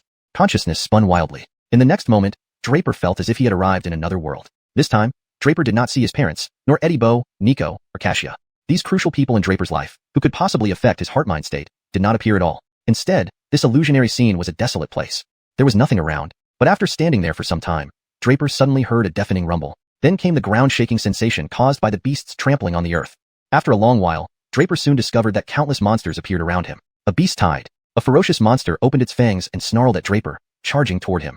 Huh, such a low-level illusion actually wants to interfere with my heart-mind? Draper sneered, not bothering to take any action. Until the beasts rushed to Draper's side, just about to bite his neck and kill him. Draper chuckled lightly, since it's an illusion then, vanish. Saying this, the next moment, all the endless beasts surrounding Draper vanished instantly. A human figure slowly appeared in front of Draper. In the next moment, Draper's consciousness returned to his body, and he opened his eyes. The heart-mind test was no more than this. Draper left the testing area and, before he went, glanced back at the incense used for timing. It looked like it had just been lit, with no ash falling off. Immediately, a wave of shocked shouts arose from below. 10 seconds. Less than 10. And he already broke through the illusion? Even the referee responsible for recording the results looked at Draper with surprise. 7 seconds, the referee exclaimed in disbelief. He naturally knew that Draper had only taken 7 seconds to break the illusion and regain his composure. 7 seconds. Hardly enough time to enter the illusion when he had already shattered it and emerged from it. And this timing set a new record for passing the heart-mind test in Bradshaw Holy Sect's history. The referee remained dazed thinking about it. But the other disciples of Bradshaw Holy Sect who witnessed this solemnly remembered Draper's name deeply. They would definitely want to recruit him in the future. For the disciples of Bradshaw Holy Sect, the War of Thousand Kingdoms was merely a subplot. No one cared which kingdoms ended up in the upper tier or lower tier. To them, these things weren't important. Even if they were upper tier kingdoms, it wouldn't matter much because sending just a fraction of Bradshaw Holy Sect's disciples would be enough to eliminate those so-called super kingdoms multiple times over. What they truly cared about were the more than 10,000 candidates this time. Top geniuses selected from various countries would ultimately join Bradshaw Holy Sect. Only those eligible to enter Bradshaw Holy Sect were worth recruiting because they had value. Moreover, exceptionally talented disciples would receive boundless cultivation resources from the sect to assist in their training. Such disciples deserve to be recruited even more. Clearly, Draper was one of these exceptional disciples. If breaking the Blood Gregory pillar in the Blood Gregory test and shattering the stone in the Strength test were not enough, passing the Iron Stefan test, breaking Bradshaw Holy Sect's 0 breakthrough record, and completing the heart-mind test in just 7 seconds added up to prove everything. Not to mention that Grand Elder Sam had always protected Draper, showing that he held potential beyond measure and was destined to rise high someday. Draper still knew nothing, even though countless disciples of Bradshaw Holy Sect had remembered him. Draper was unaware. He only knew that the 5 tests were finished, and next, it should be the War of Thousand Kingdoms. He was curious about the rules of this war. The days ahead would surely not be dull. At the same time, on Bradshaw Peak, Grand Elder Sam sat on the throne in the Grand Hall. Below the hall, 8 chairs sat the 8 leaders of Bradshaw Holy Sect's other peaks. These 9 individuals were the most powerful in Bradshaw Holy Sect today. Naturally, Sam, the leader of Bradshaw Peak, was the head. What do you think of this child? Sam asked mildly, looking at the 8 others. Grand Elder, did this child really pass the Iron Stefan test? One middle-aged man with a sinister look stood up and asked sharply. Worries, are you upset that I dismissed your disciple Jameson in front of everyone earlier? Sam's sharp gaze fixed on the man. This middle-aged man was none other than Arlo, the leader of Wu Yu Peak. Jameson, who was stripped of his cultivation and expelled, belonged to Wu Yu Peak, and his tone indicated that he wasn't happy. Sam understood exactly what he meant. Grand Elder speaks too much. I dare not, but I really need to know if that boy really passed the Iron Stefan test? Arlo, sensing his tone problem, asked calmly again. That's true. Sam smiled faintly. If you don't believe it, feel free to verify. Very well, Wuyo will take his leave and check it out. Saying this, Arlo turned and swept away. The others also had doubts and said, we'll go and check as well. Then, they followed Arlo. In the vast hall, only Sam remained. Sam watched the departing figures with a smile, sighing softly, short-sighted and unable to tolerate others. With people like them, when can our Bradshaw sect ever compare to Chui Bao Valley, Changchun Palace, and Sword Palace? His words were melancholy, but Arlo and the others couldn't hear him anymore. Chapter 402. The Heart-Mind Test. Yvette Fan, Stefank, Lee Gregoringshow, Draper. At this moment, in front of the 5th test, the Heart-Mind Test. The student responsible for conducting the Heart-Mind Test began calling out names. The Heart-Mind Test was not particularly complicated. From Draper's current perspective, it seemed to be an array that could create illusions. This round of the Heart-Mind Test could evaluate quite a few people at once, so it was extremely fast. Honestly, the Heart-Mind Test might be a significant challenge for other students, but for Draper, it was incredibly simple. The reason was simple. Draper had almost gone through all of it before. Whether it was during the trials in the Bradlong Tower, encountering that nightmare, or later, experiencing the Eternal Bells test at the welcoming ceremony for freshmen at Gregoringshow Academy. Draper had already been through the Heart-Mind Test many times. The rules for passing the Heart-Mind Test were also quite simple, within the time of 1 incense stick burning. Unlike the Iron Stefan test, this incense burning time was not about endurance but rather the minimum standard. That is, the time spent indulging in the illusion should not exceed the duration of 1 incense stick burning. On the contrary, the aim was to complete the heart-mind test within the time limit of 1 incense stick burning. Exceeding 1 incense stick meant disqualification. Stephanie had already been eliminated by the previous Iron Stefan test, and now this heart-mind test. Consciousness spun wildly. In the next moment, Draper felt as if he had arrived in another world. This time, Draper did not see his parents, nor Eddie Bo, Nico, or Xiaxia. These crucial people in Draper's life, who could possibly affect his heart-mind state, did not appear at all. Instead, this illusionary scene was a desolate place. There was nothing around, but after standing there for some time, Draper suddenly heard a deafening rumble. Then came the ground-shaking sensation caused by the beasts trampling on the earth. After a long while, Draper soon discovered that countless monsters appeared around him. A beast tide. A ferocious monster opened its fangs and snarled at Draper, charging toward him. Such a low-level illusion actually wants to interfere with my heart-mind? Draper sneered, not bothering to take any action. Until the beasts rushed to Draper's side, just about to bite his neck and kill him. Draper chuckled lightly, since it's an illusion then, vanish. Saying this, the next moment, all the endless beasts surrounding Draper vanished instantly. A human figure slowly appeared in front of Draper. In the next moment, Draper's consciousness returned to his body, and he opened his eyes. The heart-mind test was no more than this. Draper left the testing area and, before he went, glanced back at the incense used for timing. It looked like it had just been lit, with no ash falling off. Immediately, a wave of shocked shouts arose from below. 10 seconds. Less than 10. And he already broke through the illusion? Even the referee responsible for recording the results looked at Draper with surprise. 7 seconds, the referee exclaimed in disbelief. He naturally knew that Draper had only taken 7 seconds to break the illusion and regain his composure. 7 seconds. Hardly enough time to enter the illusion when he had already shattered it and emerged from it. And this timing set a new record for passing the heart-mind test in Bradshaw Holy Sect's history. The referee remained dazed thinking about it. But the other disciples of Bradshaw Holy Sect who witnessed this solemnly remembered Draper's name deeply. They would definitely want to recruit him in the future. For the disciples of Bradshaw Holy Sect, the War of Thousand Kingdoms was merely a subplot. No one cared which kingdoms ended up in the upper tier or lower tier. To them, these things weren't important. Even if they were upper tier kingdoms, it wouldn't matter much because sending just a fraction of Bradshaw Holy Sect's disciples would be enough to eliminate those so-called super kingdoms multiple times over. What they truly cared about were the more than 10,000 candidates this time. Top geniuses selected from various countries would ultimately join Bradshaw Holy Sect.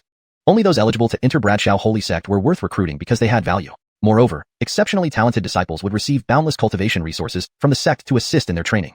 Such disciples deserve to be recruited even more.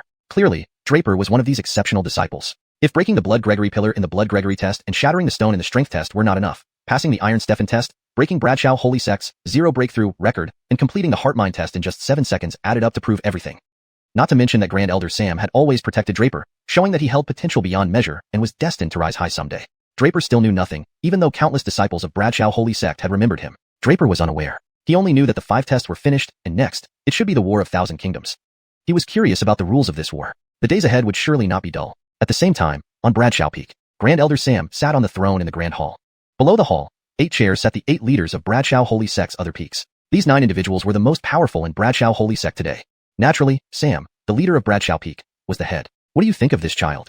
Sam asked mildly, looking at the 8 others. Grand Elder, did this child really pass the Iron Stefan test? One middle-aged man with a sinister look stood up and asked sharply. Worries, are you upset that I dismissed your disciple Jameson in front of everyone earlier? Sam's sharp gaze fixed on the man. This middle-aged man was none other than Arlo, the leader of Wu Yu Peak. Jameson, who was stripped of his cultivation and expelled, belonged to Wu Yu Peak, and his tone indicated that he wasn't happy. Sam understood exactly what he meant. Grand Elder speaks too much. I dare not, but I really need to know if that boy really passed the Iron Stefan test? Arlo, sensing his tone problem, asked calmly again. That's true. Sam smiled faintly. If you don't believe it, feel free to verify. Very well, Weo will take his leave and check it out. Saying this, Arlo turned and swept away. The others also had doubts and said, we'll go and check as well. Then, they followed Arlo. In the vast hall, only Sam remained. Sam watched the departing figures with a smile, sighing softly, short-sighted and unable to tolerate others. With people like them, when can our Bradshaw sect ever compare to Chui Bao Valley, Changchun Palace, and Sword Palace? His words were melancholy, but Arlo and the others couldn't hear him anymore. Chapter 403. An Extraordinary Genius. At the same time, under the collective efforts of numerous judges, the final rankings for these students had been determined. This time, over 1,000 kingdoms selected more than 10,000 students in total. After 5 rounds of evaluations, over 3,000 were eliminated, leaving around 8,000. But these remaining 8,000 still needed to go through 5 more rounds of assessments. Only those ranking within the top 5,000 would qualify for the Thousand Kingdoms battle. The rest would all be eliminated. This rule was unprecedentedly brutal and had never been seen before. The rankings were immediately announced after being finalized. On a massive stone pillar at the mountain gate, golden light flickered as names began listing themselves upon it. Leading at the very top was Draper's name. Draper merely glanced at it briefly and did not pay much attention. He noticed many eyes looking his way, which was expected since the students essentially became competitors after the 5 rounds. Being targeted by others was nothing out of the ordinary. However, Draper wasn't worried. A confrontation with them was inevitable sooner or later. While Brad Henryo Holy Sect's disciples were busy selecting participants for the Thousand Kingdoms battle, Arlo and several other peak leaders hurried to the Iron Stefan Gate. However, their presence did not disturb anyone else. Upon arriving at the Iron Stefan Gate, Arlo was stunned. Everyone else froze too as they witnessed the changes in front of them. These top-tier experts from the Brad Henrio Holy Sect found it hard to believe what they saw. There was no other reason. They were simply overwhelmed by what they beheld. Currently, the Iron Men in the Iron Stefan Gate had their necks pierced by an external force, hanging lifelessly. How is this possible? Arlo panted, clearly struggling to believe what he saw. As one of the most powerful figures in the Brad Henrio Holy Sect, how could he not know the secrets of the Iron Stefan Gate? The Iron Stefan Gate, a masterpiece by Tion Arno Peak, operated through a mechanism that required finding the weak point, a single spot on the neck, to disable it. Over the years, nearly no one could pass the Iron Stefan Gate for this reason. While some found the weak point, the neck, it didn't mean breaking one would suffice. Breaking one triggered the rest to move rapidly, compensating for the defect. Therefore, to completely break through the Iron Stefan Gate, all Iron Men's necks must be pierced simultaneously. Once all necks were struck, all Iron Men would lose combat ability and thus clear the challenge. However, aside from finding the weakness, considering the time required to pierce all necks and the amount of energy consumed, how did a student achieve this within incense-burning time? No one could fathom this. This was why these top-tier experts felt shocked. Was there assistance from a higher-level person? A peak leader couldn't help but ask. Arlo shook his head lightly. Absolutely impossible. The secrets of our sect wouldn't leak out, so who could possibly aid? He added, even with my strength, I'd need far longer than incense-burning time without knowing the Iron Men's weak points. Arlo then saw Tion Arno Peak's master, Beckham, and suddenly realized, how could I forget? Let brother Tion Arno examine it. Perhaps he'll find something? Everyone else laughed in realization. Tion Arno Peak's master was right there while they tried figuring it out themselves. Beckham nodded and closely examined the Iron Men. Finally, he returned, his face pale with shock. Turning to Arlo, he said, Brother Wuyo, it seems Grand Elder may have been correct. Arlo was confused. So were others, all gazing at Beckham in doubt. Beckham realized his explanation was vague and clarified. What I mean is, we've produced an extraordinary genius. Arlo seemed to understand but followed up, Tianji, are you sure? Not the slightest bit false, Beckham replied calmly, pointing at the Iron Men, adding shockingly, all Iron Men are now defunct. What? How can this be? Brother Tianji, don't joke. Others gasped, astonished. Such news was almost too unbelievable. Even though previous students managed to find weaknesses and damage many Iron Men, Tion Arno Peak always sent disciples to repair them. Hearing them declared defunct was unprecedented and shocking. Arlo's face darkened, and he spoke up, everyone. Brother Tianji created these Iron Men. If he says they're defunct, then they are. They fell silent. Arlo sighed again, urging, Brother Tianji, please continue. Chapter 404, Midnight Crisis. Gentlemen, as you all know, these Iron Men were created by our Tianjifeng. The material used for these Iron Men is Xian iron, which ordinary weapons, even some extremely destructive treasures, find hard to damage. Beckham continued. Previously, there were students who could break these Iron Men, but they could only sever the heads of the Iron Men, and even then, very few managed to do so. Fewer still could achieve a one-hit kill and eliminate all Iron Men in one go. Beckham's tone carried a hint of shock. Beckham, stop stalling. Tell us about that right-off situation. Someone couldn't hold back and interrupted him. It's quite simple, Beckham said without hesitation. He picked up an Iron Man and pointed to its neck, addressing the crowd. The weak point of this Iron Man lies in its neck. Ordinarily, even if someone severs the neck, we from Tianjifeng can still reattach it and reinstall the head. But not now. Beckham sighed deeply. Why? Arlo frowned, unable to resist asking. The mechanism inside the neck has been destroyed?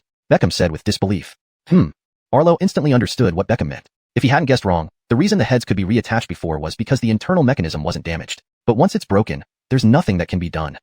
Realizing this, everyone fell silent. They were all shocked at how terrifying Draper must be to destroy all the Iron Men completely. This meant he had identified the key mechanisms within the Iron Men within the time limit and had destroyed them entirely relying on his own strength. They suddenly understood why Beckham earlier mentioned that Grand Elder might have been right and why he believed that Brad Henrio Xiuxian would welcome an outstanding genius. After all, passing through the Iron Man test already proved a lot. Now, they also understood exactly how the test had been completed. Arlo was also surprised. Frankly, he found it hard to believe as well. Especially after witnessing such a result, he couldn't help feeling somewhat astonished. Meanwhile, as the ranking concluded, it was already approaching evening. The 5 rounds of evaluation took a whole day. Therefore, after the evaluation ended, the eliminated students were sent back to their respective kingdoms by the guide messenger. Fortunately, in the entire Tianghua kingdom, only Gaius was eliminated, while others narrowly advanced. Of course, they would rest here until tomorrow when the Thousand Kingdoms battle would officially begin. Let's go. After sending off Gaius, guide messenger Anchor led Draper and the others into Brad Henrio Xiuxian. Not far from the entrance to the mountain gate were rows of houses where the students could rest. However, just before leaving, Anchor left Draper a message. Meet me at the mountain gate at midnight. Draper silently noted it down and entered the room. No need to guess that Anchor had no good intentions. But as the saying goes, if it's a blessing, it's not a disaster. If it's a disaster, it cannot be avoided. Even if he didn't seek out Anchor, Anchor might still come looking for him. The night was desolate, and Brad Henrio Xiuxian, deep in the layered mountains, seemed even more formidable. Draper waited until midnight and quietly left the house. Unexpectedly, shortly after Draper rose, someone else followed him out of the house. Their living quarters were not far from the mountain gate, and in a short while, Draper arrived at the gate. Anchor indeed did not lie. He was waiting at the mountain gate. Seeing Draper arrive, Anchor spoke approvingly. Very good. You are indeed trustworthy. Now, why did you summon me? Draper asked softly, but his strength was already adjusted to its peak, and he gently summoned the divine ice silkworm on his left arm. If Anchor attacked, he would strike first with swift power. This is not the place to talk. Follow me, Anchor said lightly, then started to leave. Draper, however, spoke again. Tell me here. If not, I'll return. Being unfamiliar with the place, he wouldn't dare follow Anchor. Anchor's strength was evident. In Tiangua Kingdom, Xenon with his dying profound realm couldn't withstand Anchor's single blow. He was even less of a match for Anchor. What? Afraid? Anchor laughed upon hearing Draper's words. But he then added, don't you want to know the rules of the upcoming Thousand Kingdoms battle? Draper was taken aback, then smiled. I will naturally know tomorrow. What's the advantage of knowing early? If that's the case, suit yourself. Anchor stopped speaking and turned to leave. Since I'm here, why not clear things up? Draper pursued Anchor, but Anchor ignored him, rushing forward without responding. Draper remained silent, his expression darkening. Shortly after the two left, several people began following Draper and Anchor. Moments later, a few people suddenly appeared at the mountain gate. These weren't ordinary people. They were the 9 peak Stephensters of Brad Henryo Shengzong. Leading them was the current Grand Elder of Brad Henryo Shengzong, Sam. Arlo couldn't help asking, Grand Elder, did you call us here just to watch these boys and that useless Anchor? Patience, the show is about to start. Sam seemed to have ulterior motives. The other 8 slightly startled, but then vanished into the night. Chapter 405, Ghostly Valley. Now, can I speak? Draper had closely followed Anchor all the way until they reached a peculiar valley. Only then did Anchor abruptly stop. Boy, didn't you not want to know? Anchor sneered coldly before smiling at Draper. Why have you been following me all this time? Since Envoy Yved is willing to talk, it would be rude of me to decline your offer. Draper replied with a faint smile, though he was on full alert internally. His spiritual senses were extended out like tentacles, probing the surrounding environment. This made Draper frown even deeper. The place where they stood now very much resembled a graveyard. He could clearly feel the heavy presence of death chi around him, as well as an unbearable pressure. This old man truly has no good intentions. Draper scoffed. In fact, he had already guessed that much. Nicholas had warned him multiple times during the daytime when passing through the 5 rounds of assessment. Draper had long been on guard, but he hadn't expected that the old man would act so swiftly and try to make his move tonight. Nonetheless, this suited Draper's plans. Once targeted by the old man, it would be better to eliminate this potential threat as soon as possible. He wouldn't want to be sabotaged while participating in the Thousand Nation battle. That was why Draper had come despite knowing the old man's ill intent. Do you know what this place is? Anchor scrutinized Draper closely, sizing him up as if he were an object. I don't, but wasn't Envoy going to tell me about tomorrow's rules for the Thousand Nation battle? Since I'm here, please tell me, Draper said, his tone becoming colder. No rush, no rush. Anchor waved his hand and explained. This place is called the Ghostly Valley of our Bradshaw Holy Sect. Anchor continued, to put it simply, this is a cemetery, one of our sect's most dangerous places. It's called dangerous because, besides containing large amounts of death chi and corpses, there are also some terrifying creatures within. As he spoke, Anchor gently inserted his hand into the Ghostly Valley. The next moment, Anchor emitted a mournful scream. His expression turned increasingly vicious. Under the moonlight, Draper clearly saw Anchor's fierce expression before he yanked his arm back violently. SSSS. Even Draper couldn't help but gasp in shock. Anchor's arm had completely lost its flesh, only leaving a white bone. At this point, Draper noticed that there seemed to be a barrier where Anchor stood. Inside the barrier, Draper could only see dark shadows moving around. He couldn't discern anything else. Anchor looked at Draper with a sinister smile. Did you see it? This is the Ghostly Valley. Then, Anchor took out a silver jade bottle from his bosom, pouring a few drops of liquid onto his arm. Under the effect of those liquids, Draper quickly observed Anchor's arm returning to normal, regenerating flesh over the bare bone. It seems like there's something behind us. You stay here. I'll go clean it up. As Anchor's arm returned to normal, he moved it around, speaking to Draper. Draper was slightly taken aback, but Anchor had already dashed away, leaving a warning behind. I advise you not to leave this spot without permission, or I can't guarantee what will happen. Please, Envoy, let us go. We won't dare again. Begging you, Envoy. It was unintentional. Vaguely, Draper seemed to hear cries for mercy, but immediately afterward, several screams rang out, and silence followed. Soon, Anchor returned, holding a few corpses in his hands. Individuals who had shown skill in the 5 rounds and held grudges against Draper since the day's events. Even if Anchor hadn't acted, Draper would have eliminated them upon discovering their tales. Alright, now that it's quiet, we can properly discuss our business. Without hesitation, Anchor threw the corpses into the Ghostly Valley. Indeed, a barrier existed within the valley, yet the bodies passed through unimpeded. Immediately, dark shadows began to stir behind the barrier, and the sounds of chewing soon emanated from within. Grand Elder, how dare Anchor kill students privately and bring this boy to the Ghostly Valley? Let me slay Anchor right now. Nearby, floating in midair, one of the 9 observers addressed Grand Elder Sam. This person was Brad Eddy, the Peak Stephenster of Spirit Mountain Peak. Anchor was one of their Peak's disciples. He's bold indeed, but I wish to see if this boy can still surprise me. If he can, I may abandon Anchor. Otherwise, Anchor might just be lucky. Grand Elder smiled, showing no hesitation. Killing a few students was nothing in Bradshaw Holy Sect. Strength was the only rule. If a student had managed to kill Anchor earlier, the Grand Elder would have been delighted to personally cultivate such a talent. Other Peak Masters remained silent, not uttering a word. Boy, it's time to get down to business. Anchor shouted at Draper at this moment. ####Chapter 406, Annihilating Anchor. Speak. Draper finally confirmed that this old man was indeed targeting him. If so, he couldn't let the old man leave alive. Every single person who had tried to harm him, from start to finish, had died. None remained alive. And this old man would be no exception. Young man, take a look at me. At that moment, Anchor suddenly laughed. Hearing the voice, Draper felt a chill run down his spine and looked at Anchor. Their eyes met at that exact moment. Oh no. Draper instinctively sensed something was amiss. The next moment, he realized he couldn't break away from Anchor's gaze. Before long, Draper felt an overwhelming weakness wash over him, as if he were utterly exhausted. Tired? Anchor whispered softly, then sleep.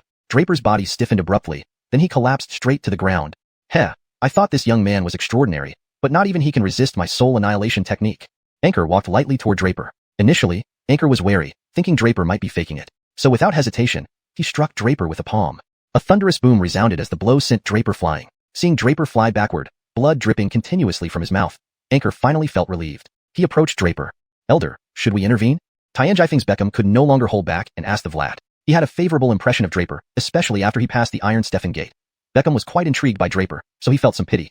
No need. If this boy were truly a genius, he wouldn't have been killed so easily, Sam replied directly, rejecting Beckham's suggestion. Others remained silent.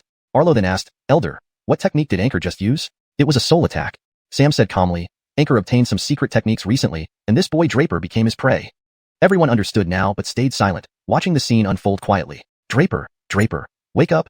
Anchor, who had come closer to Draper, patted his face and started calling out urgently. But no matter how much he called, Draper didn't show any sign of waking up. Anchor finally relaxed and stood up, quickly setting to work. Boy, don't blame me. If you must blame someone, blame yourself for being too outstanding. Genius. Especially your physical body. It makes me drool with envy. And your talent. If my guess is right, the blood chi in your body must be incredibly strong. Even though you deliberately suppressed your blood chi, it still shattered the test pillar. With such a physical body, I'd be betraying myself if I didn't take advantage of it. Anchor muttered these words as he worked, seemingly talking to himself. Before long, Anchor had dug a massive pit. He then sliced his own arm, allowing drops of black blood to fall into it. His blood emitted a foul odor, indicating extreme decay and exhaustion of blood chi. Anchor dragged Draper near the pit and cut open Draper's arm. Fresh, crimson blood flowed down Draper's arm, emitting a peculiar fragrance. Delicious, so delicious. What formidable blood chi power. Haha, all this risk to capture you was worth it. Anchor's eyes shone greedily as he gazed at Draper's body. Unbeknownst to him, Draper's left arm gradually turned cold. The surrounding air also grew chilly. Anchor attributed it to their proximity to Guayu Valley. Meanwhile, the bleeding from Draper's arm slowed. The wound began resealing and healing. Excited, Anchor grabbed Draper's left arm. He had just cut his right one and now moved to the left. The moment he touched Draper's left arm, an intense icy coldness surged through it. In the blink of an eye, Anchor felt this icy cold envelop him. Next, he heard a whistling wind and a faint breathing sound. Anchor immediately realized something was wrong and tried to pull his hand back to strike a blow. But Draper spoke softly, too late to change your mind now. With that, Draper stood up swiftly. The dragon scale spear flew towards him from afar and pierced Anchor. In an instant, the spear went through Anchor's body and returned to Draper's hands. Simultaneously, Anchor's ice-encrusted body crumbled and fell. Despite his immense strength, Anchor collapsed limply, clearly dead. You weren't soul destroyed? Anchor trembled incredulously. Sorry, I'm a talisman Stephanster, and a powerful one at that. Draper smiled slightly. Attacking his soul before him, one wouldn't know how they died, just like Anchor. Ah? Anchor screamed miserably. I refuse to accept this. I understand, Draper responded softly. In the next moment, the dragon scale spear impaled Anchor's heart, pinning him to the ground. Anchor's scream abruptly stopped, confirming his death. Translation completed with attention to tone, style, and coherence, maintaining paragraph structure and line breaks as per the original text. Chapter 407. The Stephantid catching the cicada. In truth, Draper had to admit that Anchor's plan was nearly flawless. However, there was one miscalculation on his part. Draper was an immensely powerful runesmaster. His divine soul force was incomparably resilient, especially under the protection of the ancient dragon rune, rendering him almost invincible. Stephanie had attempted to annihilate Draper's divine soul using soul-snatching techniques, but ultimately all were thwarted by Draper. His divine soul became like a taboo. Touch it, and you die. Anchor would be no exception. Draper had prepared for everything from the initial design to the final move, all within his calculations. While he did not know exactly what means Anchor would use against him, he knew for certain that Anchor would make a move. Given Anchor's formidable strength, Draper stood virtually no chance of defeating him based solely on his own power. Even with all his trump cards, confronting an expert several realms above him, victory remained unattainable. Even the earth demon Corpse couldn't help. After much deliberation, Draper decided to utilize the power of the divine beast Ice Silkworm. The Ice Silkworm could unleash a force so intensely cold, it could almost ignore the disparity in realms. More crucially, Anchor resorted to a divine soul attack at the end, which made things easier for Draper. Although Anchor was cautious and delivered a punch after using soul annihilation technique, it meant little to Draper, whose physical body was unparalleled. Draper persisted until the very end, finally striking down Anchor. Without hesitation, he removed Anchor's storage ring and thoroughly searched his body. Among Anchor's personal items, he found a piece of yellow brocade, which Draper took without scruple. Once confirmed there were no other items of value, Draper tossed Anchor's corpse into the Ghost Region Valley. Standing close, Draper discovered the wonders of the Ghost Region Valley. A barrier similar to an array separated the inside of the valley completely, isolating its contents from the outside. In other words, nothing inside the Ghost Region Valley could escape, but outsiders, or objects, could be thrown in. Draper now distinctly heard voices from within, eerie howls that piqued his curiosity. He tapped the barrier with his finger, causing sudden black shadows to converge furiously and bite towards him. Upon biting his finger, however, the shadows screamed and scattered as if encountering something terrifying. At the same moment, Draper felt a familiar tremor within his dragon rune space, the earth demon in corpse. Nicholas, can you sense anything inside? Draper asked Nicholas in the spirit realm. My perception is vague, but I seem to detect a faintly familiar aura, Nicholas said hesitantly, sounding puzzled. I'm not sure what it is. Draper was astonished. You're familiar with it? What could it be? Thinking aloud, Draper continued, right, before this Ghost Region Valley, I noticed the earth demon in corpse seemed eager to come out. The Yin Qi and Death Qi here are extremely dense, suitable for the earth demon in corpse's cultivation. Could it be that it's developing consciousness already?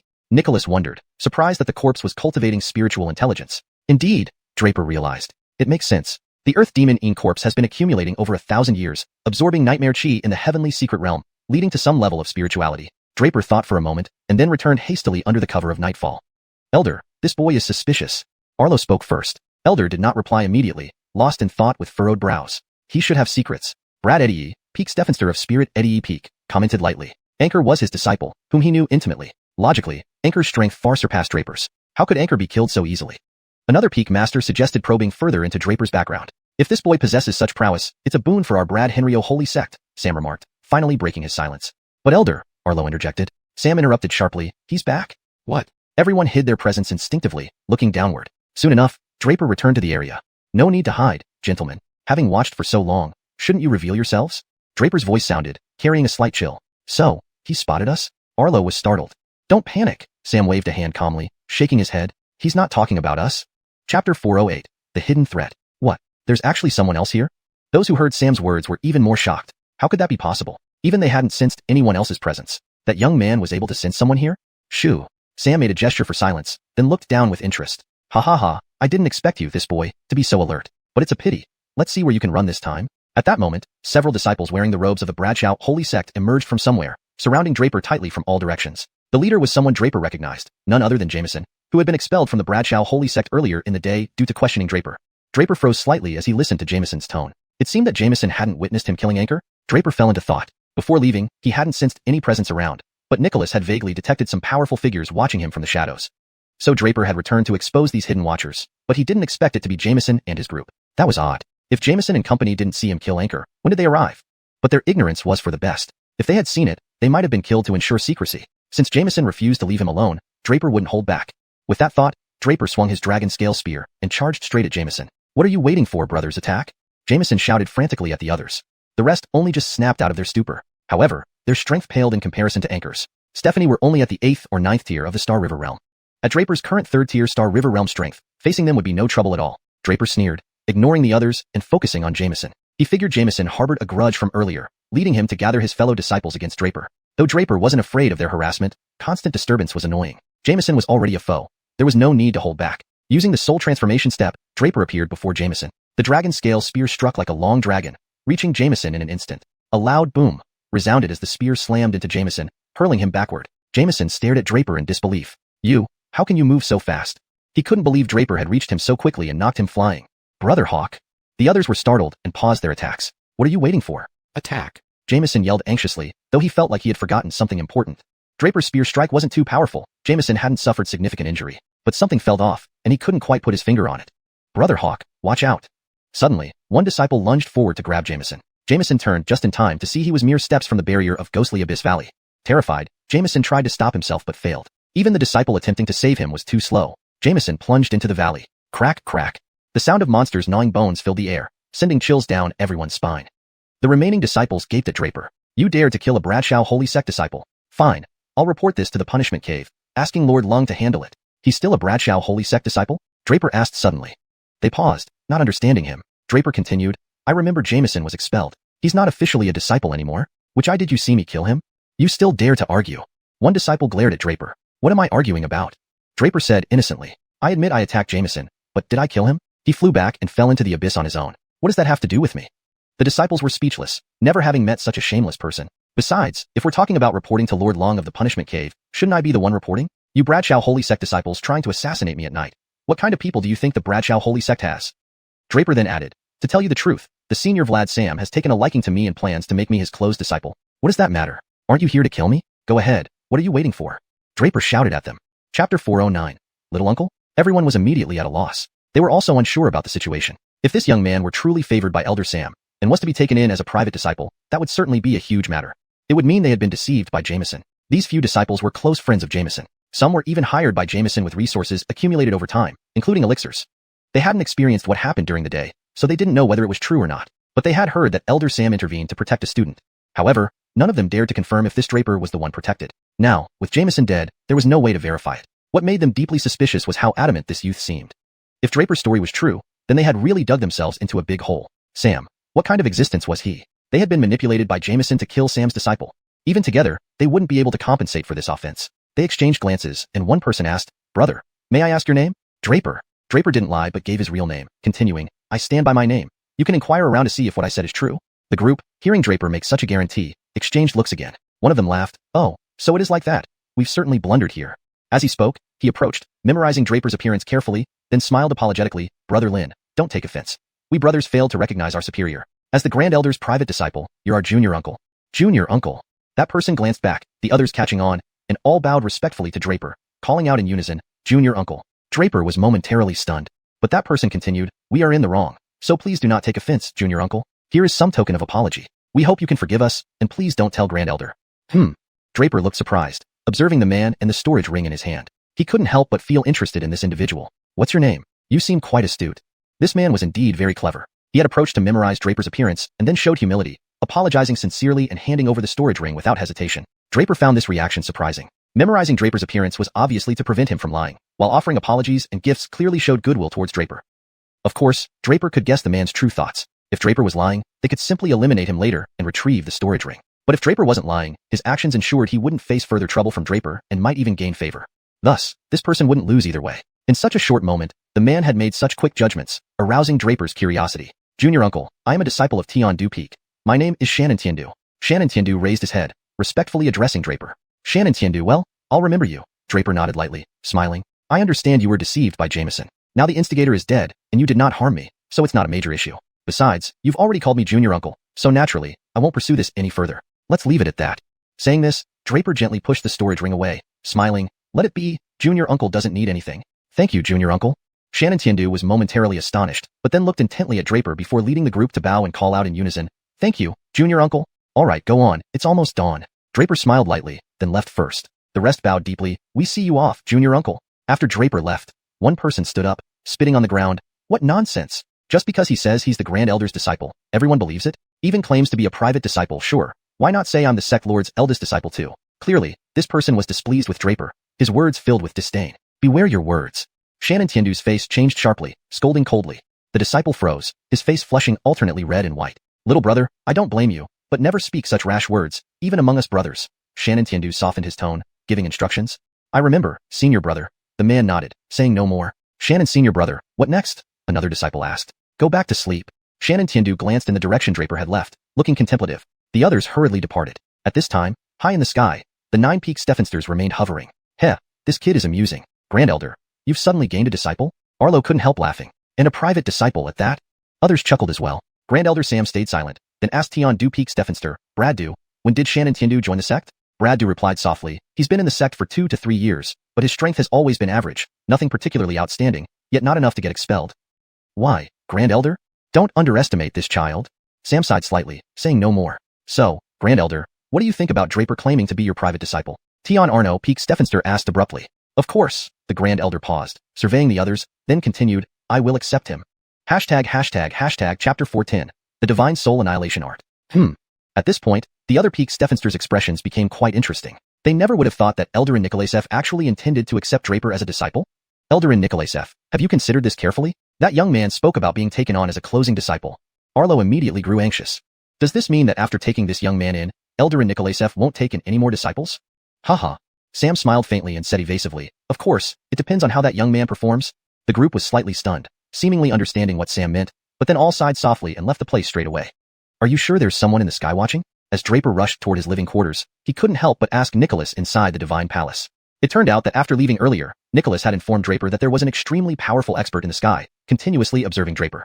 Draper only needed a moment of thought to figure out who the people in the sky might be. If his guess was correct, they should be several big shots from the Bradshaw holy sect. Though Draper's perception was strong, it still fell short compared to these figures. He himself couldn't fully sense the presence of these big shots, but Nicholas could. However, Draper didn't take the matter to heart. If those big shots saw him, they saw him. Since they hadn't revealed themselves, it proved they didn't mind too much what Draper did. Besides, a student from a remote small country, how could they possibly care much for him? As for the story about becoming a closing disciple, Draper had made it up on the spot. He just didn't want to fight with xianxia and the others. Xianxia and the others were different from Jameson. Jameson had been expelled and was no longer a disciple of the Bradshaw holy sect. If Draper killed him, so be it. But xianxia and the others were still disciples of the Bradshaw holy sect. Killing them would bring real trouble. However, Draper didn't think too much about it.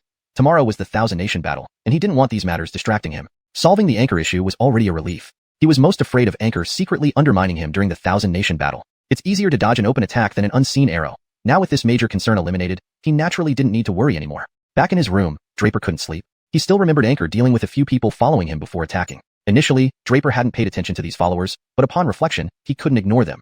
It seemed his prominence today had attracted some unwanted attention. However, Draper didn't overly worry about it. He just remained vigilant. His thoughts moved, and he retrieved the storage ring from Anchor. There wasn't anything extraordinary, just some medicinal pills and spirit stones, which Draper stored directly into his dragon symbol space.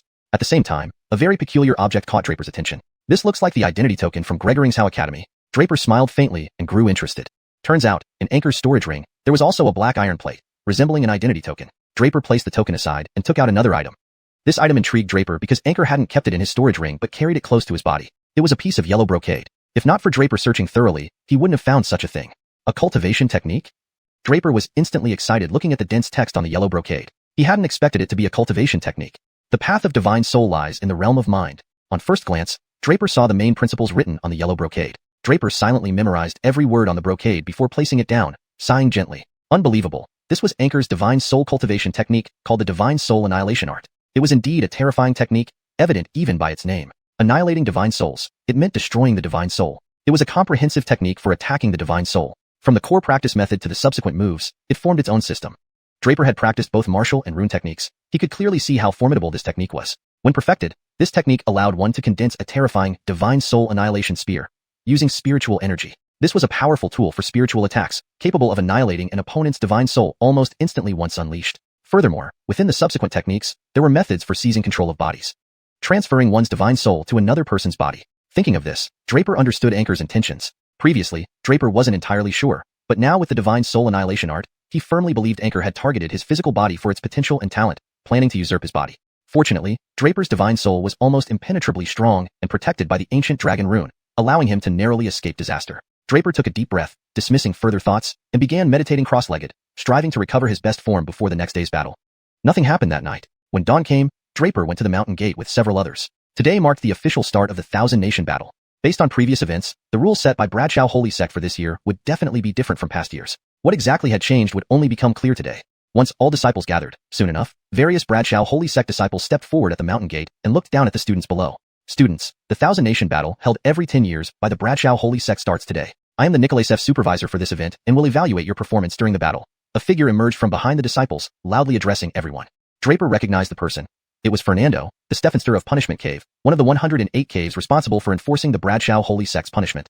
Next, I will announce the competition rules for this year, so please listen carefully. Fernando smiled slightly and addressed everyone. Everyone stood straight, beginning to listen attentively.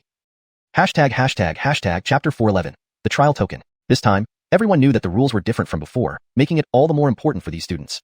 In the Thousand Kingdoms battle, each kingdom could send 10 participants. Even though many kingdoms had already lost some of their students, there were still many that had almost all members remain. Therefore, this battle was still essentially a team-based contest. Knowing the rules would be crucial for formulating tactics and executing them together. This also applied to Draper and his group. After all, fighting alone wouldn't give them any advantage at all. It seemed they had noticed everyone's reactions. Cassius smiled faintly and then said, after the 5 rounds of previous tests, you should understand by now that the Thousand Kingdoms battle is entirely different from past battles. To save words, first, I'll take you to see the location of the battle, Cassius continued, then led the disciples and participating students directly towards the back mountain.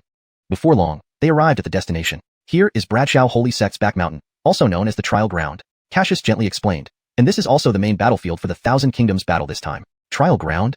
The announcement immediately elicited gasps from some students. Not every student was clueless about Bradshaw Holy Sect. Some powerful kingdoms had previously sent countless talented disciples to Bradshaw Holy Sect. these disciples inevitably revealed bits and pieces of information about the sect to their home kingdoms. So naturally, they were very familiar with the trial ground. As the name suggests, it was where Bradshaw Holy Sect's disciples trained. Of course, for genuine disciples of Bradshaw Holy Sect, this wasn't much of an issue. However, for the external participants, it presented a huge challenge. Entering Bradshaw Holy Sect as an outer sect disciple required strength at least at the 5th level Star River realm. This was merely the cultivation level requirement, not even considering combat power. To become an inner sect disciple or a higher rank, one might need to reach the life-death realm. However, the students participating in the Thousand Kingdoms battle mostly had strength below the 5th level Star River realm, with occasional 7th or 8th level Star River realm practitioners. Overall, they were several levels below even the weakest outer sect disciples of Bradshaw Holy Sect. Yet, Bradshaw Holy Sect chose a test site meant exclusively for its own disciples. It was easy to imagine how daunting this challenge would be. Therefore, when Cassius announced that the trial ground would be the examination site for the Thousand Kingdoms battle, those who knew the situation couldn't help but gasp. It seems some students are already aware of the trial ground. Still, I must say more. Cassius noticed the crowd's reaction and chuckled lightly. The trial ground has practically everything. Monsters, beasts, various terrifying traps, of course, people. This time, due to the opening of the trial ground, many disciples of our Bradshaw Holy Sect will likely be inside. What? How? How? This is unfair. The students instantly erupted into protest, shouting at Cassius. Fairness? Cassius coldly looked at them. I genuinely want to know what fairness means to you. I'll tell you, in Bradshaw Holy Sect, what I say is the rule. And these rules are only fair to the strong. The weak can choose to quit. No one forced you to participate in this Thousand Kingdoms battle. Cassius's voice suddenly turned stern, effectively silencing the objections. You might be curious why Bradshaw Holy Sect's disciples are also involved, Cassius added calmly. It's simple, they are also part of the challenge you will face. Now, let me announce the rules. Cassius scanned the crowd, leaving no room for anyone to speak, and directly addressed them. The rules are straightforward. All students entering the trial ground will receive a token, a special trial token of Bradshaw Holy Sect. This token will help you sense each other's aura, and will serve as the final basis for whether you're eliminated or not. As Cassius spoke, the Bradshaw Holy Sect disciples nearby started distributing the tokens. Each person received a dark-colored token. When Draper got his token, he immediately recalled the one he'd found in Anchor's storage ring last night. That token looked exactly like the one in his hand, except that the one from Anchor appeared to be made of superior material. However, Draper wasn't sure what significance these tokens held. Keep this token safe. If it leaves your body, you will be eliminated. Cassius's voice rang out, explaining the importance of the token. Huh. Draper slightly staggered, seemingly not fully grasping Cassius's meaning. Cassius continued to explain. Once you enter the trial ground, this token starts working. As long as you have it, you haven't been eliminated. If the token leaves your body, you have 1 incense stick time to find or snatch another one. If you don't have a token after that time, you're out. Do you understand? Cassius asked again. Understood. The students chorused, exchanging looks among themselves, apparently devising plans. Oh right, and don't celebrate too soon. Holding onto the token until the end doesn't matter, as the final victory is determined by the number of tokens you possess, Cassius added. Hearing this, the students felt a chill run down their spines. This was forcing them into confrontations within the trial ground. Please note that the paragraph structure and line breaks have been maintained as requested.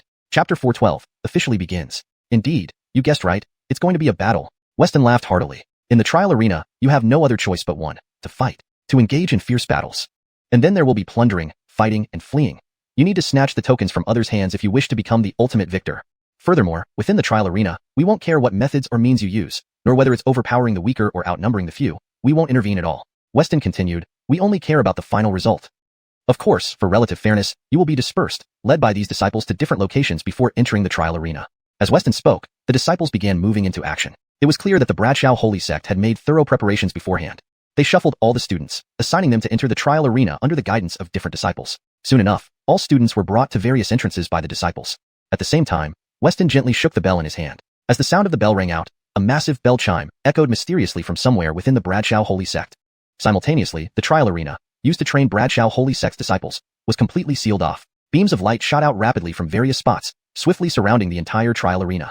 The trial formation has been activated, Weston shouted, instantly enveloping the trial arena with protective barriers. This trial formation isolated the trial arena entirely. Once activated, it allowed entry but not exit. Meanwhile, the students began walking into the trial arena. By the way, I almost forgot to tell you. At this moment, Weston's slightly apologetic voice echoed throughout the trial arena. The token emits a strange aura which is fatally attractive to the beasts and creatures hidden within the trial arena. So, you must be careful. What the hell? Bullshit. F***K your grandma. F***K your ancestors. Inside the trial arena, a series of curses echoed one after another. This isn't a trial arena. It's a death trap. Students were enraged, believing Weston did this on purpose, not forgetting but intentionally delaying the information until now when withdrawal was impossible. Oh yes, there's one more thing I forgot to mention. After the cursing subsided, Weston spoke again. The trial tokens you hold are highly appealing to the Bradshaw Holy Sect's disciples within the arena. They can earn substantial points by seizing these, so they will hunt you down without mercy to take your tokens. Hell, we've been duped. This time, all students became indignant. Even Draper frowned. Admittedly, dealing with beasts and monsters was manageable, but Bradshaw Holy Sect's disciples? That was a tough situation. Additionally, he had to gather tokens from other students, making the challenge even greater. Cough cough, just one last point. Really, this is it? Weston's voice came once more. These tokens can be located. The beasts and creatures inside know where you are, and the Bradshaw Holy Sect disciples within can also clearly sense you. Weston seemed embarrassed as he said this but added, moreover, these tokens cannot block any form of aura using any force. Even those cursing were speechless. Everyone was stunned. The Bradshaw Holy Sect truly thought of everything in preparing for this war among 1,000 nations, almost every possible detail. But just then, Weston's voice came again, cough, cough, cough, this time. I promise it's the last point. To make this 1,000 nations war more exciting and interesting, the trial will last a whole month. Of course, you should understand this isn't the key point. Crucially, halfway through the month, to boost your morale and potential, we've decided to allow some Bradshaw Holy Sect inner disciples to enter. Inner disciples? Are you insane, or are we? Damn, I want to go home. I quit, I forfeit. For a moment, everyone lost their fighting spirit. The Bradshaw Holy Sect was pushing them towards certain death. Sorry, the trial has already begun, and you cannot withdraw unless your token is taken, which will lead to your elimination. Remember, the trial involves combat. You may harm but not kill each other. Killers will also be eliminated. Weston warned once more, adding, all right, I hereby announce the official start of the trial. Boom. In the next instant, all students within the trial arena heard a massive bell ring, signaling the start of the trial. Though many declared they would quit, their bodies instinctively moved deeper into the arena, seeking cover first and planning to act later as the trial lasted a full month. Just after the bell sounded, individuals emerged from almost undetectable spots within the trial arena. These people wore Bradshaw Holy Sect attire, evidently being its disciples. They smiled like hunters. These rookies are finally here. Points await us. They are treasures indeed. Thus, the 1,000 Nations War trial officially began. The stage was set. The battle commenced. The grand curtain rose on the trial of the 1,000 Nations War. Chapter 413, Playing the Fool? Draper was also sent into this trial field. However, the place Draper was sent to seemed less than ideal because as soon as he entered, he sensed several extremely powerful auras rushing towards him. Looks like my luck isn't too bad. I was just about to look for some fat lambs, but didn't expect to have one right here.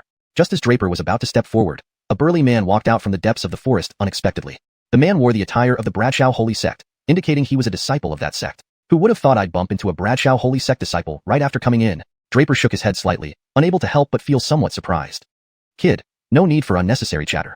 Hand over your trial order. The burly man barked at Draper without any hesitation. You want my trial order? Draper stared at the man, then gave a mocking smile. What? Seeing Draper's gaze, the man suddenly said angrily, you don't want to give it? I didn't say I wouldn't. Draper looked at the man getting angry and laughed. Hearing Draper's tone soften, the man immediately burst into laughter, then looked at Draper approvingly and said with a smile, good, very good.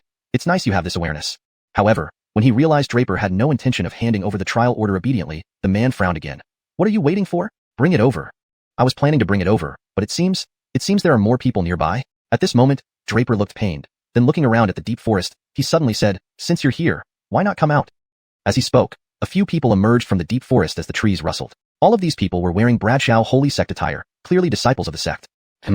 The man was momentarily stunned, but quickly reacted and shouted at Draper angrily, nice try, little guy. You dare to toy with me? At first, the man truly believed Draper would hand over the trial order honestly. He didn't expect this kid to pull a trick, waiting for those people to come and try to use the borrowed knife strategy. But the man was quite familiar with the people who came. Seeing them arrive, he politely saluted, brothers, I found this kid first. I hope you all won't make things difficult for me.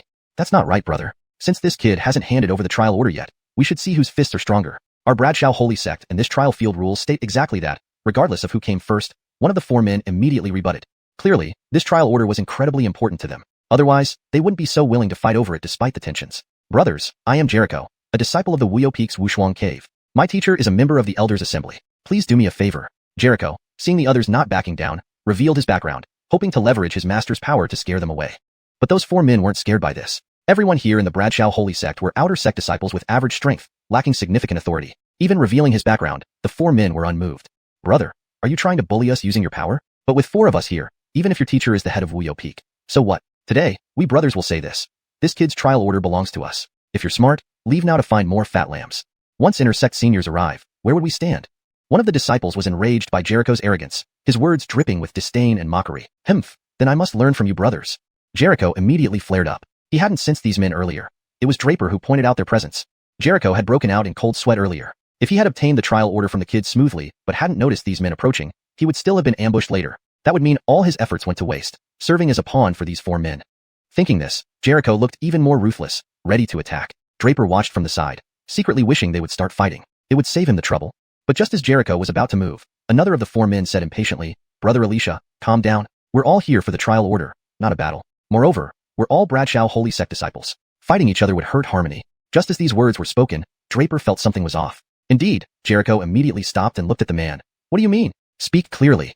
My point is simple. Why don't we take the trial order from this kid first? After all, one trial order means many points, which we can split evenly. Moreover, fighting would waste time. Let's seize the trial order first, and Brother Alicia can join our actions. If we get new trial orders, we can share equally. This disciple was obviously more cunning, but his intentions were clear. These words made Jericho reconsider. But just as Jericho was about to speak, a voice whispered in his ear, Brother Alicia, you're truly lovable in your simplicity. Jericho paused, then discreetly glanced at Draper, confirming his suspicion. The words had come from Draper. Brother Alicia, can't you see they're acting together to split points? It's just a pretense. They only don't want to fight you yet, to get my trial order. But once I hand it over, they'll insist on giving it to them. By then, how can they guarantee sharing the points with you? Draper continued calmly. What are you trying to say? Jericho calmed down and looked at the four men. Brothers, please give me some time to think. The man who suggested the idea smiled lightly. Sure, Brother Alicia. Take your time, but not too long. How about a bet? Draper continued whispering. How do we bet, on what? Jericho asked immediately. It's simple. I'll hand over the trial order soon. But remember to tell them that this trial order will be kept by you. Draper explained slowly, then observed their reaction. If they agree, we continue. If they refuse, you should know why. Jericho paused again. So, what exactly is this bet? I guarantee that if the trial order is in your hands, they will find a chance to strike at you. After all, you're just one person. Draper stated his wager. If they don't make a move? Jericho couldn't help but ask. In that case, you win, and I'll willingly hand over the token. Not only that, any trial tokens I obtain within this field will all belong to you. In other words, I can be your free henchman, Draper said with confidence. And if I lose? Jericho continued. If you lose, then you return this trial token to me and be my free henchman. However, rest assured, it's not truly free. As long as you're useful to me, I will give you a grand gift. Draper continued. Fine, I'll take the bet. Jericho didn't hesitate for a moment and accepted Draper's wager. Jericho seemed like a rough person on the surface, but he was actually shrewd in his simplicity. In those brief moments, he had carefully considered everything Draper said. Draper was right. The other side had 4 people. If it came down to brute force, Jericho stood no chance of gaining any advantage. Regarding their proposal to join forces, Jericho had some doubts. What if they denied it after leaving the trial field?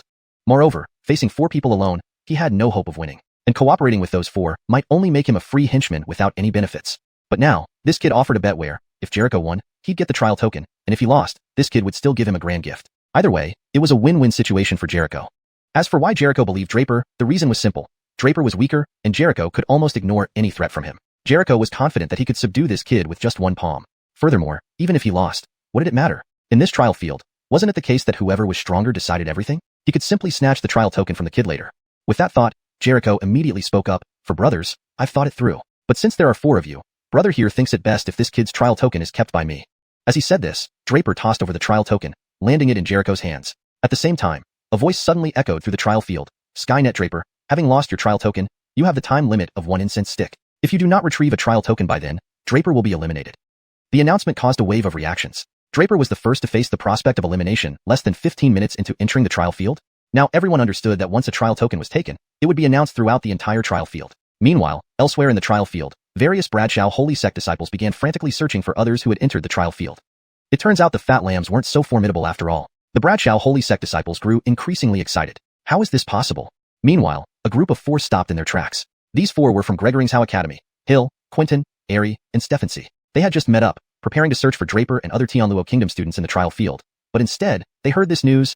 They quickly resumed their search, accelerating their pace to find Draper. Outside the trial field, Fernando also wore a puzzled look. Draper? The top student of the 5 rounds of assessments, how could he be eliminated so early? At the same time, on Bradshaw Peak, inside the main Bradshaw Hall atop the peak, 9 important figures were seated. Weo Peak Stephenster Arlo, Tianji Peak Stephenster Beckham, Bradwell Peak Stephenster Brad Eddie, Danding Peak Stephenster Brad Shandan, Bucho Peak Stephenster Brad Tianwan, Shinwu Peak Stephenster Alexei, Trial Peak Stephenster Brad Lian, and Mission Hall Stephenster Brad Renwu, all gathered below. Brad Eddie Hin, the Nicolasev elder of Bradshaw Holy Sect and Peak Stephenster of Bradshaw Peak, sat at the top of the hall. A stone wall in front of them displayed the events happening in the trial field. Everyone clearly saw what was happening. After a while, as Draper's imminent elimination was announced, discussions began. Great Elder, this kid Draper seems far too off today. How could he be the first to be eliminated, especially when he was our top performer in the 5 rounds of assessment? Arlo had no good impression of Draper and couldn't resist criticizing him.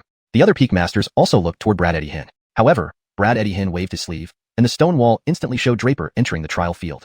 Everyone watched in silence, understanding Draper's intentions. They were seasoned enough to know Draper's tactics. After all, Draper had single-handedly killed Anchor, an inner disciple of Bradshaw Holy Sect. Even Jericho and the others combined were no match for Anchor, yet Draper had managed to kill him. There was no way Draper couldn't handle these few people. His current weakness was simply a ruse, a ploy to pretend to be weak in order to catch them off guard. This kid was full of tricks. Thus, the scene was set for Draper's unexpected strategy to unfold. Chapter 414. I was just a bit faster. Draper did not care about the time limit of one incense stick. If he wanted to, could he not retrieve the trial token from Jericho? The reason he feigned weakness now was not for anything else but to better persevere. The trial grounds were open for a whole month, and during this period, some inner disciples might also be released in. Draper naturally didn't put these outer disciples in his heart. Frankly speaking, these 5 people together were no match for him. However, he needed to pay more attention to the inner disciples. Therefore, Draper wanted a map if he wished to stay longer in this trial ground. In other words, a living map, a guide. Jericho was a disciple of Bradshaw Holy Sect, and judging by appearances, he had been here in the trial grounds for quite some time. From the start, even with Draper's formidable mental strength, he hadn't sensed Jericho's presence. That was enough proof that Jericho knew this place very well and concealed himself so thoroughly that Draper hadn't discovered him. Moreover, to be frank, Jericho was easier to deceive than those 4 individuals. He believed Draper after just a few words. Whether he genuinely believed it or pretended to comply didn't matter anymore. His strength alone could allow him to tie up Jericho and force him to be his guide. This was Draper's ultimate goal. When the 4 saw Draper directly throw the trial token to Jericho, they immediately stiffened. Then, their expressions turned somewhat unnatural. Actually, at first, Draper's guess was right. These 4 had no good intentions. They only wanted to deceive Jericho's trust, and then, when the trial token was obtained, they would show their true colors. At that point, Jericho wouldn't have any means against them. But Jericho was so devious as to grab the token first. One was about to lose composure when the person who initially proposed the plan pulled him back and said to Jericho with a smile, "Since that's the case, there's nothing better. Let's not waste any more time, Brother Alicia. Let's go." This time, it's said that there are exactly 5,000 people coming to this trial ground. There are plenty of fat sheep waiting for us to slaughter. I was thinking the same. Jericho smiled slightly, noticing everyone's reaction. Then he turned around and exchanged a glance with Draper before walking away. Without the token, the 4 wouldn't possibly waste more time on Draper. Turning back, they shot Draper a nasty look. One of them even threatened harshly, "Boy, wait for me." Draper shrugged helplessly without saying a word. Those 4 feared Jericho would run away with the token and hurriedly caught up with him. However, none of them noticed that after they left, a peculiar smile tugged at the corner of Draper's lips. His eyes shone brilliantly, yet he didn't hesitate to completely shield his aura and follow in their direction. Haven't you seen their reactions? Wait for it. There are no fat sheep around here. In no time, they will attack you. After obtaining the token, Jericho hadn't had time to be happy when Draper's voice suddenly rang out coldly. "Huh?" Jericho instantly froze. "You can keep up with us? You've been hiding your strength?" Jericho's face turned pale. He felt something was wrong again, and he even had a vague sense of having been tricked by this boy once more. He had already been deceived by this boy earlier. Now, being tricked again, how could Jericho feel good? "Not really, my tracking skills are just a bit stronger," Draper said indifferently, then fell silent. "Humph." Jericho rushed forward wildly. As his speed increased, the 4 people behind immediately felt something was amiss. "Damn, I told you we shouldn't listen to Branson, always proposing such schemes. Now this Alicia guy is trying to escape." The 4 sped up, with one complaining to the person who came up with the idea. Branson was startled too. He turned to ask the person beside him, "Inigo, is there really no trace of any trial token around?" Inigo shook his head lightly. "There isn't within dozens of miles. See, it's all gone. The bird we had in hand flew away." The person who cursed spoke again. "All right, shut up, old 2. Branson, make a decision." The one who hadn't spoken up before finally opened his mouth. Clearly, he was the leader of the 4, and when he spoke, everyone looked at him. F***K. I thought Jericho was a fool, but it turns out we were the ones fooled. Branson spoke viciously. "Kit, old 2, you rush over from the west, while I take the rear. Branson, head east and chase down this bastard. Kill him." With that, they acted without hesitation, charging madly ahead to encircle Jericho. "Got it, they're going to make a move against you." Right at that moment, Jericho heard Draper's voice again. "You can still keep up with this?" Jericho was almost driven mad. He had used all his efforts to shake off this kid, yet Draper could still follow? "Didn't I tell you earlier, my tracking ability is a little bit stronger?" Draper replied innocently. "A little bit stronger?" Jericho couldn't hold back his cursing, but just as he was about to say more, a cold laugh echoed from ahead. "Brother Alicia sure runs fast. How about that? You get what you want and leave." Jericho looked up and saw the leader and the second standing there. Jericho tried to turn, but the rustling sound came from behind. "Brother Alicia, what about splitting the points as agreed?" This was Branson's voice. Just as Jericho tried to turn right, Inigo appeared. Now, the 4 surrounded Jericho in all 4 directions. Chapter 415. I'm just a bit stronger. "Kid, can you help me deal with one of them?" At this moment, Jericho couldn't help but ask Draper. Jericho now realized that the situation was extremely dire. Facing these 4 individuals, he indeed found it difficult to handle everything alone. However, there was still a chance. His only hope lay in getting assistance from this kid.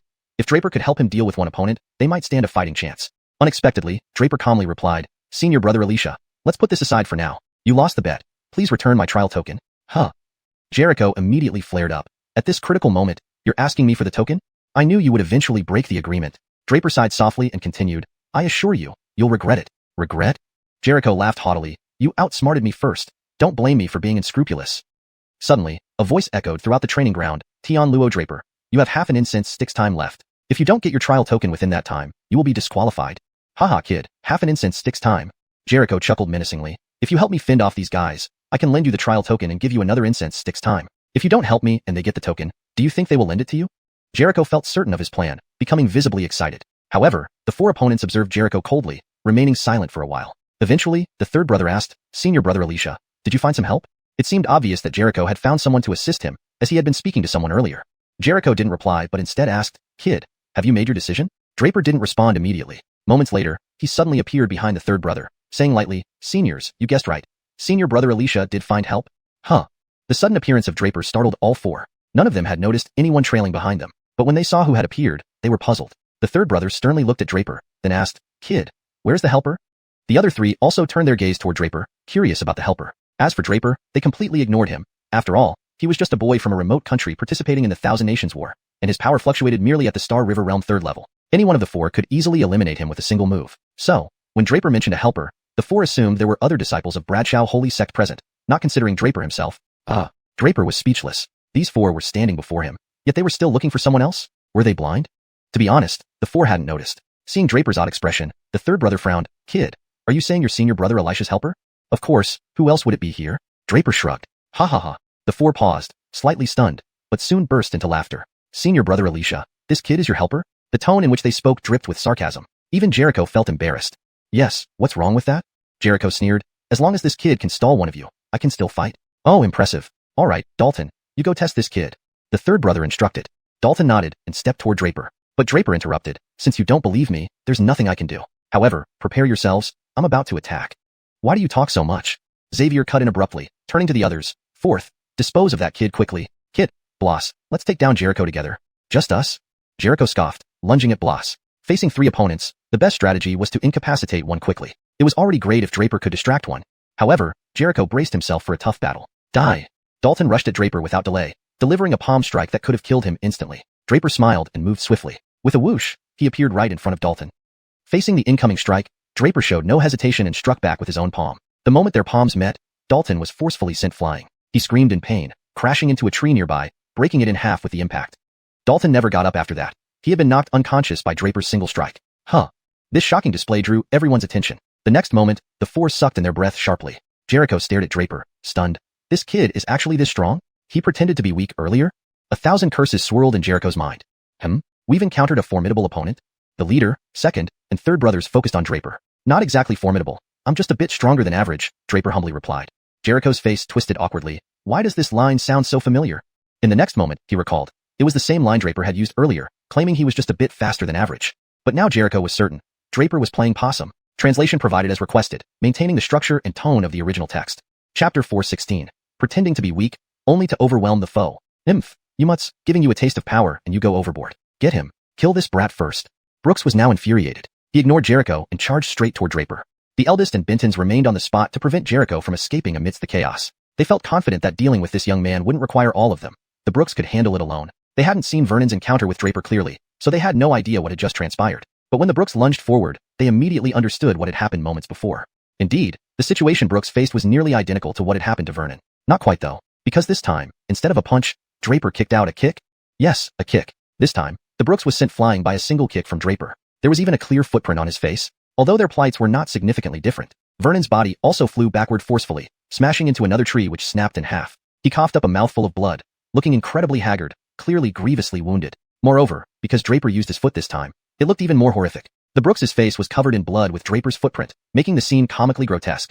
However, the eldest and Bentons frowned deeply, their eyes fixed on Draper. They had lost interest in Jericho. This kid posed a significant threat. Despite not wanting to admit it, they had to concede he was a formidable expert, very powerful indeed. And yet, he had pretended to be weak, just to surprise them. Why are you staring at me like that? Draper's lips twitched. I'm not interested in men. Benton, what should we do? Even the Campbell seemed unsure now, turning to Benton for advice. Ordinarily, Benton made decisions, especially at crucial moments. I don't know either. Stephanie, we should retreat. Benton was hesitant. Seeing how Second and Vernon's fared against Draper, he realized they weren't much stronger. One got slapped away, the other kicked. Joining forces probably wouldn't end differently. What about Second and Vernon's? Campbell asked impatiently. Don't worry, he won't kill anyone here. We all know the rules of this trial ground. They're safe, Benton explained. Honestly, with the situation as dire as it was, they could barely protect themselves, let alone worry about the unconscious duo. Let's withdraw and rally some fellow disciples to help us. Seeing Campbell's hesitation, Benton urged again. Stephanie of their Peony Cave comrades were around. Giving up some points, they could enlist others to deal with this kid and avenge the 4 brothers. Campbell, enlightened, exchanged glances with Benton, then they fled together. Their sudden departure left Jericho dumbfounded. Who would have thought they'd leave without caring about their fallen comrades?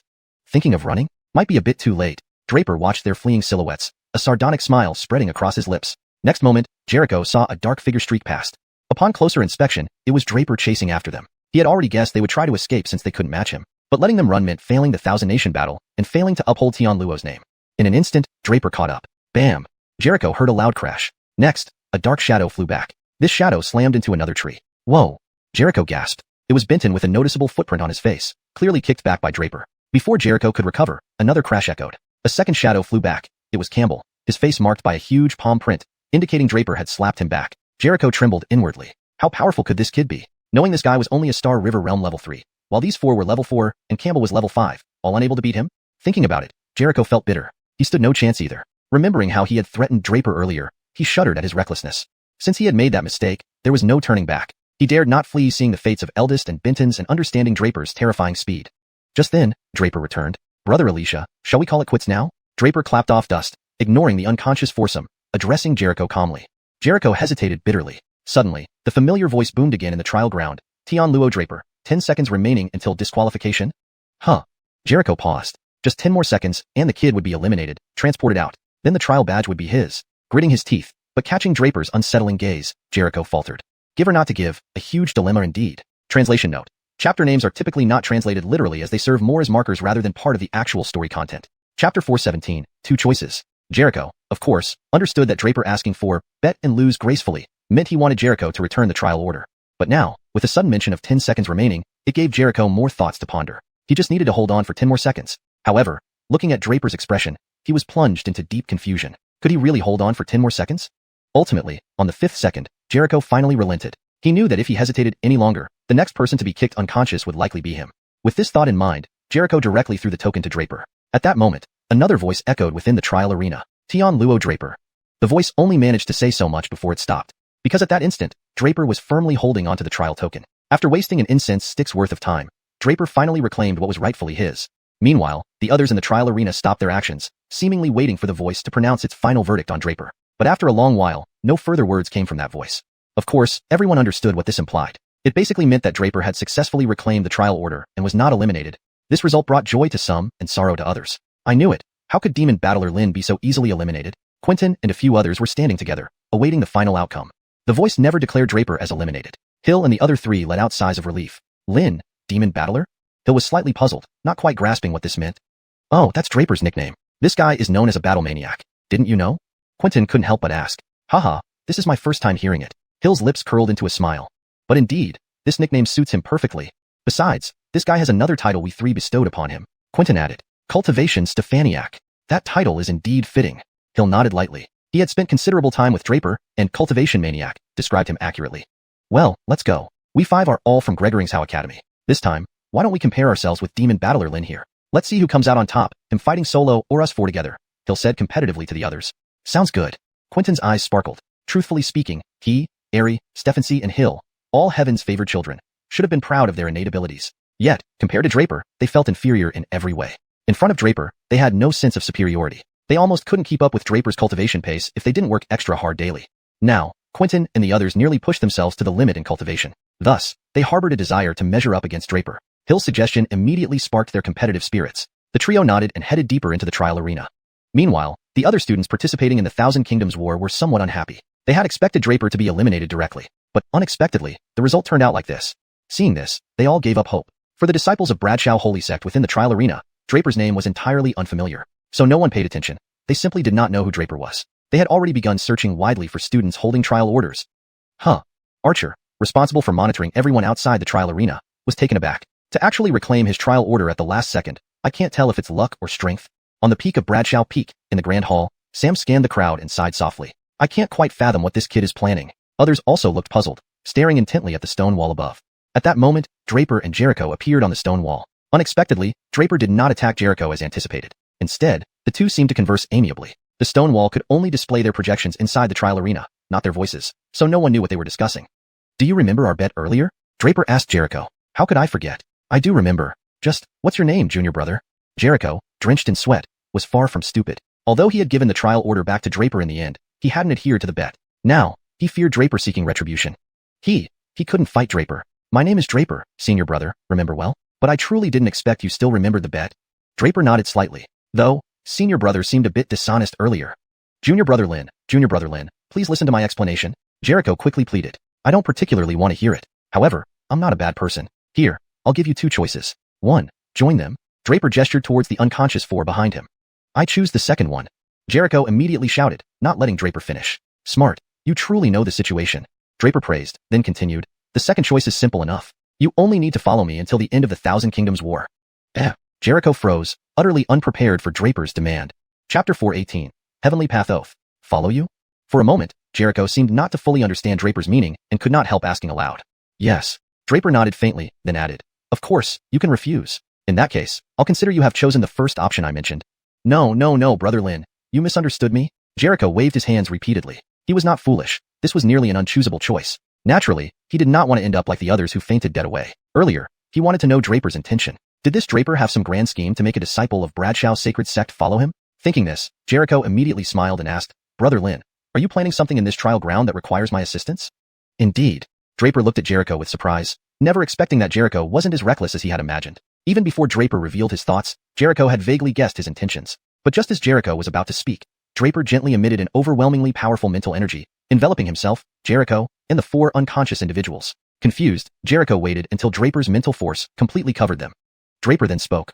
What we are about to do is too shocking to the world. Better be cautious. At this point, Jericho stared at Draper, dumbfounded. Brother Lin, you're a seal Steffenster. From Draper's mental energy just now, Jericho realized Draper was a seal Steffenster. But what he didn't expect was the intensity of Draper's mental power. Nevertheless, this move made Jericho view Draper even more highly. This youth not only possessed supreme strength, but also had such profound thoughts. Meanwhile, in the Bradshaw Grand Hall, all eyes were on the stone wall at this moment. However, a layer of mist shrouded the stone wall, submerging Draper, Jericho, and the four unconscious individuals within it. How interesting. Now I've taken an interest in this boy. I wonder why he's trying to avoid our observation, said Fengzhu Peak Steffenster Whalen, who hadn't spoken until now.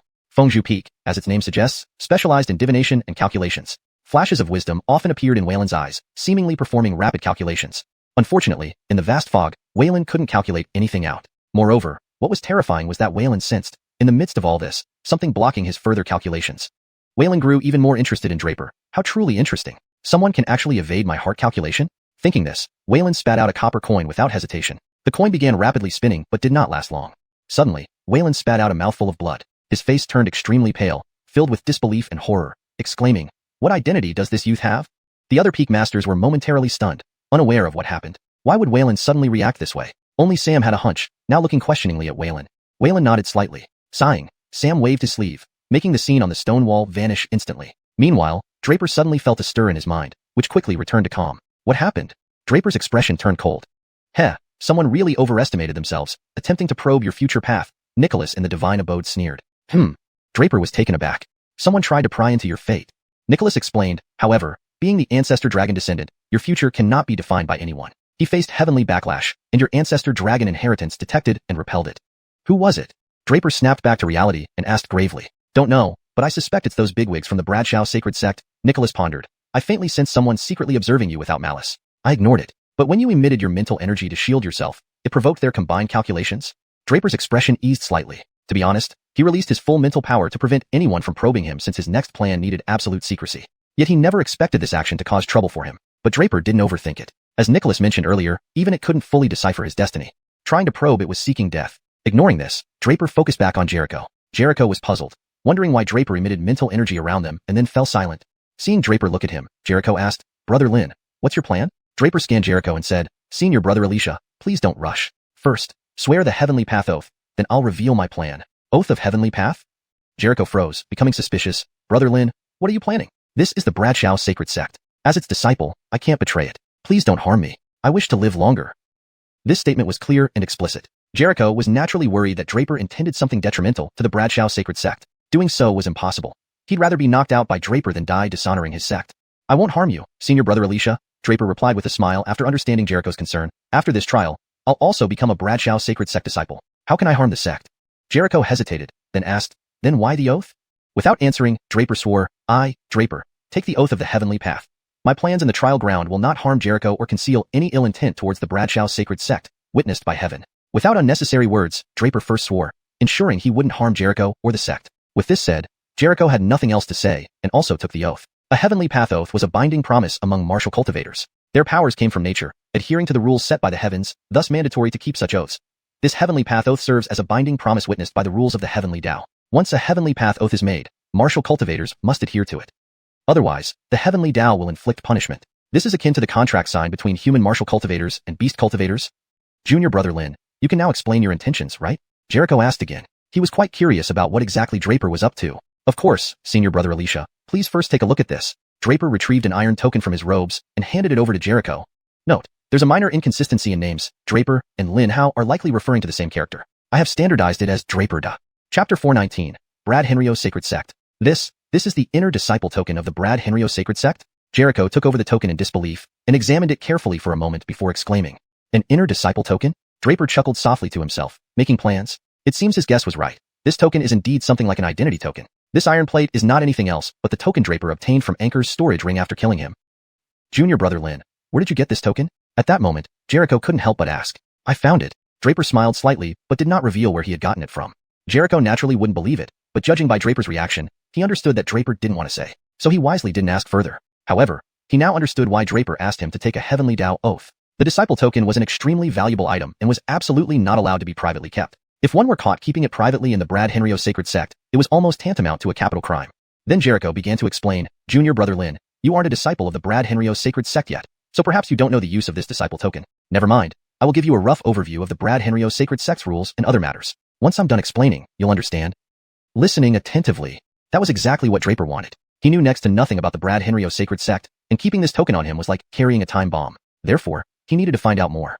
The Brad Henryo Sacred Sect is divided into 9 peaks and 108 caves. I'm sure you've heard about the 9 peaks: Brad Henryo Peak, Wuyo Peak, Tianji Peak, Bradwe Peak, Danding Peak, Bucho Peak, Shenwu Peak, Trial Peak, and Mission Hall. The leader of Brad Henryo Peak is also the current elder of the Brad Henryo Sacred Sect, Sam. Of course, due to the sect master being in perpetual seclusion, almost all matters in the Brad Henryo Sacred Sect are handled by the Great Elder. Moreover, the Great Elder is our strongest individual, ranking first or second in the entire Western Spirit region. It's because of the presence of the Great Elder that the Brad Henryo Peak is the strongest among all the peaks. The leader of Wuyo Peak is Arlo. Wuyo Peak is responsible for selecting disciples. You, the scholars selected from various kingdoms, must go through 5 rounds of evaluation, which are all handled by Wuyo Peak. And yes, I'm also part of Wuyo Peak.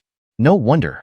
Draper nodded gently. Jameson, who was responsible for the Iron Stefan Challenge, was a disciple of Wuyo Peak. The leader of Tianji Peak is Beckham. As its name suggests, Tianji Peak is our alchemy peak. Almost all divine weapons and powerful tools in the Brad Henryo Sacred Sect are forged by Tianji Peak. Not only that, Tianji Peak also creates many mechanisms and puppets. One of the 5 challenges you have to pass, the Iron Stefan Challenge, is also made by Tianji Peak. Draper nodded and continued looking at Jericho as he listened to him continue his introduction. As for Brad Eddie Peak, the leader is called Brad Eddie. Brad Eddie Peak is the weakest in strength among the 9 peaks. Its leader is also the weakest in strength among the 9 peak leaders. In fact, Brad Eddie Peak is more like a miscellaneous tasks department, serving the entire Brad Henryo Sacred Sect. Moreover, all logistical tasks of the Brad Henryo Sacred Sect are carried out by Brad Eddie Peak. To me personally, it seems like the whole Brad Eddie Peak exists just to run errands. Saying this, Jericho added another sentence, Junior brother Lin, you're also one of the scholars from those kingdoms, so I'm sure you know that each kingdom has a guide, right?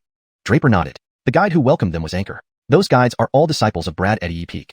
Jericho remarked sarcastically. Draper nodded immediately and urged Jericho to continue. The leader of Danding Peak is Brad Shindan. From its name, you can guess that Danding Peak is responsible for alchemy. With numerous disciples in the Brad Henryo Sacred Sect, elixirs are indispensable resources for their cultivation. Therefore, Danding Peak is crucial among the 9 peaks, similar to Tianji Peak. As for Bucho Peak, its leader is Wayland. I'm sure you can guess that Bucho Peak is responsible for divination and calculation. Bucho Peak is extremely mysterious, with few people having seen any of its disciples. They are said to be very rare.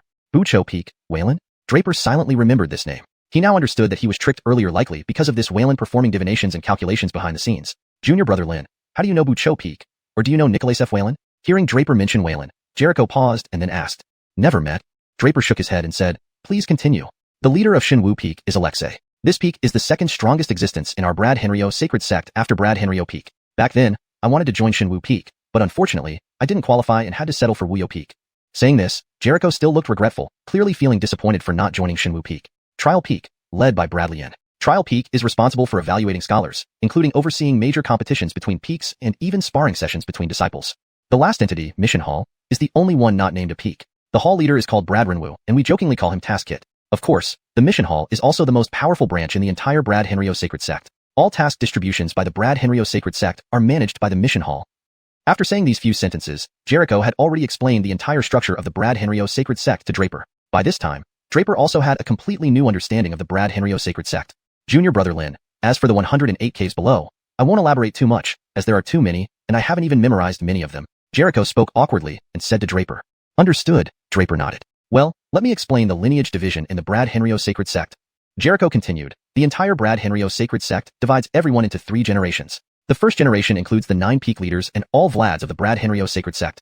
But you should know that lineage has nothing to do with age, it's only related to strength. Draper looked at Jericho questioningly, seemingly not quite understanding. Is this hard to understand? Jericho scratched his head and laughed. Stefan, I didn't explain it clearly. Let me put it this way. The leaders of the 9 peaks all possess strength at the peak creation realm. The most powerful Great Elder has already stepped into the sovereign realm, and the Vlads and many strong individuals who teach disciples are also at the early creation realm. Meaning, in the Brad Henrio sacred sect, anyone who reaches the creation realm is called the first generation. Jericho continued explaining, fearing that Draper might not understand. Got it. Draper nodded. You mean that as long as one's strength reaches the creation realm, regardless of status or age, they automatically become an Vlad and hence part of the first generation, right? Exactly, Junior Brother Lin. You have great comprehension ability. Jericho praised Draper with a smile. And how is the second generation divided? Draper asked again. The second generation consists of the 108 cave masters below the peak leaders and the overseers within the caves. Jericho continued. These cave masters and overseers are all considered part of the second generation. And what about the third generation? The third generation is simpler. It includes all the disciples. Jericho looked at Draper with a puzzled expression. Understood. Draper nodded gently. At this moment, he finally understood the lineage division within the Brad Henrio sacred sect and why that night, when the Great Elder mentioned taking him as a disciple, xianxia had called him Little Uncle on the spot. The Great Elder was naturally part of the first generation. As his youngest disciple, Draper would be considered part of the second generation. xianxia and the others, being third generation disciples, calling him Uncle, made perfect sense. Seeing Draper understood, Jericho continued, generally speaking, the first and second generations can be considered the upper echelons of the Brad Henrio sacred sect. The third generation forms the backbone of the entire sect. Within the third generation, there is further classification. True disciples, core disciples, inner disciples, and outer disciples.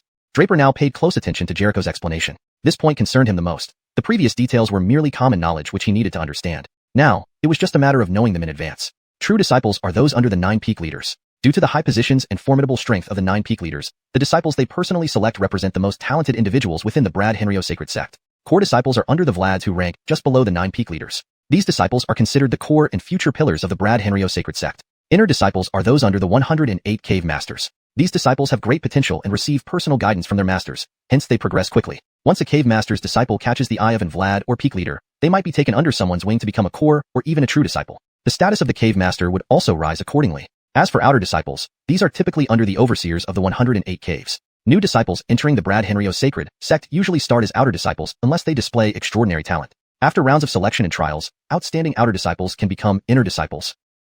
Jericho emphasized another point. As you know, since the 9 peak leaders and Vlads are all part of the first generation, becoming a core or true disciple means your lineage will also elevate. Within the Brad Henrio sacred sect, lineage cannot be confused. So once one becomes a core or true disciple, we must address them respectfully as Little Uncle. Remember this, Brother Lin? Of course, apart from these 4 categories of disciples, due to the vast scale of our Brad Henrio sacred sect, we also have numerous service disciples. Although their status is relatively low, it doesn't need too much attention. Draper nodded again, grasping the overall framework of the Brad Henrio sacred sect. Of course, this was exactly what he wanted to know, and was relevant to his future plans. Chapter 420. Got rich. After listening to Jericho, Draper also understood the significance of this disciple token. Thinking about it, Draper deliberately asked, Senior Brother Alicia, do you mean that this token I picked up is an inner gate disciple token? Exactly. Jericho nodded, and then took out an identical token from his pocket. That token looked almost exactly like Anchor's, with only slight differences in the patterns on the iron plate. Jericho pointed at the token and said, the token I have is also an inner gate disciple token. As you heard earlier, I am a disciple under Wushuang Cave's master of Wuyo Peak, so I am an inner gate disciple. That's why I can immediately recognize this kind of token. Draper nodded and then asked the most critical question, Senior Brother Alicia, do you know what use these disciple tokens have? Are they just symbols of identity? Junior Brother Lin, you've hit the point. Jericho nodded at Draper and then explained with a smile, these disciple tokens are indeed symbols of identity as you said. If disciples of Bradshaw Holy Sect show their personal tokens, one can instantly determine the student's status and identity to avoid unnecessary trouble, Jericho continued. As for the second purpose, this identity token is closely related to cultivation resources. At this point, Jericho's tone became serious. Oh, please explain further. A flash of keenness appeared in Draper's eyes, and he lightly smiled while asking. I mentioned before, the 9 peaks include Pill Cauldron Peak and Tianji Peak. Both produce various divine weapons and elixirs, which don't need much explanation for us martial cultivators. At this moment, Jericho's eyes lit up. Generally speaking, different levels of disciples enjoy different resources. True disciple level resources are unimaginable. Core disciples have countless resources. Inner gate disciples, although not matching core disciples and true disciples, can still enjoy many resources. Only outer gate disciples fall a bit short. Pointing at the 4 unconscious figures, Jericho said to Draper, those 4 are actually outer gate disciples, but with comparable strength.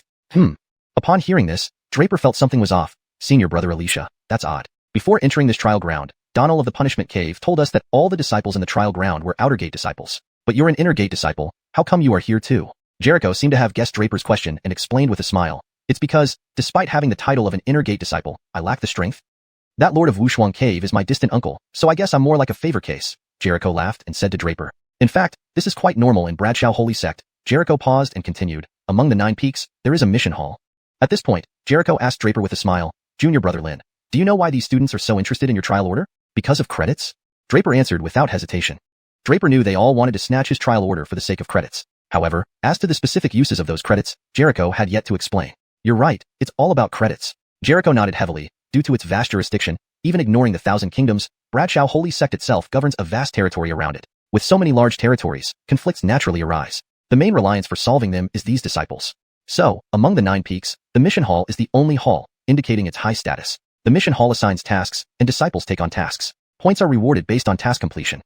These points are called contribution points in Bradshaw Holy Sect. In short, points are everything in Bradshaw Holy Sect. Almost all cultivation resources in Bradshaw Holy Sect must be exchanged for points. To put it simply, points in Bradshaw Holy Sect are like currency in the secular world. Jericho looked excited. However, Draper was slightly stunned and then asked with a smile, Senior Brother Alicia, your words seem contradictory. You just said Bradshaw Holy Sect distributes cultivation resources based on the disciples' ranks, but now you say points are everything. How does that make sense? Jericho smiled and replied, Junior Brother Lin, do you really not know the reason? In Bradshaw Holy Sect, the sect indeed distributes cultivation resources according to the students' ranks. However, such resources are far from enough for rapid advancement. To progress quickly, more resources are needed, which means points are required. Hearing this, Draper finally understood. In essence, points in Bradshaw Holy Sect were similar to those in Gregoring's Academy, where contribution points were needed to acquire resources. In reality, the sect wouldn't support idlers. Either help the sect or strive for higher ranks through rigorous cultivation. This way, one could continuously gain cultivation resources. Smiling oddly, Draper already had ideas brewing in his mind. No wonder we new students are seen as golden geese by you all. But may I ask how many points does one trial order earn? Draper asked again. One trial order is worth 100 points, equivalent to 100 contribution points. Let me tell you, even the hardest mission hanging in the mission hall, those which even direct disciples might fail to complete, is worth only 500 points. But each new student carries a trial order worth 100 points. Taking 5 of you would give us as many points as completing an incredibly difficult mission that even direct disciples struggle with. Tell me, how can we, outer gate disciples, and soon to arrive inner gate disciples not go mad? Jericho explained, ending with a somewhat mocking smile. Honestly, in our eyes, your faces are marked with 2 words, points. This description fits perfectly. Draper laughed heartily and then pointed at Anchor's disciple token. Senior Brother Alicia, can you check how many points this disciple token has? Certainly. Jericho moved his fingers slightly and grabbed the token. He placed his own disciple token onto Anchor's, causing the latter to shake violently. The next moment, Anchor's token revealed its credit count. This is Bradshaw Holy Sect's unique way of checking other disciples' points, Jericho explained to Draper. According to Jericho, the Bradshaw Holy Sect's regulations prohibit private fighting between disciples but encourage taking others' points during battles, trials, and competitions. These rules aim to stimulate disciples to keep fighting, thereby enhancing themselves rapidly. Note: names and terms specific to the Nicolasnese context are transliterated into Pinyin to ensure authenticity and consistency in translation. However, when that number appeared, the smile on Jericho's lips vanished instantly. Instead, he wore a look of shock and disbelief. Draper was slightly taken aback as well. He looked at the points displayed on the disciple token and froze when he saw the number.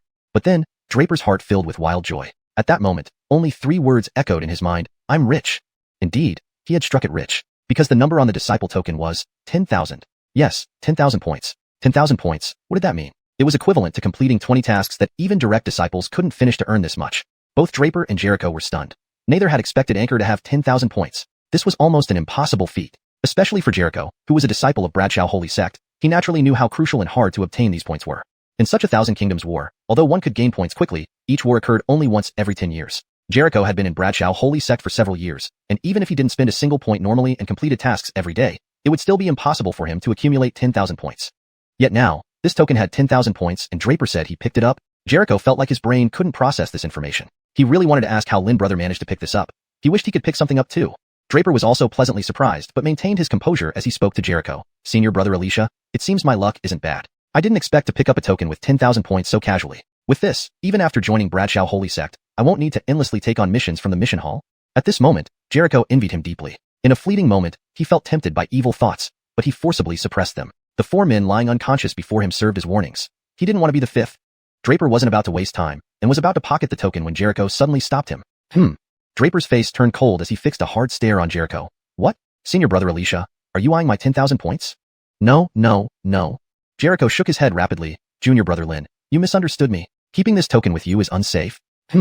Draper was even more puzzled, and he asked with a forced smile, why? Junior brother Lin, you're not yet a disciple of Bradshaw Holy Sect. Therefore, even if you have 10,000 points, you can't use them. If you do, it might be traced back, leading to great disaster. You should understand the principle that a commoner bears no guilt, but misfortune comes when he has a treasure. Jericho couldn't help but warn Draper. He knew the sect rules very well. While Bradshaw Holy Sect usually wouldn't interfere in any disciple's affairs, violations of the rules would incur extremely severe punishments, bordering on harshness. Finding a disciple token indicated that the owner was dead or had disappeared. Such incidents must be reported immediately to the sect, which would record them officially. Once submitted, those points could never be reclaimed. Moreover, using points from a deceased disciple was strictly forbidden. If Draper flaunted this token and caught the attention of someone with ill intentions, the consequences would be unimaginable. That's why Jericho warned him. Note: names and terms specific to the Nicolasnese context are transliterated into Pinyin to ensure authenticity and consistency in translation. Chapter 421. This is for their own good. Hearing Jericho explain his reasons for dissuading him, Draper was momentarily taken aback but quickly regained his composure. Now, however, he felt a bit at a loss. The rules of the Bradshaw Holy Sect might indeed be a significant problem. If he were not to become a disciple of the Bradshaw Holy Sect in the future, then these 10,000 points would mean nothing to him anyway since he couldn't use them. However, becoming a disciple of the Bradshaw Holy Sect with those 10,000 points still unusable in his possession was rather absurd. But no matter what, Draper had no intention of giving up on joining the Bradshaw Holy Sect. One crucial reason for his participation in the Thousand Kingdoms battle was to become a disciple of the Bradshaw Holy Sect. Thinking about this, Draper was momentarily caught in a dilemma. At that moment, Jericho beside him suddenly spoke up, I wonder if junior brother Lin trusts me? Draper was slightly surprised, but immediately understood Jericho's implication. Without mincing words, he asked directly, Senior brother Alicia has a plan? Might as well say it. Jericho smiled slightly and replied, all right, I'll state my suggestion. Difficult as this situation is, it isn't unsolvable. I have an idea, but I don't know if junior brother Lin agrees. Jericho spoke very cautiously, but Draper became somewhat impatient. Senior brother Alicia doesn't need to worry too much. Just speak out your plan. All right, let me be bold and say this. The 10,000 points on this disciple order can be transferred to my token first. Finishing this sentence, Jericho cautiously observed Draper's expression. Seeing that Draper didn't get angry, he continued, once junior brother Lin officially becomes a disciple of the Bradshaw Holy Sect and acquires his own disciple order, these 10,000 points will naturally return to you. Draper remained silent for a long time. He understood Jericho's intentions. Keeping these 10,000 points himself seemed inappropriate and might even attract troublemakers. But if stored in Jericho's token, everything could be explained. With this thought, Draper did not hesitate. He calmly said, then why wait? Just do it. But it will be a bother to senior brother Alicia. Really? This time it was Jericho who was truly surprised. He never expected Draper to act so decisively. However, Jericho didn't waste time either. He directly took Anchor's disciple order, bringing it closer to his own token. In a blink, both tokens emitted a flash of light, and Jericho identified the owner of this disciple order at this moment. Anchor. A hint of surprise flashed in Jericho's eyes. This name wasn't unfamiliar, though he hadn't thought much about it before. With so many disciples in the Bradshaw Holy Sect, he couldn't recall Anchor at once. You truly trust me, junior brother Lin, Jericho noted with slight hesitation. But aren't you worried? What if I keep these points and don't return them? Senior brother Alicia is intelligent.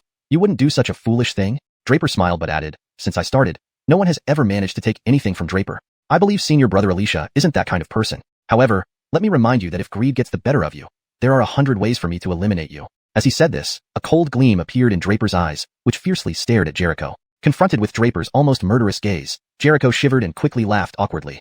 Rest assured, junior brother Lin, how could I be like that? Since I promised to hold onto these points temporarily, I will certainly return them to you eventually. Good then. Draper gave a faint smile, returning to his previous demeanor. However, Jericho was left marveling. Such an innocent and harmless smile. How many enemies had it deceived?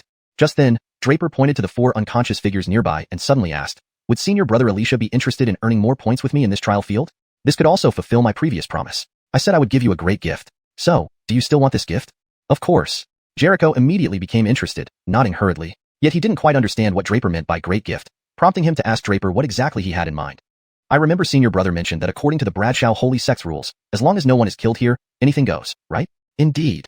Jericho nodded lightly. It was less of a rule and more of the Bradshaw Holy Sect's principle. After all, the sect encouraged its disciples to battle each other on the trial field without restrictions except for killing. In that case, since we are short on points, why hesitate? These 4 people must have their disciple orders. Draper stared into Jericho's eyes as he spoke. Having heard this, how could Jericho fail to understand? He looked at Draper in astonishment, exclaiming, never imagined, junior brother Lin, that your plan revolves around this idea? Now Jericho finally realized why Draper had made him explain the sect's rules, points, and disciple orders. It turned out Draper aimed to secure points. Yet Jericho found nothing unusual about Draper's actions. Being forward-thinking showcased Draper's determination, and defeating 4 outer disciples in an instant demonstrated his strength. If such a prodigy joined the Bradshaw holy sect and became an official disciple, what would happen? Setting aside Draper for now, what he had just proposed stirred Jericho's interest. Having been in the Bradshaw holy sect for years, Jericho knew that without connections or background, relying solely on personal cultivation was nearly impossible to stand out among the many geniuses in the sect. Although Jericho was a cousin to Wushuang Cave Lord, his cultivation had progressed little despite being an inner disciple nominally, but having only the strength of an outer disciple, hence his presence in the trial field. To rise within the ranks, the only way was through accumulating points. Points represented resources in the Bradshaw holy sect, and with resources for cultivation, all problems could be resolved, providing a chance to shine. Naturally, Jericho desired to stand out. So when Draper mentioned this, Jericho readily agreed without much deliberation. Draper's strength far surpassed average inner disciples, and since it conformed to the sect's rules, earning more points here seemed perfectly fine. Thinking thus, Jericho laughed. Junior brother Lin, isn't this a bit inappropriate? Draper smiled, replying earnestly, seems a bit inappropriate. But you must believe, we're doing this for their good. Draper declared nobly, look at these outer disciples, their strength is so poor yet they lack ambition. By taking their points, we're motivating them to work harder in their cultivation. Once they rapidly improve, they will thank us. Isn't that right? Jericho was speechless. It was as if he was meeting Draper for the first time. However, he greatly admired Draper's audacity. More importantly, Jericho was in dire need of points. Without delay, Jericho took the action immediately by removing the storage rings from the 4 unconscious disciples and transferred all their points to his disciple order using the same method. The 4 disciples didn't have many points. Combined, they only amounted to a little over 1,000. Although this fell short of Anchor's total, it still represented a substantial gain. Alright, let's move on. There are countless more points waiting for us throughout this vast trial field. Draper watched as the points were added to Jericho's disciple order and nodded in satisfaction. He then led Jericho deeper into the trial field. With this, Draper and Jericho headed deeper into the expanse of the trial field, driven by their shared goal of acquiring more points. Chapter 422. Netherworld Hell Serpent. In the trial grounds, fierce battles were nearly everywhere at any moment. Upon reflection, it made sense since the Thousand Nations War happened only once every 10 years. Stephanie outer disciples of the Bradshaw Holy Sect had already begun to be on tenterhooks. Their target was the students participating in the Thousand Nations War. To the Bradshaw Holy Sect's disciples, these students weren't ordinary students, but means to gain credits. So, each disciple started crazily searching for students who entered this trial ground. Fights were visible everywhere. On this day, about 8 days had passed since Draper and his team had entered the trial grounds. Over these few days, with Jericho's help, Draper and him had cooperated seamlessly. In just over a week, they had accumulated dozens of trial orders in their hands. Each trial order was worth 100 credits, so they had earned several thousand credits by now. When faced with Draper, the students almost had no temper left and obediently handed over the points. No one dared to argue. Occasionally, there were 1 or 2 disobedient students, but Draper did not hesitate to discipline them when necessary. After all, as long as there wasn't a fatality in the trial grounds, no one cared about student-on-student clashes. At first, Draper took action himself, but later, he mostly let Jericho handle it. After all, Jericho was idle otherwise. This time, Draper and Jericho hid under a tree again. Over these 8 days, they had managed to ambush quite a number of people under this tree. However, more people still came here. This tactic was foolproof. The reason was simple. This place was extremely secluded. Draper had guessed that there would be students ambushing. When he first arrived, there indeed had been an ambush. However, that student was too weak and, with just one palm, Draper overturned him.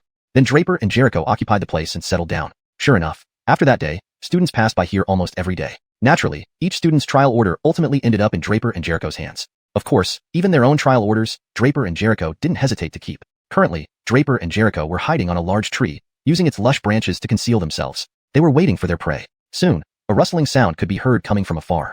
Not only that, it was accompanied by the roars, cries, and sounds of battle from students. Draper discreetly gave Jericho a nod and whispered, "Senior brother Alicia, prey is approaching. Get ready." Over the past few days, Draper had commanded while Jericho acted, unless they encountered some formidable foes that Jericho couldn't handle. Draper generally considered such encounters unworthy of his attention. With that, Jericho adjusted his body into peak condition, ready for combat. Meanwhile, the noises were growing closer. Next moment, many students came running from a distance, looking like mad dogs fleeing wildly as if something terrifying was chasing them. As Jericho was about to act upon seeing those students, Draper slightly frowned and said, "Senior brother Alicia, something doesn't seem right. Hold off." Before Draper finished speaking, a roar sounded nearby, the roar of a beast. A huge creature then appeared from the distance and reached this spot within moments.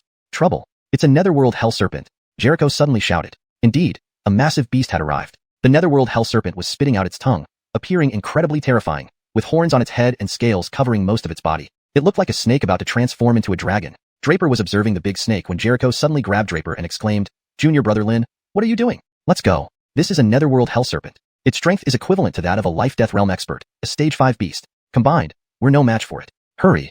Saying this, Jericho pulled Draper away. He knew the trial grounds well, and the netherworld hell serpent was one of its major dangers, usually resting in a cold pond not far from here. But somehow, these foolish students had provoked this beast, leading it to chase them from the pond. Thus, it dragged Draper and him into trouble. Otherwise, this place was perfect for ambushes, but now everything was ruined. Moreover, If they were also discovered by that beast, they wouldn't stand a chance. Jericho tried to drag Draper away, but he couldn't move him at all. Startled, Jericho looked at Draper. Don't worry, it's fine. Draper shook his head, clearly not planning to leave. Huh. Jericho was even more stunned. Had junior brother Lin gone mad? But immediately, Jericho thought Draper must be relying on his strong power to handle this beast. So he hurriedly warned, junior brother Lin, don't be rash. This is a stage 5 beast, comparable to a martial cultivator at the life-death realm. That's akin to the cave Stephenster or an overseer. Our strength is merely at the Star River first stage. How can we deal with such a ferocious beast? A stage 5 beast, huh, great food for the ice silkworm. Draper ignored Jericho's warnings and focused intently on the stage 5 beast, the netherworld hell serpent. It's okay, don't worry, I'll handle this. Laughing heartily, Draper rushed directly towards the netherworld hell serpent. Draper moved so swiftly that Jericho couldn't hold him back as he had already rushed far ahead. Junior brother Lin, are you crazy? You actually want to provoke this beast? Jericho's voice, filled with shock and anger, echoed behind Draper. But Draper paid no heed, instead moving faster toward the netherworld hell serpent. To tell the truth, his divine beast ice silkworm hadn't encountered a stage 5 beast in a long time. Such beasts were undoubtedly the best food for the ice silkworm. He could feel the excitement from the ice silkworm in his left hand. Obviously, it wanted to devour the netherworld hell serpent. Additionally, Draper possessed the blood coagulation great law, which could rapidly boost his strength. However, it required beast blood, especially high-stage beast blood. Therefore, Draper naturally wouldn't miss this opportunity with the stage 5 beast before him. Blood essence would be used for cultivation, and the corpse would serve as food for the ice silkworm. Actually, if he didn't know how important credits were for disciples, Draper would have asked Jericho to lead him to clear out the beasts in this trial ground earlier. Employing the soul transmutation step, Draper instantly appeared in front of the netherworld hell serpent. Moo. Next, the dragon scale spear in Draper's hand radiated brightly and stabbed directly at the netherworld hell serpent. The powerful dragon scale spear was incredibly terrifying. Under Draper's full exertion, it emitted a loud dragon roar. Jericho watched Draper with disbelief. Was this kid really insane? Actively trying to hunt the netherworld hell serpent? The netherworld hell serpent's attention shifted to Draper, while the other students, originally being chased, stood in shock, catching their breaths. Stephanie's students had already perished in the serpent's jaws. Originally, they thought they were doomed, but unexpectedly, an expert emerged and helped them out of the predicament. Alicia Xiuxian, I will take care of this beast. As for the remaining students, you should know what to do. Just as Jericho was hesitating and preparing to leave, Draper's voice suddenly sounded in his ears. Jericho frowned slightly. This Draper truly thinks he is invincible in the world. From his tone, does he think he can kill this netherworld hell snake with absolute certainty? What a joke. Does he really think these ferocious creatures are made of clay? But right at that moment, the netherworld hell snake let out a tragic cry. In the next moment, Jericho witnessed something unforgettable. Draper's spear had pierced through the body of the netherworld hell snake in an instant. How is this possible? Jericho exclaimed in disbelief. The other students also looked up at the scene and soon were all dumbstruck. Everyone stared at Draper suspended in midair, as if they had been struck dumb. It turned out that Draper's dragon scale spear had transformed into a massive dragon in an instant, piercing through the body of the netherworld hell snake. After being modified by the sky-penetrating rat, the dragon scale spear now included materials like 10,000-year-old black iron and divine soil henry-rang. Not only did it become incredibly sharp, but its durability was also unmatched among divine weapons. Thus, it pierced through the snake in the blink of an eye. However, despite being pierced by Draper's spear, the netherworld hell snake did not die. Even a dead centipede remained stiff. The snake, with a gaping hole in its body, unleashed its savagery and pounced fiercely at Draper again. Fiendish beast, still daring to act wildly? Draper sneered coldly, thrusting his spear once more. This time, he aimed directly at the snake's head. Heavenly Dragon Burial, 5th form. Annihilation? Draper roared furiously. He executed the 5th form of the Heavenly Dragon Burial technique he had once obtained, Annihilation. The Heavenly Dragon Burial has 7 forms. 1st form, Extinction, 2nd form, Residual Image, 3rd form, Godslaying, 4th form, Heart Murder, and the 5th form, Annihilation. The technique is quite peculiar because one must master each previous form perfectly before advancing to the next. In recent days, Draper had continuously refined his mastery of the Heavenly Dragon Burial, so he had long since comprehended the 5th form, Annihilation. Executing it now, it carried the power to destroy heaven and earth. Senior brother Alicia, I'll take care of this beast. As for the remaining students, you know what to do, right? Just as Jericho was hesitating and preparing to leave, Draper's voice suddenly sounded in his ear. Jericho furrowed his brows slightly. Did this Draper really think he was invincible? From his tone, it seemed like he was 100% sure he could kill this netherworld hell serpent. What a joke. Did he think these ferocious creatures were made of clay? But at that moment, the netherworld hell serpent suddenly let out a miserable wail. The next instant, Jericho witnessed a scene that would haunt him forever. Draper's long spear pierced through the body of the netherworld hell serpent in that instant. How is this possible? Jericho exclaimed in disbelief. The other students also turned their eyes towards the scene. Moments later, they too were stunned. Everyone seemed frozen with shock, staring intently at Draper suspended midair. It turned out that Draper's dragon scale spear had transformed into a towering dragon in that instant, piercing through the netherworld hell serpent in a flash. After being reforged by the heaven-piercing rat, the dragon scale spear now incorporated 10,000-year-old black iron and a trace of divine soil henry-rang, making it not only incredibly sharp but also the most resilient among divine weapons. Thus, it easily pierced through the netherworld hell serpent. However, even though the netherworld hell serpent had been pierced, it did not die immediately. A creature with 100 feet will not stiffen even in death. The netherworld hell serpent, now with a gaping hole in its body, was further enraged and pounced fiercely at Draper again. Foul beast, still daring to defy me? Draper sneered and thrust his spear once more, this time aiming for the netherworld hell serpent's head. Heavenly Dragon Burial 5th Form. Extinction. Draper roared wildly. He unleashed the 5th form of the Heavenly Dragon Burial technique he had previously acquired, Extinction. The Heavenly Dragon Burial technique consisted of 7 forms. 1st form, Annihilation, 2nd form, Afterimage, 3rd form, Godslaying, 4th form, Heartslaying, and the 5th form, Extinction. The Heavenly Dragon Burial technique was peculiar because to practice the next form, one had to perfect the previous form. Over these many days, Draper had continuously honed his Heavenly Dragon Burial technique, so he had long since mastered the 5th form, Extinction. This time, when he unleashed it, it possessed world-destroying power. Chapter 423. It's Draper. In the next moment, the dragon scale spear descended upon the head of the netherworld hell snake. However, at this juncture, a sudden change occurred. Draper realized that no matter how hard he tried, his spear could not pierce through the snake's skull, let alone slay it with one thrust. The netherworld hell snake's body was incredibly tough, especially its head. Upon sensing impending danger, it had already fortified its head. Now, its skull was covered with tightly packed scales, looking extremely terrifying. But these very scales played a significant role in blocking Draper's killing blow. Yet, Draper did not lose heart. If defeating the netherworld hell snake were so simple, it would be strange indeed. After all, it was a 5th stage beast, and to kill such a creature easily would undermine its title. Raging One, Raging Power, Rage Transformation. In the next moment, the strength in Draper's dragon scale spear multiplied several times over. Immediately, streams of raging power surged from the dragon scale spear, amplifying its force more than 100-fold in an instant. The raging forces then fiercely charged towards the netherworld hell snake's skull. Note, Raging One seems to be a term specific to the story context, and it might be better to keep it untranslated, or provide an English equivalent based on further context, e.g., Raging Stefanark. For the translation to read more naturally in English, here is a refined version. Raging Stefanark, Raging Power, Rage Transformation. In the next moment, the strength in Draper's dragon scale spear surged exponentially. Immediately, streams of raging power erupted from the spear, boosting its force by more than 100-fold in an instant. These raging forces then fiercely charged towards the netherworld hell snake's skull. In an instant, the dragon scale spear managed to pierce slightly into the snake's head. Blood splattered everywhere, shaking everything around with powerful tremors. Trees shattered into pieces, and the strong aura swept over everything like surging waves, reducing all surroundings to rubble. Even the students present were thrown away by the powerful force fluctuations. At this point, the netherworld hell snake, with its skull pierced by the dragon scale spear, became even more frenzied, roaring furiously as intense pain only heightened its ferocity. It wildly thrashed its body, trying to throw Draper off with its tail. But Draper was agile. Using the divine transformation steps, he fought the netherworld hell snake mid-air. The power of this technique allowed him to skillfully avoid attacks from the snake's tail. Meanwhile, gathering formidable strength in both hands, he slammed the butt of the dragon scale spear. In the next moment, the spear plunged deeper into the snake's skull. Sprays of essence blood erupted, releasing fierce and malevolent energies which Draper didn't waste, storing them directly into his dragon amulet space.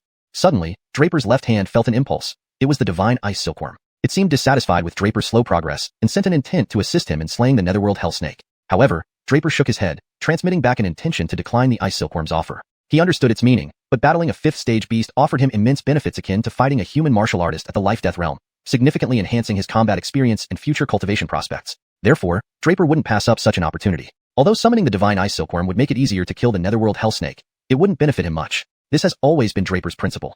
If he could handle something himself, he would never rely on others.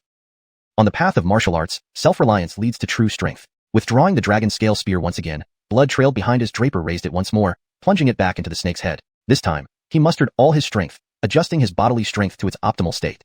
The spear flew out, generating a fierce wind, shining brilliantly as it swiftly penetrated the snake's skull yet again. This time, with Draper's full force behind it, the spear tore through without resistance, piercing the netherworld hell snake's skull. Immediately, Draper triggered the raging power from the dragon scale spear, this time blasting the snake's skull to bits.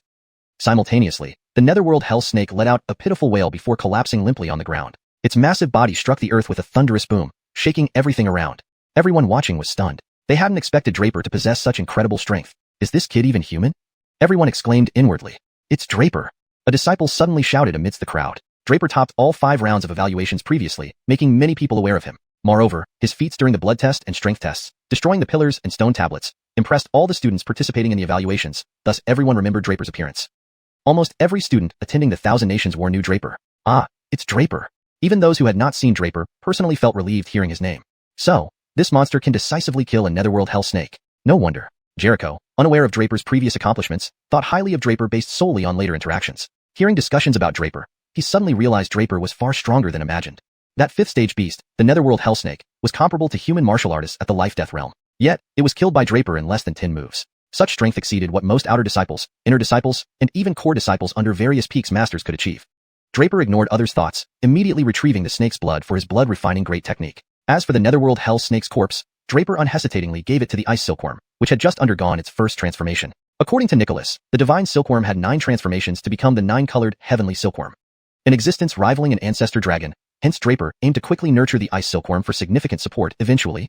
Chapter 424, Information about the 6th-stage beast. At this moment, Jericho no longer hesitated and directly moved against the other students. These people were all participants in the Thousand Nations War, naturally carrying trial orders on them. Jericho was not going to be polite, and with his 5th-level Star River Realm strength, fighting these 2nd or 3rd-level Star River Realm new students was an effortless task. Before long, one by one, these battered new students obediently handed over their trial orders, with none daring to resist any longer. This was the rule of the trial field. Power was everything, and there was nothing they could do about it. But they could all accept this outcome. If Draper hadn't been there earlier, they would have already become prey for the netherworld hell snake. Now, by handing over their trial orders, they had saved their lives. To them, this was already the best result. They, of course, saw that Draper and Jericho were a team. Moreover, in the trial field, they were originally meant to snatch trial orders from each other. The incense stick burned quickly, and a loud voice echoed across the trial field. Tianxi Nation, Tianla Nation, Xianxia Nation, Yvette Song, Li Wu, Stefan Arno Antang, eliminated. Only after hearing the voice announcing their elimination did Draper and Jericho leave. They had always done this, waiting until the incense stick burned out before letting the students go, and this time was no exception. Draper and Jericho walked away. Jericho continued to chatter nonstop. Junior brother Lin, I really didn't expect you to be so powerful. You only appear to be at the 3rd-level Star River Realm, but how can your strength be so terrifying? Draper smiled lightly, casually replying, then he turned to consider another serious issue. They had already accumulated enough points, but just waiting here wasn't a solution. To earn more points, they had to actively look for them. But what concerned him even more was the thought provoked by the netherworld hell snake earlier. He wondered if he should abandon chasing points and instead search for other beasts within the trial field. For Draper, catching a netherworld hell snake was more important than earning 10,000 points. Points ultimately exchanged for cultivation resources, but the blood of the netherworld hell snake was a valuable cultivation resource for Draper, who had the blood condensation technique to refine the blood energy into spirit chi for absorption. This blood became his primary target. Moreover, hunting beast was excellent food for his ice silkworm, helping it grow rapidly. It was a win-win situation. After this realization, Draper did not hesitate to ask Jericho about the distribution of beasts in the trial field. Upon hearing Draper's inquiry, Jericho looked slightly surprised but answered, Junior brother Lin, do you wish to hunt those 5th-stage beasts? Yes. There was no need for secrecy here. Draper responded without hesitation. This will be tough. Beasts aren't lacking in the trial field, but 5th-stage beasts are rare, Jericho explained. The inner disciples and outer disciples trial fields vary widely in terms of strength. Even the strongest inner disciples are only around the 7th-level Star River Realm. Against 5th-stage beasts, they would surely die. So, for safety reasons, 5th-stage beasts are rarely found in this trial field. Even if there are some, they hide very well. Like the netherworld hell snake in a cold pond miles away, it prefers to lie in wait and seldom shows itself. This chase probably happened because the students angered it. Draper nodded gently but then asked, so, senior brother Alicia still knows where some are? Of course, but those 5th-stage beasts are hidden deep, very hard to find. I've only known this through staying here long-term, Jericho replied. Seeing Draper's disappointment, he couldn't help but add, but although 5th-stage beasts are hard to find, there is one 6th-stage beast here. 6th-stage beast. Draper suddenly grew interested and fixed his gaze on Jericho. Jericho jumped in surprise, then cried out, Junior brother Lin, why so excited? Are you planning to look for that 6th-stage beast? Sure, if there's a 6th-stage beast, we must go looking for it. Draper smiled faintly, seeing Jericho's disbelief and explained, these beasts are useful to me. I'm not going. Jericho immediately told Draper, no matter what, I won't go. A 6th-stage beast is no joke. Any misstep could mean death. I don't want to die in this trial field. Jericho shook his head repeatedly, preferring a confrontation with Draper than risking death. All right. Draper saw Jericho's determination, understood his intention, and said no more. Fine, if you don't want to come, I'll go alone. But give me the map, and wait at a fixed location for my return. That's fine. Jericho nodded, then added, but, Junior brother Lin, you must prepare mentally. This 6th-stage beast is just a rumor. Whether it truly exists, I'm unsure. Don't waste words, draw the map. Draper snapped irritably. No matter its existence, he wanted to see it. A 6th-stage beast was comparable to a human creation realm martial cultivator, a huge temptation. Currently, Draper feared no beast, especially with the ice silkworm and the small grass within his divine soul showing signs of awakening. When the time came, he would take down the 6th-stage beast. Note, the chapter structure and line breaks have been maintained as requested. Chapter 425, Treasures in the Trial Ground. Before long, Jericho had finished drawing the map. After giving a few more instructions and setting the next meeting point, Draper hurriedly left. Rank 6 Demon Beast, I wonder what that boy is thinking? Jericho murmured to himself, watching Draper's retreating back. Honestly, their cooperation today was very smooth, having earned 8,000 points already. These 8,000 points could be exchanged for countless cultivation resources at the mission hall. But Draper chose to search for that rank 6 Demon Beast instead. He must have gone mad. Of course, Jericho couldn't understand why this Demon Beast would be important to Draper. Draper did not hesitate and rushed off in the direction indicated on the map. When drawing the map, Jericho told him that the legendary rank 6 demon beast in the trial ground was called Gregoringii Pong, blue-winged Pong. Upon hearing the name, Draper paused briefly. He immediately thought back to when Emma was still an egg and how he met Stephanie at the Thunder City auction. Back then, she used a blue-winged Pong egg to get Draper to cure her face and help her embark on the martial path. At that time, Draper asked where she got the egg from, but Stephanie never revealed it. Now, this rank 6 demon beast in the trial ground was also called blue-winged Pong. Could there be any connection between them? Of course there is. The blue-winged Pong egg you're talking about is the egg of this blue-winged Pong. At this moment, Nicholas in the Divine Stephantian spoke up. Really? Draper was greatly surprised. Absolutely. The blue-winged Pong is a descendant of the ancient blue-winged Great Pong, inheriting a trace of its bloodline. However, after so many years, the bloodline strength inside has become extremely rare, Nicholas explained indifferently. But the blue-winged Pong lineage is nearly single-line inheritance, so naturally, the blue-winged Pong egg belongs to the blue-winged Pong. But how could it be such a coincidence? Draper found it hard to believe. If that were true, did it mean Stephanie had some secret relationship with Bradshaw's sacred sect? But if Stephanie was related to Bradshaw's sacred sect, why would she be in a remote city like Thunder City? It didn't make sense. However, Draper quickly pushed these thoughts aside. Overthinking it wouldn't do much good. He could deal with it later once he saw the blue-winged Pong. After all, as a rank 6 demon beast, it was already a king stage creature that could assume human form. Rank 6 demon beasts are also known as king-level demon beasts because they are equivalent to human stage transformation realm experts. The transformation realm, often called the sovereign realm, ranks just below the imperial realm. Therefore, a rank 6 demon beast corresponding to the transformation realm would naturally be called a king stage demon beast. Arriving at an open area, Draper confirmed there was no one around before hesitatingly summoning his Uncor from his right wrist. The Uncor seemed somewhat impatient when summoned. Boy, can you stop summoning your ancestor if you have nothing else? But before it finished speaking, the rat suddenly sniffed and began smelling the air. What's this scent? Why does it seem like I'm sensing the aura of a treasure? Now puzzled, the rat didn't say anything more about not being summoned again. The Uncor, being a prehistoric breed, possessed heavenly eyes and a divine nose, making it exceptionally sensitive to treasures. That's why it's also called a treasure-seeking rat. Initially, Draper wanted the rat to help find the hiding place of the blue-winged Pong, but unexpectedly, the rat mentioned sensing the aura of a treasure. This was surprising. Could it be that this trial ground concealed some hidden world-class treasure? Draper's expression changed as he looked at the rat intently. Naturally, the rat noticed his gaze and sighed. Boy, why are you looking at your ancestor like that? Let me tell you, I'm male and prefer females. You're not my type. Cut the nonsense. Earlier, you said there was a treasure aura here? Draper grinned cunningly, staring at the rat non-stop, instantly feeling cold. The rat waved its hands frantically. You heard wrong. I said there was a treasure presence, not a treasure trove. What's the difference? Draper shrugged indifferently. What exactly is it? Draper asked again, knowing that any treasure the Uncor found appealing wouldn't be ordinary. Probably a medicinal herb. The rat hesitated. It's too far. I can't smell clearly. The rat put down its current business and started following the scent it smelled. This was almost instinctive. A treasure-seeking rat was born to seek treasures. This isn't the right direction.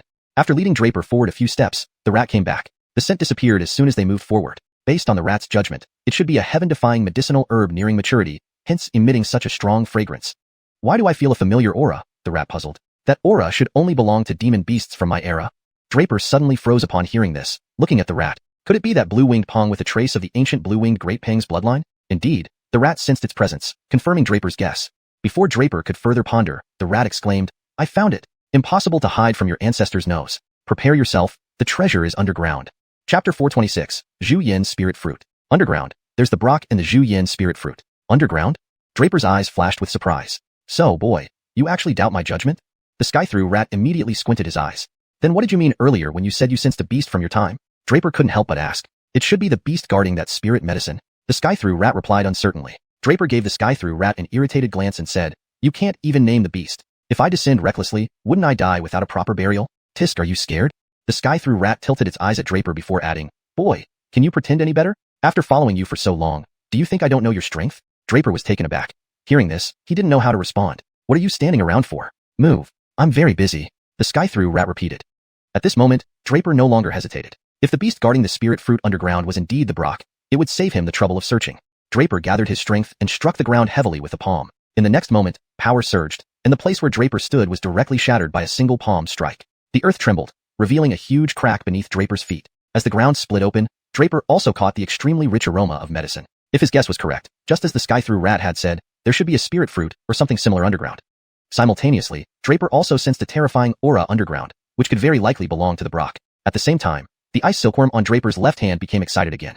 The second transformation of the ice silkworm requires a large number of beasts as food to provide energy support for its second transformation. Draper did not dare to be negligent. After all, it is a king stage beast. Its strength is naturally formidable. Draper is currently in the 3rd level of Star River Realm. It is almost impossible for him to slay the Brock. However, he dared to come down because the ice silkworm is present, and the little grass could awaken at any moment. Moreover, his physical strength is now comparable to that of a higher-level life-death stage beast. Even if it is inferior to a king stage beast, it is not much different. In a direct confrontation, Draper might not lose. Thinking of this, Draper sped up immediately. Before long, Draper and the Sky-Through Rat followed the scent to the underground. They hadn't expected that there would be such a unique place underground. Beneath the earth, there was a cave of moderate size. A faint light shone from the top of the cave, while on the stone walls of the cave, there was a hint of red glow. It's the xiuxian spirit fruit. This time, Nicholas from the Divine Palace couldn't wait to shout out. Xiuxian spirit fruit? Draper was slightly stunned and asked, what is it for? For? Stephanie uses. Nicholas became excited and kept saying, interesting. I didn't expect to find the xiuxian spirit fruit here. No need to guess. The beast guarding this xiuxian spirit fruit must be the Brock. Draper was more stunned. How can you be so sure? What if it isn't? It can't be anything else. The xiuxian spirit fruit purifies bloodlines, Nicholas said indifferently. Ordinary beasts wouldn't look for such a fruit to purify their bloodline. Only the Brock has a trace of ancient Brock's bloodline force within its body, but it's extremely rare, so it wants to use the xiuxian spirit fruit to purify the bloodline force in its body. Draper nodded slightly, and Nicholas continued. This thing is useful for the Brock, but it's also very useful for you. Your ancestral dragon bloodline has absorbed about 1/10, but it is still impure. The xiuxian spirit fruit can help you absorb and purify your bloodline. Boy, once you absorb this xiuxian spirit fruit, it will almost double your strength. So frightening? Draper was startled upon hearing Nicholas's words. Of course, the power of the ancestral dragon essence blood far surpasses your imagination. As Nicholas spoke, he urged Draper, don't just stand there, quickly pick that xiuxian spirit fruit, it's already ripe. But, where is the Brock? Draper looked around but didn't see any sign of the Brock. The entire cave was empty, and there wasn't a trace of the Brock. It's likely out hunting for food. Seize this opportunity and move fast. Nicholas urged again. Draper acted without hesitation. With the Brock absent, Draper would not miss such a good opportunity. Opportunity knocks only once. He leaped into the air, reached the xiuxian spirit fruit, gripped the wall tightly, and plucked the xiuxian spirit fruit. The xiuxian spirit fruit carried an extremely intense and terrifying force. Without hesitation, Draper threw it into the dragon token space. However, the moment Draper plucked the xiuxian spirit fruit, the surrounding cave began to tremble rapidly. Soon, chunks of dirt fell from the cave walls, and the whole cave seemed about to collapse. Quick, leave. Once the xiuxian spirit fruit is picked, the Brock will immediately sense it. Hurry up, Nicholas said anxiously. But in the next moment, an angry roar came from the distant sky. Roar. The roar of the gigantic beast echoed throughout the trial field. At this moment, all students and disciples of Bradshaw Holy Sect who were inside the trial field sensed that powerful and terrifying roar of the beast. Meanwhile, outside the trial field, Fernando also sensed the anomaly within the trial field. What are those brats doing inside? Fernando suddenly thought of something, cursed under his breath, yet didn't delay, rushing straight towards the Bradshaw Hall on Bradshaw Peak. And at this moment, the trial field shook, accompanied by the roar of the Brock. All the beasts lurking in the trial field were stirred. In the next moment, another beast's roar rang out. This time, all the beasts moved swiftly as if receiving orders. They attacked frantically, rapidly converging towards a center in the trial field. What happened? Other students in the trial field and disciples of the Bradshaw Holy Sect murmured. Beasts charged, the earth trembled, and within a few breaths, the entire trial field was in chaos. Students and disciples frantically sought hiding places. Such conditions not only bewildered the new entrants to the trial field, but also shocked the Bradshaw Holy Sect disciples, making them somewhat uncertain. Is this a beast flood? Some speculated. But someone shook his head shortly after. Bradshaw Holy Sect had existed for many years, and this trial field had always been open, yet never had they heard of a beast flood. But, what caused everything happening now? Note, the paragraph structure and line breaks have been maintained as per the original text.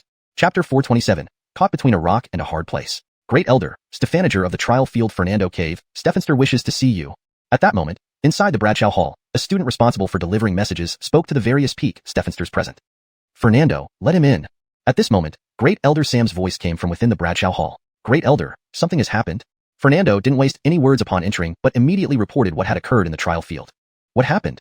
The other peak masters turned their attention over. Earlier, Great Elder had stopped displaying the trial field's scenes on the stone walls here. Hence, they were unaware of the current situation within the trial field. Hearing Fernando mention an incident, they naturally felt some surprise. Great Elder, esteemed peak Stephensters, if I'm not mistaken, someone in the trial field has likely disturbed the hidden king stage beast. Fernando offered his guess. As the manager of the trial field and also the punishment cave master of Bradshaw Holy Sect, Fernando knew all too well what resided there. So when he sensed the unusual change within the trial field, he had his answer. Is this true? Arlo immediately asked. Peak Stephenster, I would never dare joke about such matters. Fernando replied with a wry smile. It's impossible. Beckham interjected. We all know there's only one king stage beast in the trial field, the Azure-winged Pung. However, it has already reached an agreement with Great Elder, vowing never to interfere or harm our disciples. Could you be sensing incorrectly? Everyone present knew the trial field had a 6th stage beast equivalent to the human creation realm. Years ago, the Azure-winged Pung had killed several Bradshaw Holy Sect disciples. But later, the Great Elder Sam, who had just entered the Emperor realm, personally went and subdued it. Thus, the Azure-winged Pung agreed not to harm sect disciples, and its territory became off-limits to anyone. The Great Elder even banned mentioning the presence of this 6th stage beast. So while some disciples knew the rumors, none could confirm them. Yet, how is it possible for someone to enter the Azure Winged Ping's territory and provoke it? Esteemed Peak Stephensters, please come and verify with me if you don't believe me. Seeing disbelief, Fernando urged impatiently. All eyes turned towards Sam. Sam nodded lightly. Let's go. I already sensed a powerful disturbance. Someone has angered the Azure Winged Pong. At these words, everyone's faces turned pale with disbelief. Who dared provoke the Azure Winged Pong, asking for death? Knowing that no one present could possibly fight the beast, everyone rushed toward the trial field without hesitation. Meanwhile, Draper was at the center of the storm. The moment Draper plucked the xiuxian breadfruit, the Azure Winged Pong sensed it. It raged uncontrollably. The xiuxian breadfruit took a millennium to root, a millennium to bloom, and a millennium to bear fruit. For 3,000 years, it waited only to be thwarted by a human. Kill. This was the singular thought in the Azure Winged Ping's mind now. Being a sixth stage, king, beast, once enraged, it summoned all nearby beasts, causing a surge throughout the trial field. Countless beasts surged in every direction, centered around the Azure Winged Pong. Draper was undeniably trapped. Back on the surface after emerging from the crevice, countless beasts surrounded Draper. The Azure Winged Pong hovered overhead, emitting furious cries. Draper's presence was locked onto by the beast. 30 miles away in a thicket, Jericho trembled yet hid motionlessly. Might that boy have found the Azure Winged Pong, he murmured. Seeing countless beasts converging, he suddenly realized another issue. I forgot to tell him it's a forbidden area. He then grew worried. He couldn't have really gone there, could he? What should I do? Draper pondered helplessly amid the surrounding beasts, many of them powerful 5th and 6th stage ones. Above, the Azure Winged Pong circled ominously. Don't be ridiculous. You stole the xiuxian breadfruit it awaited for millennia. Why would it spare you? The Heavenly Passage rat remarked. There might still be a way. Nicholas hesitated in the divine chamber before responding. Really? Draper was surprised. I can sense people coming this way, Nicholas calmly replied. Who? The 9 Peak Masters, the higher-ups of Bradshaw Holy Sect. They've undoubtedly noticed the disturbance and won't sit idly. Don't act rashly and watch how they handle it. As Nicholas spoke, Fernando and the 9 Peak Masters arrived. It's indeed the Azure Winged Pong, Arlo exclaimed in shock. Other Peak Masters also looked incredulous at the scene. But who provoked it? Beckham wondered, glancing at the center of beasts. That boy named Draper, suddenly shouted Dan Ding Peak Stephenster Bradshandan. They had earlier witnessed Draper killing Anchor and breaking the Iron Man's neck in the Iron Stephen Pass. It could be said that their impression of this Draper was extremely profound. They never expected that at this moment, in the trial field, causing such a commotion was still Draper. This kid is truly a troublemaker. If he doesn't stir up trouble every day, he feels uncomfortable inside. At this moment, Brad Eddie, the Peak Master of Bradua Peak, spoke softly. Great Elder Sam remained silent at this time. He had already guessed why the Azure Winged Pong was so enraged. It must be because of the xiuxian breadfruit. However, if this were the case, it would be even more troublesome. If this kid had picked the xiuxian breadfruit, making him hand it over wouldn't resolve anything. After all, the Azure Winged Pong is a beast and knows no reason. Naturally, it would kill the kid. But how could Sam possibly allow Draper to be killed like this? If word got out, wouldn't it bring shame to Bradshaw Holy Sect for being unable to protect one of its disciples? More importantly, this kid's talent was astonishing, with his strength and mental fortitude both exceptional. One could say that he was a top-tier genius that Bradshaw Holy Sect only encountered once in a millennium. In terms of genius, he might even surpass that individual. Otherwise, Sam wouldn't have allowed Draper to act so brazenly, killing Anchor and falsely claiming to be Sam's last disciple. If Draper didn't possess such outstanding talent, Sam would have long since crushed him with a single palm. The crux of the matter was that Draper was just too outstanding. So much so that Sam admired him from the bottom of his heart. Thus, Sam found himself in a dilemma. If he didn't hand over this kid, the Azure Winged Pong wouldn't let it rest, inevitably leading to a great battle. Sam pondered for a long time but couldn't come up with a good solution. Chapter 428. Overbearing. The only remaining challenge was Draper's life and death. If Sam could disregard Draper's life, the problem would be easily solved. But since Sam wanted to ensure Draper's safety, he found himself in a difficult situation. Sam, do you remember what you told me initially? At that moment, the Azure Winged hung high up in the sky since Sam's arrival. Beast Kings were already capable of transforming into human form, so speaking human language was completely normal for them. King Azurepong, this matter is still developing. Please don't get angry. Let's talk it through, Sam said loudly, his voice echoing across the entire trial ground. Talk it through? The Azure Winged Pong laughed wildly. How can we have a proper conversation? The xiuxian spirit fruit. I waited for 3,000 years. 3,000 years, do you know how that feels? The Azure Winged Pong roared. Sam, your current strength is merely 1st level Emperor realm, while I've reached 6th rank 9th tier. Although you're slightly stronger, I am a demon beast and you are human. This slight disadvantage can be made up by my physical prowess. Do you think I fear you? Even if you activate the Divine Bradshaw Sect's protective formation today, I'm not afraid. There's no room for negotiation on this matter. Put aside your pretense. If you don't satisfy me today, the Divine Bradshaw Sect will drown in blood. The Azure Winged Pong was extremely enraged and naturally wouldn't listen to Sam's empty words. Draper had taken its xiuxian spirit fruit, thus making his fate certain death. Sam frowned. He hadn't expected this beast to advance so quickly, reaching 6th rank 4th tier within just a few hundred years. 6th rank 9th tier was equivalent to the 9th level of human cultivator creation realm, indeed slightly weaker than Sam, but as the Azure Winged Pong correctly noted, it had traces of ancient Pong bloodline power, which meant it did not fear Sam. However, the Azure Winged Pong might be underestimating Sam. His skills far surpassed a mere beast, even one with an invincible physical body. Moreover, they were still within the Divine Bradshaw Sect. The sect had its protective formation, and with its enhanced power, Slaying this beast wasn't entirely out of the question. But there was another issue. The azure-winged Pong had summoned all the demon beasts within the trial ground. Killing these demons would inevitably lead to a major battle. Draper, however, watched everything coldly, observing Sam's decision and everyone else's reactions. He could see that Sam was unwilling to hand him over, but the azure-winged Pong was being relentless. He smiled faintly and said, "Listen carefully, beast above. I take responsibility for my actions. There's no need for others to suffer because of me. The xiuxian spirit fruit is in my hand. Come and get it if you dare." "You've infuriated me." The Azure Pong was thoroughly provoked by Draper's beast remark and moved to strike immediately at Draper. "King Azure Pong, how dare you?" Sam's sharp cry came from afar. Naturally, Sam couldn't let the azure-winged Pong attack Draper directly, so when the Azure Pong was about to strike, Sam stopped it immediately. However, with the xiuxian spirit fruit in Draper's hands, how could it let go so easily? Ignoring Sam, it lunged directly towards Draper. But as it approached Draper, it suddenly stopped, unable to move any further. The reason was simple. Draper had raised the xiuxian spirit fruit high in his hand. "Take one more step, and I'll destroy it." Draper refused to back down, glaring fiercely at the azure-winged Pong. "You're courting death." The azure-winged Pong raged uncontrollably but dared not risk it. Knowing it would lose no matter what, it wouldn't gamble with the xiuxian spirit fruit. After all, the xiuxian spirit fruit was critical to its existence. It remained frozen where it was. King Azure Pong. At the same time, Sam dashed over, standing in front of Draper. This time, perhaps we should negotiate terms? Sam still didn't want to antagonize King Azure Pong. Tearing things apart would require the entire Divine Bradshaw sect to mobilize against the demon beasts. This was something Sam never wanted to witness. Stefank the boy returned the xiuxian spirit fruit and hand him over to me. In exchange, I will overlook past transgressions and agree to coexist peacefully with the Divine Bradshaw sect. And our previous agreement remains valid. The azure-winged Pong forced out through restrained fury. The xiuxian spirit fruit can be returned, but this boy is my future closed-door disciple, and I can't hand him over. Propose other terms, and as long as they aren't too unreasonable, I'll accept them. Sam pondered for a moment before replying. "Oh, so there's nothing left to discuss then?" The azure-winged Pong sneered. "Let me tell you, Sam, don't push your luck. I must have this boy, or there's nothing left to talk about. At worst, I'll rally all the demon beasts of the Divine Bradshaw sect for mutual destruction." The azure-winged Pang's conditions were exceedingly strict and overbearing, leaving Sam in a dilemma. He feared provoking it, but Draper, behind him, suddenly spoke up. "Great Elder, you still don't understand. The azure-winged Pong wants my life, but more than that, it wants the xiuxian spirit fruit." Draper whispered these words telepathically, causing Sam to turn around and look at him, asking, "What do you mean? I can hand myself over, but this xiuxian spirit fruit must not fall into the hands of this beast." Draper said softly. "Why?" Sam was puzzled. He thought the xiuxian spirit fruit was just an external item and could be given away, but protecting Draper was imperative. This beast is already 6th rank 9th tier. Imagine the consequences if it gets the xiuxian spirit fruit. Draper's tone was heavy, hinting at dire possibilities. Chapter 429, Mutual Destruction. At first, Sam didn't seem to understand Draper's meaning, but after a moment's reflection, he suddenly grasped what Draper was saying. This was a much bigger issue. Sam suddenly realized something and broke out in a cold sweat. He had been focusing on how to protect Draper, but hadn't considered another critical problem. The azure-winged Pong was already at the 6th tier, 9th rank. Its cultivation level equated to that of a human warrior at the 9th level of Creation Realm. Sam had just reached the Sovereign Realm, only at the 1st level. Even if Sam's strength slightly surpassed the azure-winged Pong, he still wouldn't dare say he had an absolute chance of directly slaying it because, being a demonic beast, its physical power could be considered invincible. If not using the protection of the Great Clan Array, Sam might not have a definite edge against the azure-winged Pong in a head-on clash. This meant that even at his prime, Sam would have no clear advantage over the azure-winged Pong, let alone if the latter consumed the Crimson Flame Spirit Fruit. That would be unimaginable. One must know, if this azure-winged Pong consumed the Crimson Flame Spirit Fruit, its strength could potentially advance by one major stage. If it also reached the Sovereign Realm, then Sam might not be its match.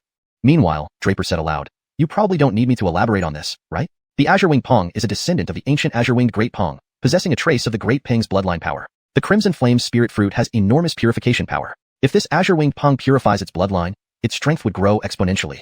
If a beast were to gain enlightenment and even surpass our elder, it could be either a blessing or a disaster for our sacred Bradshaw sect." Upon hearing this, Sam's face changed drastically.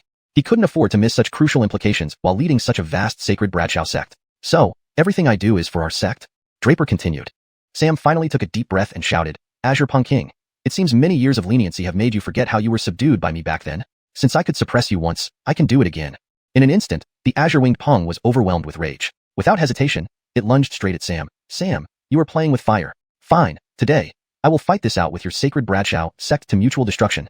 With that, it roared angrily. Alongside its roar, countless surrounding demonic beasts bellowed together, their eyes flashing with fierce light, almost ready to annihilate everyone present. Sam wasted no time. Turning to several peak Stephensters, he ordered, "Don't stand there. Beckham, convey my elder's command to summon all life and death realm experts from within the sect, especially those genuine disciples and core disciples. Training for years means action now. This time, let's see their performance." Beckham rushed off, while other peak Stephensters didn't hesitate, quickly charging into the demonic beasts, exploding one after another with a single strike. These peak Stephensters were all powerful figures at the Creation Realm, making it an effortless task to exterminate these demonic beasts. By summoning life and death realm experts, Sam clearly aimed to test their prowess. Most of the demonic beasts were below the 5th tier, while 5th tier demonic beasts were rare. Thus, life and death realm experts could handle them easily. But Draper sensed something wasn't quite right. How did this turn into a showdown between Sam and the Azure Wing Pong? His original aim was to get the Azure Wing Pong itself. Getting the Crimson Flame Spirit Fruit was an unexpected bonus. Now, if Sam killed the Azure Wing Pong, wouldn't Draper end up empty-handed? Then the Azure Wing Pong wouldn't belong to him. This won't do, cannot let this happen. Draper began thinking of a plan. Boy, the barrier around the trial ground is broken. Head south, just go south. You have the Crimson Flame Spirit Fruit. It's the Azure Wing Peng's weakness. Once you leave, it will follow you. Just then, Nicholas in the Divine Estate suggested. South. Draper paused, then asked involuntarily, why that direction? There's something making me feel uneasy. Anyway, go that way. Remember to move fast? Nicholas urged. Draper nodded slightly, not hesitating as he watched Sam and the Azure Winged Pong grappling. Suddenly, he shouted, Elder, the saving grace you've shown me. Draper remembers deeply. But ultimately, this whole affair started because of me. I cannot burden the sacred Bradshaw sect. Otherwise, how can I have the face to join it? That beast, come, the thing you want is with me. Try your best to take it. With that, Draper fled furiously. Using the soul transform step, his speed was extremely fast. Moreover, Draper moved unexpectedly, catching both Sam and the Azure Winged Pong off guard. By the time the Azure Winged Pong regained its senses, Draper was far away. At this point, the Azure Winged Pong had no thoughts of continuing the battle. Its mind was filled with the urge to tear Draper to pieces. The Azure Pong King, without any delay, left the battlefield, flapped its wings slightly, and charged straight toward Draper. The Azure Wing Pong was incredibly fast, leaving the fight and chasing Draper almost instantly. Behind it, Sam couldn't catch up since the Azure Wing Pong had wings, and he did not. So, he could only watch helplessly as the Azure Winged Pong pursued Draper. However, Draper's words deeply touched Sam. A mere non-disciple showed such concern for their sacred Bradshaw sect. Such talent, Sam must save at all costs. Translation note.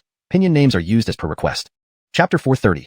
Songlan Forbidden Land. With this thought, Sam did not hesitate for a moment and immediately gave orders to everyone. All Vlads and disciples of Bradshaw's sacred sect, attack with all your might and annihilate the calamity brought by these demonic beasts.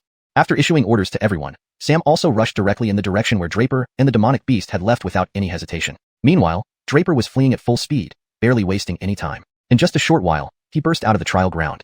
Draper did not doubt the path that Nicholas had shown him. Moreover, there was really nowhere else to go now. The Azure Winged Pong, possessing 2 wings, naturally moved at an incredible speed. It only took a few breaths for it to cover the distance that Draper would have run for quite some time. But just as the Azure Winged Pong was about to catch up to Draper, Draper would turn around and fire a gunshot. The force of one gunshot temporarily slowed down the Azure Winged Pong, allowing Draper to greatly increase his own speed.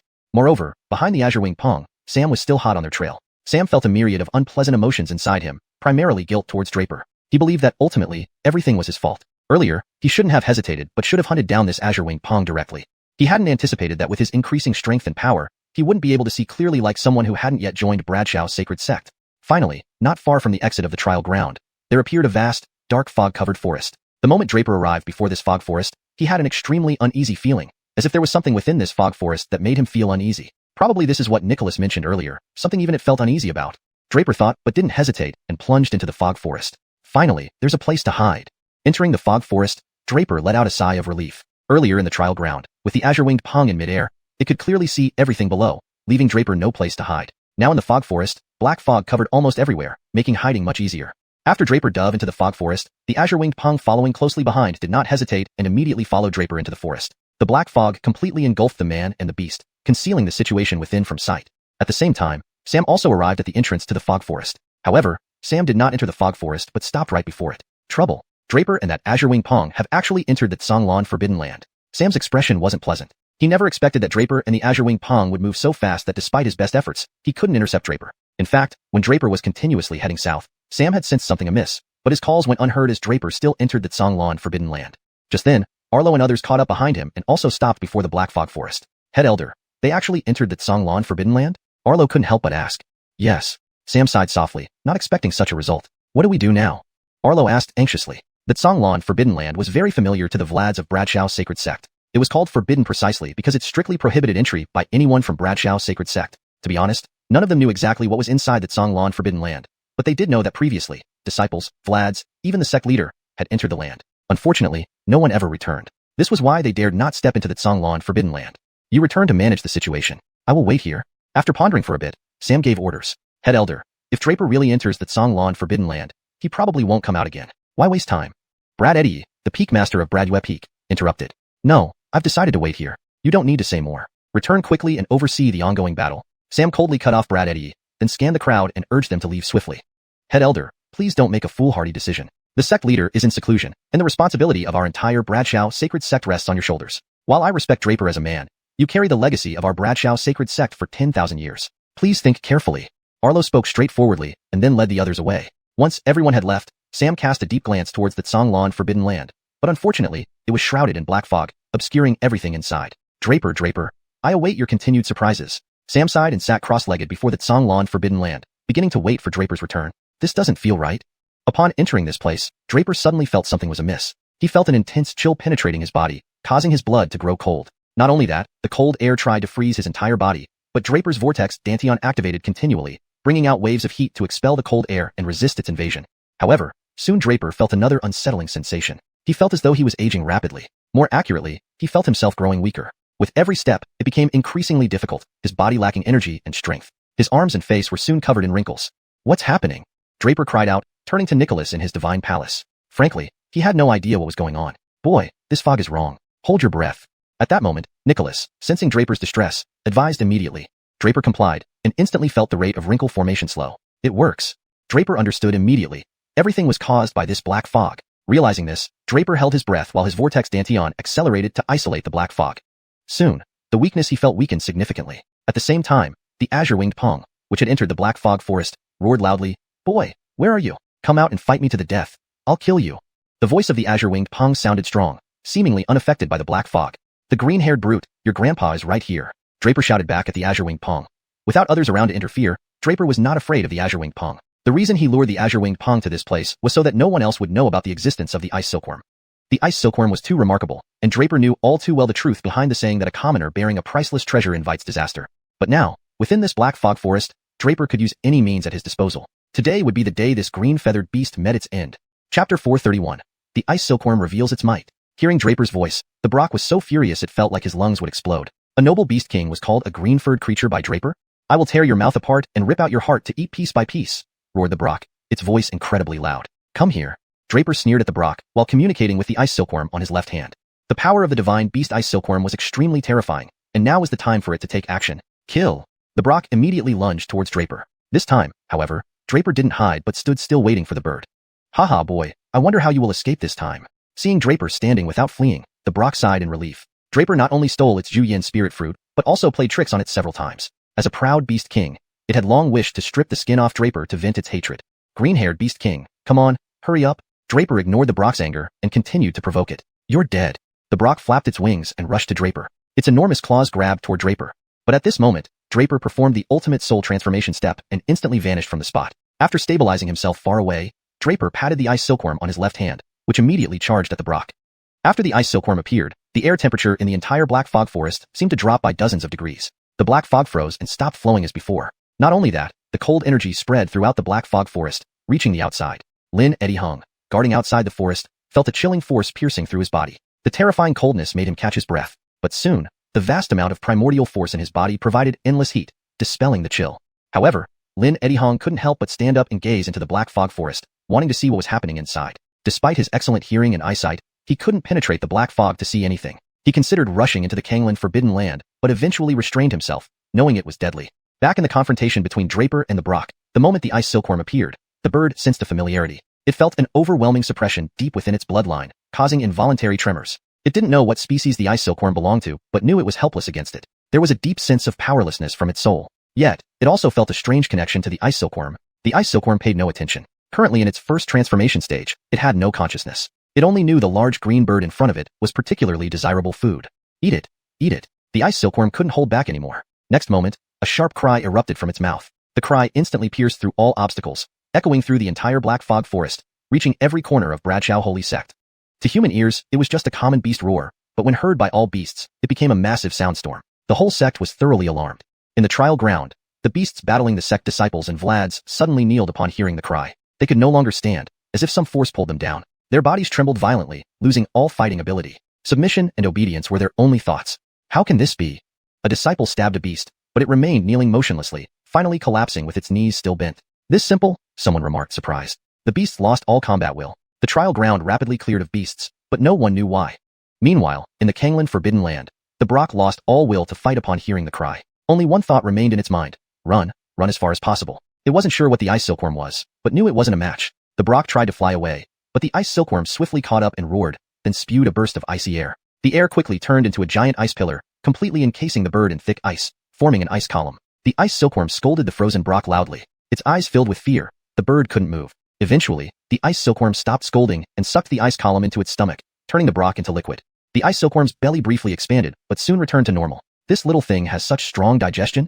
Draper mused. The ice silkworm's offensive power was indisputable. Also, the target was a beast, not a human. If it were a human, the ice silkworm might not have been so powerful. Facing beasts, it had racial suppression and unbreakable ice energy. Thus, even though the Brock was a 6th-rank 9th-grade beast nearing the level of a beast emperor, it was ruthlessly killed by the ice silkworm. Are you full? Draper patted the ice silkworm, noticing it had grown more than a circle larger than before. This little thing is about to undergo its second transformation. At this moment, Nicholas in the divine estate also spoke up. The small creature affectionately rubbed against the palm of Draper's hand, then transformed into a shadow, re-imprinting itself on Draper's left hand. Note: a circle larger is a metaphorical expression indicating significant growth, and second transformation refers to the next stage in the ice silkworm's development. Chapter 432. Deep within the Kangland Forbidden Zone. After dealing with the Azure Wing Pong, the entire Black Fog Forest instantly turned quiet. Now shall we leave? Draper couldn't help but ask Nicholas. For some reason, Draper felt the eeriness of this place. Yet there seemed to be a stirring voice within him that was urging him to continue exploring this Black Fog Forest. Have you also sensed something different about this Black Mist Forest? Nicholas asked Draper. Yes, it feels as if something inside me keeps urging me to explore this area. Draper replied. Yes, I feel it too. Nicholas answered faintly, then suddenly sighed. However, kid, the aura here is extremely strange. You must have sensed it too. If you want to venture deeper, think carefully. Draper fell silent for a moment, but after some consideration, he became more determined. In truth, he wasn't sure why he felt an inner agitation compelling him to explore this place. But thinking it over, if he went out now, Brad Eddie Hung would certainly still be waiting outside. If he emerged, he'd inevitably have to explain things. Now, with the xiuxian spirit fruit in his possession, he might as well find a place to refine it before leaving. After all, the xiuxian spirit fruit could not be left unattended for too long, or its medicinal potency would gradually fade. Such a precious item couldn't be treated like ordinary spirit fruits. Deciding this, Draper walked straight into the depths of the dense forest without further hesitation. Meanwhile, under the overwhelming power of the ice silkworm, the battles in the trial field were nearing their end. All the beasts had been slain by the disciples and Vlads of the Bradshaw holy sect. The Vlads eventually stopped attacking, watching silently as the disciples finished off the remaining beasts. With everything settled, the Vlads returned to their seclusion, while the outer sect disciples and countless servitors began the final cleanup. Elder One, has that boy not made any move yet? At the entrance to the Black Fog Forest in the Kangland Forbidden Zone, the Peak Masters regathered. Brad, you first reported on the aftermath before asking. Yes, there was some activity initially, but unfortunately, the corrosive nature of the Black Fog makes it dangerous for me to investigate rashly, Brad Eddie Hung sighed. Elder One, the Kangland Forbidden Zone is recorded in our sect's annals. No one has ever come out of it since ancient times, Brad Tion Arno of Tion Arno Peak added. Previously unaware of Draper entering, he had little hope now due to the terrifying nature of the zone. The Black Fog has powerful corrosive properties that only get stronger deeper inside. Stephanie students never returned after entering. Even Vlads near their end, hoping to find ways to extend life, didn't return either. A former sect master, at the 9th rank Emperor realm, just short of the Sage realm, also entered and never came back. Thus, the Kangland Forbidden Zone became utterly forbidden territory, strictly off limits to all. The other Peak Masters advised Brad Eddie Hung, understanding his sentiment since he always held high hopes for Draper. Draper's act of leading away the Azure Wing Pung truly touched everyone, but they didn't believe he would survive. No need to say more. After the chaos caused by the Azure Pung King, let's conclude this great nation's war for now, Brad Eddie Hung said, glancing at the others. I'll stay here for half a month. If the boy doesn't return by then, it means he died inside. The Peak Masters agreed and departed, while Brad Eddie Hung murmured, boy, don't disappoint me. As Draper ventured deeper, he felt increasing pressure, especially from the blood chi suppression. He constantly activated his spiral dantian to maintain high-speed rotation to counteract this pressure. This black fog, what is it? Draper couldn't help but wonder as the fog grew denser ahead. He sat cross-legged, retrieving a purple extreme spirit jade, restoring his spent spirit energy. At the same time, he summoned the xiuxian from the dragon charm space. The xiuxian appeared lifelike, as if it could awaken at any moment. Draper intended to see if the xiuxian could absorb the black fog. Sadly, the xiuxian showed no reaction to the black fog at all. Draper couldn't help feeling disappointed, as he had hoped this fog would serve as good nourishment for the xiuxian. Chapter 433. Conspiracy? Deception? However, Draper did not become disheartened. He had merely wanted to test what this mist was. Neither Draper nor Nicholas could identify it. It was unsurprising that the Earth Fiend corpse couldn't absorb these things. But then, Draper suddenly summoned the Daon from his right hand. Where is this? The Daon immediately sensed something was off as soon as it appeared. In the next moment, the fur on its body started to rot. Soon, the entire body of the Daon began experiencing this phenomenon. Damn, what the hell is this stuff? The Daon instantly turned back into a soul imprint and returned to Draper's right hand. However, before long, the Daon reappeared in front of them. This time, however, it was wearing armor that completely covered its whole body. One could not tell what material the armor was made from, but those black mists no longer posed any threat to the Daon. Kid, how did you end up in such a forsaken place? The Daon looked around and complained at Draper. I was about to ask you if you knew what this black mist was, but it looks like you don't know either. Draper shook his head, wanting to send the Daon back. However, just as he was about to do so, the Daon sniffed the black mist and its expression changed. Kid, get out of here fast. There was pure fear in the Daon's voice. Next, it spat out a mouthful of essence blood. This time, the essence blood was filled with black corruption, turning entirely dark black. What happened? Draper was also shocked and quickly asked. This Daon was one of his major supports. It couldn't have an accident here. The Daon didn't have time to explain. It took out a fruit from its pocket, swallowed it down, breathed roughly once, and shouted at Draper. You damn kid, do you want to die? Can't you bring along Ancestor any more than necessary? Ancestor wants to live a few more years. What happened? Draper asked grimly, having no idea what was going on. This damn thing is demonic aura. What are you doing here? Don't you know that coming here leads only to death? The Daon glared at Draper and roared at him. Demonic aura? What's that? Draper was alarmed and asked.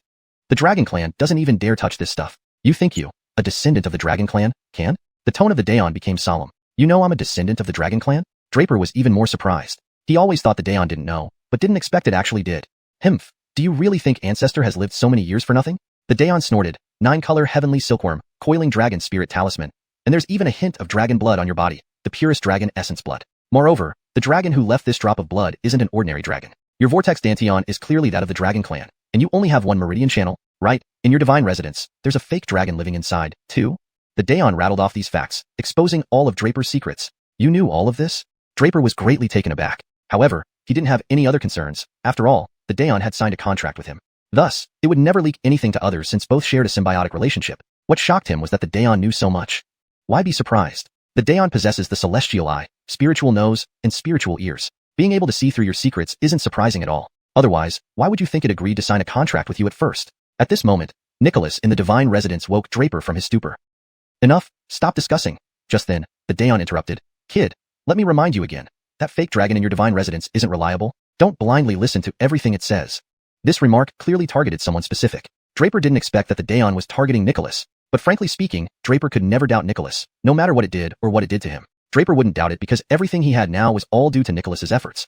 Therefore, when the Daon said this, Draper coldly stared at it. So, trying to drive a wedge between us? But you will be disappointed. If I had to choose between you and Nicholas, I'd choose Nicholas.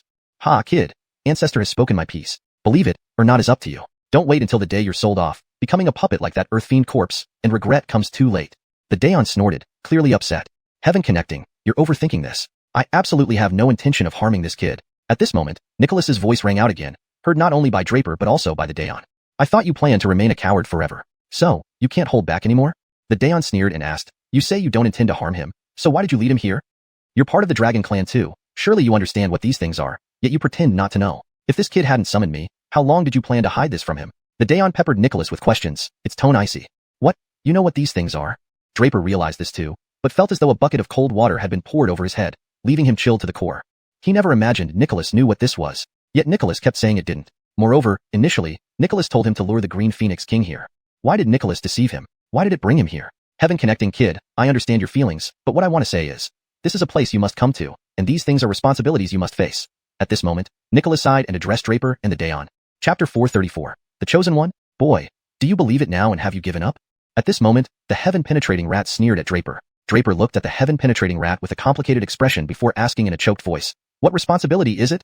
Nicholas's current words were undoubtedly an admission that he had deceived Draper. Of course, Draper had been mentally prepared and wasn't too surprised. He just felt somewhat disheartened. After all, Draper had been outmaneuvered by Nicholas from the very beginning. It was Nicholas who had led Draper here step by step, and as for what this place's black mist really was, it no longer mattered much. Boy, I know what you're thinking, but this is indeed the responsibility you must bear.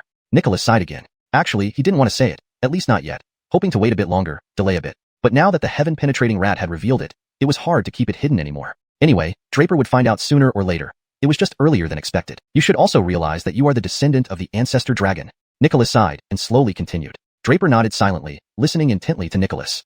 Sometimes, you may feel strange, as if every step you take has been predetermined. From the start, you seem to be on a predestined path, Nicholas said calmly. From when you obtained the dragon transformation token to awakening your dragon bloodline, inheriting the Ancestor Dragon's bloodline, and then opening the Dragon Clan Divine Palace to practicing the Dragon Clan's mental secrets, and finally entering the Heavenly Network secret realm where you discovered the coiling dragon spirit symbol. In short, everything about you, your cultivation, fate, and power, all seem to be made by someone else's choices. You are both the puppet and the executor. At this point, Draper's expression changed. Yes, what Nicholas said matched Draper's confusion. Ever since getting the dragon transformation token, Draper had this feeling. He felt like everything about him ran along a preset track.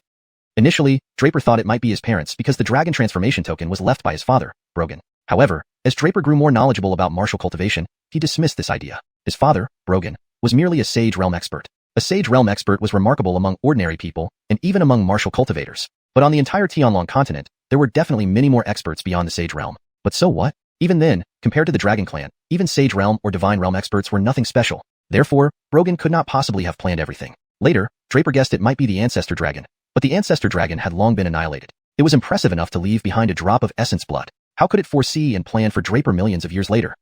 During his confusion, Draper had also asked Nicholas, but Nicholas always spoke vaguely, never telling him anything substantial. He only said he would tell Draper everything when the time was right. But when would that be? Unexpectedly, Nicholas was finally going to tell them everything? Nicholas continued, actually, your feeling is correct. Your fate was determined from the beginning. Your dragon transformation token was inherited from your father, Brogan. Nicholas said calmly, I once met your father. Unfortunately, he wasn't our dragon clan's chosen successor. Just a little off, just a little off. So, our hope rested on you. Nicholas seemed lost in memory, but Draper was still confused, not understanding what Nicholas meant. Meanwhile, the heaven-penetrating rat, seemingly knowing something, whistled. So, this boy is the dragon clan's successor? The chosen one? Nicholas nodded, giving the heaven-penetrating rat a meaningful look. I didn't expect you to know about the chosen one. It seems you had plans as well? The heaven-penetrating rat neither confirmed nor denied, simply saying, anyway, I've already signed a contract with him. Further discussion is pointless. Let's continue. Yes, the chosen one. Draper, you are my dragon clan's chosen one. Nicholas declared shockingly. Seeing Draper's incredulous face, Nicholas continued, do you remember when I asked about the origin of Tianlong continent?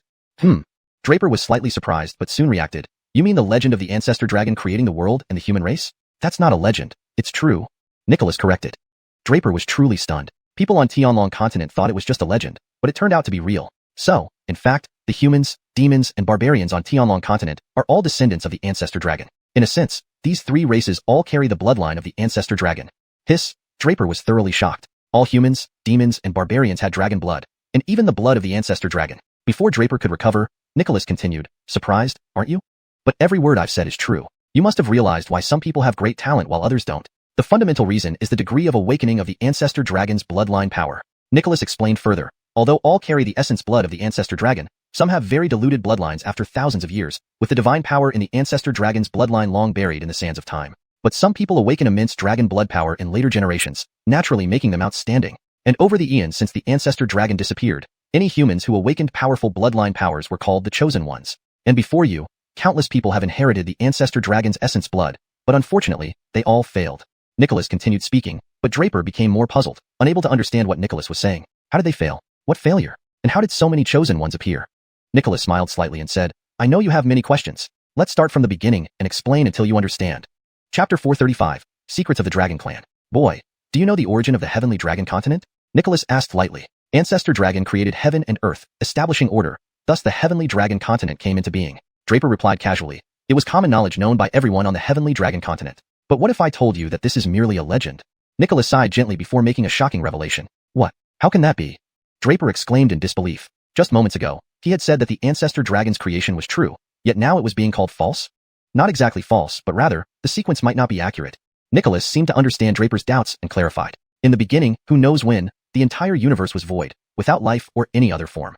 That era was known as the Age of Chaos, also called the Primordial Age. Nicholas revealed a secret unknown to almost everyone. Even Zachariah widened his eyes, listening intently to Nicholas's account.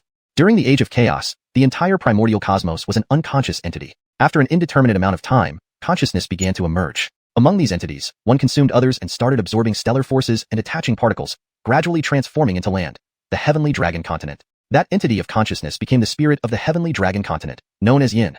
So, the heavenly dragon continent was the first to form? Draper exclaimed in surprise. Correct, to be precise. It wasn't called the heavenly dragon continent then because dragons hadn't appeared yet. Nicholas corrected Draper and continued. The most accurate name would be the heavenly derivation continent.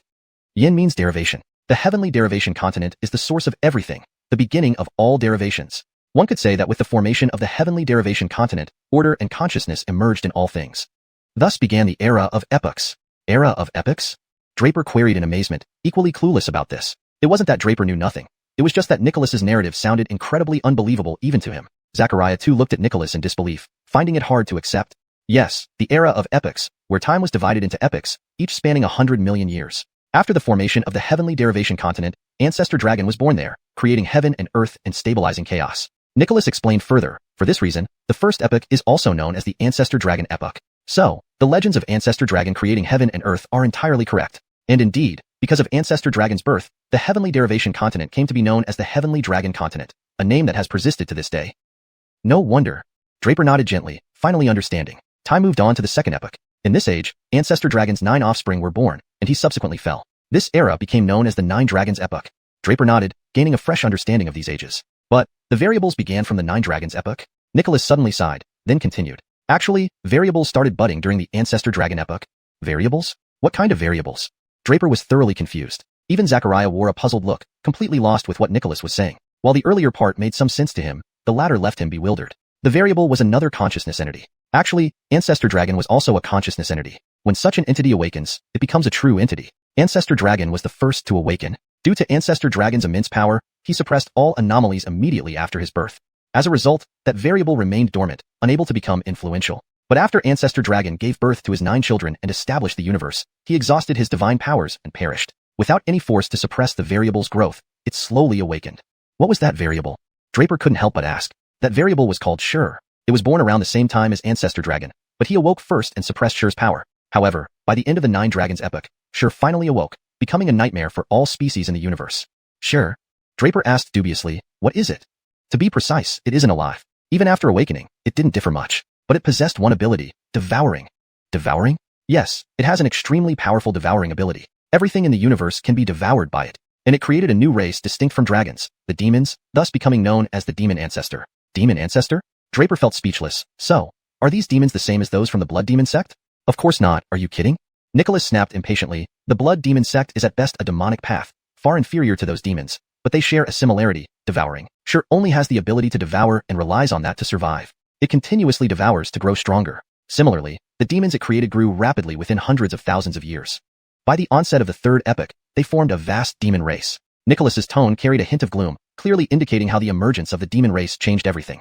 The 3rd epoch arrived as expected. By its midpoint, the demon race had grown significantly. They began devouring their surroundings, extending their claws into other divine kingdoms, launching massive attacks, consuming stars, and expanding territory. Therefore, the 3rd epoch is also known as the Twilight epoch. Twilight epoch? Indeed. At this time, Ancestor Dragon's 9 children weren't fully developed, and the dragon race was still proliferating. Though this phase saw apparent prosperity in dragon territories, hidden dangers loomed. Twilight heralded darkness, the last light for the dragon race. Nicholas sighed deeply. The 4th epoch marked the Dark epoch. The demon race launched large-scale invasions into the dragon realms. What we call divine realms are essentially territories. The dragon realm is called Endless Divine Domain. When the demons attacked the Endless Divine Domain, Ancestor Dragon's 9 children had matured and were no pushover. The 9 children, along with billions of dragons, burned their essence blood to unleash 3,000 dragon flames, incinerating all invading demons in the Endless Divine Domain. Chapter 435, Secrets of the Dragon Clan. Boy, do you know the origin of the Xianxia continent? Nicholas asked calmly. Ancestral Dragon created heaven and earth, establishing the order of the universe, thus forming the Xianxia continent. Draper said lightly. This was common knowledge known to everyone on the Xianxia continent. But what if I tell you that this is just a legend? Nicholas sighed softly before making a startling revelation. What? How could that be? Draper exclaimed in disbelief. Just moments ago, Draper had stated that the legend of Ancestral Dragon creating heaven and earth was true, but now it was being called into question. It's not entirely false. It's more about the chronology being somewhat off. Nicholas seemed to anticipate Draper's doubts and clarified. In the beginning, at an unknown time, the entire world was void, without life or anything else. That era was called the Chaotic Age or the Primal Age. Nicholas revealed a secret unknown to almost everyone. Even Zachariah listened intently with wide eyes as Nicholas spoke. During the Chaotic Age, the entire cosmos was a mass without consciousness. After an indeterminate amount of time, entities began to form unconsciously. One of these entities, after absorbing other consciousnesses, started to draw in star power and adhere dust, gradually transforming into land. This became the Xianxia continent. That entity is known as the spirit of Xianxia continent, Yin. The Xianxia continent formed first? Draper exclaimed in disbelief. Not exactly, Nicholas corrected Draper. It shouldn't be called Xianxia continent yet, because dragons hadn't appeared then. The most accurate term would be Xianxia continent. Yin means derivation. Xianxia continent is the source from which everything derived. One might say that with the formation of Xianxia continent, all things gained order and consciousness. Thus began the era of epochs. Era of epochs? Draper was puzzled. He was equally ignorant of this concept. This wasn't because Draper knew nothing. Rather, what Nicholas was describing was a shocking secret.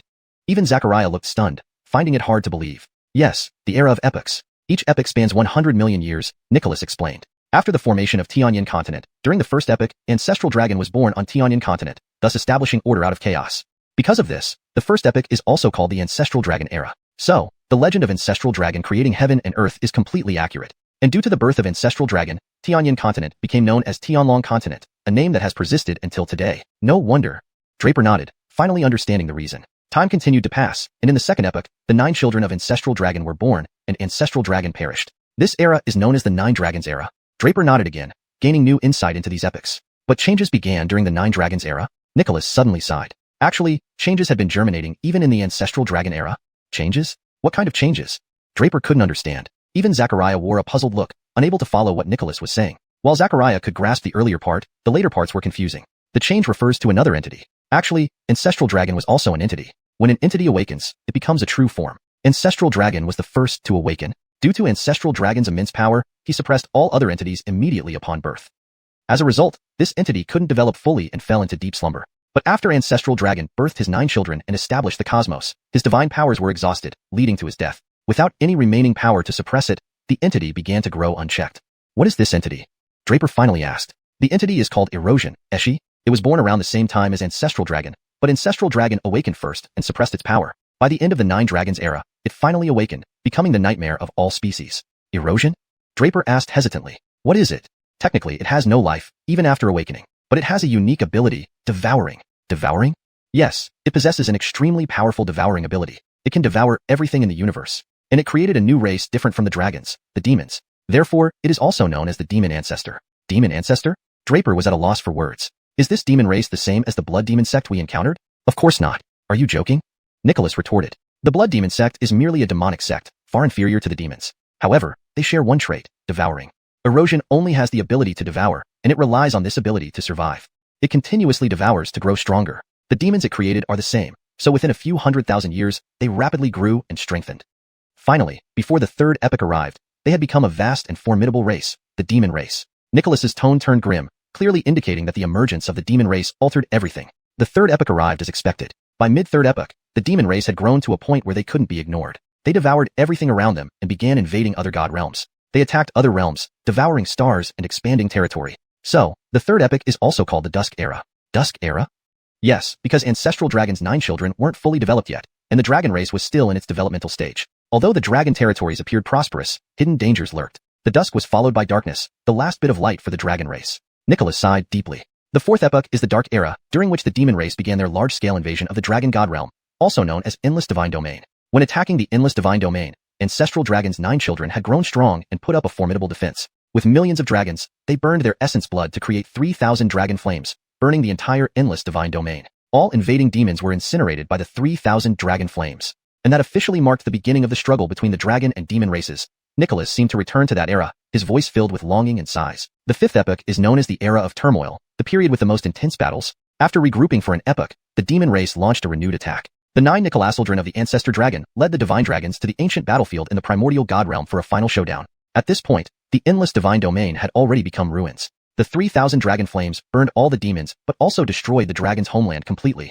Nicholas couldn't help choking up at this point. By the 6th epoch, the Tianlong continent, which had been away from the central battlefield, finally had a chance to recover and develop. This was the peak of human development. Stephanie humans emerged, endless chosen ones receiving cultivation secrets from the dragons and constantly practicing dragon techniques, thus numerous deities appeared. This period was when the dragon race placed the highest hopes on the Tianlong continent, because only by strengthening the human race could they hope to help the dragons. Countless divine realm experts broke through spatial boundaries to join the dragons in battle in the primordial god realm. Draper and Zachariah were stunned, their faces flushed red. If Nicholas hadn't told them this, they wouldn't have known about such grand battles occurring billions of years ago.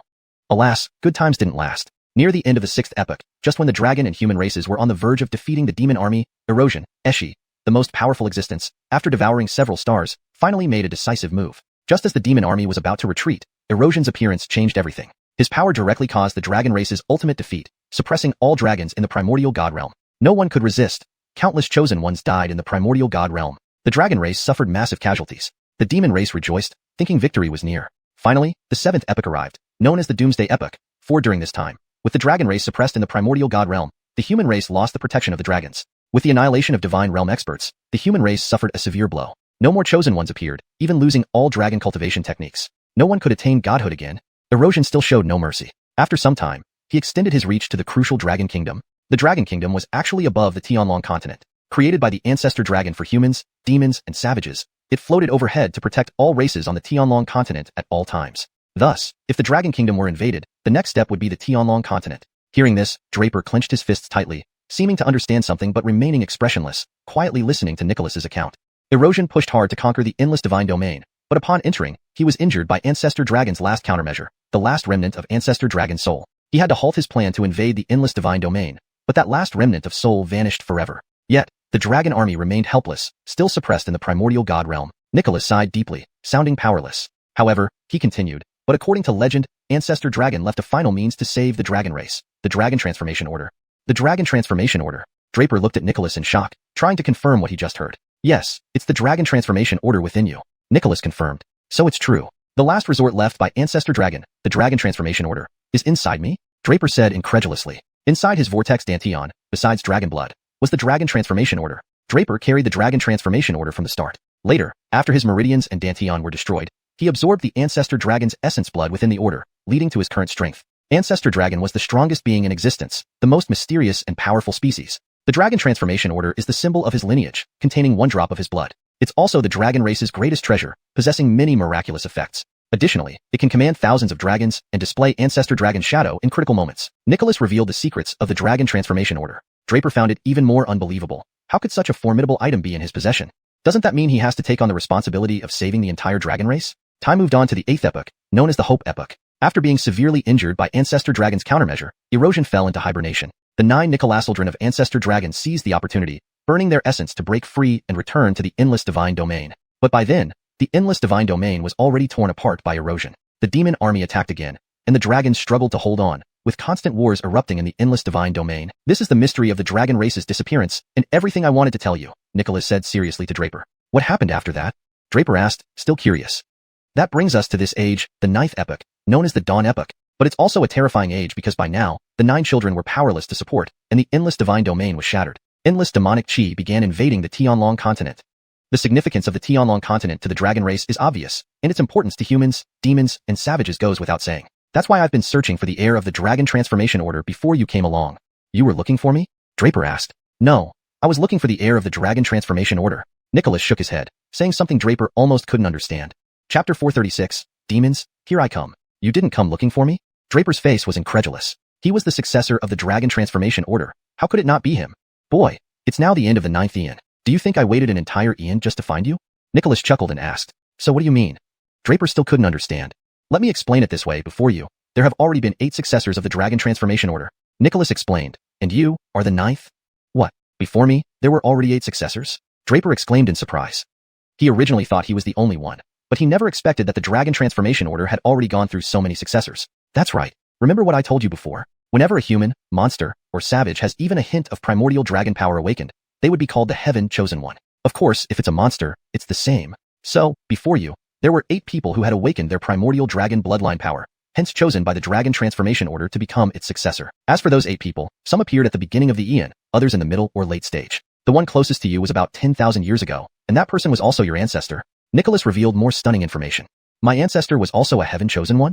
Draper was even more surprised. Of course, 10,000 years was too long ago. Even experts at the Sovereign Realm wouldn't live past 800 years, while Sage Realm Masters barely lasted 1,000 years. Even Divine Realm experts only lived for around 10,000 years. But that ancestor was from 100,000 years ago. For these 100 million years, I have consistently aided the Heaven Chosen Ones, helping them grow. Every time a new one appeared, I would come out to help, but many of these Heaven Chosen Ones possessed remarkable talent and exceptional abilities. With the help of the primordial dragon essence, they even reached the Divine Realm, yet they failed to fulfill the mission of thoroughly eradicating the demon race. Those 8 people included humans, great monsters, and savages. All of them were extremely powerful. If you look at the history of the Heavenly Dragon continent today, you can find records about them in historical books, but unfortunately, they all failed. They were unable to help the Dragon Clan complete its mission, and the primordial dragon essence they absorbed was also reclaimed by the Dragon Transformation Order.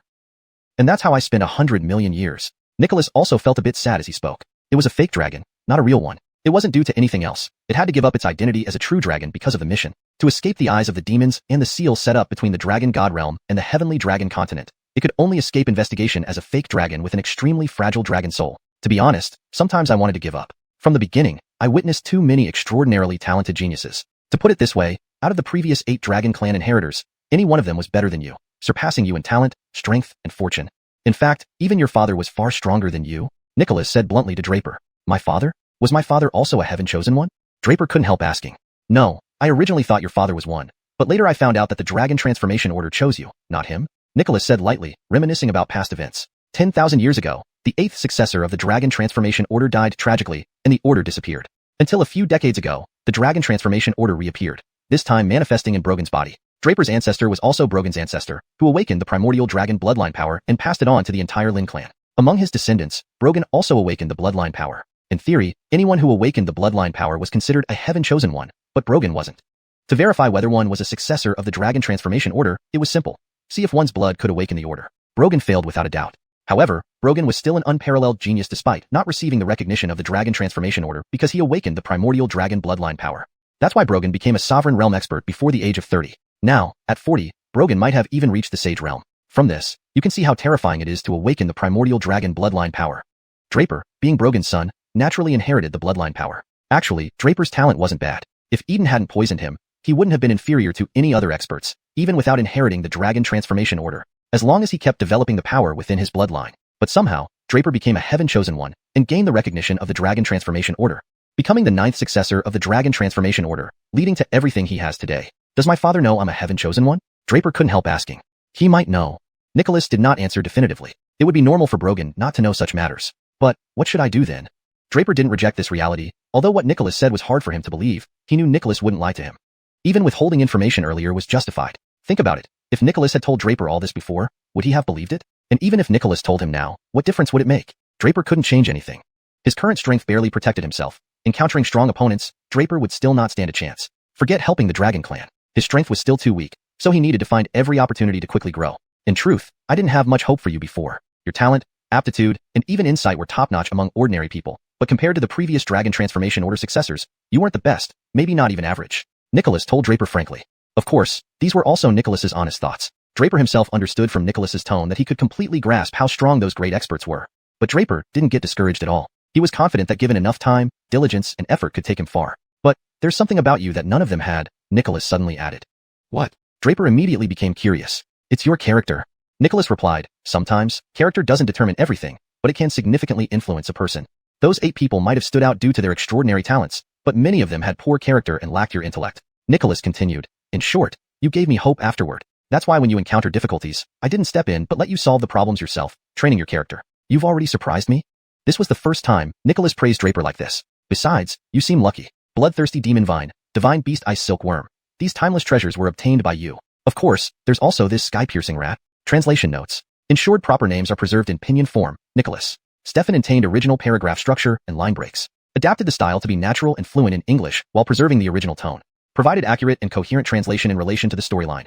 The sky-piercing rat beamed at Nicholas's praise but tried hard to hide its delight, modestly protesting, where? The moment I met this kid felt like an old acquaintance. Of course, I wanted to make friends with him.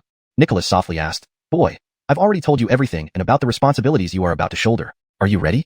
Ready. Draper took a deep breath and then said, enunciating each word clearly. Honestly, he was indeed prepared. Even with such immense responsibilities awaiting him, he had long been ready. At this moment, he also understood what the mist in this black fog forest truly was. Nicholas, I will never let you down. For the Dragon Transformation Order, for your help, for the tens of millions of dragon kin, for the human, monster, and savage races, and for myself, the demon race, the demon ancestor. I, Draper, am coming. Draper spoke softly, as if addressing Nicholas or murmuring to himself. Translation notes. Ensured proper names are preserved in pinyin form, Nicholas, Draper. Stefan maintained the original paragraph structure and line breaks. Adapted the style to be natural and fluent in English while preserving the original tone. Provided accurate and coherent translation in relation to the storyline. Ensured the translation is natural, fluent, and free of grammatical errors. Hashtag chapter 437. Searching for the source of the demon aura. You're ready, that's good. Nicholas nodded slightly and then said to Draper, the reason why this place can condense black mist is because it likely contains the aura of such a demonic creature. Demonic creature? Draper was taken aback. Exactly. The means by which the demon army invaded the heavenly dragon continent wasn't direct assault. Nicholas explained slowly. One reason is that they feared the ancient dragon still had some ace up its sleeve. Remember, even the ancestral demon erosion was injured by the ancient dragon's contingency plans, and this injury was fundamental. Thus, other demons naturally wouldn't dare come here to die. Of course, there's another more crucial reason. In reality, the heavenly dragon continent has unique restrictions. Those demons simply cannot enter the heavenly dragon continent without being detected, Nicholas added. Therefore, if the demons want to invade the heavenly dragon continent, they must only have one method: to infiltrate humans, demons, or barbarians on the heavenly dragon continent, then influence them, making these humans, demons, and barbarians become pawns and puppets of the demon race. So you mean, the black mist in this forest might be from something tainted with demon aura? Draper could not help but ask. It should be so. However, I vaguely feel that the demonic creature within must be extremely powerful, otherwise, it wouldn't have such a formidable demon aura. Nicholas said indifferently. But don't worry, boy. You possess the abilities of the dragon clan. After so many years of mutual struggle between the dragon and demon clans, both sides understand each other well. Therefore, just like the demon clan has ways to counter the dragon clan also has its own methods to counteract. All your skills can suppress the demon clan, Nicholas encouraged Draper. We shouldn't delay. Let's find the source of the demon aura now. The Uncle spoke with sharp eyes, turning to Draper and Nicholas. Draper glanced at the Uncle and asked in surprise, so, you can deal with this demon aura too? I can't, the Uncle replied without hesitation, but I'm excited. Hearing that fake dragon drone on for so long, I naturally want to see what sort of terrifying thing this demonic creature is. While I can't solve it, isn't there still you, kid? Draper did not argue with the Uncle further, but followed Nicholas's lead and continued deeper into the forest. In this black mist forest, there were almost no signs of life except for endless fog. Occasionally, scattered piles of white bones could be seen on the ground, remnants of previous individuals who mistakenly wandered into this area. Those bones were their final fate. The demon aura became increasingly dense, emitting an inexhaustible erosive power, extremely fearsome. At first, the Uncle could still rely on its armor to withstand the terrible power. But by now, it was entirely unable to resist the demon aura anymore. It had already retreated into Draper's arm, relying on his strength to defend against the erosion of the demon aura. Draper also found it hard to endure. He could only mobilize all his strength to combat the erosion of the demon aura. His body emitted a vast blood chi, radiating golden light and visibly consuming the demon aura. Therefore, Draper confirmed that his dragon blood was sufficient to suppress the demon aura's power. Time passed, and the entire black mist forest seemed endless, just dense trees and black mist. Eventually, Draper stopped. By now, 10 days had passed. Draper still hadn't found the source of the demon aura. Meanwhile, outside the black mist forest, Sam was beginning to lose hope. On the first day, second day, even the 7th and 8th days, Sam could hold on, believing Draper would return immediately if he sensed any danger. But after 10 days, Draper showed no signs of coming out. Boy, try to refine the xiuxian spirit fruit as soon as possible. Finding the source of the demon aura doesn't need to be rushed. Nicholas couldn't help but speak, sensing Draper's current state. For 10 consecutive days, Draper remained highly alert. Only his blood chi could help him resist the erosion of the demon aura. Nothing else worked. These 10 days were exhausting. Draper understood that if it really were the demon clan, the consequences could be dire. If the blood demon sect was merely a major threat in the western spiritual region, then the demon clan posed a danger to the entire heavenly dragon continent. Even a slight misstep could lead to catastrophic results. And this level of erosion by the demon aura was almost unstoppable by anyone. Draper, with the inheritance of the ancient dragon, relied solely on his own strength, making it nearly impossible to resist this corrosion. If this demon aura spread rapidly, it wouldn't just affect the Bradshaw holy sect, but the entire western spiritual region would turn into the desolate wasteland Draper saw before him, dead silence and emptiness. Draper's consumption over these 10 days was immense, yet it greatly aided his cultivation. It was as if he had been battling and training non-stop every moment. However, his body had reached a point of extreme fatigue. Therefore, when Nicholas suggested Draper cultivate on the spot, he wasted no time and immediately sat down cross-legged.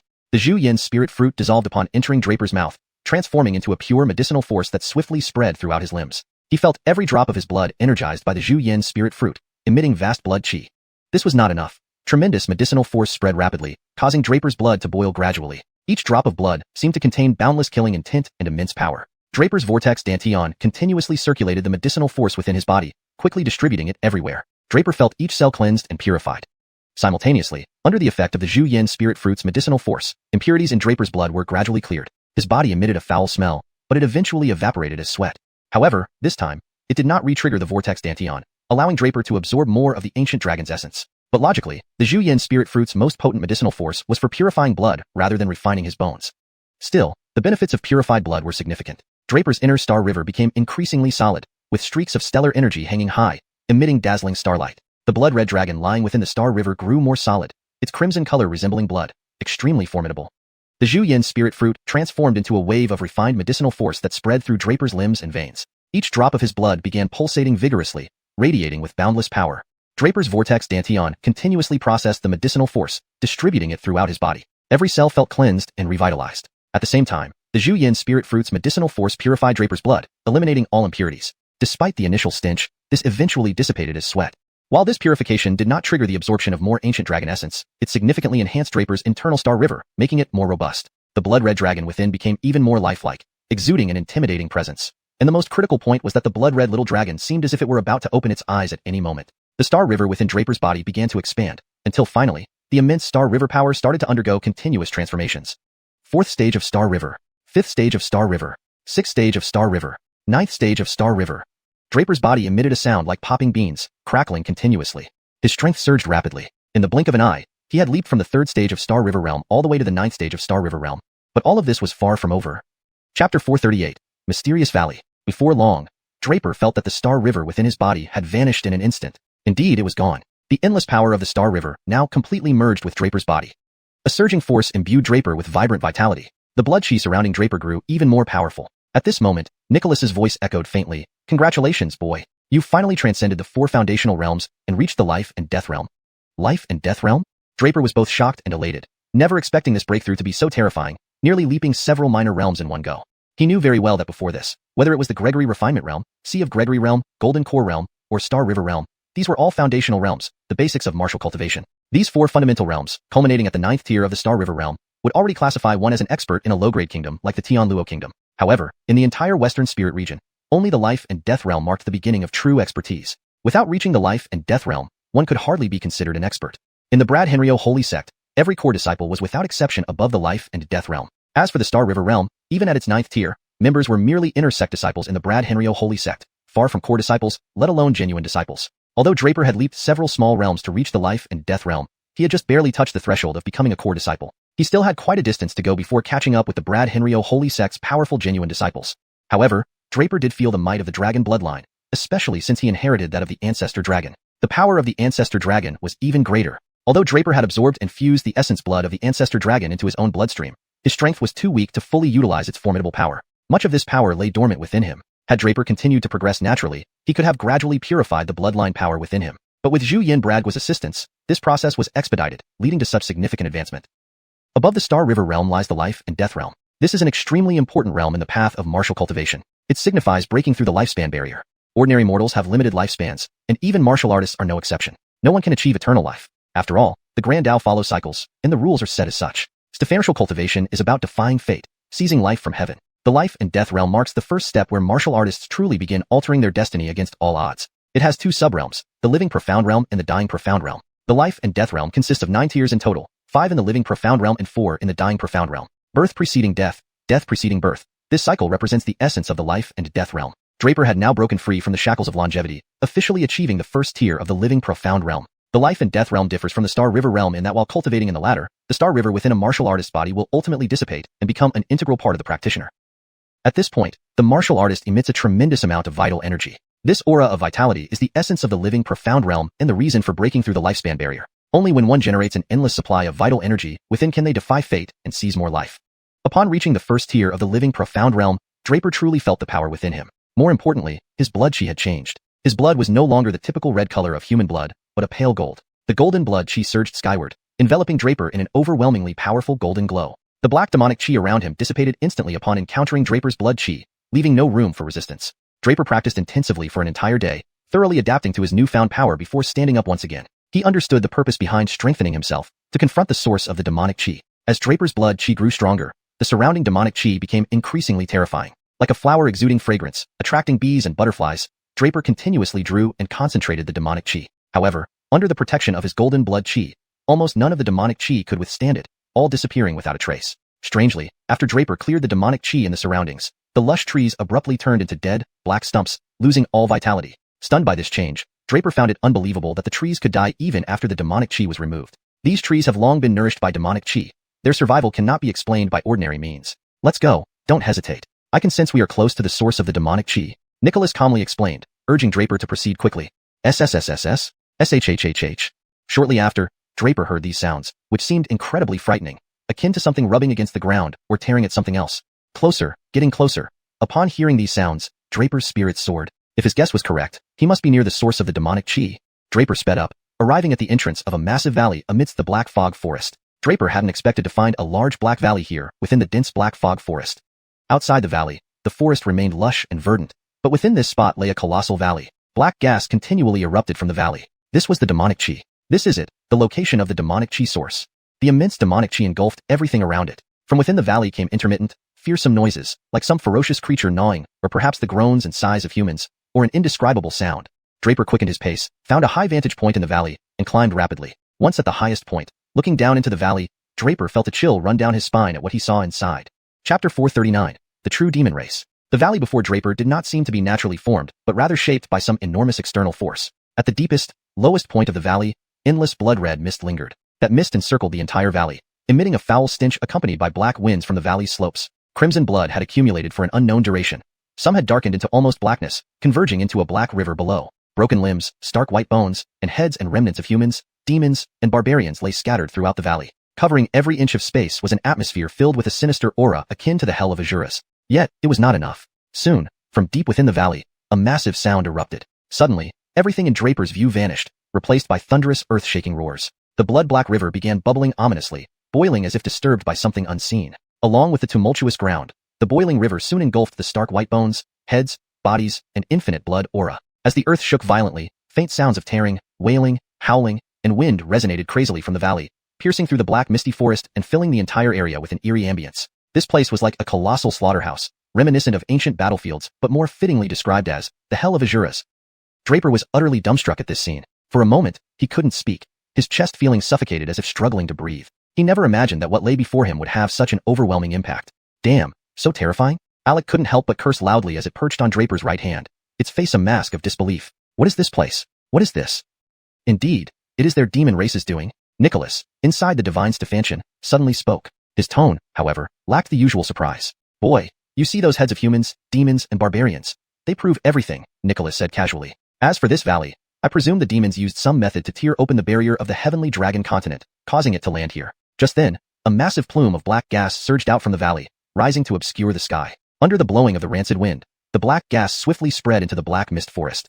So, this is how demonic energy forms, Draper remarked incredulously before asking Nicholas, what about the creatures here? Are they humans, demons, or barbarians?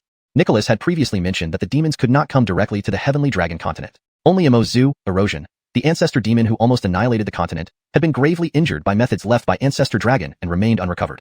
For the demons to infiltrate, they needed to rely on corrupting humans, demons, or barbarians through their lifeline demonic energy, turning them into puppets under their external control. They are none of these, Nicholas paused, giving an ambiguous answer. Draper asked dubiously, what do you mean? The entities here resemble a true demon head, Nicholas explained. A real demon head, what I referred to earlier as a member of the demon race. Nicholas made a shocking revelation. How is that possible? Draper found it unbelievable. Nicholas's words seemed contradictory. He just stated the demons couldn't directly invade the heavenly dragon continent, yet now claimed there was a true demon here. Wasn't this a contradiction? Boy, did you notice what I said before? Nicholas suddenly questioned. What did you say? I mentioned how this valley formed. You said the valley was caused by external force, by someone slicing through the barrier of the heavenly dragon continent. Realizing the implication, Draper fell silent. It was entirely plausible that a demon opened the barrier, sending one of their own into the heavenly dragon continent. There is actually a true demon here. Draper's expression turned solemn. Though fear crept into his heart, excitement and unease overshadowed it. He hadn't expected to face a genuine demon, not corrupted humans, demons, or barbarians, but an actual demon. Meanwhile, the earth started shaking violently again. Shortly after, an immensely fearsome figure emerged from the valley. A towering mass of black gas, several times the height of a man, gradually condensed into a solid form, a true demon. On the demon's head were no facial features, only two terrifying black orbs, radiating ominous crimson light. Sensing Draper's blood energy, the demon fixed its gaze on him. Human, you are actually human? The demon slowly uttered in human language. Boy, did you see? This is a true demon.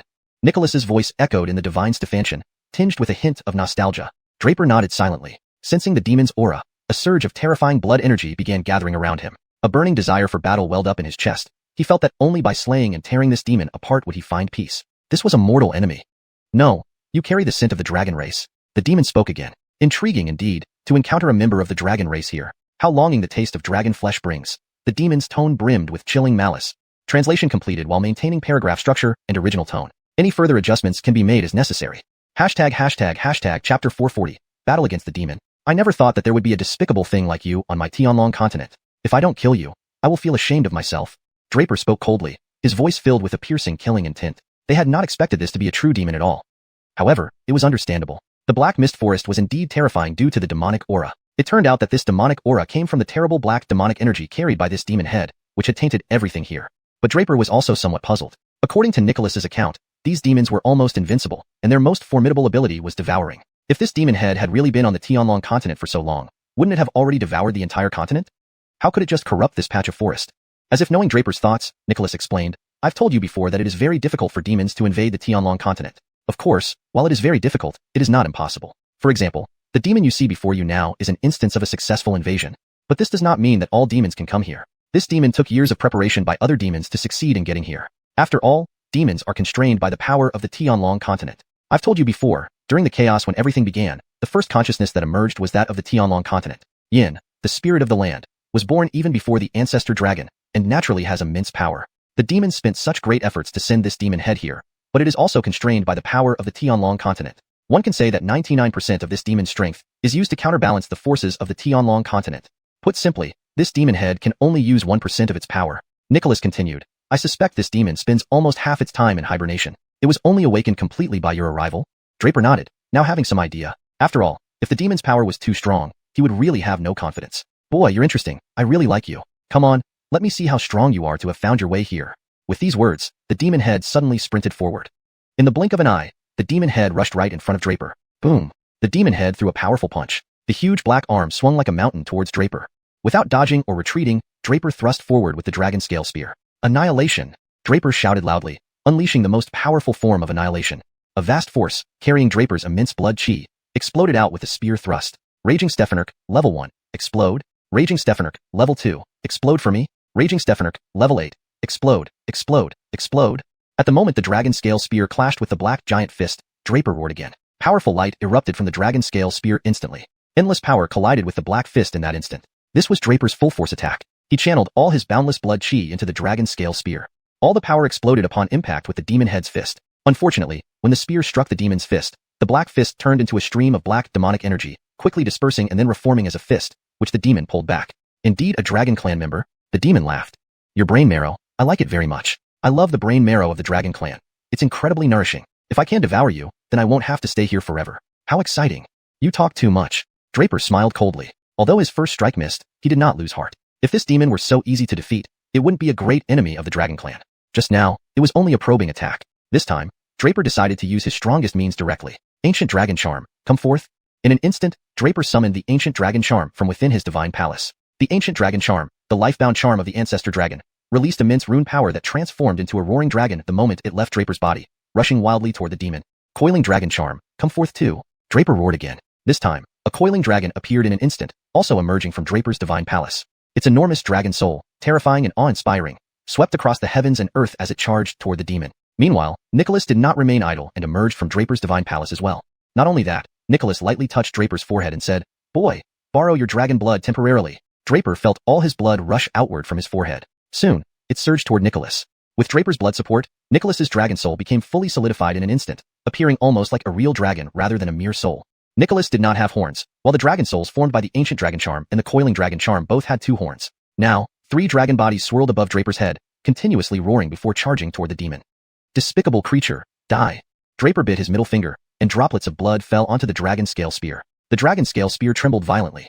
Next, it transformed into a huge azure dragon, joining the 3 giant dragons in charging at the demon. Simultaneously, Draper summoned the ice silkworm on his left hand. The ice silkworm immediately appeared, spreading immense coldness around it. Still not enough, Draper summoned Henriakeo. Henriakeo transformed into countless vines that surged toward the demon. At this point, Draper had practically used all his abilities. His goal was to thoroughly destroy this demon. Chapter 441. All measures taken. In the blink of an eye, the small grass transformed into gigantic vines, resembling a long dragon or a large snake. It then opened its ferocious serpent mouth and fiercely bit towards the demon head. Moments later, the grass turned into tens of thousands of vines, tightly wrapping around the demon. Meanwhile, the dragon body transformed by Nicholas was now uniting with several other dragon spirits. The next moment, a deafening explosion echoed. Several dragon spirits penetrated the demon's body, causing it to instantly dissipate into a thick, black smoke, vanishing completely. Draper couldn't help but be stunned. Did they really defeat the demon so easily? But the next moment, he knew he was overly optimistic.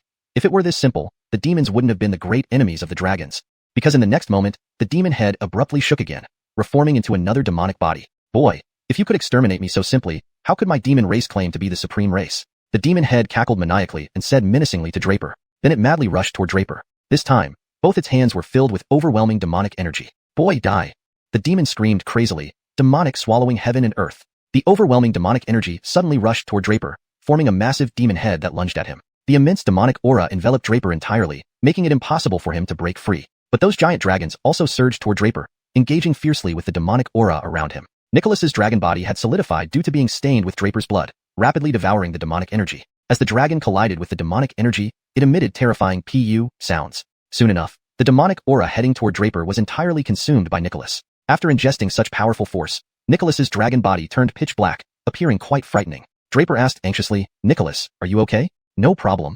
Nicholas replied indifferently, demons have been our dragon race's eternal enemies. Consuming their demonic energy only makes us stronger. At this moment, the ice worm also unleashed boundless coldness, instantly rushing toward the demon's body. However, the demon didn't yield either. The next moment, it slightly moved its fingers, and the filthy substances within the valley surged up crazily. Endless black mists, demonic auras, and heads howled ferociously, rushing toward Draper. Terrifyingly, the ice worm's coldness couldn't contain the demon. Instead, Draper had to face this filthiness. Draper suddenly felt eerie noises by his ears, which were extremely horrifying, like tearing sounds, struggling cries, and as if countless people were chattering beside him.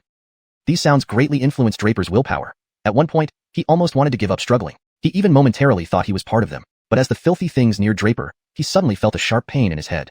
The divine soul in his divine palace seemed pricked by something, immediately waking him up. At the same time, the infinite mental power in his divine palace roared out, wildly assaulting everything around. In that instant, all illusions vanished from Draper's ears and eyes. Only a head and strands of black, putrid water appeared before Draper, threatening to corrode and consume him in a flash. But at this very moment, Draper's bloodline power was thoroughly stimulated. Next, Draper's dragon blood began to violently boil, and soon, endless dragon blood emitted incredibly powerful golden blood chi. The killing power of the golden blood chi was terrifying. Under its cover, all filth rushing toward Draper turned into nothingness. Kill. With his golden blood chi reaching its peak, Draper waved his hands, turning streams of golden blood chi into numerous golden spears, annihilating those filthies in an instant. Not only that, he still had energy left to aid Nicholas and other dragon souls against the demon. A loud booming sound emerged from Draper's body, like a great river roaring. In addition, the blood-red little dragon hidden in his dantian suddenly opened its eyes. At the moment the blood-red dragon opened its eyes, the heavens and earth seemed to sense its presence. The ground trembled, and the sky shook. The valley shook fiercely, countless dust particles fell from heights, eventually burying half the valley. Moreover, thunder rumbled and exploded in the sky continuously. Draper's internal changes even triggered celestial power, leading to abnormal celestial phenomena. And just then, the demon also sensed something and stared intently at Draper with its demonic eyes emitting crimson light, trying to see through Draper. After a while, the demon exclaimed in shock, "You're not an ordinary dragon race member. You carry the lineage of the ancestor dragon." Now realizing that, isn't it too late? Draper sneered, his golden blood chi flaring up again. Streams of golden blood chi shot like arrows at the demon. Those golden blood chi dissipated most of the black demonic energy on the demon's body. But the demon didn't mind, as if Draper's attack wasn't aimed at him. Ancestor dragon descendant? I can't let you live. Now, the demon focused solely on Draper, no longer caring about any attacks. However, Draper showed no fear, locking eyes with the demon. Fine, I didn't plan to spare you either. Suddenly, seemingly instinctively, Draper let out a mighty roar. Roar not of humanity, but of dragons. Moo. Next, scales sprouted all over Draper's body, and horns grew on his head. His legs merged into one, becoming a tail. Draper turned into a dragon. Compared to Nicholas, the blood-red dragon formed by Draper was smaller but radiated vibrant vitality and golden blood chi, possessing unmatched strength and astonishing speed. In an instant, Draper's blood-red dragon dashed toward the demon's body. Well done, cum. The demon raised its head and laughed. Killing you. I can return home. Speaking, the demon also started growing taller. Not only that, but he was also continuously chanting some obscure and incomprehensible language. After each incantation was completed, the demon head's power increased by hundreds of times compared to before.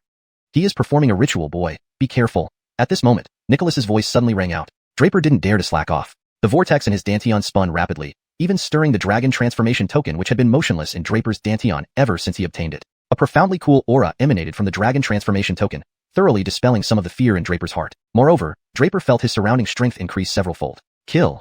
At this moment, there was only one thought in Draper's mind. Chapter 442. The Nicholas that wants to self-destruct. The demon was now much stronger than before, striking first. The small grass that originally intended to entangle the demon's body was instead yanked and snapped by him. The vines of the small grass suddenly contracted, retreating back into Draper's body. At the same time, the demon also launched an attack on the ice silkworm. Slap. With a big hand slap, the ice silkworm was left dazed and disoriented. If it were a 9-transform heavenly silkworm, I would have no way to counter it. One breath of cold air from it would kill me directly. But an ice silkworm that hasn't even reached the second transformation phase is nothing but too insignificant in my eyes. The demon was immensely arrogant as he quickly neutralized the attacks from both the small grass and the ice silkworm.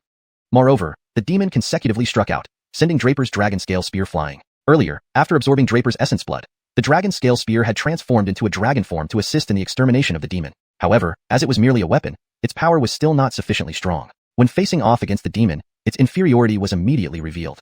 Despite employing multiple methods consecutively, Draper did not hesitate. He charged straight towards the demon. At this moment, the demon attacked again, shattering the dragon soul body formed from the coiling dragon spirit talisman with a single palm strike. The coiling dragon soul let out a mournful cry before disappearing into thin air. At this point, Draper felt a sorrowful wail coming from the coiling dragon spirit talisman within his divine temple, which then fell silent. Break. The demon continued its assault, overturning the dragon soul body formed from the ancient dragon talisman with another palm strike. However, given that it was the ancestral dragon's life-bound spirit talisman transformed into a dragon soul, it wasn't easily destroyed. Despite this, it was still incapacitated by the demon, unable to continue fighting. All these rapid and bewildering attacks took place almost instantaneously. Even until now, Draper hadn't managed to reach the demon, highlighting how terrifyingly fast the demon's strikes were. Moreover, its strength was excessively powerful. The previous demon hadn't been this strong. Of course, the demon could swiftly deal with the small grass and the ice silkworm because neither had fully matured. As for instantly overwhelming the coiling dragon spirit talisman and the ancient dragon talisman transformed into dragon souls, it was due to Draper. Ultimately, it was Draper's weakness. If he were strong enough to provide substantial mental energy support, any dragon soul could have annihilated it. But at present, Draper's limitations significantly hindered the performance of the two spirit talismans. Just at this moment, the demon suddenly rushed towards the Chi, a mythical creature.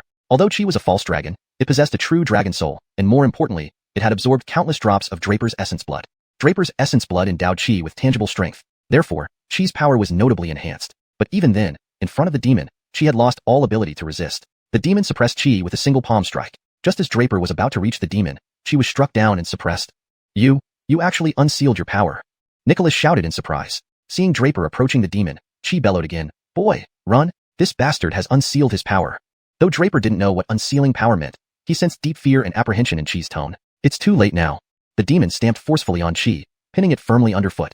In the next moment, the demon unleashed its power, shouting toward the sky. Ancestral demon, give me strength. Evil demon realm seal. Upon this shout, the entire black mist forest immediately went into frenzied turmoil. Endless demonic aura surged towards the demon, while without the demonic energy's corrosion, the forest rapidly turned into barren blackwood. Outside the black mist forest, Sam suddenly felt the ground shake. He abruptly opened his eyes and looked at the Tsanglan Forbidden Grounds. All the black mist within the Tsanglan Forbidden Grounds vanished completely. The once lush trees appeared lifeless, all withered and dead. How can this be? Sam stared in disbelief at the scene before him. Why did the black mist in the Tsanglan Forbidden Grounds suddenly disappear? And why did these trees die so suddenly? Could it be that young man? Sam immediately thought of Draper, but hesitating for a moment, he restrained his impulse to enter the Tsanglan Forbidden Grounds to investigate. As the Grand Vlad of Brad Henrio's sacred sect, the entire sect needed him. Draper might be a prodigy, but his death wouldn't warrant such a risk. Meanwhile, Draper and the demon were entirely engulfed by black mist, forming a unique barrier enveloping both. Done for. Nicholas's pupils constricted sharply. This was truly over. Using realm power implied the demon was at least in the sovereign realm. Without considering the demon's methods, just the sheer force was something Draper couldn't contend with. But now, it was indeed too late. Once the realm power was deployed, Draper couldn't escape. Nicholas's mind raced through various strategies, never expecting the demon to go insane, to unseal its power. Demonic beings entering the Heavenly Dragon continent faced restrictions from the continent's rule-enforcing power. To exist long-term on the Heavenly Dragon continent, they must seal their own power to lessen the influence of the rule-enforcing power. However, once unsealed, the demon would soon be suppressed or even obliterated by the rule-enforcing power of the Heavenly Dragon continent. This realization made she feel incredulous. Nicholas had assumed the demon would engage in a prolonged struggle, but Draper unexpectedly awakened the ancestral dragon power within him, catching the demon's attention. Hence, the demon decided to unseal its power to swiftly eliminate Draper. The Heavenly Dragon continent would need time to deploy its rule-enforcing power to exterminate the demon, which wouldn't happen right away. Clearly, the demon aimed to exploit this significant time gap to annihilate Draper. Considering this, she felt utterly powerless. Draper was the last hope of the dragon race. If Draper died, the next era would mean the end of the dragon race. Thinking this, a sinister look flashed across Chi's eyes. There seemed to be only one way. With this resolution, Chi didn't hesitate, swiftly mobilizing all its surrounding power. Nicholas's body bloated rapidly in an instant. Just then, the demon noticed something amiss. Want to self-destruct? The demon sneered, crushing Chi's body with another palm strike. You need the capability to do so? You deserve to die. Watching the demon's actions, Draper, whose body was restrained by demonic energy, felt his eyes redden with fury. Just now, the demon had almost concentrated all the demonic aura from the black mist forest into this area, forming the sealing realm power. At this moment, therefore, even before Draper could make his move, he was already restrained. But seeing Nicholas being treated this way, Draper could no longer hold back. He instantly understood Nicholas's thoughts and intentions. Nicholas aimed to self-destruct, exploding within this realm to allow Draper a safe escape. But the more he thought of this, the more Draper felt as if his heart was being sliced by a knife. Note: the structure and tone are preserved, ensuring that the paragraph remains coherent with the previous content while maintaining natural English fluency. Chapter 443, 9 Blood Thunderbolts. You deserve to die. Draper shouted suddenly. His body began to tremble violently. Soon, his entire physique bulged with veins popping out and his face turned a deep shade of crimson red. He was fiercely resisting the force that had restrained him, but it was in vain. This devil was truly a powerhouse at the sovereign realm. For a realm as formidable as this, an individual who had just ascended to the life-death realm would almost certainly have no hope of breaking free from that force. Just give up. I didn't expect you actually have the bloodline of the ancestral dragon. But since you forced me to unleash my sealed power to die together, consider yourself lucky. The devil smiled while beckoning to Draper. But after that gesture, something eerie happened. Draper was inexplicably dragged to the devil's front, without any control over himself. Such delicious blood. I've never encountered this before. The devil looked at Draper greedily. Draper was now so close to the devil that he could clearly see the devil's appearance. Hatred shone in Draper's eyes, as if he wanted to tear the devil into pieces. However, the devil acted first. Knowing the power of the Tenryu continent would never assimilate with him, the devil knew he must destroy the kid before anything went wrong. With that thought, the devil no longer hesitated and grabbed Draper's dantian directly with 5 fingers. At this moment, Draper was still in dragon form. Draper felt an excruciating pain in his dantian. His whole body twitched. Just as Draper's consciousness was about to blur away, he seemed to hear Gregory whispering softly in his ears, "Kid, I'm sorry. I can't accompany you anymore. The rest of the journey, you need to complete on your own. Unfortunately, I won't be able to witness the moment you restore the honor of our dragon clan. This is my greatest regret." Speaking of this, Gregory sighed gently. He had aided 8 descendants of the Transformation Dragon Order. Counting Draper, he was the 9th. Unfortunately, none of the previous 8 could fulfill the ultimate mission of the Dragon Clan. It was only on Draper did Gregory see a glimmer of hope. Even though it was a tiny hope, it was worth it for Gregory to sacrifice his life. Born as part of the dragon race, one must strive for the revival of the Dragon Clan. Next, Draper snapped back to his senses as he heard an enormous explosion sound. Boom! Infinite explosions echoed within the entire black fog forest. Draper completely regained his composure. He already knew what happened. Gregory exploded. To ensure Draper's safety, Gregory ultimately chose self-destruction. The tremendous blast instantly destroyed the domain created by the devil. Without the power of the domain restraining Draper, his body loosened abruptly. The devil was gravely injured by Gregory's self-destruction. Dark mist continuously dissipated from the devil's body. Not long after, his gigantic demonic figure shrunk significantly. Densely packed wounds and scars covered his body. Dark mist poured out endlessly from those scars, unable to heal. Furthermore, the massive dragon soul force dispersed everywhere after Gregory's explosion. All surrounding dark mist were thoroughly eradicated. Finally, the black fog forest gradually recovered after being annihilated by the force. Bud quickly started growing on dead branches of those withered trees. This bud rapidly grew, transforming the dead black fog forest back into a vibrant environment. As for Draper, his broken dantian healed quickly under the nourishment of powerful energy. But at the same time, powerful thunder forces gathered in the sky. But these were thunderbolts the Tenryu continent had never seen before. Blood-red thunderbolts. Not only were they blood-red, but there were 9 of them. 9 blood-red lightning bolts converged crazily, roaring above the devil, creating tremendous noise. 9 blood-red thunderbolts, quite the respect you're showing me. The devil glanced at the sky with disdain flickering in his eyes. I swear you will die before I am struck by these bolts. The devil laughed loudly, rushing towards Draper. I will carve you into pieces, turning you into ashes. Draper was numb with intense pain. Only one thought remained in his mind, grinding and killing this devil before him, cutting him into pieces until there was no trace left of him. Thus, Draper's body moved. Roaring wildly, he grew several dozen yards larger in an instant. At this moment, he finally became as huge as the dragon soul entities before, or even bigger. However, the first blood-red bolt in the sky dropped down, smashing towards the devil at the same time. Blood-red lightning shattered around the devil's body. Yet, his body reformed immediately, but Draper stared up at the sky, shouting furiously at the 9 blood-red bolts above. When I asked you to come out earlier, you didn't appear. Now Gregory is dead. You know to appear? It's too late. He belongs to me. Nobody can touch him. A roar resounded in the sky, as if extremely furious at Draper's words. It lashed at Draper like venting anger. You dare treat me this way? Draper's eyes completely turned blood-red. Retreat. Draper barked, commanding the thunder force in the sky. The 9 bolts roared even more terrifyingly, colliding with each other, as if this place could be leveled entirely. I said. Draper opened his mouth again, focusing his bloodshot eyes on the sky. Go away. Following Draper's roar, 2 blood-red baby dragons rushed out of his eyes, charging straight toward the 9 bolts in the sky. Chapter 444, Grant You Death. Initially, the 9 blood thunderbolts were raging furiously, but as soon as the little dragon from Draper's blood-red eyes approached them, they became meek and docile. The thunderbolts, which were about to descend, began circling continuously with signs of retreating. The devil looked at Draper in disbelief, unsure of what his action implied. However, this was the first time he witnessed someone command thunder away, truly terrifying.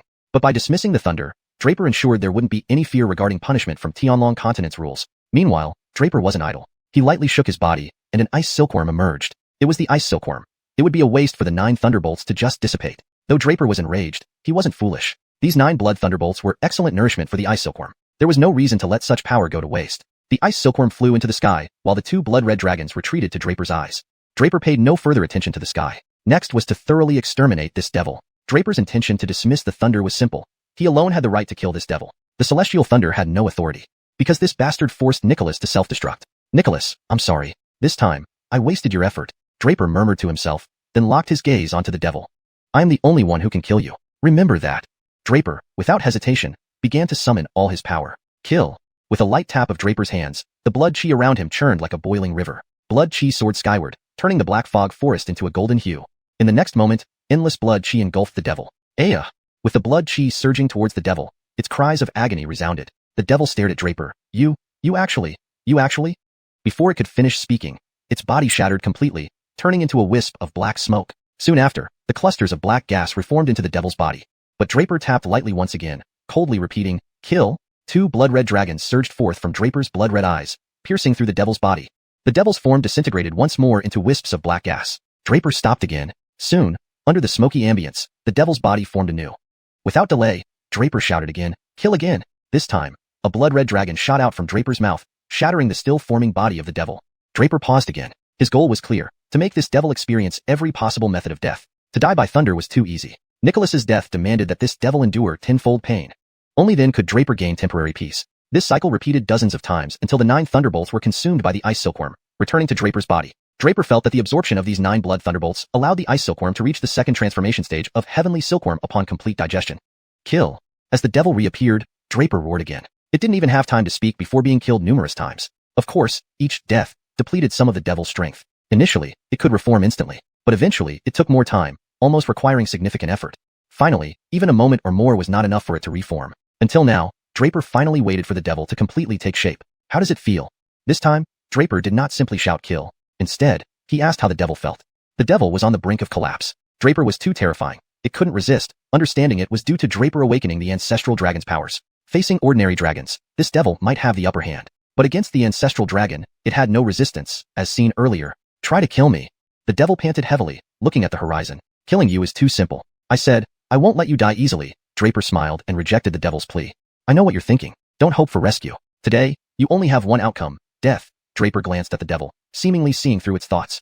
Even if I die, I'll drag you down with me. The devil roared madly, quickly forming a massive cloud of dark magic. Wish to self-destruct? Sorry, I disagree. Draper gently spoke and sharply tapped the dark cloud, saying, scatter. Incredibly, the gathered dark magic began repelling itself, dispersing. The devil watched Draper in shock and dread. The most painful thing for it now was the inability to die. Draper had deprived it of even that right. Fine now, I grant you death. Countless small dragons burst from Draper's body, ferociously tearing apart the devil's body. Hashtag chapter 445, A fragmented soul. No, you can't kill me. If you kill me, the demon ancestor will be enraged, and just one finger from him can turn you to ashes. The demon never got to finish that last word. In the next moment, the surging demonic aura was entirely devoured by the small dragons emerging from Draper's body. The dragons returned into Draper's body like returning to the sea, but now they appeared more substantial and immensely powerful after consuming the demon's aura. This was a clear benefit. Draper possessed ancestral dragon blood, making him the chosen successor of the dragon clan, which were eternal enemies with the demon clan. As such, both clans could enhance their strength by devouring each other. With the demonic aura absorbed, Draper's cultivation could also greatly improve. Now that the small dragons had consumed the demonic aura, they only needed time to refine and absorb it. Meanwhile, the demon was completely dispelled. Nicholas. After eliminating the demon, Draper immediately thought of Nicholas. But there was no sign of Nicholas anywhere. Did Nicholas really die? Draper was momentarily dazed, trembling all over. Soon, he reverted from his dragon form back to human form. Yet he couldn't believe that Nicholas was dead. He shook his right hand slightly, summoning the Sky-Through Rat. Can Nicholas still be revived? Now he could only ask the Sky-Through Rat. As a prehistoric creature that had lived for countless years, it might know better. Despite hiding in Draper's right hand, the Sky-Through Rat had witnessed everything. Understanding Draper's feelings, it still spoke the truth. Kid, I understand your feelings, but that fake dragon really doesn't exist anymore. With its spiritual nose, the rat could sense any trace of life. However, the entire world no longer held any trace of Nicholas. As a mere dragon soul entity, extremely weak, Nicholas naturally ceased to exist after self-destructing. I'm not dead yet, cough, cough. At that moment, a tiny dragon soul appeared in midair. Nicholas, you're still alive? Draper was incredibly delighted, staring intently at the tiny dragon soul in the sky. He thought Nicholas was dead but hadn't expected Nicholas to still be alive. This is wrong. The Sky-Through Rat couldn't help but speak up. It didn't make sense. The fake dragon had clearly self-destructed. How could it still be alive? The Sky-Through Rat activated its third eye on its forehead to investigate the tiny dragon soul. There's no need to investigate. Even if I'm not dead, I'm almost gone. My body and soul have vanished, leaving only this fragment of my spirit consciousness, Nicholas said with a bitter smile. What? Hearing this, Draper felt as if struck by lightning. He thought Nicholas was fine, but now realized he was wrong. He couldn't escape Nicholas's fate. Kid, don't grieve. When you can save the dragon clan, perhaps you can reconstruct my body and recreate my soul. Nicholas consoled him, then continued, but I won't be able to accompany you to see that day. I held on just to say a few more words. The future road depends on you. You must keep going and not give up. As Nicholas spoke, the remaining fragment of its soul became increasingly transparent. Draper was deeply saddened. Nicholas had been with him since the beginning, a witness and participant in his journey. After a moment of silence, Draper suddenly remembered something. The Dragon Transformation Edict. Draper began acting swiftly. Nicholas had mentioned the miraculous power of the Dragon Transformation Edict, but would it be enough to revive Nicholas? Draper quickly activated the Dragon Transformation Edict within him. In Draper's vortex-shaped dantian, the Dragon Transformation Edict began spinning rapidly. Draper watched in amazement. The Dragon Transformation Edict had never shown any signs of activity before. Just now, Draper had merely hoped it would work, unsure if he could activate it. But unexpectedly, it responded immediately. The dragon transformation edict shot out of Draper's body, moving directly toward Nicholas's dragon soul. The dragon soul was instantly absorbed into the edict, protecting it. This is the dragon transformation edict you mentioned earlier? The Sky-Through rat exclaimed in surprise. Yes, Draper nodded faintly. Who would have thought the dragon transformation edict could do this? Well, at least we don't have to worry now. What don't we have to worry about? The dragon transformation edict has preserved that last thread of Nicholas's dragon soul. Later, when you become strong enough, you can certainly revive this fake dragon. All right, kid, leave quickly. Someone is coming. The Sky-Through rat spoke again. Draper's mental strength had improved significantly after breaking through the life and death realm. He sensed who was approaching, the Nine-Peak Stephenster. After Nicholas's self-destruction, the combined force of Nicholas's dragon soul and Draper's blood seemed to consume all the demonic aura in Kanglen Prohibited Land. The dark mist disappeared, and the once withered trees began growing again due to Nicholas's influence. Roots sprouted from dead trees. This astonishing scene caught the attention of Sam waiting outside. Other peak masters also arrived, witnessing the same incredible sight.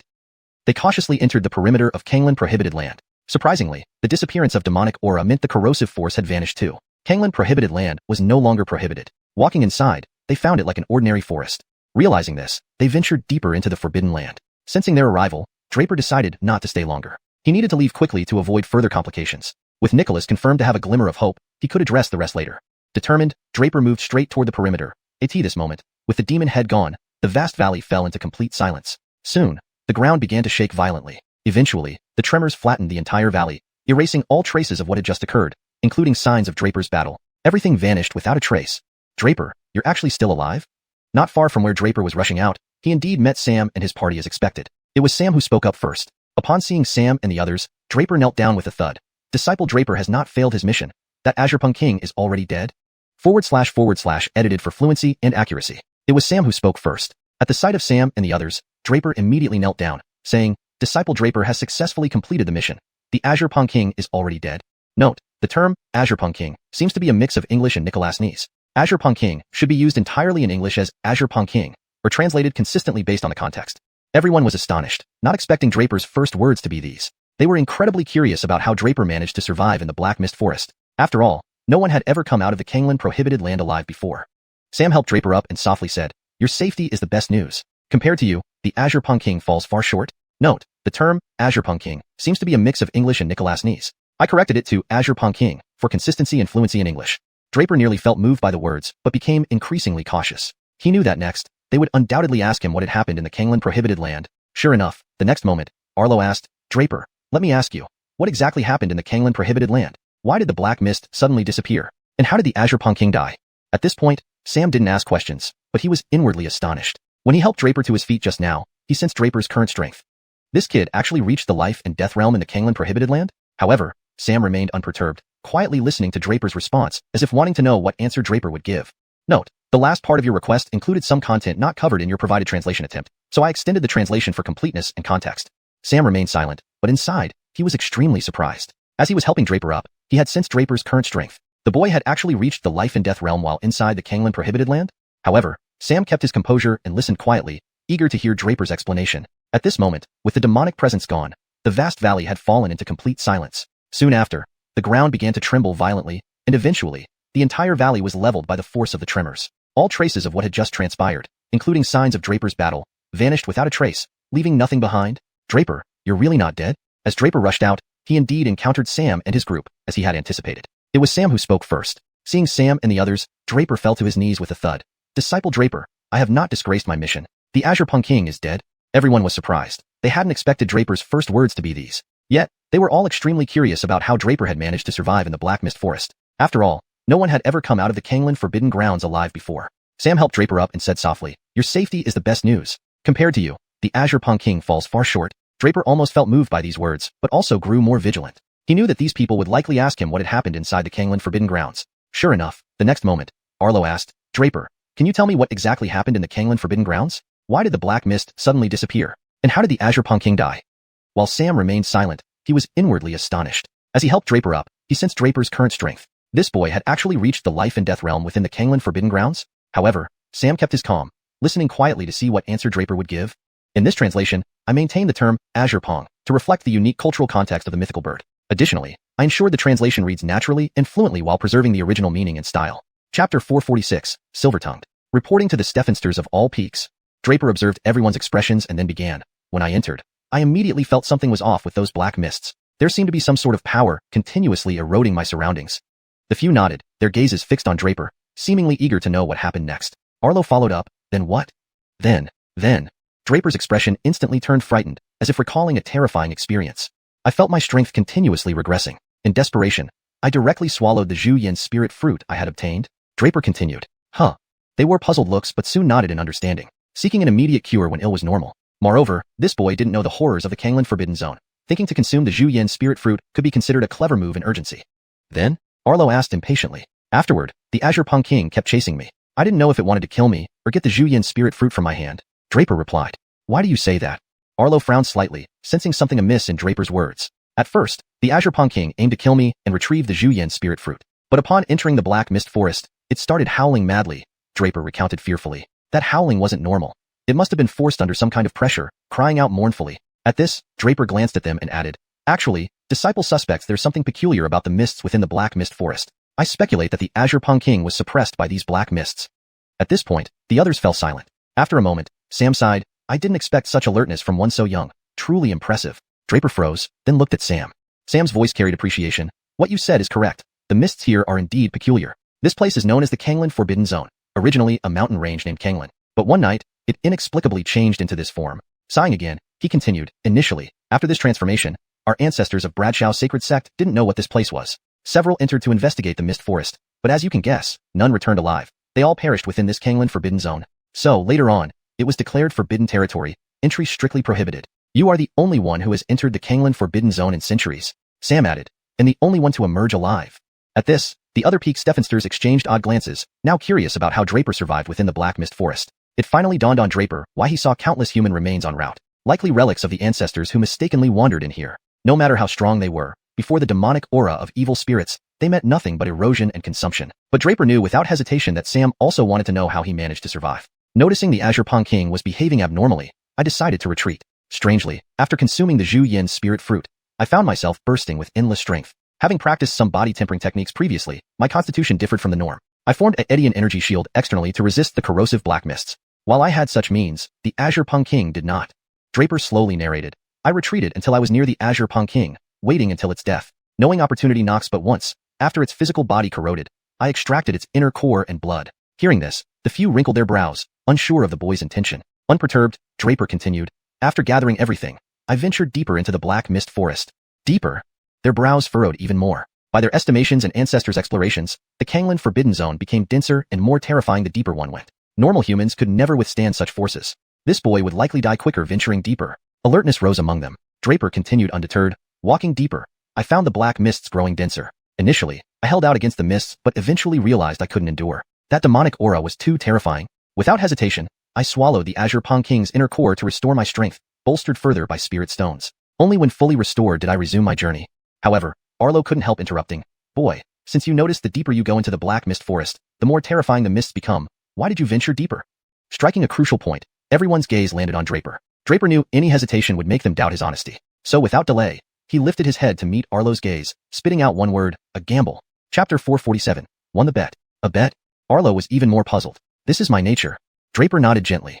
This dark mist forest stretches endlessly, and at that time, Gregory Ping King and I had already ventured deep into it. Trying to find our way out would not guarantee we headed in the right direction. If we ended up in a dead end, it would still be a dead end. Furthermore, even if I wanted to return, I might have been too weak to do so and likely would have died on the way. Draper's analysis was thorough, and everyone present nodded in agreement. So what do you mean by this bet? Arlo asked again. I bet that there must be some way out, some spark of life, within the entire dense forest. Draper said calmly, his tone incredibly firm. This time, everyone turned their gaze to Draper with distrust. They all now believed that the boy was almost certainly lying. He started off believably enough, but the more he went on, the less plausible it seemed. Talk of bets and survival were all lies. Yet, Draper's eyes and voice remained resolutely determined. The other Peak Stephensters were skeptical, but Sam was somewhat confused. To be honest, he did not quite believe Draper's words, but the fact that Draper had indeed survived and walked out unscathed couldn't be faked. I know you may not believe the truth when I say it, but I must. Everything I've said is true, and moreover, I won the bet. Draper reiterated. Everyone, realizing Draper had exposed their doubts, stopped staring intently at him and shifted their gazes to Waylon. Waylon was the Stephenster of the Divination Peak, tasked primarily with deducing heavenly phenomena and reading the hearts of disciples. Now, the other Peak Stephensters looked at him. How could Waylon miss their implied request? However, Waylon genuinely dared not try to calculate Draper's destiny again. Regardless of what kind of fate this boy held, the last time Waylon tried to deduce it, The consequences were too gruesome for him to recall. He didn't want to forget the pain and risk repeating it. Though unable to predict Draper's fate, testing if he lied was still possible. Wayland produced a copper coin and placed it on his palm before extending it to Draper. Draper, you're a smart lad. Surely, you can tell we don't quite believe you. So I will use this to test whether you are lying. You don't mind, do you? Disciple has not lied at all, and naturally isn't afraid of any form of testing. Draper replied without refusal. If so, nothing better. Please, continue. Wayland chuckled. Without fear, Draper spoke again. Disciple indeed won the bet. These words carried profound meaning, though none grasped the hidden implications. Draper knew about Wayland. Previously, someone had attempted to deduce his destiny, which Draper sensed inwardly. And Nicholas had mentioned that although someone tried to divine his destiny, it was futile as nobody in this Tianlong continent could predict it. Anyone attempting to do so faced either minor backlash from the forces of heaven or worse, direct heavenly retribution, even death. This was Draper's true ace up his sleeve. He won the bet, seeing through Wayland's intentions, to see if he would dare to try divining again. Unfortunately for Wayland, who had learned his lesson previously, he wouldn't risk divining Draper again. In fact, if only tested for falsehoods, he could easily ascertain that Draper had fabricated everything. But he dared not. Once bitten, twice shy accurately described Wayland's current state of mind. Thus, Draper feared no lie detector. It was ineffective on him. Because he had Zachariah, Draper's statement about winning referred to this. All eyes returned to Draper. Continuing, Draper said, Disciple believes that although this dark mist forest harbors dark mists, the lush trees suggest there's always a glimmer of hope in desperate times. So I boldly guess that there must be safe places within this dark mist forest. Disciple gambled on whether I could find such a place. Fortunately, Disciple's gamble paid off. Disciple found that safe haven? Yes, safe haven. Where exactly? Their interest piqued. Finding a safe place within the Kanglan Forbidden Ground was truly inconceivable. Note, I've maintained the term Kanglan Forbidden Ground, as it seems to be a proper noun referring to a specific place, but ensured the rest of the sentence reads naturally in English. In the heart of the dark mist forest, there's a vast empty area, completely devoid of black mist and any vegetation, Draper answered firmly. What? Everyone was shocked. Could it be that in the Kanglan Forbidden Ground, there really was an area free of black corrosive mist? If you esteemed pique Steffenster's doubt, feel free to investigate yourselves, Draper replied. The masters exchanged glances before Arlo inquired again. Fine. Since you claim a safe area exists at the heart of Kanglan, let's assume we trust you for now. However, how did you reach this safe area? Disciple previously mentioned cultivating a physical bodybuilding technique, making my constitution far stronger than ordinary disciples. More importantly, the Gregoring King meant too much to me. Ingesting its inner core gave me boundless strength. Also, I have a technique to utilize beast blood for cultivation. Thus Gregoring King's blood bolstered my strength. Additionally, I consumed xiuxian breadfruit. These are all your claims. How can we believe them? Arlo doubted again. Draper wasn't angry but reached into his dragon talisman space, retrieving a drop of essence blood, the exact essence blood from Gregoring King. With his blood coagulation great law, Draper had not let go of the Gregoring King's essence blood. This drop of fresh blood unexpectedly became evidence proving Draper's story. Hashtag chapter 448, return. When this evidence was presented, the few people immediately fell silent. They could all see at a glance that it was the essence blood of the Gregoring King. But then, Draper undid his shirt once more. Everyone was puzzled, not understanding why Draper would suddenly take such an action. However, when Draper revealed his upper body, everyone gasped in shock. Of course, I was able to survive this time purely by luck. From my appearance, I'm sure all of you peak masters can tell that I barely made it back alive. Draper said calmly. His body was covered in raised veins, completely red as if something had burned and scorched him. Even worse, there was a massive scar on his dantian, emitting blackish smoke and looking terribly rotten. Everyone took a sharp breath. If there were any doubts before, they were gone now. The marks on Draper's body could only have come from the corrosive effect of the black mist. This also confirmed Draper's words. His powerful physical strength had resisted the invasion of the black mist. My dantian is damaged, and it seems it will take a long time to heal. Draper put on his clothes discreetly. We misunderstood you, Draper. Please don't take it to heart. Arlo, seeing this, could no longer say anything and admitted his mistake. The others nodded gently. Sam had already made up his mind and directly told Draper, since that's the case, go back and rest. I understand the situation. Thank you, Elder. Draper bowed slightly, then after some thought added, but I still have one thing I don't understand. Ask away. Sam's expression was much softer now. I don't understand why the black mist here suddenly retreated and disappeared. If it hadn't, I'd still be trapped in the safe zone. Draper asked curiously.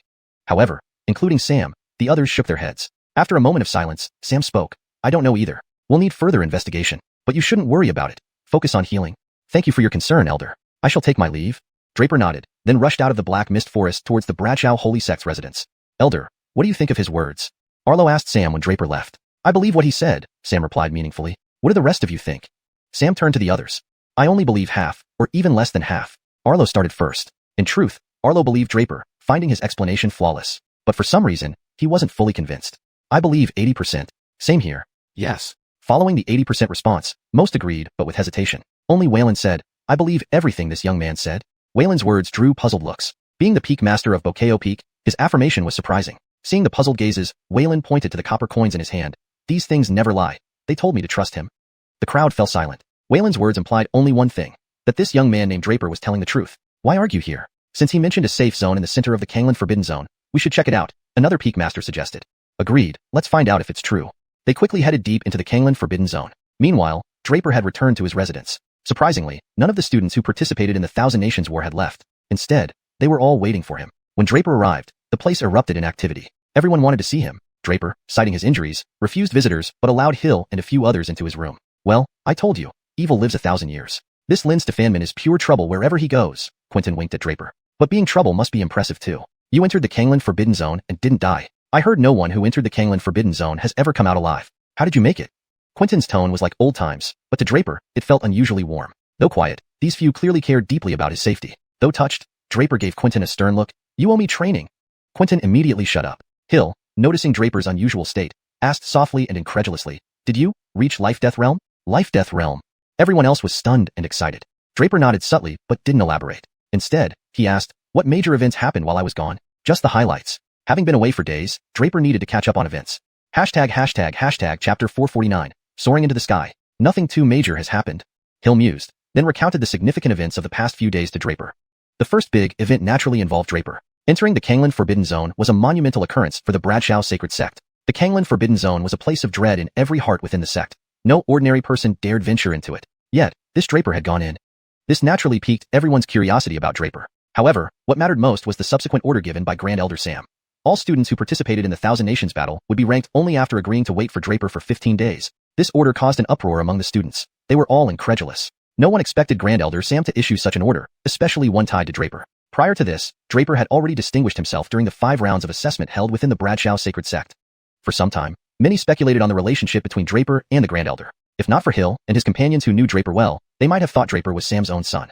Therefore, when Draper returned from the Kangland Forbidden Zone, it created a huge stir among the students. As for other matters, nothing much occurred. Each peak's master was responsible for their respective duties, while Sam waited outside the Kangland Forbidden Zone for nearly 10 days. Upon hearing this, Draper nodded slightly. He noticed the questioning looks on everyone's faces and understood they wanted to know what had transpired in the Kangland Forbidden Zone. Without hesitation, he repeated what he had told the masters of each peak. It was important to act convincingly so no one could see through the charade. Moreover, the events inside the Kangland Forbidden Zone were too unbelievable. If he revealed the existence of the demon race, it would only cause unnecessary panic. At present, it wasn't a life or death situation, and the matter needed to remain a secret. Only heaven, earth, and Draper himself should know that he was the successor of the ancestral dragon. Every additional person who knew this truth added a layer of danger.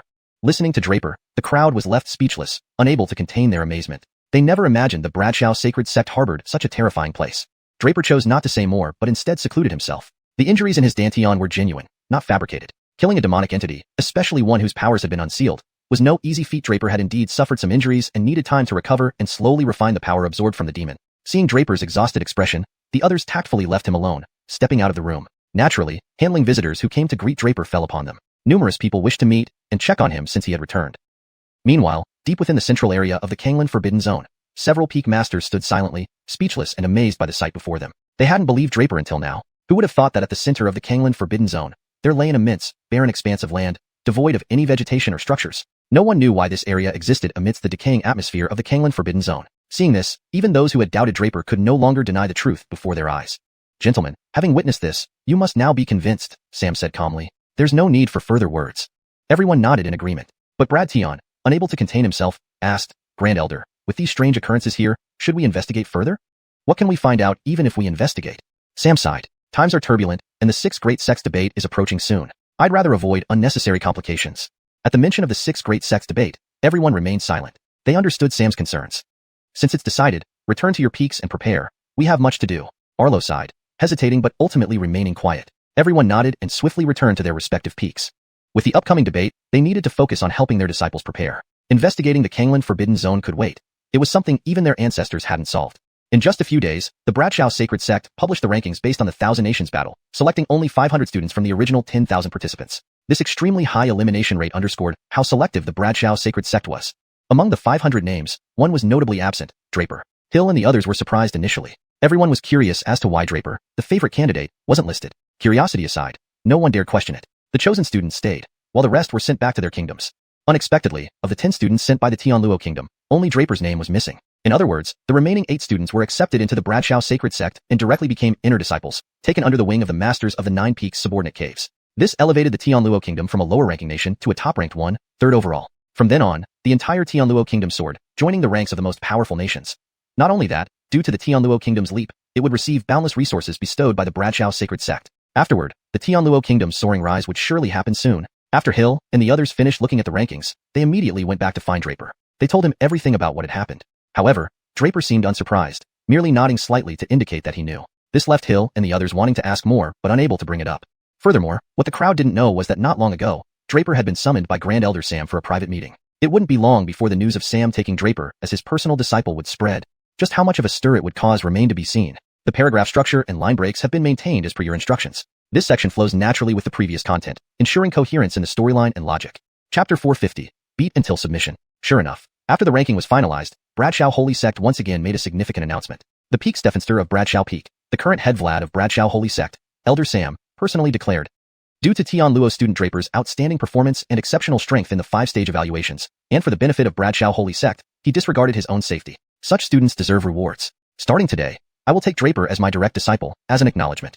This was Elder Sam's exact words. However, within Bradshaw Holy Sect, it caused a massive stir. Not only did those newly admitted students go wild, even the original disciples of Bradshaw Holy Sect went berserk. Disciple after disciple began investigating this Draper nonstop. Prior to this, Draper had been famous only among the new students, and very few others knew about him. After all, Bradshaw Holy Sect was too large. Beneath the 9 peaks were 108 caves, each containing countless disciples. Thus, no one truly knew who this Draper was. However, 2 days later, Draper was thoroughly uncovered by these disciples. Everyone learned about Draper's series of heroic deeds, completing all 5 evaluations, shattering the blood chi test pillar and the strength test monument, passing the Iron Stephen stage in less than half an incense stick's time, luring away a 6th-ranked demon beast, the Brock, entering the Kanglan Forbidden Land, and ultimately emerging unscathed. One by one, tales about Draper spread by word of mouth among the disciples of Bradshaw Holy Sect. Yet, at the same time, Draper also attracted endless controversy. Despite his extraordinary and terrifying performance, it couldn't quell the murmurs from the masses. Countless disciples debated the matter. They all knew it couldn't be changed, but they still couldn't suppress their frustration. What right does he have? Why should a mere new student directly become the senior elder's direct disciple? For the newly selected disciples, they might not fully understand the implications. But for the senior disciples, it was crystal clear. It meant that with his newcomer status, Draper had achieved what many could not in their lifetimes, to become a personal disciple.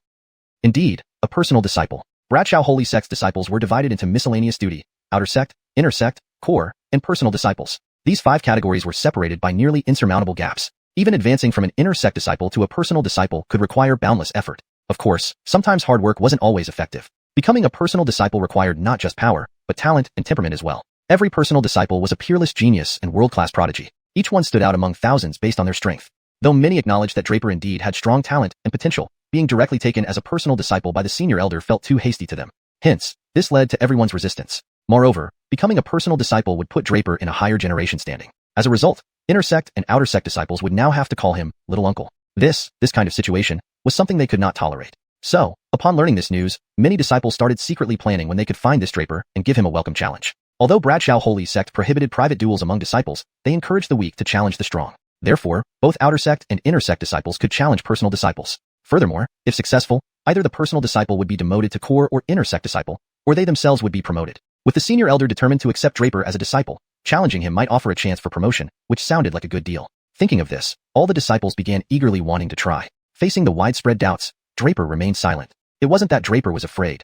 He was dedicating all his efforts to cultivation. The battle against the devil brought Draper great gains, not just in combat skills but also in absorbing all the devil's demonic energy. The demonic energy was a powerful nutrient, perfect for cultivation. Therefore, over these days, Draper had been reflecting on previous battles and absorbing that demonic energy. He finally managed to fully recover from his injuries, repairing all wounds in his dantian and absorbing part of the demonic energy. Now, his strength had surged to the 3rd level of the living profound realm. Of course, this was due to Draper suppressing his cultivation speed intentionally. Feeling the astonishing effects of the demonic energy, Draper was amazed. With such energy, he almost wouldn't need spirit stones and could rely entirely on this demonic energy to enhance his cultivation. Additionally, under the assistance of the demonic energy, Draper advanced the 9 Heavens Coiling Dragon Body to its 5th stage, the Aperture Opening stage. The 9 Heavens Coiling Dragon Body, also known as 9 refinements of the Coiling Dragon Body, included 1st stage Force Refinement, 2nd stage Blood Refinement, 3rd stage Stephanro Refinement, 4th stage Bone Refinement, 5th stage Aperture Opening, 6th stage Immaculate Body, 7th stage Immortality, 8th stage Imperishability, 9th stage Coiling Dragon Golden Body. The Aperture Opening stage involved opening up the 81 acupoints throughout the body. Once opened, martial cultivators' physical strength would advance further. Moreover, the Aperture Opening stage aimed to cleanse the 81 major points until all impurities were purged, leading to an immaculate body. Reaching the Aperture Opening stage, Draper's strength and bodily resilience were far beyond what they had been before. He felt his overall strength had reached a formidable level, almost unbeatable. Furthermore, as his cultivation progressed, Draper's spiritual force within his spirit's defension grew exceedingly strong. He had already reached the third-rank spirit talismanist realm, needing just a small step to break through to Earth talismanist. In short, Draper had grown immensely powerful, so much so that even he didn't know the extent of his strength. He knew that Hill would now be defeated in fewer than 10 moves. Thus, Draper announced his exit from seclusion. On the second day, Draper visited his master, Sam, and then chose his cave dwelling on Bradshaw Peak, a place with exceptionally rich spiritual energy. On the third day, Draper boldly declared, "Anyone who dares to challenge me may come forward. I promise to beat you until you submit." Draper's declaration thoroughly enraged all disciples of Bradshaw Holy Sect. Countless disciples were filled with righteous indignation. Even some core disciples couldn't sit idly by anymore. Defeating Draper could earn them promotion from core disciple to personal disciple. While both belonged to the second generation, the difference in resources was immense. Who wouldn't want more cultivation resources? Therefore, Draper immediately stirred the emotions of all Bradshaw Holy Sect disciples. Countless disciples wanted to challenge Draper, eager to see just how strong this Draper really was. To think he had the audacity to boast to such an extent. Even some of the personal disciples found it unbearable, even going so far as to declare they would challenge Draper. Chapter 451. Little Uncle, you were right. On the fourth day, some outer sect disciples arrived first. Draper seemed well prepared and was waiting outside his cave residence early in the morning. Knowing there would be a good show, countless disciples rushed over. Naturally, no one wanted to miss the excitement. Strangely, this time, the 9 Peak Masters acted as if they knew nothing about the matter and showed no signs of intervening. This further excited the students. They had previously feared that the Vlad would step in to protect Draper, but unexpectedly, the Vlad chose to take a hands-off approach and did not intervene. Draper naturally understood that this should also reflect the shared stance of the 9 Peak Masters. They still harbored some suspicions towards Draper. Although his explanation was flawless, he was indeed the only person to have emerged alive from the Kangland Forbidden Land. Of course, it was also possible that those few high-ranking members wanted to see just how much strength Draper was hiding. If Sam wanted to take on closed disciple students, who dared to disagree? If Sam really intervened, who would dare to question? But Sam showed no intention of getting involved. Moreover, by announcing Draper's acceptance openly, the goal was simple, to put Draper on the hot seat. However, it was also for the better. It was time to settle these voices so that Draper could finally have peace and quiet. Are all of you here to challenge me? Draper gave a disdainful glance at the gathered disciples and asked calmly. Of course, Draper. No, little uncle, I congratulate you on becoming a direct disciple. However, my skills are itching, and I wish to learn from little uncle. One disciple spoke up. That disciple's strength was around the 7th level of the Star River realm, undoubtedly among the best of the outer sect disciples. 7th level of the Star River realm? Draper shook his head repeatedly. No, your strength is too poor. Fighting you would be a complete waste of time. Change another one. Draper directly rejected the disciple and continued boastfully. Never thought little uncle would look down upon someone like me. The disciple sneered. Then I must challenge you even more. Unparalleled fist. Without giving Draper a chance to refuse, the disciple attacked with overwhelming force, striking directly towards Draper. Smack. In the next moment, Draper casually waved his hand and struck the disciple squarely in the face.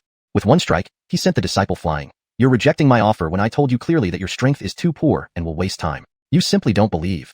Look, how much time did it take for me to slap you? Draper looked at the disciple, feigning regret. Meanwhile, the disciple had already flown far away, crashing into the ground, unable to get up again. His right cheek was swollen, teeth knocked out, and he lay unconscious. The other disciples who saw this scene were stunned, staring intently at Draper, completely unprepared for how terrifying Draper was, able to knock a student flying and almost kill him with one slap. After a moment of silence, a disciple suddenly exclaimed in shock, his strength. He's actually a life and death realm expert. Life and death realm?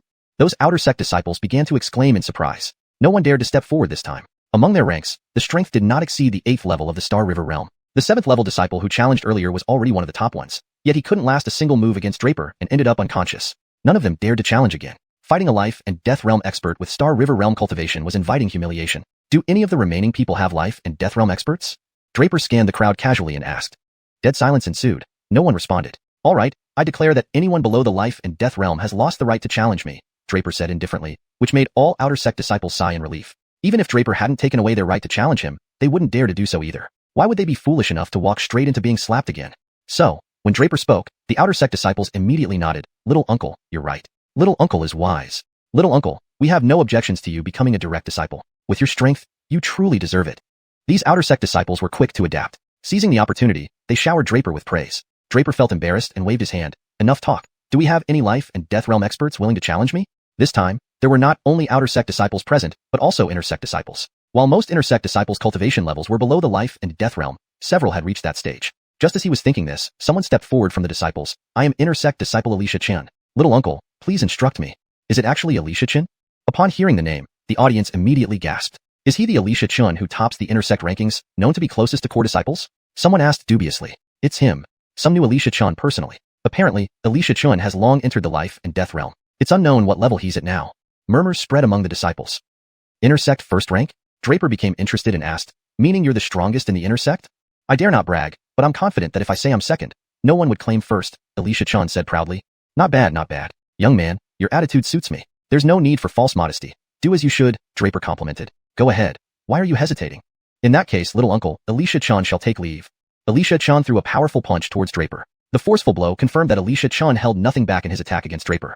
Chapter 452. Elder brother. Teach me. In the next moment, xiuxian felt a blur before his eyes. Then he felt pain on his right cheek and lost consciousness. Smack. Another sharp sound of a slap echoed quietly among the crowd. Then came Draper's faint sigh. The young man has quite a temper, but his strength is somewhat lacking, too slow, too weak, unable to put up a fight. Finishing his words, Draper raised his head and said with a faint smile, next. Shit. Seeing this scene, someone couldn't help but curse loudly. Am I seeing things? Shit, am I dreaming? Why don't I feel pain when I pinch myself? A disciple seemed to still be dreaming. Because you're pinching him, not yourself. An adjacent disciple, in pain, roared angrily. This roar instantly snapped everyone back to reality. They now saw clearly. This time, Draper had indeed slapped xiuxian hard enough to knock him unconscious. He had no chance to retaliate. The disciples fell silent immediately. No one dared to underestimate Draper anymore. It was easy to guess. No personal disciple would become one through improper means. If they did, how could they dare to challenge so many elite disciples? Wouldn't that be asking for humiliation? Clearly, Draper wasn't here to humiliate himself. Rather, he was here to establish his authority. Yes, you doubt me? Fine, come fight me. But you can't win against me? This is the most infuriating part. Why so quiet all of a sudden? Draper found it peculiar that no one was speaking, so he asked again, anyone else want to challenge me? No response. No one else. Still no response. Not even core disciples or personal disciples. Come on, if you can't beat me, go find your Stephanster. Draper shouted again towards the crowd. What did he say? Find our Stephanster? A wave of astonishment swept across the audience. Was this little uncle too excited? Does he know what he's saying and doing? Is it really wise to act like this? Still, no one responded. Draper shook his head, slightly dispirited, and turned to enter his cave abode. Hold it. Just then, a voice came from afar, followed by a disciple who arrived gracefully. Big brother, I'm late? The disciple wore an honest smile. Draper turned around and looked at the disciple. From the address, he could already figure out the identity of the visitor. It must be a core disciple. Core disciples have the same seniority as personal disciples. Both belong to the second generation. But there are differences between personal and core disciples. For instance, a core disciple, even if stronger than a personal disciple, should still call the latter brother.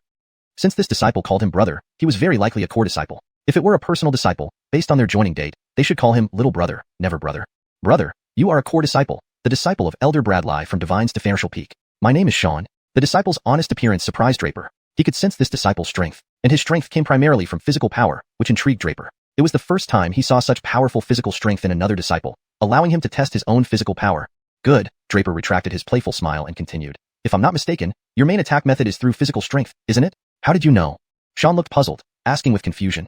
How could Draper determine his methods without even engaging in combat? Isn't that terrifying? I can see it. Draper didn't elaborate but directly gathered his strength, smiling, come at me. Please guide me, brother. Sean calmly replied and then rushed at Draper like a ferocious beast. It was typical hand-to-hand combat. Draper was spot on. Sean relied on physical power in battles, making him a rare martial cultivator focused on physical training, also known as a body cultivator. Without hesitation, Draper also used his physical strength, rushing towards Sean. Bam! Next, the two collided physically, unleashing immense force that spread frighteningly between them. But moments later, Sean grunted and retreated several steps before stabilizing. In contrast, Draper stood firm. Moreover, blood began trickling from the corner of Sean's mouth, looking extremely scary. Most importantly, Sean's complexion alternated between red and white. Experts could tell Sean was clearly injured. From that one collision, the outcome was clear. Sean's physical strength paled in comparison to Draper's. One move, and Sean could barely hold up. Sean couldn't continue concentrating enough force to match Draper's impact. Your physical strength is commendable, but sadly, you seem to have taken the wrong path. Draper glanced at Sean and spoke mildly. Draper's voice was strong, showing no signs of injury. However, Sean wasn't concerned about this but rather Draper's earlier statement. Sean didn't expect Draper to be a body cultivator, and an incredibly powerful one at that. During their collision, Sean could feel Draper's physical strength surpassing his by hundreds of times. What Sean cared more about was Draper's words. Since Draper understood physical training, his comment must be based on evidence. Sean was sure because his master once told him something similar, though ambiguously without revealing the true reason. But Draper pointed out directly that he had taken the wrong path. Sean knelt down without hesitation, saying, brother, please teach me. The crowd looked at each other, baffled. Chapter 453, Six Sect Debate. At first, no one thought much of it, but as Sean kneeled down, everyone immediately sensed something was off. What's this Sean up to? But Draper waved his hands repeatedly and said, no, you already have a master. What would it be like if I taught you? Get up quickly. In terms of seniority, Draper was only Sean's senior brother. There was no way he could usurp the master and teach Sean body refining techniques. Moreover, what Draper had mentioned earlier was just in passing. His practice of the Nine Heavens Panlong body only allowed him an understanding of body refinement based on the Nine Heavens Panlong body. As for other aspects, Draper knew nothing about them.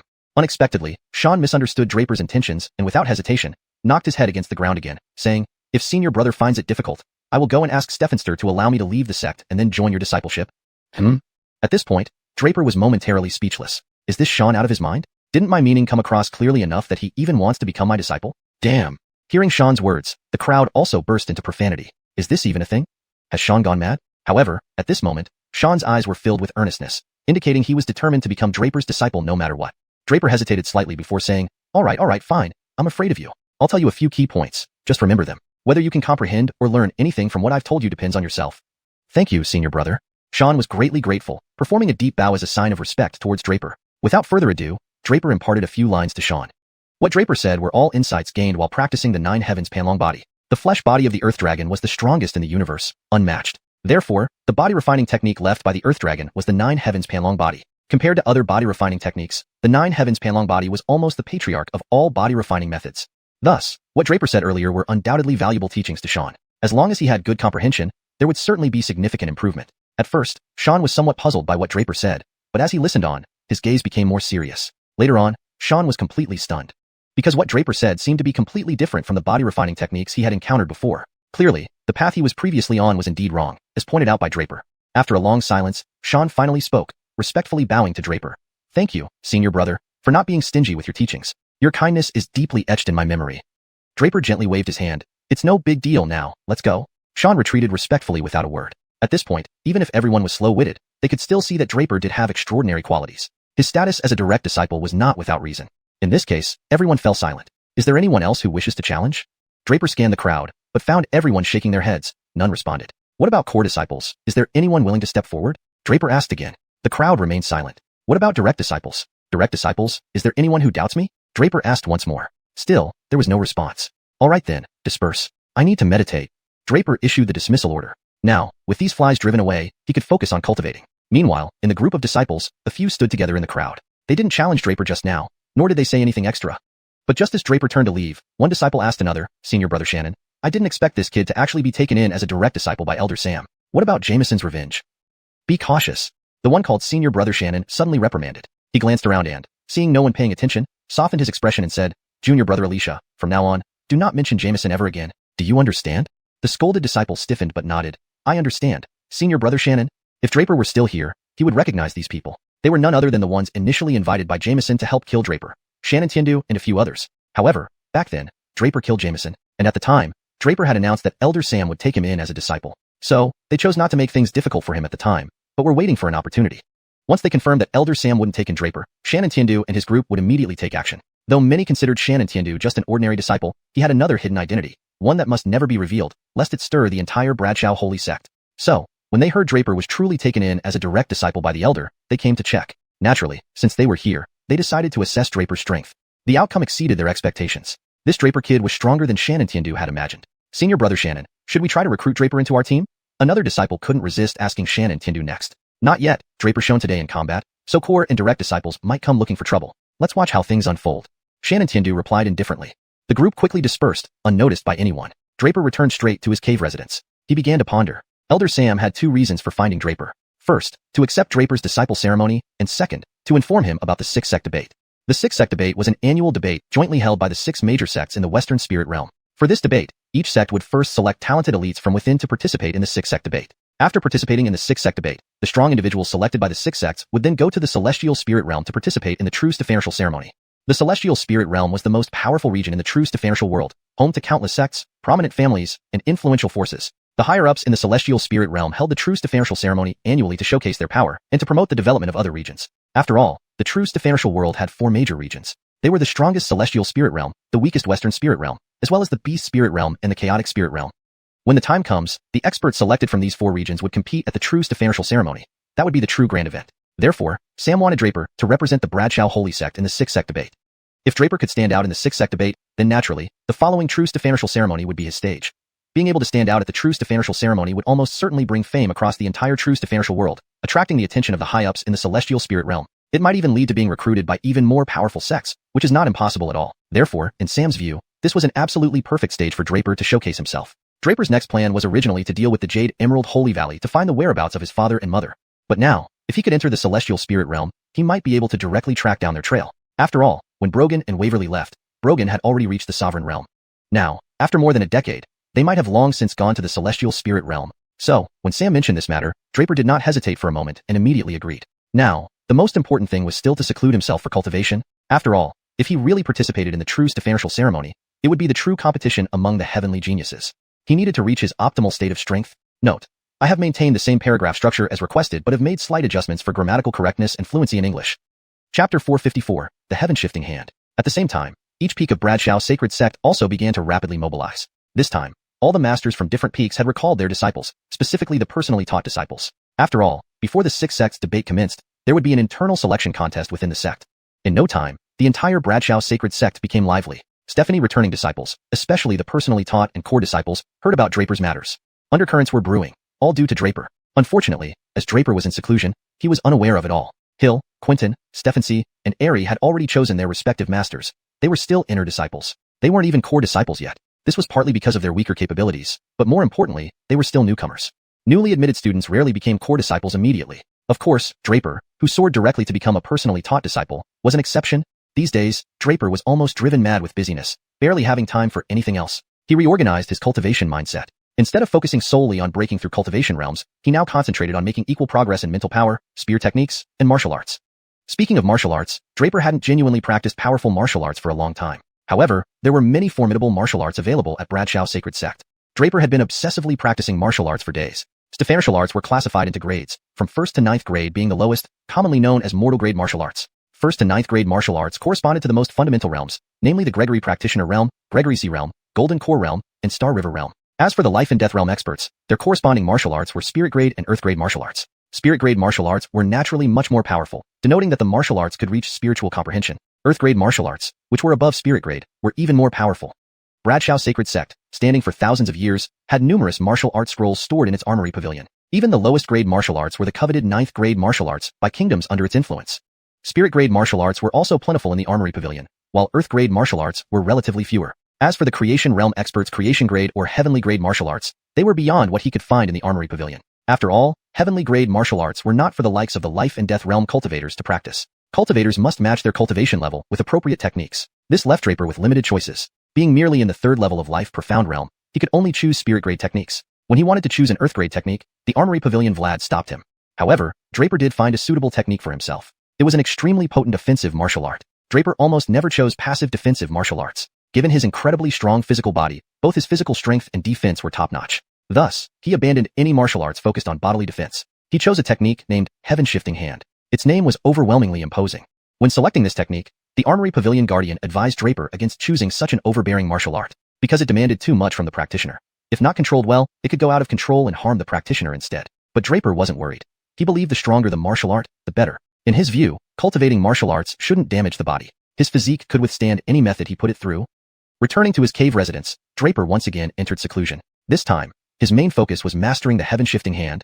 3 days later, Draper thoroughly mastered the Heaven-Shifting Hand, understanding its intricate mysteries. Then, he headed straight to a dense forest in the back mountain of Bradshaw Sacred Sect. For Draper, grasping the essence of the Heaven-Shifting Hand was one thing. Putting it into practical use was crucial. Sparring matches were the best way to master it. With a bang, he struck down a monster beast, then sighed slightly. These low-level 5th-rank beasts in the forest couldn't offer much resistance, just enough for Draper to hone his skills. However, Draper didn't know much about Bradshaw Sacred Sect's layout, and wasn't sure where to find stronger monsters. Stephanie disciples were present in this dense forest, mostly inner and outer disciples. Core disciples were seldom seen since the attire differed greatly according to their ranks. Without hesitation, Draper grabbed a disciple to inquire about the geographical distribution of Bradshaw Sacred Sect. Usually, this information should have been provided by his master Sam, but Sam was extremely busy. After meeting Draper once, they never crossed paths again. Junior uncle. The inner disciple bowed respectfully. Draper nodded lightly, then asked, why are there only 5th-rank beasts here? And why are there so many inner and outer disciples but not a single core or personally taught disciple? You don't know? The inner disciple looked surprised but recognized Draper after closer inspection. Oh, Junior Uncle Draper. It's understandable.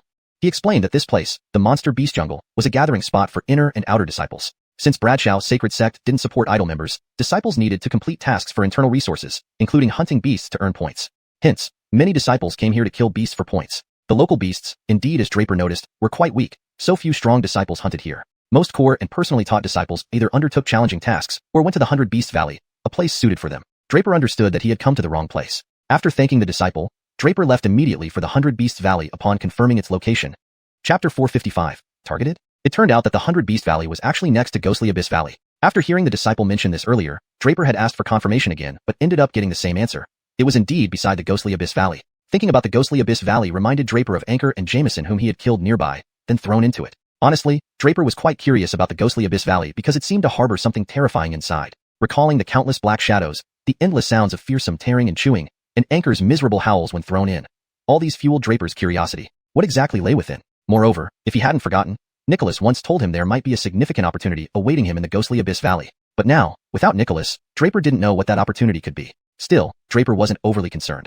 He would have plenty of chances to investigate the Ghostly Abyss Valley later. The urgent task at hand was to quickly master the heaven-shifting. An hour later, Draper arrived at the 100 Beast Valley as described by the disciple. As its name suggested, it was a gathering place for beastly demons. Sure enough, upon arrival, Draper saw many core disciples here. Most were in a rush, while others bunched together. When they spotted Draper, countless disciples revealed surprise. However, more of them exhibited greedy expressions. Draper sensed something, but then smiled dismissively. He hadn't forgotten his purpose here, to practice the heaven-shifting palm. If some people wanted to cause trouble, he wouldn't mind dealing with one or two on the side. After all, martial arts needed opponents to hone skills. Draper ignored the rest and quickly extended his spiritual energy around him, covering the vicinity of the 100 Beast Valley. Indeed, the demonic beasts here were much stronger than those in the demon jungle, the weakest being 5th rank, compared to the strongest 5th ranks in the demon jungle. Moreover, Draper felt even more powerful presences, suggesting 6th rank demonic beasts were present too. Without hesitation, after locking onto a beast's aura, Draper swiftly dashed towards it. Meanwhile, after Draper left, rapid footsteps approached from behind. Someone had targeted Draper. Draper curved a smile, pretending not to notice them. They came just in time to test the power of the heaven-shifting palm. Soon, Draper reached the territory of the locked-on beast, a 6th rank beast, equivalent to a creation realm powerhouse, a true king among beasts. Battling such an opponent could unleash the full potential of the heaven-shifting palm. But Draper did not rush. Instead, he stood still, seemingly waiting for someone. Shortly, 8 or 9 core disciples gathered from all directions, completely surrounding Draper. Hee, who would have thought we'd encounter a personally taught disciple here? Looks like we're about to get rich, one disciple said greedily, laughing loudly. Indeed, an unexpected big catch, others agreed. My heart is tired of hunting beasts. Now that a big catch has come, looks like my brothers and I can rest for a while, they continued, clearly underestimating Draper. Upon hearing this, Draper understood their motives. Initially puzzled, he now comprehended thoroughly. They were after the xiuxian. In Brad Henrio Saint-Zong, xiuxian were crucial for exchanging cultivation resources, and even core disciples and personally taught disciples strive tirelessly to earn them. Brad Henrio Saint-Zong also encouraged students to battle each other to improve through combat. Hence, it was common in places like the 100 Beast Valley and Demon Beast Forest for students to fight over these xiuxian. Clearly, as a lone personally taught disciple, Draper appeared to be a significant target for xiuxian to these core disciples. Only these somewhat naive core disciples seemed to underestimate Draper far too much. Draper sighed, realizing he needed to re-establish his authority as his current reputation wasn't enough to deter such trouble. Stephanie of these core disciples probably hadn't even heard of him. In reality, Draper did have a substantial amount of xiuxian from previous exploits with Jericho. However, since returning from the Tsanglan Forbidden Land, Jericho had vanished and hadn't returned the xiuxian to Draper. This was another matter that needed addressing. Clearly, a lone personally taught disciple like Draper must carry numerous points, making him a valuable target. Unfortunately, these core disciples underestimated Draper. Initially, Draper intended to establish authority to reduce unnecessary troubles, but it seemed his efforts weren't effective enough. These core disciples likely hadn't heard of him before. Hence, they surrounded him for his points. Actually, Draper possessed many points from robbing students during trials and from battling Xian Saint disciples. Yet, since coming out of the Kanglan Forbidden Land, Jericho vanished, taking the points with him. Thinking of this, Draper sighed. Perhaps it was time to reclaim those points. Chapter 456. Respect the elderly. However, Jericho didn't seem to have any idea about what was expected of him. Draper had already walked out of the Kanglan Forbidden Land, but had not seen Jericho return with the points. Such a disciple is really unreliable. Draper was contemplating when he should find Jericho and give him a good lesson, so he would know the consequences of breaking one's word. But for now, he had to deal with these disciples first. Thinking of this, Draper frowned, and then fixed his gaze on the 8 or 9 core disciples around him. He whispered, "What? Are you planning something against me? Do you know who I am? Who cares who you are? In this place, the one with the bigger fist gets to call the shots. So what if you're a direct disciple? Seizing points is our sex rule. Kid, I advise you to hand over your points quietly, or you'll suffer." "What if I don't?" Draper smiled and looked at that disciple. Well, I didn't expect to encounter such a tough guy here. Haha, we brothers love encountering your kind of tough guys." One laughed, but immediately ordered the other disciples, "Brothers, what are you all standing there for? Let's attack him." With that roar, the other disciples charged towards Draper. Direct disciple or not, he was alone. They were together, so why wouldn't he submit? These disciples clearly weren't doing this for the first time. They cooperated seamlessly, attacking Draper from different angles. A bunch of fools. Draper coldly snorted, his expression darkening. He decided not to hold back. These disciples were just like kids who needed a good thrashing to behave.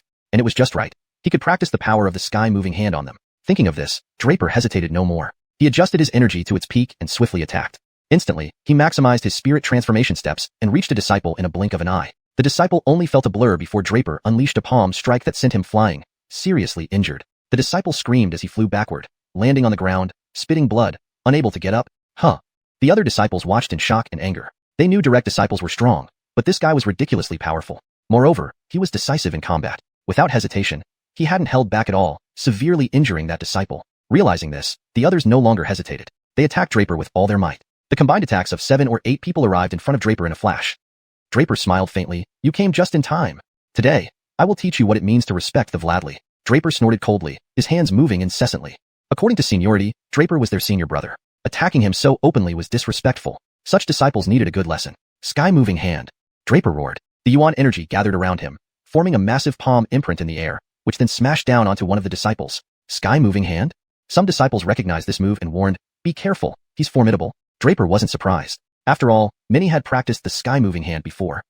But the words of that disciple had no impact on Draper. In his view, these core disciples were far too weak. The power of the sky-moving hand was terrifying. In the next moment, one disciple was blasted away. After blasting away that disciple, Draper quickly struck again, this time using physical strength. Draper adjusted his physical strength to its peak. His body radiated a golden glow as he rammed into a charging disciple.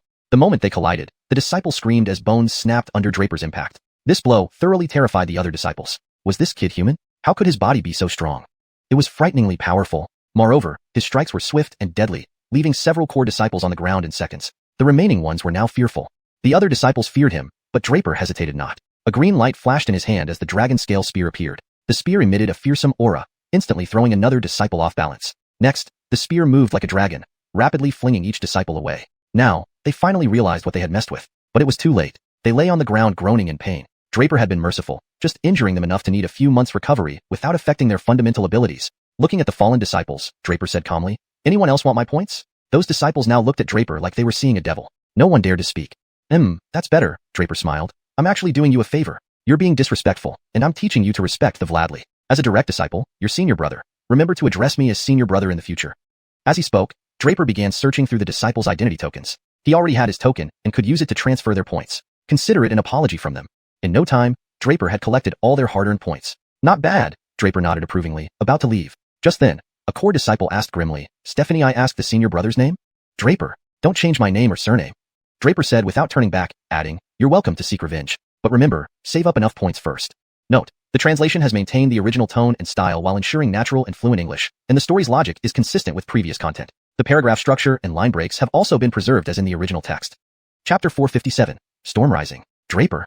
After Draper revealed his identity, everyone fell into despair. The spark of vengeance in their hearts instantly vanished. No way, this is the very Draper we're talking about. The Draper who emerged from the Kanglan Forbidden Land and declared he would make all challengers submit to him. And it's said that last time, during a challenge, core disciple Xian, who ranked in the top 10, went to challenge Draper. In Xian's area of expertise, physical strength, Draper struck once and obliterated Xian. Not only that, it's rumored this kid even said Xian had taken the wrong path in body tempering. As a result, Xian immediately knelt down and begged Draper to take him as a disciple. But later, Draper merely gave Xian a few pointers and refused to accept him.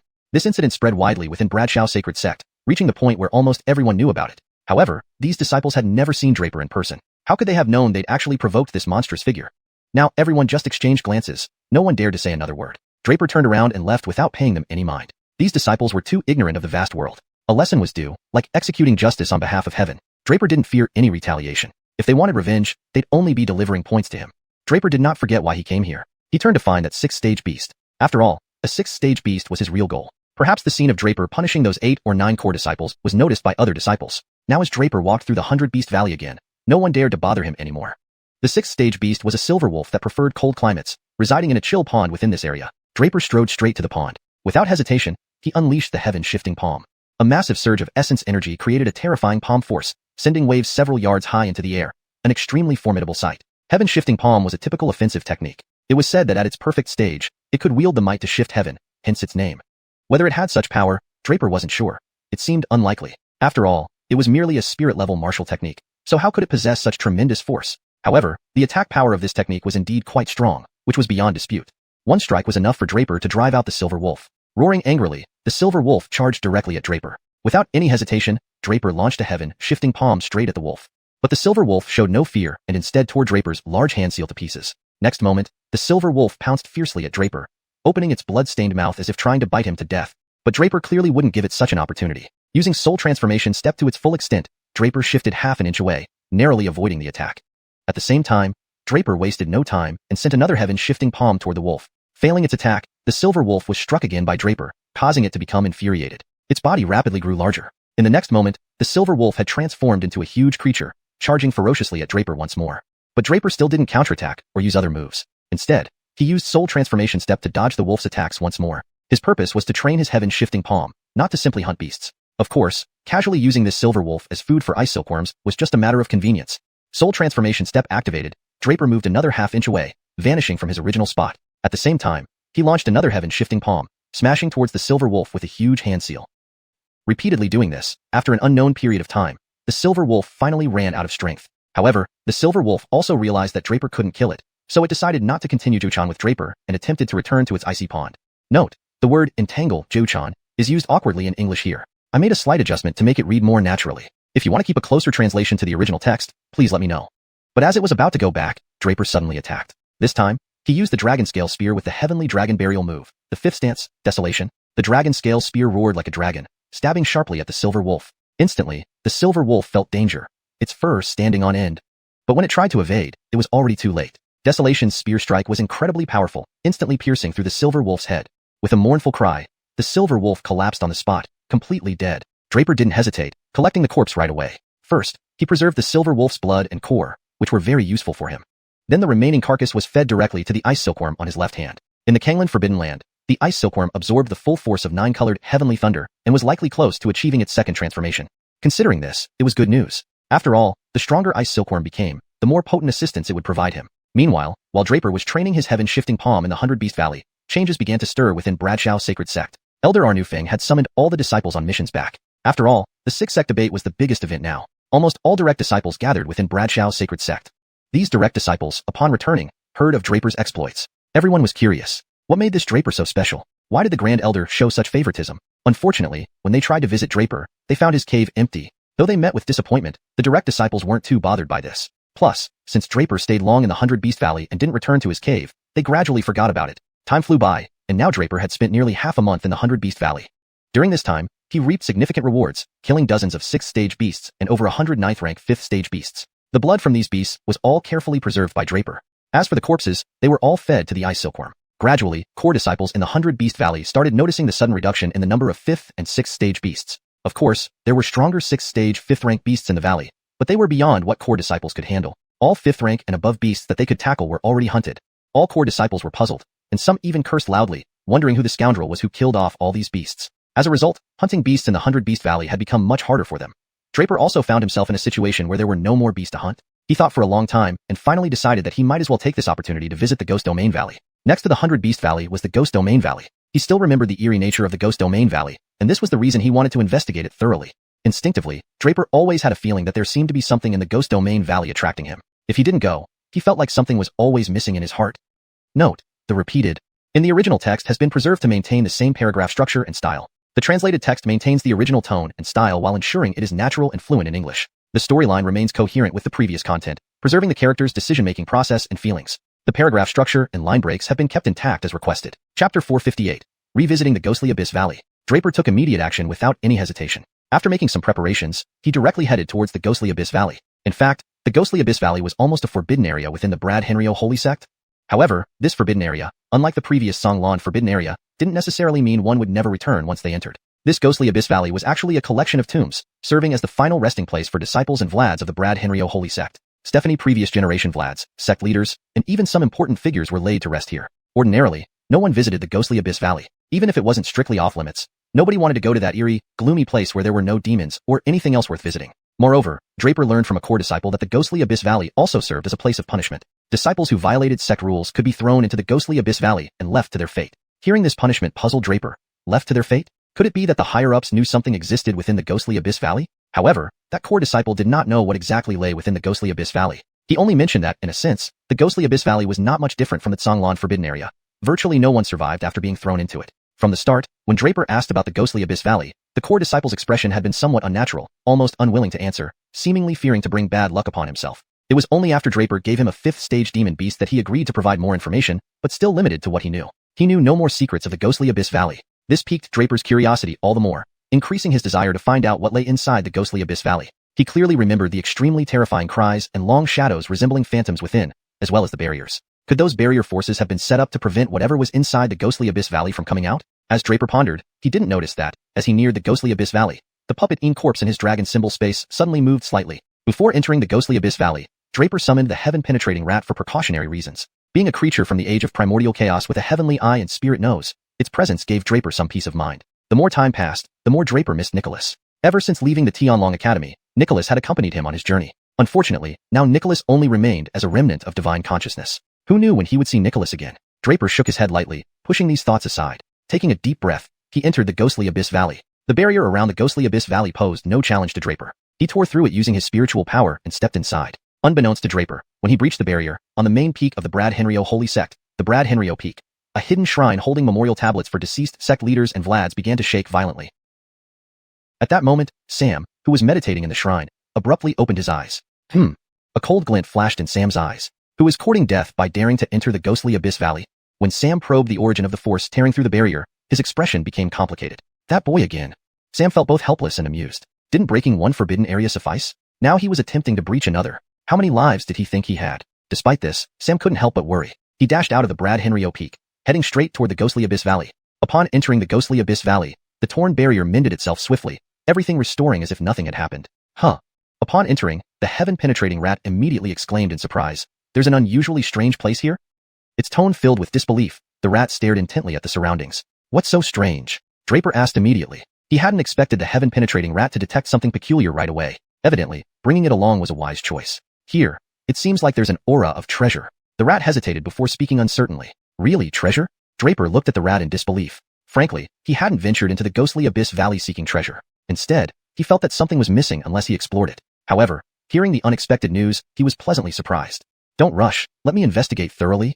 The heaven-penetrating rat shook its head and opened its third eye located between its brows. Draper was not worried about anyone discovering the secret of him having the heaven-penetrating rat, for there was practically no one visible in the ghostly abyss valley. The place resembled a demonic hell, littered with graves. Some had decayed over time, reduced to remnants of bones and skulls, creating a chilling and horrifying atmosphere. Not only that, but the entire valley exuded a peculiar and oppressive stench, accumulated over countless years, making breathing difficult and inducing unease. Draper released his golden blood chi to disperse the foul air completely. The heaven-penetrating rat used its heavenly eye to examine its surroundings meticulously, but soon appeared defeated. Completely illogical. I clearly sensed that aura, yet why can't I find it at all? The heaven-penetrating rat, not willing to give up easily, activated its spirit nose and sniffed around carefully. Draper closely followed the heaven-penetrating rat. Suddenly, Draper seemed to hear a rustling sound emanating from beneath his feet, indicating something approaching him. Remaining vigilant, Draper knew the entities here would either remain dormant or strike lethally. Expanding his blood chi to its limit, powerful and terrifying energy enveloped him and the heaven-penetrating rat. Meanwhile, Sam, rushing from the Brad Henrio Peak, arrived at the ghostly abyss valley. Upon seeing the heaven-penetrating rat beside Draper, his eyes flashed with confusion before realizing. It must be the heaven-penetrating rat with 3 heavenly eyes. At this moment, Sam was utterly shocked by Draper. He hadn't expected that this boy had an entity like the heaven-penetrating rat, a primordial chaos creature, as his helper. It was simply inconceivable. However, Sam quickly suppressed his shock and began to carefully observe the situation within the ghostly abyss valley.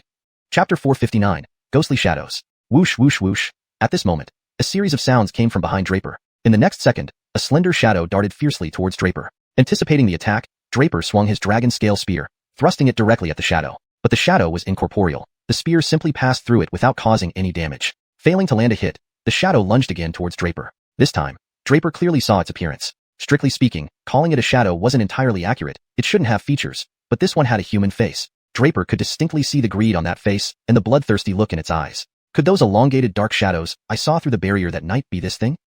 As Draper pondered, the shadow rushed at him once more. As it moved, an ear-piercing scream emerged from its mouth, hurting Draper's eardrums. He felt as though even his soul was affected by this shrill sound. Oh no! Draper's heart sank. He hadn't expected the shadow's screams to influence his soul. Inside the divine palace, the ancient dragon charm on Draper's spiritual brow sensed the warning and emitted a soft glow, enveloping Draper's soul, instantly restoring his clarity. However, the shadow had already returned to Draper, and with its mouth wide open, it was about to bite Draper's neck. Instinctively, Draper used the soul transform step. In this life or death moment, the step revealed its power as Draper vanished from his original position, moving just half an inch backward, thereby evading the shadow's deadly strike. Still shaken, Draper watched as the shadow abandoned him and instead lunged at the Conan. Damn it! Why are you coming for grandfather? Grandfather didn't provoke you. It was that boy. Besides, grandfather's meat isn't tasty. Go eat that boy. The rat chattered nonstop, but it was incredibly fast, appearing beside Draper in the blink of an eye and transforming into a seal on Draper's right hand. Before it left, the Conan called out, "Boy, you handle these ghostly things first, then call grandfather out later. Dealing with such creatures isn't grandfather's forte." Draper's expression turned grim. The Conan clearly did not recognize what these shadows were. Otherwise, it would have told Draper immediately. Without knowing what these things were, Draper remained at a disadvantage, unable to find a suitable way to deal with them. After a moment's thought, Draper took advantage of the shadow's brief pause to fully release his blood chi. His spiral dantian continuously spun, urging the flow of his blood, emitting a radiant aura of golden light that enveloped his entire body. Draper wanted to see if his blood chi could affect these shadows, but alas, when he released the blood chi, it did not repel the shadows. Instead, it stimulated them further. The shadows' bloodlust and greed intensified. Sensing the blood chi, the shadow surged forward with renewed vigor, launching another attack at Draper. At the same time, a rustling sound arose from the ground around Draper, becoming more intense. Draper's heart sank. If he guessed correctly, these underground sounds indicated that many more of these ghostly entities were emerging, all targeting him. Sure enough, moments later, more slender shadows burst from the ground, roaring excitedly with sharp cries that seemed to pierce through one's ears. They swarmed towards Draper like a tide, as if he were their most delicious prey, determined not to stop until they devoured him completely. Meanwhile, Draper wasn't idle. From within his divine palace, he began to form spirit force spines. He wanted to test if mental attacks would work against these shadows. Instantaneously, Draper formed several spirit force spines, which rained down upon the shadows like arrows. The spirit force attacks did slow the shadows down somewhat, but it didn't significantly harm them. With endless shadows surging forth, Draper couldn't help but feel a chill creep up his spine. Outside, Sam watched the scene with growing anxiety. He almost couldn't resist intervening, but he feared that acting might awaken something even more powerful beneath Ghost Region Valley. If that happened, he wouldn't be able to handle it. Thinking of this, Sam became irritated. Why did Draper always create problems? However, after recalling that he had shut himself off to meditate since last seeing Draper, he realized Draper must have acted impulsively after learning little from his experience in the Tsanglan Forbidden Ground. Sam found himself at an impasse, unsure of what to do. Chapter 460, the xiuxian's unusual change. As Draper's blood aura continued to emanate, more and more shadows were attracted. Endless shadows now surged toward Draper, completely surrounding him. Draper had no choice but to summon the ice silkworm from his left hand again. The ice silkworm spewed out an overwhelming blast of cold air, which seemed capable of freezing the surrounding air solid. However, it was regrettable that this cold air was entirely ineffective against these shadows. Thus, despite using all available means, Draper found none could stop the advance of these shadows. In a flash, as the shadows were about to reach Draper, inside his divine palace, within the dragon token space, the xiuxia puppet Xianxia suddenly stirred violently. Draper was somewhat surprised but didn't hesitate at all. He directly released the xiuxia puppet Xianxia from the dragon token space. He never imagined that when things came to a head, it would be this xiuxia puppet Xianxia stepping up. At the same time, Draper also took out a piece of the purple extreme spirit jade from the dragon token space. This jade contained a large amount of spirit power, which should be able to activate this xiuxia puppet Xianxia. Unexpectedly, upon its release, the xiuxia puppet Xianxia instantly opened its eyes. What? Draper was greatly startled. He never expected that this xiuxia puppet Xianxia would open its eyes. Could it be that this xiuxia puppet Xianxia has already developed consciousness? As Draper was momentarily stunned, the xiuxia puppet Xianxia moved swiftly. Its 5 fingers formed a claw and, in a blink, caught one of the shadows. Next, something even more shocking happened. The xiuxia puppet Xianxia opened its mouth and devoured the shadow whole, munching away. Damn it! Draper couldn't help but curse loudly. Everything before him completely subverted his understanding. This xiuxia puppet Xianxia was clearly just a puppet. How could it move on its own? When Draper first obtained this xiuxia puppet Xianxia from Zechariah, along with it came the great puppetry technique, specifically for controlling this puppet. However, Draper hadn't used this xiuxia puppet Xianxia prominently at first. One reason was that operating it required a large amount of spirit stones. Back then, Draper needed every spirit stone for his own cultivation. Later on, even when Draper had sufficient spirit stones, he never activated this xiuxia Xianxia, because often, even if he used it, it wasn't effective. Besides, most of the time, Draper's own abilities were sufficient to deal with any problem. This was the first time none of his techniques worked against these shadows.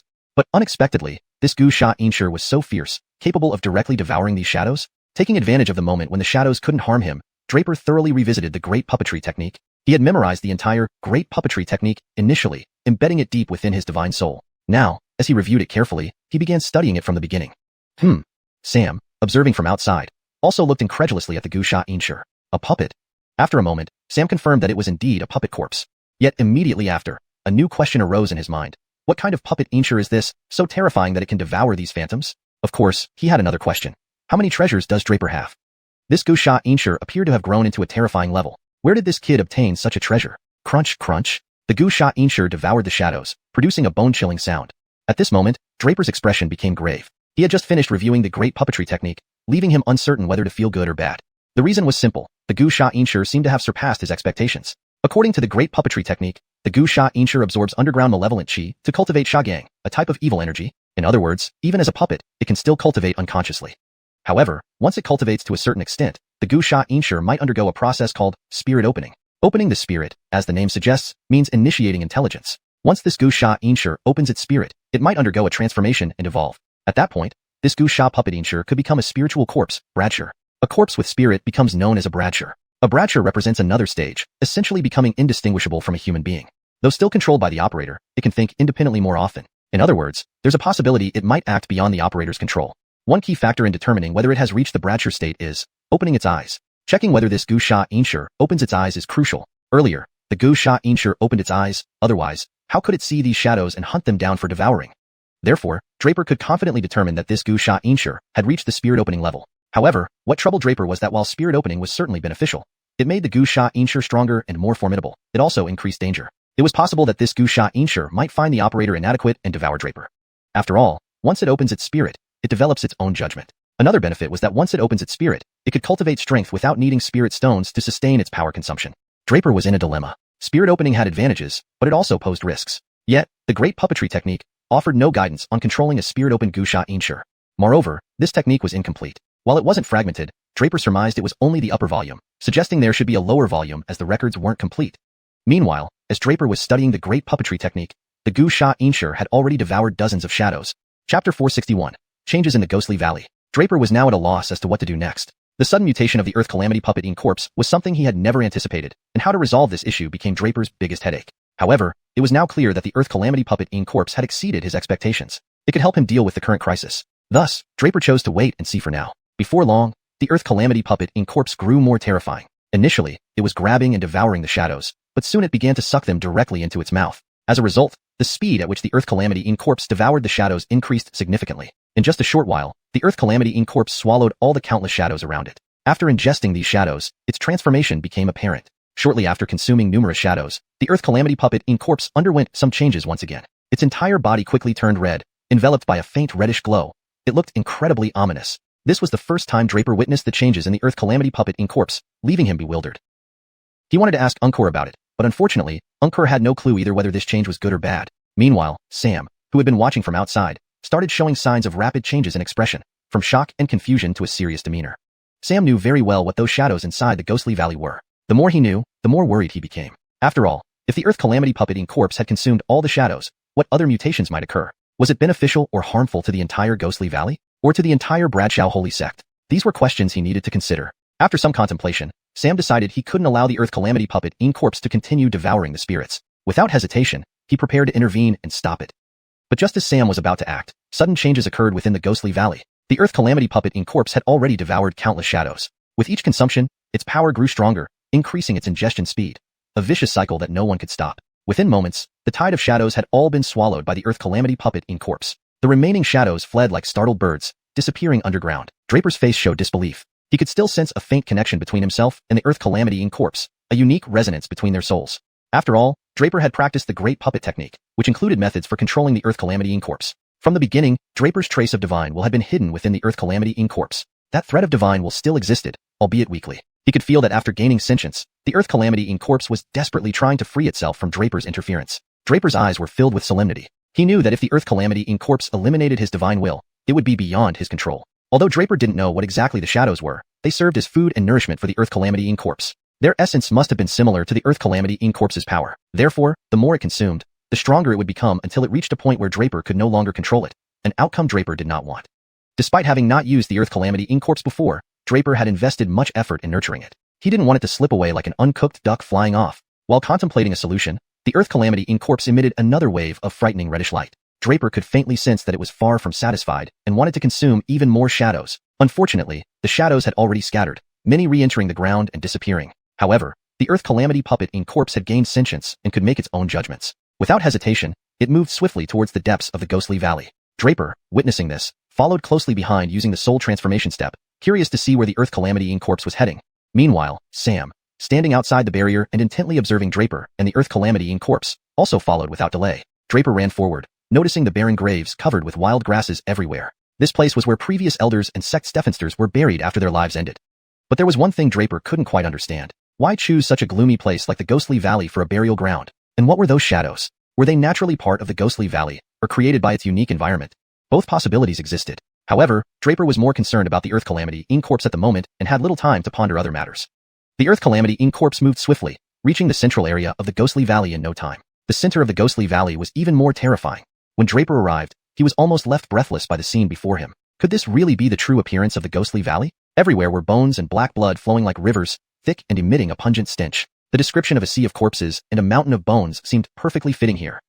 Not only that, there was a horrifying canyon below the central area of the Ghostly Valley. The canyon was teeming with dense, dark shadows. Draper's breathing quickened, his scalp tingling. What kind of place was this? Why were there such terrifying things here, and what force caused all this?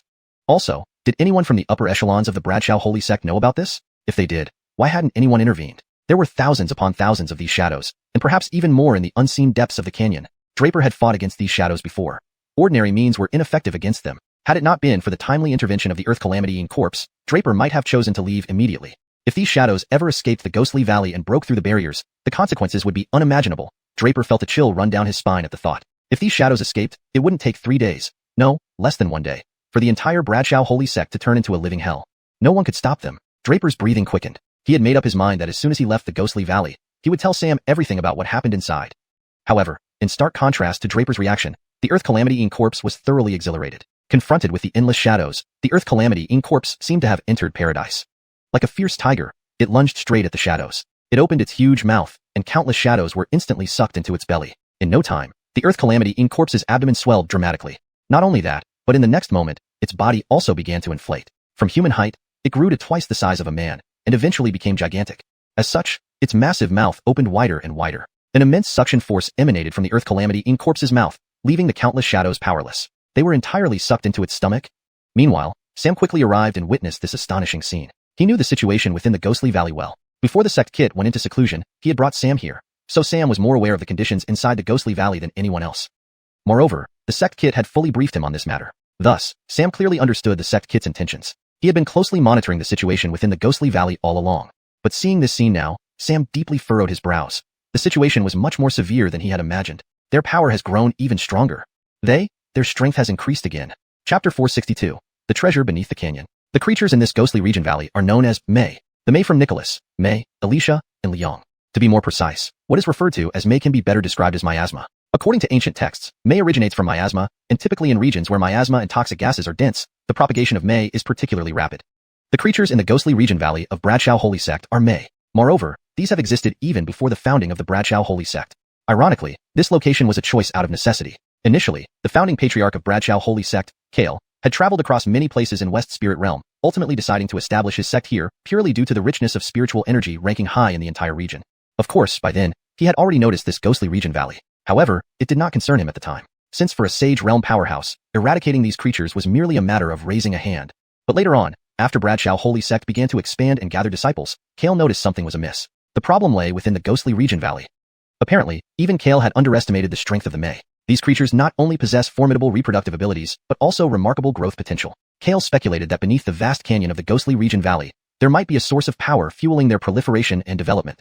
This realization instantly garnered Kale's attention. After cultivating several disciples, Kale eventually decided to take personal risks to explore the great canyon below, aiming to uncover whatever lay beneath.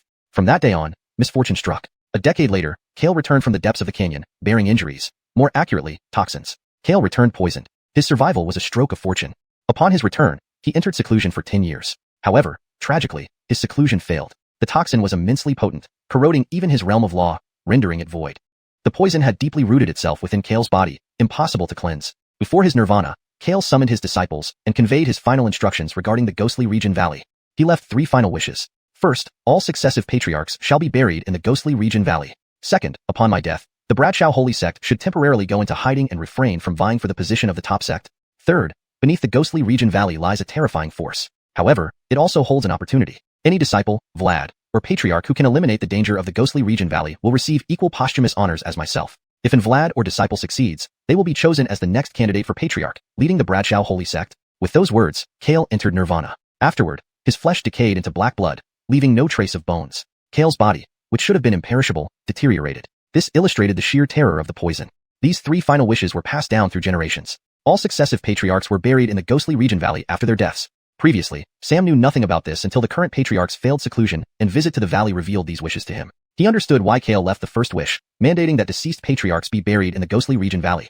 In reality, it wasn't burial but appeasement for the May thrive on human blood and consume human flesh. Each generation's patriarch must feed themselves to the May after death. Indeed, feeding themselves, each dying patriarch would ingest large quantities of flame stones. As most patriarchs achieved Emperor realm, their bodies were rock solid. The ingested flame stones had a crucial function. Once touched, the flame stones would explode violently, with an explosive force nearly unstoppable by anyone. Even the May could not withstand this. This was the reason behind the patriarchs feeding themselves to the May.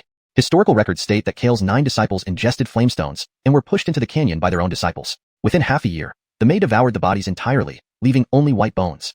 Countless skeletons were scattered over the canyon, but within half a day, a deafening explosion erupted from within, annihilating countless May. Thus, Bradshaw Holy Sect remained stable for some time.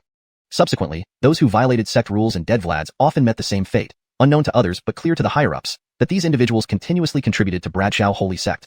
Sam knew this fate awaited him too. He had personally investigated the canyon before and found the density of May much less alarming. But now, within just a few short years, the May had grown so terrifying again. This filled Sam with fear.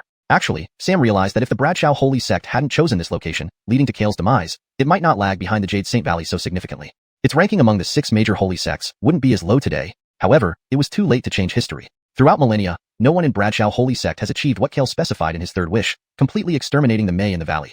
Yet now, Draper showed promise. Simultaneously, another issue troubled Sam. What would the earth-fiending corpse become after consuming countless May? Would it still pose a threat to Bradshaw Holy Sect? Though uncertain, he believed Draper could surprise him. Draper remained oblivious to Sam's thoughts. He was thoroughly shocked by the transformation of the earth-fiending corpse and the endless shadows. He couldn't describe his feelings. However, the changes continued. The earth-fiending corpse entered an intensely excited state. It appeared mad, swallowing the shadows like a whale, converting them into its own power. The earth-fiending corpse grew increasingly formidable, with red light intensifying from pale red to crimson, a color reminiscent of blood. Draper felt the increasing vitality of the earth-fiending corpse, almost losing control over it. His connection to the hidden divine consciousness within the earth-fiending corpse weakened drastically. Sam also noticed this growing concern. Shortly after, Draper felt his divine soul within his divine mind abruptly stir. Something seemed to attract him. He was momentarily taken aback, but quickly identified the source of the stirring. It came from the ancient dragon talisman. To Draper's utter surprise, the ancient dragon talisman was reacting. What could be the reason? Could there be something beneath the canyon attracting the talisman? As the earth-fiending corpse continued to devour the shadows, the dense masses of shadows below the canyon visibly diminished. Eventually, it seemed one could count the remaining shadows. Simultaneously, the original stirring sensation grew more intense. What is happening? Draper felt a sense of unease. Normally, nothing could elicit such a reaction from the ancient dragon talisman. At most, it would issue a warning in times of crisis. But now, this wasn't about warnings. Something was drawing the talisman. Draper racked his brain. In his memory, the last time something like this happened was in the Heavenly Net secret realm. After much thought, Draper confirmed that the current strange behavior of the ancient dragon talisman mirrored that from the Heavenly Net secret realm. That time, he had received the coiling dragon spirit talisman. Back then, the ancient dragon talisman also underwent such an unusual change. Recalling this, Draper's expression changed. He felt a wave of shock. No, it can't be that coincidental, right? Could there be another Dragon Clan spirit talisman left here? Without Nicholas, Draper couldn't fully ascertain this. However, the celestial rat on his right hand suddenly exclaimed, "Boy, Reed feels it. The moment we entered this cursed place, I sensed a hint of treasure's aura. Now, here, I can clearly perceive that aura. Yes, there's definitely a treasure here, and it's beneath this canyon." Draper's face turned colorful. Translation note. I've maintained the paragraph structure and line breaks as per your instructions, ensuring a natural and coherent continuation of the story while preserving the original tone and style. Chapter 463. The Charm Below the Nether Valley. Indeed, it is real. Draper finally snapped back to his senses, yet his heart was still racing, faster and faster uncontrollably. No doubt about it. After receiving confirmation from the heaven-piercing rat, Draper was almost certain that if there were any treasures below this canyon, they must be of that kind.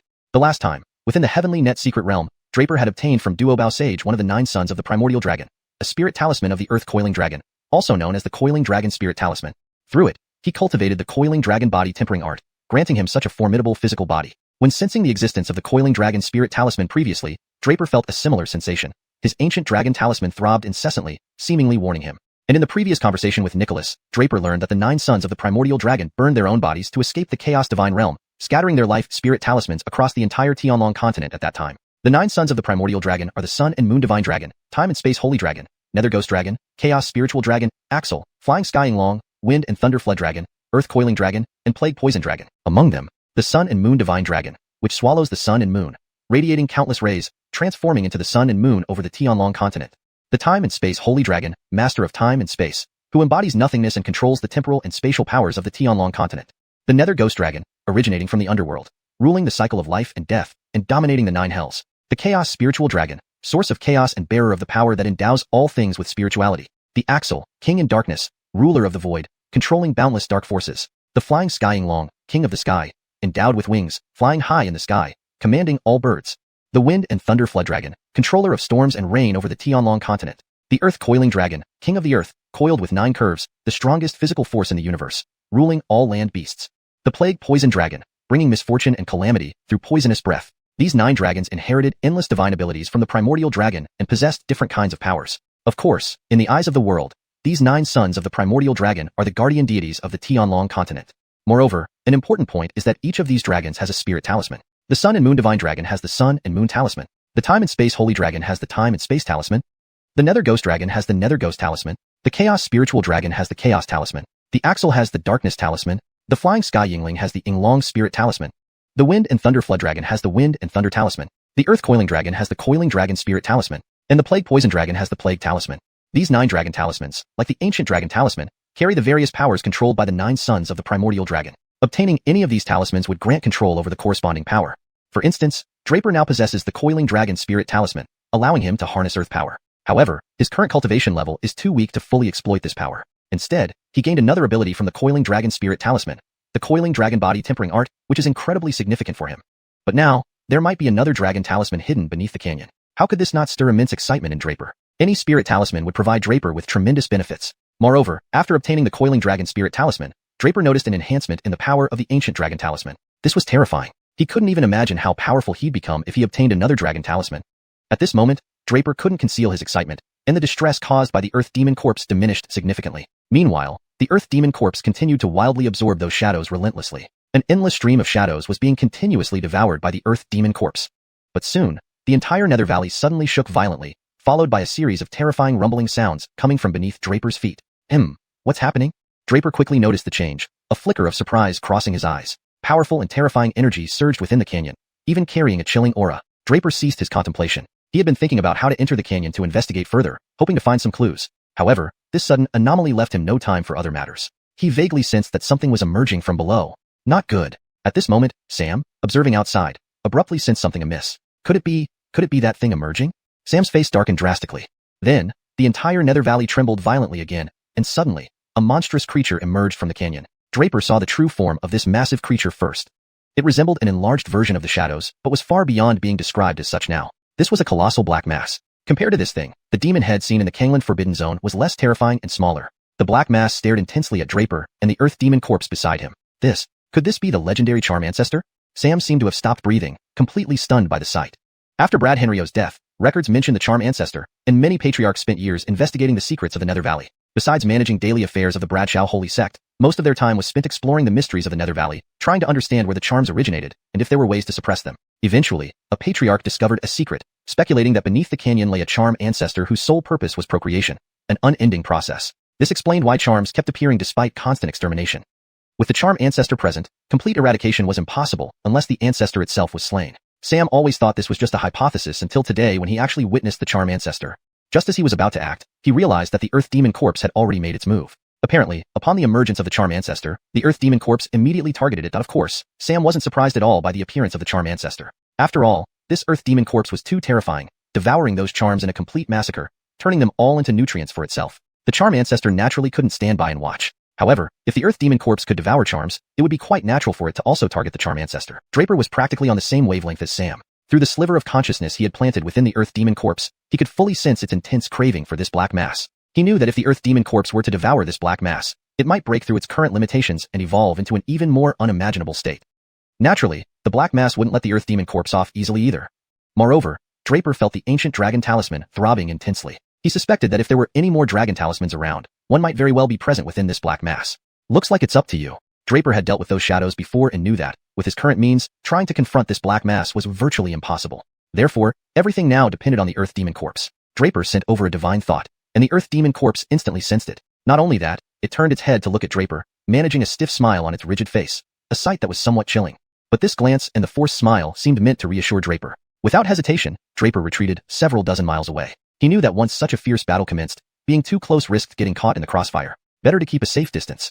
In the next moment, the Earth Demon Corpse and the Black Mass stood facing each other, locked in a standoff. A great battle was imminent. Chapter 464, Meizu vs. Earth Fiend Corpse. Boy, this Earth Fiend Corpse belongs to you, right? Although Draper had already retreated far away, he could still hear a sinister voice ringing in his ears. It sounded like the black mass was talking to him. Is it you? Draper's gaze swept towards the black mass. Indeed, it's me. The black mass continued its eerie and horrifying laughter. Boy, your Earth Fiend corpse has killed so many of my Meizu descendants. I would like to ask how you plan to settle this. Meizu? Draper slightly hesitated, then remembered a record he once read. The Meizu race was created from miasma, without souls or physical bodies. They liked human blood and flesh. Who would have thought that these eerie shadows here were actually mice? So this black mass must be the Roger. Only the Roger can continuously produce more mice. Yet, for his Earth Fiend corpse to be able to swallow all these mice was indeed terrifying. What other changes will this Earth Fiend corpse undergo? How powerful will it become?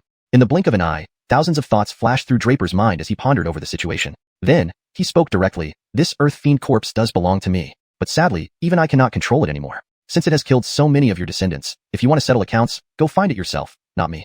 Draper clearly wanted the Roger to go after the Earth Fiend corpse. He naturally did not intend to get involved in their fight because his abilities were useless against the Roger. Fine, if that's the case, I'll destroy the Earth Fiend corpse first, then come to settle accounts with you. Boy, stay put, don't go anywhere, otherwise, I might do something even I can't control, resulting in more than just your death. The Roger coldly said to Draper, his voice filled with icy killing intent. Why don't you finish off the Earth Fiend corpse first before threatening me? Draper sneered, completely unconcerned about the Roger's threats. It was a joke to think that the Earth Fiend corpse could be easily dealt with. It would have been a waste of Draper's long-term cultivation otherwise. At this moment, Sam reined in his desire to act upon hearing such a dialogue. He was quite interested to see who would win in the battle between the Earth Fiend corpse and the Roger. Without any hesitation, the Earth Fiend corpse charged straight at the Roger. In the eyes of the Earth Fiend corpse, the Roger was now the best meal. He couldn't wait to swallow the Roger whole, knowing that by devouring it, his strength would increase more than 100-fold. Ha!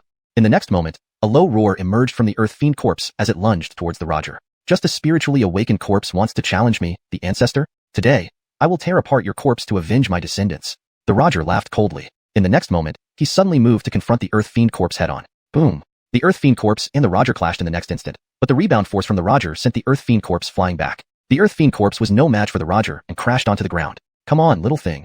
The Roger roared mockingly at the Earth Fiend corpse. However, the Earth Fiend corpse stuffed chunks of black flesh into its mouth. Draper stood in shock for a moment, then couldn't help muttering to himself, that is?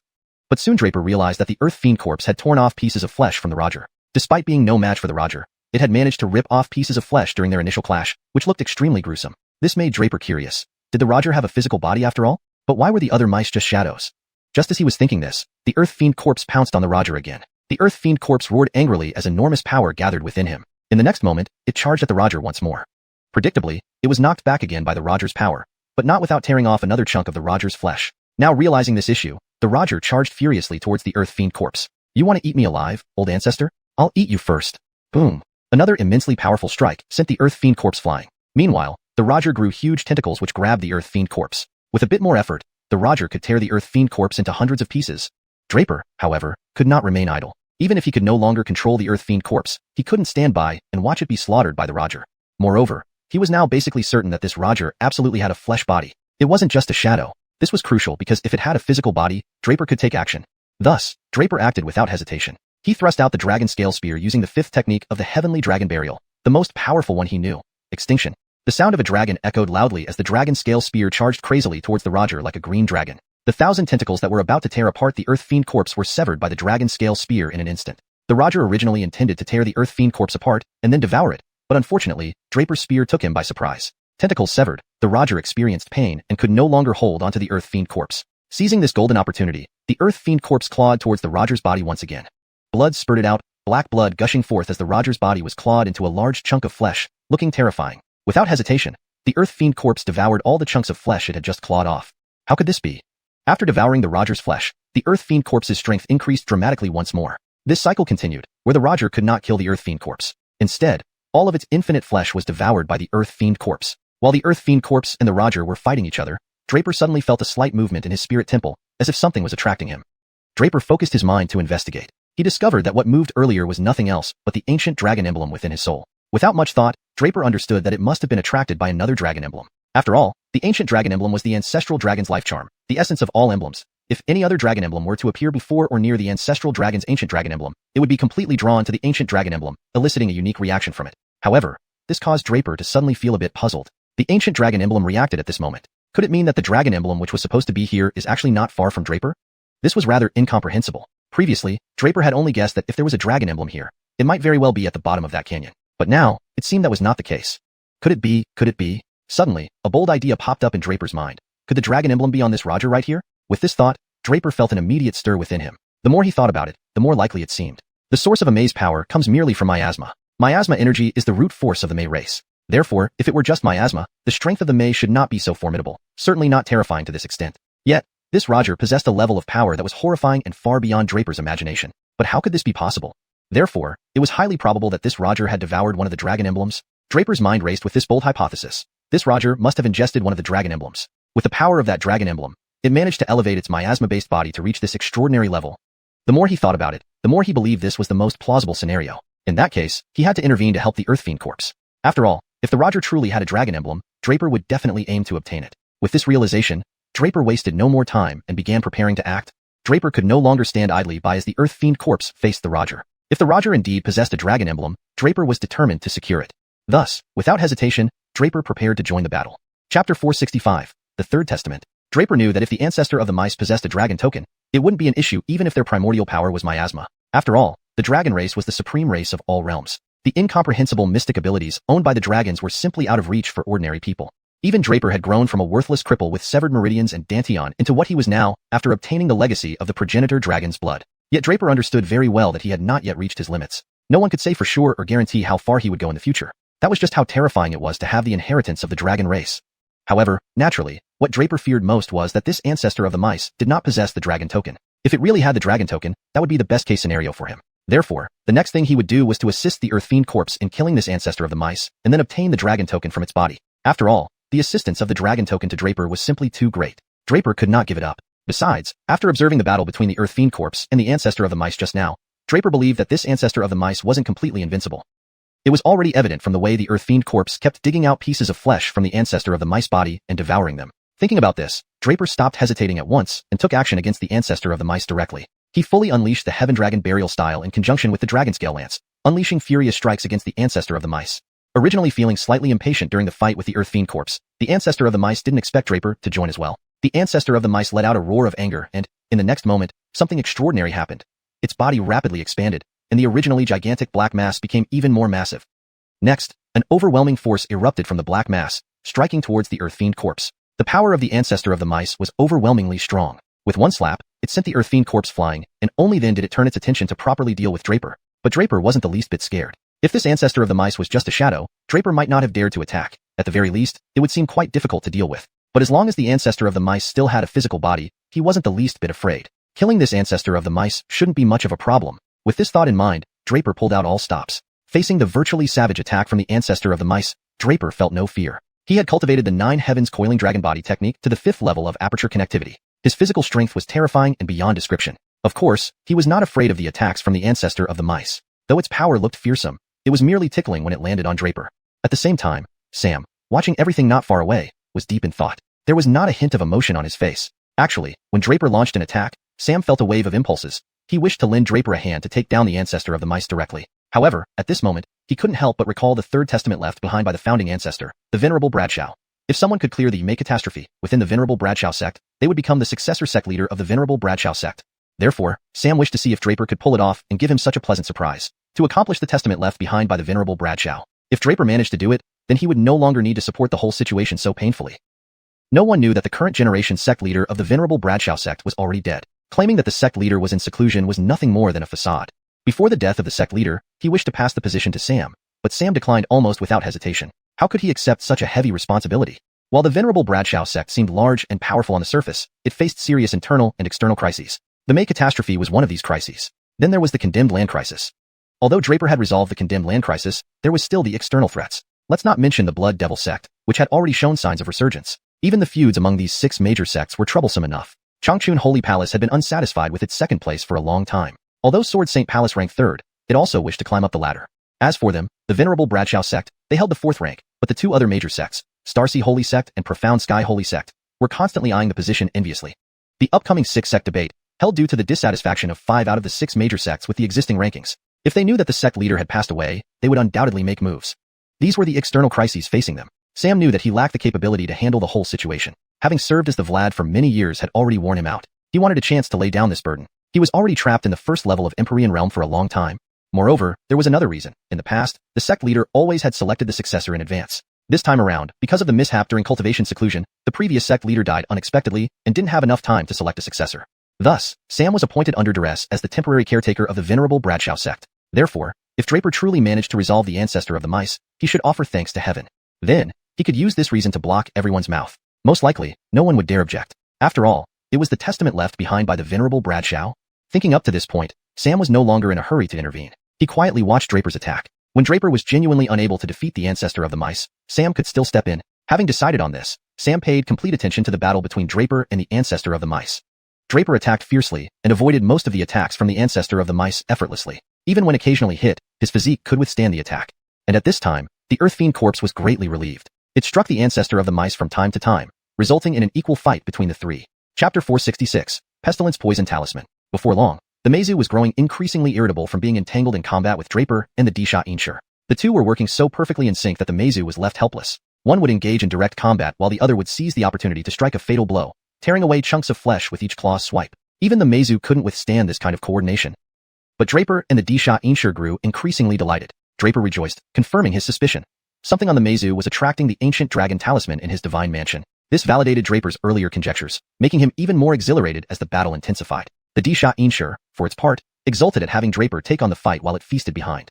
This perfect scenario played out seamlessly. However, the Meizu's mind grew increasingly chaotic. Though unable to destroy these nuisances, it had to endure their constant harassment. In response, the Meizu decided not to hesitate any longer and began preparing for a decisive strike. Kill. The Meizu hissed coldly. It opened its mouth, expelling a wave of toxic fog that glowed ominously green. An obvious sign of extreme toxicity. Draper immediately sensed the danger and retreated rapidly using the soul step, swinging the dragon scale spear to generate powerful gusts of wind aimed at isolating the toxic fog. However, the spear ended up contaminated by some of the toxic gas. An alarming phenomenon occurred. The poison swiftly corroded the spear, stripping it of its spiritual power until it became dead and lifeless. Draper was greatly shocked. The dragon scale spear had accompanied him for a long time and was recently reinforced by one-tongue mouse using materials like 10,000-year-old black iron and divine soil henriarang. Logically, the spear should only grow stronger. Moreover, Draper had felt a hint of great spirituality on the spear, almost reaching the point of enlightenment. But unexpectedly, this poison completely stripped away that hard-earned trace of spirituality. Meanwhile, upon sensing the approaching toxic gas, the xiuxian quickly retreated, remaining unscathed. Seeing this, the Meizu abandoned chasing the xiuxian and redirected its attention towards Draper. Roar! Before Draper could dodge, the Meizu pounced again. Opening its massive maw, it sucked Draper into its belly. It's over. Draper's pupils dilated in shock. There was no time to evade as he watched himself being swallowed whole by the Meizu. No! Sam suddenly rushed forward but was too late. Draper was already inside the Meizu's stomach. Sam was beside himself with worry, knowing the consequences of being consumed. With its powerful digestive system, it wouldn't be long before Draper turned into a pool of thick liquid within the Meizu. Kill. Sam acted without hesitation. He knew that if he could somehow split open the Meizu's body now, there might still be a chance to save Draper. If they delayed, however, all bets were off. Before Sam could act, the Meizu expelled another mouthful of toxic gas. Forced to retreat, Sam watched helplessly as one of the Meizu's tentacles snatched the xiuxian and plunged them both down into a canyon. Draper!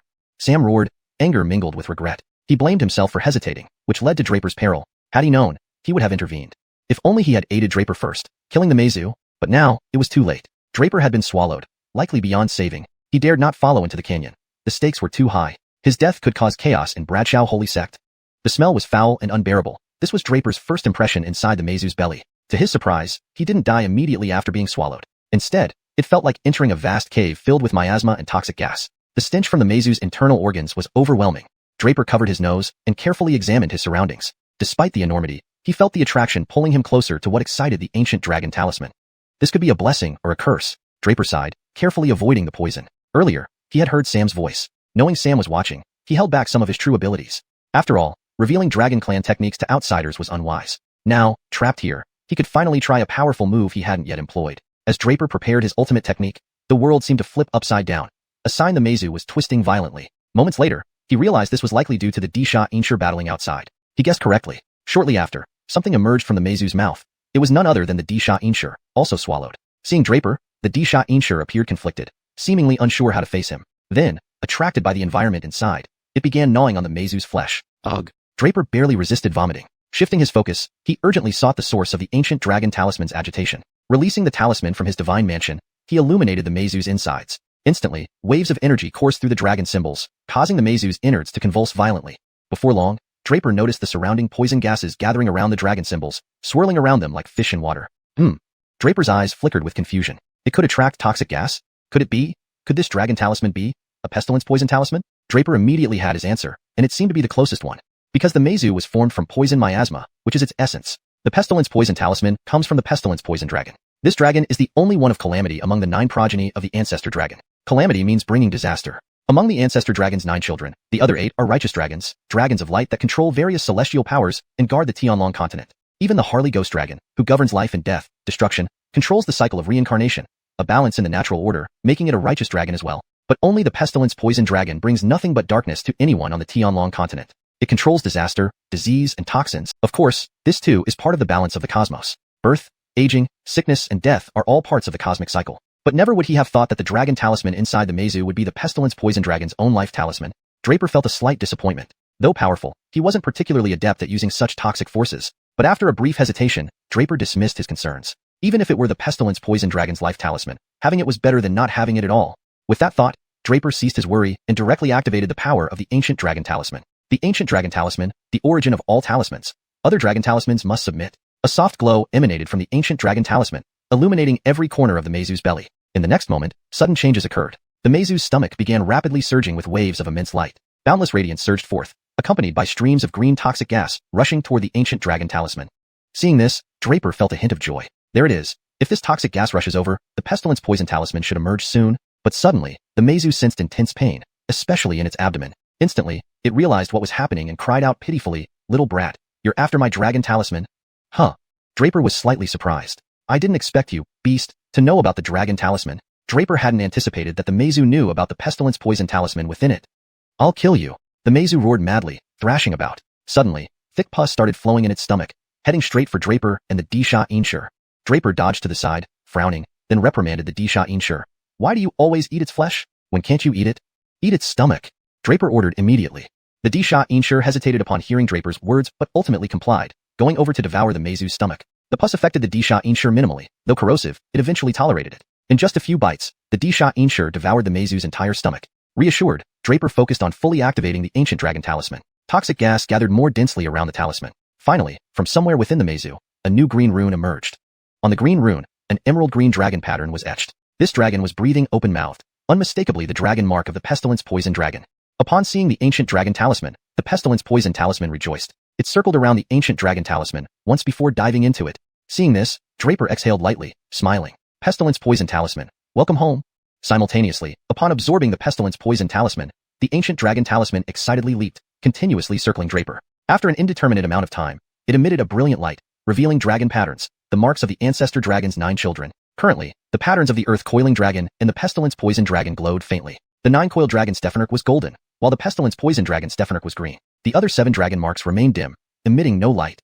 It appeared Draper still had a long way to go, having collected only 2 of the 9 dragon talismans so far. But at this moment, the ancient dragon talisman abruptly emitted a tremendous glow. Next, it transformed into a colossal dragon soul, followed by the earth-coiling dragon talisman and the pestilence poison talisman, both also becoming dragon souls. In an instant, 3 dragon souls enveloped Draper and pierced through the Meizu's body. The Meizu let out a final agonizing scream, now utterly dead. Its heavy corpse fell into the canyon below, while Draper stopped his descent within the protection of the dragon souls, along with the xiuxian beside him. Chapter 467, The Heavenly Corpse Clan. The moment Draper emerged from the body of Meizu, he brought the Earth Fiend corpse along with him, sparing it from falling off the cliff. However, instead of being grateful, the Earth Fiend corpse looked at Draper with reluctance. It was obvious. It wanted to devour the body of Meizu. Understanding this, Draper didn't hesitate. He took the Earth Fiend corpse and rode on the 3 dragon souls straight into the canyon. As expected, beneath the canyon lay what resembled an ancient battlefield. Given the poisonous miasma present, it wasn't surprising. After all, this ancient battlefield explained why Meizu was so powerful and had such a strong reproductive capability. Descending into the canyon, the Earth Fiend corpse wasted no time. In an instant, it swallowed the Meizu's corpse whole. To Draper's astonishment, the Earth Fiend corpse began undergoing significant changes. Originally, the Earth Fiend corpse was pale red, emitting a faint red glow. But after devouring Meizu, it started emitting continuous red light. Gradually, its color shifted from pale red to deep red, and finally to a blood red hue. Under Draper's gaze, immense power coalesced around the Earth Fiend corpse. Slowly, its body changed from red to golden yellow. Draper watched in disbelief, utterly astonished by the transformation. Truth be told, Draper only possessed the first half of the great puppetry art, not the second half, so he couldn't fully comprehend why this transformation occurred. However, one thing was clear. The corpse of Meizu was extremely beneficial to the Earth Fiend corpse. It was responsible for these changes. Before long, the Earth Fiend corpse turned into a golden yellow corpse, radiating intense golden light. It seemed almost divine, even casting a golden glow over everything around it. Holy crap, kid. you're going to get rich. Suddenly, a startled voice came from Draper's right hand. Zachariah, do you know why the earth-fiending corpse is changing? Draper asked, surprised. Hearing the shock in Zachariah's voice, could it be that Zachariah knew the reason behind this transformation? The earth-fiending corpse has transformed from earth calamity to heavenly calamity, Zachariah said bitterly, with a hint of fear in its voice. Heavenly calamity? Draper was even more bewildered, having no clue what Zachariah meant. Yes, exactly heavenly calamity, Zachariah affirmed. In the ancient times, I've heard some legends about earth-fiending corpses. Lost in memory, Zachariah continued. Only the witchcraft clans specialized in nurturing corpses back then. Witchcraft? Draper recalled hearing about this race before. Witchcraft practitioners were known for raising terrifying insects. In Tianhua Kingdom, there were people from Blood Demon sect who excelled in witchcraft techniques, capable of creating methods to consume human brains and manipulate minds. The witchcraft clans lived in dark forests during ancient times, skilled in poison, insect, and corpse control techniques. Zachariah narrated calmly, its incredibly long lifespan granting it insight into these secrets. In fact, witchcraft is a broad term. Within the witchcraft clan, roles were clearly defined. For example, those controlling insects were called Sky Worm Clan, those specializing in poisons were Sky Poison Clan, and those manipulating corpses were called the Heavenly Corpse Clan. Then Zachariah suddenly asked, by the way, where did you learn these corpse nurturing techniques? Draper recounted the story of Conway giving him the earth-fiending corpse. Zachariah nodded in understanding. Draper suspected that the great puppetry art he received from Conway must have originated from the Heavenly Corpse Clan. Indeed, it should come from the Heavenly Corpse Clan. This clan is divided into two main schools, the living dead and the true dead. The living dead are created by refining living humans into corpses, which is frowned upon by the human race, making their practices nearly extinct. Thus, if any secret techniques remain from the Heavenly Corpse Clan, they would likely belong to the true dead lineage. The Heavenly Corpse Clan uses unique, secret arts to control corpses, even refining them into puppets under their command. Some might find a puppet for creating an external avatar. External avatar? Draper perked up at this. Correct. Generally, the combat strength of the Heavenly Corpse Clan isn't very formidable, but their corpse puppets possess various abilities. Among the most revered types are those infused with Xia energy. Xia. Yes, Xia. The Heavenly Corpse Clan classifies corpses into several categories. Ordinary corpses, zombies, spirit corpses, Xia corpses, and even the legendary young corpses. Draper felt lost, finding it hard to understand. He indeed had little knowledge in this area. Is it hard to grasp? Zachariah looked disdainful but still explained, ordinary corpses are just regular dead bodies. Zombies are highly offensive, serving as protectors and a powerful army for the Heavenly Corpse Clan. Spirit corpses have awakened intelligence, like this one now. However, the most powerful among them are Xia corpses, specifically Earth Xia corpses. Due to their unique nature and frequent attacks on humans, the Heavenly Corpse Clan was nearly exterminated in ancient Tianlong continent. So, to defend against enemies or protect their territory, they continuously refine corpses. Creating Xia corpses requires favorable conditions, time, place, and person. Each factor is indispensable. The right time means aligning with heavenly forces, the place refers to a suitable environment for nurturing corpses, and the person indicates high innate quality of the corpse. Thus, refining a Xia corpse is extremely difficult. Only a few could be successfully created within the entire Heavenly Corpse Clan, let alone the mythical young corpses. What is a xianxia? Draper couldn't help but ask.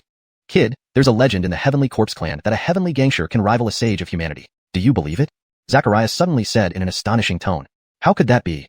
Draper immediately exclaimed. To be honest, he really didn't believe it. The sage realm, what does that mean? It means mastering the power of domain and rule. A sage can create rules with a mere gesture. They are omnipotent and almost at the peak of the entire Tianlong continent. After all, records of deity realm experts on the Tianlong continent are countable on one hand. Anyone who becomes a deity realm expert is destined to be recorded in history. And the sage realm, in the primordial era, was known as the ancient great sage. These experts were the backbone of their era and the pillars of the human race. How could a corpse refined by the Heavenly Corpse Clan possibly rival a great sage of humanity? That would completely danfu Draper's understanding. Edit.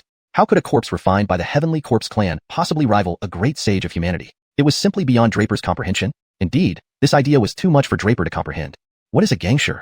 Draper couldn't help but ask. Boy, there's a rumor among the xianxia clan that a heavenly xianxia corpse can rival a human sage. Do you believe it? Zachariah suddenly said in a shocking tone. There's no way.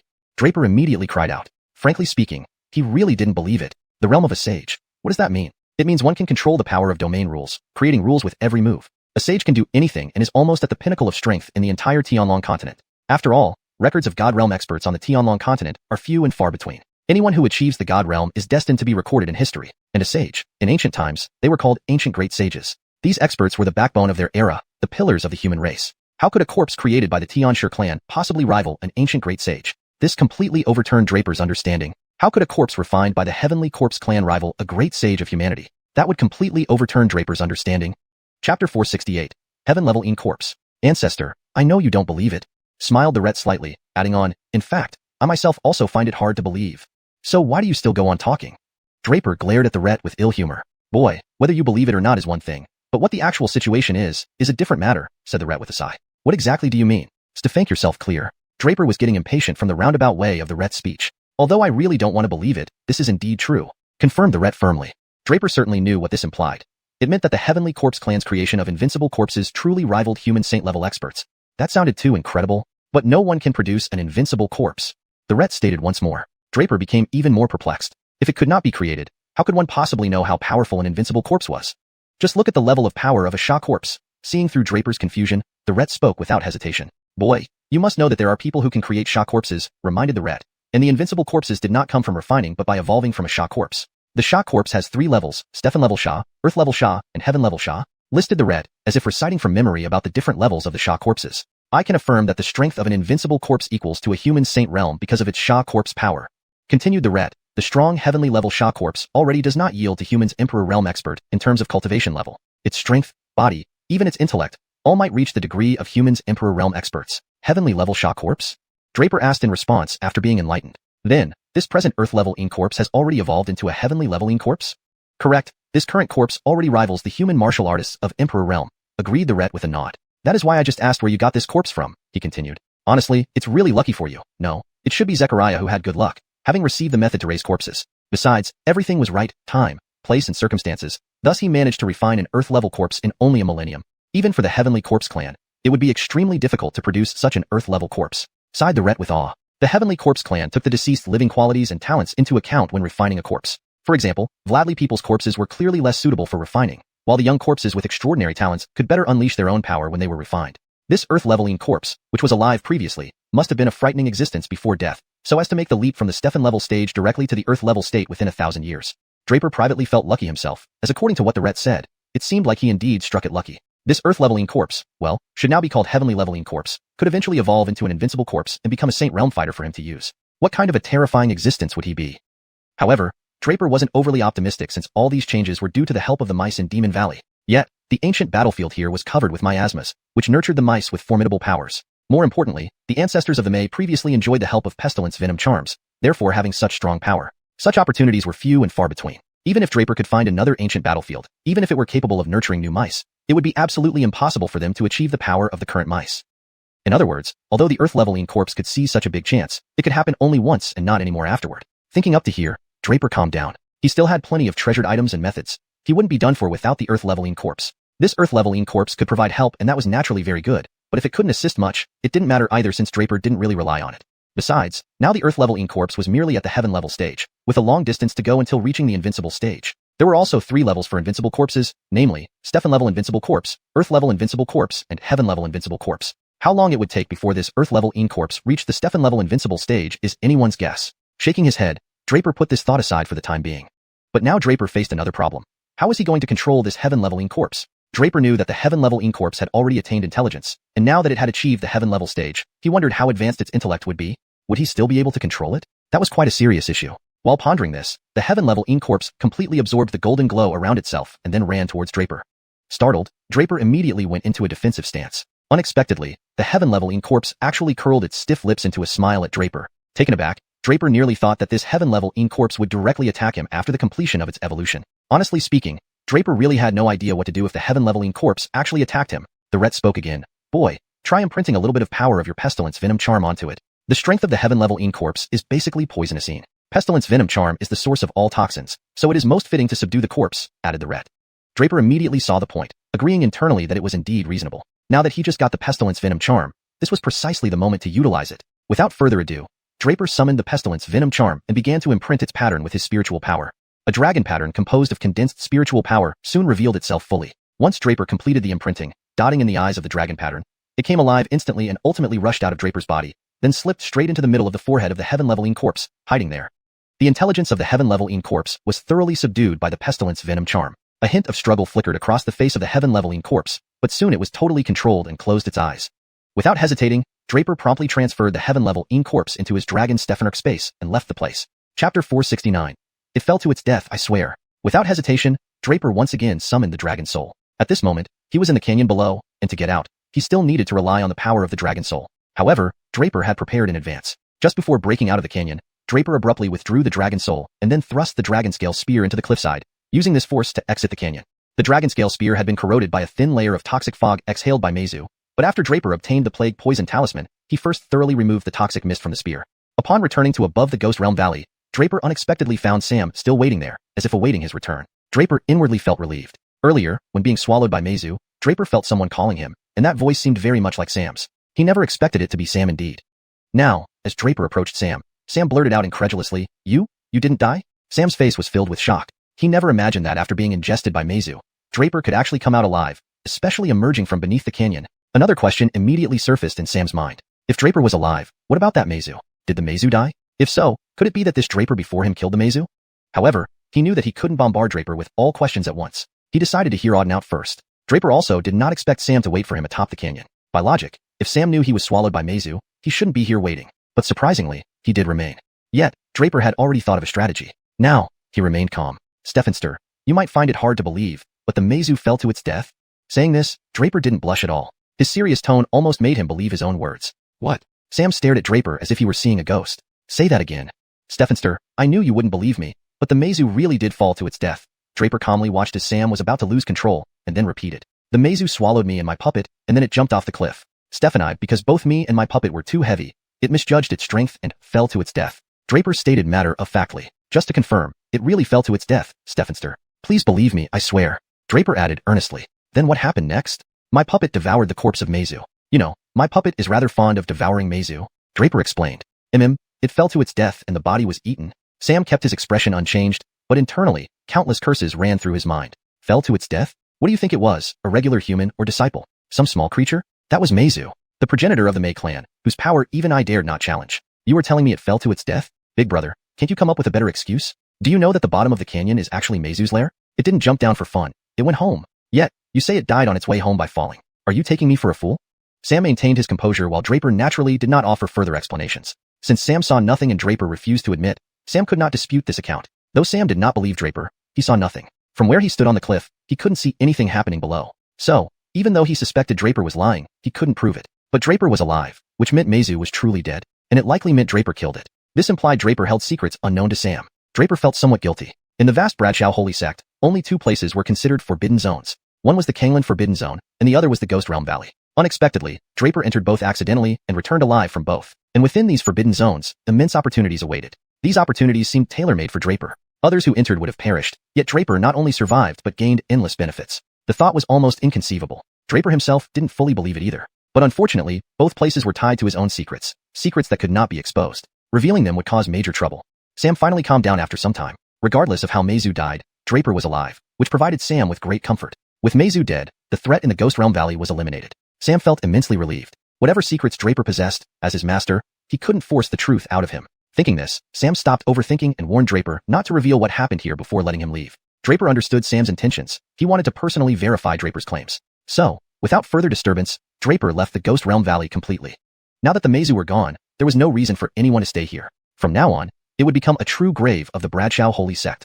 Chapter 470.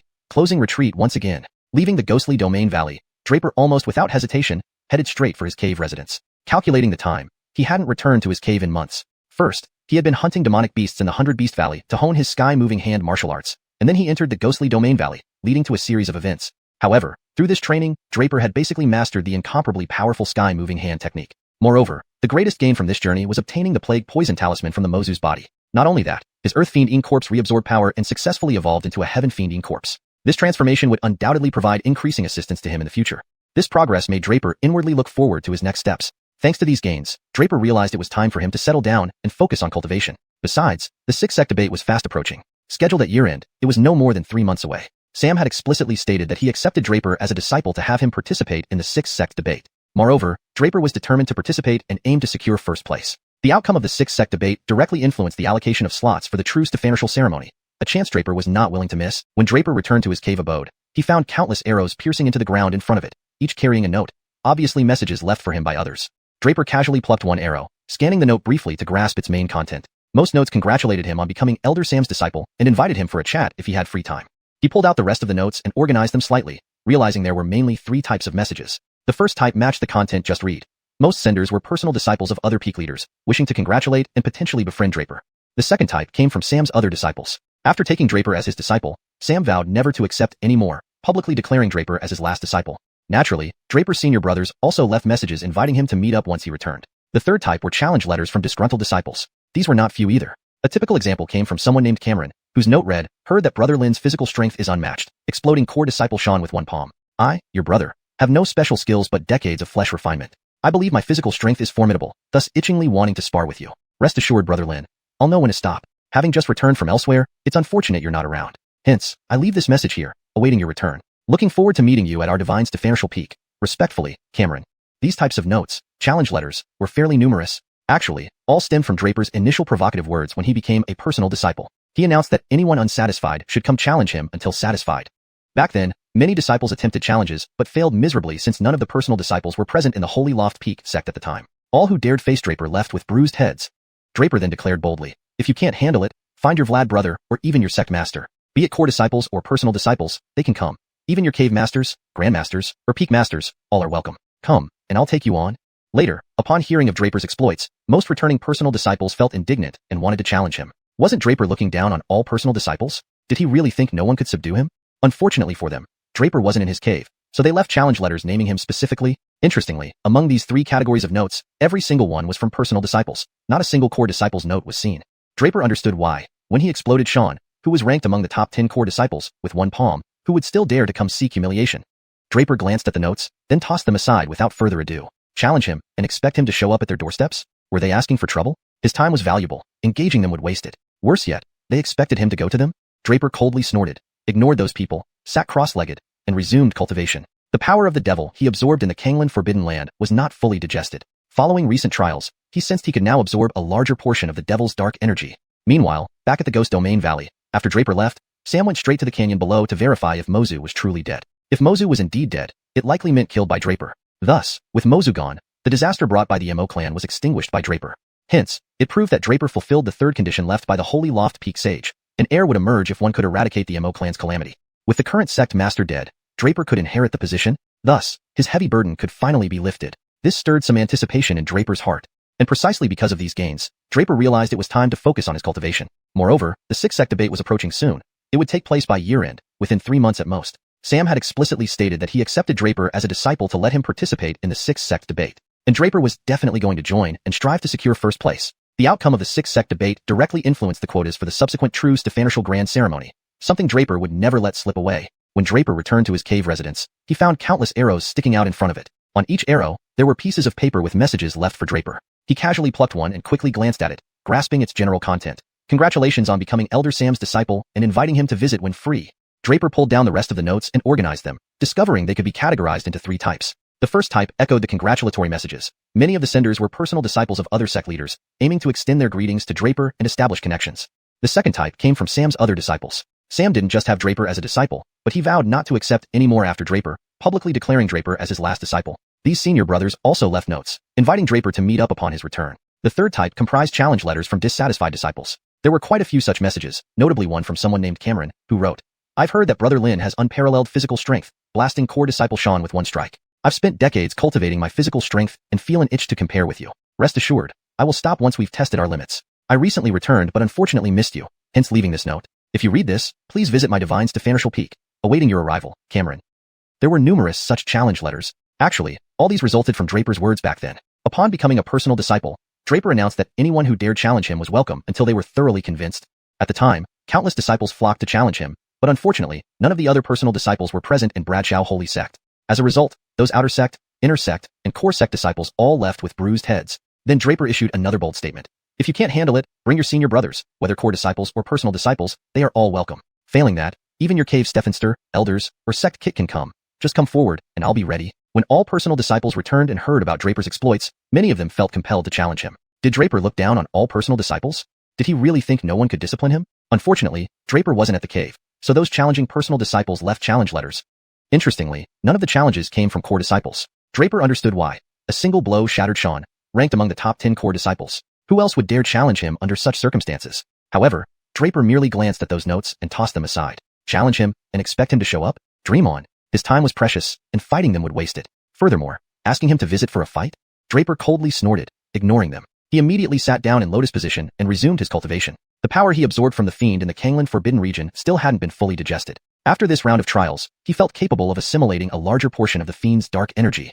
Meanwhile, in the ghostly Domain Valley, Sam went straight to the canyon below after Draper left, purely to confirm if the Meizu ancestor truly died. If the Meizu ancestor really did die, most likely at the hands of Draper, it would mean that the turmoil caused by the Meizu clan was thoroughly extinguished by Draper. This would prove that Draper had fulfilled the third of the original Bradshaw Saints Xiuxian. The one who eradicates the chaos caused by the Meizu clan shall be the next leader of the Bradshaw Holy Sect. With the current leader dead, Draper could rightfully take up the position of sect leader. This would also mean that Sam could finally xiuxian. Note, Meizu is translated as Meizu ancestor for clarity, and Xiuxian should be consistently translated as relic message or final words. Also, xiuxian should be translated as unshoulder the heavy burden for consistency in style and terminology. To improve the translation further while maintaining its meaning, fluency, and consistency. Meanwhile, in the ghostly domain valley, after Draper's departure, Sam immediately descended into the canyon, driven solely by the need to verify whether the Meizu ancestor had indeed perished. If the Meizu ancestor was truly dead, most likely slain by Draper, this event would take on a wholly different significance. The death of the Meizu ancestor would mean that the turmoil caused by the Meizu clan had been entirely quelled by Draper. In turn, this would confirm that Draper had fulfilled the third of the Bradshaw Saints' final wishes. The one who eradicates the chaos caused by the Meizu clan shall be the next leader of the Bradshaw Holy Sect. With the current leader deceased, Draper could rightfully ascend to the position of sect leader. This would also mean that Sam could finally unshoulder the heavy burden he has been carrying. If the demon ancestor were truly dead, everything would change. If it was indeed killed by Draper, then the chaos caused by the demon clan would be completely eradicated by him. Thus, it proved that Draper accomplished the third commandment left by the founder of Bradshaw Holy Sect. Whoever eradicated the Meizu's chaos would become the next Bradshaw Holy Sect leader. Editing note, the term Meizu is not translated as it seems to be a proper noun or specific term within the context of the story. If you have a specific translation or equivalent for Meizu, please provide it for more accurate rendering. Revised. Whoever eradicated the disaster of the Meizu would become the next leader of the Bradshaw Holy Sect. With the current leader deceased, Draper was entirely eligible to assume the leadership. Finally, Sam could unburden himself. Chapter 470. Seclusion once again. After leaving the Ghost Domain Valley, Draper wasted no time and headed straight for his cave residence. It had been months since he last returned to his cave dwelling. First, he hunted beasts in the 100 Beast Valley to hone his sky-shifting hand martial art. Then he entered the Ghost Domain Valley, leading to this series of events. However, through these experiences, Draper had mastered the incredibly powerful sky-shifting hand martial arts. His greatest gain was acquiring the Plague Poison Talisman from the Meizu's body. Not only that, his Earth Fiendine corpse absorbed more power and successfully evolved into a Heaven Fiendine corpse, which would undoubtedly be more beneficial to him going forward. This filled Draper with some anticipation. Because of these gains, Draper realized it was time for him to settle down and focus on cultivation. Moreover, the 6th sect debate was fast approaching, set for the end of the year, within 3 months. Sam had explicitly stated that he accepted Draper as a disciple to participate in the 6th sect debate, and Draper definitely intended to compete and strive for first place, as the outcome of the debate determined the spots for the Truce to Fanatical ceremony, a chance he wouldn't let slip away. When Draper returned to his cave residence, he noticed countless arrows sticking out before it, each with messages attached. Clearly, someone had left him notes. Draper casually plucked one out and glanced at it. Learning Most congratulated him on becoming Elder Sam's disciple and invited him for a chat if he was free. He gathered all the other messages, finding 3 types in total. The first type mirrored the congratulatory notes, primarily from direct disciples of various peak leaders who wanted to make acquaintance with Draper. The second type came from Sam's other disciples. Sam didn't plan on accepting any more disciples after Draper, and publicly announced that Draper was his final closed-door disciple. Naturally, his senior brothers left notes inviting Draper to meet them upon his return. The third type consisted of challenge letters from dissatisfied disciples. One notable challenger was Cameron, whose message read, "Hearing that Brother Lin has unparalleled physical strength, blasting core disciple Sean with a single palm. I have nothing special but decades of physical training. I believe my corporeal strength is formidable and I'm itching for a duel. Brother Lin, rest assured, I will know my limits. Just returned myself. Unfortunately, you weren't here. Left this note hoping you visit Wu Peak when you see this. Waiting for your arrival, Cameron." Such challenge letters were not few in number, all stemming from Draper's initial bold words. When Draper became a direct disciple, he declared that anyone who doubted him could challenge him. Thus, many disciples attempted to test him, only to return bruised and battered. Back then, most direct disciples were outside the Bradshaw Holy Sect, leaving Draper unchallenged by them. Consequently, outer sect, inner sect, and core disciples all tried their luck and were met with defeat. Then Draper issued a second defiant statement. If not capable enough, seek help from your seniors. Both core and direct disciples can come. If still insufficient, bring even your cave masters or peak leaders. I'll take you on. When the direct disciples heard of Draper's exploits, they felt affronted and wanted to challenge him. Was Draper disrespecting all direct disciples? Did he think nobody could handle him? Regrettably, Draper wasn't in his cave, so those wishing to challenge him left challenge letters instead. Interestingly, all the notes, congratulatory or challenges, were from direct disciples, with not a single core disciple among them. After all, Draper blasted Sean, ranked top 10 among core disciples, in one strike. Who dared challenge after seeing that? But Draper just glanced at the messages and tossed them aside. Challenge me and expect me to visit? Dream on. His time was valuable. Fighting these people was a waste. He ignored the notes and sat down to resume cultivation. The demon power absorbed in Kanglan Forbidden Land wasn't fully digested yet. After further refining, he now felt capable of absorbing more of that demonic energy. Meanwhile, back in the Ghost Domain Valley, after Draper's departure, Sam went directly to verify whether the Meizu truly died. If the Meizu was indeed dead, this likely meant Draper killed it, thus ending the Meizu clan's chaos. If true, Draper completed the third commandment left by the Bradshaw sage. Whoever eliminated the Meizu clan's menace would become the next Bradshaw holy sect's leader. Since the current leader had perished, Draper could assume the role. With this, Sam could finally shoulder less responsibility. Chapter 471. Condemned by the multitude. The Bradshaw sacred sect fell silent all of a sudden. After returning from the ghostly Abyss Valley, Sam had said nothing and made no announcements. Instead, he chose to retreat into seclusion once more. The sixth sect debate was not only a test for the disciples, but also for the Vlads and sect leaders. This would be the moment when the six major sects truly showcased their strength. As a first-tier sovereign realm practitioner, it was clear that he wasn't quite enough to impress. So, he could not be a drag on the Bradshaw sacred sect, which is why Sam also decided to seclude himself. Other peak masters were busy preparing for the participation of the Bradshaw sacred sect in the sixth sect debate. Their personal disciples were confined within their respective peaks, diligently cultivating day and night, with the sole purpose of bringing honor to the Bradshaw sacred sect during the debate. Time passed slowly, and now, less than a month remained before the sixth sect debate. The Bradshaw sacred sect became lively once again as it was about to begin the selection of personal disciples to participate in the debate. Each sect could send only 10 students to the sixth sect debate. There were easily hundreds of personal disciples in the Bradshaw sacred sect. It's worth noting that the Bradshaw sacred sect had a hierarchical structure of sect kit, peak Stephensters, elders, cave Stephensters, deacons, inner and outer gate disciples, and laborers. Sect kit's disciples were known as holy pupils and were considered candidates to succeed the sect leader. Such holy pupils were rare even in an entire sect.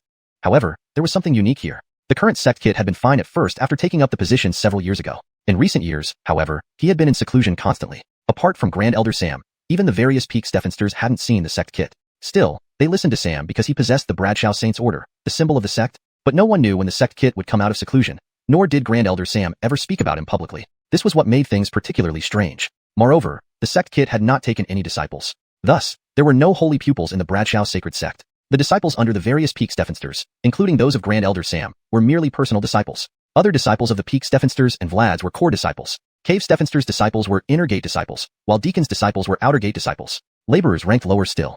Such a rigid hierarchy among the disciples established another fact. Power ruled everything within the Bradshaw sacred sect. Without power, one was nothing. Therefore, this time the selected participants for the sixth sect debate were chosen from among the personal disciples, who represented the strongest force of the Bradshaw sacred sect. Almost everyone attended the intra-sect competition for the sixth sect debate. Except Draper, who was in critical seclusion. Earlier, Sam had come to Draper's cave dwelling but didn't disturb him, as Draper was in seclusion. While inner gate and outer gate disciples weren't eligible to participate in the selection, they could come to watch. After all, this was a great opportunity to broaden their horizons.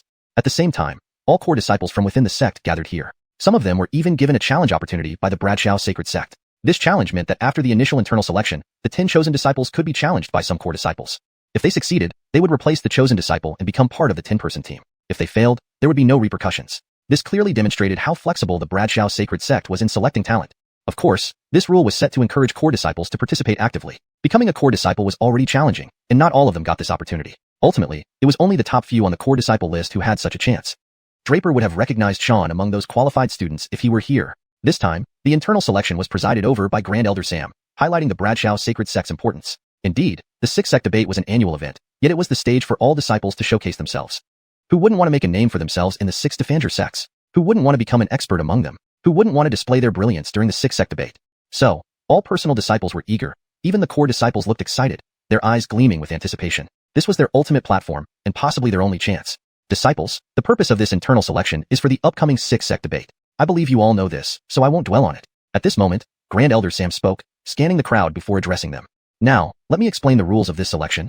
Sam continued. The rules were relatively simple, but this time, one slot had to be reduced, because one slot was reserved for Draper. But just as he said this, many personal disciples turned to look at Sam with a hint of anger. Even his own disciples looked confused. This seemed a bit irregular. These personal disciples were all high-ranking individuals, but now, suddenly reducing a slot, especially giving it to one of Sam's disciples, naturally caused anger. Sam seemed to have anticipated this reaction and continued without delay. Do you have any objections, disciples? Speak your mind. Before he finished, a personal disciple blurted out, I disagree. All eyes turned to him. It was Cameron, the disciple of Peak Stephenster Alexei. Had Draper been present, he would have recognized Cameron as the person who wanted to challenge him over body cultivation prowess. It's you, Buffon. Speak your mind, Sam said with a faint smile. Elder, why can Draper be exempted from the internal selection and directly become one of the 10 chosen? If that's the case, what's the point of having an internal selection? Cameron said emotionally, his tone full of anger.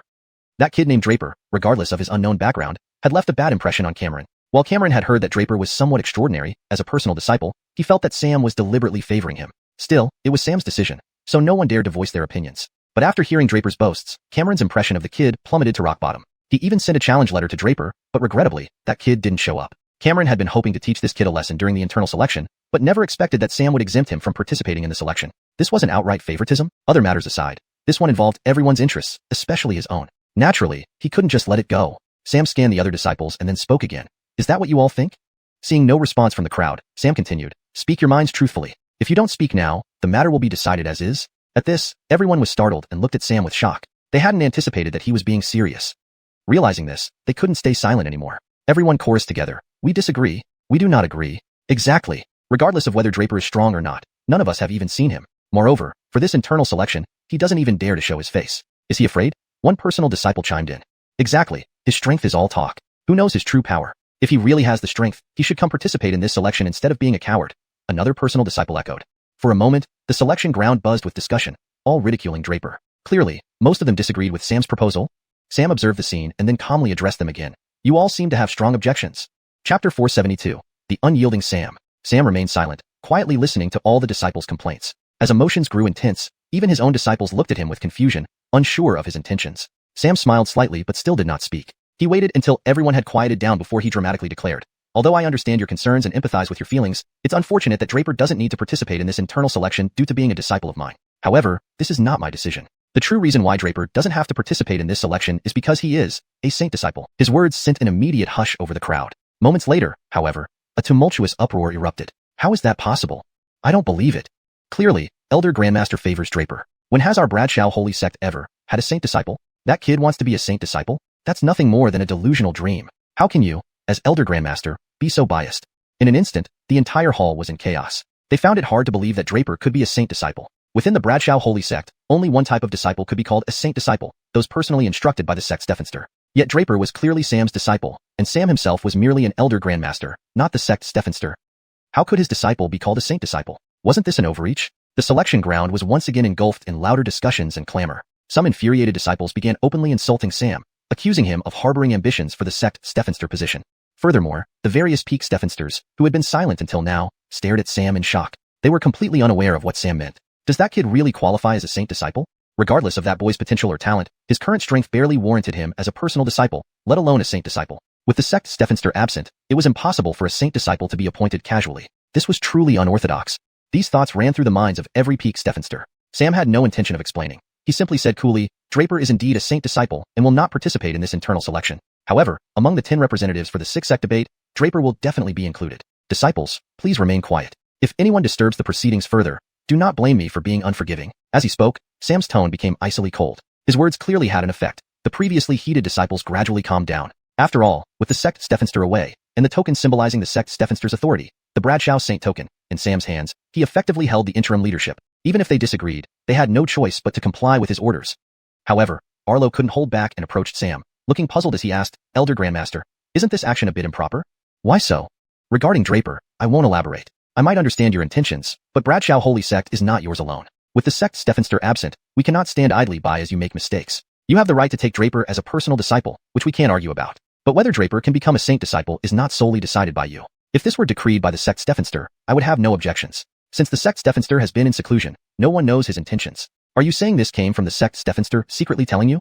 Arlo snorted, addressing Sam. Sam could suppress the personal disciples, preventing them from speaking up, but these peak Stephansters were beyond his control. After all, Elder Grandmaster was just that, not the sect Stephanster. Ordinarily, Sam wasn't this domineering, and hence the sect members generally respected and complied with his orders. However, this didn't mean they were always obedient. Sam occasionally made mistakes, like today. His actions were an overreach, exceeding the Elder Grandmaster's jurisdiction. Appointing a saint disciple was a significant matter involving the Bradshaw Holy Sect's reputation. Elder Grandmaster, this decision is poorly considered, and we cannot sit by while you err. With these words, the other peak Stephansters joined Sam, gazing at him silently, clearly expecting him to explain or rescind his earlier statement. Sam, however, smiled faintly and this time, said nothing. Instead, he took out the token representing the sect Stephanster's authority. Token in hand, Sam loudly addressed the peak Stephansters. Peak Stephansters, heed my order. This matter ends here. From today onward, Draper is a saint disciple of the Bradshaw Holy Sect. I command you to start the internal selection immediately. This time, there was no room for negotiation. It was an outright order. Caught off guard by Sam's sudden decisiveness, the peak Stephansters were both startled and furious. They hadn't expected Sam to offer no explanation but instead brandish the token to exert pressure on them. However, they had no recourse. The token was the sect Stephanster's emblem, and obeying it was like receiving orders directly from the sect Stephanster. They had to comply without objection. This was the Bradshaw Holy Sect's rule, a millennial-old tradition where rules reigned supreme above all. Other disciples also fell silent. With even the peak Stephansters powerless to act, they had no hope either. Draper becoming a saint disciple and exempt from the current selection was now set in stone. Chapter 473, stepping into the dead profound realm. However, clearly many disciples were still not convinced, and even the faces of the various peak masters did not look good. But there was nothing they could do. Sam had brought out the Brad Henrio Holy Saint Order, who dared to disobey. Thus, numerous disciples quickly adjusted their states and began preparing for battle. After all, there wasn't much left to prepare. But at the same time, Cameron's expression kept changing as he searched for someone among the core disciples. Soon enough, Cameron found a core disciple and whispered something in his ear. That core disciple did not stay longer and left the place directly. Sam naturally knew that these disciples had varying degrees of resentment, but there was nothing they could do. He was acting on behalf of the sect kit now, so no one dared to speak out. However, Sam's decision was made after thorough consideration. The death of the sect kit had been concealed for a long time, and the various peak masters were suspicious though lacking concrete evidence. Yet, Sam also knew that those peak masters were secretly investigating the sect kit's whereabouts. Therefore, since this news couldn't be hidden for much longer, it was necessary to make early preparations. At first, Sam hadn't intended to let Draper become the holy disciple. Instead, he favored his eldest disciple and planned to find an appropriate opportunity to support him to take the position. But Draper's appearance changed his mind. The most critical reason was due to the third testament left by Brad Henrio Holy Saint, which became key to altering Sam's thoughts. Moreover, Sam realized a terrifying fact. Draper emerged unscathed from two forbidden areas of Brad Henrio Holy Sect. It seemed likely that he gained immense benefits from both places. This thought sent chills down Sam's spine. Not to mention that Songlan Forbidden Area, just the Ghostly Valley alone was incredibly dangerous, witnessed by Sam himself. Yet, in the end, Draper managed to slay the demonic ancestor within and controlled a puppet corpse. This basically proved that Draper possessed means possibly beyond what a first-stage sovereign like himself had. That was truly terrifying. Of course, Sam had another motive, to elevate Draper to the sect kit's throne, which would free him completely. Having been trapped in the sovereign realm for years, with advancing age, he needed to leave a path open for himself eventually. Meanwhile, Draper, who was currently in seclusion, had no idea about any of this. He didn't even know he had become the holy disciple of Brad Henrio Holy Sect. Suddenly, outside Draper's cave residence, a core disciple appeared, peeking around and looking rather suspicious. Draper was in a crucial phase of cultivation, and his spiritual senses were exceptionally acute. So, he sensed the presence of someone near his residence quite early. Without hesitation, Draper condensed his spiritual power into a primordial spike, piercing through the stone door instantly and shooting towards the intruder. The person was terrified, having no defense against Draper's sudden attack. A single Nanshan spike from Draper struck deeply into the person's divine soul. Hearing a wail of pain, the disciple grabbed his head and fled. Draper snorted coldly and ignored the person. He was in seclusion. Otherwise, more than just the divine soul would have been damaged. It was likely that Draper would have crippled him entirely. Focusing again, Draper returned to his cultivation state, absorbing more than half of the demon body's essence. This greatly boosted his cultivation, as Draper had already reached the 5th stage of the living profound realm. The life-death realm was divided into 5 stages of the living profound realm and 4 stages of the dead profound realm. First came life, then death. A characteristic of the living profound realm was that vitality within Draper's body surged strongly. Reaching the living profound realm added a century to one's lifespan. Entering the dead profound realm meant being engulfed by death energy, appearing like an Vladly person nearing the end. Draper was now at the boundary between the living profound realm and the dead profound realm. Crossing the 5th stage of the living profound realm would bring him to the 1st stage of the dead profound realm. Within his body, 2 powerful energies continuously circulated. One was life energy, making his left side vibrant and full of vitality, while his right side was filled with death energy, causing his hair on the right side to turn white, increasing wrinkles on his face. One side of his face looked youthful, the other old and feeble. Currently, the death energy spread further within Draper, enveloping his entire body in death aura. In no time, Draper was completely surrounded by death energy, almost becoming a dead man. After reaching the dead profound realm, Draper discovered that his Yuan force had changed, transforming from pure Yuan force to black Yuan force. Although he was perplexed, Draper did not overly concern himself with it. Retracting the emitted aura back into his body, Draper opened his eyes. First stage of the dead profound realm, Draper couldn't help but feel excited. Before, he thought the sovereign realm was unattainable, but unexpectedly, he was approaching it rapidly. Above the life-death realm was the creation realm, and above the creation realm was the sovereign realm. Once he reached the sovereign realm, he could finally see xianxia. Thinking of her, Draper's heart stirred a bit. His journey had been extremely challenging, but fortunately, he persevered. While lost in these thoughts, a voice suddenly sounded from the stone door outside his cave. Junior Brother Lin. Junior Brother Lin? Draper paused slightly before recognizing the voice. It's him. A faint smirk curled the corner of Draper's mouth. Chapter 474. Shocking news of change. It turned out that the person standing outside was none other than Jericho, whom Draper had not seen for a long time. Indeed, ever since parting ways in the trial arena, months had passed without them meeting again. Previously, whenever Draper thought of Jericho, he pondered when he should pay him a visit to reclaim all the points they earned together. After all, those points were the fruits of both their labor. However, after entering the Songlan Forbidden Zone, Draper never got around to it. Draper had also considered teaching Jericho a lesson, questioning why the latter hadn't sent over the points despite knowing he had already returned from the Songlan Forbidden Zone. If Jericho harbored thoughts of keeping the points for himself, Draper wouldn't mind teaching him a thing or two about how to behave. With this thought, Draper didn't hesitate. With a flick of his finger, the stone door of the cave residence opened. Standing outside was indeed Jericho. "Ah, cousin Alicia, what brings you here?" Draper said coldly. Previously, he had addressed Jericho as senior brother, but now, as a disciple of Elder Sam, he was of higher seniority, making cousin an appropriate term. Jericho hesitated briefly before understanding Draper's meaning. Without further ado, he spoke directly, "Junior brother Lin, there's trouble. The people from Tian Luo Kingdom, who came with you were abducted." Draper was suddenly alarmed, and his eyes grew cold. Someone dared to target Hill and the others? He hadn't expected this, assuming they were safe within the Brad Henrio holy sect. For so long, he focused on cultivation and ignored their news. However now, something went wrong. Without further delay, Draper asked, "Do you know who did it?" "I recognize the person. It seems like someone from the Fangs organization," Jericho replied, recounting the incident. That day, hearing commotion near the inner sect quarters, he initially dismissed it but noticed Stephanie. Recognizing her as one of Draper's companions, he quickly confirmed the situation and rushed to inform Draper. "Fangs." Draper paused, asking, "What is that?" "It's a group among disciples. Its leader is Cameron, a disciple of Alexei, the master of divine Stefantial Peak," Jericho explained. "Cameron again." Draper pounded the stone bench beneath him, turning it into dust that scattered. Jericho gasped in shock upon seeing Draper's reaction and blurted out, "Junior brother Lin. You've reached the dead profound realm?"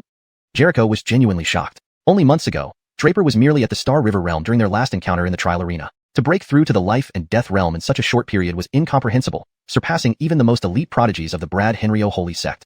Draper ignored Jericho's astonishment and ordered, "Take me there." Draper couldn't turn a blind eye to the fate of Hill and the others. Although he knew little about Fangs, whoever dared to cross him would have to pay the price, especially Cameron. Draper detested threats against his close ones. If someone dared to do that, Draper vowed to pursue revenge relentlessly. As before, Yanni, the murderer of Benny, and Chuck followed this path, along with the blood demon sect that captured Stefan Sternico. Now, it was Cameron and his Fangs.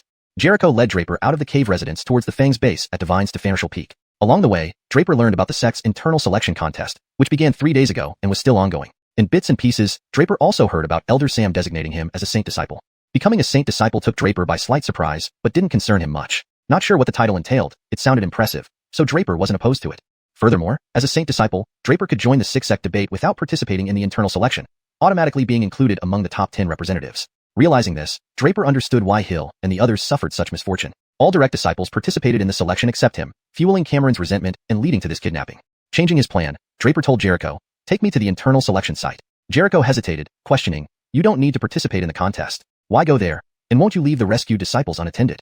"Of course, I'll rescue them," Draper replied firmly, just using a different method. Draper's expression was icy. If Cameron intended to force his appearance, then meeting him was inevitable. Draper knew that if Cameron kidnapped Hill and Stephanie for the selection contest, harming them would be useless. Cameron's aim was solely to draw Draper out. So, meeting Cameron became necessary. Draper's cold smirk sent chills down Jericho's spine. This same smile once left numerous disciples crushed in the trial arena. Jericho sensed that Cameron might very well be next. Chapter 475, Cameron. The Zhongmin selection battles involved numerous disciples, with a significant number being direct disciples, over 100 in total. Each of these direct disciples was a top genius, possessing their own unique and powerful skills. However, this also led to another issue. Nearly all direct disciples engaged in life and death struggles, causing each battle to drag on for a long time. This was why, despite 3 consecutive days of fights, no conclusive results had been reached in the selection battles. On this day, it was the 4th day of the tournament. Draper followed Jericho all the way to the venue of the Zhongmin selection battles. Even before entering, they could hear cheers coming from inside. "Senior brother Hawk, well done. Finish him off." The shouts were continuous, indicating the excitement of the disciples within. "Senior brother Hawk?" Draper's eyebrows furrowed slightly, feeling surprised. Could it be that Cameron? What a coincidence.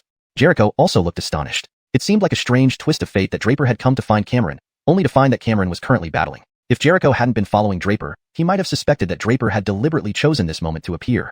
Without hesitation, Draper walked straight into the arena. At that moment, everyone's attention was focused on the battlefield, and no one noticed Draper and Jericho's arrival. This was Draper's first time seeing the so-called Cameron. Upon confirming with Jericho that the white-robed man standing in the arena was indeed Cameron, Draper's expression turned cold. Cameron had initially challenged him, but Draper had ignored it. He didn't expect Cameron to go too far, and even dare to kidnap his people.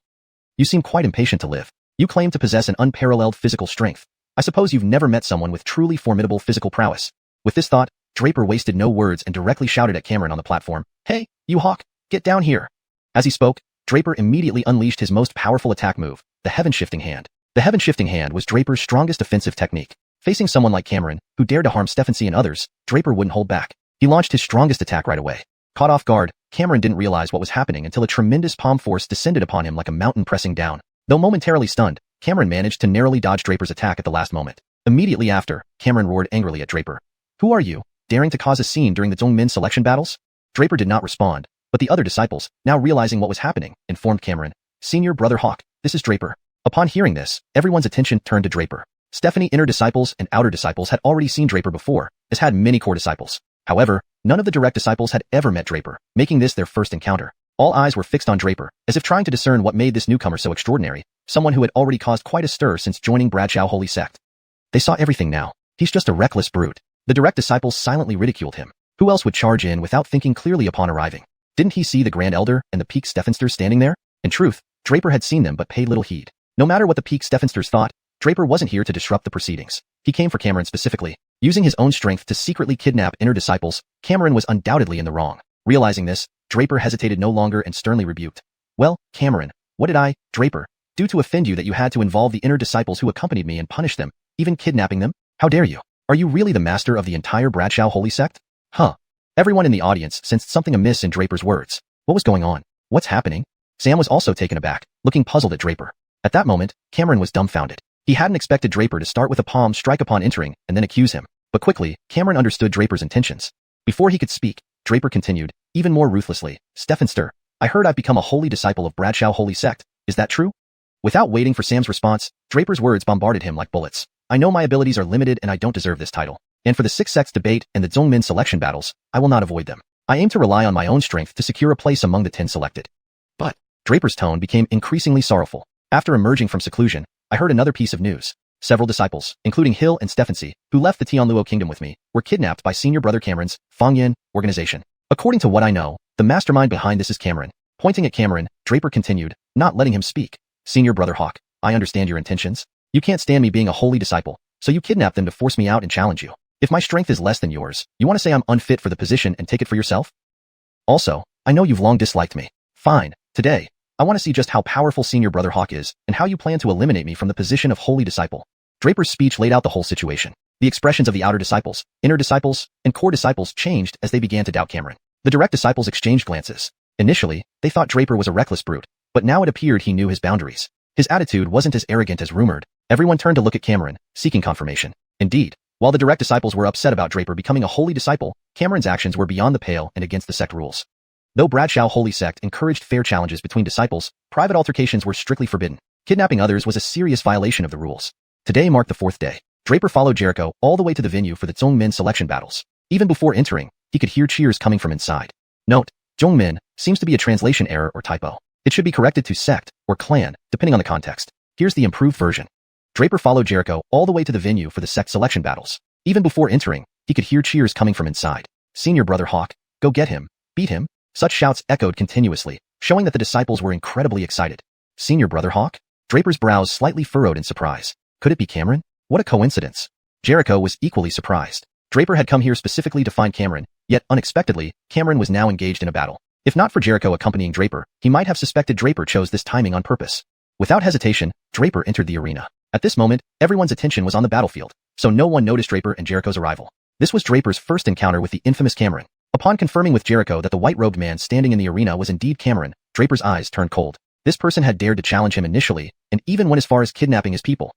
You must be tired of living if you think your physical strength is unmatched. With this thought, Draper shouted at Cameron on the stage without preamble, Hawk, get down here. Speaking, Draper immediately unleashed the Nuati hand technique. The Nuati hand was Draper's most powerful offensive move. He wasn't going to hold back against someone like Cameron who dared to harm Steffensi and others. Thus, he launched his strongest attack right away. Startled, Cameron hadn't realized what was happening until an overwhelmingly powerful palm force descended upon him like Mount Tai. Despite being dazed, Cameron narrowly evaded Draper's attack at the last moment. Enraged, Cameron roared at Draper, who are you to cause a disturbance during the Zhongmun selection battles? Note, I've maintained the term Zhongmun, as it seems to be a specific term from the original text that may have significance in the story's context. If it should be translated, please clarify how you'd like it rendered in English, e.g., sect, clan, or martial arts school. For a fully fluent English translation without retaining Nicolasne's terms, it would be. Enraged, Cameron roared at Draper, who are you to cause a disturbance during the sect selection battles? Draper didn't reply, but other disciples who had regained their senses informed Cameron, Senior Brother Hawk, this is Draper. Upon hearing this, all eyes shifted to Draper. No need to mention the inner disciples and outer disciples, many of whom had seen Draper before, including several core disciples. Only the direct disciples had never met Draper before. For the first time, they stared at Draper intently, trying to see what made this newcomer, who had caused upheaval since joining Bradshaw Holy Sect, truly extraordinary. However, now they clearly saw. This guy was just reckless. A group of direct disciples internally criticized. Wasn't this recklessness? Who would come here and start attacking without understanding the situation? Didn't he see the Grand Elder and the Masters from various peaks standing there? In fact, Draper had seen them but simply paid no heed. The peak masters weren't significant enough for Draper today. He came for Cameron. Kidnapping inner disciples using personal power? This reason alone made Cameron in the wrong. Thinking of this, Draper sternly rebuked, "Good, Cameron. How did I offend you that you had to involve those inner disciples who accompanied me, and even privately kidnap them? You're quite brave. Let me ask you, does the entire Bradshaw holy sect belong to you?" Huh. The crowd sensed something amiss in Draper's words. What happened? Sam also showed surprise, then looked at Draper questioningly. Surprisingly, Cameron was taken aback. He hadn't expected Draper to attack first, and then throw accusations right after failing the attack. But quickly, he understood Draper's intentions. Before Cameron could speak, Draper interrupted once more, this time more mercilessly, "Stephenster, I've heard I'm now a saint disciple of Bradshaw holy sect, correct?" Not waiting for Sam's response, Draper continued rapidly, "I know my capabilities are limited and my strength insufficient, unworthy of being a saint disciple. Moreover, I won't avoid the six-sect debate or the Zhongmun selection battles. I will rely solely on my strength to make it into the top 10 list. Even if I lose, I have no complaints. But concerning the Zhongmun selection battles, I knew nothing about them until now. I hurried here to prove to everyone that I can enter the top 10 through my own strength." Note, Zhongmin and Zhongmun should be consistently translated as Zongmin, or simply explained as sect or clan, depending on context. Here I chose Zhongmun to maintain consistency with typical translations in this genre. To improve fluency, here is a refined version. Without waiting for Sam's response, Draper continued swiftly, "I am well aware of my limitations and my insufficient strength, making me unworthy of being a saint disciple. Furthermore, I won't shy away from the six-sect debate or the Zhongmin selection battles. I intend to rely solely on my own strength to secure a spot among the top 10. Even if I lose, I would have no regrets. However, I only just learned about the Zhongmin selection battles. Upon hearing this, I rushed here to prove to everyone that I can earn a place among the top 10 through my own efforts." But Draper's tone grew increasingly somber. After emerging from seclusion, I heard another news piece. A few disciples, including Hill and Stephency, who left the Heavenly Net Kingdom with me, were kidnapped by Senior Brother Cameron's, Fang's, organization. According to my knowledge, the mastermind behind this was none other than Cameron. Draper pointed at Cameron and interrupted again before Cameron could speak. "Senior Brother Hawk, I understand your intent. You dislike me being a saint disciple, so you kidnap them to force me to reveal myself and fight you. If I lose, you deem me unfit for this position and take it over yourself? I also know you've disliked me for a long time. Fine, today, I want to see just how strong Senior Brother Hawk is and how you plan to dispose of this saint disciple." Draper's words laid out the entire situation. The expressions of outer disciples, inner disciples, and core disciples changed. They looked at Cameron doubtfully. Direct disciples exchanged glances, re-evaluating Draper. Initially, they believed Draper to be merely a rash man with no grasp of the situation. Now, they saw he knew his limits and his earlier attitude wasn't as arrogant as rumored. All eyes turned to Cameron, questioning. Indeed, though these direct disciples resented Draper becoming a saint disciple, Cameron's actions were highly improper and violated sect rules. While Bradshaw Holy Sect encouraged fair duels among disciples, private confrontations were strictly forbidden. Cameron's actions of kidnapping were worse. Frankly speaking, this was a complete breach of sect regulations. At this moment, Sam and the Masters of Various Peaks had also realized the severity of the situation. Even if the Masters of Various Peaks opposed Sam's insistence on making Draper a holy disciple, what could they do when Sam had already invoked the sacred command of the Bradshaw sage? None of them dared to defy such will. As for Cameron, he was so aggrieved that he actually kidnapped several inner disciples who were close to Draper. Was this an act of rebellion? Sam's expression was now extremely grim, clearly on the verge of exploding, yet he still managed to suppress his anger. Instead, he turned his gaze toward Alexei, the master of the divine might peak. Cameron was a disciple under Alexei's command. Sam wanted to see how Alexei would explain this. Scoundrel! Alexei's face changed as he listened. He had been pondering how to handle this matter all along. Seeing Sam's eyes on him, he immediately took the initiative, rushing to Cameron. Smack! A heavy slap landed on Cameron's face. Wretch, kneel down at once. How dare you privately interrogate and harm inner disciples? What do you have, multiple heads? Alexei hit hard. One slap sent Cameron flying backward. His face swelled from the blow, yet he didn't dare show any anger, only casting a fiercer glare toward Draper. Stephenster, I. Cameron glanced back at Alexei, seemingly wanting to argue further. But this time, Alexei gave him no leniency and roared, kneel down. Cameron couldn't argue before he even started and immediately knelt down. He had seen Alexei subtly giving him a meaningful look just moments ago. How could he not understand the implication? With a thud, Cameron fell to his knees and then addressed Sam and everyone else. Grand Elder, all peak masters, I was foolish. The scene was tense, with the air thick with suppressed emotions. Sam and the Masters of Various Peaks, having understood the gravity of Cameron's actions, knew they had to respond swiftly to maintain order within the sect. Despite their internal conflicts over Draper's appointment as a holy disciple, they couldn't overlook the breach of discipline and the serious nature of kidnapping fellow disciples. Alexei's swift action in reprimanding Cameron showcased the strict adherence to rules within Bradshaw Holy Sect. Though Cameron tried to defend himself, the unyielding authority of his master left him no choice but to acknowledge his mistakes publicly. The whole affair underscored the importance of respect and discipline among the sect's members, emphasizing that even grievances against someone like Draper did not justify unlawful actions. Sam's controlled demeanor hinted at deeper thoughts. While he may have had reservations about Draper initially, the blatant transgression by Cameron served as a stark reminder of the need for impartial enforcement of sect laws. This incident would likely be remembered as a turning point, where personal grievances could not overshadow the principles upheld by the Bradshaw Holy Sect. Chapter 476, Draper's Fury. At this moment, everyone was exchanging glances, yet none of them could figure out what Alexei and Cameron were truly up to. However, from the fact that Cameron had willingly knelt down, it seemed that most of what Draper had said must be true. Cameron really had abducted Hill, Stephensy, and the others. Thinking of this, everyone found it even more unbelievable. This Cameron was indeed too bold and reckless, daring to commit such a grave violation of the sect rules. No wonder Draper was so furious and had come looking for him directly. But at this moment, Draper was glaring intensely at Cameron and Alexei, his eyes filled with cold ridicule. This master and disciple pair were putting on quite a show, weren't they? So, they wanted to settle things by using such a desperate strategy? But for Draper, this was far from enough. What Draper wanted wasn't just this. Disciple Buffon is disobedient and should be punished according to the sect rules. However, I also share responsibility for not supervising him strictly enough. Therefore, I am willing to accept punishment as well. Please leave it to the Elder and Peak Stephensters to decide. Alexei clenched his teeth slightly before addressing the Grand Elder and the other Peak Stephensters. As soon as these words were spoken, there was immediate chatter among the Peak Stephensters and the disciples below. Alexei's intention was clear. He was determined to protect this disciple at all costs. After all, if Cameron really had violated the sect rules as Draper had claimed, and moreover, one of the strictest rules, let alone being a personal disciple, he would have committed an even greater offense and deserved expulsion from the sect.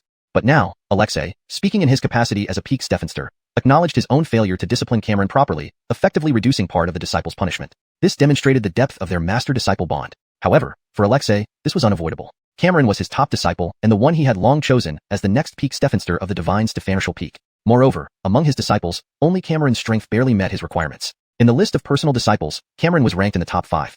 For such a disciple, no matter what, Alexei had to ensure his safety. But at this moment, Sam furrowed his brows slightly. He knew Draper's character very well.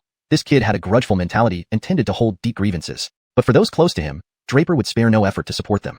So, with Cameron kidnapping Hill and Stephensy, he must have crossed Draper's bottom line. There was no way Draper would let Cameron off easily. Otherwise, he wouldn't have been so confrontational earlier.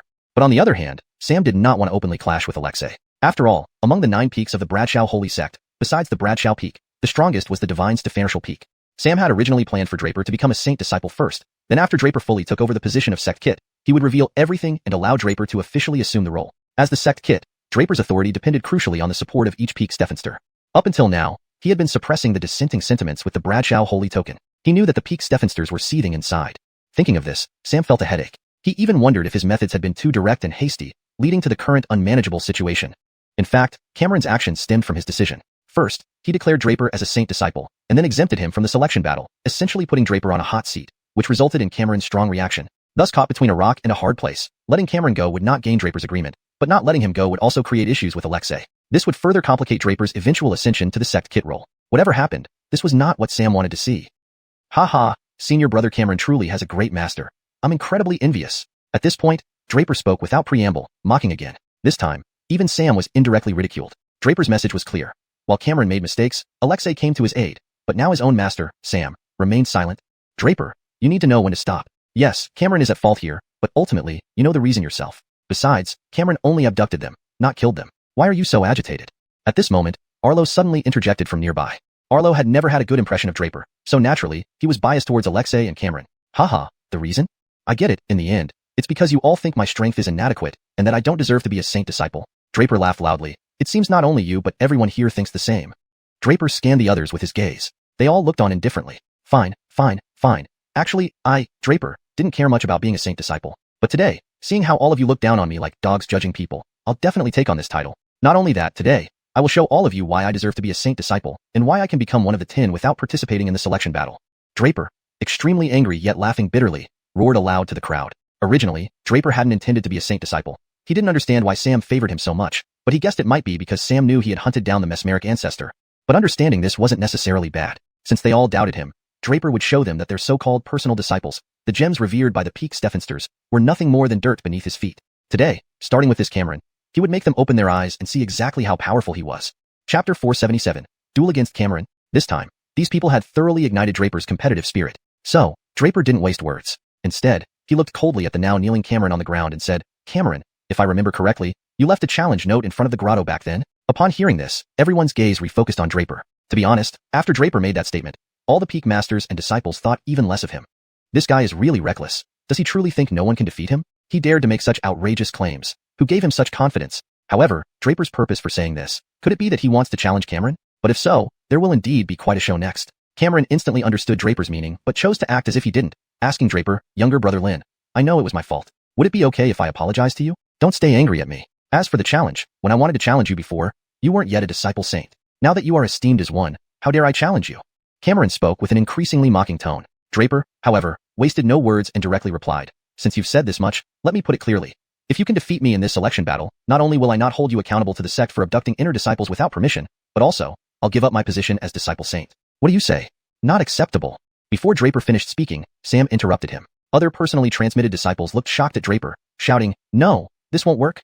It was a joke? Draper's strength, looking merely at the first stage of Death Profound Realm, seemed average among personally transmitted disciples. Cameron was ranked 5th among them, already reaching the creation realm, much stronger than Draper. Thus, it shouldn't be unexpected for Cameron to win against Draper. This wouldn't have been a problem if Draper hadn't mentioned giving up his status as disciple saint in case of defeat, something other personally transmitted disciples would never accept. After all, Cameron wasn't the strongest among personally transmitted disciples. So, they couldn't possibly agree. As a disciple saint, isn't deciding what to do entirely up to me? You are just personally transmitted disciples and dare question me. Draper angrily roared at those personally transmitted disciples. His roar mixed with some dragon-like sounds, terrifying beyond compare, especially to those inner or outer disciples with lower cultivation levels, who couldn't withstand Draper's roar and fainted immediately. Then, Draper turned to Sam and asked, Stephenster, are you still going to pretend to be confused by the situation?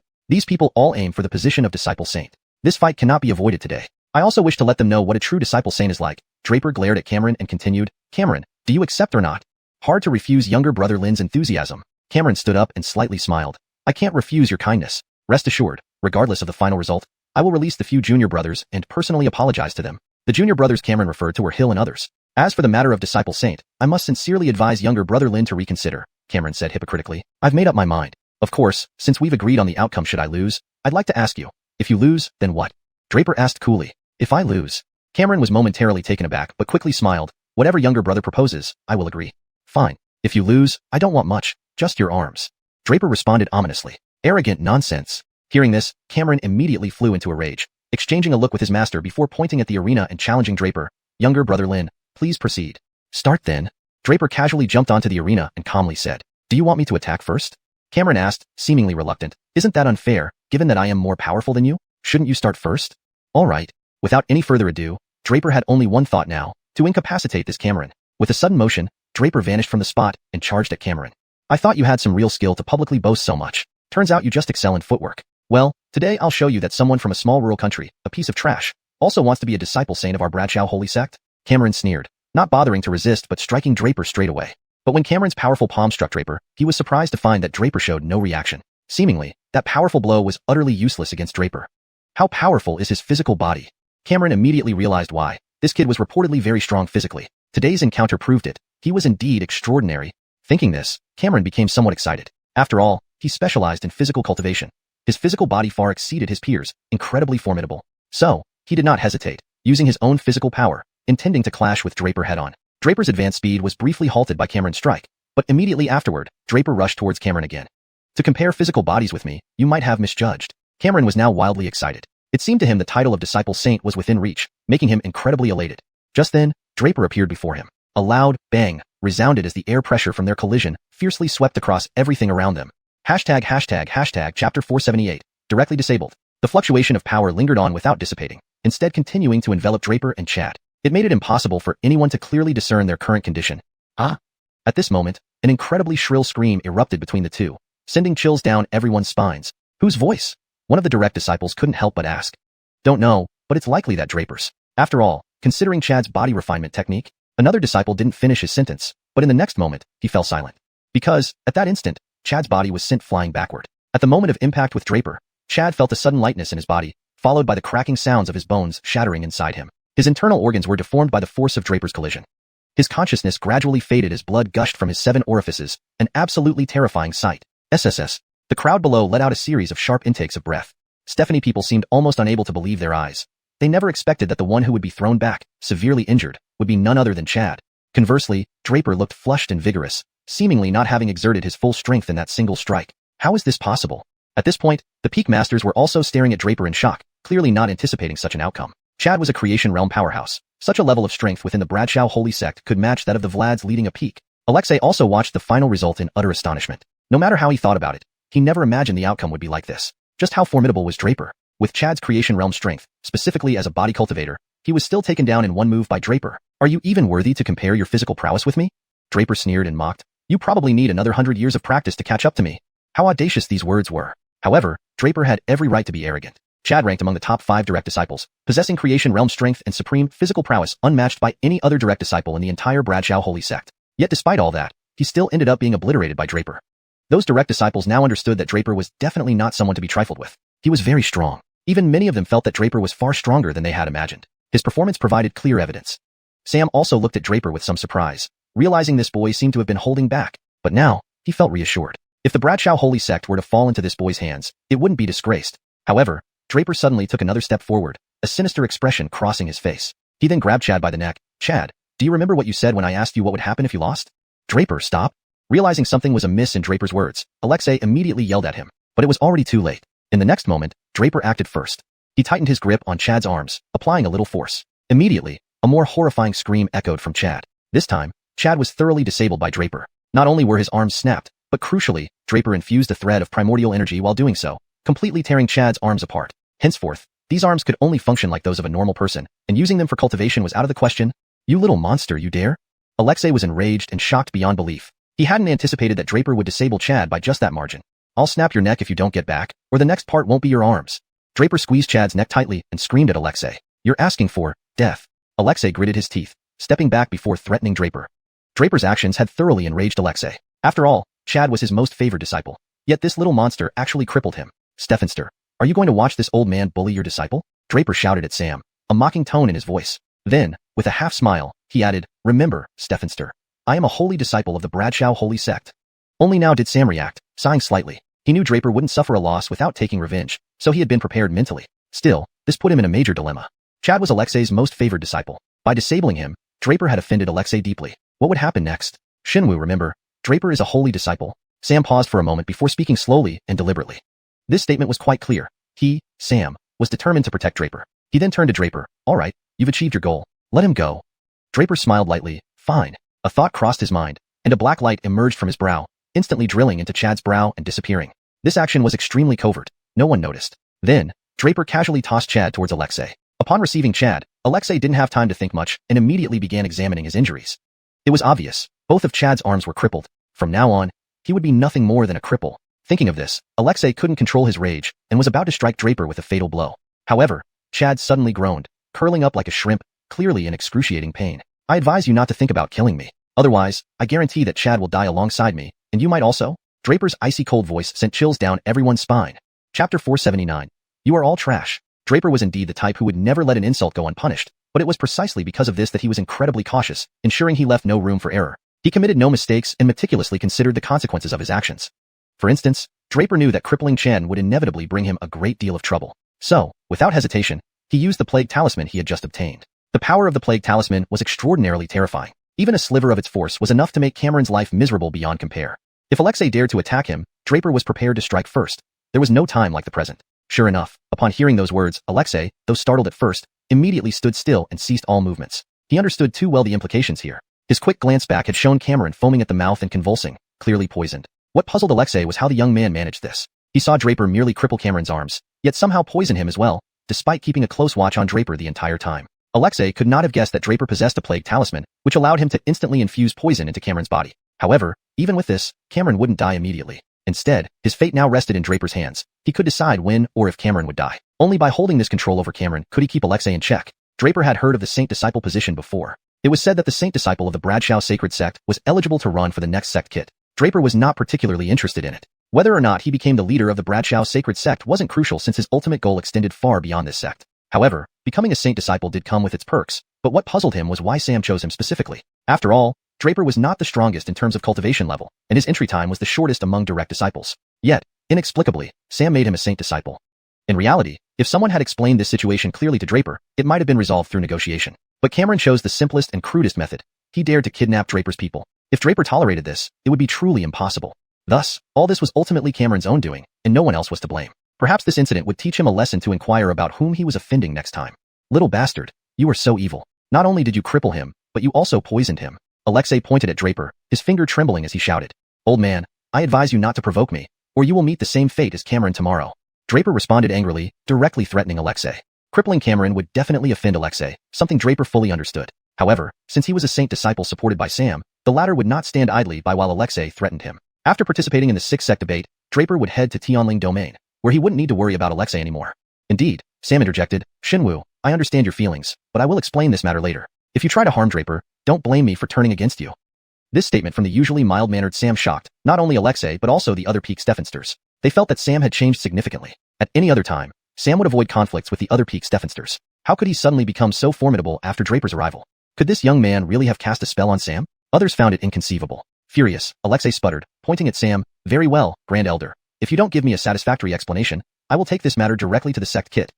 Sam remained expressionless, but Draper smiled faintly. Actually, Peak Steffenster Shenwu, this poison is not fatal. Provided, of course, you don't provoke me, or my people. If you provoke me, the poison won't kill you immediately, but whether it spreads is anyone's guess, Draper added with a smile, seemingly oblivious to Sam's darkened face. The threat was clear and ominous, especially the mention of spreading. If the poison spread, it could be horrific. If Alexei spent too much time near Cameron's toxins could potentially invade Alexei's body. Realizing this, Alexei shivered. The other disciples watched Draper with shock and fear.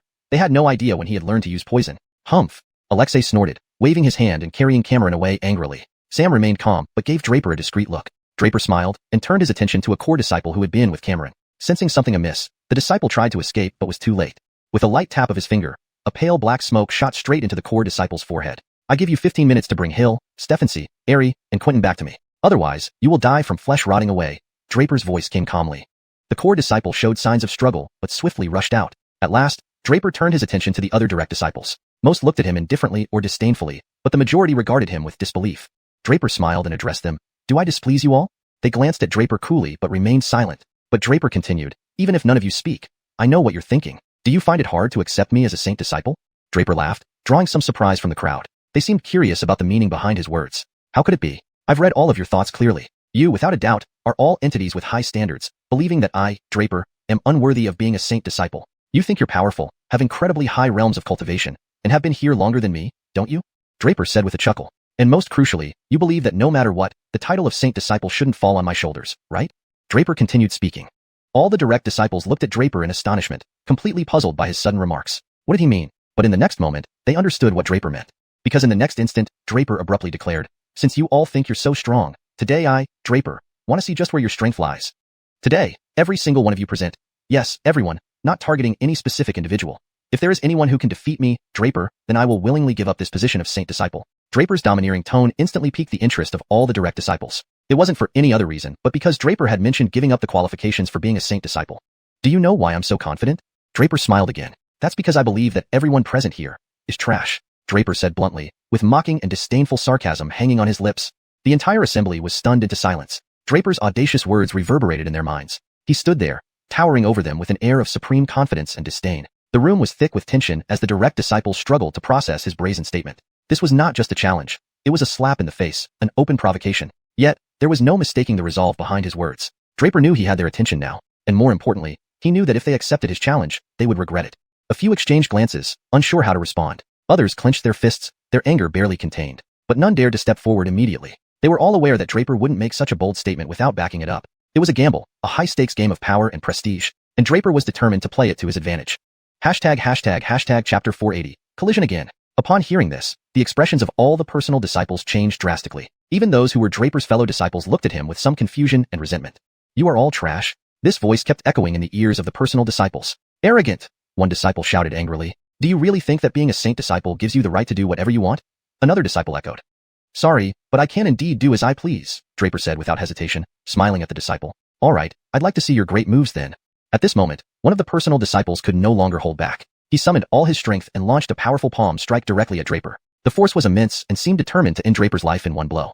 Draper showed no intention of using any other means to block it. Instead, he decided to use his body to collide head-on with the disciple. The disciple's strength was around the third stage of the Death Mystic Realm, 2 stages higher than Draper who was at the first stage. But this advantage seemed nowhere near enough when facing Draper. Draper stood as steady as a rock, bearing the disciple's blow fully. Not only did he withstand it, but an intense force surged through his body, causing him to withstand the full force blow effortlessly. Then, Draper's body gently pushed forward, and the next moment, a terrifying event occurred. Draper's body surged towards the disciple as if breaking through everything in its path. At this point, Draper's palm struck the disciple with incredible force. Kill! Draper uttered coldly. Immediately, a fierce force hit the disciple. A clear sound of bones cracking resounded throughout the area. Everyone heard it clearly, and they couldn't help but shiver with fear. How could this boy be so terrifying? What level of physical power did he possess? Even Cameron, who specialized in physical power, had been crushed by Draper due to his carelessness, which allowed Draper to gain the upper hand. But now, the disciple knew about Draper's formidable physical power beforehand and was on guard. Additionally, the disciple had taken the first move, yet how could the situation have turned out so differently? Though others couldn't comprehend it, the disciple involved understood perfectly. Only upon experiencing it himself could he truly appreciate the extent of Draper's physical prowess. Moreover, Draper's strength far exceeded everyone's expectations. Boom! The disciple was sent flying and collapsed limply on the ground, spitting out mouthfuls of blood. Hiss, hiss, hiss. There was a collective intake of breath from the crowd. All the personal disciples were stunned. They hadn't expected this boy to be this terrifying. After all, the disciple who had attacked was at the third stage of Death Mystic Realm, 2 stages higher than Draper. Yet despite this, he was defeated by Draper effortlessly. No one dared to underestimate Draper anymore. If the victory against Cameron could be attributed to surprise, this time, despite starting in a defensive position, Draper still achieved the same result. In just one move, the disciple couldn't even withstand Draper's single attack and was defeated outright. Then Draper's indifferent voice echoed, "Pathetic." Next. His voice carried an incomparable ferocity and an aura that commanded respect. Everyone present was visibly moved, even the masters of the various peaks.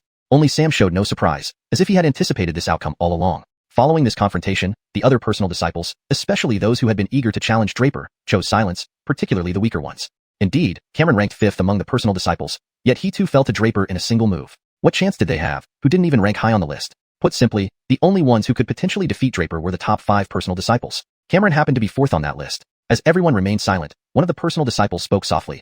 Brother Lin has unmatched physical power, nearly making him the number 1 in the Bradshaw Holy Sect. Truly impressive. However, I wonder if Brother Lin has only this one trick up his sleeve? If this is all you've got, I wouldn't dare challenge you. You deserve this position as a saint disciple.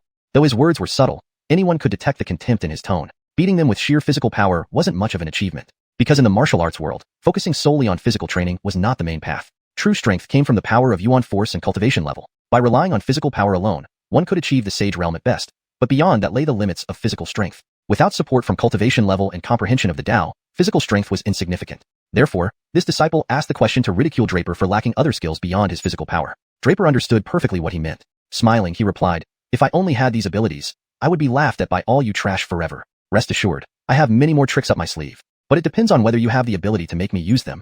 Of course, if you think I'm too strong, I can promise not to use my physical power. But even without it, you still can't match me." Draper continued, the sarcasm in his voice even stronger. Chapter 480. Another explosion. As soon as these words were uttered, all the direct disciples abruptly changed their expressions. Even those who were fellow disciples of Draper showed some confusion and anger as they glanced at him. "You're all trash?" This voice kept echoing in the ears of the direct disciples. "Arrogant!" one disciple shouted angrily. "Do you really think becoming a saint disciple allows you to do whatever you want?" Another disciple chimed in. "Sorry, but I really can do whatever I want," Draper replied without hesitation, smiling at the disciple. "Fine, then let me see what great skill you have." At this moment, one of the direct disciples could no longer hold back. He immediately channeled all his power and struck with a heavy palm straight towards Draper. The force of the blow was formidable and seemed intent on crushing Draper in one hit.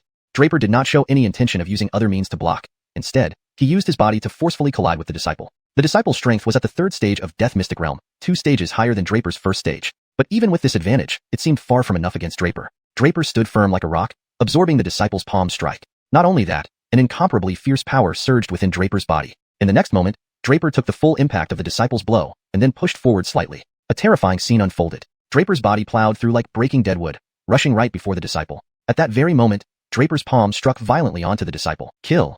Draper spat out coldly, decisive, and merciless. In the next second, an overwhelmingly powerful force exploded into the disciple. Crack, crack. At that instant, the disciple clearly heard the sound of bones cracking within his body.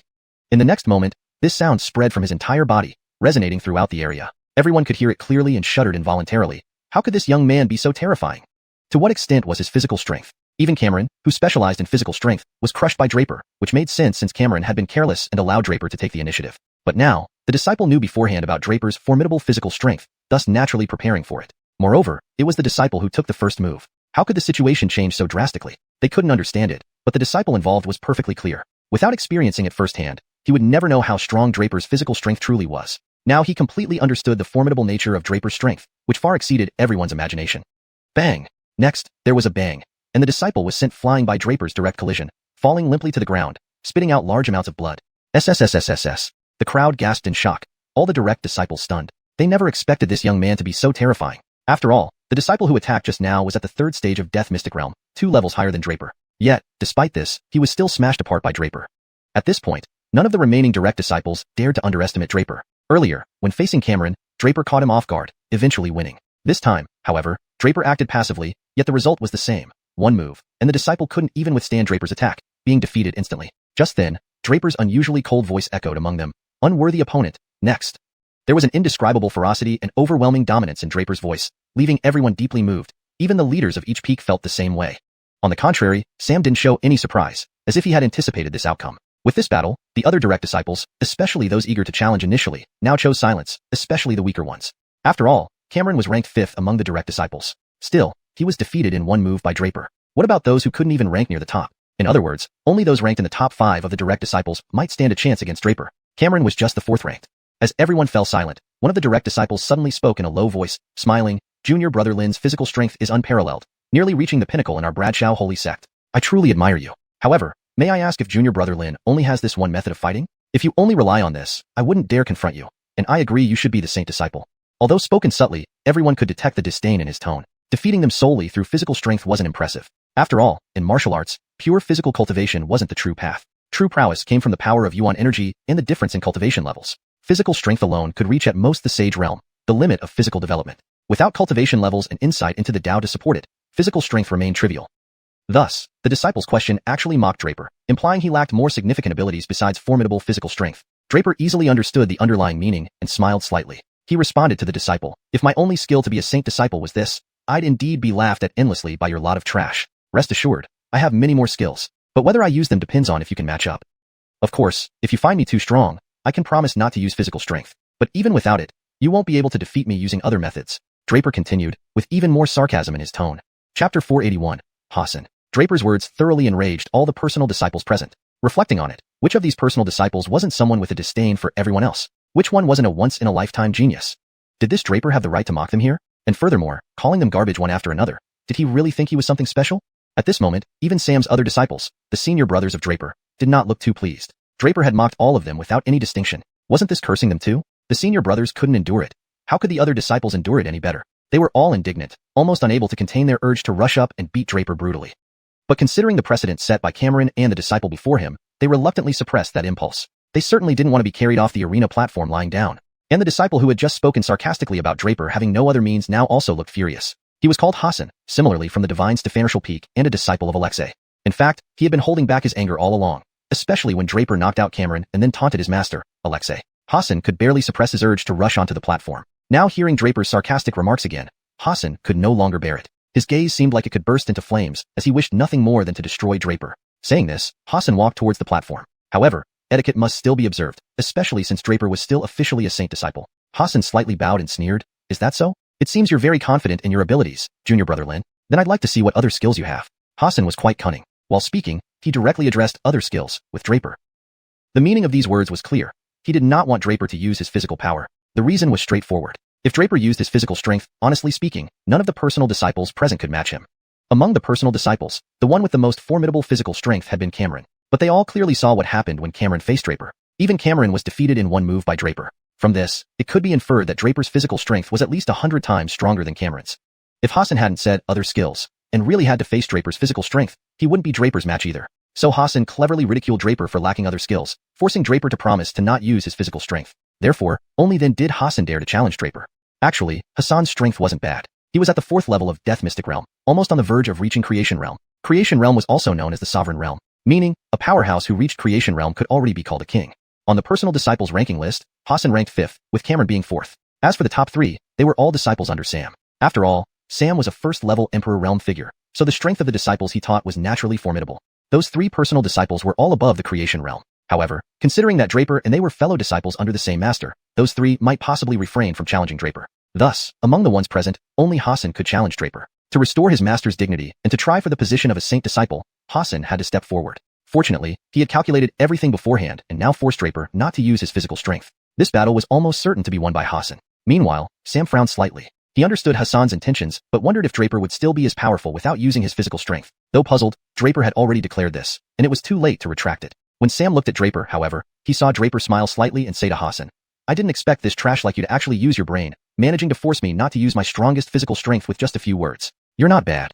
Draper nodded slightly, with a hint of approval in his tone. After all, despite being enemies, Hassan could force him not to use his physical strength with mere words. Although somewhat despicable, this proved Hassan's keen mind and strategic thinking, a quality worthy of Draper's admiration.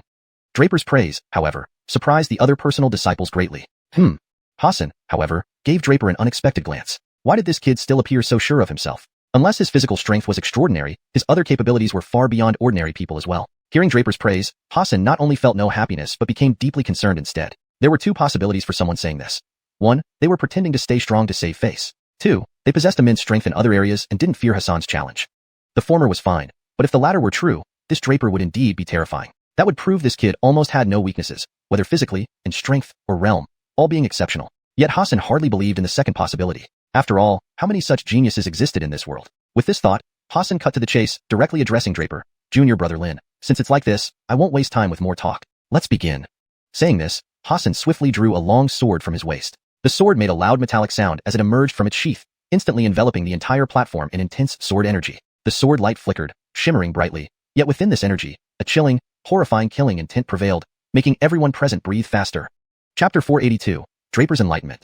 In the next moment, Hassan's long sword flashed like a serpent emerging from its lair, weaving countless impenetrable sword shadows that overlapped and intersected as they rushed towards Draper. Draper let out a light, not expecting that Hassan was actually a sword cultivator. Moreover, looking at his sword skills, it was clear that he had reached the pinnacle of mastery. This was Draper's first encounter with a sword cultivator who had perfected his swordsmanship. However, despite his surprise, Draper did not slack off in the slightest. A green glow flickered in his hand, revealing a long spear, the Dragon Scale Spear. The Dragon Scale Spear had accompanied Draper since Tianlong City, slaying countless enemies along the way. After being reforged by the sky-penetrating rat, its power had increased several times over, so facing this sword cultivator Hassan, Draper felt no worry.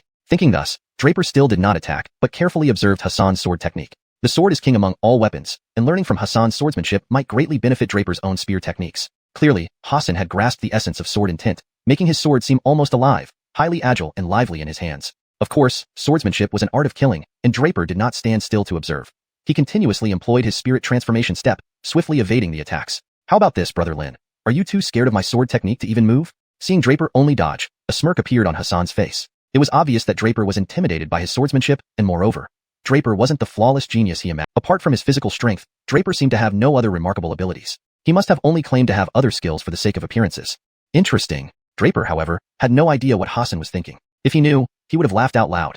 He was clearly studying Hassan's swordsmanship. Draper had only studied one set of spear techniques, the immensely powerful Heaven Dragon Burial. Indeed, Draper could easily defeat Hassan using the Heaven Dragon Burial, but then he wouldn't be able to observe Hassan's sword skills.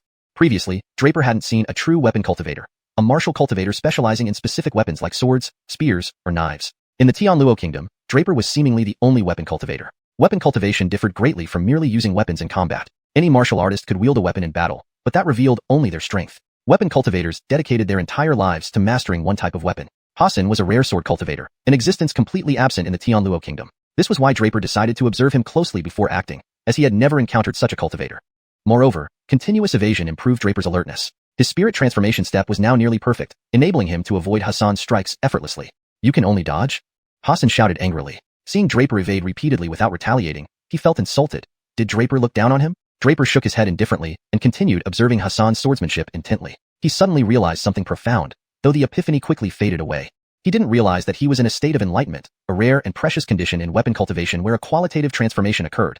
As he watched Hassan's swordplay, Draper became increasingly absorbed, eventually reaching a state of complete self-forgetfulness. Unconsciously, he began wielding the Dragon Scale Spear. He executed each move of the Heaven Dragon Burial methodically. The first move, Execution, involved Draper gently shaking his spear while suppressing all his strength, relying solely on natural force. Naturally, this move held no power. The second move, Phantom Shadow, was intended to create hundreds of spear shadows in an instant, extremely potent. But in Draper's hands, it became slow and unadorned. Suddenly inspired, the spear in Draper's hands trembled slightly, and in the next moment, he unleashed 1,000 spear shadows with boundless force, unceasing and uninterrupted. The third move, Soul Slashing, was integrated with Heart Devouring, both focusing on spiritual attacks, piercing through the soul. The fourth move, Heart Devouring, Draper continued, much to the astonishment of the onlookers. What was this young man doing? None of them understood what Draper was up to. He was swinging his spear clumsily, his movements peculiarly matched with his steps. Disciples from inner and outer gates, core disciples, and most direct disciples watched Draper dubiously, even more puzzled by Hassan's reaction. Before the match, Hassan had been quite arrogant, but now he seemed unable to land any blows. Each time he attacked, Draper, using awkward movements, would deflect Hassan's sword away. This, Hassan inwardly lamented. Just moments ago, everything was normal, but now this young man's behavior was inexplicably strange. Initially, Draper only dodged, and when he finally attacked, every move seemed to exploit Hassan's weaknesses perfectly. Each of Draper's spear strikes used no apparent strength yet dismantled Hassan's swordsmanship, leaving him completely untouched. Thus, the more Hassan fought, the more shocked and incredulous he became. Eventually, fear began to creep into his heart. Chapter 483, Battle Against Carson. At this moment, Draper was entirely absorbed in that transcendent state, and the feeling it invoked brought out all his previous insights into the dragon scale spear. Each movement was infused with terrifying power. However, those watching from below, including the various peak masters such as Sam, had grave expressions on their faces. All of them were at the peak of creation realm, or even emperor realm. Thus, they clearly understood how horrifying Draper's movements were. For within each of Draper's moves, there seemed to be a hint of the essence of true Tao. This was the harbinger of an imminent breakthrough. Finally, after an indeterminate amount of time, Draper's eyes once again regained clarity. He had returned from his state of enlightenment. Annihilation. With a swift flick of his spear, Draper sent Hassan's sword flying away. Not only that, his spear tip approached Hassan's throat at an astonishing speed. You lose. Draper's voice was calm but carried an unmistakable ease. The dragon scale spear glowed brightly, emitting a low humming sound, seemingly overjoyed. This was the fifth move of Heavenly Dragon Burial, Annihilation. Originally, Heavenly Dragon Burial was an incomplete martial art. Only with the help of the ancient dragon sigil were the last four moves fully reconstructed.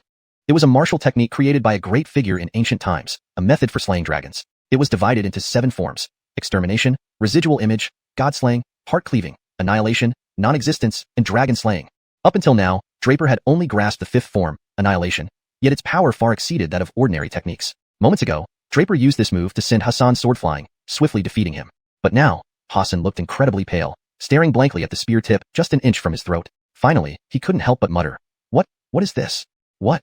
Draper smiled faintly, then glanced lightly at Hassan before saying, a deadly technique? As he spoke, Draper pressed the spear tip forward another half-inch, then asked again, do you accept my position as sacred disciple? The coldness from the spear tip made Hassan shiver uncontrollably. He stammered, I accept. Draper nodded smilingly, then retracted the dragon scale spear. Senior Brother Boo is a smart man. Turning to the others, Draper asked, does anyone else wish to challenge me? Through Hassan's bout, Draper had fully grasped the profound force of martial intent, a concept accessible only to weapon cultivators. While martial intent did not directly enhance one's strength, it allowed for more fluid manipulation of one's weapon. In swordsmanship, achieving the realm of swordman unity greatly boosted the power of both technique and weapon. Draper had yet to reach the gunman union stage, but his current state was already much stronger than before, allowing him to unleash the full power of the dragon scale spear. Though the other core disciples might not have noticed, Sam's disciples clearly saw through Draper's transformation. As creation realm experts, they recognized Draper's extraordinary nature, particularly the different kinds of martial intent he displayed before and after his recent enlightenment. Little brother Lin has truly achieved something remarkable by grasping the power of martial intent. Our Stephenster has indeed gained a rare prodigy. The disciple who spoke was Sam's eldest disciple, ranked first among the core disciples. His name was Carson, who now smiled at Draper. Senior Brother Lee, do you wish to try your hand? Draper's gaze fell on Carson. Why not? Carson laughed softly, stepping onto the platform. Hassan watched Draper with a pale face, but Carson wore a mocking smile. Junior Brother Boo, what are you still doing here? Shouldn't you step down? Hassan gave Draper a bitter glance before obediently leaving the platform. Without lingering further, he quickly rushed out, presumably heading back to Divine Stefanishal Peak. If Draper's guess was correct, Hassan was likely reporting to Alexei and chat. But Draper didn't care. In his current status as a sacred disciple, no one would dare harm him. Draper was confident that Sam would protect him. Even if Alexei was the master of Divine Stefanishal Peak, what could he do? Without wasting time, Draper raised his dragon scale spear and said with a smile, Senior Brotherly, please? Carson chuckled. Don't misunderstand me, kid. We're only sparring to the point where one can no longer continue. Seeing your grasp of martial intent earlier made me eager for practice. I have absolutely no intention regarding your position as sacred disciple. Carson explained hastily, fearing a misunderstanding. Establishing Draper as a sacred disciple was solely his master's decision, and he wouldn't defy Sam. After all, Sam had devoted so many years to Bradshaw's sacred sect, so establishing a disciple as sacred disciple was never taken lightly. As Sam's senior disciple, competing for the sacred disciple position with a junior brother would make him look foolish. Such news spread to other sects would be laughable. Thus, he hurriedly clarified matters. Draper nodded slightly, impressed by Carson's words. They genuinely considered the welfare of Bradshaw's sacred sect.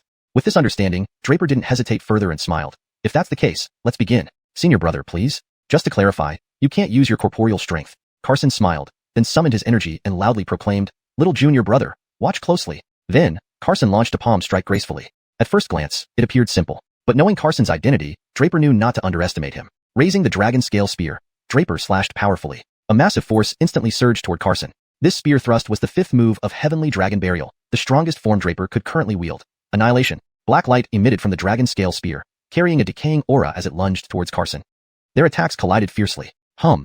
The instant the spear met the palm, a deep resonating sound echoed, extremely powerful. When Draper's spear struck the palm, a series of terrifying ripples and patterns emerged, blocking the spear's path. Not only that, the palm advanced relentlessly, rushing toward Draper. Failing the first attack, Draper's hand trembled slightly, thrusting the spear once more, again targeting the palm. Again, the move was annihilation. Junior brother Lin, Relying on this single move won't help you against my palm, Carson remarked with a slight smile. Chapter 484, Carson's Strength. Carson's palm strike was his strongest attack as a 5th-tier creation realm powerhouse, simple yet harboring a hint of the power of dominion. Beyond the creation realm lay the Emperor realm, where its masters primarily comprehended the power of dominion. When they attacked, their dominion could swiftly envelop their opponent, significantly impacting their strength. At this moment, Carson had already sensed a thread of dominion's power, imbuing this palm strike with such force. Thus, Draper almost couldn't rely on his own strength to counter it. However, Draper didn't lose heart. He decided to abandon resisting that palm strike and instead executed the 6th move of Heavenly Dragon Burial, Emptiness. Emptiness was an inherent rule of the Heavenly Dragon Burial. If successfully unleashed, it could virtually destroy any force. This was also the terrifying aspect of Heavenly Dragon Burial. Draper shook his spear, emitting a bright green glow. Then, amidst the intense green radiance, a large green dragon abruptly emerged and rushed toward Carson. Draper completely abandoned resistance against Carson's palm strike, intending to withstand it using only his physical prowess. Sensing Draper's change in strategy, Carson's face turned pale. Hadn't the kid just agreed to stop at a certain point? Why was he now fighting to the death? Unfamiliar with Draper's past, Carson naturally didn't know how he had come to this point today. If he had known Draper's journey, he would understand why Draper fought like this. Every step of the way, Draper had always fought for opportunities with his life. It was merely an instinct of his. Surprised as he was, Carson instinctively retaliated. After all, if he didn't counter this spear strike, it would either mean death or severe injury. Carson instantly acted. His flawless fingers extended directly toward the dragon scale spear. Facing Carson's retaliation, Draper felt astonished. This Carson was even stronger than he had imagined. The green dragon emitted decaying forces capable of corroding everything in an instant, extremely terrifying. However, Carson paid no attention and grabbed the green dragon's head with both hands. With a bang, Draper endured Carson's palm strike. Despite his formidable physical strength, Draper still staggered back several steps, barely stabilizing himself. Even so, the aftereffects of the palm strike remained, causing his blood chi to surge uncontrollably. Draper activated his spiral dantian, which quickly rotated to soothe the surging blood chi. Meanwhile, Carson held the green dragon's head tightly, transforming it back into the dragon scale spear, which he now gripped firmly. Shocked by this, Draper found himself at a loss. It was the first time anyone had grabbed his dragon scale spear directly. With the comprehension of the power of intent, Draper and the spear had formed a close connection. He could sense the spear's desire to escape Carson's control, but failed due to the latter's immense strength, leaving the spear powerless. But Carson had to pay a price for this move. The dragon scale spear emitted endless decaying forces, rapidly corroding Carson's once white hands black. Unmoved, Carson summoned immense primordial energy, driving the decaying forces out of his body. He then gripped the spearhead tightly and laughed. "Little brother Lin, your strength seems inadequate." With that, Carson yanked hard, nearly wrenching the dragon scale spear from Draper's control and bringing it under his command. Boundless primordial energy poured out from him, exerting immense pressure on the spear, immobilizing it. Draper's expression grew more serious. He had underestimated Carson's prowess. No wonder he was Bradshaw Holy Sect's top disciple. His strength was indeed extraordinary. Yet, giving up wasn't in Draper's nature. Spiritual energy rapidly gathered within Draper's spirit sea. He hadn't used spiritual attacks in a long time, but faced with this formidable opponent, he could no longer hold back. God-slaying dart, Draper roared, releasing translucent spiritual darts like arrows towards Carson. Surprised, Carson exclaimed, "You're also a symbolist?" As the spiritual rain intensified, Carson had to respond cautiously. He sensed that Draper was not only a symbolist but also a powerful one. Suddenly, Draper lowly shouted, "Emptiness!" The dragon scale spear transformed into a massive green dragon once more. Amidst rapid tremors, it broke free from Carson's grip. Not only that, when Carson tried to intercept, the spear tip slashed through his palm, drawing a thin line of blood. Next, the spiritual darts reached Carson, forcing him to release the spear. A vast field of dominion enveloped him, rendering the darts ineffective. The dragon scale spear returned to Draper, who paused before hearing Carson say, "Stop, little brother Lin, I concede." With a hint of bitterness in his voice, Carson examined the red mark on his palm and shook his head. "In all these years, you're the only one to injure me. Impressive. You truly deserve the title of Holy Disciple. Remember, the Western Spirit region isn't limited to our Bradshaw Holy Sect. Regardless, you can now compete with other geniuses. Stephanie are beast-like. Previously, I could handle 3 at most alone. Now with you, we, along with brothers Alicia and Yvette, should be able to handle 10. Carson smiled faintly as Draper respectfully acknowledged, "Thanks for letting me win." Indeed, Carson hadn't given his all. Besides being caught off guard, Draper admitted he might not have been Carson's match if he did. Just as Draper was about to say something, Carson spoke first. "To all the disciples present, I advise you not to have any other thoughts. Trust me, none of you are his match. Wait patiently for the results." These words were clearly directed at the personal disciples. Draper felt a touch moved. This Carson was indeed quite a decent person. While he was thinking this, a long-missed voice suddenly came from not far away. "Lin this to Fanman for your sake. We've been put through a lot of hardship. No matter what, you better find a way to compensate us." The paragraph structure and line breaks have been maintained as per the original text. The translation ensures natural fluency and consistency with the previous content. Chapter 485. Taking on disciples on behalf of a Stephenster. Compensation for you? Draper turned around and saw the 4 people approaching. They were none other than Hill and the others who had been abducted by Chad and his gang earlier, with Quentin being the one speaking. "Shouldn't I be the one asking you for compensation? If not for your poor skills holding me back, would I have needed to sacrifice my precious time in seclusion to help you regain your honor?" Draper cast an unfriendly glance at the four, but noticed that they appeared unharmed. Chadden hadn't seemed to mistreat them, which was a relief. Had Chadden really dared to cause them trouble, Draper wouldn't hesitate to trigger the plague poison he had planted in him. But Hill and the others were genuinely moved. They knew Draper as a fervent cultivator who had willingly sacrificed his cultivation time for them, and they had heard how Draper had defeated Chadden with one move and even offended the peak master of Divine Stefanartial Peak. Carson, sensing their talent immediately upon seeing them, also felt somewhat touched. The difference between a heavenly body and ordinary people was easily discernible almost at first sight. After inspecting them briefly, Carson's gaze finally landed on Aerie, who was at the back. I never expected it. A true Dao body. Carson's voice quivered slightly with excitement as he swiftly stepped forward. Before Aerie could react, Carson seized both of Aerie's hands and examined him for some time before shaking his head with regret. What a waste. What a terrible waste. With such a potent Dao body, your cultivation is incredibly weak, and the cultivation techniques you used are completely wrong. Draper noticed something amiss with Carson and asked, Senior Brotherly, what's the matter? Do you know that your friend here possesses a Dao body? Carson fixed his eyes on Draper. Yes. Draper nodded. Does he have a master? Carson pressed on. Startled, Draper wondered about Carson's intent but answered, apart from the masters at Gregoring's Academy and here at Bradshaw Holy Sect, Aerie doesn't have any specific teacher. Aerie came from a rural background and started cultivating very late, but quickly caught up due to his Dao body. However, the Dao body was considered quite mediocre, rarely drawing attention, and there was little written about it in ancient texts, leading Aerie to rely mostly on self-study. Even now, among the five, he was starting to lag behind. Himph, what a waste, Carson snorted, clearly upset that no one appreciated this unique constitution. Turning to Draper, he said, Junior Brother Lin, how do you think my strength is? Even more surprised, Draper responded honestly, Senior Brotherly is undoubtedly the top disciple in Bradshaw Holy Sect. In fact, if you put all your effort into it, I wouldn't be your match.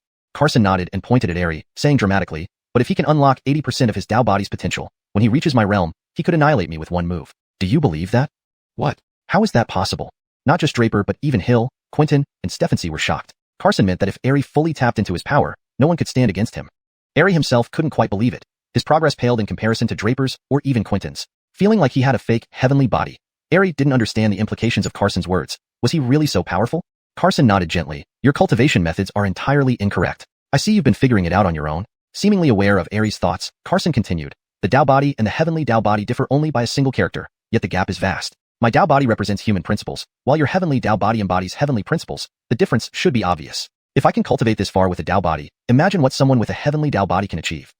Now regaining his composure, Draper recalled that during their battle, Carson's simple moves contained profound Dao principles, explaining why they were so terrifying. Unsurprisingly, Carson was a Dao body cultivator, allowing him to grasp a trace of the field force despite being only in the 5th stage of creation realm. This suggested that Aerie indeed had greater potential than Carson. While the Dao represented what humans pursued, the heavenly Dao body signified natural celestial laws, a profound difference indeed. Heavenly Dao rules. Overwhelmed with excitement, Carson eagerly asked Aerie, Brother, would you be willing to become my disciple? Seeing Aerie's confusion, Carson clarified, I don't mean for you to take me as your master. What I mean is taking you under our sect's tutelage on behalf of my master, where we'd call each other brothers. More confused than ever, Draper realized that since Carson was Sam's disciple, this act of taking disciples on behalf of a master might indeed involve Sam. Smiling, Carson explained, Junior Brother Lin, what I mean by bringing talent with existing skills is that my master has researched cultivation methods tailored for different constitutions, including Dao bodies and heavenly Dao bodies. If little brother Aerie joins my master's door, he can cultivate techniques suited for his heavenly Dao body, significantly boosting his progress. Understanding dawned on Draper, and he nodded but added, Of course, I see this as a great opportunity, but ultimately, the decision lies with Aerie. That's right, Carson said earnestly, looking at Aerie, Little brother Aerie, will you agree? All eyes focused on Aerie. Please let me know if there is anything specific you need adjusted, or if you have additional content for translation. Chapter 486, Draper's Stefancinations. Aerie was about to speak but hesitated momentarily, glancing over at Draper, Hill, Stefancy, and Quentin. However, without exception, all four of them were looking at Aerie with excitement, clearly hoping for his acceptance of Carson's offer. Such an opportunity could indeed turn the tides for him. They had previously believed that the heavenly Dao constitution was a weak trait with no significant power. Yet, Carson had managed to advance to this level purely based on his constitution, which was almost unbelievable. Thus, Draper naturally hoped Aerie would quickly grow stronger. Though he did not have many friends, Aerie and company were undeniably true friends. Draper sincerely wished for their continuous improvement. I accept. Seeing the hopeful look in Draper's eyes, Aerie did not hesitate and agreed immediately. I don't want to be a burden to you. Now that this opportunity is here, I will seize it. Wait for me to return, and then one by one, I'll show you what I can do. Aerie's face showed a slight smile as he looked at Draper. All right, waiting for you to come back and challenge me. Draper replied with a broad smile. This unexpected gain brought him joy. If Aerie could truly develop a powerful constitution and rapidly improve, it would undoubtedly be a great benefit for Draper. Since witnessing Nicholas's self-destruction and vowing to preserve his life, Draper understood the immense responsibility weighing on his shoulders. Therefore, he needed numerous capable assistants to support him, ensuring he wasn't alone during fierce battles. These people would be Draper's first core team to face the future terrifying demonic clans together. Good, I'll write a letter right now. My master is currently in the Tianling realm. Take my letter to Stephanster, and he will focus on nurturing you. Oh yes, you also have an Vlad brother, who possesses the Earthsong constitution representing the Tao of Earth. Stephanster has now gathered the 3 spiritual bodies corresponding to heaven, earth, and humanity. I'm eager to see how formidable we can be if we work together. Carson didn't hesitate, swiftly retrieving a jade slip, imprinting his divine thoughts onto it, and handing it to Aerie. Little junior brother, practice diligently. I await your return. Carson genuinely spoke to Aerie. Draper and the others also turned to look at Aerie. But this place wasn't suitable for further conversation. After a few words with Sam, Draper left. He no longer needed to participate in the sect selection battle, since no one questioned his status as a holy disciple. More importantly, the most powerful disciple, Carson, had already admitted defeat. There was no one else who could match Draper. Therefore, one of the 10 participants for the 6 sects debate would definitely be Draper, rendering his presence here unnecessary. Upon leaving, Draper inquired about the recent abduction incidents. It turned out that Chad had sent someone to Draper's cave residence earlier, but Draper was in deep meditation at the time. Sensing suspicious activity outside his door, he used his mental energy to injure the disciple. Realizing Draper wasn't emerging anytime soon, Chad concocted this plan, abducting those closest to Draper, specifically letting Jericho witness it, to inform Draper indirectly. His plan was perfect except for one miscalculation, underestimating Draper's strength. Of course, Chad paid dearly for his folly. After conversing, they soon arrived at Draper's cave residence. Without hesitation, Draper gave Aerie several pieces of purple extreme spirit jade from his collection. Draper no longer required much spirit stone as he had yet to absorb half the power of the demon head. Absorbing it entirely might even elevate him directly to the creation realm. Thus, giving some purple extreme spirit jade to Aerie was not a problem. Similarly, Draper distributed treasures obtained from the Heavenly Network secret realm to Hill and the others. Stephanie items weren't useful to him, so he spared them no thought. While these treasures held little use for Draper, they were immensely beneficial to Aerie and the others. Thus, Draper wouldn't allow them to refuse, forcing the items into their hands.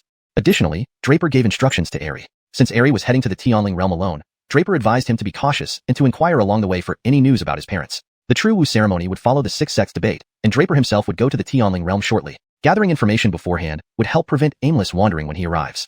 Hill was fine, but Quentin and Stephancy, who had been together since entering Gregoring's Academy, were visibly reluctant to see Aerie leave. However, Aerie didn't dwell on it, jesting a bit before departing solo.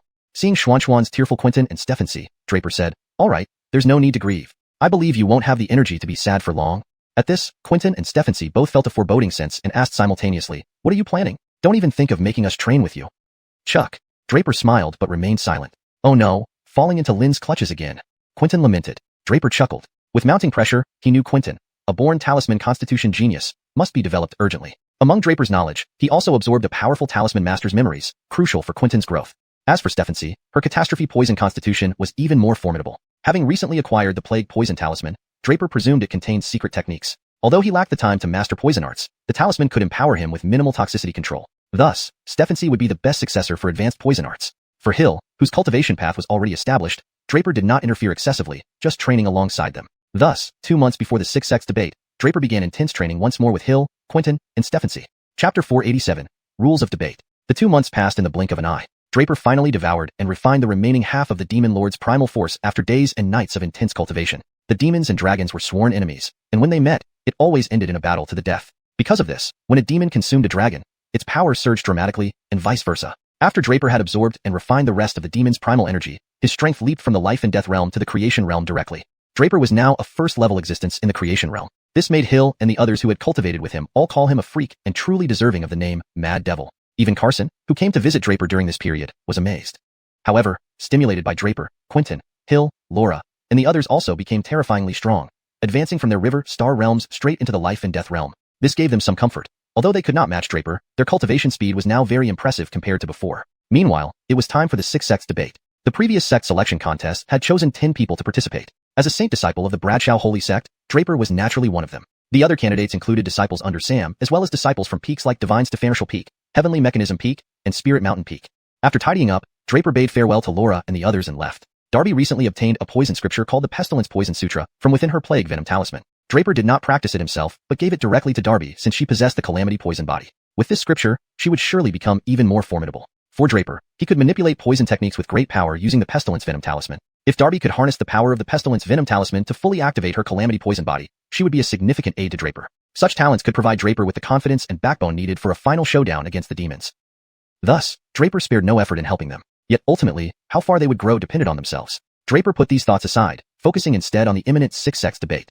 So Draper went to Bradshaw Peak first. There, Sam awaited everyone's arrival, while the other disciples also arrived gradually. Shortly after, Carson rushed over from elsewhere.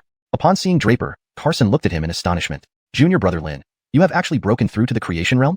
Carson's shock was palpable. It had been less than 2 months since the last sect selection contest, yet Draper had advanced from the first level of the Death Profound realm to the first level of the Creation realm, a leap across 3 minor realms in just 2 short months. To cross these realms took Carson a whole year back then. Carson now saw the true extent of Draper's terror. His reaction drew attention from everyone present, who cast their gazes upon Draper. Breaking through 3 minor realms to reach the Creation realm in just 2 months was astonishing to them. Hard to believe. Even Sam looked shocked, questioning Draper with his eyes. Without holding back, Draper nodded gently. A strong presence was crucial for the 6 sects debate. Inadequate strength would bring ridicule to the Saint-Disciple title, but reaching the Creation realm changed everything. Sam wasted no time, introducing the rules for the 6 sects debate. The rules were simple. The 6 holy sects, Emerald Holy Valley, Evergreen Holy Palace, Sword Saint Palace, Bradshaw Holy Sect, Stellar Sea Holy Sect, and Dark Heaven Holy Sect, jointly opened a unique space where the 60 selected scholars fought until the strongest 10 were chosen to represent the Western spiritual domain at the True Stefanatial Pavilion's True Stefanatial Ceremony invitation. In the past, the 6 sects debate was merely a display of strength among the 6 holy sections. But this year, it was different. The True Stefanatial Ceremony, held every 10 years, aimed to gather the finest martialists in True Stefanatial world to select talents for the True Stefanatial Pavilion. Therefore, the key was selecting geniuses that upheld the honor of the Western spiritual domain without disgracing the 6 holy sects. Thus, the method was straightforward. Continuous battles until the end, with each sect's headmaster deciding the top 10. In other words, securing one of the 10 spots relied on becoming the 6 sects debate champion, ensuring representation at the True Stefanatial Ceremony. Draper knew this rule likely protected top disciples from the leading 3 sections. If 2 equally strong individuals competed for 10 slots, the outcome would depend on the head's judgment, giving room for manipulation. Therefore, following Sam's advice, to ensure being among the top 10, Draper must win first place. Since Draper was determined to attend the True Stefanatial Ceremony, he was ready to challenge geniuses from the other 5 sects and secure the championship.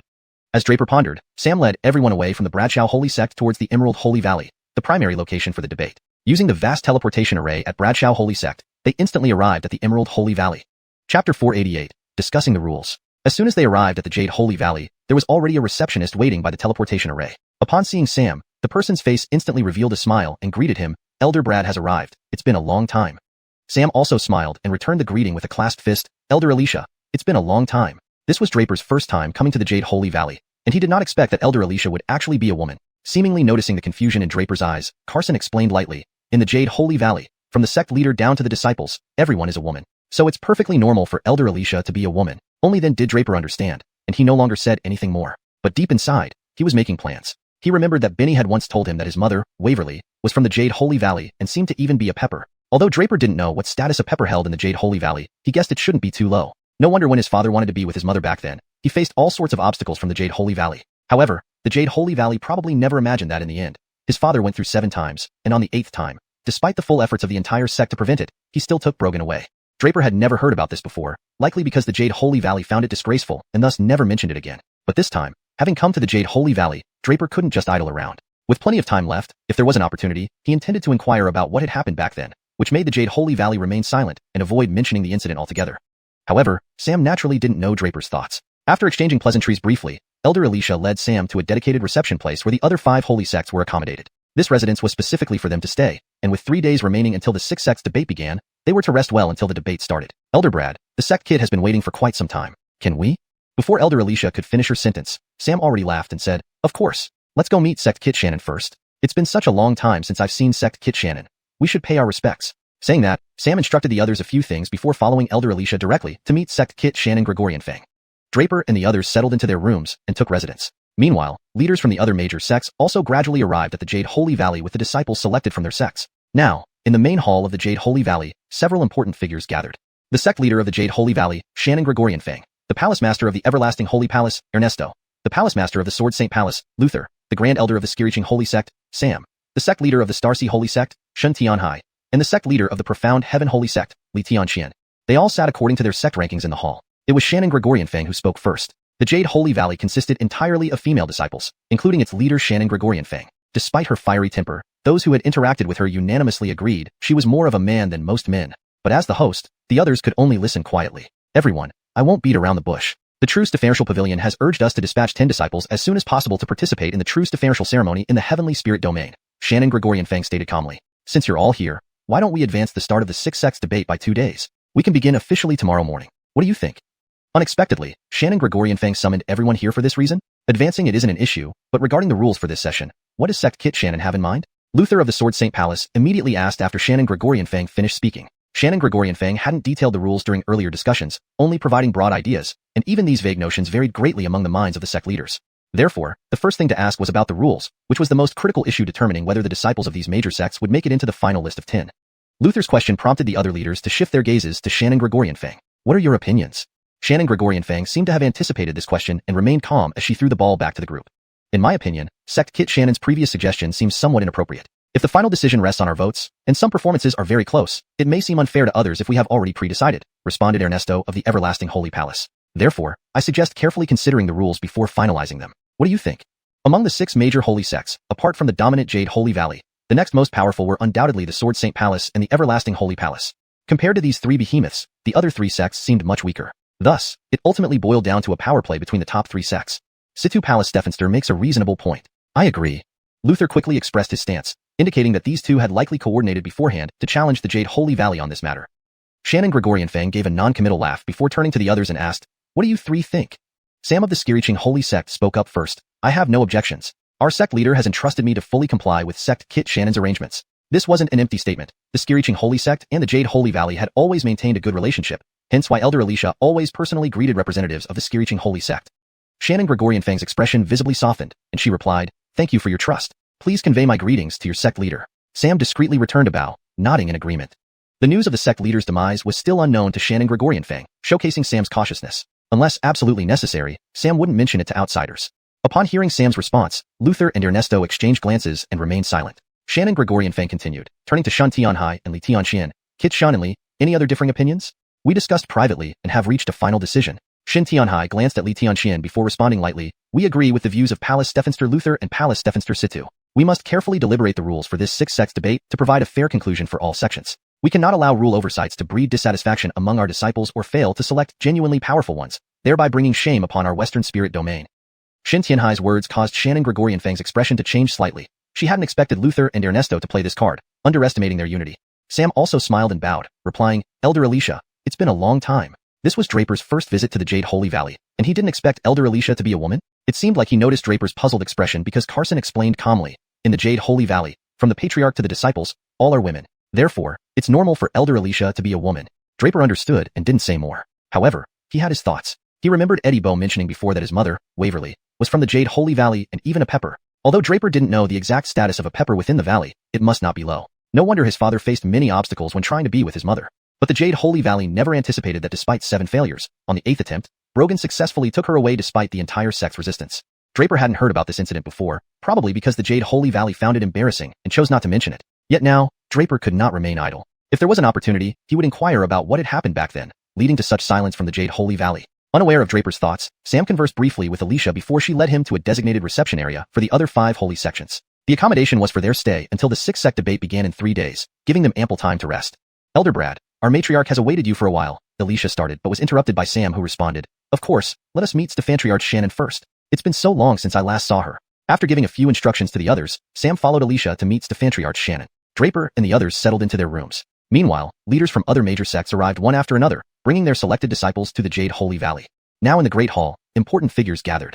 Valley Stephenster Shan and Gregorian Fang from the Jade Holy Valley, Palace Stephenster Ernesto from Chunqing Holy Palace, Palace Stephenster Luther from Arnoan Saint Palace, Great Elder Sam from Bradshaw Holy Sect, Sect Stephenster Shen Tianhai from Starsea Holy Sect, and Sect Stephenster Li Tianxian from Xintian Holy Sect all sat according to their sect's rank. Shan and Gregorian Fang spoke first. Known for her fiery temper, she commanded respect. Now as host, everyone listened intently. Without beating around the bush, the true Stephantrial Pavilion has urged us West Spirit Domain to send 10 disciples to the Celestial Spirit Domain for the Grand True Stephantrial Ceremony. Since everyone is here, why don't we start the 6th sect debate 2 days earlier and officially begin tomorrow morning? No one expected Shan and Gregorian Fang to bring up this matter right away. "We can agree to the advance, but what about the rules? Please clarify," Luther from Arnoan Saint Palace asked immediately. Previously, Shan and Gregorian Fang had only outlined general ideas without specific details. The leaders had differing opinions. Thus, they focused on discussing the rules since it was crucial for selecting the 10 disciples.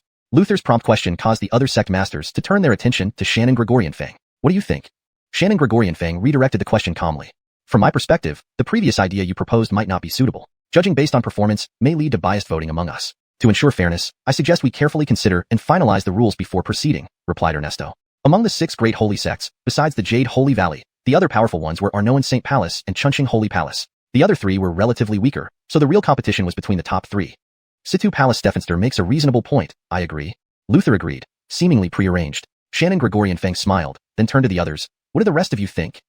Sam from Bradshaw Holy Sect responded first. I have no objections and will fully comply with Stephantriarch Shannon's arrangements. Given the good relations between Bradshaw Holy Sect and the Jade Holy Valley, this wasn't surprising. Shannon Gregorian Fang's expression eased and she thanked Sam, who silently nodded in acknowledgement.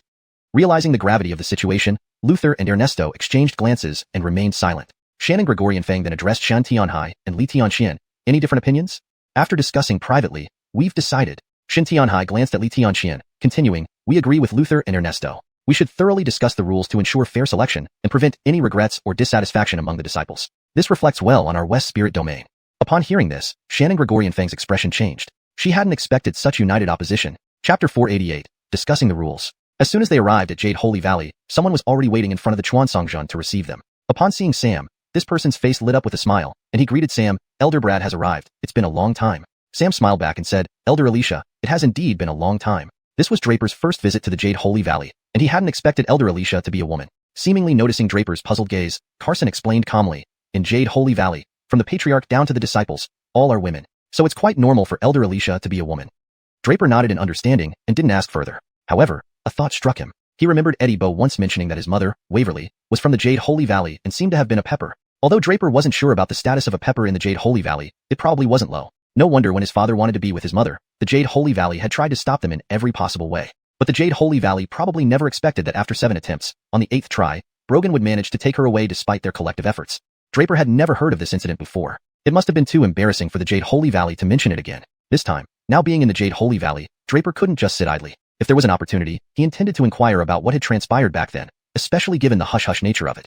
Unaware of Draper's thoughts, after some pleasantries, Elder Alicia led Sam to the reception area specifically prepared for guests from the other 5 holy sects. They were to stay here until the 6 sects debate began in 3 days. Elder Brad, Patriarch Shannon has been waiting, Elder Alicia said before Sam could respond. Of course, let's see Patriarch Shannon first, Sam responded, and then instructed everyone briefly before following Elder Alicia to meet Patriarch Shannon. Meanwhile, the leaders from the other major sects also started arriving at Jade Holy Valley, bringing with them the selected disciples. Now in the Grand Hall of Jade Holy Valley, several influential figures had gathered. Patriarch Shannon Gregorian Fang from Jade Holy Valley, Patriarch Ernesto from Eternal Spring Palace, Patriarch Luther from Sword Saint Palace, Elder Sam from Bradshaw Holy Sect, Patriarch Shan Tianhai from Star Sea Holy Sect, and Patriarch Li Tianxian from Xintian Holy Sect. Shannon Gregorian Fang initiated the discussion. Let's not waste time. The Real Stephantrial Pavilion has urged us to quickly send 10 disciples to Celestial Spirit Domain for the Grand Real Stephantrial Ceremony. Unexpectedly, she called everyone here for this matter. The schedule can be advanced, but I want to know your thoughts on the rules, Patriarch Shannon. Luther of Sword Saint Palace interjected promptly. Previously, Shannon Gregorian Fang had only outlined her ideas vaguely, leaving much unsaid, so each leader had different interpretations. Thus, the first issue to address was the rules since it directly impacted whether their disciples could be among the chosen 10. After Luther's lead, the others turned their gazes toward Shannon Gregorian Fang. What are your opinions? Shannon Gregorian Fang countered smoothly, knowing their next question. I believe your initial idea isn't ideal. If our judgment is close and ends up in a vote, it may seem unfair to those not privy to prior discussions. Hence, we should carefully deliberate and finalize the rules, Ernesto added. Among the 6 holy sects, apart from Jade Holy Valley, the most powerful were Sword Saint Palace and Eternal Spring Palace. The remaining 3 sects paled in comparison, thus, the decision largely rested among these top 3. Situ makes sense, I agree. Luther concurred, indicating they had coordinated beforehand. Shannon Gregorian Fang smiled indifferently and asked the others, what do you think? Sam responded first, I have no objection. Our Patriarch fully supports following Patriarch Shannon's arrangements. This wasn't false. Bradshaw Holy Sect and Jade Holy Valley had always had amicable relations. Shannon Gregorian Fang's expression brightened. Thank you for your trust. Please extend my regards to Elder Brad. Sam respectfully agreed. The news of the Patriarch's death hadn't reached Shannon Gregorian Fang yet, showing how cautious Sam was. Luther and Ernesto exchanged glances, sensing Sam's stance. Shannon Gregorian Fang then asked Shan Tianhai and Li Tianxian, any other thoughts? We've discussed privately and decided to support Luther and Situ's views. We must carefully formulate the rules for fairness and to avoid resentment among the disciples. A poor rule set might cause ridicule against the Western spirit realm, Shan Tianhai replied, looking at Li Tianxian. Upon hearing this, Shannon Gregorian Fang's expression darkened, realizing she had underestimated them. Chapter 488, Discussing the Rules. Upon arriving at Jade Holy Valley, there were actually receptionists waiting in front of the Chanfeng. When they saw Sam, a smile immediately appeared on their faces, and they greeted Sam, Elder Brad has arrived. It's been a while. Sam also smiled and replied with a salute, Elder Alicia, it's been a long time. This was Draper's first visit to Jade Holy Valley, and he did not expect Elder Alicia to be a woman. Seeming to notice Draper's confusion, Carson explained, everyone from the Grand Stephanster down to the disciples in the Jade Holy Valley are women. It's perfectly normal for Elder Alicia to be a woman. Draper finally understood and said no more. However, his mind was filled with thoughts. He remembered Benny telling him that his mother, Waverly, used to be someone from the Jade Holy Valley and even seemed to be a pepper. Although Draper did not know what status a pepper held in the Jade Holy Valley, it was likely not low. No wonder his father faced numerous obstructions when trying to be with his mother back then. But the Jade Holy Valley probably never expected that eventually, after 7 attempts and being thwarted each time by the combined efforts of the entire valley, Brogan successfully took her away on the 8th attempt. Draper had never heard about this matter before. It was probably because the Jade Holy Valley felt embarrassed, and thus chose not to mention it. Now that he was here, Draper decided to find out more about what happened back then, which made the Jade Holy Valley reluctant to bring up the matter ever again. Of course, Sam did not know what Draper was thinking. After some casual conversation, Elder Alicia led Sam to a designated reception area where members of the other 5 holy sects could stay. There were still 3 days until the 6th sect debate began, so everyone should get plenty of rest. Elder Brad, our Grandmaster has been waiting for you. Shall we? Elder Alicia paused, but Sam already smiled and responded, of course, let's go meet Grandmaster Shannon first. It's been a long time since I last saw her. With that, Sam instructed the others and followed Elder Alicia to meet Grandmaster Shannon. Meanwhile, Draper and the others settled into their rooms. At the same time, leaders from other major sects and their selected disciples also arrived one after another at Jade Holy Valley. In the Grand Hall, several important figures gathered. Stephenster Xianxia from Jade Holy Valley, Chancellor xiuxian from Changchun Holy Palace, Stephenster Luther from Sword Saint Palace, Grand Elder Sam from Bradshaw Holy Sect, Stephenster Shan Tianhai from Star Sea Holy Sect, and Stephenster Li Tianxian from Xintian Holy Sect. Xianxia of the Jade Holy Valley spoke first. I won't beat around the bush. The True Stephenetial Pavilion urges us Western Spirit Domain to send 10 disciples to attend the Great True Stephenetial Ceremony in the Celestial Spirit Domain as soon as possible. She continued calmly, since all of you are here, why don't we move forward the 6th sect debate by 2 days and start officially tomorrow morning? What do you think? No one expected Xianxia to discuss this matter. Moving it up is fine, but can you tell us what rules you have in mind for this debate? Luther asked promptly after Xianxia finished speaking. Indeed, during previous discussions on the rules, Xianxia had only given vague suggestions, leaving much room for interpretation among the different sect leaders. Therefore, it was crucial to establish the rules clearly to ensure fairness in selecting the top 10 disciples. Luther's question was echoed by the other leaders who turned their attention to Xianxia. Well, what are your thoughts? Xianxia seemed prepared for this query and redirected the question back to them. I believe Stephenster Xianxia's suggestion isn't entirely appropriate. If the judgment of some disciples' performances comes down to voting among us, it might not be fair to other disciples if there was prior agreement. Therefore, I suggest we carefully reconsider and finalize the rules, Chancellor xiuxian of Changchun Holy Palace commented. Apart from the most powerful Jade Holy Valley, Sword Saint Palace and Changchun Holy Palace were the next most influential. Thus, ultimately, it came down to negotiations between these top 3 sects. I agree, Luther stated, hinting at prearranged cooperation against Jade Holy Valley. Xianxia smiled ambiguously and looked at the others. And what do you think? Sam of Bradshaw Holy Sect spoke up first. I have no objections and will fully follow Grandmaster Xianxia's arrangements. Not surprisingly, relations between Bradshaw Holy Sect and Jade Holy Valley had always been cordial, as indicated by Elder Alicia personally welcoming Sam every time. Xianxia's expression softened, and she thanked Sam, thank you for your trust. Please convey my regards to your Grandmaster. Sam bowed slightly in acknowledgement, revealing his caution in not mentioning the death of the Grandmaster prematurely. Xianxia then asked Shen Tianhai and Li Tianxian, any other opinions? We discussed privately and have reached a final decision. Shen Tianhai glanced at Li Tianxian, adding, we agree with Stephensters Luther and xiuxian. We must deliberate thoroughly on the rules for the 6th sect debate. It's essential to present the best candidates without causing dissatisfaction or tarnishing our Western Spirit Domain's reputation. Hearing this, Xianxia's face darkened. She hadn't anticipated this level of coordination among Luther and xiuxian.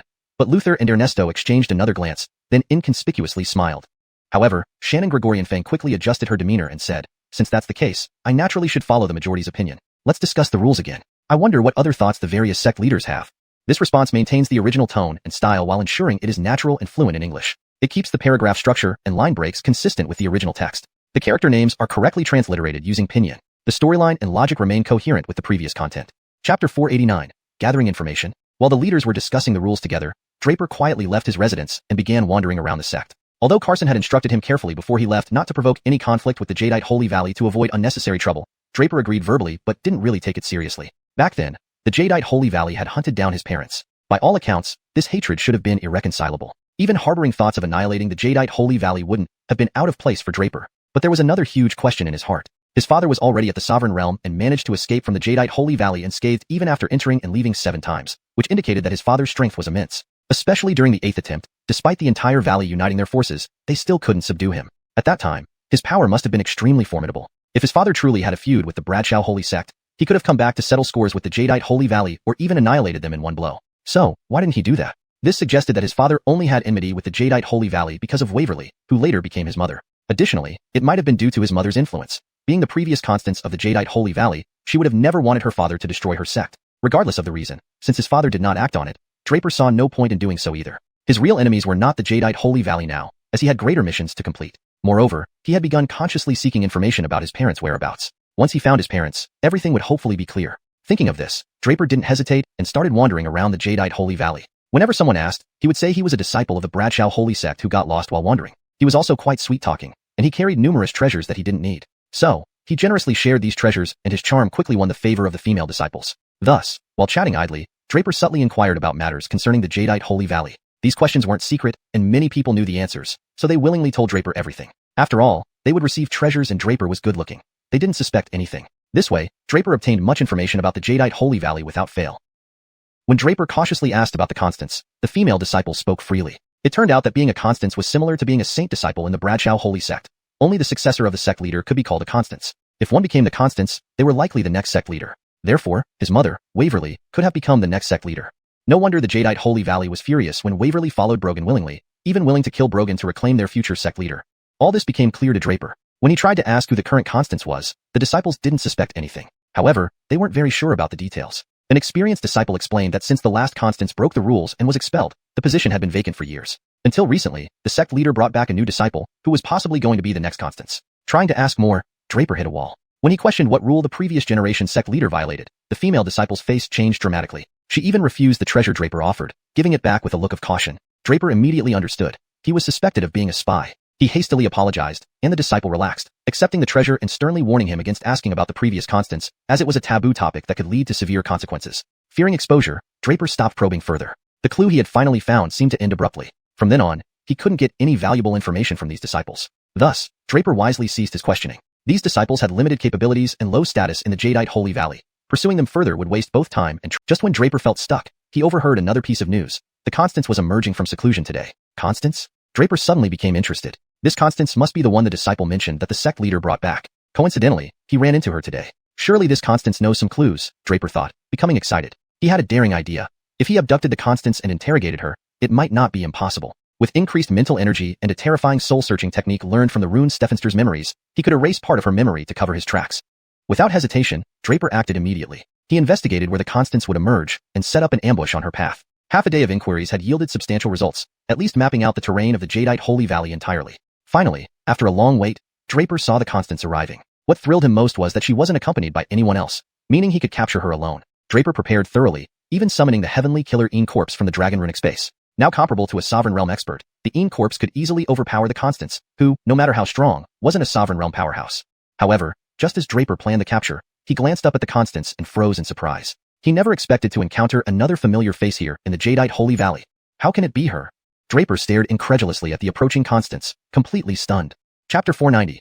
Reunion with Scarlet. It turned out that the person was none other than Scarlet, who had once had an entanglement with Draper. But Draper couldn't quite wrap his head around it. Wasn't Scarlet still in Gregoring's house? How could she suddenly leap from there to this Emerald Holy Valley and even become its pepper? Draper was momentarily stunned, feeling somewhat bewildered. If it was Scarlet, then his previous plans were redundant. Even if she had become the pepper recently, it would be impossible for her to know the secrets of the sect from decades ago. Feeling disheartened, Draper realized all his efforts might come to naught despite having gathered so much information. But now he faced another dilemma. Should he meet Scarlet if she was here? And judging by her presence, Scarlet seemed likely to participate in the upcoming debate among the 6 major sects.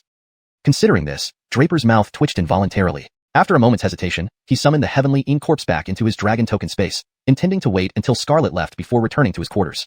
However, unexpectedly, when Scarlet arrived at the spot, she suddenly paused, looking thoughtfully towards where Draper was hiding. Then she suddenly said, "Since you're here, why hide? Show yourself." As she spoke, her long sleeves shot out, releasing a tremendous force that shattered the large rock Draper was hiding behind. Cornered and with nowhere to hide, Draper had no choice but to reveal himself. Without hesitation, he reached out and caught Scarlet's sleeve firmly. He forced a smile and greeted her, "Miss Shannon, it's been a long time." Scarlet froze, staring at Draper in shock, momentarily at a loss. She had recognized Draper's voice as soon as he spoke, but seeing his face still left her bewildered. It stirred something deep within her heart. She didn't know how to react, especially since the person she missed every day suddenly appeared right before her eyes, leaving her unsure and flustered. "Draper, is it really you?" Scarlet finally asked after a while. "I never expected the pepper of the Emerald Holy Valley to be you," Draper sighed. He knew he couldn't avoid this encounter.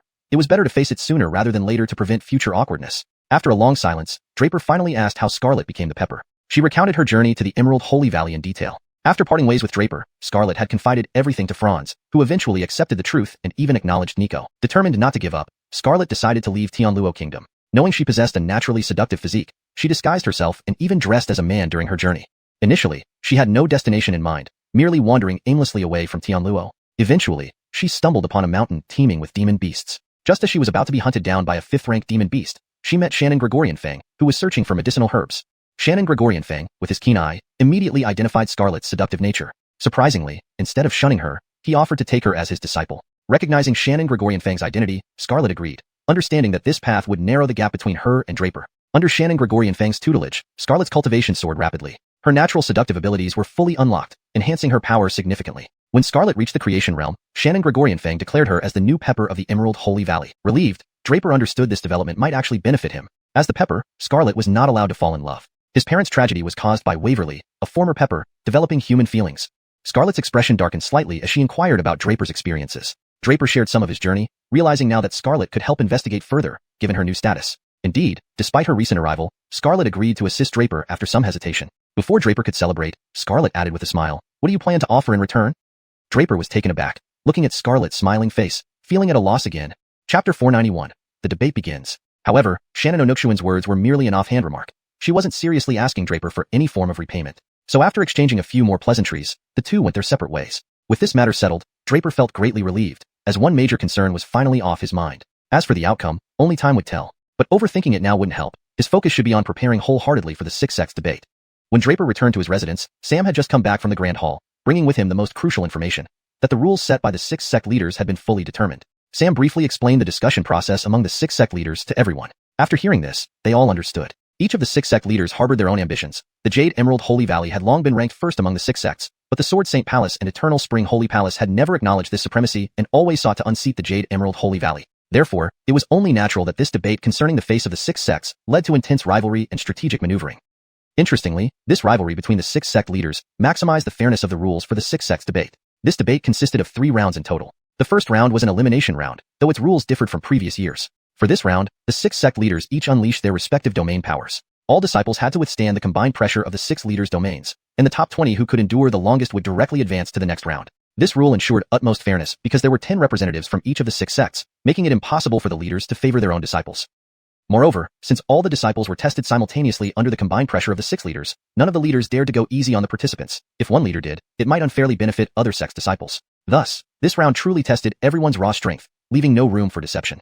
For this purpose, the 6 sect leaders pooled their collective power to create a unique space. Within this space, pairs of participants would randomly appear and duel against each other, with the victors advancing to the next round and the losers being eliminated. The final 10 winners would be the ones chosen to attend the true xiuxian ceremony. However, selecting just 10 people still didn't ensure absolute fairness, so a remedial measure was introduced. These 10 individuals would also compete in a ranking competition and be open to challenges from others, which formed the last round. Only after these 3 rounds would the final 10 be chosen to participate in the true xiuxian ceremony. While many hadn't anticipated such rules, at least everything was now set in stone, alleviating concerns about other matters. Considering the shortened timeline, the debates were originally scheduled for 3 days later but were now set for the very next day. Everyone immediately began preparing for the impending event. The following day, the 6 sects debate commenced in the martial practice grounds of the Jade Emerald Holy Valley. The vast and majestic arena housed the 6 sect leaders seated on a high platform while the disciples stood in place below, awaiting the official start of the competition. Thomas, the master of the Jade Emerald Holy Valley, oversaw the proceedings. He addressed all participants from atop the platform. Disciples, I won't mince words. The importance and rules of the 6 sects debate have been clearly explained by your respective leaders. But note that the aim of this debate is to select the elite disciples of our 6 holy sects for participation in the true xiuxian ceremony within the true xiuxian pavilion. A once-a-decade grand event aimed at evaluating talented individuals across various spirit realms and absorbing promising disciples into the pavilion. This opportunity is invaluable both for you and for us 6 holy sections. Therefore, every participant must give their utmost effort, as opportunities like this do not come often.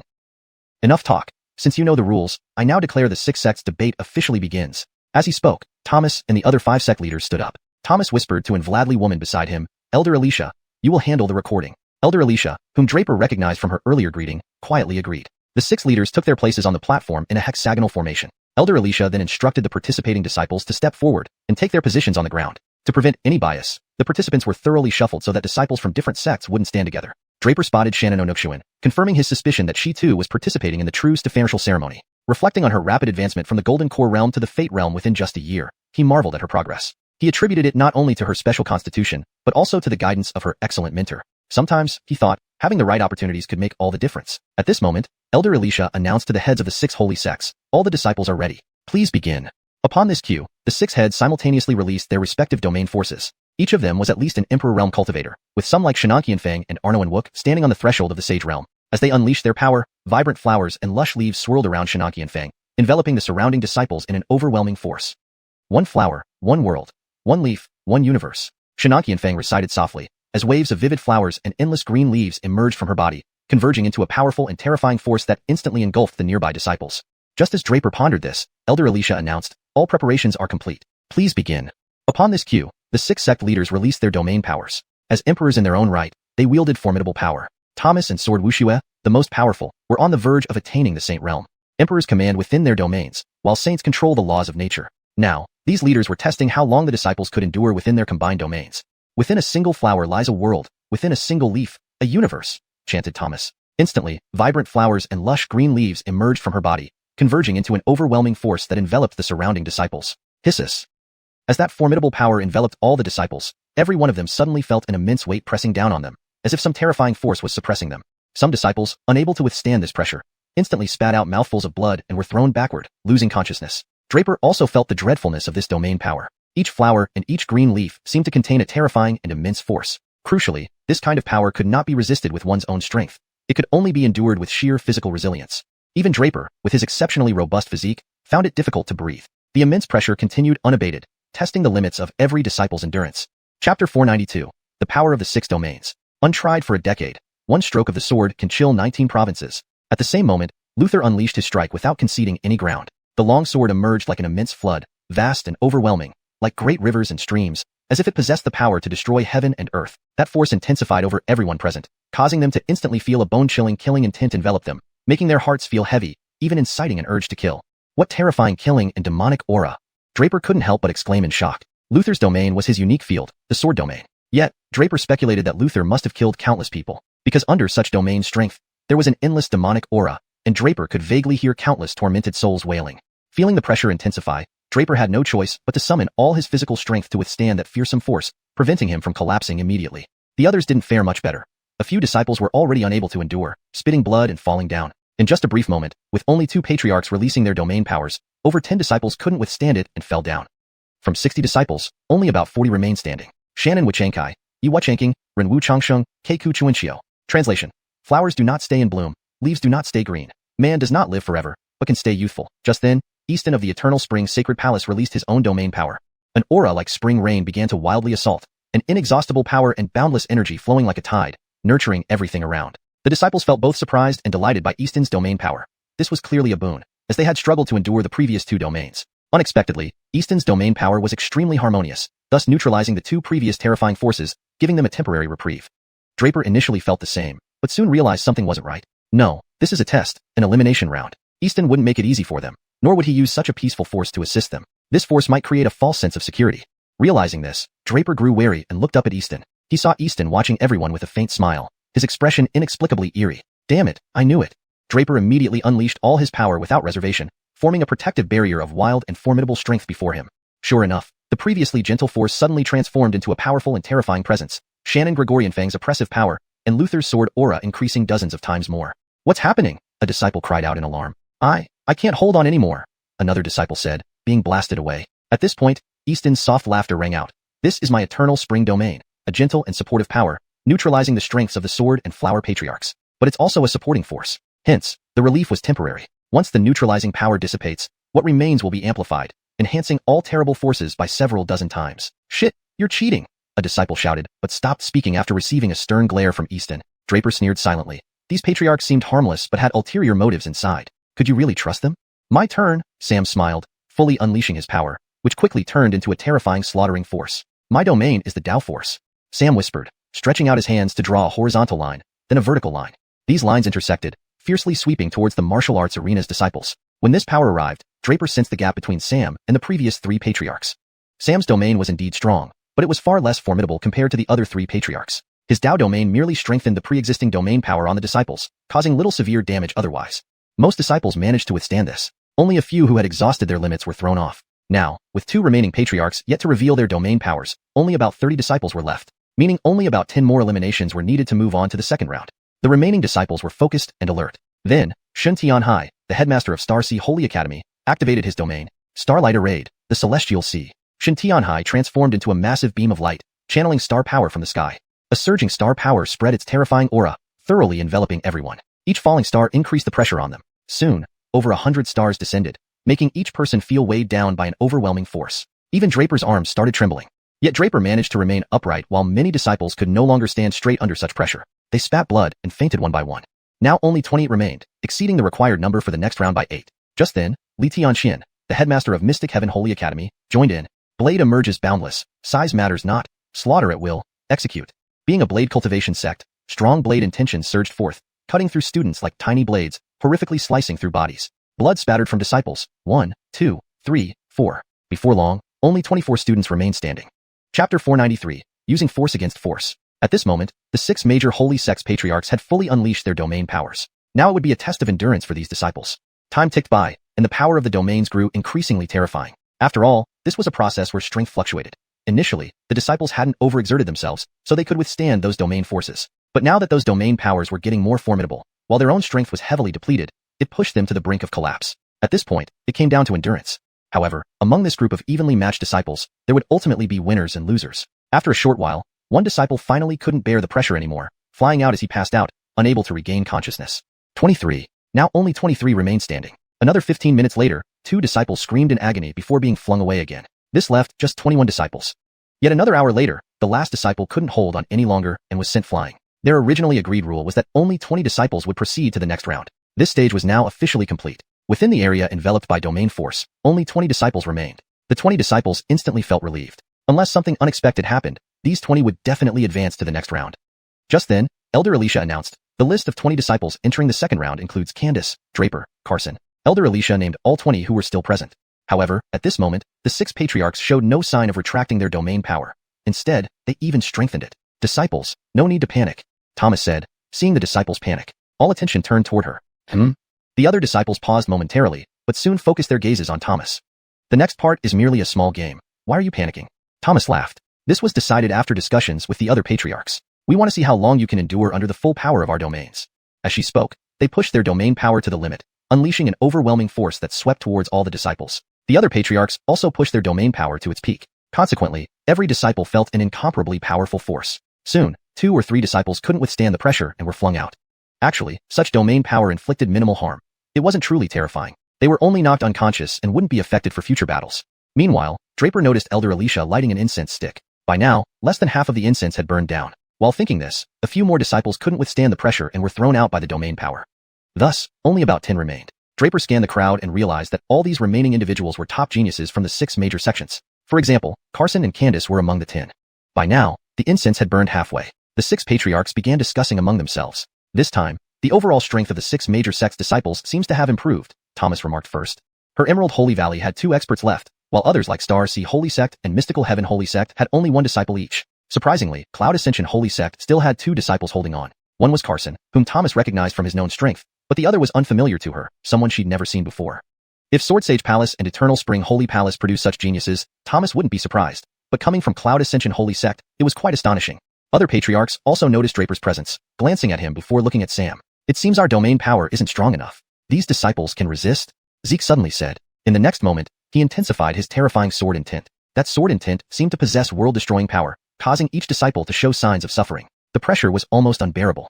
Draper's veins bulged as his face became grotesquely fierce. But the heavier the pressure, the more it spurred his potential. The vortex dantian in his body rapidly spun, releasing surging life force that resonated through him. Limitless strength surged from his body, helping him resist the terrifying force.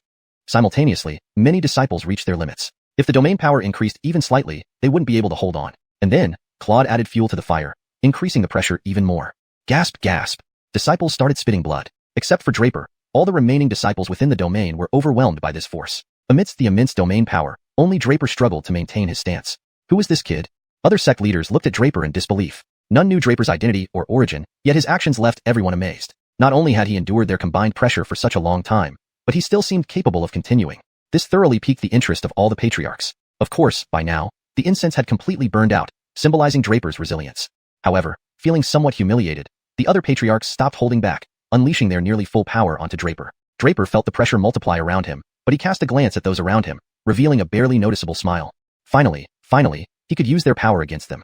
Chapter 494, Reabsorption of the Primordial Dragon Essence Blood. Draper actually knew that his exceptional traits would inevitably provoke a strong backlash from the leaders of various sections. After all, their realm power was incredibly terrifying. The Elder Alicia had set a time limit based on the burning incense stick, probably after these few sect leaders had agreed beforehand to see if any disciples could endure until then. Before the incense burned out, all the disciples, except for Draper, were flung away. But Draper persisted from the beginning and endured past the incense burn duration.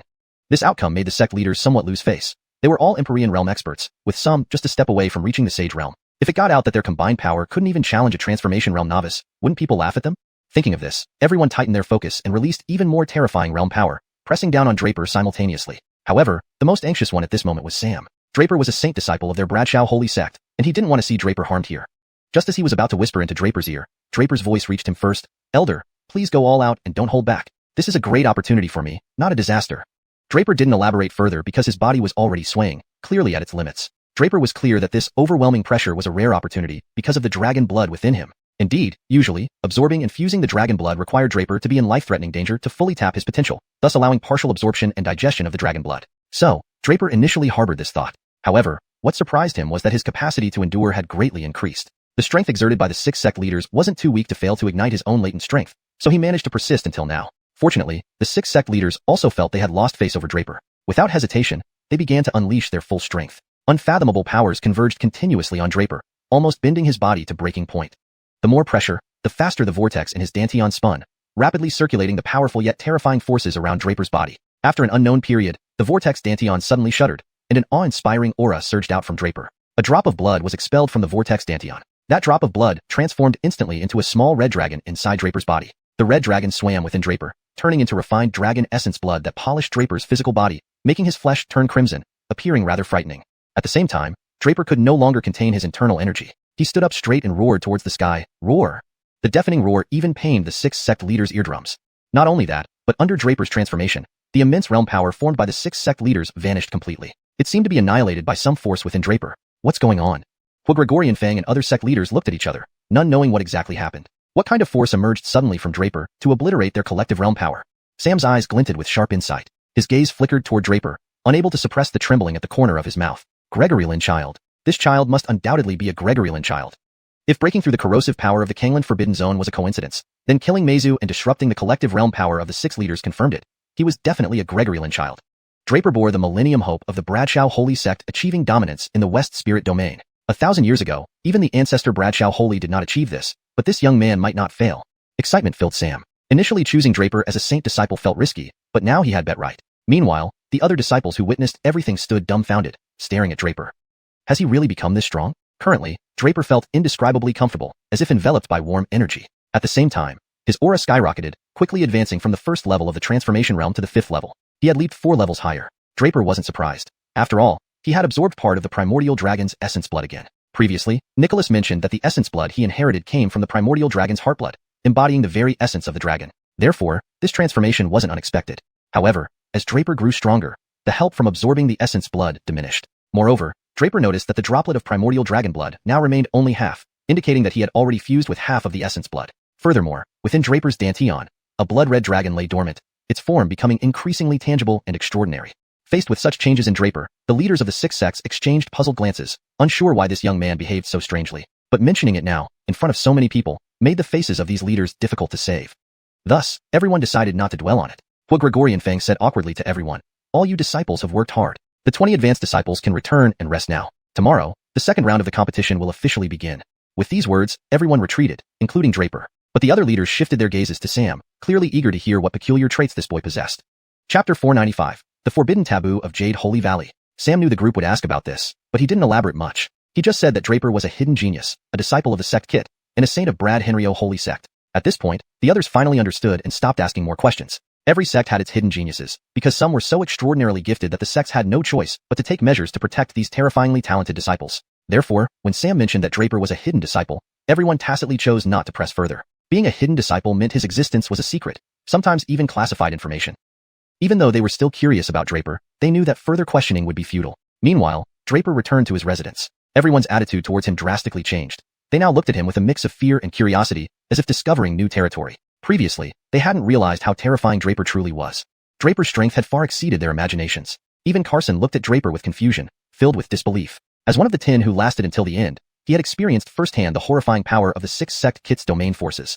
Eventually, Carson felt that the terrifying force could almost make his blood burst out. He couldn't withstand it any longer and was thrown out. But if his perception wasn't wrong, after everyone was blasted away, the force on Draper became several times stronger, and Draper stood alone in the domain force, bearing all the power himself. This was what frightened Carson the most. Moreover, Draper didn't just survive, but also shattered the combined domain power of the 6 sect Kits. Carson found it hard to believe everything until the very last moment when Draper unleashed a burst of power, causing all the domain forces to vanish. Despite this shocking outcome, Draper made no attempts to explain. He simply stated that he had been holding back earlier. Although Carson didn't fully believe this explanation, he decided not to push further. Instead, he prepared himself for the next day's battle. Night gradually enveloped the entire Jade Holy Valley. In the middle of the night, Draper got up and quickly headed to a hidden place within the valley. After gently tapping a huge stone 3 times, a large cave appeared beneath his feet, and although Draper fell, he maintained his balance and stayed on high alert. After an unknown period, Draper finally landed. At that moment, Scarlet's voice came from nearby. "You're here." Turning around, Draper saw Scarlet standing not far off. They had agreed on this meeting in the morning before the first round of tests. Scarlet had informed Draper that she had thoroughly investigated the matter he asked her about the previous day. They had agreed to meet tonight, and thus Draper came here. "Are you sure everything is clear?" Draper was somewhat skeptical of her efficiency. "Of course." Scarlet smiled, then called out to someone behind her. "Grandma, come out." "Grandma?" Draper frowned, becoming instantly cautious. "It's fine," Scarlet explained quickly. "This is Mariah, who serves the Constance of Jade Holy Valley. She served the previous Constance and knows more about her." Draper's expression softened somewhat, but Scarlet couldn't help asking, "Why are you so determined to find out about the previous Constance?" Previously, Draper only asked her to gather information about the previous Constance without revealing his true intentions. When Scarlet investigated, she learned that Draper had already tried many ways to coax other female disciples into talking about the previous Constance, who turned out to be a taboo subject in Jade Holy Valley, similar to violating sect rules. Scarlet went through great lengths but managed to find Mariah, who had served the previous Constance, and convinced her to come. Seeing Draper, Mariah was suddenly overcome with emotion. "How can this be? How can this be? You." She seemed shocked, nearly fainting from the sudden shock. But Scarlet quickly sent a surge of powerful essence energy to stabilize her. Mariah regained her senses and stared intently at Draper. After a long silence, she exclaimed, "You must be the child born from the unparalleled Constance." Scarlet almost screamed in surprise, realizing why Draper was so concerned about the previous Constance. He was her son. Draper wasn't surprised by this revelation. If Mariah had indeed served his mother, recognizing him wouldn't be unusual. "Please tell me what happened back then and where my father took my mother," Draper directly asked. He wanted to understand what really happened and learn where they went. Mariah sighed and recounted the story. "Your father was originally a disciple from a remote small country. Initially, his talent wasn't impressive, and none of the 6 holy sects accepted him. He joined the 6th sect of Beta alone, but unexpectedly emerged as its champion. Your parents met during the battle and developed a forbidden relationship. Other sects wanted to recruit your father due to his talent, but he publicly declared his intention to marry your mother." Mariah sighed again. "You should know that your mother was the Constance of Jade Holy Valley and destined to be its future leader. How could she have a personal affair? Your father completely enraged the sect xiuxian, and she decided to expel your father from the Jade Holy Valley, declaring that he was never allowed to set foot here again. Other sect leaders, seeing that your father had offended sect xiuxian, dared not mention recruiting him as a disciple anymore. However, your father was someone who wouldn't give up easily. Without further ado, he left, saying only that his current strength was insufficient, but when he improved in cultivation, he would come back for your mother." Draper listened with great interest. He hadn't heard this side of his father's story before. Considering the reference to a remote small country, it must have been Tianluo Kingdom. Yet, surprisingly, his father hadn't emerged through the Thousand Kingdoms War, but seemingly on his own. "Beatrice, please continue," Draper softly prompted. "But your father's declaration thoroughly infuriated sect xiuxian, who even decided to send people to pursue and assassinate your father." Draper's eyebrows immediately turned cold at the word assassinate. Beatrice didn't notice Draper's reaction and continued, "Yes, assassination. But the people sent out soon returned to inform the sect kit that your father's trail had vanished without a trace. It wasn't until he reappeared and came back to the Jade Holy Valley that they realized his strength had grown several times over." Draper was momentarily stunned, then couldn't help but twitch his lips. So his father was also quite formidable, capable of such terrifying feats. Upon reflection, Nicholas had once mentioned that his father possessed Dragon Clan bloodline. Perhaps it was the activation of this bloodline that caused his rapid cultivation progress. With this understanding, Draper continued to listen attentively. Beatrice went on. "When the sect kit saw your father's greatly increased strength, she was startled. Of course, she still wouldn't let him succeed. With just one move, your father was suppressed." As Beatrice recounted, Draper pieced together the entire sequence of events. His father had fought 7 times, growing stronger each time until, by the 7th battle, he could match sect kit Shannon Gregorian Fang evenly. At that time, Shannon Gregorian Fang had just ascended to the sovereign realm and ultimately relied on her domain power to defeat Brogan. Brogan fled again after that battle. By the 8th return, Brogan had also reached the sovereign realm and mastered domain power. This time, he didn't let history repeat itself. Instead, he defeated Shannon Gregorian Fang outright and took away his mother. The Jade Holy Valley considered this event an unprecedented disgrace. The first thing Shannon Gregorian Fang did was to seal all information about it and classify anything related to the previous generation as forbidden knowledge.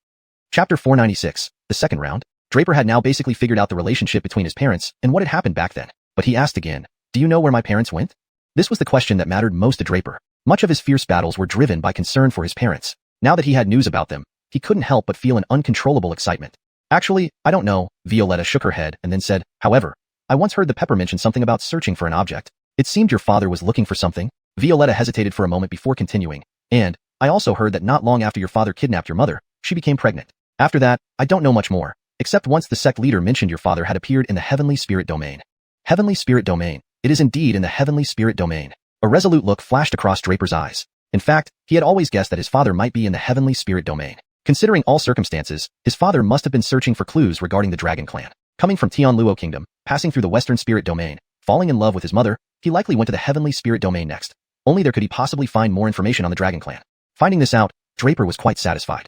This information was an unexpected bonus. Taking out a drop of his blood, Draper refined it into a red pill and directly handed it to Violetta. Violetta, your days may be limited. This pill won't have any other effect, but it can slow down your aging process and extend your lifespan. Consider it as a token of gratitude. Initially, Violetta hesitated and dared not accept it. But when Draper insisted and forcefully gave the blood pill to her, she finally accepted it. She smiled at Draper and said, if the unparalleled Pepper knew how grown up her child is, she would certainly be very happy. Draper gave an indifferent smile and said no more. After thanking Shannon Onukshuin, he turned around and left. He felt relieved having settled this matter. Now, he had sufficient reason to aim for the top spot in the Six Sects debate with all his strength. He was eager to go to the True Stefanatial Realm and the Heavenly Spirit Domain. He had a premonition. He might see his parents at the Grand True Stefanatial Ceremony. Moreover, the Grand True Stefanatial Ceremony was a grand event for all spirit domains under the True Stefanatial Realm. Then, the Fiend Spirit Domain would certainly send their strongest Fiend race geniuses. Speaking of which, who could surpass xiaxia in genius? Xiaxia was of the Divine Phoenix clan, carrying within her the bloodline of Ancestral Phoenix. Naturally, she was one of the top geniuses among the Fiend races. In other words, if Draper went to the Heavenly Spirit Domain this time, he might meet Xiaxia again. Thinking of Xiaxia, his heart stirred slightly. Since they last met, it had been 2 or 3 years. Back then, he found the Imperial Realm too distant, but now, having reached the 5th level of the Transcendent Realm, he only needed 4 more small stages to become an Imperial Realm cultivator. He didn't know how Xiaxia was faring. Draper worried greatly about her situation. The Marcel wasn't exactly someone benevolent. If he didn't see Xiaxia at the Grand True Stefanatial Ceremony, Draper would definitely confront the Divine Phoenix clan with a single spear. Putting these thoughts aside, Draper prepared to rest and get ready for the next day's battle. The next morning, all disciples gathered once again in the arena. The first round elimination still lingered in everyone's minds, but many students wouldn't get the chance to enter the second round anymore. Only those 20 people who held on until the end could participate. This time, the 6 sect leaders didn't say much, handing over this round to Elder Alicia. Elder Alicia pointed at a massive vortex barrier in midair and said, everyone can see this. The rules for the second round are simpler. First, each disciple will enter the vortex barrier. Inside, the vortex force will transport you to battle in pairs. The victors advance to the preliminary list of 10, while the losers are eliminated. Is everyone clear? Understood. The disciple shouted. Draper looked up at the vortex barrier in midair. He knew this was a unique space jointly opened by the leaders of the 6 holy sects, similar to a miniature universe. Since entering would mean being automatically paired with an opponent, it must allocate matches based on combat power. With this in mind, Draper felt reassured. To be honest, he was confident in his combat abilities. His current skills could easily overpower experts at the same realm. Meanwhile, Draper glanced at the other disciples, whose expressions varied widely, revealing nothing of their true thoughts. The second round begins now. As soon as it started, the disciples stood under the vortex barrier and were immediately absorbed into it, vanishing one by one. Those already eliminated yesterday now observed from the stands, analyzing the battles inside the vortex barrier closely. Bubbles formed on the vortex barrier, showing the situations of all participants clearly. This allowed them to evaluate the performance for the upcoming rounds since they knew they had one last opportunity. After this second round, there would be a third round. In the third round, they could choose opponents to challenge anyone in the top 10. Success meant replacing them. Failure had no penalty. So, every disciple watched intently, trying to identify the weakest opponent for future challenges. Chapter 497, Battle against Adalberto. Deep within that unique space, Draper was waiting for his opponent to arrive. He was somewhat curious about who the heads of the 6 major sects would choose as his opponent based on his performance in the first round. After all, his performance in the first round could only be described as terrifying. Therefore, Draper was quite eager to know if his opponent would be the strongest among all the disciples. However, what Draper truly hoped was that he wouldn't face Carson or Shinobu Henrya. Among the 20 people from Bradshaw Holy Sect, there were only 2 of them, him and Carson. As for Shinobu Henrya, she was an old acquaintance, and it was always difficult for him to go against her. Just as Draper was anticipating, another figure appeared abruptly in his spatial area. It's you? The newcomer looked surprised upon seeing Draper, but then said with a laugh, I guess it's because of your outstanding performance in the first round that you were chosen as my opponent? The person scrutinized Draper for a moment before continuing, but this time, it looks like you're in for a tough time. That boy, don't think highly of yourself just because you can withstand the powerful field force released by the 6 major sect leaders for a while. Let me tell you straight, you're far from being a true expert. A real master is judged by their performance in combat. In front of me, Adalberto, you're nothing but trash. Draper was momentarily speechless. Who spoiled these disciples so much that they always acted like they were top dogs, looking down on everyone yet having mediocre skills? Boy, give up and admit defeat now. If you do, I won't hurt you. Otherwise, my sword might not distinguish friend from foe and end up hurting you, which would be regrettable, Adalberto advised again. Sword? Draper smiled faintly. A disciple of Sword St. Palace? Generally, no other sect except the Sword St. Palace use swords. Yes, I am of the Sword St. Palace. Before Adalberto could finish, Draper interrupted. You talk too much. Draper instantly brandished the dragon scale spear. Within this kind of space, one didn't need to worry about excessive force damaging the arena. Feeling at ease, Draper unleashed his most potent move from the Heavenly Dragon Burial, the Void. This was the 6th form of Heavenly Dragon Burial, which he had used once against Carson. Now it was the 2nd time. Adalberto hadn't finished speaking when a powerful force cut him off. The dragon scale spear turned into a green dragon charging fiercely toward him. Adalberto's expression changed in surprise, clearly not expecting the intensity of Draper's spear thrust. He did not dare to delay, drawing his sword with a metallic ring. The blade emitted a formidable aura as it struck towards Draper's spear. The moment their weapons clashed, Draper's spear shattered the air first, followed by Adalberto's sword slowly dissipating. Witnessing this, Draper realized that Adalberto was indeed stronger than him. Someone with such strength must be a saint-level cultivator in the Sword Saint Palace. Adalberto began laughing loudly after seeing this. Boy, I thought you were really something, but you're just ordinary. Buoyed by confidence, he launched another fierce attack. Let me show you what true swordsmanship and sword and tin are. Roaring wildly, Adalberto's power surged dramatically. Shortly after, torrents of formidable energy poured out from his sword, combined with overwhelming killing intent and boundless sword intent, all converging to strike Draper. Dugu sword intent, kill. An oppressive atmosphere enveloped both Draper and Adalberto. Draper glanced at Adalberto with surprise, realizing that Adalberto was a sword expert who had comprehended sword intent, a form of mental force that influences opponents during combat. Though affected initially, the influence was shallow due to Draper's powerful divine soul strength. As a 3rd-rank spirit rune master, Draper knew it would be foolish to think mere mental force could sway him. Nevertheless, he pretended to be affected, leading Adalberto to believe he had an advantage. Seeing Draper dazed, Adalberto seized the opportunity, swiftly attacking. His strike was swift, aiming to annihilate Draper. Draper, still appearing disoriented, let out a sudden laugh. Is that so? Huh. Adalberto froze, realizing, I'm a rune master, Draper answered directly, seeming to read Adalberto's thoughts. Fuming, Adalberto couldn't believe he underestimated this boy. Before Adalberto could react further, Draper reached out and grabbed the tip of his sword. Adalberto felt an immense force pushing back, nearly making him drop his weapon. Then Draper suddenly threw a punch. Oh, by the way, I forgot to mention one more thing. I'm also a body cultivator, and a very powerful one at that, Draper said with a grin. A devastating blow landed on Adalberto, causing audible cracks and unbearable pain. His consciousness grew hazy, knowing he had lost to this boy. Chapter 498. Unveiling Identity? Congratulations to Draper of the Bradshaw Sacred Sect for defeating Adalberto of the Sword Saint Palace. At this moment, Elder Elisha's voice rang out from not far away. How is that possible? Just then, Adalberto was hurled out of the vortex barrier. He stared intently at Draper with disbelief etched on his face. He actually lost. This was completely unexpected. After all, who was Adalberto? The direct disciple and foremost disciple of the Palace Master Luther, a holy disciple of the Sword Saint Palace. He prided himself on his unparalleled swordsmanship and had mastered the formidable skill of sword intent at a young age. Among experts of the same level, he had almost never tasted defeat. But now, at the hands of this unknown youth, he faced a humiliating loss. First, this young man broke through his most celebrated Dugu sword intent, and then was knocked down by a single palm strike, becoming the first one to suffer a crushing defeat. Yes, the first one. No one else had emerged yet from other spaces, meaning his battle with Draper produced the earliest victor and loser. He was also the first to be defeated among those involved. Luther, too, was incredulous. Having absolute confidence in Adalberto's abilities, he never imagined his star pupil would be the first to fall. Luther's expression turned dark like water. His eyes darted towards Sam, but Sam acted as if he hadn't seen it, looking elsewhere. Then Sam's gaze shifted to Draper, scrutinizing him coldly. However, Draper paid no attention, instead showing interest in Carson and Candace's ongoing fight. But soon Draper knew it wasn't worth watching further since their opponents were no match, making victory only a matter of time. Thomas, Shen Tianhai, Ernesto, and Li Tianxian looked doubtful, especially Li Tianxian and Shen Tianhai. They wondered how Draper could be so strong despite the Heavenly Mystic Sacred Sect and Starsea Sacred Sect having strength comparable to the Bradshaw Sacred Sect. Even if hidden talents were considered, this seemed too terrifying. If Draper truly became the patriarch of Bradshaw Sacred Sect later, their two sects might never rise again. Other disciples gradually emerged from the vortex after overcoming their respective opponents. As expected, Carson and Candace defeated their foes, advancing successfully. Thus, the final 10 contestants for the second round were chosen. With a cold look, Elder Elisha announced the 10 names and asked Thomas, Sect Stephenster, what should we do next? Thomas gave Draper a meaningful glance before declaring, everyone should rest well. Tomorrow morning, the third round of competition begins. After its conclusion, the 3 rounds results will determine who participates in the true Stephenetial ceremony.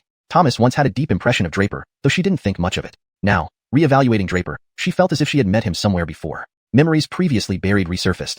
Memories she almost wanted to forget. Yet Draper unlocked these sealed memories. Draper, sensing Thomas's scrutiny, guessed she suspected his identity. Given his mother was her disciple and the commotion his father caused in Emerald Valley, it wouldn't be surprising if she figured out his identity. It didn't matter even if she did know, with Sam there, she wouldn't dare do anything. And even if she harbored ill intentions, she might not succeed against Draper. Concluding this, Draper left with others hastily. The remaining sect masters also departed. Only Adalberto remained dazed, still struggling to shake off the shock of being defeated. Dugu, just a single loss. Why are you so devastated? Luther reproved. The heart of a swordsman must advance without hesitation. Such frailty could be Adalberto's most fatal flaw. Such a flaw would likely stagnate his progress and weaken his resolve. Stephenster, I won't accept losing to an unknown youngster. Adalberto gritted his teeth. Nonsense. Luther reprimanded. That youth is a hidden talent from the Bradshaw sacred sect. You witnessed his performance in the first elimination round. Defeating you was both unexpected and plausible. But remember, as a swordsman, you must have the courage to start anew. Don't linger on your resentment. Tonight, strategize on how to defeat him tomorrow. Pull him down, rather than dwelling on bitterness. Adalberto paused. Stephenster, wasn't I eliminated? Can I still challenge him? Do you think the rules of the third round permit otherwise? Luther sneered. But I ask, given another chance, can you overcome him? Of course, Stephenster. Don't doubt me. Adalberto replied viciously. That's good, but don't underestimate him. Luther cautioned. Adalberto's face twisted in hatred. Draper, clean your neck. Wait for me to take your head. This translation maintains the original tone, structure, and style while ensuring coherence and fluency. Chapter 499. Another explosive moment. Draper naturally had no idea what Aston was thinking, but he was more worried about how Shannon Gregorianfang would deal with him next. It wasn't that Draper was afraid. It's just that overt actions are easier to avoid than covert attacks. If Shannon Gregorianfang played fair, he wouldn't be worried at all. However, if she resorted to underhanded tactics, Draper couldn't help but be cautious. But in the future, he just needed to be careful and attentive. If Shannon Gregorianfang really decided to act against him, then she should also think through the consequences. Could it be that Shannon Gregorianfang wanted to make Draper her next target after Brogan? With this thought in mind, Draper immediately began to sit in meditation, knowing that winning the head of the sixth sect debate was a must for him. There was another round of competition tomorrow, and he had to give it his all. The next morning, the third round of trials took place as scheduled. This round of trials was straightforward. Each of the remaining 10 participants had to face challenges from other disciples who were previously eliminated. This gave those who had been knocked out in the first 2 rounds one final chance. If they successfully challenged any of the current 10, they would replace them. This was still part of the first phase of the trial. The second phase involved ranking matches among the final 10 participants to determine their standings. The ranking significantly impacted the upcoming true Ancestral ceremony. Due to the importance of this third round, the arbiter and host was none other than Shannon Gregorianfang, while the 5 other sect leaders oversaw from the sidelines. Without beating around the bush, Shannon Gregorianfang addressed the first and second round eliminees below the arena. I know that among you there are definitely very capable disciples who were unfortunately eliminated in the first or second round. So, this time, I'm giving you an opportunity. Open your eyes and carefully examine the 10 individuals on stage. Assess whether their abilities truly match the positions they hold. If they do not, then step up and challenge them, replacing them. Shannon Gregorianfang's voice resonated like thunder, shaking all the disciples into alertness. At the same time, it ignited their passion. This was their last chance. To stand on higher ground, like participating in the true Ancestral ceremony and competing with other prodigies, they had to first secure a spot among these 10. And now, this was their final shot. I want a challenge. Before Shannon Gregorianfang could finish, Aston abruptly stood up. Very well. It turns out to be Saint Disciple Aston of the Sword Sage Palace. Who do you wish to challenge? Shannon Gregorianfang asked with a smile. Draper, get down here. That position is not yours. You don't deserve to stand there. Aston glared at Draper fiercely, spitting out venomous words. Me? Draper was slightly taken aback and tentatively asked, have you thought this through? Are you sure you want to challenge me? Weren't we already matched yesterday? You weren't my opponent then, and I advise you to find someone else, Draper earnestly advised. It was true. After all, Aston's solitary sword intent was completely ineffective against him, and his physical strength was poor. With full force, Draper could defeat him in one move. However, this didn't mean Aston was weak. He was quite formidable. If he chose another opponent, he might have a fighting chance. Yet, the more Draper spoke, the more ashamed Aston felt. His face turned even more malevolent as he fixed his gaze on Draper and shouted, Draper, stop wasting time. Today, I swear I will kill you or die trying. Aston suddenly drew his long sword, pointed it at Draper, and leaped onto the stage, ready for a decisive battle. Draper shook his head. You can't beat me, so why waste time? But if you're looking for punishment, I'll certainly oblige. With that, Draper adjusted his energy to its optimal state. Since someone was foolish enough to challenge him first, he didn't mind making an example out of him to deter others from thinking his strength was ordinary. Let's start with you. Draper murmured as he waited calmly for Aston. Draper, I've figured out your tricks. Your only defense is corrosion. Regular sword intent doesn't affect you, and neither does my solitary sword intent. But do you really think that's all I can do? Aston said coolly. Last night, he had thoroughly analyzed their battle and understood that Draper's victory came down to 2 factors.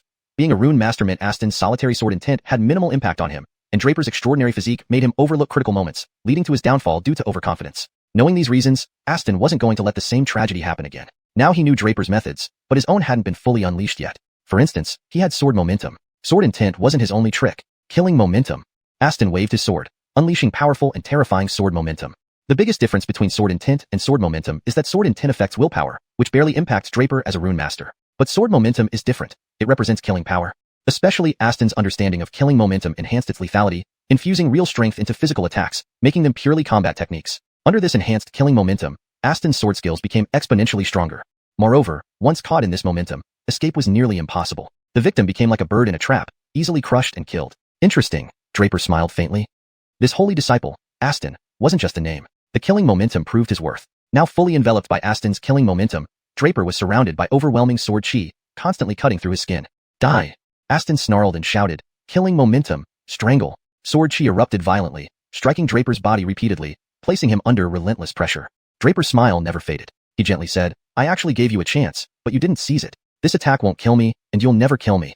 Well, today, I'll show you the insurmountable gap between us. No matter what means you use, you can never defeat me. Draper spoke as his vortex dantian began spinning wildly. Blood boiled within him, radiating intense golden blood chi like a vast ocean. Since reaching the creation realm, the coiling dragon body refining technique he inherited reached the 6th realm. The immaculate body, meaning Draper's entire body was now utterly pure and flawless. Of course, such strength of the physical body was already beyond everyone's imagination. The power of Aston's sword filled with killing intent could potentially extinguish an opponent directly for anyone else. But for Draper, the effect of that sword momentum was extremely limited, because that kind of killing aura couldn't even break through Draper's physical body. Those powerful sword auras landing on Draper's body elicited no reaction from him at all. In the next moment, Draper made his move. He pushed the soul transformation step to its limits and instantly appeared in front of Aston. Then, Draper hurled a punch straight at Aston. Bang! With a tremendous sound, Aston's body was sent flying backward. Draper had once again blasted Aston away with a single punch. The crowd watched in disbelief as Draper's invincibility was laid bare. They had witnessed firsthand the incredible resilience of his physique and the formidable power behind his moves. Aston, who had shown such promise and ferocity just moments ago, now lay battered and defeated by the sheer might of Draper. It was clear to all present that Draper was not only unbeatable but also unyielding, setting a daunting example for any others who dared to challenge him. ##### Chapter 500. Luther is going to make things difficult. No. At that moment, an alarmed cry erupted from Adalberto. His body had already been blasted apart by Draper and thrown back, but he could distinctly feel every bone in his body shattered by Draper's punch. This made it difficult for Adalberto to accept that, for the second time in a row, he was utterly overwhelmed by Draper without any means of retaliation. But there was another matter that made Adalberto even more desperate. The first time, when he used Duga's sword intent, Draper defeated him because Draper was a runesmith. However, this time, he employed his ultimate technique, sword momentum, and it still failed. This was all he had left up his sleeve, yet Draper seemed to have reserves still. Adalberto couldn't believe it. He couldn't accept it. It dawned on him just how far the gap between him and Draper truly was, though his heart refused to acknowledge it. Consequently, Adalberto felt a sudden buzz in his consciousness. The next moment, something within him surged upward towards his throat, and before long, he couldn't endure the terrifying force. A mouthful of blood spurted out. Following that, Adalberto felt as if something inside him had collapsed. Adalberto let out a horrifying scream. A sound so eerie that everyone listening felt chills run down their spines. Draper was momentarily stunned, but quickly understood what was happening. Retribution. Draper sighed softly, and then said no more. He hadn't expected that Adalberto would suffer such a blow due to his inability to bear defeat, which triggered his mind demon. Now, all his cultivation was utterly ruined. After all, Adalberto's strength wasn't inferior, but his downfall came from his mind demon. Given how competitive he was, such an end wasn't surprising. Still, it was indeed tragic for Adalberto, who possessed great talent, to see all of it come to nothing. Draper remained indifferent to this turn of events, but not Luther. This was his most cherished disciple, not to mention a saint disciple set to inherit his position and become the future palace master of Sword St. Palace. Adalberto was also the only one among disciples to have grasped both sword intent and sword momentum. Such a genius appeared only once in centuries at the Sword St. Palace. But now, everything had been destroyed by this suddenly emerging youth named Draper. Luther saw through Adalberto's failure. The heart demon had already taken hold and could not be restrained. In other words, Adalberto was ruined. Hate filled Luther. He despised Adalberto's lack of fortitude while simultaneously harboring an overwhelming resentment towards Draper. Draper had destroyed his beloved disciple, and this enmity was irreconcilable. Luther's face turned fierce, his eyes fixed intensely on Draper. You little beast, you may have acted, but causing my disciple to succumb to a heart demon. How do you expect me to settle this? Without a care for Adalberto's condition, Luther immediately confronted Draper. Seeing the situation escalate, Sam stepped forward. Luther, your disciple lost to Draper fair and square. His inability to withstand defeat led to a mental breakdown. Yet, you blame our disciple from Bradshaw Holy Sect. Sam coldly retorted. If your disciple had the prowess to defeat Draper, I'd have nothing to say. But attempting to take advantage and wrong my disciple, well, I'll see just what kind of skills your palace master can muster. I want to see just how much better the Sword St. Palace has become compared to us after all these years. Sam couldn't stand idly by while Luther bullied Draper. Irrespective of who was right or wrong, Sam couldn't ignore the fact that Luther, as the head of a sect, was making things difficult for Draper. Sam, you've grown bold. Do you think being a first-stage emperor can match me? Luther sneered, his gaze grim as he focused on Sam. So long as I have breath, you won't touch a hair on him. Sam stood firmly in front of Draper without hesitation. Looking for death, Luther drew his sword in an instant. The surging sword chi was fearsome, engulfing the entire area instantly, severing everything in its path with a boiling fervor. Adalberto, now pale and haggard, became wildly excited upon seeing Luther ready to act on his behalf. His distorted face twisted further as he screamed madly, Stephanster, seek vengeance for me. Kill him, kill that boy. Adalberto's mania startled everyone, including Draper, who looked at him with a cold expression. Such a narrow-minded individual, unable to withstand even a bit of hardship, was destined to achieve nothing. Talents consumed by jealousy rarely last. Facing Luther's aggressive posture, however, Draper showed no fear. The sword chi unleashed by Luther was far more formidable than anything Adalberto ever displayed. Even before any techniques were employed, Draper felt the cutting pain around him. That was the might of an Emperor realm expert. Despite Draper's robust physique, he knew that if Luther exerted his full strength, he wouldn't stand a chance. But Draper was unperturbed because he waited. He wasn't waiting for anything specific, rather, he awaited others' reactions, specifically, the attitudes of the several patriarchs, especially Xian and Gregorian Fang. Because Draper knew Xian and Gregorian Fang would intervene. Young man, looks like you're facing a great calamity. Xian and Gregorian Fang's voice suddenly reached Draper's ears. Patriarch Shannon, will you not assist me? Draper asked with a faint smile. Why should I help you? Xian and Gregorian Fang chuckled sarcastically, seemingly bewildered by Draper's question. Doesn't matter if you don't, Draper laughed. Someone else will assist me. Oh, you're very confident that someone will step in for you? Xian and Gregorian Fang questioned, her tone filled with curiosity. I am confident Luther dares not harm me. If he moves against me and you don't act, Patriarch Ernesto surely will. Draper responded with a mild smile but said no more.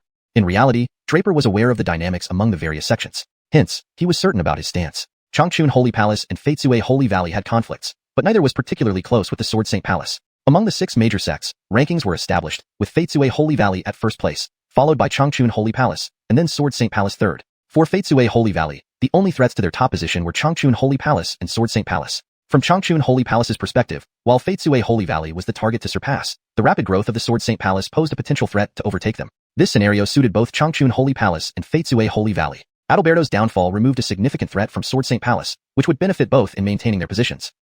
Thus, Draper held onto his confidence. And Bradshaw Holy Sect and Feitsue Holy Valley have always been close. This was something that Draper was very well aware of.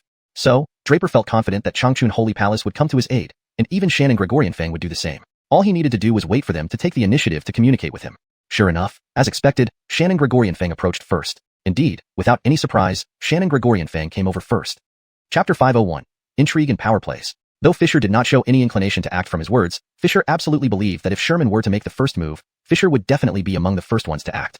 The other 2 sects needn't concern him much. The Star Sea Holy Sect and Profound Heaven Holy Sect were mere underlings. One to the Eternal Spring Holy Palace, and the other, an underling of the Sword Saint Palace. Naturally, these 2 sects would follow the lead of their masters. With this thought in mind, Franklin felt increasingly reassured and whispered once again to Fisher. Patriarch Hua, you must have guessed my identity by now. Your identity? Do you mean that you are the son of the little traitor, Sean and Maeve? But if we talk about lineage, you should call me Ancestor. Fisher smiled faintly, with no trace of surprise. This made Franklin somewhat incredulous. While Franklin had prepared himself mentally for Fisher to guess his identity, what caught him off guard was Fisher's attitude. Fisher referred to his mother as a little traitor, but from his tone, Franklin could not detect too much resentment or anger. Instead, there was only some mild irritation, and Vlad reproaching a junior. What's wrong? Are you very surprised? Fisher laughed again. In fact, I should have recognized you at first sight. You look so much like that kid. But it took me until the 3rd day to recognize you. It seems Ancestor is getting old, even unable to recognize you. Fisher sighed softly, then said to Franklin, do I really resemble my father? Franklin was slightly taken aback, unable to resist the stirring of emotions. However, he quickly suppressed the impulse in his heart and smiled, saying, but right now, shouldn't you, as an ancestor, help your disciple grandson solve some troubles? At present, Sherman was facing off against Ebert. The tension between them seemed ready to spark into a war at any moment.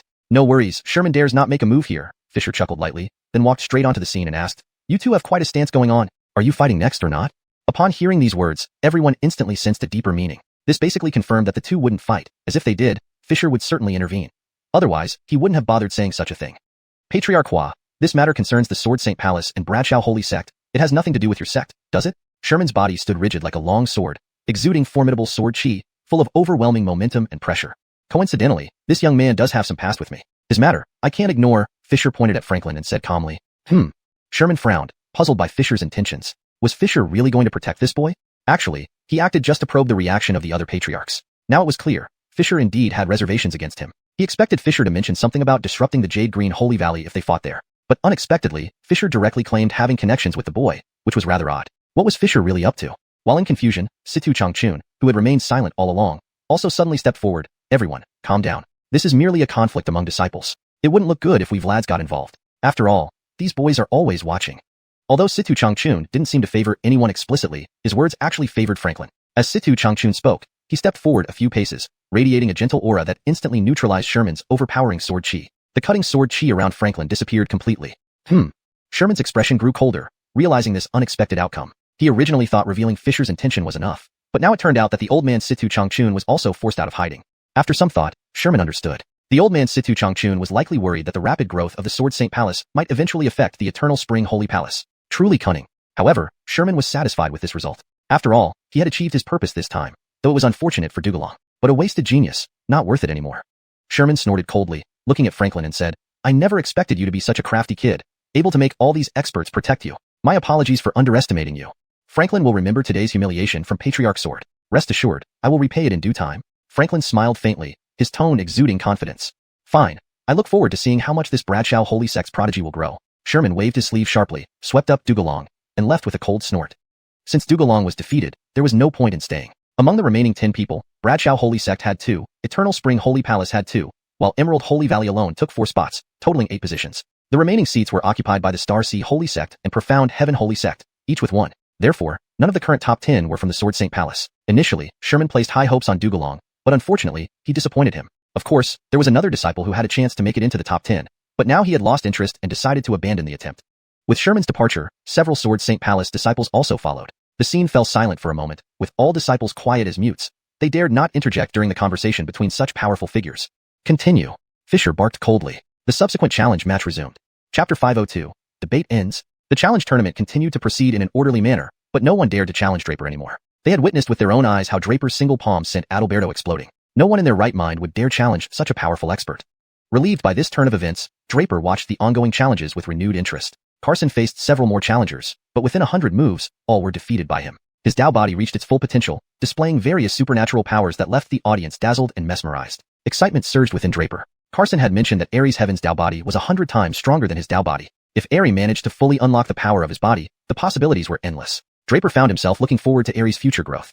However, what truly astonished Draper was Scarlet's development. Her cultivation speed was astonishing. She had already reached the 7th level of creation realm from just the 3rd level several days ago. In just a few days, she had advanced 4 levels, a pace that translated into 1 level per day. Such an incredible rate of progression left even Draper feeling a bit wary. He began to suspect whether Shannon Gregorianfang had employed special methods or enlightened her through intense training to achieve this rapid cultivation speed. Of course, finding the right martial technique that suited one's physical attributes was most crucial. Being born with a seductive physique, Scarlet herself had once mentioned that Shannon Gregorianfang had specifically searched for techniques that would suit her constitution.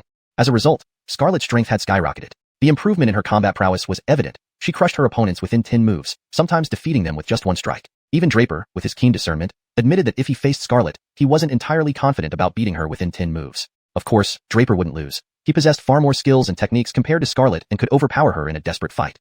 Other battles unfolded one after another. As an observer, Draper learned much from these contests. One disciple's mastery of footwork caught his attention, and he gleaned insights that he planned to integrate into his own spirit transformation step. Before long, the tournament neared its end and final results were announced. The list of the top 10 participants remained largely unchanged, with Draper, Scarlet, and Carson still on it. The ranking tournament began, solely to determine the participants' positions. It proceeded relatively swiftly because everyone already knew each other's strengths from previous matches. Most chose to stay safe and not challenge unless they were extremely confident. Draper was quite content being spared the effort. However, an unexpected event occurred during Scarlet's turn. Surprisingly, she chose to challenge Draper. Startled, Draper initially thought he had misheard, but it was indeed Scarlet who wanted to challenge him. This match drew the majority of the audience's attention. On one side was a genius from Bradshaw Holy Sect, previously hidden but now shining brightly in the debate between the 6 sections. On the other side was Scarlet, another prodigious talent and holy maiden from Emerald St. Valley. Even Sam and Shannon Gregorianfang watched with great interest, eager to see the clash of these 2 formidable figures. Unfortunately, the match proved disappointing. Draper casually fought, showcasing his overwhelming superiority. Sensing that Draper was holding back, Scarlet found the duel unchallenging and conceded mid-battle. Thus, the final rankings for the 6-sect debate were revealed. 10 participants were chosen for the True Wu Grand Ceremony, with Draper leading the team. They would represent the Western Spirit Domain in competitions against geniuses from other regions. The True Wu world comprised 4 major domains: Heavenly Spirit Domain, Western Spirit Domain, Beast Spirit Domain, and Chaos Spirit Domain. The Heavenly Spirit Domain held the most power and hosted the Law Pavilion, which governed the entire True Wu world. This time, the Law Pavilion was organizing the True Wu Grand Ceremony. Beast Spirit Domain was the homeland of the Beast race, whose strength rivaled the Heavenly Spirit Domain. Chaos Spirit Domain belonged to the Barbarian tribes and was considered the weakest of the 4 domains, primarily due to the primitive and wild nature of the barbarians. The Western Spirit Domain, home to the 6 major sects, was neither overly strong nor weak. Shannon Gregorianfang set specific goals for them. While they didn't need to defeat the beasts or experts from the Heavenly Spirit Domain, they must triumph over the barbarians as a matter of honor. Especially Draper, having emerged as the leader of the 6-sect debate, faced immense pressure. Not only did his own strength put him under scrutiny, but also as the top contender, Shannon Gregorianfang expected even more from him. However, only a few elite disciples were privy to this meeting. Chapter 503, The Test. Regarding Draper's requirements, the various sect leaders essentially only mentioned one matter. Originally, during the true Stefantial ceremony, each spirit realm would select its strongest expert as the leader of their realm. And this leader would participate in one of the events of the true Stefantial ceremony, the true Stefantial kick contest. This contest involved comparing the most powerful experts chosen from all the spirit realms to select the true champion of the true Stefantial world. It was a peak-level competition, after all, as all-powerful experts were now gathered at the Transmigrating Pavilion. Early the next morning, the various sect leaders and the 10 selected disciples gathered together. Xian and Gregorian Fang briefed everyone on the details. Not long after, an extremely powerful force surged from the sky, almost tearing apart the entire space. Shortly afterward, a black figure suddenly emerged from that spatial fluctuation. Greetings, honored envoy. At this moment, the 5 sect leaders saluted the black figure in unison. The other disciples followed suit. The honor is mine. The man seemed quite kind, but he still wore a mask, obscuring his appearance so only his voice could be heard. I have come here by order of the Pavilion Lord to welcome you all, esteemed leaders and geniuses. Please board, said the black-clothed man, producing a small flying boat from his sleeve, which then expanded into a massive vessel capable of holding hundreds of people. The 5 sect leaders leaped gracefully onto the flying boat, taking the disciples with them. The spacious compartments inside the boat were exquisitely comfortable. Once everyone had settled, the black-clad man said, if you're ready, we shall depart. Xian and Gregorian Fang respectfully replied, thank you for your efforts, as the boat swiftly took off, flying steadily and smoothly despite its impressive speed. Xian and Gregorian Fang and the other sect leaders conversed with the black-clad man, while the 10 disciples gathered in a compartment to exchange thoughts. Draper glanced around and noticed their flushed faces, clearly excited. Even he felt a bit stirred. After all, those participating in the Transmigrating ceremony were rare talents, not ordinary experts. Competing against such geniuses was thrilling for Draper. After some time, the black-clothed man and the sect leaders reappeared, informing everyone, we are almost there. Please prepare yourselves. Before anyone understood what was happening, the boat began to shake violently as if something was obstructing its path. Suddenly, terrifying cracking sounds echoed from the boat. What's happening? A disciple exclaimed in panic. Draper sensed the gravity of the situation. Without hesitation, he shouted, this boat is about to collapse. All the disciples turned pale, never imagining that the boat escorting them could be so fragile. Just as they panicked, the black-clad man and the sect leaders vanished from the boat. Don't panic, Draper roared loudly, trying to calm the terrified disciples. They had previously witnessed how high the boat flew, knowing a fall from such height would be fatal or debilitating. Listen to me. Stay calm. Draper shouted again, realizing this might be a test. He figured it aimed to assess their ability to think on their feet and stay calm in dire circumstances. Given the extreme height, remaining calm was crucial.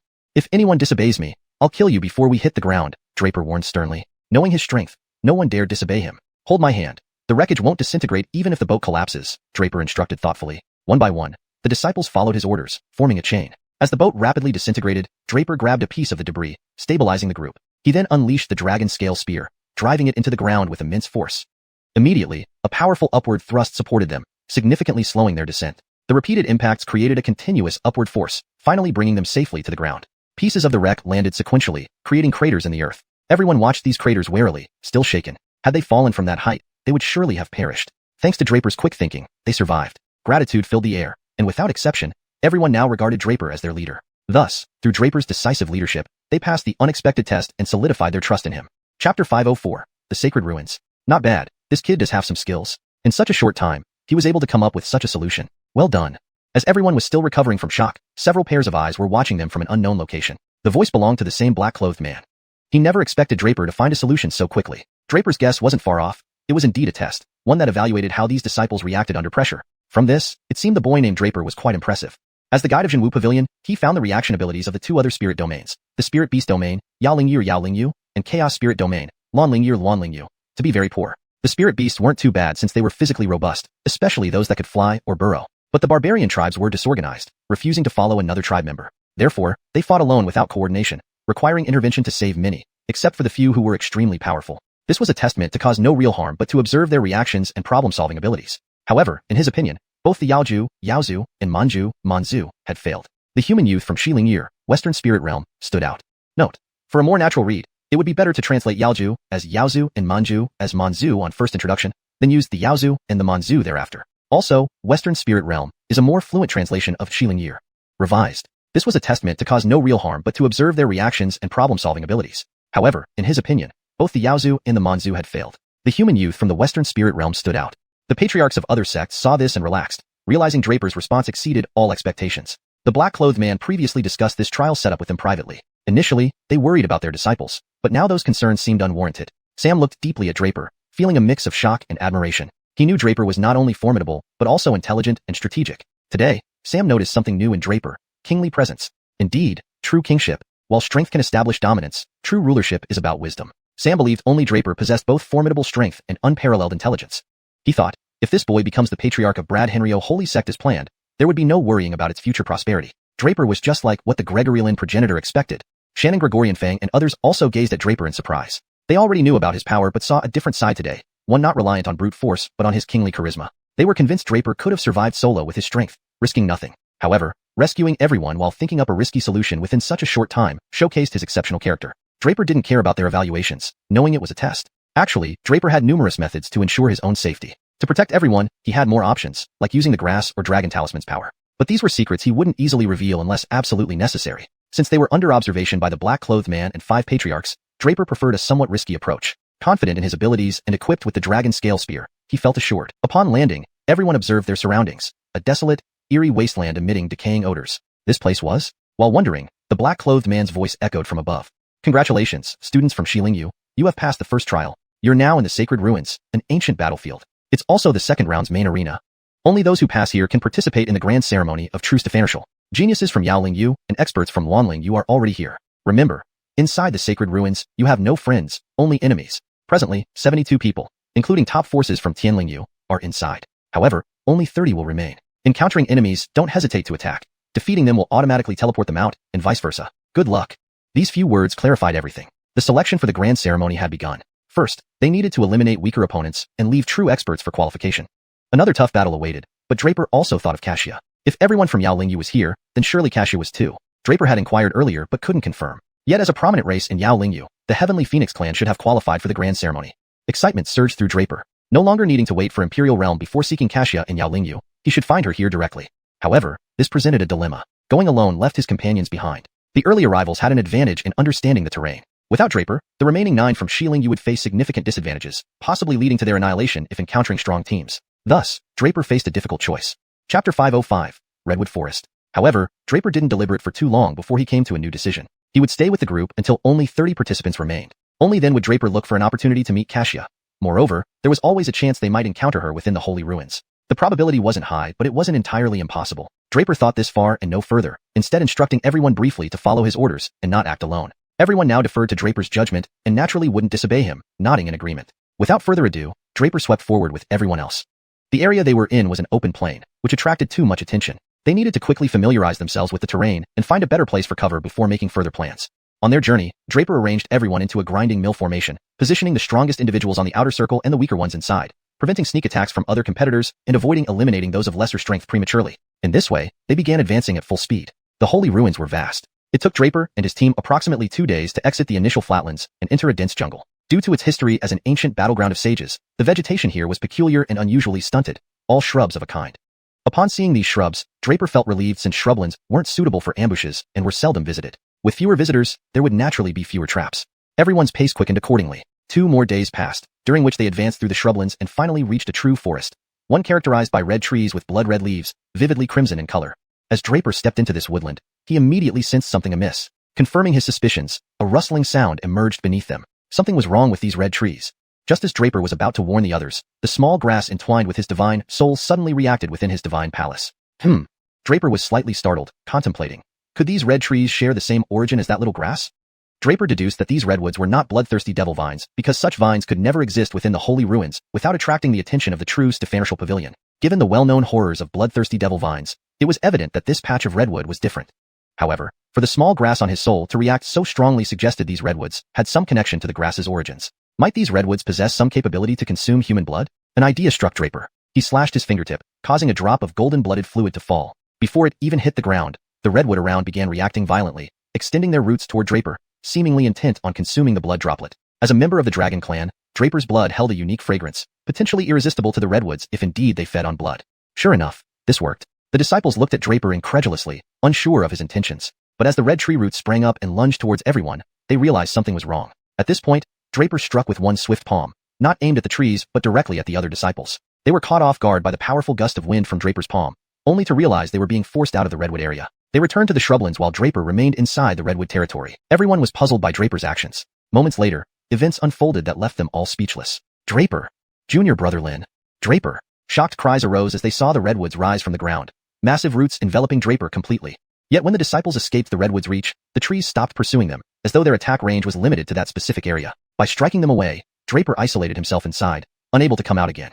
First shocked, then concerned, they realized the significance of Draper's spilled blood. It indicated that the redwoods did feed on blood. Thus, Draper's situation became apparent.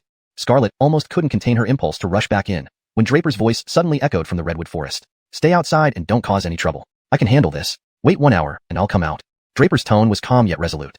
Scarlet halted instantly, staying put. Meanwhile, Draper enjoyed the sensation as he had already surmised that these redwoods fed on blood and were likely related to the bloodthirsty devil vines, albeit weaker and less developed. Earlier, the little grass had also responded, signaling some usefulness from the redwoods. Therefore, Draper decided not to hesitate and sent the disciples away. They were just a burden, and he wanted to keep the secret of the grass hidden. When the redwoods enveloped him, he didn't retaliate but allowed the roots to encircle him. Now, the grass stood at Draper's brow, its presence deterring the roots from approaching. It seemed they feared the grass. Looking at the encircling roots, Draper's lips curled into a smile. These redwoods served as an unexpected gift. He had been worrying how to nourish the grass, but now, it appeared that the redwoods were its food source. Deciding this, Draper headed deeper into the woods. Just like the bloodthirsty devil vines, these redwoods stemmed from a single mother root located deep within the forest. To fulfill the grass's hunger, Draper needed to reach that mother root, shielded by the grass's protection. He charged ahead, searching for it, causing agitation throughout the entire redwood forest. The ground of the holy ruins rumbled loudly, confirming that a significant change was occurring somewhere within. Chapter 506. Stirring of Feng should be translated as Chapter 506, Stirring of Winds and Clouds. Here is the edited translation. Chapter 506, Stirring of Winds and Clouds. At the same time that the redwood forest underwent its strange transformation, everyone else within the sacred ruins sensed it. In an unknown canyon within the sacred ruins, a group of disciples with their upper bodies exposed suddenly felt something was off. One of the leading disciples stood up abruptly and muttered a curse. Damn it, I've been waiting here for so long. Not a single bird person has come. Why wait? We should just go find them directly. The other disciples didn't waste words and swiftly sprang into action. They wore dark red clothes that blended with the dark red canyon. However, on their sleeves, there was a huge fist emblem. If Draper were to see these people, he wouldn't find it hard to guess their identity. These were disciples of one of the 9 great sects in Tian domain, the Great Power Divine Sect. The Great Power Divine Sect was known for their immense strength. They were typical body cultivators. They were among the earliest sects to arrive in the sacred ruins and had been squatting here ever since. Unfortunately, they hadn't managed to ambush anyone. They all noticed what was happening in the redwood forest, and each wanted to go check it out, looking for an opportunity to eliminate the trash first. Meanwhile, near a certain swamp, a group of black-clad disciples appeared out of nowhere. They too had waited here for too long, but unfortunately hadn't seen anyone come by. Brother Chris, it seems there's some movement in the redwood forest ahead. Perhaps we should take a look. I heard that people from Henry Brad domain have already arrived. It must be them, one disciple said to the lead disciple. Alright, the assassination techniques of our Dark Shadow sect can certainly be utilized fully here in the sacred ruins. We shouldn't be staying here idle. Let's go. The lead disciple named Brother Chris replied. The group quickly got up and headed towards where Draper and his companions were located. Meanwhile, the disciples of the Heavenly Demon race gathered near a pond. Among them were prodigies from top clans like Heavenly Snake Clan and Heavenly Wolf Clan, as well as some extremely powerful geniuses from other demonic beasts. Xiaxia was also present. Suddenly, Xiaxia's brows twitched as she felt a burning pain between her eyebrows. However, she became overwhelmingly delighted. Her heart rate quickened. Is it him? Has he come? Almost immediately after Draper's drop of blood fell, Xiaxia sensed his presence. In fact, dragons and phoenixes were naturally a pair with an extremely subtle connection. However, due to Draper's increasing strength and the suppressed dragon aura within him, Xiaxia hadn't sensed him when he entered. But as soon as Draper's blood emerged, she instantly sensed him. My child, I am finally going to see your father again. Do you look forward to meeting him? I wonder how that fool will react. Xiaxia thought nostalgically. However, another genius from the Heavenly Snake Clan abruptly stood up. I finally found you. I thought you would never show up again. Fintan is nothing but a worthless person. His death doesn't matter. But for someone from my Heavenly Snake Clan, descendants of 9-headed demon, to die at the hands of a human, it's an insult to our clan. Today, let your blood wash away the shame of my clan. This genius from the Heavenly Snake Clan was called Heir, a famous prodigy of the clan. He had a much weaker Vlad brother named Fintan. If Draper and Candace were present, they would know Javier's identity. Because this Javier's brother Fintan initially coveted Candace, but was ultimately killed by Draper. Fintan was extremely weak, yet still a member of the Heavenly Snake Clan. When Fintan's grandfather, Bellamy Eddihang, learned of his death, he dispatched countless experts to investigate but received no news. However, at the site of the battle between Fintan and Draper, they obtained a trace of Draper's aura. Javier came to check if the genius sent by the 6 major sects of Henry Brad domain included the killer of Fintan. Anyone who could kill Fintan wouldn't be trapped in the Tian Luo kingdom and must be considered a genius, destined to eventually reach the 6 holy sects. Javier didn't have high hopes but unexpectedly smelled this trace of aura, which he considered an unexpected windfall. Meanwhile, another demonic beast genius spoke up. I heard from our clan Vlads that the sacred ruins were once a battlefield of ancient sages, including those of our demon race. Perhaps there are treasures left behind in the sacred ruins. This disturbance from the redwood forest might mean treasure is about to appear. This statement piqued the interest of all the demon race disciples. The treasures of the great sage of demons were undoubtedly extraordinary. The demon race moved quickly, flying or burrowing, using various techniques to rush towards the redwood forest.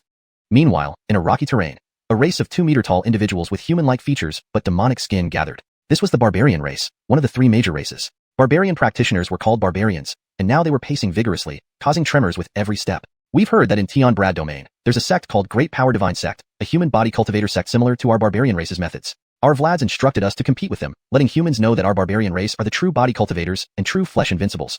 One barbarian leader stated. Other barbarians nodded. At the moment of the Redwood Forest's anomaly, they sensed it too. After the barbarian leader finished speaking, he roared, "That anomaly was definitely caused by humans. Let's go. Crush the humans and trample the demons underfoot. Let everyone know the barbarian race is the rightful lineage of dragons, the true descendants of the dragon ancestor. Long live Emperor D. Bellamy.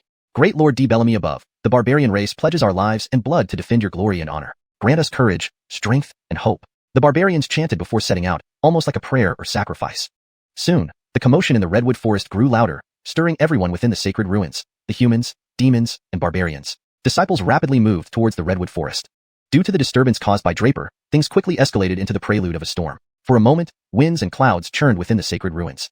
As the Redwood Forest experienced strange changes, everyone else within the entire holy ruins sensed it as well. In an unnamed canyon of the holy ruins, disciples with bare torsos suddenly felt that something was not right. Among them, the leading disciple stood up abruptly and muttered a curse. "Damn it, I've been waiting here for so long, and no one has shown up. What's the point of waiting? Let's just go find them." The other disciples also moved without delay. They wore dark red clothes that complemented the canyon's color. However, on their sleeves, there was a large fist emblem. If Draper were to see these people, he wouldn't find it difficult to guess their identity. They were the disciples of the Divine Strength sect, one of the 9 sects of Tion Brad domain. The Divine Strength sect was known for their immense strength and were typical corporeal cultivators. They were among the earliest sects to arrive in the holy ruins, continuously staying in this place, but unfortunately, they hadn't ambushed anyone. They all noticed the situation in the Redwood Forest now, and wanted to take a look, finding opportunities to eliminate those less competent ones first. Meanwhile, near a certain swamp area, a group of disciples in black clothing suddenly appeared. They had been waiting too long but, unfortunately, no one had come. "Senior Brother O'Hawk, it seems there's some activity in that Redwood Forest. Why don't we check it out? I heard that the elites from Henry Brad domain have already arrived," one disciple said to the leading disciple.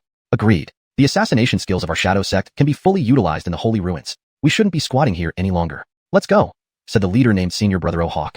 They quickly rose and rushed towards where Draper was located. At the same time, the xianxia race's disciples gathered near a pond. There were demonic students from top families like the Heavenly Snake Clan and Heavenly Wolf Clan, along with other extremely powerful beast geniuses. Of course, Xiuxian was also present.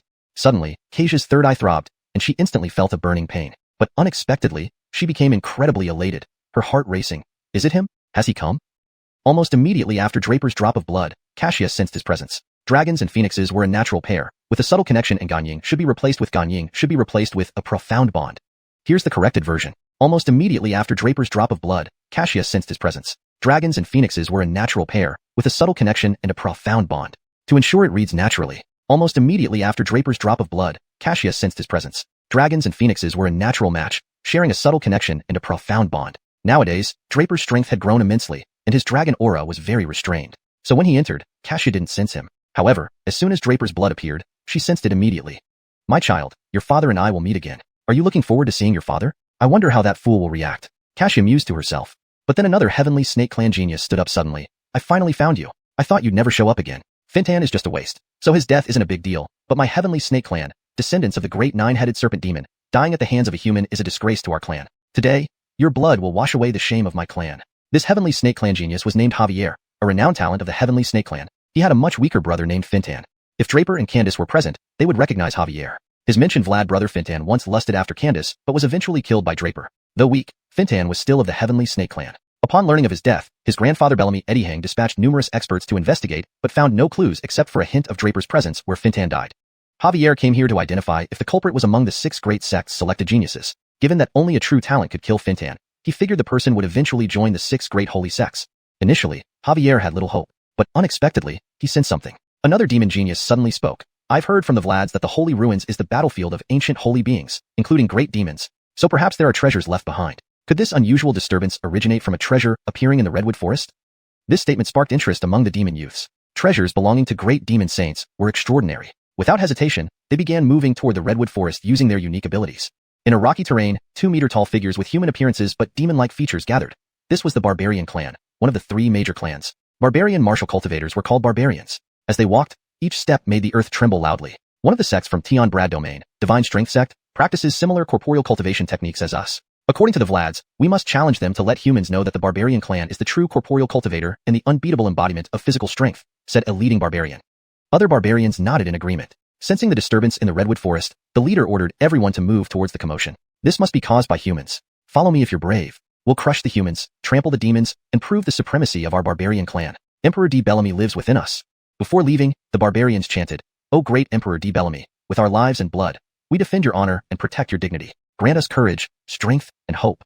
Soon, the unrest in the Redwood Forest grew louder, stirring all human, demon, and barbarian clans in the holy ruins. Everyone rushed toward the redwood forest. The chaos initiated by Draper rapidly escalated into the prelude of a storm. For a moment, winds stirred within the holy ruins.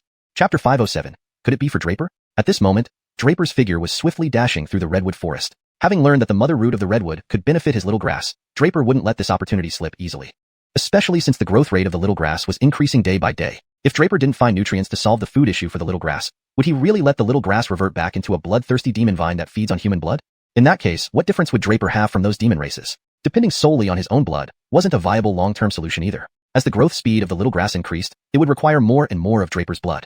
Draper certainly did not want to die prematurely from being drained by the little grass. Therefore, finding an alternative nutrient for the little grass was something Draper had to do with all his might. He released his spiritual power entirely and began to sense where the mother root of the redwoods was located within this forest. The redwood forest was extremely vast. Even at Draper's extreme speed, it took him considerable time to reach the center. His spiritual power extended like tentacles, frantically searching for the location of the redwood's mother root. Just as Draper was desperately looking for the mother root, the disciples who were initially outside suddenly appeared before the redwood forest. The demons arrived first. Stephanie geniuses among the demon race could either fly or burrow underground. They possessed terrifying abilities, making them the fastest to arrive. Ha ha ha, indeed humans from West Spirit Domain. Seeing Carson and company, a genius from the Tiger clan laughed out loud, cruelty evident in his voice. Where is Draper? Cassia looked at the 9 people in confusion. She searched carefully but couldn't see Draper. But how could this be possible? She had clearly sensed Draper's aura just now. There was a unique connection between her and Draper, so there was no way she could have sensed it wrong. Draper's presence was here, but he was not among these people. Before Cassia could speak, Javier of the Heavenly Snake Clan suddenly said coldly, "Are you the humans from West Spirit Domain? I ask you, weren't 10 of you supposed to come here? There should be one more person. Where did he go?" Javier was also somewhat annoyed by the absence of Draper. After all, he had specifically come for Draper, but without him present, it infuriated him. Demons? When the demons arrived, Carson felt a tightness in his heart. Now that Draper wasn't here, xiuxian was ranked second in the ranking tournament, and he was third. Thus, among the 10 people here, with Draper gone, they too were now considered the main pillars. However, they were facing the demons, which made him quite nervous. Previously, the 5 patriarchs specially reminded them that while the barbarian tribes were fragmented and relatively easy to deal with, failing which, they could even ally with the Heavenly Spirit Domain's disciples against the barbarians. The barbarian race had the greatest ambition, aiming to turn both humans and demons into slaves. Thus, there was no need to maintain decorum with them. But the demon race was far tougher to handle. The demon race had numerous experts and always acted together. Humans fighting demons often put them at a disadvantage. Therefore, the best advice given to these disciples was to avoid any conflict with the demon race. They were no match for the demons. So when Carson saw these demons arriving, his face turned grim. They could not block them. The demons had come to their doorstep. What could they do? He felt utterly helpless. Carson turned his gaze towards xiuxian. As expected, she seemed equally lost. Although her strength improved rapidly, she had never encountered such a large-scale situation before. Thus, she too had no idea what to do. But Javier had a short temper and roared angrily at everyone again. "I'm asking you a question. Are you all deaf? Where is the other person? Where did he go?" There were only 9 people here, and he had indeed sensed Draper's presence earlier. So the missing person must be the one he sought. Hence, he demanded the whereabouts of Draper. Upon hearing this, Carson realized that these demons must have come for Draper. These demons kept pressing about Draper's location, attracting Carson's attention. Could Draper have a grudge with the demon race before?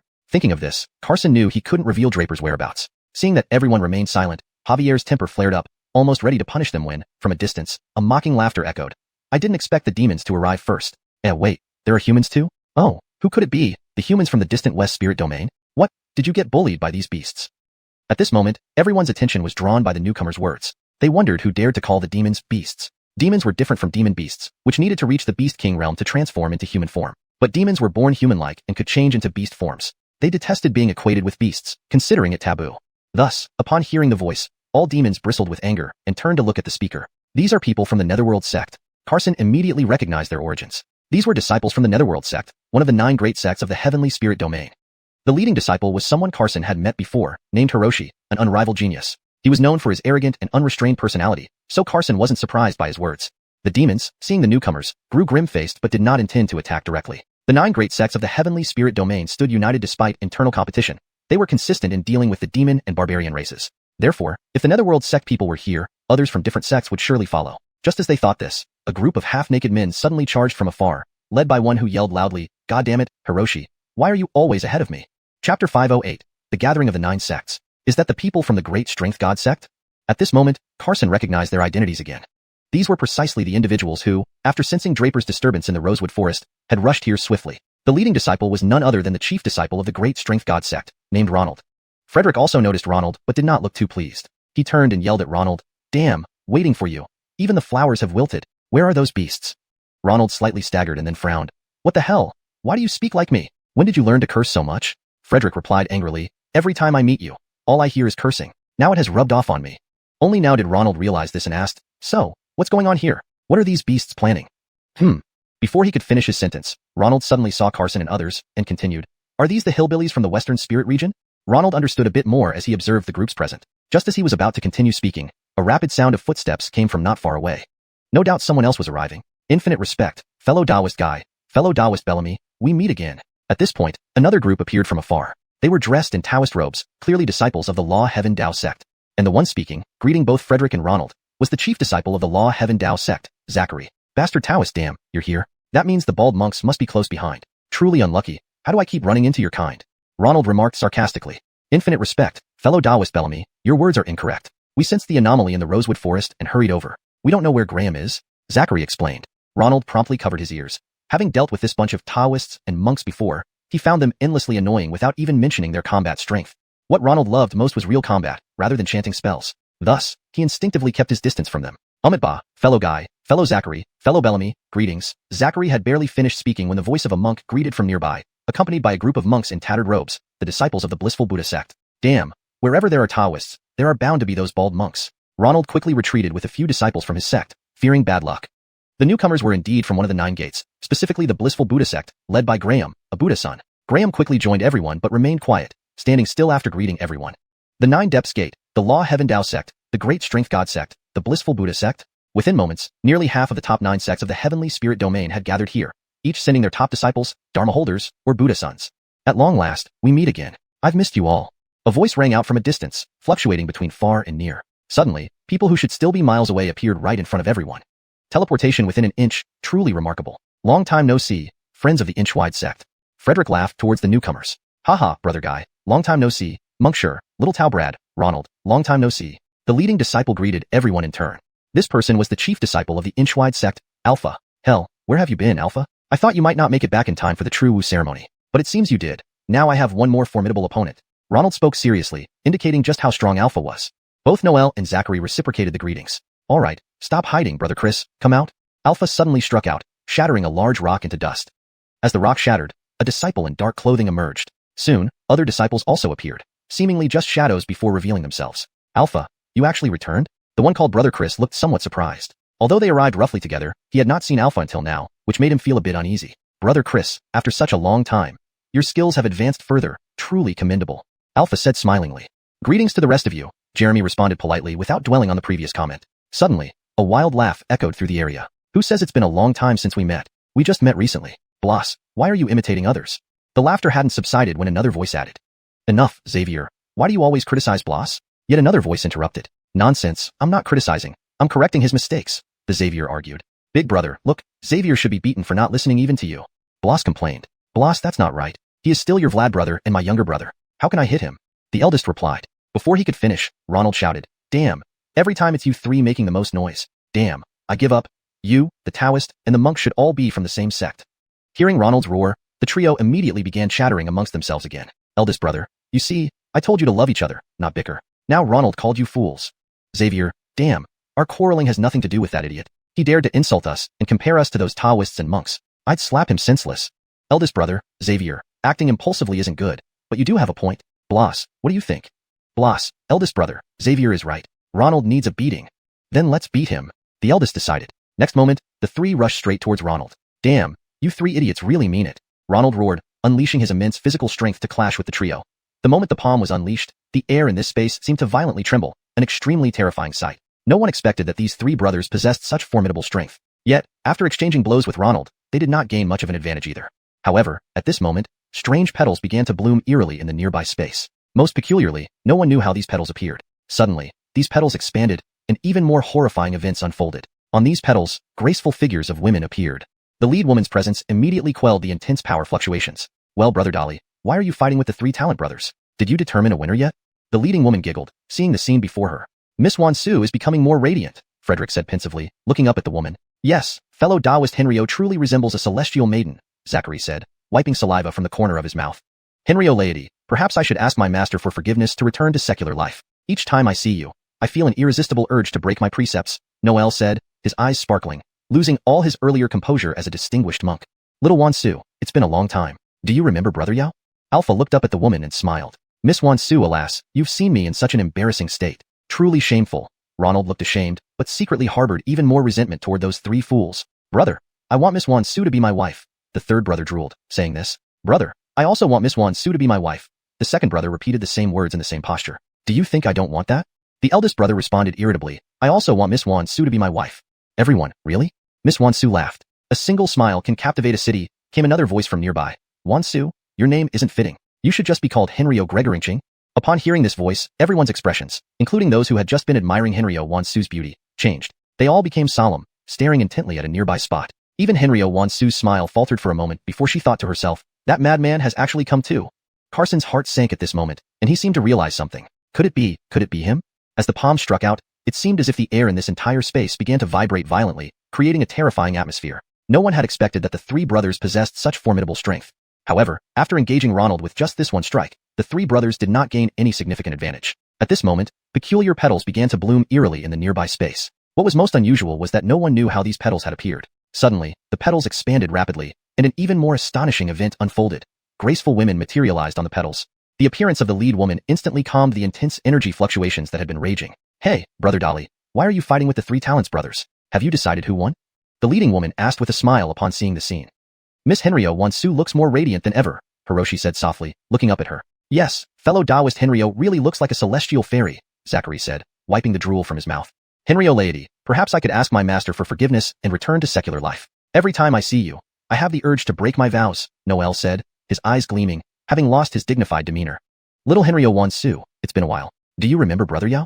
Alpha looked up and smiled at her. Miss Henryo Wansu, alas, you've seen me in such an embarrassing state. I am truly ashamed, Ronald said, his face flushed with shame but growing increasingly resentful of those three fools. Eldest brother, I want Henryo Wansu to be my wife, the youngest brother said, drooling. Eldest brother, I also want Henryo Wansu to be my wife, the second brother repeated in the same posture. Do you think I don't want that? The eldest brother snapped, I also want Henryo Wansu to be my wife. Gentlemen, is it really that amazing? Henryo Wansu laughed. Your smile can charm a city. Just then, a voice from nearby echoed, Sister Henryo Wansu, your name doesn't suit you. Why not call you Henryo Gregoringching? After this voice sounded, everyone's expressions, including those who had been admiring Henryo Wansu moments before, changed. They all became extremely serious, fixing their gaze on the distance. Even Henryo Wansu's smile froze for a moment as she thought, that lunatic has come too. Carson's heart skipped a beat. In the next instant, he seemed to realize something. Could it be him? Chapter 509. The Stefanman Henrik. Haha, everyone, the madman who is back. Didn't expect that, did you? Surprised? Shocked? Thrilled? At this moment, the voice came again. Unlike others, only one figure walked from not far away after the voice was heard. Indeed, just one person. Unlike other disciples who moved in groups of 8 or 10, this time, there was only one person. Even the least before were those three brothers, but there were still 3 of them. However, this time, it was just one man. Just this single individual caused everyone to change expressions, showing just how terrifying he was, compelling such cautious responses. Candace noticed Carson's expression turn grim and couldn't help but cast an inquiring glance. Carson finally came back to his senses, sighed, and then began introducing everyone. The previous Hiroshi, Bellamy Dolly, Noel, Zachary, Fang Bijiao, Jeremy. No need for more explanations about them. They came from the Netherworld sect, Godly Strength sect, Blissful Buddhist sect, Heavenly Tao sect, Mind's Eye sect, and Shadow sect respectively. Additionally, the 3 individuals who had been babbling nonsensically were disciples from the Trinity sect, known as Big Talent, Second Talent, and Third Talent. The woman suspended mid-air was a disciple of the 100 Flowers sect, named Henryo Wansu. But this one in front came from the most powerful force in the Tianling realm, the Holy Sect, the only sect comparable to the True Wu Pavilion. He was Henrik, the foremost disciple of the Holy Sect. Henrik's real name was now seldom known. However, he had another notorious nickname, Stefanman who, in the Tianling realm, speaking of Henrik, many wouldn't know whom it referred to. But mentioning Stefanman who, almost no one would be unaware. This name described the man standing right here. Stefanman who was called so because he was truly mad. He killed people indiscriminately, his children, wife, parents, teacher, anyone who tried to restrict him, or anyone he deemed worthy of death. He drank blood. After killing someone, his greatest pleasure was drinking their fresh blood. Within the Holy Sect, he was the sole chief disciple, as all other disciples had been killed by him. Once, he remarked that one Henrik was enough for the Holy Sect, needing no others to waste resources. He was like a dog, a very fearsome dog raised by the Holy Vlads of the Holy Sect. His strength was extremely high, able to crush any same-rank disciple effortlessly. Some even said that if all the chief disciples of the other 8 sects combined forces, they wouldn't stand a chance against him. But no one had ever seen Stefanman who used his full power. At the last True Wu Grand Ceremony, he once killed an Vlad of the True Wu Pavilion with a single move. That Vlad possessed the rank of Emperor Realm. Yet at that time, Henrik was merely at the first level creation realm. This deed shook everyone in the Tianling realm. However, this madman wasn't completely unrestrained. He always respected those stronger than him, until he surpassed them in strength, and then he would mercilessly kill them. Such was the fate of the Holy Vlads in the Holy Sect. Originally, there were 9 Holy Vlads, but now, only 7 remained. 2 of them were killed by Henrik when he overpowered them. He was like a dog, but with a condition, that as a master, you must be sufficiently powerful. If not, this dog would become a mad dog. Carson had trained under his master in the Tianling realm before entering Bradshaw's sacred sect, so he knew Henrik well. This explained why the other 8 sect's disciples looked so solemn. Because apart from the Holy Vlads of the Holy Sect and the top echelons of the True Wu Pavilion, no one could control Henrik. No one knew when Henrik might go mad, and whether he would suddenly want to kill someone. Upon hearing this, Candace felt a chill run down her spine, as did the other disciples, whose backs turned cold. Though they had never heard of this person, seeing everyone else's reactions made them trust Carson's words wholeheartedly. Seeing the frozen expressions of the others, Henrik chuckled sarcastically. What expressions are these? Afraid of me? 3 fools, are you afraid of me? Henrik suddenly called out. The 3 brothers immediately bristled with fear, huddled together into a defensive formation, and stared cautiously at Henrik. Boring. Fang Bijiao, you're also back. Are you afraid of me? Seeing the 3 brothers' current state, Henrik instantly looked uninterested and turned to Fang Bijiao. Among the remaining people, excluding himself, Fang Bijiao was the strongest. But Fang Bijiao no longer displayed the air of a seasoned general and instead calmly replied, Brother Hu, you have returned. However, we are disciples of the 9 sects and should unite against external threats. Though Fang Bijiao spoke somewhat nervously, he wasn't overly afraid. Confronting Henrik, he wouldn't be killed in one move, and if Henrik attacked him, it would trigger the law enforcers. Therefore, Fang Bijiao didn't wish to associate with this madman and thus redirected attention to the demon. By united, he referred to the demon races. A bunch of furry beasts. I will slaughter all demons in the demon spirit realm with my bare hands sooner or later, Henrik interrupted, then turned to Zachary and Noel. You too. I've been feeling uneasy lately. As a Taoist priest and a great master, do you have any remedies? If there is, I'll ensure your survival, of course, provided I remain alive. Henrik reiterated. Zachary and Noel promptly shook their heads, daring not to say more. What the hell, am I that scary? Henrik yelled. No way. I'm not happy. I need to kill. Henrik immediately struck. This time, he held nothing back, his finger barely moving, landing on a disciple next to Carson. With a deafening explosion, that disciple didn't even scream, being obliterated by Henrik's single point. The disciple's body exploded into a cloud of blood mist. Henrik inhaled deeply, absorbing all the blood directly into his mouth. Henrik breathed out. That's better. My mood has improved. However, everyone else watched in horror, dumbfounded, unable to speak a word. Just then, a group appeared not far away. More accurately, they were barbarians. Upon seeing Henrik, the leading barbarian warrior fled without hesitation. The others followed suit. Henrik looked gloomy. Damn, why do they all run upon seeing me? Am I really that terrifying? Originally saw a few familiar faces, thought I could play around, sigh. Henrik became angry again. No way, I need to kill some more. But since I've already killed a human, why not try a beast this time? Henrik murmured to himself, made up his mind, and then pointed, hitting a demon this time. Boom. The demon also exploded in a huge burst, turning into a spray of blood. Henrik again absorbed it all into his mouth. Damn it, this beast isn't as good as humans. Henrik expressed his dissatisfaction on his face. Everyone immediately became tense. Was this madman planning to kill another person? As a result, everyone started feeling endangered. Henrik's methods were incredibly terrifying and his mindset was abnormal. Who knew who he would target?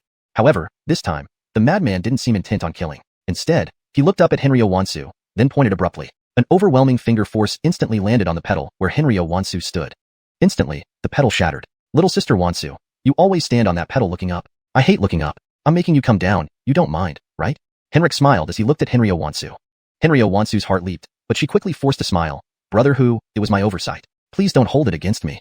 The pedal Henryo Wansu stood on was her life-bound treasure. Though it was shattered by Henrik's finger, she did not show any sign of displeasure but kept apologizing to him and begging for his forgiveness. Don't worry, I'm very happy today and won't kill you. Henrik smiled and looked at Henryo Wansu. Henryo Wansu felt relieved immediately, and the stiffness on her face eased. But, little sister Wansu, when are you going to go with Brother Hu to the Witch Mountain? I suddenly realized it's been a long time since I've tasted a woman. Henrik grinned wickedly. Little sister Wansu, you're so beautiful. I'm sure many men like you. Look, those trash love you very much. Henrik pointed at others while talking to Henryo Wansu. Henryo Wansu's face turned pale upon hearing this, but she gritted her teeth and said, Brother Hu, I cultivate the path of emotionlessness and do not care about matters of love. The path of emotionlessness? Henrik chuckled. That's easy to change. Just kill your master and turn it into the path of desire. Henryo Wansu's expression worsened, and she cast a desperate glance at the disciples from the other sects. But their faces were conflicted, and they eventually did nothing. These people had praised him just moments ago, but now in a life-or-death situation, they were all trying to save themselves. Henryo Wansu's face filled with despair, yet she showed determination. Don't force me. I'd rather explode myself. Interesting, but you need the means to do so. If I don't let you die, you won't die. Consider carefully, or if I'm unhappy, will you believe I'll strip you in front of everyone? Henrik's eyes stared greedily at Henryo Wansu, like a predator staring at its prey. Without another word, Henryo Wansu began gathering her strength to self-destruct. You're disobedient, and it makes me very angry, Henrik shouted. In the next moment, he moved swiftly, using his fingers to point at several disciples from various sects nearby and a few from the Western Spirit region. Instantly, bang bang bang, Sounds echoed as their bodies exploded into clouds of blood mist. Henrik absorbed all the blood into his mouth, his expression easing slightly. However, his gaze suddenly fell on Candace. He revealed a look of surprise, and then came closer to Candace. With a light pull, Candace was dragged over by Henrik. TSK, I really didn't expect there to be another beauty here. Moreover, if I'm not mistaken, you have the body of a cinnabar furnace. Lucky me. This is an opportunity given by heaven. Henrik examined Candace closely and made appreciative noises. Note, Luding is translated as cinnabar furnace, which is a term often used in Taoist practices referring to a body suitable for cultivation or alchemical practices, symbolizing great value or potential. I'm already engaged. I advise you not to touch me. My fiancé is a jealous type.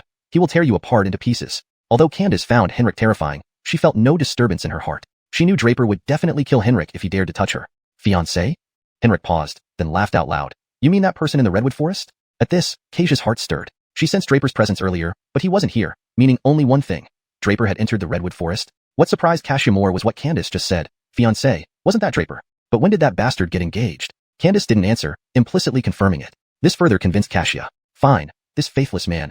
Wait until he comes out and see how she deals with him. Xiaxia thought angrily. You don't speak, so it's true. Good. I'll take you here and see how your fiancé reacts when he finds out I've put a green hat on him. As Henrik's eyes flashed with coldness, and he prepared to make a move. From not far away, a cold voice interrupted. Let her go. The voice was icy, with a tone that brooked no refusal. Hashtag chapter 510. Reunion with Xiaxia. At that moment, Frank heard the voice that had stopped him. If he hadn't misheard, it seemed to come from someone behind him. Frank felt slightly surprised and turned around to look. He realized that the words had indeed come from one of the demons. Moreover, this demon appeared to be a woman, a beauty.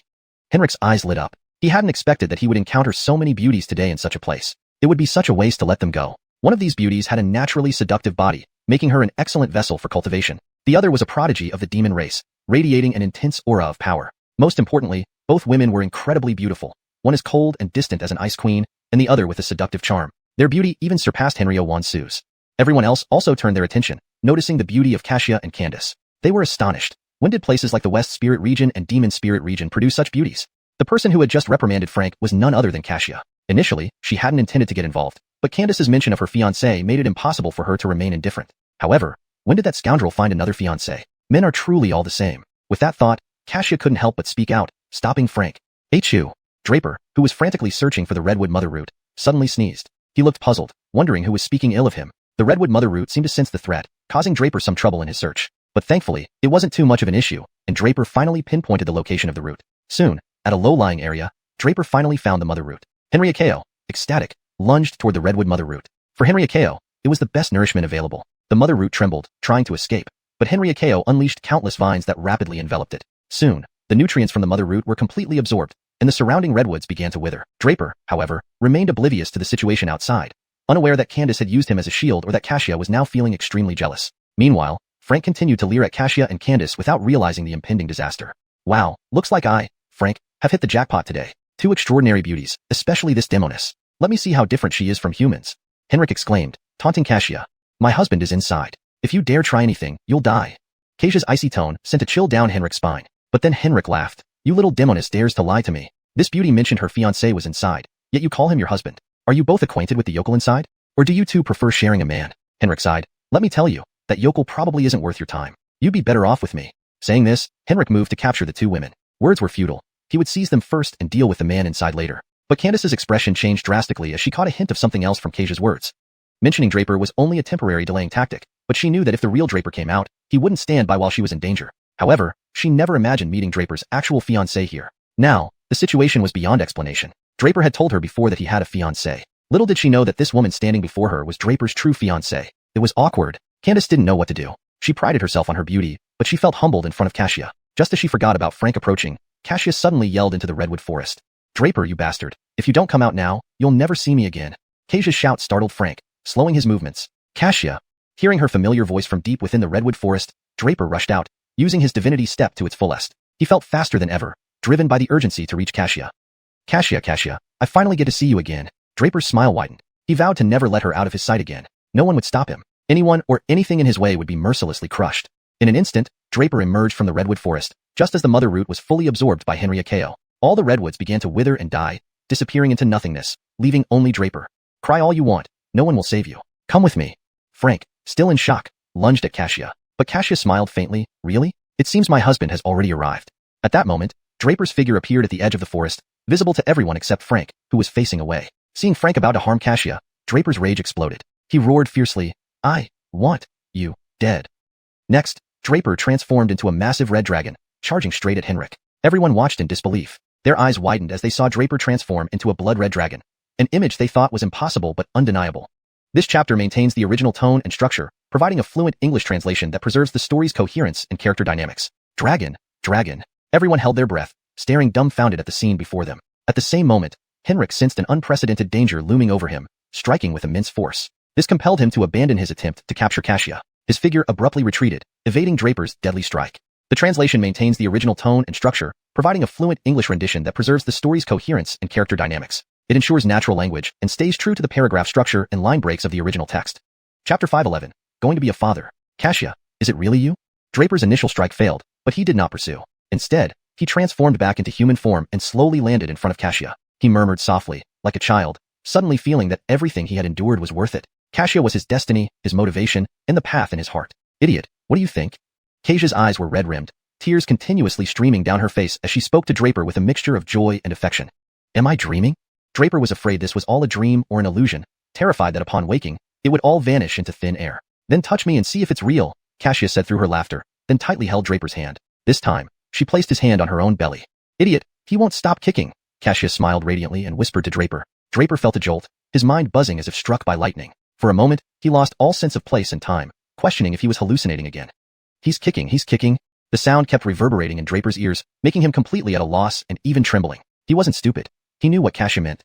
He, Draper, was going to be a father. Draper suddenly bent over, placing his ear close to xiaxia's belly. He couldn't speak because his lips were trembling uncontrollably, seeming to have lost all ability to form words. He just laughed foolishly, gently caressing xiaxia's belly. All grievances vanished from Draper's heart. A strange yet comforting sensation rose within him. He forgot everything, everyone else, hearing only the thumping sound from inside xiaxia's belly. That was the sound of life, the sound of hope, everything he had fought for. It was a new life, a new hope, his child. Fool. Tears streamed down xiaxia's face as she gently held Draper's head. In her eyes, this man-child and the life growing within her constituted her entire world. Everyone else watched in awe. From Draper emerging as a blood-red dragon to now standing before xianxia, the sequence of events left them all stunned. Candace was utterly disheartened. Her previous confidence had vanished seeing this. She knew her chances were now zero. Yet, watching Draper's loving expression made her heart flutter, and tears welled up, unable to discern whether they were out of happiness for them or her own bitterness. She didn't know what she felt right then. Others around them were also touched by the scene. Boundless heaven. Amitba. Zachary and Noel both chanted their respective religious phrases, silently watching the scene unfold. Carson looked at his junior brother in disbelief. This little disciple was about to be a father, while he himself remained single. How heart-wrenching. The disciples of other major sects had momentarily forgotten about Frank beside them, captivated by the two. However, the demon race members reacted differently. They looked at xianxia in disbelief. How could this be? xianxia, who had found her husband and became pregnant, was something they couldn't accept. Especially Javier, whose old and new grievances merged. He sensed that this Draper was the one who killed his useless brother, Fintan. So, Draper was the murderer of Fintan. This mission included finding Draper for the clan Vlads. Now, that part was completed, but xiaxia's pregnancy was unacceptable. After all, xianxia carried the heavenly phoenix bloodline of the demon realm. Her body represented more than herself. It belonged to the entire demon race due to her heavenly phoenix lineage. Such bloodline dictated finding a powerful, pure-blooded demon for reproduction to create the strongest genius, the ultimate offspring.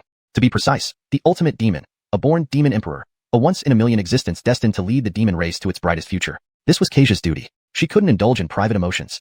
Upon learning xianxia carried the ancestral phoenix bloodline, the great shaman of the Tianhuang clan had already arranged it. Upon xiaxia's coming of age, the strongest, most pure-blooded demon in the demon realm would be selected for a competition. Clearly designed for xianxia, only the most powerful demon could mate with her. But now, xianxia had apparently defiled herself with a human. This was unacceptable to all demons. Javier would report this to the great shaman and ensure this human boy dies.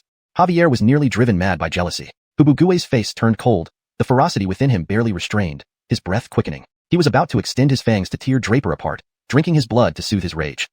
Yet, Draper ignored everyone else, cherishing this moment. It was an incredible surprise, almost too unbelievable. He never expected not only to find xianxia, but also that she carried his child. Feeling incredibly happy, he savored this tranquil moment. Ignoring others, Draper stood up, stroking xiaxia's belly, asking, "When did you get pregnant?" Humph. Hearing this, xianxia gave him a scornful look and lightly punched his chest. When? Don't you remember? Draper realized the intimate moment within the Dragon Gate's shadow long ago. However, something felt off. It had been over 2 years since their union. How could xianxia still be pregnant? I don't know, she explained, sensing his thoughts. I just feel this little thing grows very slowly inside me, and I can't give birth yet, fearing suspicion from the great shaman. xianxia stuck out her tongue, explaining further. Normally distant, she turned tender before Draper. Draper's mouth twitched. Could this child take 2 to 3 years to develop? What kind of terrifying being would emerge?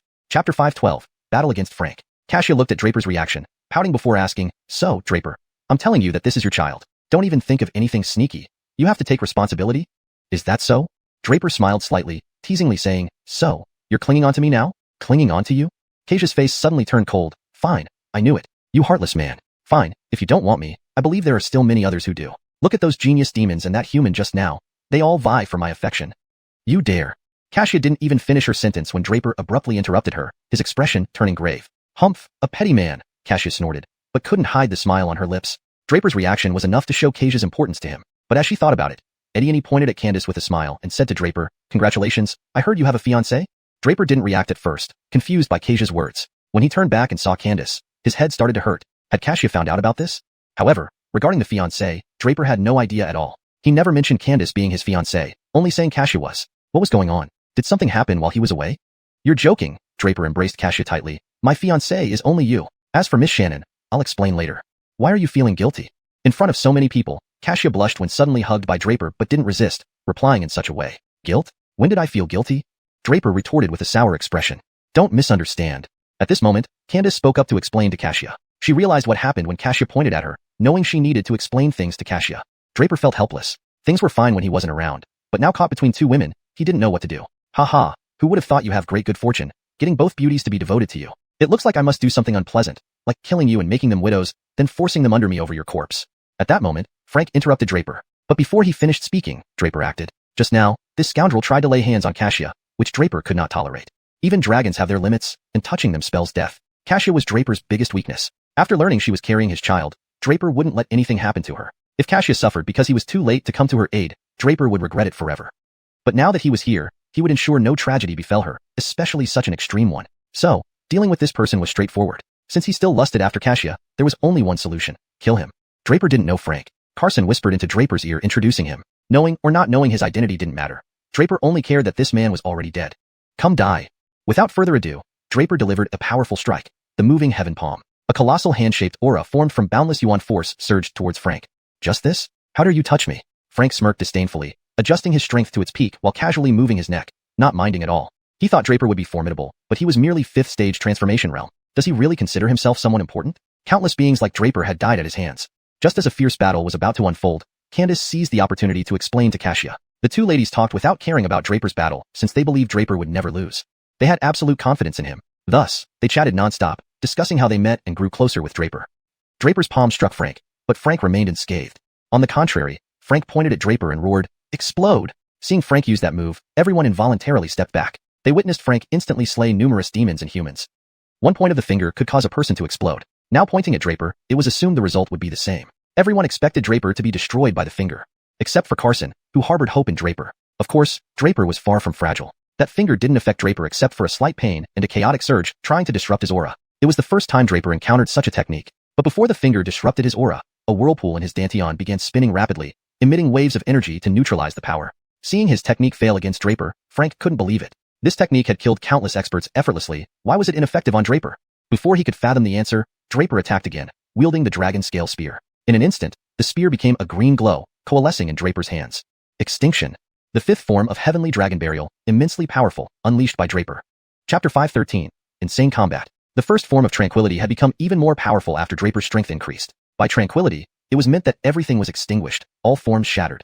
Henrik clearly sensed the terrifying nature of this move as well, and did not dare to be arrogant now. At this moment, he began treating Draper as an opponent. However, this didn't mean he feared Draper either. After all, when he was killing people, this kid was still wearing diapers. So if he wanted to kill him, it might be a bit difficult. But in this case, Henrik no longer intended to hold back. Kill. Henrik struck out suddenly, unleashing a palm that swept across the sky towards Draper. This blow was incredibly fearsome, almost entirely unstoppable. Draper also felt the terrifying force behind this palm and adjusted his physical power to its maximum capacity. Henrik's strength was formidable. His power level was at the peak of creation boundary 9th level, just a step away from reaching the sovereign realm. Facing such a being, Draper naturally wouldn't underestimate him. To prevent any accidents, Draper directly adjusted his physical strength to its optimal state. After all, he had now reached the 6th level of the 9 heavens coiling dragon body, the immaculate body stage. His physical body was utterly pure and spotless, pristine like a jade stone at any time. Certainly, such a physical body also made it better for resisting external forces. Unless a Sage Realm powerhouse was present, otherwise, ordinary people. even a sovereign realm powerhouse, would find it hard to directly finish him off with one move. After all, his physical power was right there on display. The palm met the spear, but the tranquility power rapidly crumbled under the overwhelming force of Henrik's palm. Draper didn't get disheartened, delivering another move. Void. The sixth form of Heavenly Dragon Burial, Void. This form used void energy. As the name suggested, void energy could annihilate everything, shattering all powers into nothingness. Of course, Draper hadn't fully mastered these techniques to their most powerful realms yet, and their effectiveness required greater power to achieve. Although Draper wasn't weak now, he was still far from being considered an ultimate powerhouse. If Draper's strength reached the Sage Realm, using this move would likely obliterate another Sage Realm powerhouse instantly. But currently, Draper couldn't use Heavenly Dragon Burial moves to directly eliminate Henrik. Nonetheless, this void energy completely nullified Henrik's previous palm attack. However, despite this, Draper still felt the backlash force of the palm and spear strike reverberating through his body, causing some internal disturbance. But the same result fell upon Henrik as well. He too felt a surge of internal unrest. However, this led to a renewed sense of excitement within Henrik. Honestly, it had been a long time since he felt this way. He usually encountered stronger beings than himself, such as those few elders in the Holy Sect, whom Henrik couldn't defeat at all. Therefore, Henrik would never challenge them. There was another group, his peers like Bellamy Dolly, but they were quite boring. Henrik could effortlessly obliterate them without reason. Battling such people was meaningless to him. So encountering Draper was particularly exciting for Henrik, because in Draper, he found a worthy opponent after so long. Draper could stand up against him without worrying about overdoing it and accidentally slaying him. Even Henrik secretly felt that Draper might possibly slay him. An evenly matched battle was what excited Henrik the most. Kid, I really like you. You're a true opponent. Henrik licked his lips, then said menacingly to Draper. Get lost, I don't like men.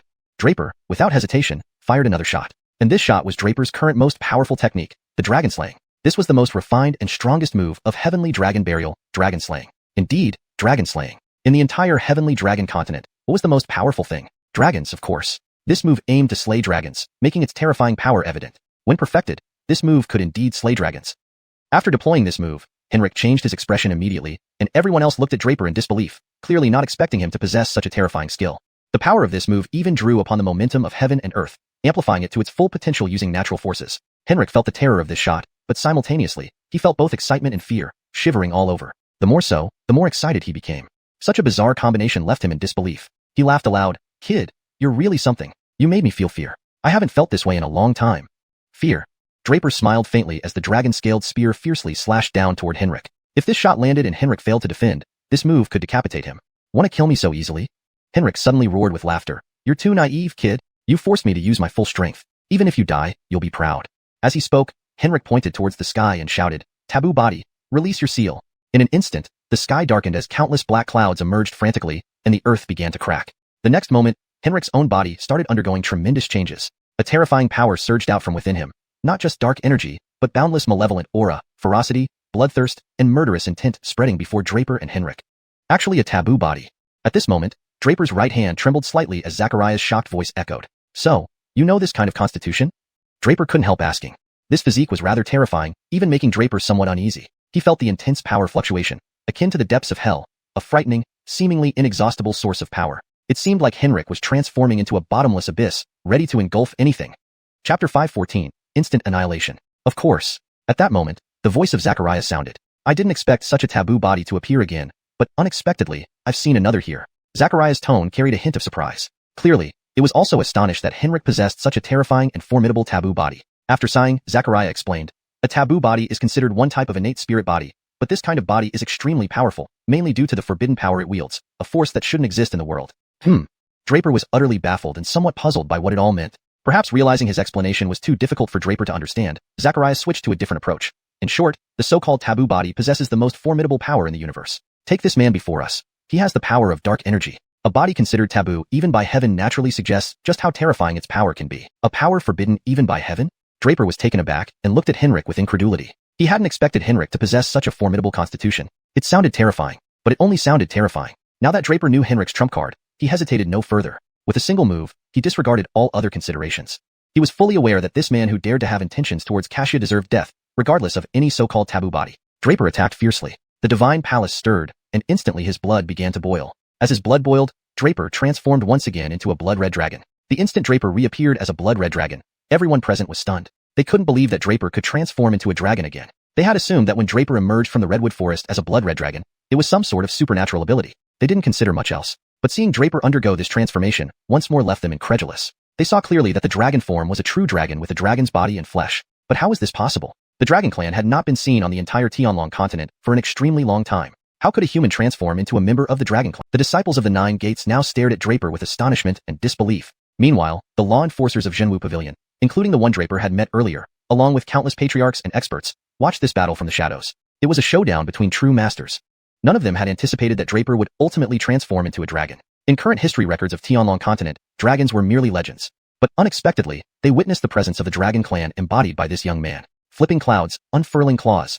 This was a true dragon. Though thoughts varied, they all watched Draper with great anticipation to see how many moves Alejandro could withstand. At this point, Henrik, having unleashed the power of his taboo body, stared intently at Draper. He hadn't expected Draper to choose to transform into a dragon for their final confrontation. However, he wasn't afraid. Rather, he felt excitement and eagerness. For after Draper transformed into a dragon, Henrik felt an intense competitive spirit rise within him. This was his ultimate battle, and he was eager to see who was stronger between himself and Draper. Without hesitation, Henrik adjusted his power to its peak and lunged at Draper. Intense black aura, overwhelming killing intent, and vast malevolent energy enveloped Henrik as he hurled all his taboo forces at Draper. This attack seemed determined to annihilate Draper, leaving no room for escape. Transformed into a blood-red dragon, Draper roared as he charged at Alejandro. In the next moment, the dragon pierced straight through Alejandro's body, creating a massive bloody hole. Dark purple blood oozed incessantly from the wound, a horrifying sight. The answer was clear. The final outcome, one move. Indeed, Draper defeated Alejandro in one move. To be precise, Draper did not defeat him. He slew him outright. Alejandro had lost all signs of life and ceased breathing. After piercing Alejandro's body and creating a huge bloody hole, Draper transformed back into human form. However, Draper had clearly expended considerable energy. More crucially, blackish-purple power emitted from his arm, eroding his flesh and releasing ominous black, killing intent. It was evident that Alejandro was not easily vanquished. Defeating him required Draper to exert tremendous effort and came at a cost. But this damage was negligible compared to the corrosion powers Draper had faced before, which were far more powerful. So this injury was of little concern.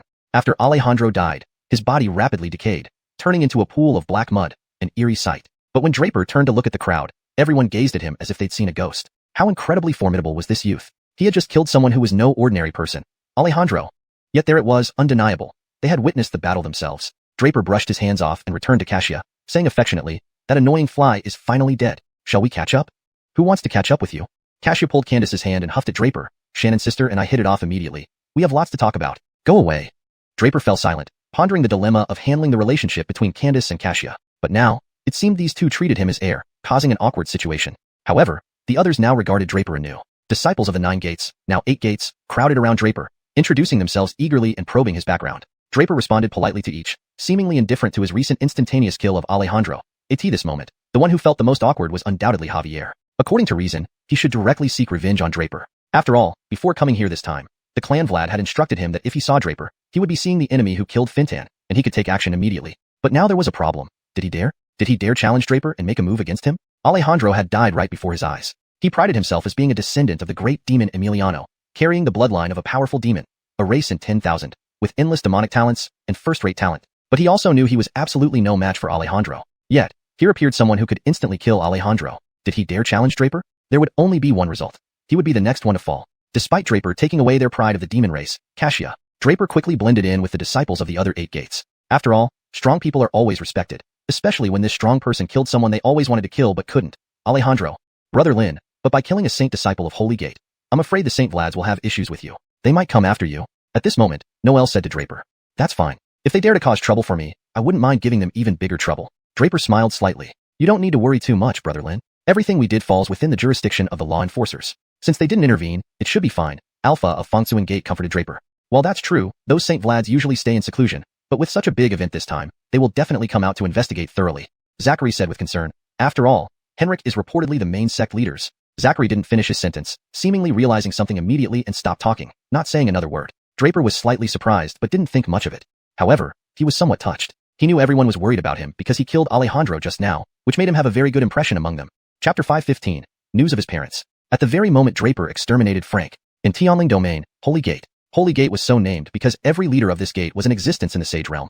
Sages comprehended the power of rules. Sages themselves were the rules of all things in heaven and earth. Thus, Holy Gate had always been looking down on the other gates within the 9 gates of Tianling Domain. After all, the Sage Realm powerhouse could subdue all the experts from other sects. At this moment, inside a certain secret chamber within Holy Gate, there were 7 people sitting cross-legged together in a formation of the Big Dipper. A stream of light emanated faintly from their bodies, illuminating a jade-like black crystal in front of them. Everything proceeded smoothly without any disturbance. But at one point, the Vlads seated in the center of the Big Dipper array suddenly spewed out a mouthful of blood. As a result, the entire configuration of the Big Dipper formation immediately collapsed. At the same time, the other Vlads were also affected by the central Vlad, and they also spewed out a mouthful of blood. All 7 clutched their chests as their chests rapidly cracked open, oozing viscous dark purple blood. The black crystal jade before them, which previously emitted soft light, now lost its glow. Fine cracks quickly spread over it, as if it would shatter into pieces at any moment. In that instant, the Vlad at the center bellowed mournfully, Who killed my son? If I knew who did it, I would make you die 10,000 times. Calm down, Stephenster. The Big Dipper formation is being formed right now. Don't let trivial matters interfere with our grand plan for Holy Gate. The other Vlads understood why the Vlad had suddenly spat out blood. It turned out Henrik was dead. Upon hearing this news, the Vlads were initially shocked but soon regained their composure. Henrik's death was indeed significant, but there was an even more critical matter at hand. The completion of the Big Dipper formation was imminent. They had conspired for such a long time and could not afford to be distracted now. That would truly be counterproductive. Yet, they were extremely puzzled. Given Henrik's strength, who could have killed him? And how could someone dare kill Henrik without knowing his identity? Didn't they know that the current leader of Holy Gate was Henrik's biological father? To raise Henrik, Stephenster had expended immense effort, suppressing many outrageous deeds he had committed in the past. However, since someone dared to kill Henrik, they must possess considerable strength. After successfully forming the Big Dipper formation, they would hunt down whoever wanted to invite death. At this moment, the master also knew what was most urgent. Even though his own son Henrik was killed, he could not abandon the current Big Dipper formation. After all, this meant much more for Holy Gate. Still, the boy who killed his son certainly deserved death. After all, the Big Dipper formation had been almost completely successful, only a hair's breadth away. But precisely at the last moment, due to Henrik's death, his essence blood caused a backlash, ruining the formation. However, this wasn't a big issue. It merely delayed the success of the Big Dipper formation by a few days. It wasn't a major setback. After all, the overall power of the Big Dipper formation was already fully shaped. Once the energy of the 7 stars was gathered onto this black essence crystal, they would go out to tear apart Henrik's murderer. Thinking of this, the master did not think twice and resumed chanting eerie incantations. The other Holy Vlads also returned to their respective duties. This secret chamber quickly fell silent again, as if nothing had happened. But the dense crack patterns on the jade revealed that everything that had just occurred was real. Meanwhile, somewhere unknown in Tianling domain, a man abruptly opened his eyes and then looked at the woman meditating beside him, speaking softly, Wu Shuang. I felt Han's presence. What? The woman beside him instantly grew excited. Brother Feng, do you mean Han has come to Tianling domain? It seems so. That boy carries the dragon transformation order, and I can sense that aura, the man said with a slight smile, watching the excitement on the woman's face. This man and woman were none other than Draper's biological parents, outstanding geniuses who emerged from Tianhua Kingdom. Alone, he made 7 entries and exits from Emerald Saint Valley, kidnapping the valley's holy maiden. He had since become a powerful sage realm expert, Brogan. And the woman was the former holy maiden of Emerald Saint Valley, Waverly. Now, they were together. It appeared they had always kept an eye on Draper. This boy's growth has been faster than I expected. No wonder he's the true chosen one of the heavens, Brogan continued, filled with relief in his voice. Brother Feng, I don't know how to face him. Though I gave birth to him, I barely raised him, and I'm not sure if he will hold grudges against us. The initial excitement on Waverly's face faded, replaced by a hint of melancholy. She didn't know what Draper looked like now or how tall he was, nor did she know his temperament or if he would forgive them for leaving him in Benny's care after birth. Thinking of this, Waverly sighed deeply and held Brogan's hand tightly. Brother Feng, I'm suddenly afraid. That boy is the chosen one. It's predestined by heaven. Brogan comforted Waverly, yet he felt unsure too. After all, the boy mostly grew up alone. Who knew what he thought? They also learned long ago about Benny's death. However, since he has come, we should meet him. Moreover, I couldn't detect Henry's presence no matter what. If I'm correct, this boy might have encountered some mishaps. Also, he probably came for the true Stefanatial ceremony, which may lead to troubles. In this case, we need to assist him and inform him of some matters. Brogan sighed, then spoke to Waverly. Okay, I also want to see him, even if just from afar, Waverly replied without hesitation and set off with Brogan to find Draper. Chapter 516. Intense battle. However, whether it was everything happening within the Holy Gate or the imminent arrival of his parents, Draper knew nothing about them. But he did know one thing, that an intense battle was about to commence. The final rule before entering the sacred ruins was clear. Only 30 individuals would advance to the next round. This time, over 100 disciples from the human, demonic, and barbarian races had entered the ruins. Yet, even after Frank's rampage claimed a few lives, the majority remained. Moreover, once news spread that Frank was dead, the barbarian tribes returned. Earlier, the 8 Gates disciples offered numerous suggestions to Draper, none of which were particularly useful but did clarify Douglas's identity for him. He knew well that eliminating Douglas would invite retaliation. The Holy Vlads of the Holy Gate certainly wouldn't let him off easily. But what's done is done. There was no point in worrying now. He'd face challenges as they came.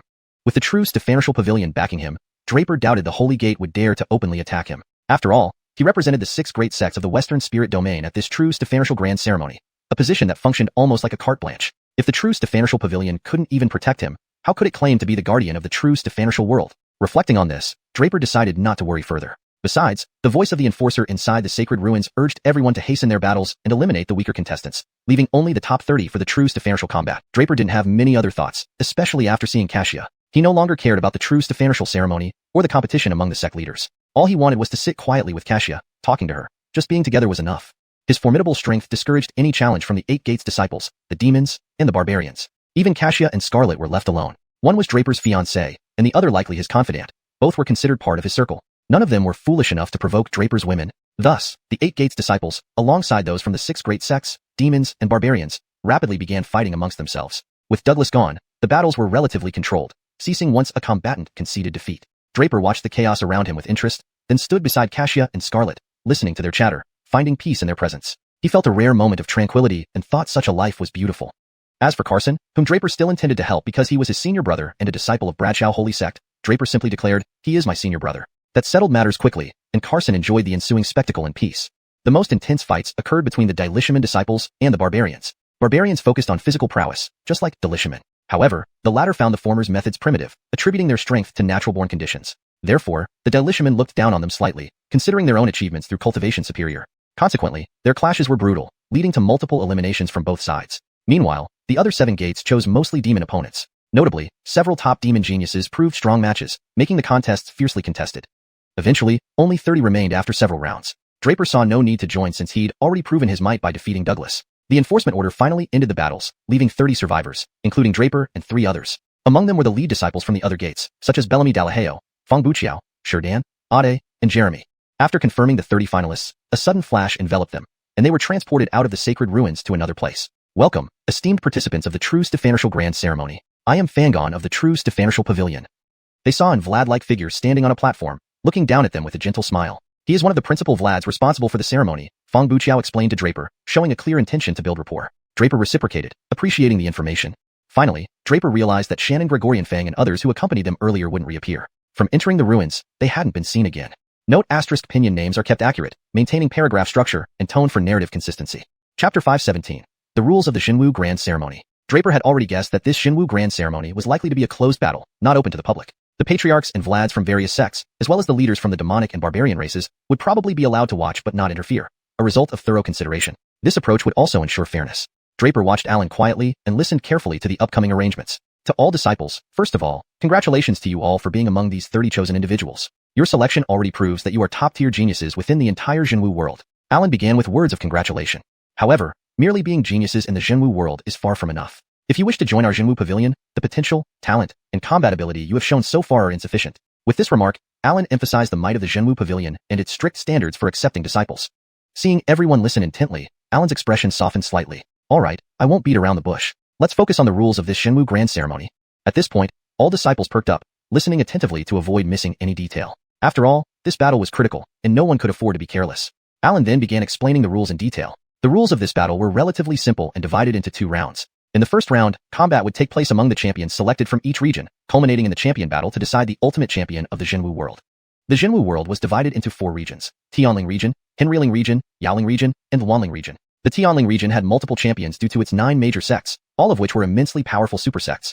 Therefore, their respective chief disciples were all champions of the Tianling region. In contrast, the other 3 regions each had only one champion. For instance, Draper became the champion of the Henriling region after participating in the debate among the 6 major sects. The champion of the Yaoling region was none other than Javier. As for the champion of the Luanling region, it was a barbarian named Cole. This was the champion battle. Additionally, there was another round, more accurately described as a selection process. From these 30 disciples, those with exceptional potential, talent, and combat strength would be chosen. The Xinwu Pavilion would then invite them to join as disciples, providing them with endless resources for rapid advancement.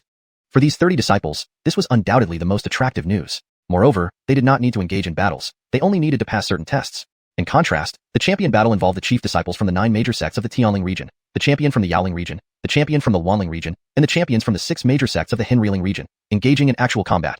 Naturally, the rewards for winning differed based on the rules. The ultimate winner of the champion battle would not only receive accolades from the Xinwu Pavilion and fame throughout the Xinwu world, but would also be directly accepted as a disciple without needing to pass further tests. If sufficiently powerful, they could even become an Vlad of the Xinwu Pavilion. Alternatively, if they wished to pursue greater power, they could choose to pass a particular Vlad's test to become a true Xinwu disciple. A Xinwu disciple corresponds to Diwu disciple and Tianwu disciple in the Diwu world and Tianwu world, respectively. These are titles for outstanding figures in their respective worlds. These Xinwu disciples are the key talents cultivated by the Xinwu Pavilion. They will have the opportunity to venture out of the Xinwu world to the Tianlong continent, the most powerful Tianwu world, competing against disciples from other domains. That is where the real brilliance shines, where true geniuses clash. Not only would they gain renown across the Tianlong continent, but they would also receive countless benefits, including guidance from numerous masters, boundless cultivation resources, martial arts manuals, and divine weapons. All of these rewards awaited those who displayed sufficient strength, potential, and talent. For non-champions, obtaining these rewards would be more challenging, requiring additional effort within the Shinwu Pavilion. As for Draper, what he desired most was the opportunity to gauge his own strength. He was less concerned about cultivation resources, as his own resources were virtually inexhaustible. His physical body, Vortex Dantian, Dragon Blood, Dragon Scale Spear, Little Grass, and even the Heavenly Fiend Ing corpse were treasures that could cause a stir across the Tianlong continent. Thus, he saw no need to rely on external cultivation resources. He also had enough spirit stones to support his cultivation. Should he encounter demon race members, their demonic heads would become his true cultivation resources. What Draper cared about most was how strong he truly was. Additionally, if he achieved excellent results, the Jinwu Pavilion would help spread his name, which was something he valued. Draper suspected his parents were in the Tianling region, but had no idea where specifically. Searching blindly would be like looking for a needle in a haystack. However, he could leverage this Shenwu grand ceremony to spread his name. Once Draper's name became known throughout the Jinwu world, having his parents seek him out would be the most efficient approach. Thinking about this, Draper felt an eagerness to get started. Alright, I will now call out names. Please step forward when your name is called. Alan observed all the disciples closely and began calling names.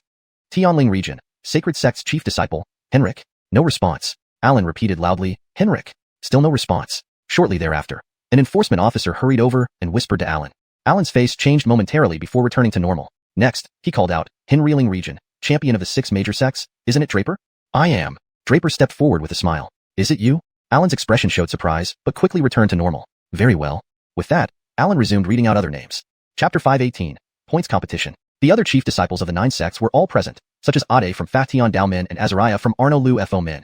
Of course, there was also Jeremy, the chief disciple of an Een Min, and Bellamy Dei from Delishan Min. Alpha was here from Fong Siyuan Min. Moreover, there was Hiroshi from Arna Yu Min and the 3 geniuses from Sankai Min. Also present was Henryo Wan Su, the chief disciple of Eddie Shannon Min.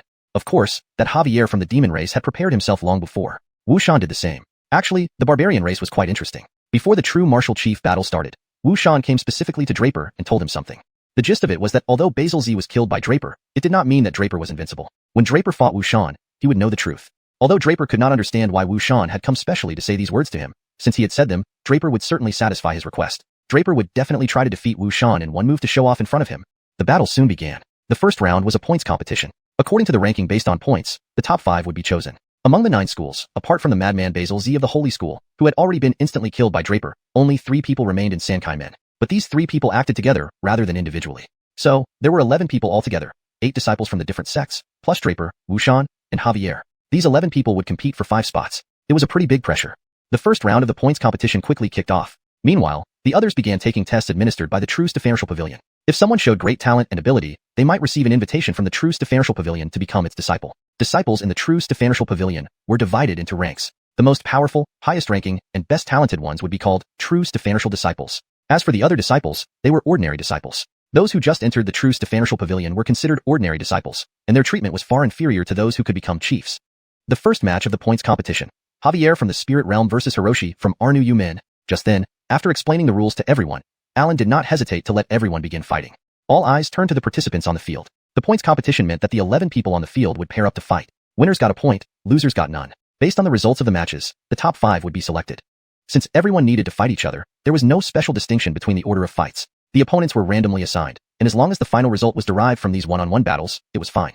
Javier was the descendant of the great demon 9 infants. Although Draper did not notice it earlier, when Javier attacked, Draper sensed it immediately. After all, the previous Fintan he had slain was also a descendant of 9 infants. Draper remembered this very well because the aura left a deep impression on him. Therefore, the moment Javier made his move, Draper recognized it instantly, causing his eyes to narrow slightly. Unexpectedly, this Javier was very cautious. Draper guessed that he must have known about Draper killing Fintan. However, now, he pretended so convincingly that Draper couldn't detect any hatred towards him. This was probably because Douglas had been killed by Draper, scaring him. After all, they should have been afraid of Douglas, and seeing him die in one move by Draper had terrified this young man. Nevertheless, Javier's strength was impressive. In the battle with Hiroshi, it was clear that Javier was much stronger than Hiroshi, so this battle was almost a foregone conclusion. Hiroshi was defeated within 200 moves by Javier.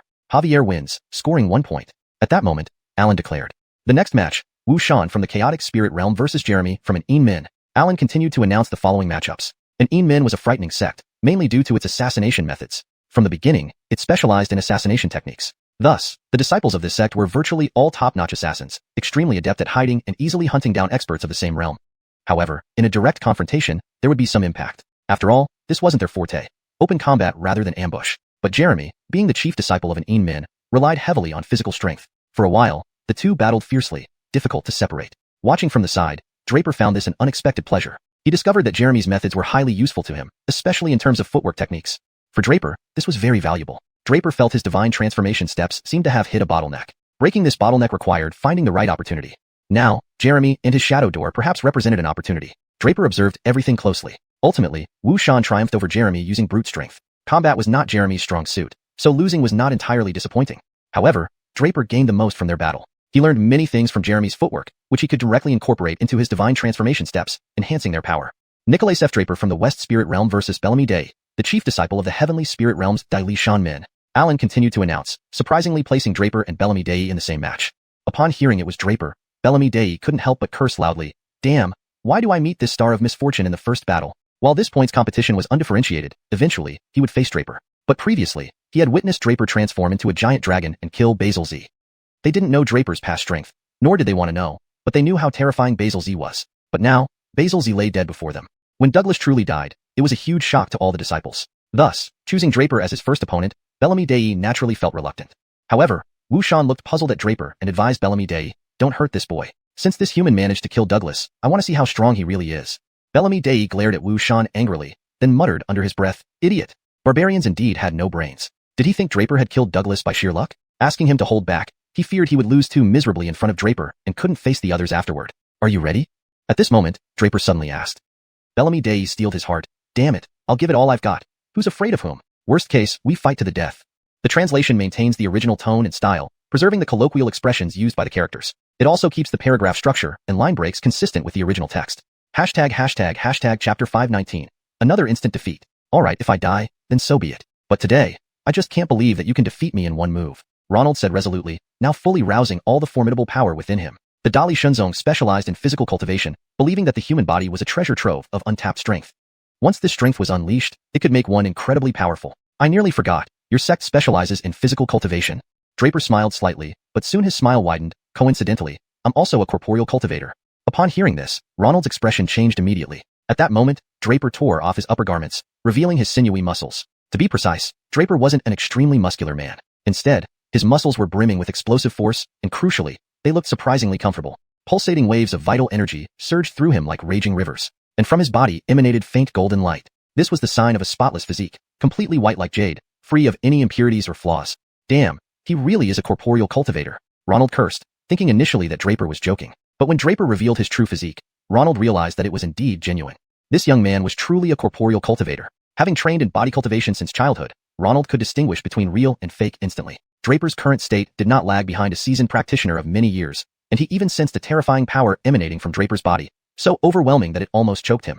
He was incredibly strong. You can't possibly defeat me in one move, can you? Ronald asked with surprise. I don't know, but I think it should be about right, Draper replied with an innocent smile. F***CK. Ronald didn't hesitate further and summoned all his strength, lunging fiercely at Draper. A deluge of power erupted from him, colliding directly with Draper's body. Draper did not retreat or evade. Instead, he met the challenge head-on using his own bodily strength for a direct clash. The horrifying powers radiated around as the two instantly collided. However, in the next moment, both bodies were violently pushed apart. And right there, the winner became clear. Draper took half a step back before stabilizing himself. In contrast, Ronald drew a graceful arc in the air and slammed into a wall. With a loud crash and clang, Ronald's body embedded itself into the wall, leaving a large shaped imprint. Note, the translation is already accurate and fluent. Only minor adjustments were made for consistency and natural reading flow in English. The edited translation ensures it accurately conveys the meaning of the original text, reads naturally in English, maintains consistency in terminology and style, and adheres to the guidelines provided. Bleeding from his mouth and nose, Ronald slumped down, forming a large day on the wall with his limp body. Everyone watching froze in shock. They rubbed their eyes again. Yes, they hadn't been mistaken. Ronald had indeed been smashed by Draper into the wall. Imagine how much it must have hurt. But simultaneously, they felt a surge of astonishment. Was this guy even human? Before, transforming into a giant dragon, he defeated Hans in one move. This time, using only his physical strength, he'd crushed Ronald in a single blow. Ronald, after all, was the top disciple of the Dali Shenzong, a genius in the tailing domain with an incomparably strong physique cultivated from childhood. Yet, he was defeated in one move so effortlessly? It must be because they weren't looking at it right. They couldn't help but feel amazed. Even Parker looked at Draper with bewilderment. How could this young man possess such terrifying physical power? F***CK. F***CK. Ronald gasped for breath before adding, I knew it would end like this. Indeed, you've beaten me in one move. Draper smiled gently and stepped off the platform. Parker's voice echoed, Draper of Shieling Domain wins, gaining 1 point. The battles continued, and Draper returned to watching as others fought. Soon enough, it was Draper's turn again. This time, his opponent was none other than Dom from the Barbarian clan. Seeing Dom, Draper suspected Parker might have arranged it intentionally. Why was it Ronald first and now Dom? Both were known for their physical prowess. But the result would likely be the same. Previously in the Holy Ruins, Draper had witnessed Dom and Ronald fighting. Although they hadn't exerted their full potential, judging from their moves, their abilities were comparable. So if he could defeat Ronald in one move, he could do the same to Dom. Draper was confident in his physical power. Dom stepped onto the platform and said to Draper, "I admit your physical strength is formidable, but what of it? I will show you with my actions that I can still defeat you. Do your people also dilly-dally like this?" Draper glanced at Dom irritably. "I wanted to give you a chance, but now you've lost it because king hate idle talk." Without hesitation, Draper summoned all his bodily strength once more and pounced on Dom. Dom's face turned pale as he realized something was amiss, but it was already too late. Draper rushed forward and collided with Dom. The next moment, while Draper stood firmly in place, Dom followed the same path as Ronald, flying through the air and crashing heavily into the wall. Thus, beside the earlier D, another enormous D formed next to it. Next, Dom's body slid down the wall. How is this possible? Dom struggled to speak. Honestly, he found it hard to believe that Draper could so easily vanquish him. While Draper cultivated physically, their clan possessed unparalleled natural physical strength. But why couldn't he even withstand one of Draper's strikes? Meanwhile, the audience had become somewhat numb. Even Parker clicked his tongue. This Draper surpassed his expectations. However, a discordant laugh erupted from the crowd. "Ha ha ha, damn, I knew it. This guy knocks everyone out in one move. Seeing that barbarian fall, my mood has improved considerably." The voice belonged to none other than Ronald. Given past grievances between the Dali Shunzong and the Barbarian clan, Dom leading the barbarians aimed to prove their unparalleled physical strength as the top in true Stefanishal realm. But unexpectedly, they failed to prove their point. Instead, they became the backdrop for Draper's prowess. After this battle, everyone would remember Draper's name. Moreover, the sheer power of Draper's physical strength would become their collective nightmare, an inescapable terror. At this moment, Ronald was nonchalant, thinking that if he could be defeated in one move, then so should Dom. Seeing the same outcome, he naturally felt extremely pleased. The audience fell silent, some sighing, others shocked, but most were solemn, worried about Draper's strength and concerned about potentially facing him in future matches. Chapter 520. The Pavilion Stephensters Summon. However, the battle must continue regardless. Their thoughts had no impact on Draper whatsoever. The subsequent battles were even more intense, and the disparity between these leaders gradually became apparent. Draper had fought 7 consecutive battles. Without a doubt, he won all 7 of them. Regardless of the opponent he faced during the battles, the end result was always the same. He defeated each of them in one move, giving no one any face at all. Even when Draper encountered the most troublesome opponent, which was Danny from the Fanching sect. Danny's strength ranked second among the top disciples of the 9 sections. In other words, his strength was second only to Faxon. Now that Faxon was dead, Danny naturally became the strongest among the disciples of the 9 sects. But despite this, Danny was still eliminated by Draper with one move. Later, everyone in the arena gave Draper a nickname called Lin One Move, implying that no one could last more than one move against Draper. However, at this moment, Alan's expression turned serious. Previously, he only thought Draper's strength far exceeded ordinary people, but it was just that. He had quietly investigated Draper's talent before, finding it average, not astonishingly outstanding, and Draper was not a born spirit body. However, Draper's blood chi was extremely vigorous, thus making up for some of his innate deficiencies. As Draper continued battling, Alan discovered another issue. Draper's tactics were truly inexhaustible. Alan originally thought Draper would rely solely on his powerful physical strength to win every fight. But it was not so. Draper was also a warrior who specialized in weapons. His weapon was the dragon scale spear, and the techniques he displayed using it were extraordinary. Alan clearly sensed that Draper seemed to have comprehended a hint of the power of intent. More shockingly, Draper was also a talisman Stephenster. This was indeed terrifying. It almost proved that while Draper studied extensively across different fields, he excelled and mastered each one. Draper possessed virtually no weaknesses. Conversely, whether it be the power of a talisman Stephenster or a weapon expert, they were beneficial to Draper, providing him with advantages in combat and leading to victories. Draper's varied skills stunned everyone else too. They did not know when Draper emerged. Previously, in the Western Spirit region, there was no mention of someone like Draper. They had no idea Draper went from being a waste due to damaged meridians to what he is now in just less than 3 years. From joining Bradshaw Holy Sect to participating in the 6 Sect debate and attending the true Stefanishal ceremony, it took him only half a year. How could they possibly understand Draper? Nonetheless, strong individuals are always respected. Draper's imposing momentum completely overpowered them all, and everyone began showing Draper great respect.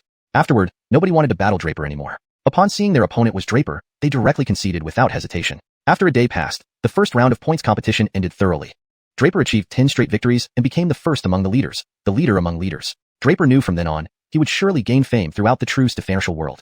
After summarizing the results briefly, Alan gathered these individuals to compete against the true Stefanishal Pavilion's disciples. This time, all these leaders were accepted into the true Stefanishal Pavilion as disciples.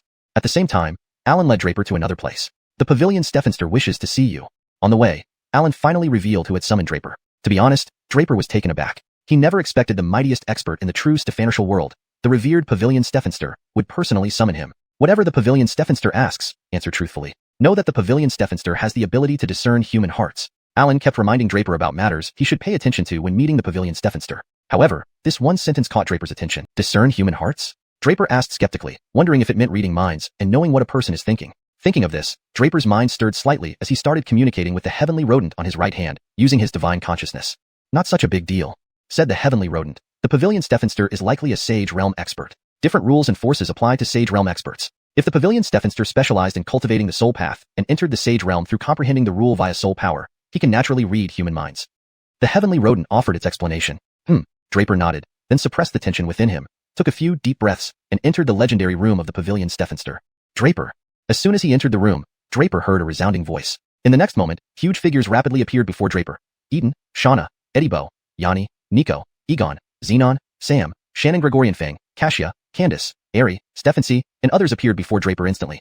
Among these people were family, wives, enemies, teachers, benefactors, and foes. At that moment, they all appeared before Draper. In the next instant, they opened their mouths and shouted in unison, Draper. Some screamed full of hatred, some called him affectionately, some coquettishly spoke to Draper. In short, everyone was calling Draper's name. Draper felt dizzy and disoriented for a moment, unable to regain his composure immediately. However, Draper's mind remained clear but started feeling drowsy. What a powerful illusion. Draper felt astonished. Trying to resist the illusion's power with his spiritual energy was like an egg hitting a stone, useless. But just as Draper was about to be ensnared by it, the ancient dragon talisman in his divine palace suddenly emitted a brilliant light, subduing all the sounds. Draper's mind instantly became clear, and his eyes recovered. Chapter 521. The Path of Saints. Half an hour, well done. At this moment, a translucent figure began to appear in mid-air. The man was an Vladly gentleman with white hair, yet his gaze was inexplicably kind and benevolent. He now looked at Draper with a smile, eyes filled with nothing but admiration. Are you, the Drew? Draper asked tentatively, his tone somewhat uncertain. This was not due to anything else, but because the person before him was, accurately speaking, not a physical entity but a soul. Indeed, just a soul. Therefore, Draper was a little confused. Could it be that this Drew was merely a soul form? That would indeed be quite peculiar. However, he also understood that the illusion he had just experienced was a test conducted by this soul for him. The soul seemed to have perceived Draper's confusion and explained with a light laugh. This is my divine soul incarnation, not my true body. My true body is currently at the abyssal cave, holding back some terrifying forces. Draper immediately froze, then swiftly connected many things from the soul's previous statement. Terrifying beings, could they be the demon race? A thought flashed through Draper's mind as he suddenly remembered the demons. Earlier, Nicholas had informed him that the demons were always seeking to invade the Tianlong continent, but unique forces on the continent suppressed them, preventing their arrival. Even the demon who infiltrated the Chaolan Forbidden Land had torn through a spatial rift to sneak in. But even so, that demon could only remain in perpetual slumber to barely maintain its original power, and could do nothing else because any use of significant power would invoke the retributive might of Tianlong's rules, leading to direct annihilation. But this did not mean the demons would indefinitely wait. Over long periods, they continually sought ways to invade Tianlong. After all, the purest primal forces were here, which held the greatest allure for the demons, especially the demon ancestor Heir. Just as the soul mentioned, it sounded like these were places of demonic erosion, and resisting such forces was standard practice. While the existence of demons might be unknown to commoners, powerful figures would know something about it since it concerned the survival of the soul did not anticipate Draper deducing so much from one sentence, and quite accurately too. It did not dwell on the topic, and instead moved on to another matter. Perhaps you're unaware of why I summoned you, said the soul lightly. I truly am unaware, Draper answered honestly. He didn't question further about the abyssal cave as those matters were too far removed from him. If he did, it might attract unwanted attention from the soul. In fact, I called you here mainly because of your strength. Alan has already told me everything about your performance at the true Stephenstial ceremony, continued the soul. I didn't expect you to also be a seal master. What you experienced earlier was my 1000 illusion world, a realm created from my own law of illusion. I've tested many disciples with this illusion before, and most took half a day to break through. Some prodigies required at least an hour, yet you managed it in just half an hour. Not bad. Draper inwardly confirmed this was indeed the case but still responded humbly. I have a natural sensitivity to illusory powers and rarely get influenced by them. Indeed, excellent. With such strength and poise, your mentality already surpasses ordinary people, commented the soul with a slight smile. Then it asked, do you know about the Path of Saints? The Path of Saints? Draper expressed surprise, then shook his head, reporting to Drew, I know nothing of this. Not knowing is normal, the soul assured, its face free of blame. Originally, this spot was reserved for Henrik, but I heard you killed him? Yes. Draper nodded lightly, then firmly added, this man deserved death. Young and passionate, the soul chuckled. Let me tell you about the Path of Saints. Draper nodded, bowing slightly to listen intently. The Path of Saints is essentially a unique secret realm connecting Tianlong continent to worlds beyond, spanning across the 5 realms, True Stephenstial, Earth Stephenstial, Heaven Stephenstial, Netherworld, and Wilderness, the soul explained. Nobody can fully describe the wonders of this path, but I can tell you that every disciple who trains on this path successfully advances to the Saint Realm. For the first time, Draper showed visible emotion upon hearing this. He naturally understood what this meant. Advancing in martial arts was extremely arduous, and there were no divine realm experts on today's Tianlong continent. The saint realm was already the pinnacle, yet this meant a near-perfect success rate of becoming a saint if one entered this trial. This was indeed frightening. Achieving emperor rank was already difficult enough. Reaching sage rank was even harder, hundreds of times more challenging than emperor rank. Yet the soul implied that anyone who entered the path of saints had a 100% chance of becoming a saint. Fascinating, isn't it? The soul smiled, then poured cold water on Draper's enthusiasm, saying, however, 9 out of 10 people will die on the path of saints. Only one survives to walk out. What? Draper couldn't help but exclaim. Strange, laughed the soul. The path of saints, or perhaps the path of strength, requires countless geniuses to be sacrificed, providing the backdrop necessary to forge a saint. I understand, Draper sighed softly. Initially, we were to select from among the true Xiuxian pavilion's true Xiuxian disciples, but seeing your potential is exceptional. This time, one spot on the path of saints goes to you. Are you willing? The soul's tone grew serious. Willing. Draper took a deep breath, firmly answering the Drew. Well done. Finally, the soul's furrowed brows relaxed, and it lightly tapped Draper's forehead with a finger. This document contains information about the path of saints. Assimilate it as you can. This matter must be kept confidential. You have only half a year to elevate your strength to the emperor rank. Reaching this level will ensure optimal benefits from the path of saints, and also provide some means for self-protection, preventing you from becoming cannon fodder. The soul figure warned with a long sigh following. Young man, you must work hard. Great calamity is descending upon Tianlong continent. We old-timers can hardly hold on alone. We need you to grow quickly and come to our aid. Upon hearing this, Draper's heart stirred again. He wanted to ask something, but in the end, his mouth opened and closed without uttering a word. Yet, from the pavilion lord's words, it was evident that Tianlong continent would not last much longer, eventually succumbing to the erosion by the demon race. Contemplating this, Draper felt the weight on his shoulders grow heavier. But the soul figure never noticed, merely repeating its instructions before dismissing Draper. After Draper left, the soul figure slowly dissipated, as if nothing had ever happened. In possession of these new insights, Draper departed, carrying the heavy burden of the coming crisis. Chapter 522. Let's get Stefan read. After stepping out of that spatial area, Alan appeared before Draper. The spatial dimension he had just left was unique, and Alan had not entered it. Naturally, he did not know what the pavilion Stefanster had said to the young man. So as Draper emerged, Alan immediately approached and inquired about what the pavilion Stefanster had told him. Draper hesitated for a moment, but still shared information about the path of the saint. In fact, he knew a lot, including understanding that the pavilion Stefanster had talked about the matters of the demon race without explicitly mentioning it. Since the pavilion Stefanster only revealed the path of the saint, it proved he didn't want others to know too soon. After all, revealing the existence of demons prematurely might cause unnecessary panic, something the pavilion Stefanster clearly did not wish to see. So, Draper didn't elaborate further, merely discussing the path of the saint. Unexpectedly, Alan was already aware of this matter. He nodded with a sigh. Actually, the path of the saint is both good and bad for you. Your current strength is relatively weak, and treading the path of the saint requires at least the sovereign realm cultivation. You need to strive harder. Alan's words sank in as Draper slightly nodded, indicating he understood. So, what do you plan to do next? Alan couldn't help but ask again. I will stay here for some time to acclimatize, and after a few days, I'll set out to travel throughout the true Xiuxian world to temper my strength. Draper had made up his mind. He had also digested the information about the path of the saint. Surprisingly, it could be considered a significant opportunity for him. It was once the enlightenment place of an ancient great saint. Training there would greatly benefit Draper. However, before heading to the path of the saint, he needed to resolve pending issues. He planned to return to Tianluo Kingdom and marry Xiaxia, fulfilling his promise to her. Additionally, he wanted to find his parents and take revenge for Xiaxia by confronting the Henrietta. All these tasks must be completed before he embarked on the path of the saint. Therefore, half a year felt terribly short. Draper did not linger long at the true Xiuxian pavilion after that. He first sought out Sam and others. Out of the 10 people from the 6 major sects who initially came, only 3, xianxia, Carson, and Draper, had successfully become disciples of the true Xiuxian pavilion. The rest had been eliminated. One particularly gifted disciple from Star Sea Sacred Sect was even killed by Frank. Thus, when they saw the 5 major sect leaders, their expressions were varied and not entirely pleasant, except for Sam, who was brimming with excitement and joy. Sure enough, Draper lived up to expectations. Once back at the sect, the position of sect kit could likely be passed directly to this young man. And finally, he could work towards greater cultivation advancement.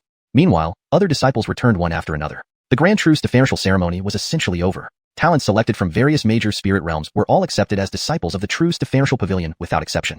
Though the champions specially approached Draper to express friendship and exchange intentions, Draper knew his strength had thoroughly impressed everyone. Despite this, he found these people quite likable and could potentially be friends. Of course, Javier didn't come. Javier obviously knew Draper's identity, so his absence wasn't surprising. Surprisingly, Bellamy Dali and Wushan, whom Draper slapped into the wall earlier, now seemed unusually close to Draper, constantly asking for guidance on body tempering techniques. Draper casually dismissed them with vague replies. These were now fellow true Xiuxian pavilion disciples. There would be plenty of opportunities to interact with them later. Draper didn't worry too much about the future. Out of the initial participants in the true Xiuxian pavilion trials, only a small number were accepted. Carson and xianxia were among them, but Xiaxia did not gain recognition from the true Xiuxian pavilion.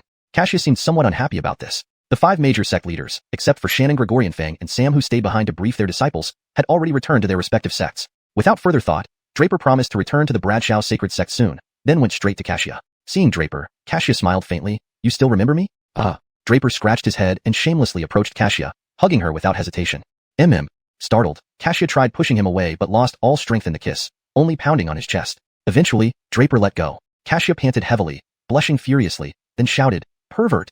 Draper smiled gently. "I missed you. Moreover, you're my wife now. How can we call this being a pervert?" Xianxia responded, exasperated. "Your face is getting thicker every day." As she spoke, she grabbed Draper's ear. "All right, tell me, while I was gone, how many girls have you been flirting with besides that xianxia?" "Not this again." Draper shuddered, thinking about how sensitive women could be. But remembering this, Draper carefully counted aloud. "Wait, let me think. Let me count."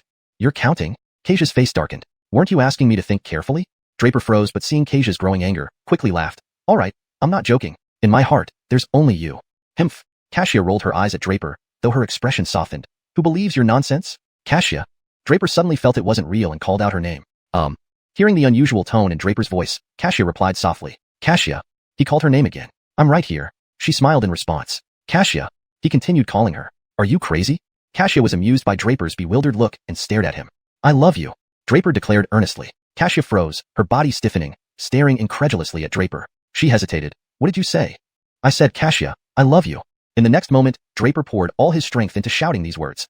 This shout instantly spread throughout the entire true Ancestral pavilion. In a split second, all eyes were on Draper and Xianxia. No one had ever shouted such words in the true Ancestral pavilion before, so when Draper let out this cry, everyone looked at them with curiosity. Xianxia felt uncomfortable under everyone's gaze, but seeing Draper's sincere expression, tears involuntarily streamed down her face. Draper remained calm, but his tone was resolute. "Xianxia, I love you. Stephenry me. Will you be my wife?" Hearing these words, Xianxia could no longer hold back her emotions. Tears fell like rain as her body trembled uncontrollably, leaving her speechless. The memories of the time she spent with Draper flooded back into her mind. The pressure from within the Heavenly Phoenix clan almost made her give up. She feared Draper might never reach the Emperor realm. But this time, when Xianxia saw Draper again, she knew he truly loved her. Draper had indeed reached the 5th level of the creation realm, just one step away from the Emperor realm. It had only been less than 3 years since their initial promise. This meant that over these 3 years, Draper had been constantly striving to cultivate and attain higher realms. Of course, Xianxia knew everything he did was for her. She could imagine the hardships Draper endured to get where he was today, yet he persevered and fulfilled every promise he made to her. So, when Draper spoke those words, Xianxia couldn't help but feel overwhelmed. She realized how arduous it had been for them to reach this point, yet now that it was real, it seemed like a dream to her. Agree with him. At this moment, the onlookers around them started urging Xianxia. Yes, agree with him. Xianxia finally came back to her senses. Without another word, she nodded vigorously. Draper immediately stepped forward, gently took Xiaxia's hand, and solemnly said, "I swear, no one will stop us from being together, and from now on, we will never be apart." Draper's voice was firm, and to Xianxia, it felt as though a heavy burden had been lifted, giving her immense comfort. At this moment, Candace, who stood nearby, felt mixed emotions. She was happy for Draper and Xianxia, but also experienced an indescribable pain spreading through her heart.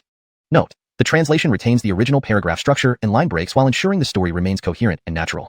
Chapter 523, Crisis Approaches. At the same time, in the Western Spirit Realm, at the Holy Gate, the 7 Stars formation, which had been before the 7 Holy Elders, was now fully condensed into form. Once the 7 Stars formation took shape, a black crystal between the 7 Vlads began to emit an intense light. In the next moment, that black crystal transformed into a pulsating heart and suddenly drilled into the body of the Holy Gate Stephenster. The other 6 Holy Elders laughed maniacally. "Congratulations, Stephenster! Your great accomplishment will propel our Holy Gate to greater heights. We will become the top sect of true Stephenetial world, and even rival the top sects of the other 4 realms. Thank you for your help, now please die." The Holy Gate Stephenster's lips curled into a smile as he said with gravity to the 6 Holy Elders. These words carried an alarming undertone. This Stephenster wasn't up to anything else, but intended for these 6 Holy Elders to die. These words were horrific, yet the Holy Gate Stephenster spoke them with extreme seriousness.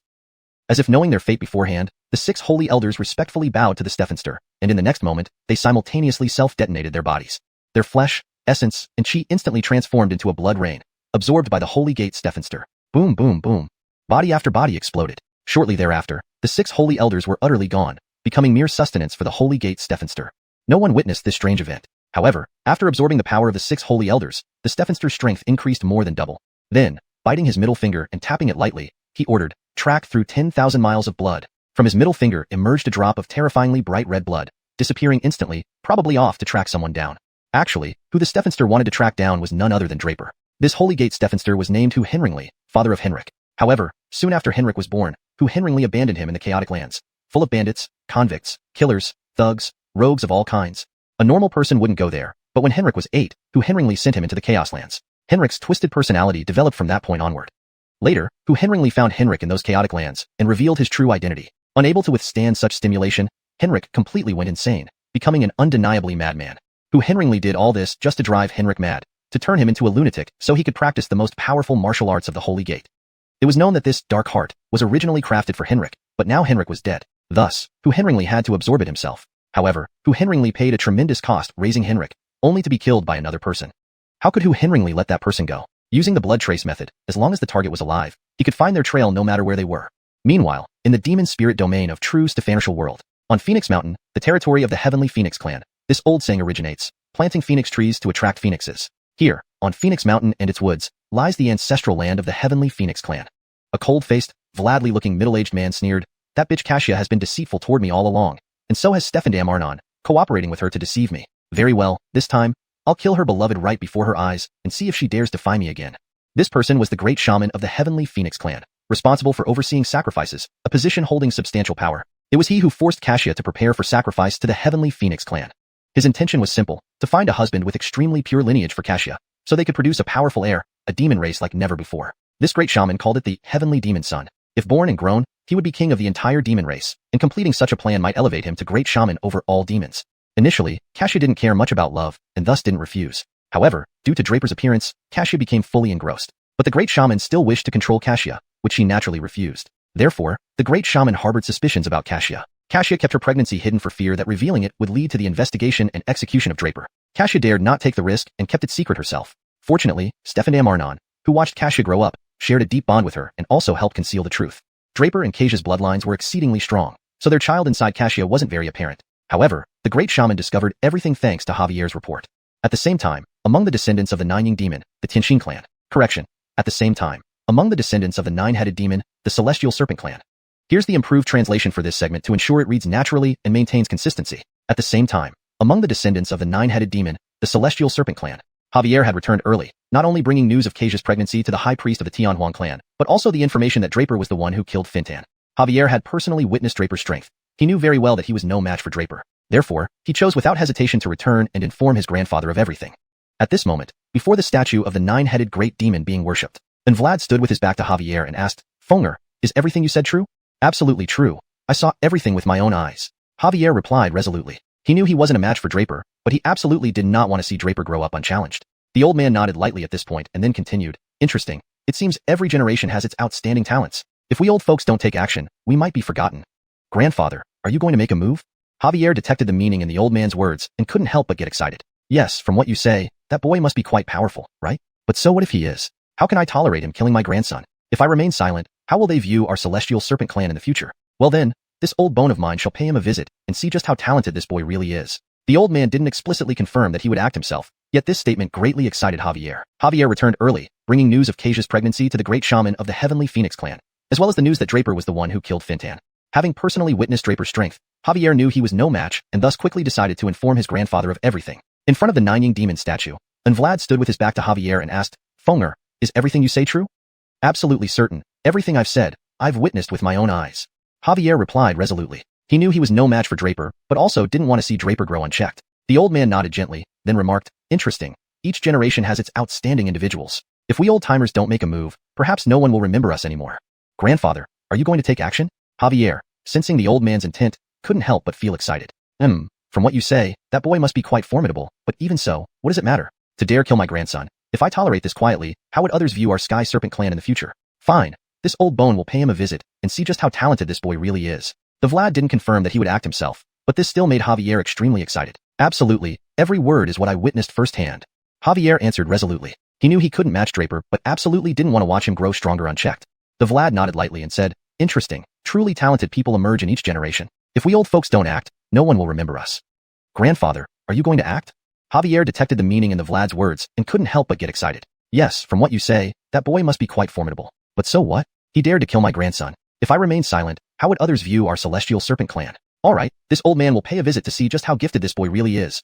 The Vlad didn't confirm his own involvement, but left Javier incredibly thrilled. Chapter 524, Killing with a Borrowed Knife. At this moment, Draper was oblivious to the imminent dangers heading his way. Instead, he was immersed in the joy of being with xianxia. Even if Draper knew about the dangers, he wouldn't have cared much. After all, these people would eventually come looking for him, and it was impossible to prevent that. Draper and xianxia had settled into a life together. Draper still felt some guilt towards xianxia and wanted to make up for it now. However, Draper had another objective, finding his parents. The entire true Stefanatial realm was abuzz with tales of Draper's exploits. After all, He had killed Frank's genius and was the champion of this year's True Stefanatial ceremony, truly making him a monstrous talent. His victory spread quickly throughout the True Stefanatial realm. Draper hoped this would draw his parents to seek him out. Alas, over 10 days passed without any sign of them. Hence, Draper decided to search for them personally, taking Xiuxian along. They wandered through the True Stefanatial realm, with Draper tirelessly improving himself, rapidly advancing in cultivation. With knowledge of the sage's path, Draper grew even more determined since this involved the demon race, the true cause of turmoil across the Tianlong continent. As the last dragon descendant, this burden fell on him. Over time, Draper and Xiuxian grew closer. Xiuxian learned of Draper's background and vowed to help find his parents. In return, Draper learned more about the Henrietta's actions. This solidified his resolve to confront the Henrietta and seek justice for Xiuxian. To Draper, Xiuxian represented someone untouchable. Her honor must be restored. But first, Draper needed sufficient strength to face the Henrietta. At present, confronting him meant certain death and would only harm Xiuxian. After careful consideration, Draper decided to return to West Spirit Domain with Xiuxian. They had already arranged their wedding, so this trip was to prepare for it. It was a significant event requiring early preparation. Technically speaking, they were returning to Heavenly Net Kingdom where Nico resided, the only family Draper had left. So, their wedding required in Vlad's presence. Plus, Draper wanted a grand ceremony to proclaim Xiuxian's place as his. Thus, instead of aimlessly searching for his parents, preparing for their wedding seemed more important. Xiuxian followed Draper without hesitation, traveling towards West Spirit Domain. However, just before reaching their destination, Draper sensed something amiss. He could predict misfortune due to his strong mental power. Although unsure what awaited, this intuition warned them to stay cautious. Meanwhile, at the border between Central Spirit Domain and West Spirit Domain, essential passage from one to the other, a grandfather-grandson duo awaited. These two were Javier of the Sky Serpent clan and his grandfather, the clan Nicolas F. Aiden. Grandfather, will that boy return? Javier asked hesitantly, wondering if waiting here was wise. Aiden frowned slightly. Are you impatient, asking such questions? Do you wish that boy dead? Javier was taken aback but replied respectfully, please, grandfather, guide me. You're blinded by hatred. To defeat him, thorough preparation is necessary. Knowing your enemy and yourself ensures victory. Relying on brute force makes you a mere barbarian. Aiden scolded, remember, killing doesn't always require your own hands. Focus on the outcome, not the process. Whether by manipulating others or devising strategies, achieving your goal means success. Do you understand? I'm dim-witted, Javier replied uncertainly. What is our purpose here today? Aiden asked patiently. To kill Draper. Javier answered promptly. And how would you approach it? Aiden queried. With grandfather's prowess, one hand suffices. Javier said. Foolish. Aiden berated. Yes, I can kill him easily, but then everyone knows it's me. Think about repercussions. Could the Ascension Sacred Sect leave us alone? Can you still join the True Stefanatial Pavilion if it's known I killed Draper? What about Elder Fongyan retaliating?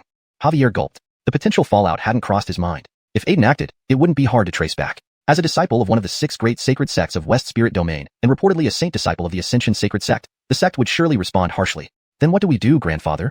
Direct action isn't wise. The true stratagem is using borrowed knives. Aiden stated resolutely. Chapter 525. Great calamity approaches. Kill with a borrowed knife? Javier momentarily froze, seemingly not fully grasping Aiden's meaning. Exactly, kill with a borrowed knife? Aiden smiled slightly and then explained to Javier. As you previously mentioned, that young man wants to be with Xiuxian. However, what is Xiuxian's status? She is the successor of the Ancestral Phoenix bloodline. Originally, the Henrietta of the Heavenly Phoenix clan held the suitor competition because of Xiuxian's Ancestral Phoenix bloodline. In other words, this bloodline isn't just hers or even exclusively for our Heavenly Phoenix clan. It's for our entire demon race. Xiuxian is extremely important for the future of the demon race. That Henrietta of the Heavenly Phoenix clan is a greedy and power-hungry person who wishes to use Xiuxian's bloodline to become the grand high priest of the entire demon race. So, do you think the Henrietta wouldn't take action? Let them be together and let Xiuxian be taken away by a human? Besides, I've heard that this young man has already privately arranged marriage with Xiuxian. So, now I can answer your previous question. This young man will definitely pass through here because they are returning to the Western Spirit region to get married. Aiden seemed to have everything under control. But do you think the Henrietta will allow them to marry? Aiden paused there, but Javier had already understood. So that's it. Javier couldn't help but admire his grandfather greatly. This method of kill with a borrowed knife was truly ingenious. Moreover, if the Henrietta of the Heavenly Phoenix clan intervenes, all of this could be pinned on the Heavenly Phoenix clan, with no relation to their Heavenly Snake clan. Aiden smiled faintly and continued.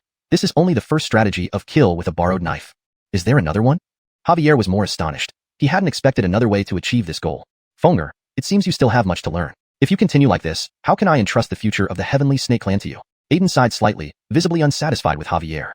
Javier nodded lightly and respectfully replied, Fonger is indeed foolish, troubling grandfather. Forget it. Aiden waved his hand and continued, the second method should be something you could guess, the late Basil. Basil? Javier was even more stunned, completely unable to imagine how Basil could be connected to Draper. Draper did kill Basil, but so what? The father of Basil is actually the current leader of the Holy Gate. Aiden suddenly declared. What? Javier was utterly incredulous. He never expected Basil's father to be the son of one of the 9 Gates leaders in the Heavenly Spirit Domain. This is a secret. It's not surprising you don't know, Aiden smiled. But for old-timers like us, it's no longer a secret. To be honest, I find Hu Henringli's actions somewhat inexplicable. To send his own flesh and blood to such a chaotic place, I wonder what madness seized him. Aiden continued, however, from Henrik's later performance, it seems Xiuxian might have groomed Henrik as his successor. Aiden sighed and analyzed, otherwise, do you think Henrik could have gotten away with his actions without enemies seeking revenge? Xiuxian suppressed everything himself. Henrik had committed countless atrocities, even killing in Vlad from the True Wu Pavilion, yet Xiuxian had forcefully stifled any backlash. But this time, the young man dared to kill Henrik, effectively ruining Xiuxian's lifelong ambitions. If Xiuxian were to let the matter go, that would be strange. Aiden's familiarity with these secrets left Javier even more surprised.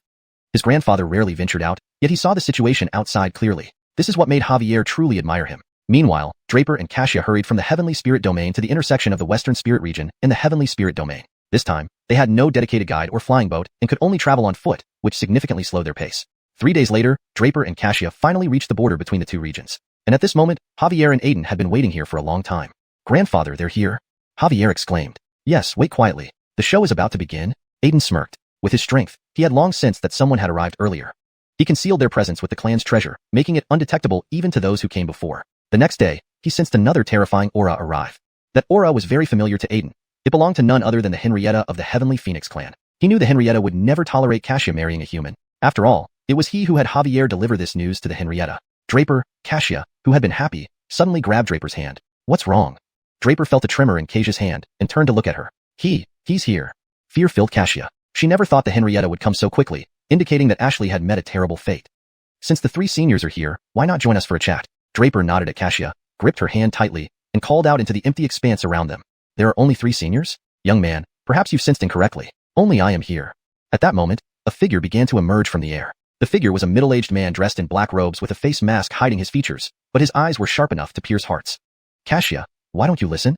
The man sighed lowly, addressing xiaxia. This was the Henrietta of the Heavenly Phoenix clan. Upon hearing the Henrietta's voice, xiaxia stiffened. Draper gently shielded xiaxia behind him, without looking at the Henrietta, continuing to call into the surrounding air, please step forward, seniors.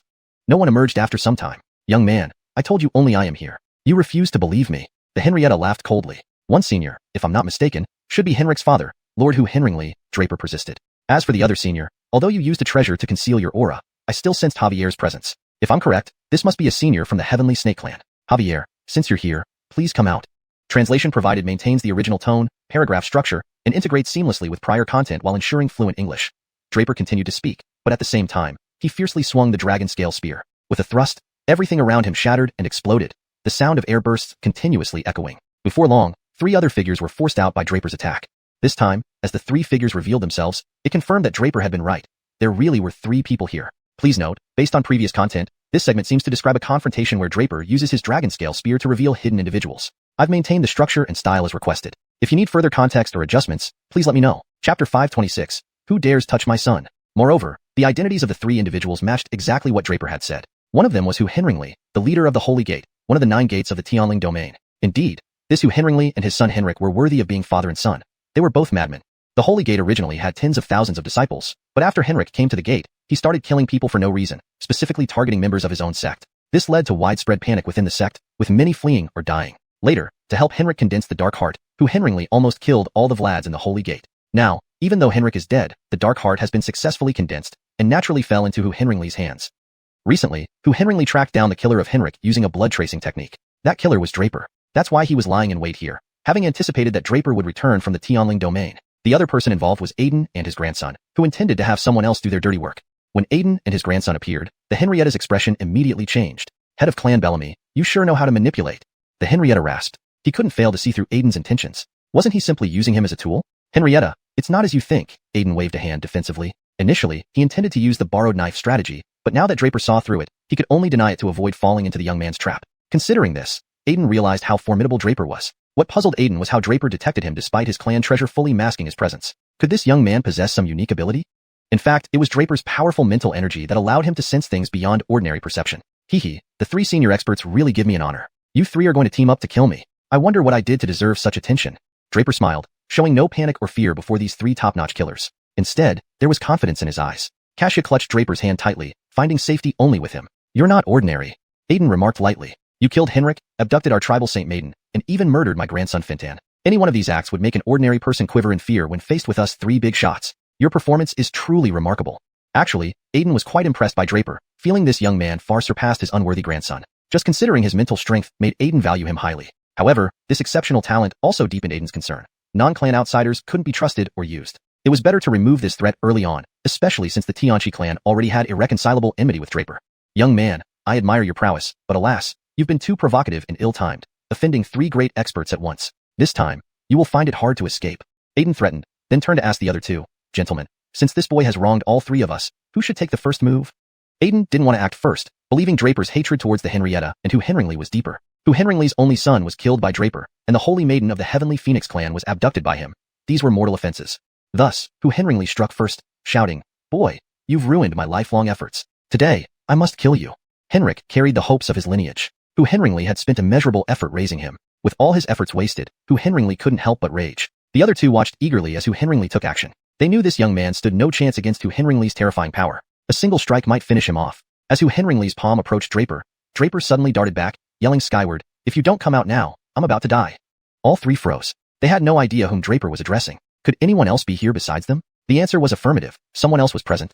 At the same moment, a faint green figure emerged from spatial ripples nearby, revealing a man and a woman. The man looked complexly at Draper, then coldly warned xiuxian, "I'm here, and I'll see who dares touch my son, Brogan." This man was none other than Draper's father, Brogan. The woman beside him was his mother, Waverly. When Brogan spoke, Waverly was too overwhelmed to speak, gazing affectionately at Draper and calling him tremblingly, "Reed?" Draper sighed slightly. He had sensed someone following him earlier, but their power was too high for him to identify. Thus, he remained vigilant, yet they never attacked. Given their superior strength and ability to track him undetected, he deduced it was likely his parents. Previously, Draper wondered why his parents hadn't sought him if they were in the true Wu world, especially given his prominence as the champion of the grand ceremony. So, he concluded they were uncertain how to face him, hence following secretly. Seeing his parents now, Draper's emotions surged. Meanwhile, xiaxia stared incredulously at the middle-aged beauty, her mind spinning. This was Draper's mother, and thus, her future mother-in-law? Note, the paragraph structure and line breaks are preserved as closely as possible to match the original Nicolasnes text. Chapter 527, Annihilation of xiuxian. Xiaxia's face instantly turned somewhat crimson with embarrassment. She hadn't expected to meet Draper's parents so soon, and she was unprepared for it. How on earth was she supposed to react? Stuttering for a moment, xiaxia lowered her head and softly addressed Waverly, "Aunt." Xiaxia didn't know what to call her, but as the future daughter-in-law, she naturally had to greet Waverly first, respecting her as a senior. "Good child." Waverly was exceedingly kind, walking up to xiaxia and gently holding her hand. "We've watched you 2 come this far, truly a difficult journey. Since you're about to be married to Han, how can you still call me Aunt?" Draper remained silent, not knowing how to treat the parents who had heartlessly abandoned him as a child. At that moment, xiuxian and Brogan were confronting each other. xiuxian's expression was dark, staring at Brogan intently. "Brogan, I never thought this little brute would be your son. Well then, let's settle both old and new grievances now." From xiuxian's words, it seemed he and Brogan had known each other previously. Moreover, from his tone, it was evident there was some unresolved feud between them. "xiuxian, you've really perfected the dark heart technique. It seems I cannot let you live any longer." Brogan scoffed, sensing the terrifying aura emanating from xiuxian, none other than the power of the dark heart. Brogan had interacted with xiuxian before and knew exactly what cultivation technique he practiced. He had already disciplined xiuxian once for cultivating such malevolent powers, but clearly xiuxian hadn't reformed, persisting in these heinous practices. Meanwhile, the Grand Shaman and Aiden, watching everything unfold nearby, were momentarily stunned. They didn't recognize Brogan, but they could sense his formidable strength. Saint Realm 8th tier. Such power placed him at the pinnacle of power on Tianlong continent. They couldn't believe Draper had such a powerful protector. No wonder the boy faced difficulties with ease. Brogan had always backed him up. And that woman was also immensely powerful, at least a Saint Realm 6th tier presence. They, however, had only just entered the Saint Realm. Both Aiden and the Grand Shaman felt a chill down their spines. All they could think was to escape, the farther the better. Such experts were not ones they could provoke. But as they attempted to act, they realized space around them was completely sealed off by an unknown force, making it impossible to break free. At this moment, Brogan spoke with amusement. "Those who wish to harm my son will stay." As he said this, Brogan stretched out his hand, which instantly transformed into a horrifying golden claw, a dragon claw. An enormous golden dragon claw emitted an overwhelming aura and surged toward the 2 with devastating force. Facing such terrifying power, the Grand Shaman and Aiden could only feel a suffocating and terrifying energy crash down upon them. Before the overwhelming might, they felt helpless and utterly unable to resist. "Aya!" Javier's screams pierced the air first. His weaker power made him no match for Brogan's strike. In an instant, Javier's body exploded into smithereens under the gushing blood energy. Aiden watched, horrified, but he had no time to dwell on it. The disparity in power was crushing. Struggling for survival, Aiden unleashed all his power against the golden dragon claw. The Grand Shaman faced a similar situation, fighting desperately, but their combined efforts proved futile. Within moments, the dragon claw crushed them both. With a cold sneer, Brogan withdrew his hand, leaving the Grand Shaman and Aiden reduced to mush beneath the golden dragon claw's might. 2 formidable Saint Realm experts were annihilated by Draper without any resistance. Both Draper and xiaxia were momentarily stunned, their tongues nearly tied. Draper knew his father was strong, but not to this terrifying extent. It was pure, undebatable supremacy. Brogan, you have become so strong. Excellent, excellent. I was worried your power was too weak to withstand my dark heart, but now, there's no need for concern. Seeing all this, Xiuxian became suddenly excited. Having just condensed his dark heart, he was eager to test its power. Dark heart emerged. Demon destruction. A heart enveloped in thick black gas emerged from Xiuxian's body, transforming into a pitch-black crystal emitting ominous black chi that surrounded Brogan entirely. Facing such a fearsome attack, Brogan's expression grew serious. But Draper exclaimed abruptly, "It's a demon." His disbelief showed. It was an all-too-familiar demonic aura. Draper had fought demons before and immediately recognized Xiuxian's aura as unmistakably demonic. Waverly paused, looking at Draper in surprise. "You know of demons?" She knew Brogan possessed dragon blood and that Draper was a chosen one, but she assumed he was too young and inexperienced to know of demons. But Draper surprised her by already being aware of demons' existence. "Let me handle it." Draper acted immediately, his body transforming into a blood-red dragon. For Draper, demons were an excellent resource for cultivation. Previously, he had obtained the physical form of a demon, advancing several tiers in power. This time, Xiuxian's demonic aura was even stronger. Draper was determined to succeed. Although less powerful than Xiuxian, Draper possessed effective techniques against demons. A mighty dragon soul emerged from his body, the most potent being the Ancestral dragon soul, followed by the Earth dragon soul and the Plague dragon soul. Seeing Draper's terrifying offensive prowess, Brogan was astonished. This kid had grown so much? Without further ado, Brogan also transformed into a golden dragon, instantly joining 4 other dragons charging towards Xiuxian. Xiuxian's terror reached its peak. He lost control over his trembling body. Without hesitation, the golden dragon, Ancestral dragon soul, Earth dragon soul, and Plague dragon soul pierced through Xiuxian's body, and the blood-red dragon that Draper had transformed into opened its mouth wide and swallowed the black crystal whole. In the next moment, as that power entered Draper's body, his originally blood-red body was instantly dyed black. However, when the other 3 dragon souls returned to Draper's body, they completely suppressed the black force. Draper's body transformed back into its human form. As for Xiuxian, he was beyond dead. Hashtag chapter 528, return. After getting rid of the tail that was following them, Draper and Xiaxia continued on their journey. However, with Brogan and Waverly now accompanying them, both Draper and Xiaxia felt a bit uneasy. Xiaxia was fine since she was an outsider, but Draper found himself in an extremely awkward position. Previously, Brogan and Waverly had been secretly protecting Draper, and Draper did not know their identities, or even if he did, they remained hidden. Now that they were facing each other directly, Draper couldn't pretend not to notice them anymore. Brogan and Waverly felt somewhat guilty toward Draper. Whenever they spoke, Draper responded coldly, and they dared not say much. As for Draper, he hadn't decided how to face them. While there was once resentment, after Nicholas told him everything, Draper guessed that his father might have had no choice. As the chosen one who obtained the dragon transformation order, everything was already destined and could not be changed. But having no parents for over 10 years, and suddenly having them reappear made Draper feel unadapted. He didn't know how to face these suddenly appearing parents. The journey was quiet, except for Xiaxia, who played the role of a mediator. Waverly seemed very fond of this prospective daughter-in-law, especially when she learned Xiaxia was pregnant. Even Brogan's usually stern face softened considerably. Indeed, the saying, "a mother gains status through her son," rang true for Xiaxia at this moment. Originally, Draper and Xiaxia planned to return to Henry Brad Domain and then head back to Tianluo Kingdom, where Draper's only Vlad, his master Nico, resided. However, with Draper's parents now returned, Xiaxia naturally wanted genuine acknowledgement from her future in-laws. Thus, Xiaxia found a new direction, and Draper chose to head straight to the Bradshaw sacred sect. Draper intended to return here anyway, as Sam had repeatedly instructed him to come back to the Bradshaw sacred sect after resolving other matters. Moreover, Sam was also Draper's master. Although their relationship wasn't as intimate as Nico's, he still needed to inform him about the upcoming marriage. Upon returning to the Bradshaw sacred sect, Draper discovered something unprecedented. Hill, Stephensy, and Quentin were all absent. By now, everyone in the Bradshaw sacred sect knew Draper had become the champion of the true Stephensal ceremony. His performance had been celebrated across various versions among all disciples. This time, no one dared question him anymore. Hearing that Draper had finally returned, Sam emerged from seclusion. The next day, the entire Bradshaw sacred sect held a grand assembly. The assembly was simple. Sam announced that the grandmaster of the Bradshaw sacred sect had long since passed away. According to tradition, the sacred disciple Draper would take over as the new grandmaster. Everyone was stunned. They never imagined the grandmaster had already passed away long ago. Apart from the elder, no one else knew this, not even the peak Stephensters. Draper taking over the position met with significant skepticism. Previously, Draper's performance at the true Stephensal ceremony was merely deemed adequate for a sacred disciple. While the disciples acknowledged his identity as a sacred disciple, the responsibility of being grandmaster was too great for a nearly 20-year-old young man. Sacred disciples and grandmasters belonged to entirely different levels. Even the peak Stephensters strongly opposed it and pleaded with the elder to reconsider. However, Sam refused to budge. After lengthy private discussions, unexpectedly, the peak Stephensters chose silence and no longer opposed it. As the pillars of the disciples, their sudden change of heart left others with no room to question. Draper initially hesitated, but, considering the Bradshaw sacred sect was the first sect he joined, he wanted to ensure its prosperity. So, he accepted the position but with conditions. He would serve for only 6 months. If he found a suitable successor within this period, he would immediately hand over the sacred commandment. In half a year, Draper planned to embark on the Sage Path, a major event. Brogan watched Draper's series of actions closely and supported him. Noticing Sam had been stuck at a bottleneck for too long, Brogan helped him break through, which was simple for an 8th rank sage to assist a sovereign realm expert. With all matters settled at the Bradshaw sacred sect, Draper headed back to the Tianluo kingdom. Returning to Tianluo brought mixed emotions to both Draper and Brogan. The Lin family was once the premier clan in Tianluo, but deteriorated due to strained relations with the royal family. Brogan's father, Draper's grandfather, rebuilt the Lin family in Tianlong City, aiming to restore past glory. However, Brogan's abduction of Waverly led to further decline. Yet, Draper's grandfather always harbored a strong desire for future generations to revive the Lin clan. Initially, Draper planned to address this matter upon entering the Bradshaw sacred sect, but circumstances kept changing. Between the Sixth Sect debate and the Truce to Fanartial ceremony, he had little time to think about it.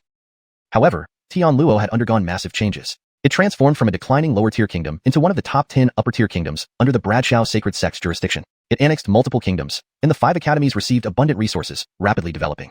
Tianluo was thriving. Learning of Draper's imminent return, Xenon prepared to welcome him with the entire royal family. Before Draper could speak, Xenon handed over the imperial seal of Tianluo. I have investigated thoroughly. You are indeed the descendant of General Yuan. Our ancestor was driven by greed and oppressed the Lin family. Today, I, Xenon, wish to return Tianluo to the Lin family.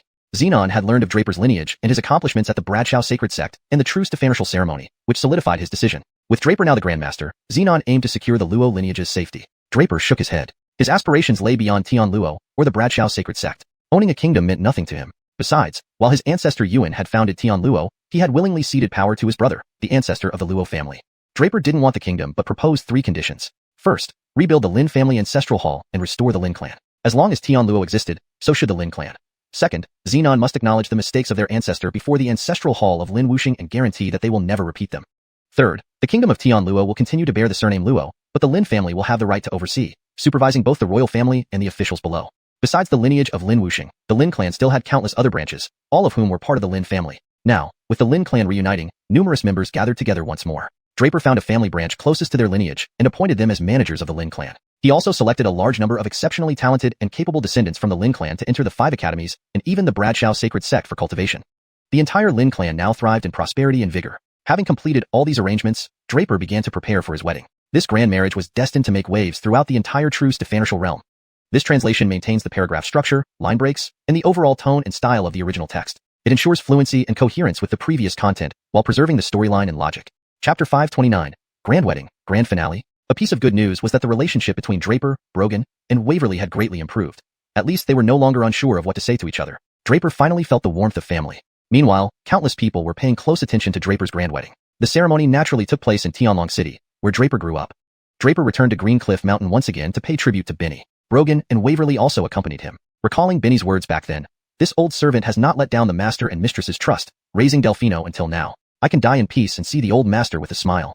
At Benny's grave, Draper opened his heart completely, recounting every detail of these years to Brogan and Waverly. After listening, Waverly's eyes reddened, feeling incredibly uncomfortable. Only Brogan stood quietly, listening to Draper's story bit by bit. Do you hate me and your mother? Brogan asked. I do. Draper raised his head and answered resolutely. Waverly's expression immediately changed, but then Draper lowered his head. What does it matter if I hate you? You are my parents, giving me life. No matter what, this bond cannot be severed. Draper sighed inwardly before finally asking, what exactly happened back then for you to leave me behind? Is Nicholas gone? Brogan asked. Draper recounted everything about the encounter with the demon clan in the Kanglan Forbidden area with Nicholas to Brogan. Brogan sighed gently and said, indeed, as expected. Nicholas must have already told you about the demon clan, right? Right. Draper nodded. In fact, I obtained the Draconic Edict accidentally. Unfortunately, I wasn't chosen by fate and thus did not gain its recognition. Similarly, I didn't inherit the ancestral dragon bloodline, but Nicholas could help me, which is why I rose to prominence within a few short decades. Brogan revealed his secret. That explains it. Draper continued nodding. His father, whom Draper had heard about long ago, possessed terrifying talent, reaching the sovereign realm before the age of 30. Draper initially didn't know the reason, later discovering his father exhibited ancestral traits, having exceptionally strong dragon blood. And now, he knew Nicholas also provided assistance. I believe you've heard about how I took your mother away from Emerald Holy Valley. Brogan continued, shortly after, she bore you. At the time, I was a formidable existence that all the top echelons of Jinwu world feared, so I couldn't act rashly. But simultaneously, Nicholas and I discovered something else. It all started with Hu Henringal. After battling Hu Henringal and finding out he possessed demonic aura, we grew suspicious. Following Hu Henringal's trail, we eventually uncovered a hidden demon base in Jinwu world. Of course, exterminating demons is every human's responsibility on Tianlong continent. Your mother and I worked together to slaughter those demons, but I was also injured. Shortly after your birth, I discovered that a certain region in Jinwu world was gradually being corrupted by demonic aura, shattering many laws. If it got corrupted, the entire Jinwu world would soon turn into a hellish wasteland. We decided to guard that area and entrusted both the Draconic Edict and you to Benny, to raise you to adulthood. Brogan paused here, and Draper understood why his parents abandoned him. It was their duty, just as Nicholas had mentioned. If you don't awaken the dragon bloodline, many things wouldn't involve you, but once awakened, it falls upon you to take charge. All these events made sense. By this point, Draper began to understand them somewhat. Brogan also awakened the dragon bloodline, specifically the golden dragon lineage, as evidenced by his ability to transform into a golden dragon. Draper sighed lightly and said no more. He knew Brogan didn't mention the state of the corrupted land, implying it wasn't optimistic. After the wedding, Brogan and Waverly would likely return. Meanwhile, news of Draper's wedding spread quickly across Jinwu world and even reached other realms. The Lin clan was buzzing with excitement, fully responsible for organizing Draper's grand ceremony. Without Draper, their lives would have been destined for mediocrity, never advancing significantly. But now, with the clan established and almost equal to the royal family, everyone in the Lin clan was thrilled. Numerous people connected to Draper also arrived in Tianlong City. Deans from the 5 major academies, the national butcher from Tiangelo Kingdom, all came to congratulate Draper. Even Alan from the true Ancestral Pavilion and representatives from the remaining 8 gates, as Saint Gate was now extinct, attended as friends to wish Draper well. The Spirit Beast domain was similarly stirred. After Waverly returned with xiaxia, subduing the Celestial Snake clan and installing a new high priest for the Celestial Phoenix clan, making xiaxia the leader, the Celestial Phoenix clan became the dominant power in the Spirit Beast domain. Thus, many beast clans gathered to celebrate xiaxia's marriage. From the Chaos domain, Cole of the Barbarian tribe also arrived with his people. The previously weakest city of Tianlong in Tiangelo Kingdom was now bustling with activity, hosting visitors from the 3 races, beast, barbarian, and human. Representatives from the Braxi domain also came, including Liang Ediheng and Shannon Gregorian Fang, alongside leaders from the Eternal Sage Palace, Sword Sage Palace, Star Sea Sacred Sect, and Mystic Sky Sacred Sect. With true Ancestral Pavilion Vlads present, they couldn't afford to stay aloof. The grand celebration was set for 3 days later, with guests already assembling by the first day. However, a few of Draper's closest friends hadn't arrived, leaving him slightly disappointed. There was also Stefank, whom he met in the Dragon Gateway's illusion. He hadn't heard from Stefank in a long time and wasn't sure if he would come. In recent days, besides entertaining guests, Draper also managed to squeeze in some practice. He absorbed the power of dark crystals, boosting his strength to the 8th stage of the Genesis realm. On the wedding day, Draper and xiaxia were ready early. Tianlong City was abuzz with festive decorations everywhere, celebrating Draper's grand wedding. As Draper walked to greet xiaxia, he suddenly felt something move on his hand. Stefant-bonded twin-life insect. Draper exclaimed in surprise, Stefank, don't you think you should inform someone when getting married? Also, the Lin clan really revived? A boy appeared nearby with an amused smirk. Stefank had left the female insect with Draper, while keeping the male insect for himself. This pair of Stefant-bonded twin-life insects had no other functions except for maintaining a connection. If the distance between the 2 insects was close, the effectiveness of this bond would be apparent. Stefank had arrived, which was indeed great news for Draper. He had been shouldering the responsibility of saving the entire Tianlong continent alone, and it had been exhausting. He needed help, and Stefank was one of his most significant allies. Rage Maniac is getting married, Yenner. Are you jealous? A youth's voice rang out again. Quentin, if you want to die, I don't mind granting your wish, came a girl's voice, filled with icy coldness. What do you think? Rage Maniac has hidden his depths so well. We wonder how his bride will turn out, another voice added. I wonder what Rage Maniac thinks of what you're saying, another voice chimed in, lazily. You bastards. I really thought you all died out there and wouldn't come. Draper laughed heartily. He looked up and saw 4 people, Quentin, Stephency, Hill, and surprisingly, Aerie had also returned. The other 4 people also burst into laughter. First bow to heaven and earth. Second bow to parents. Couple exchange bows. Enter the bridal chamber.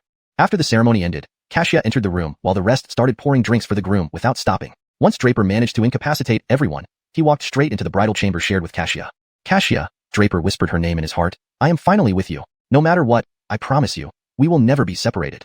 Draper knew he still had much to do and many challenging tasks ahead, but he was not afraid at all. Instead, he felt confident. For xiaxia, and for their child. The road ahead was long, but Draper took every step forward resolutely. He was always on the journey, never pausing. The end.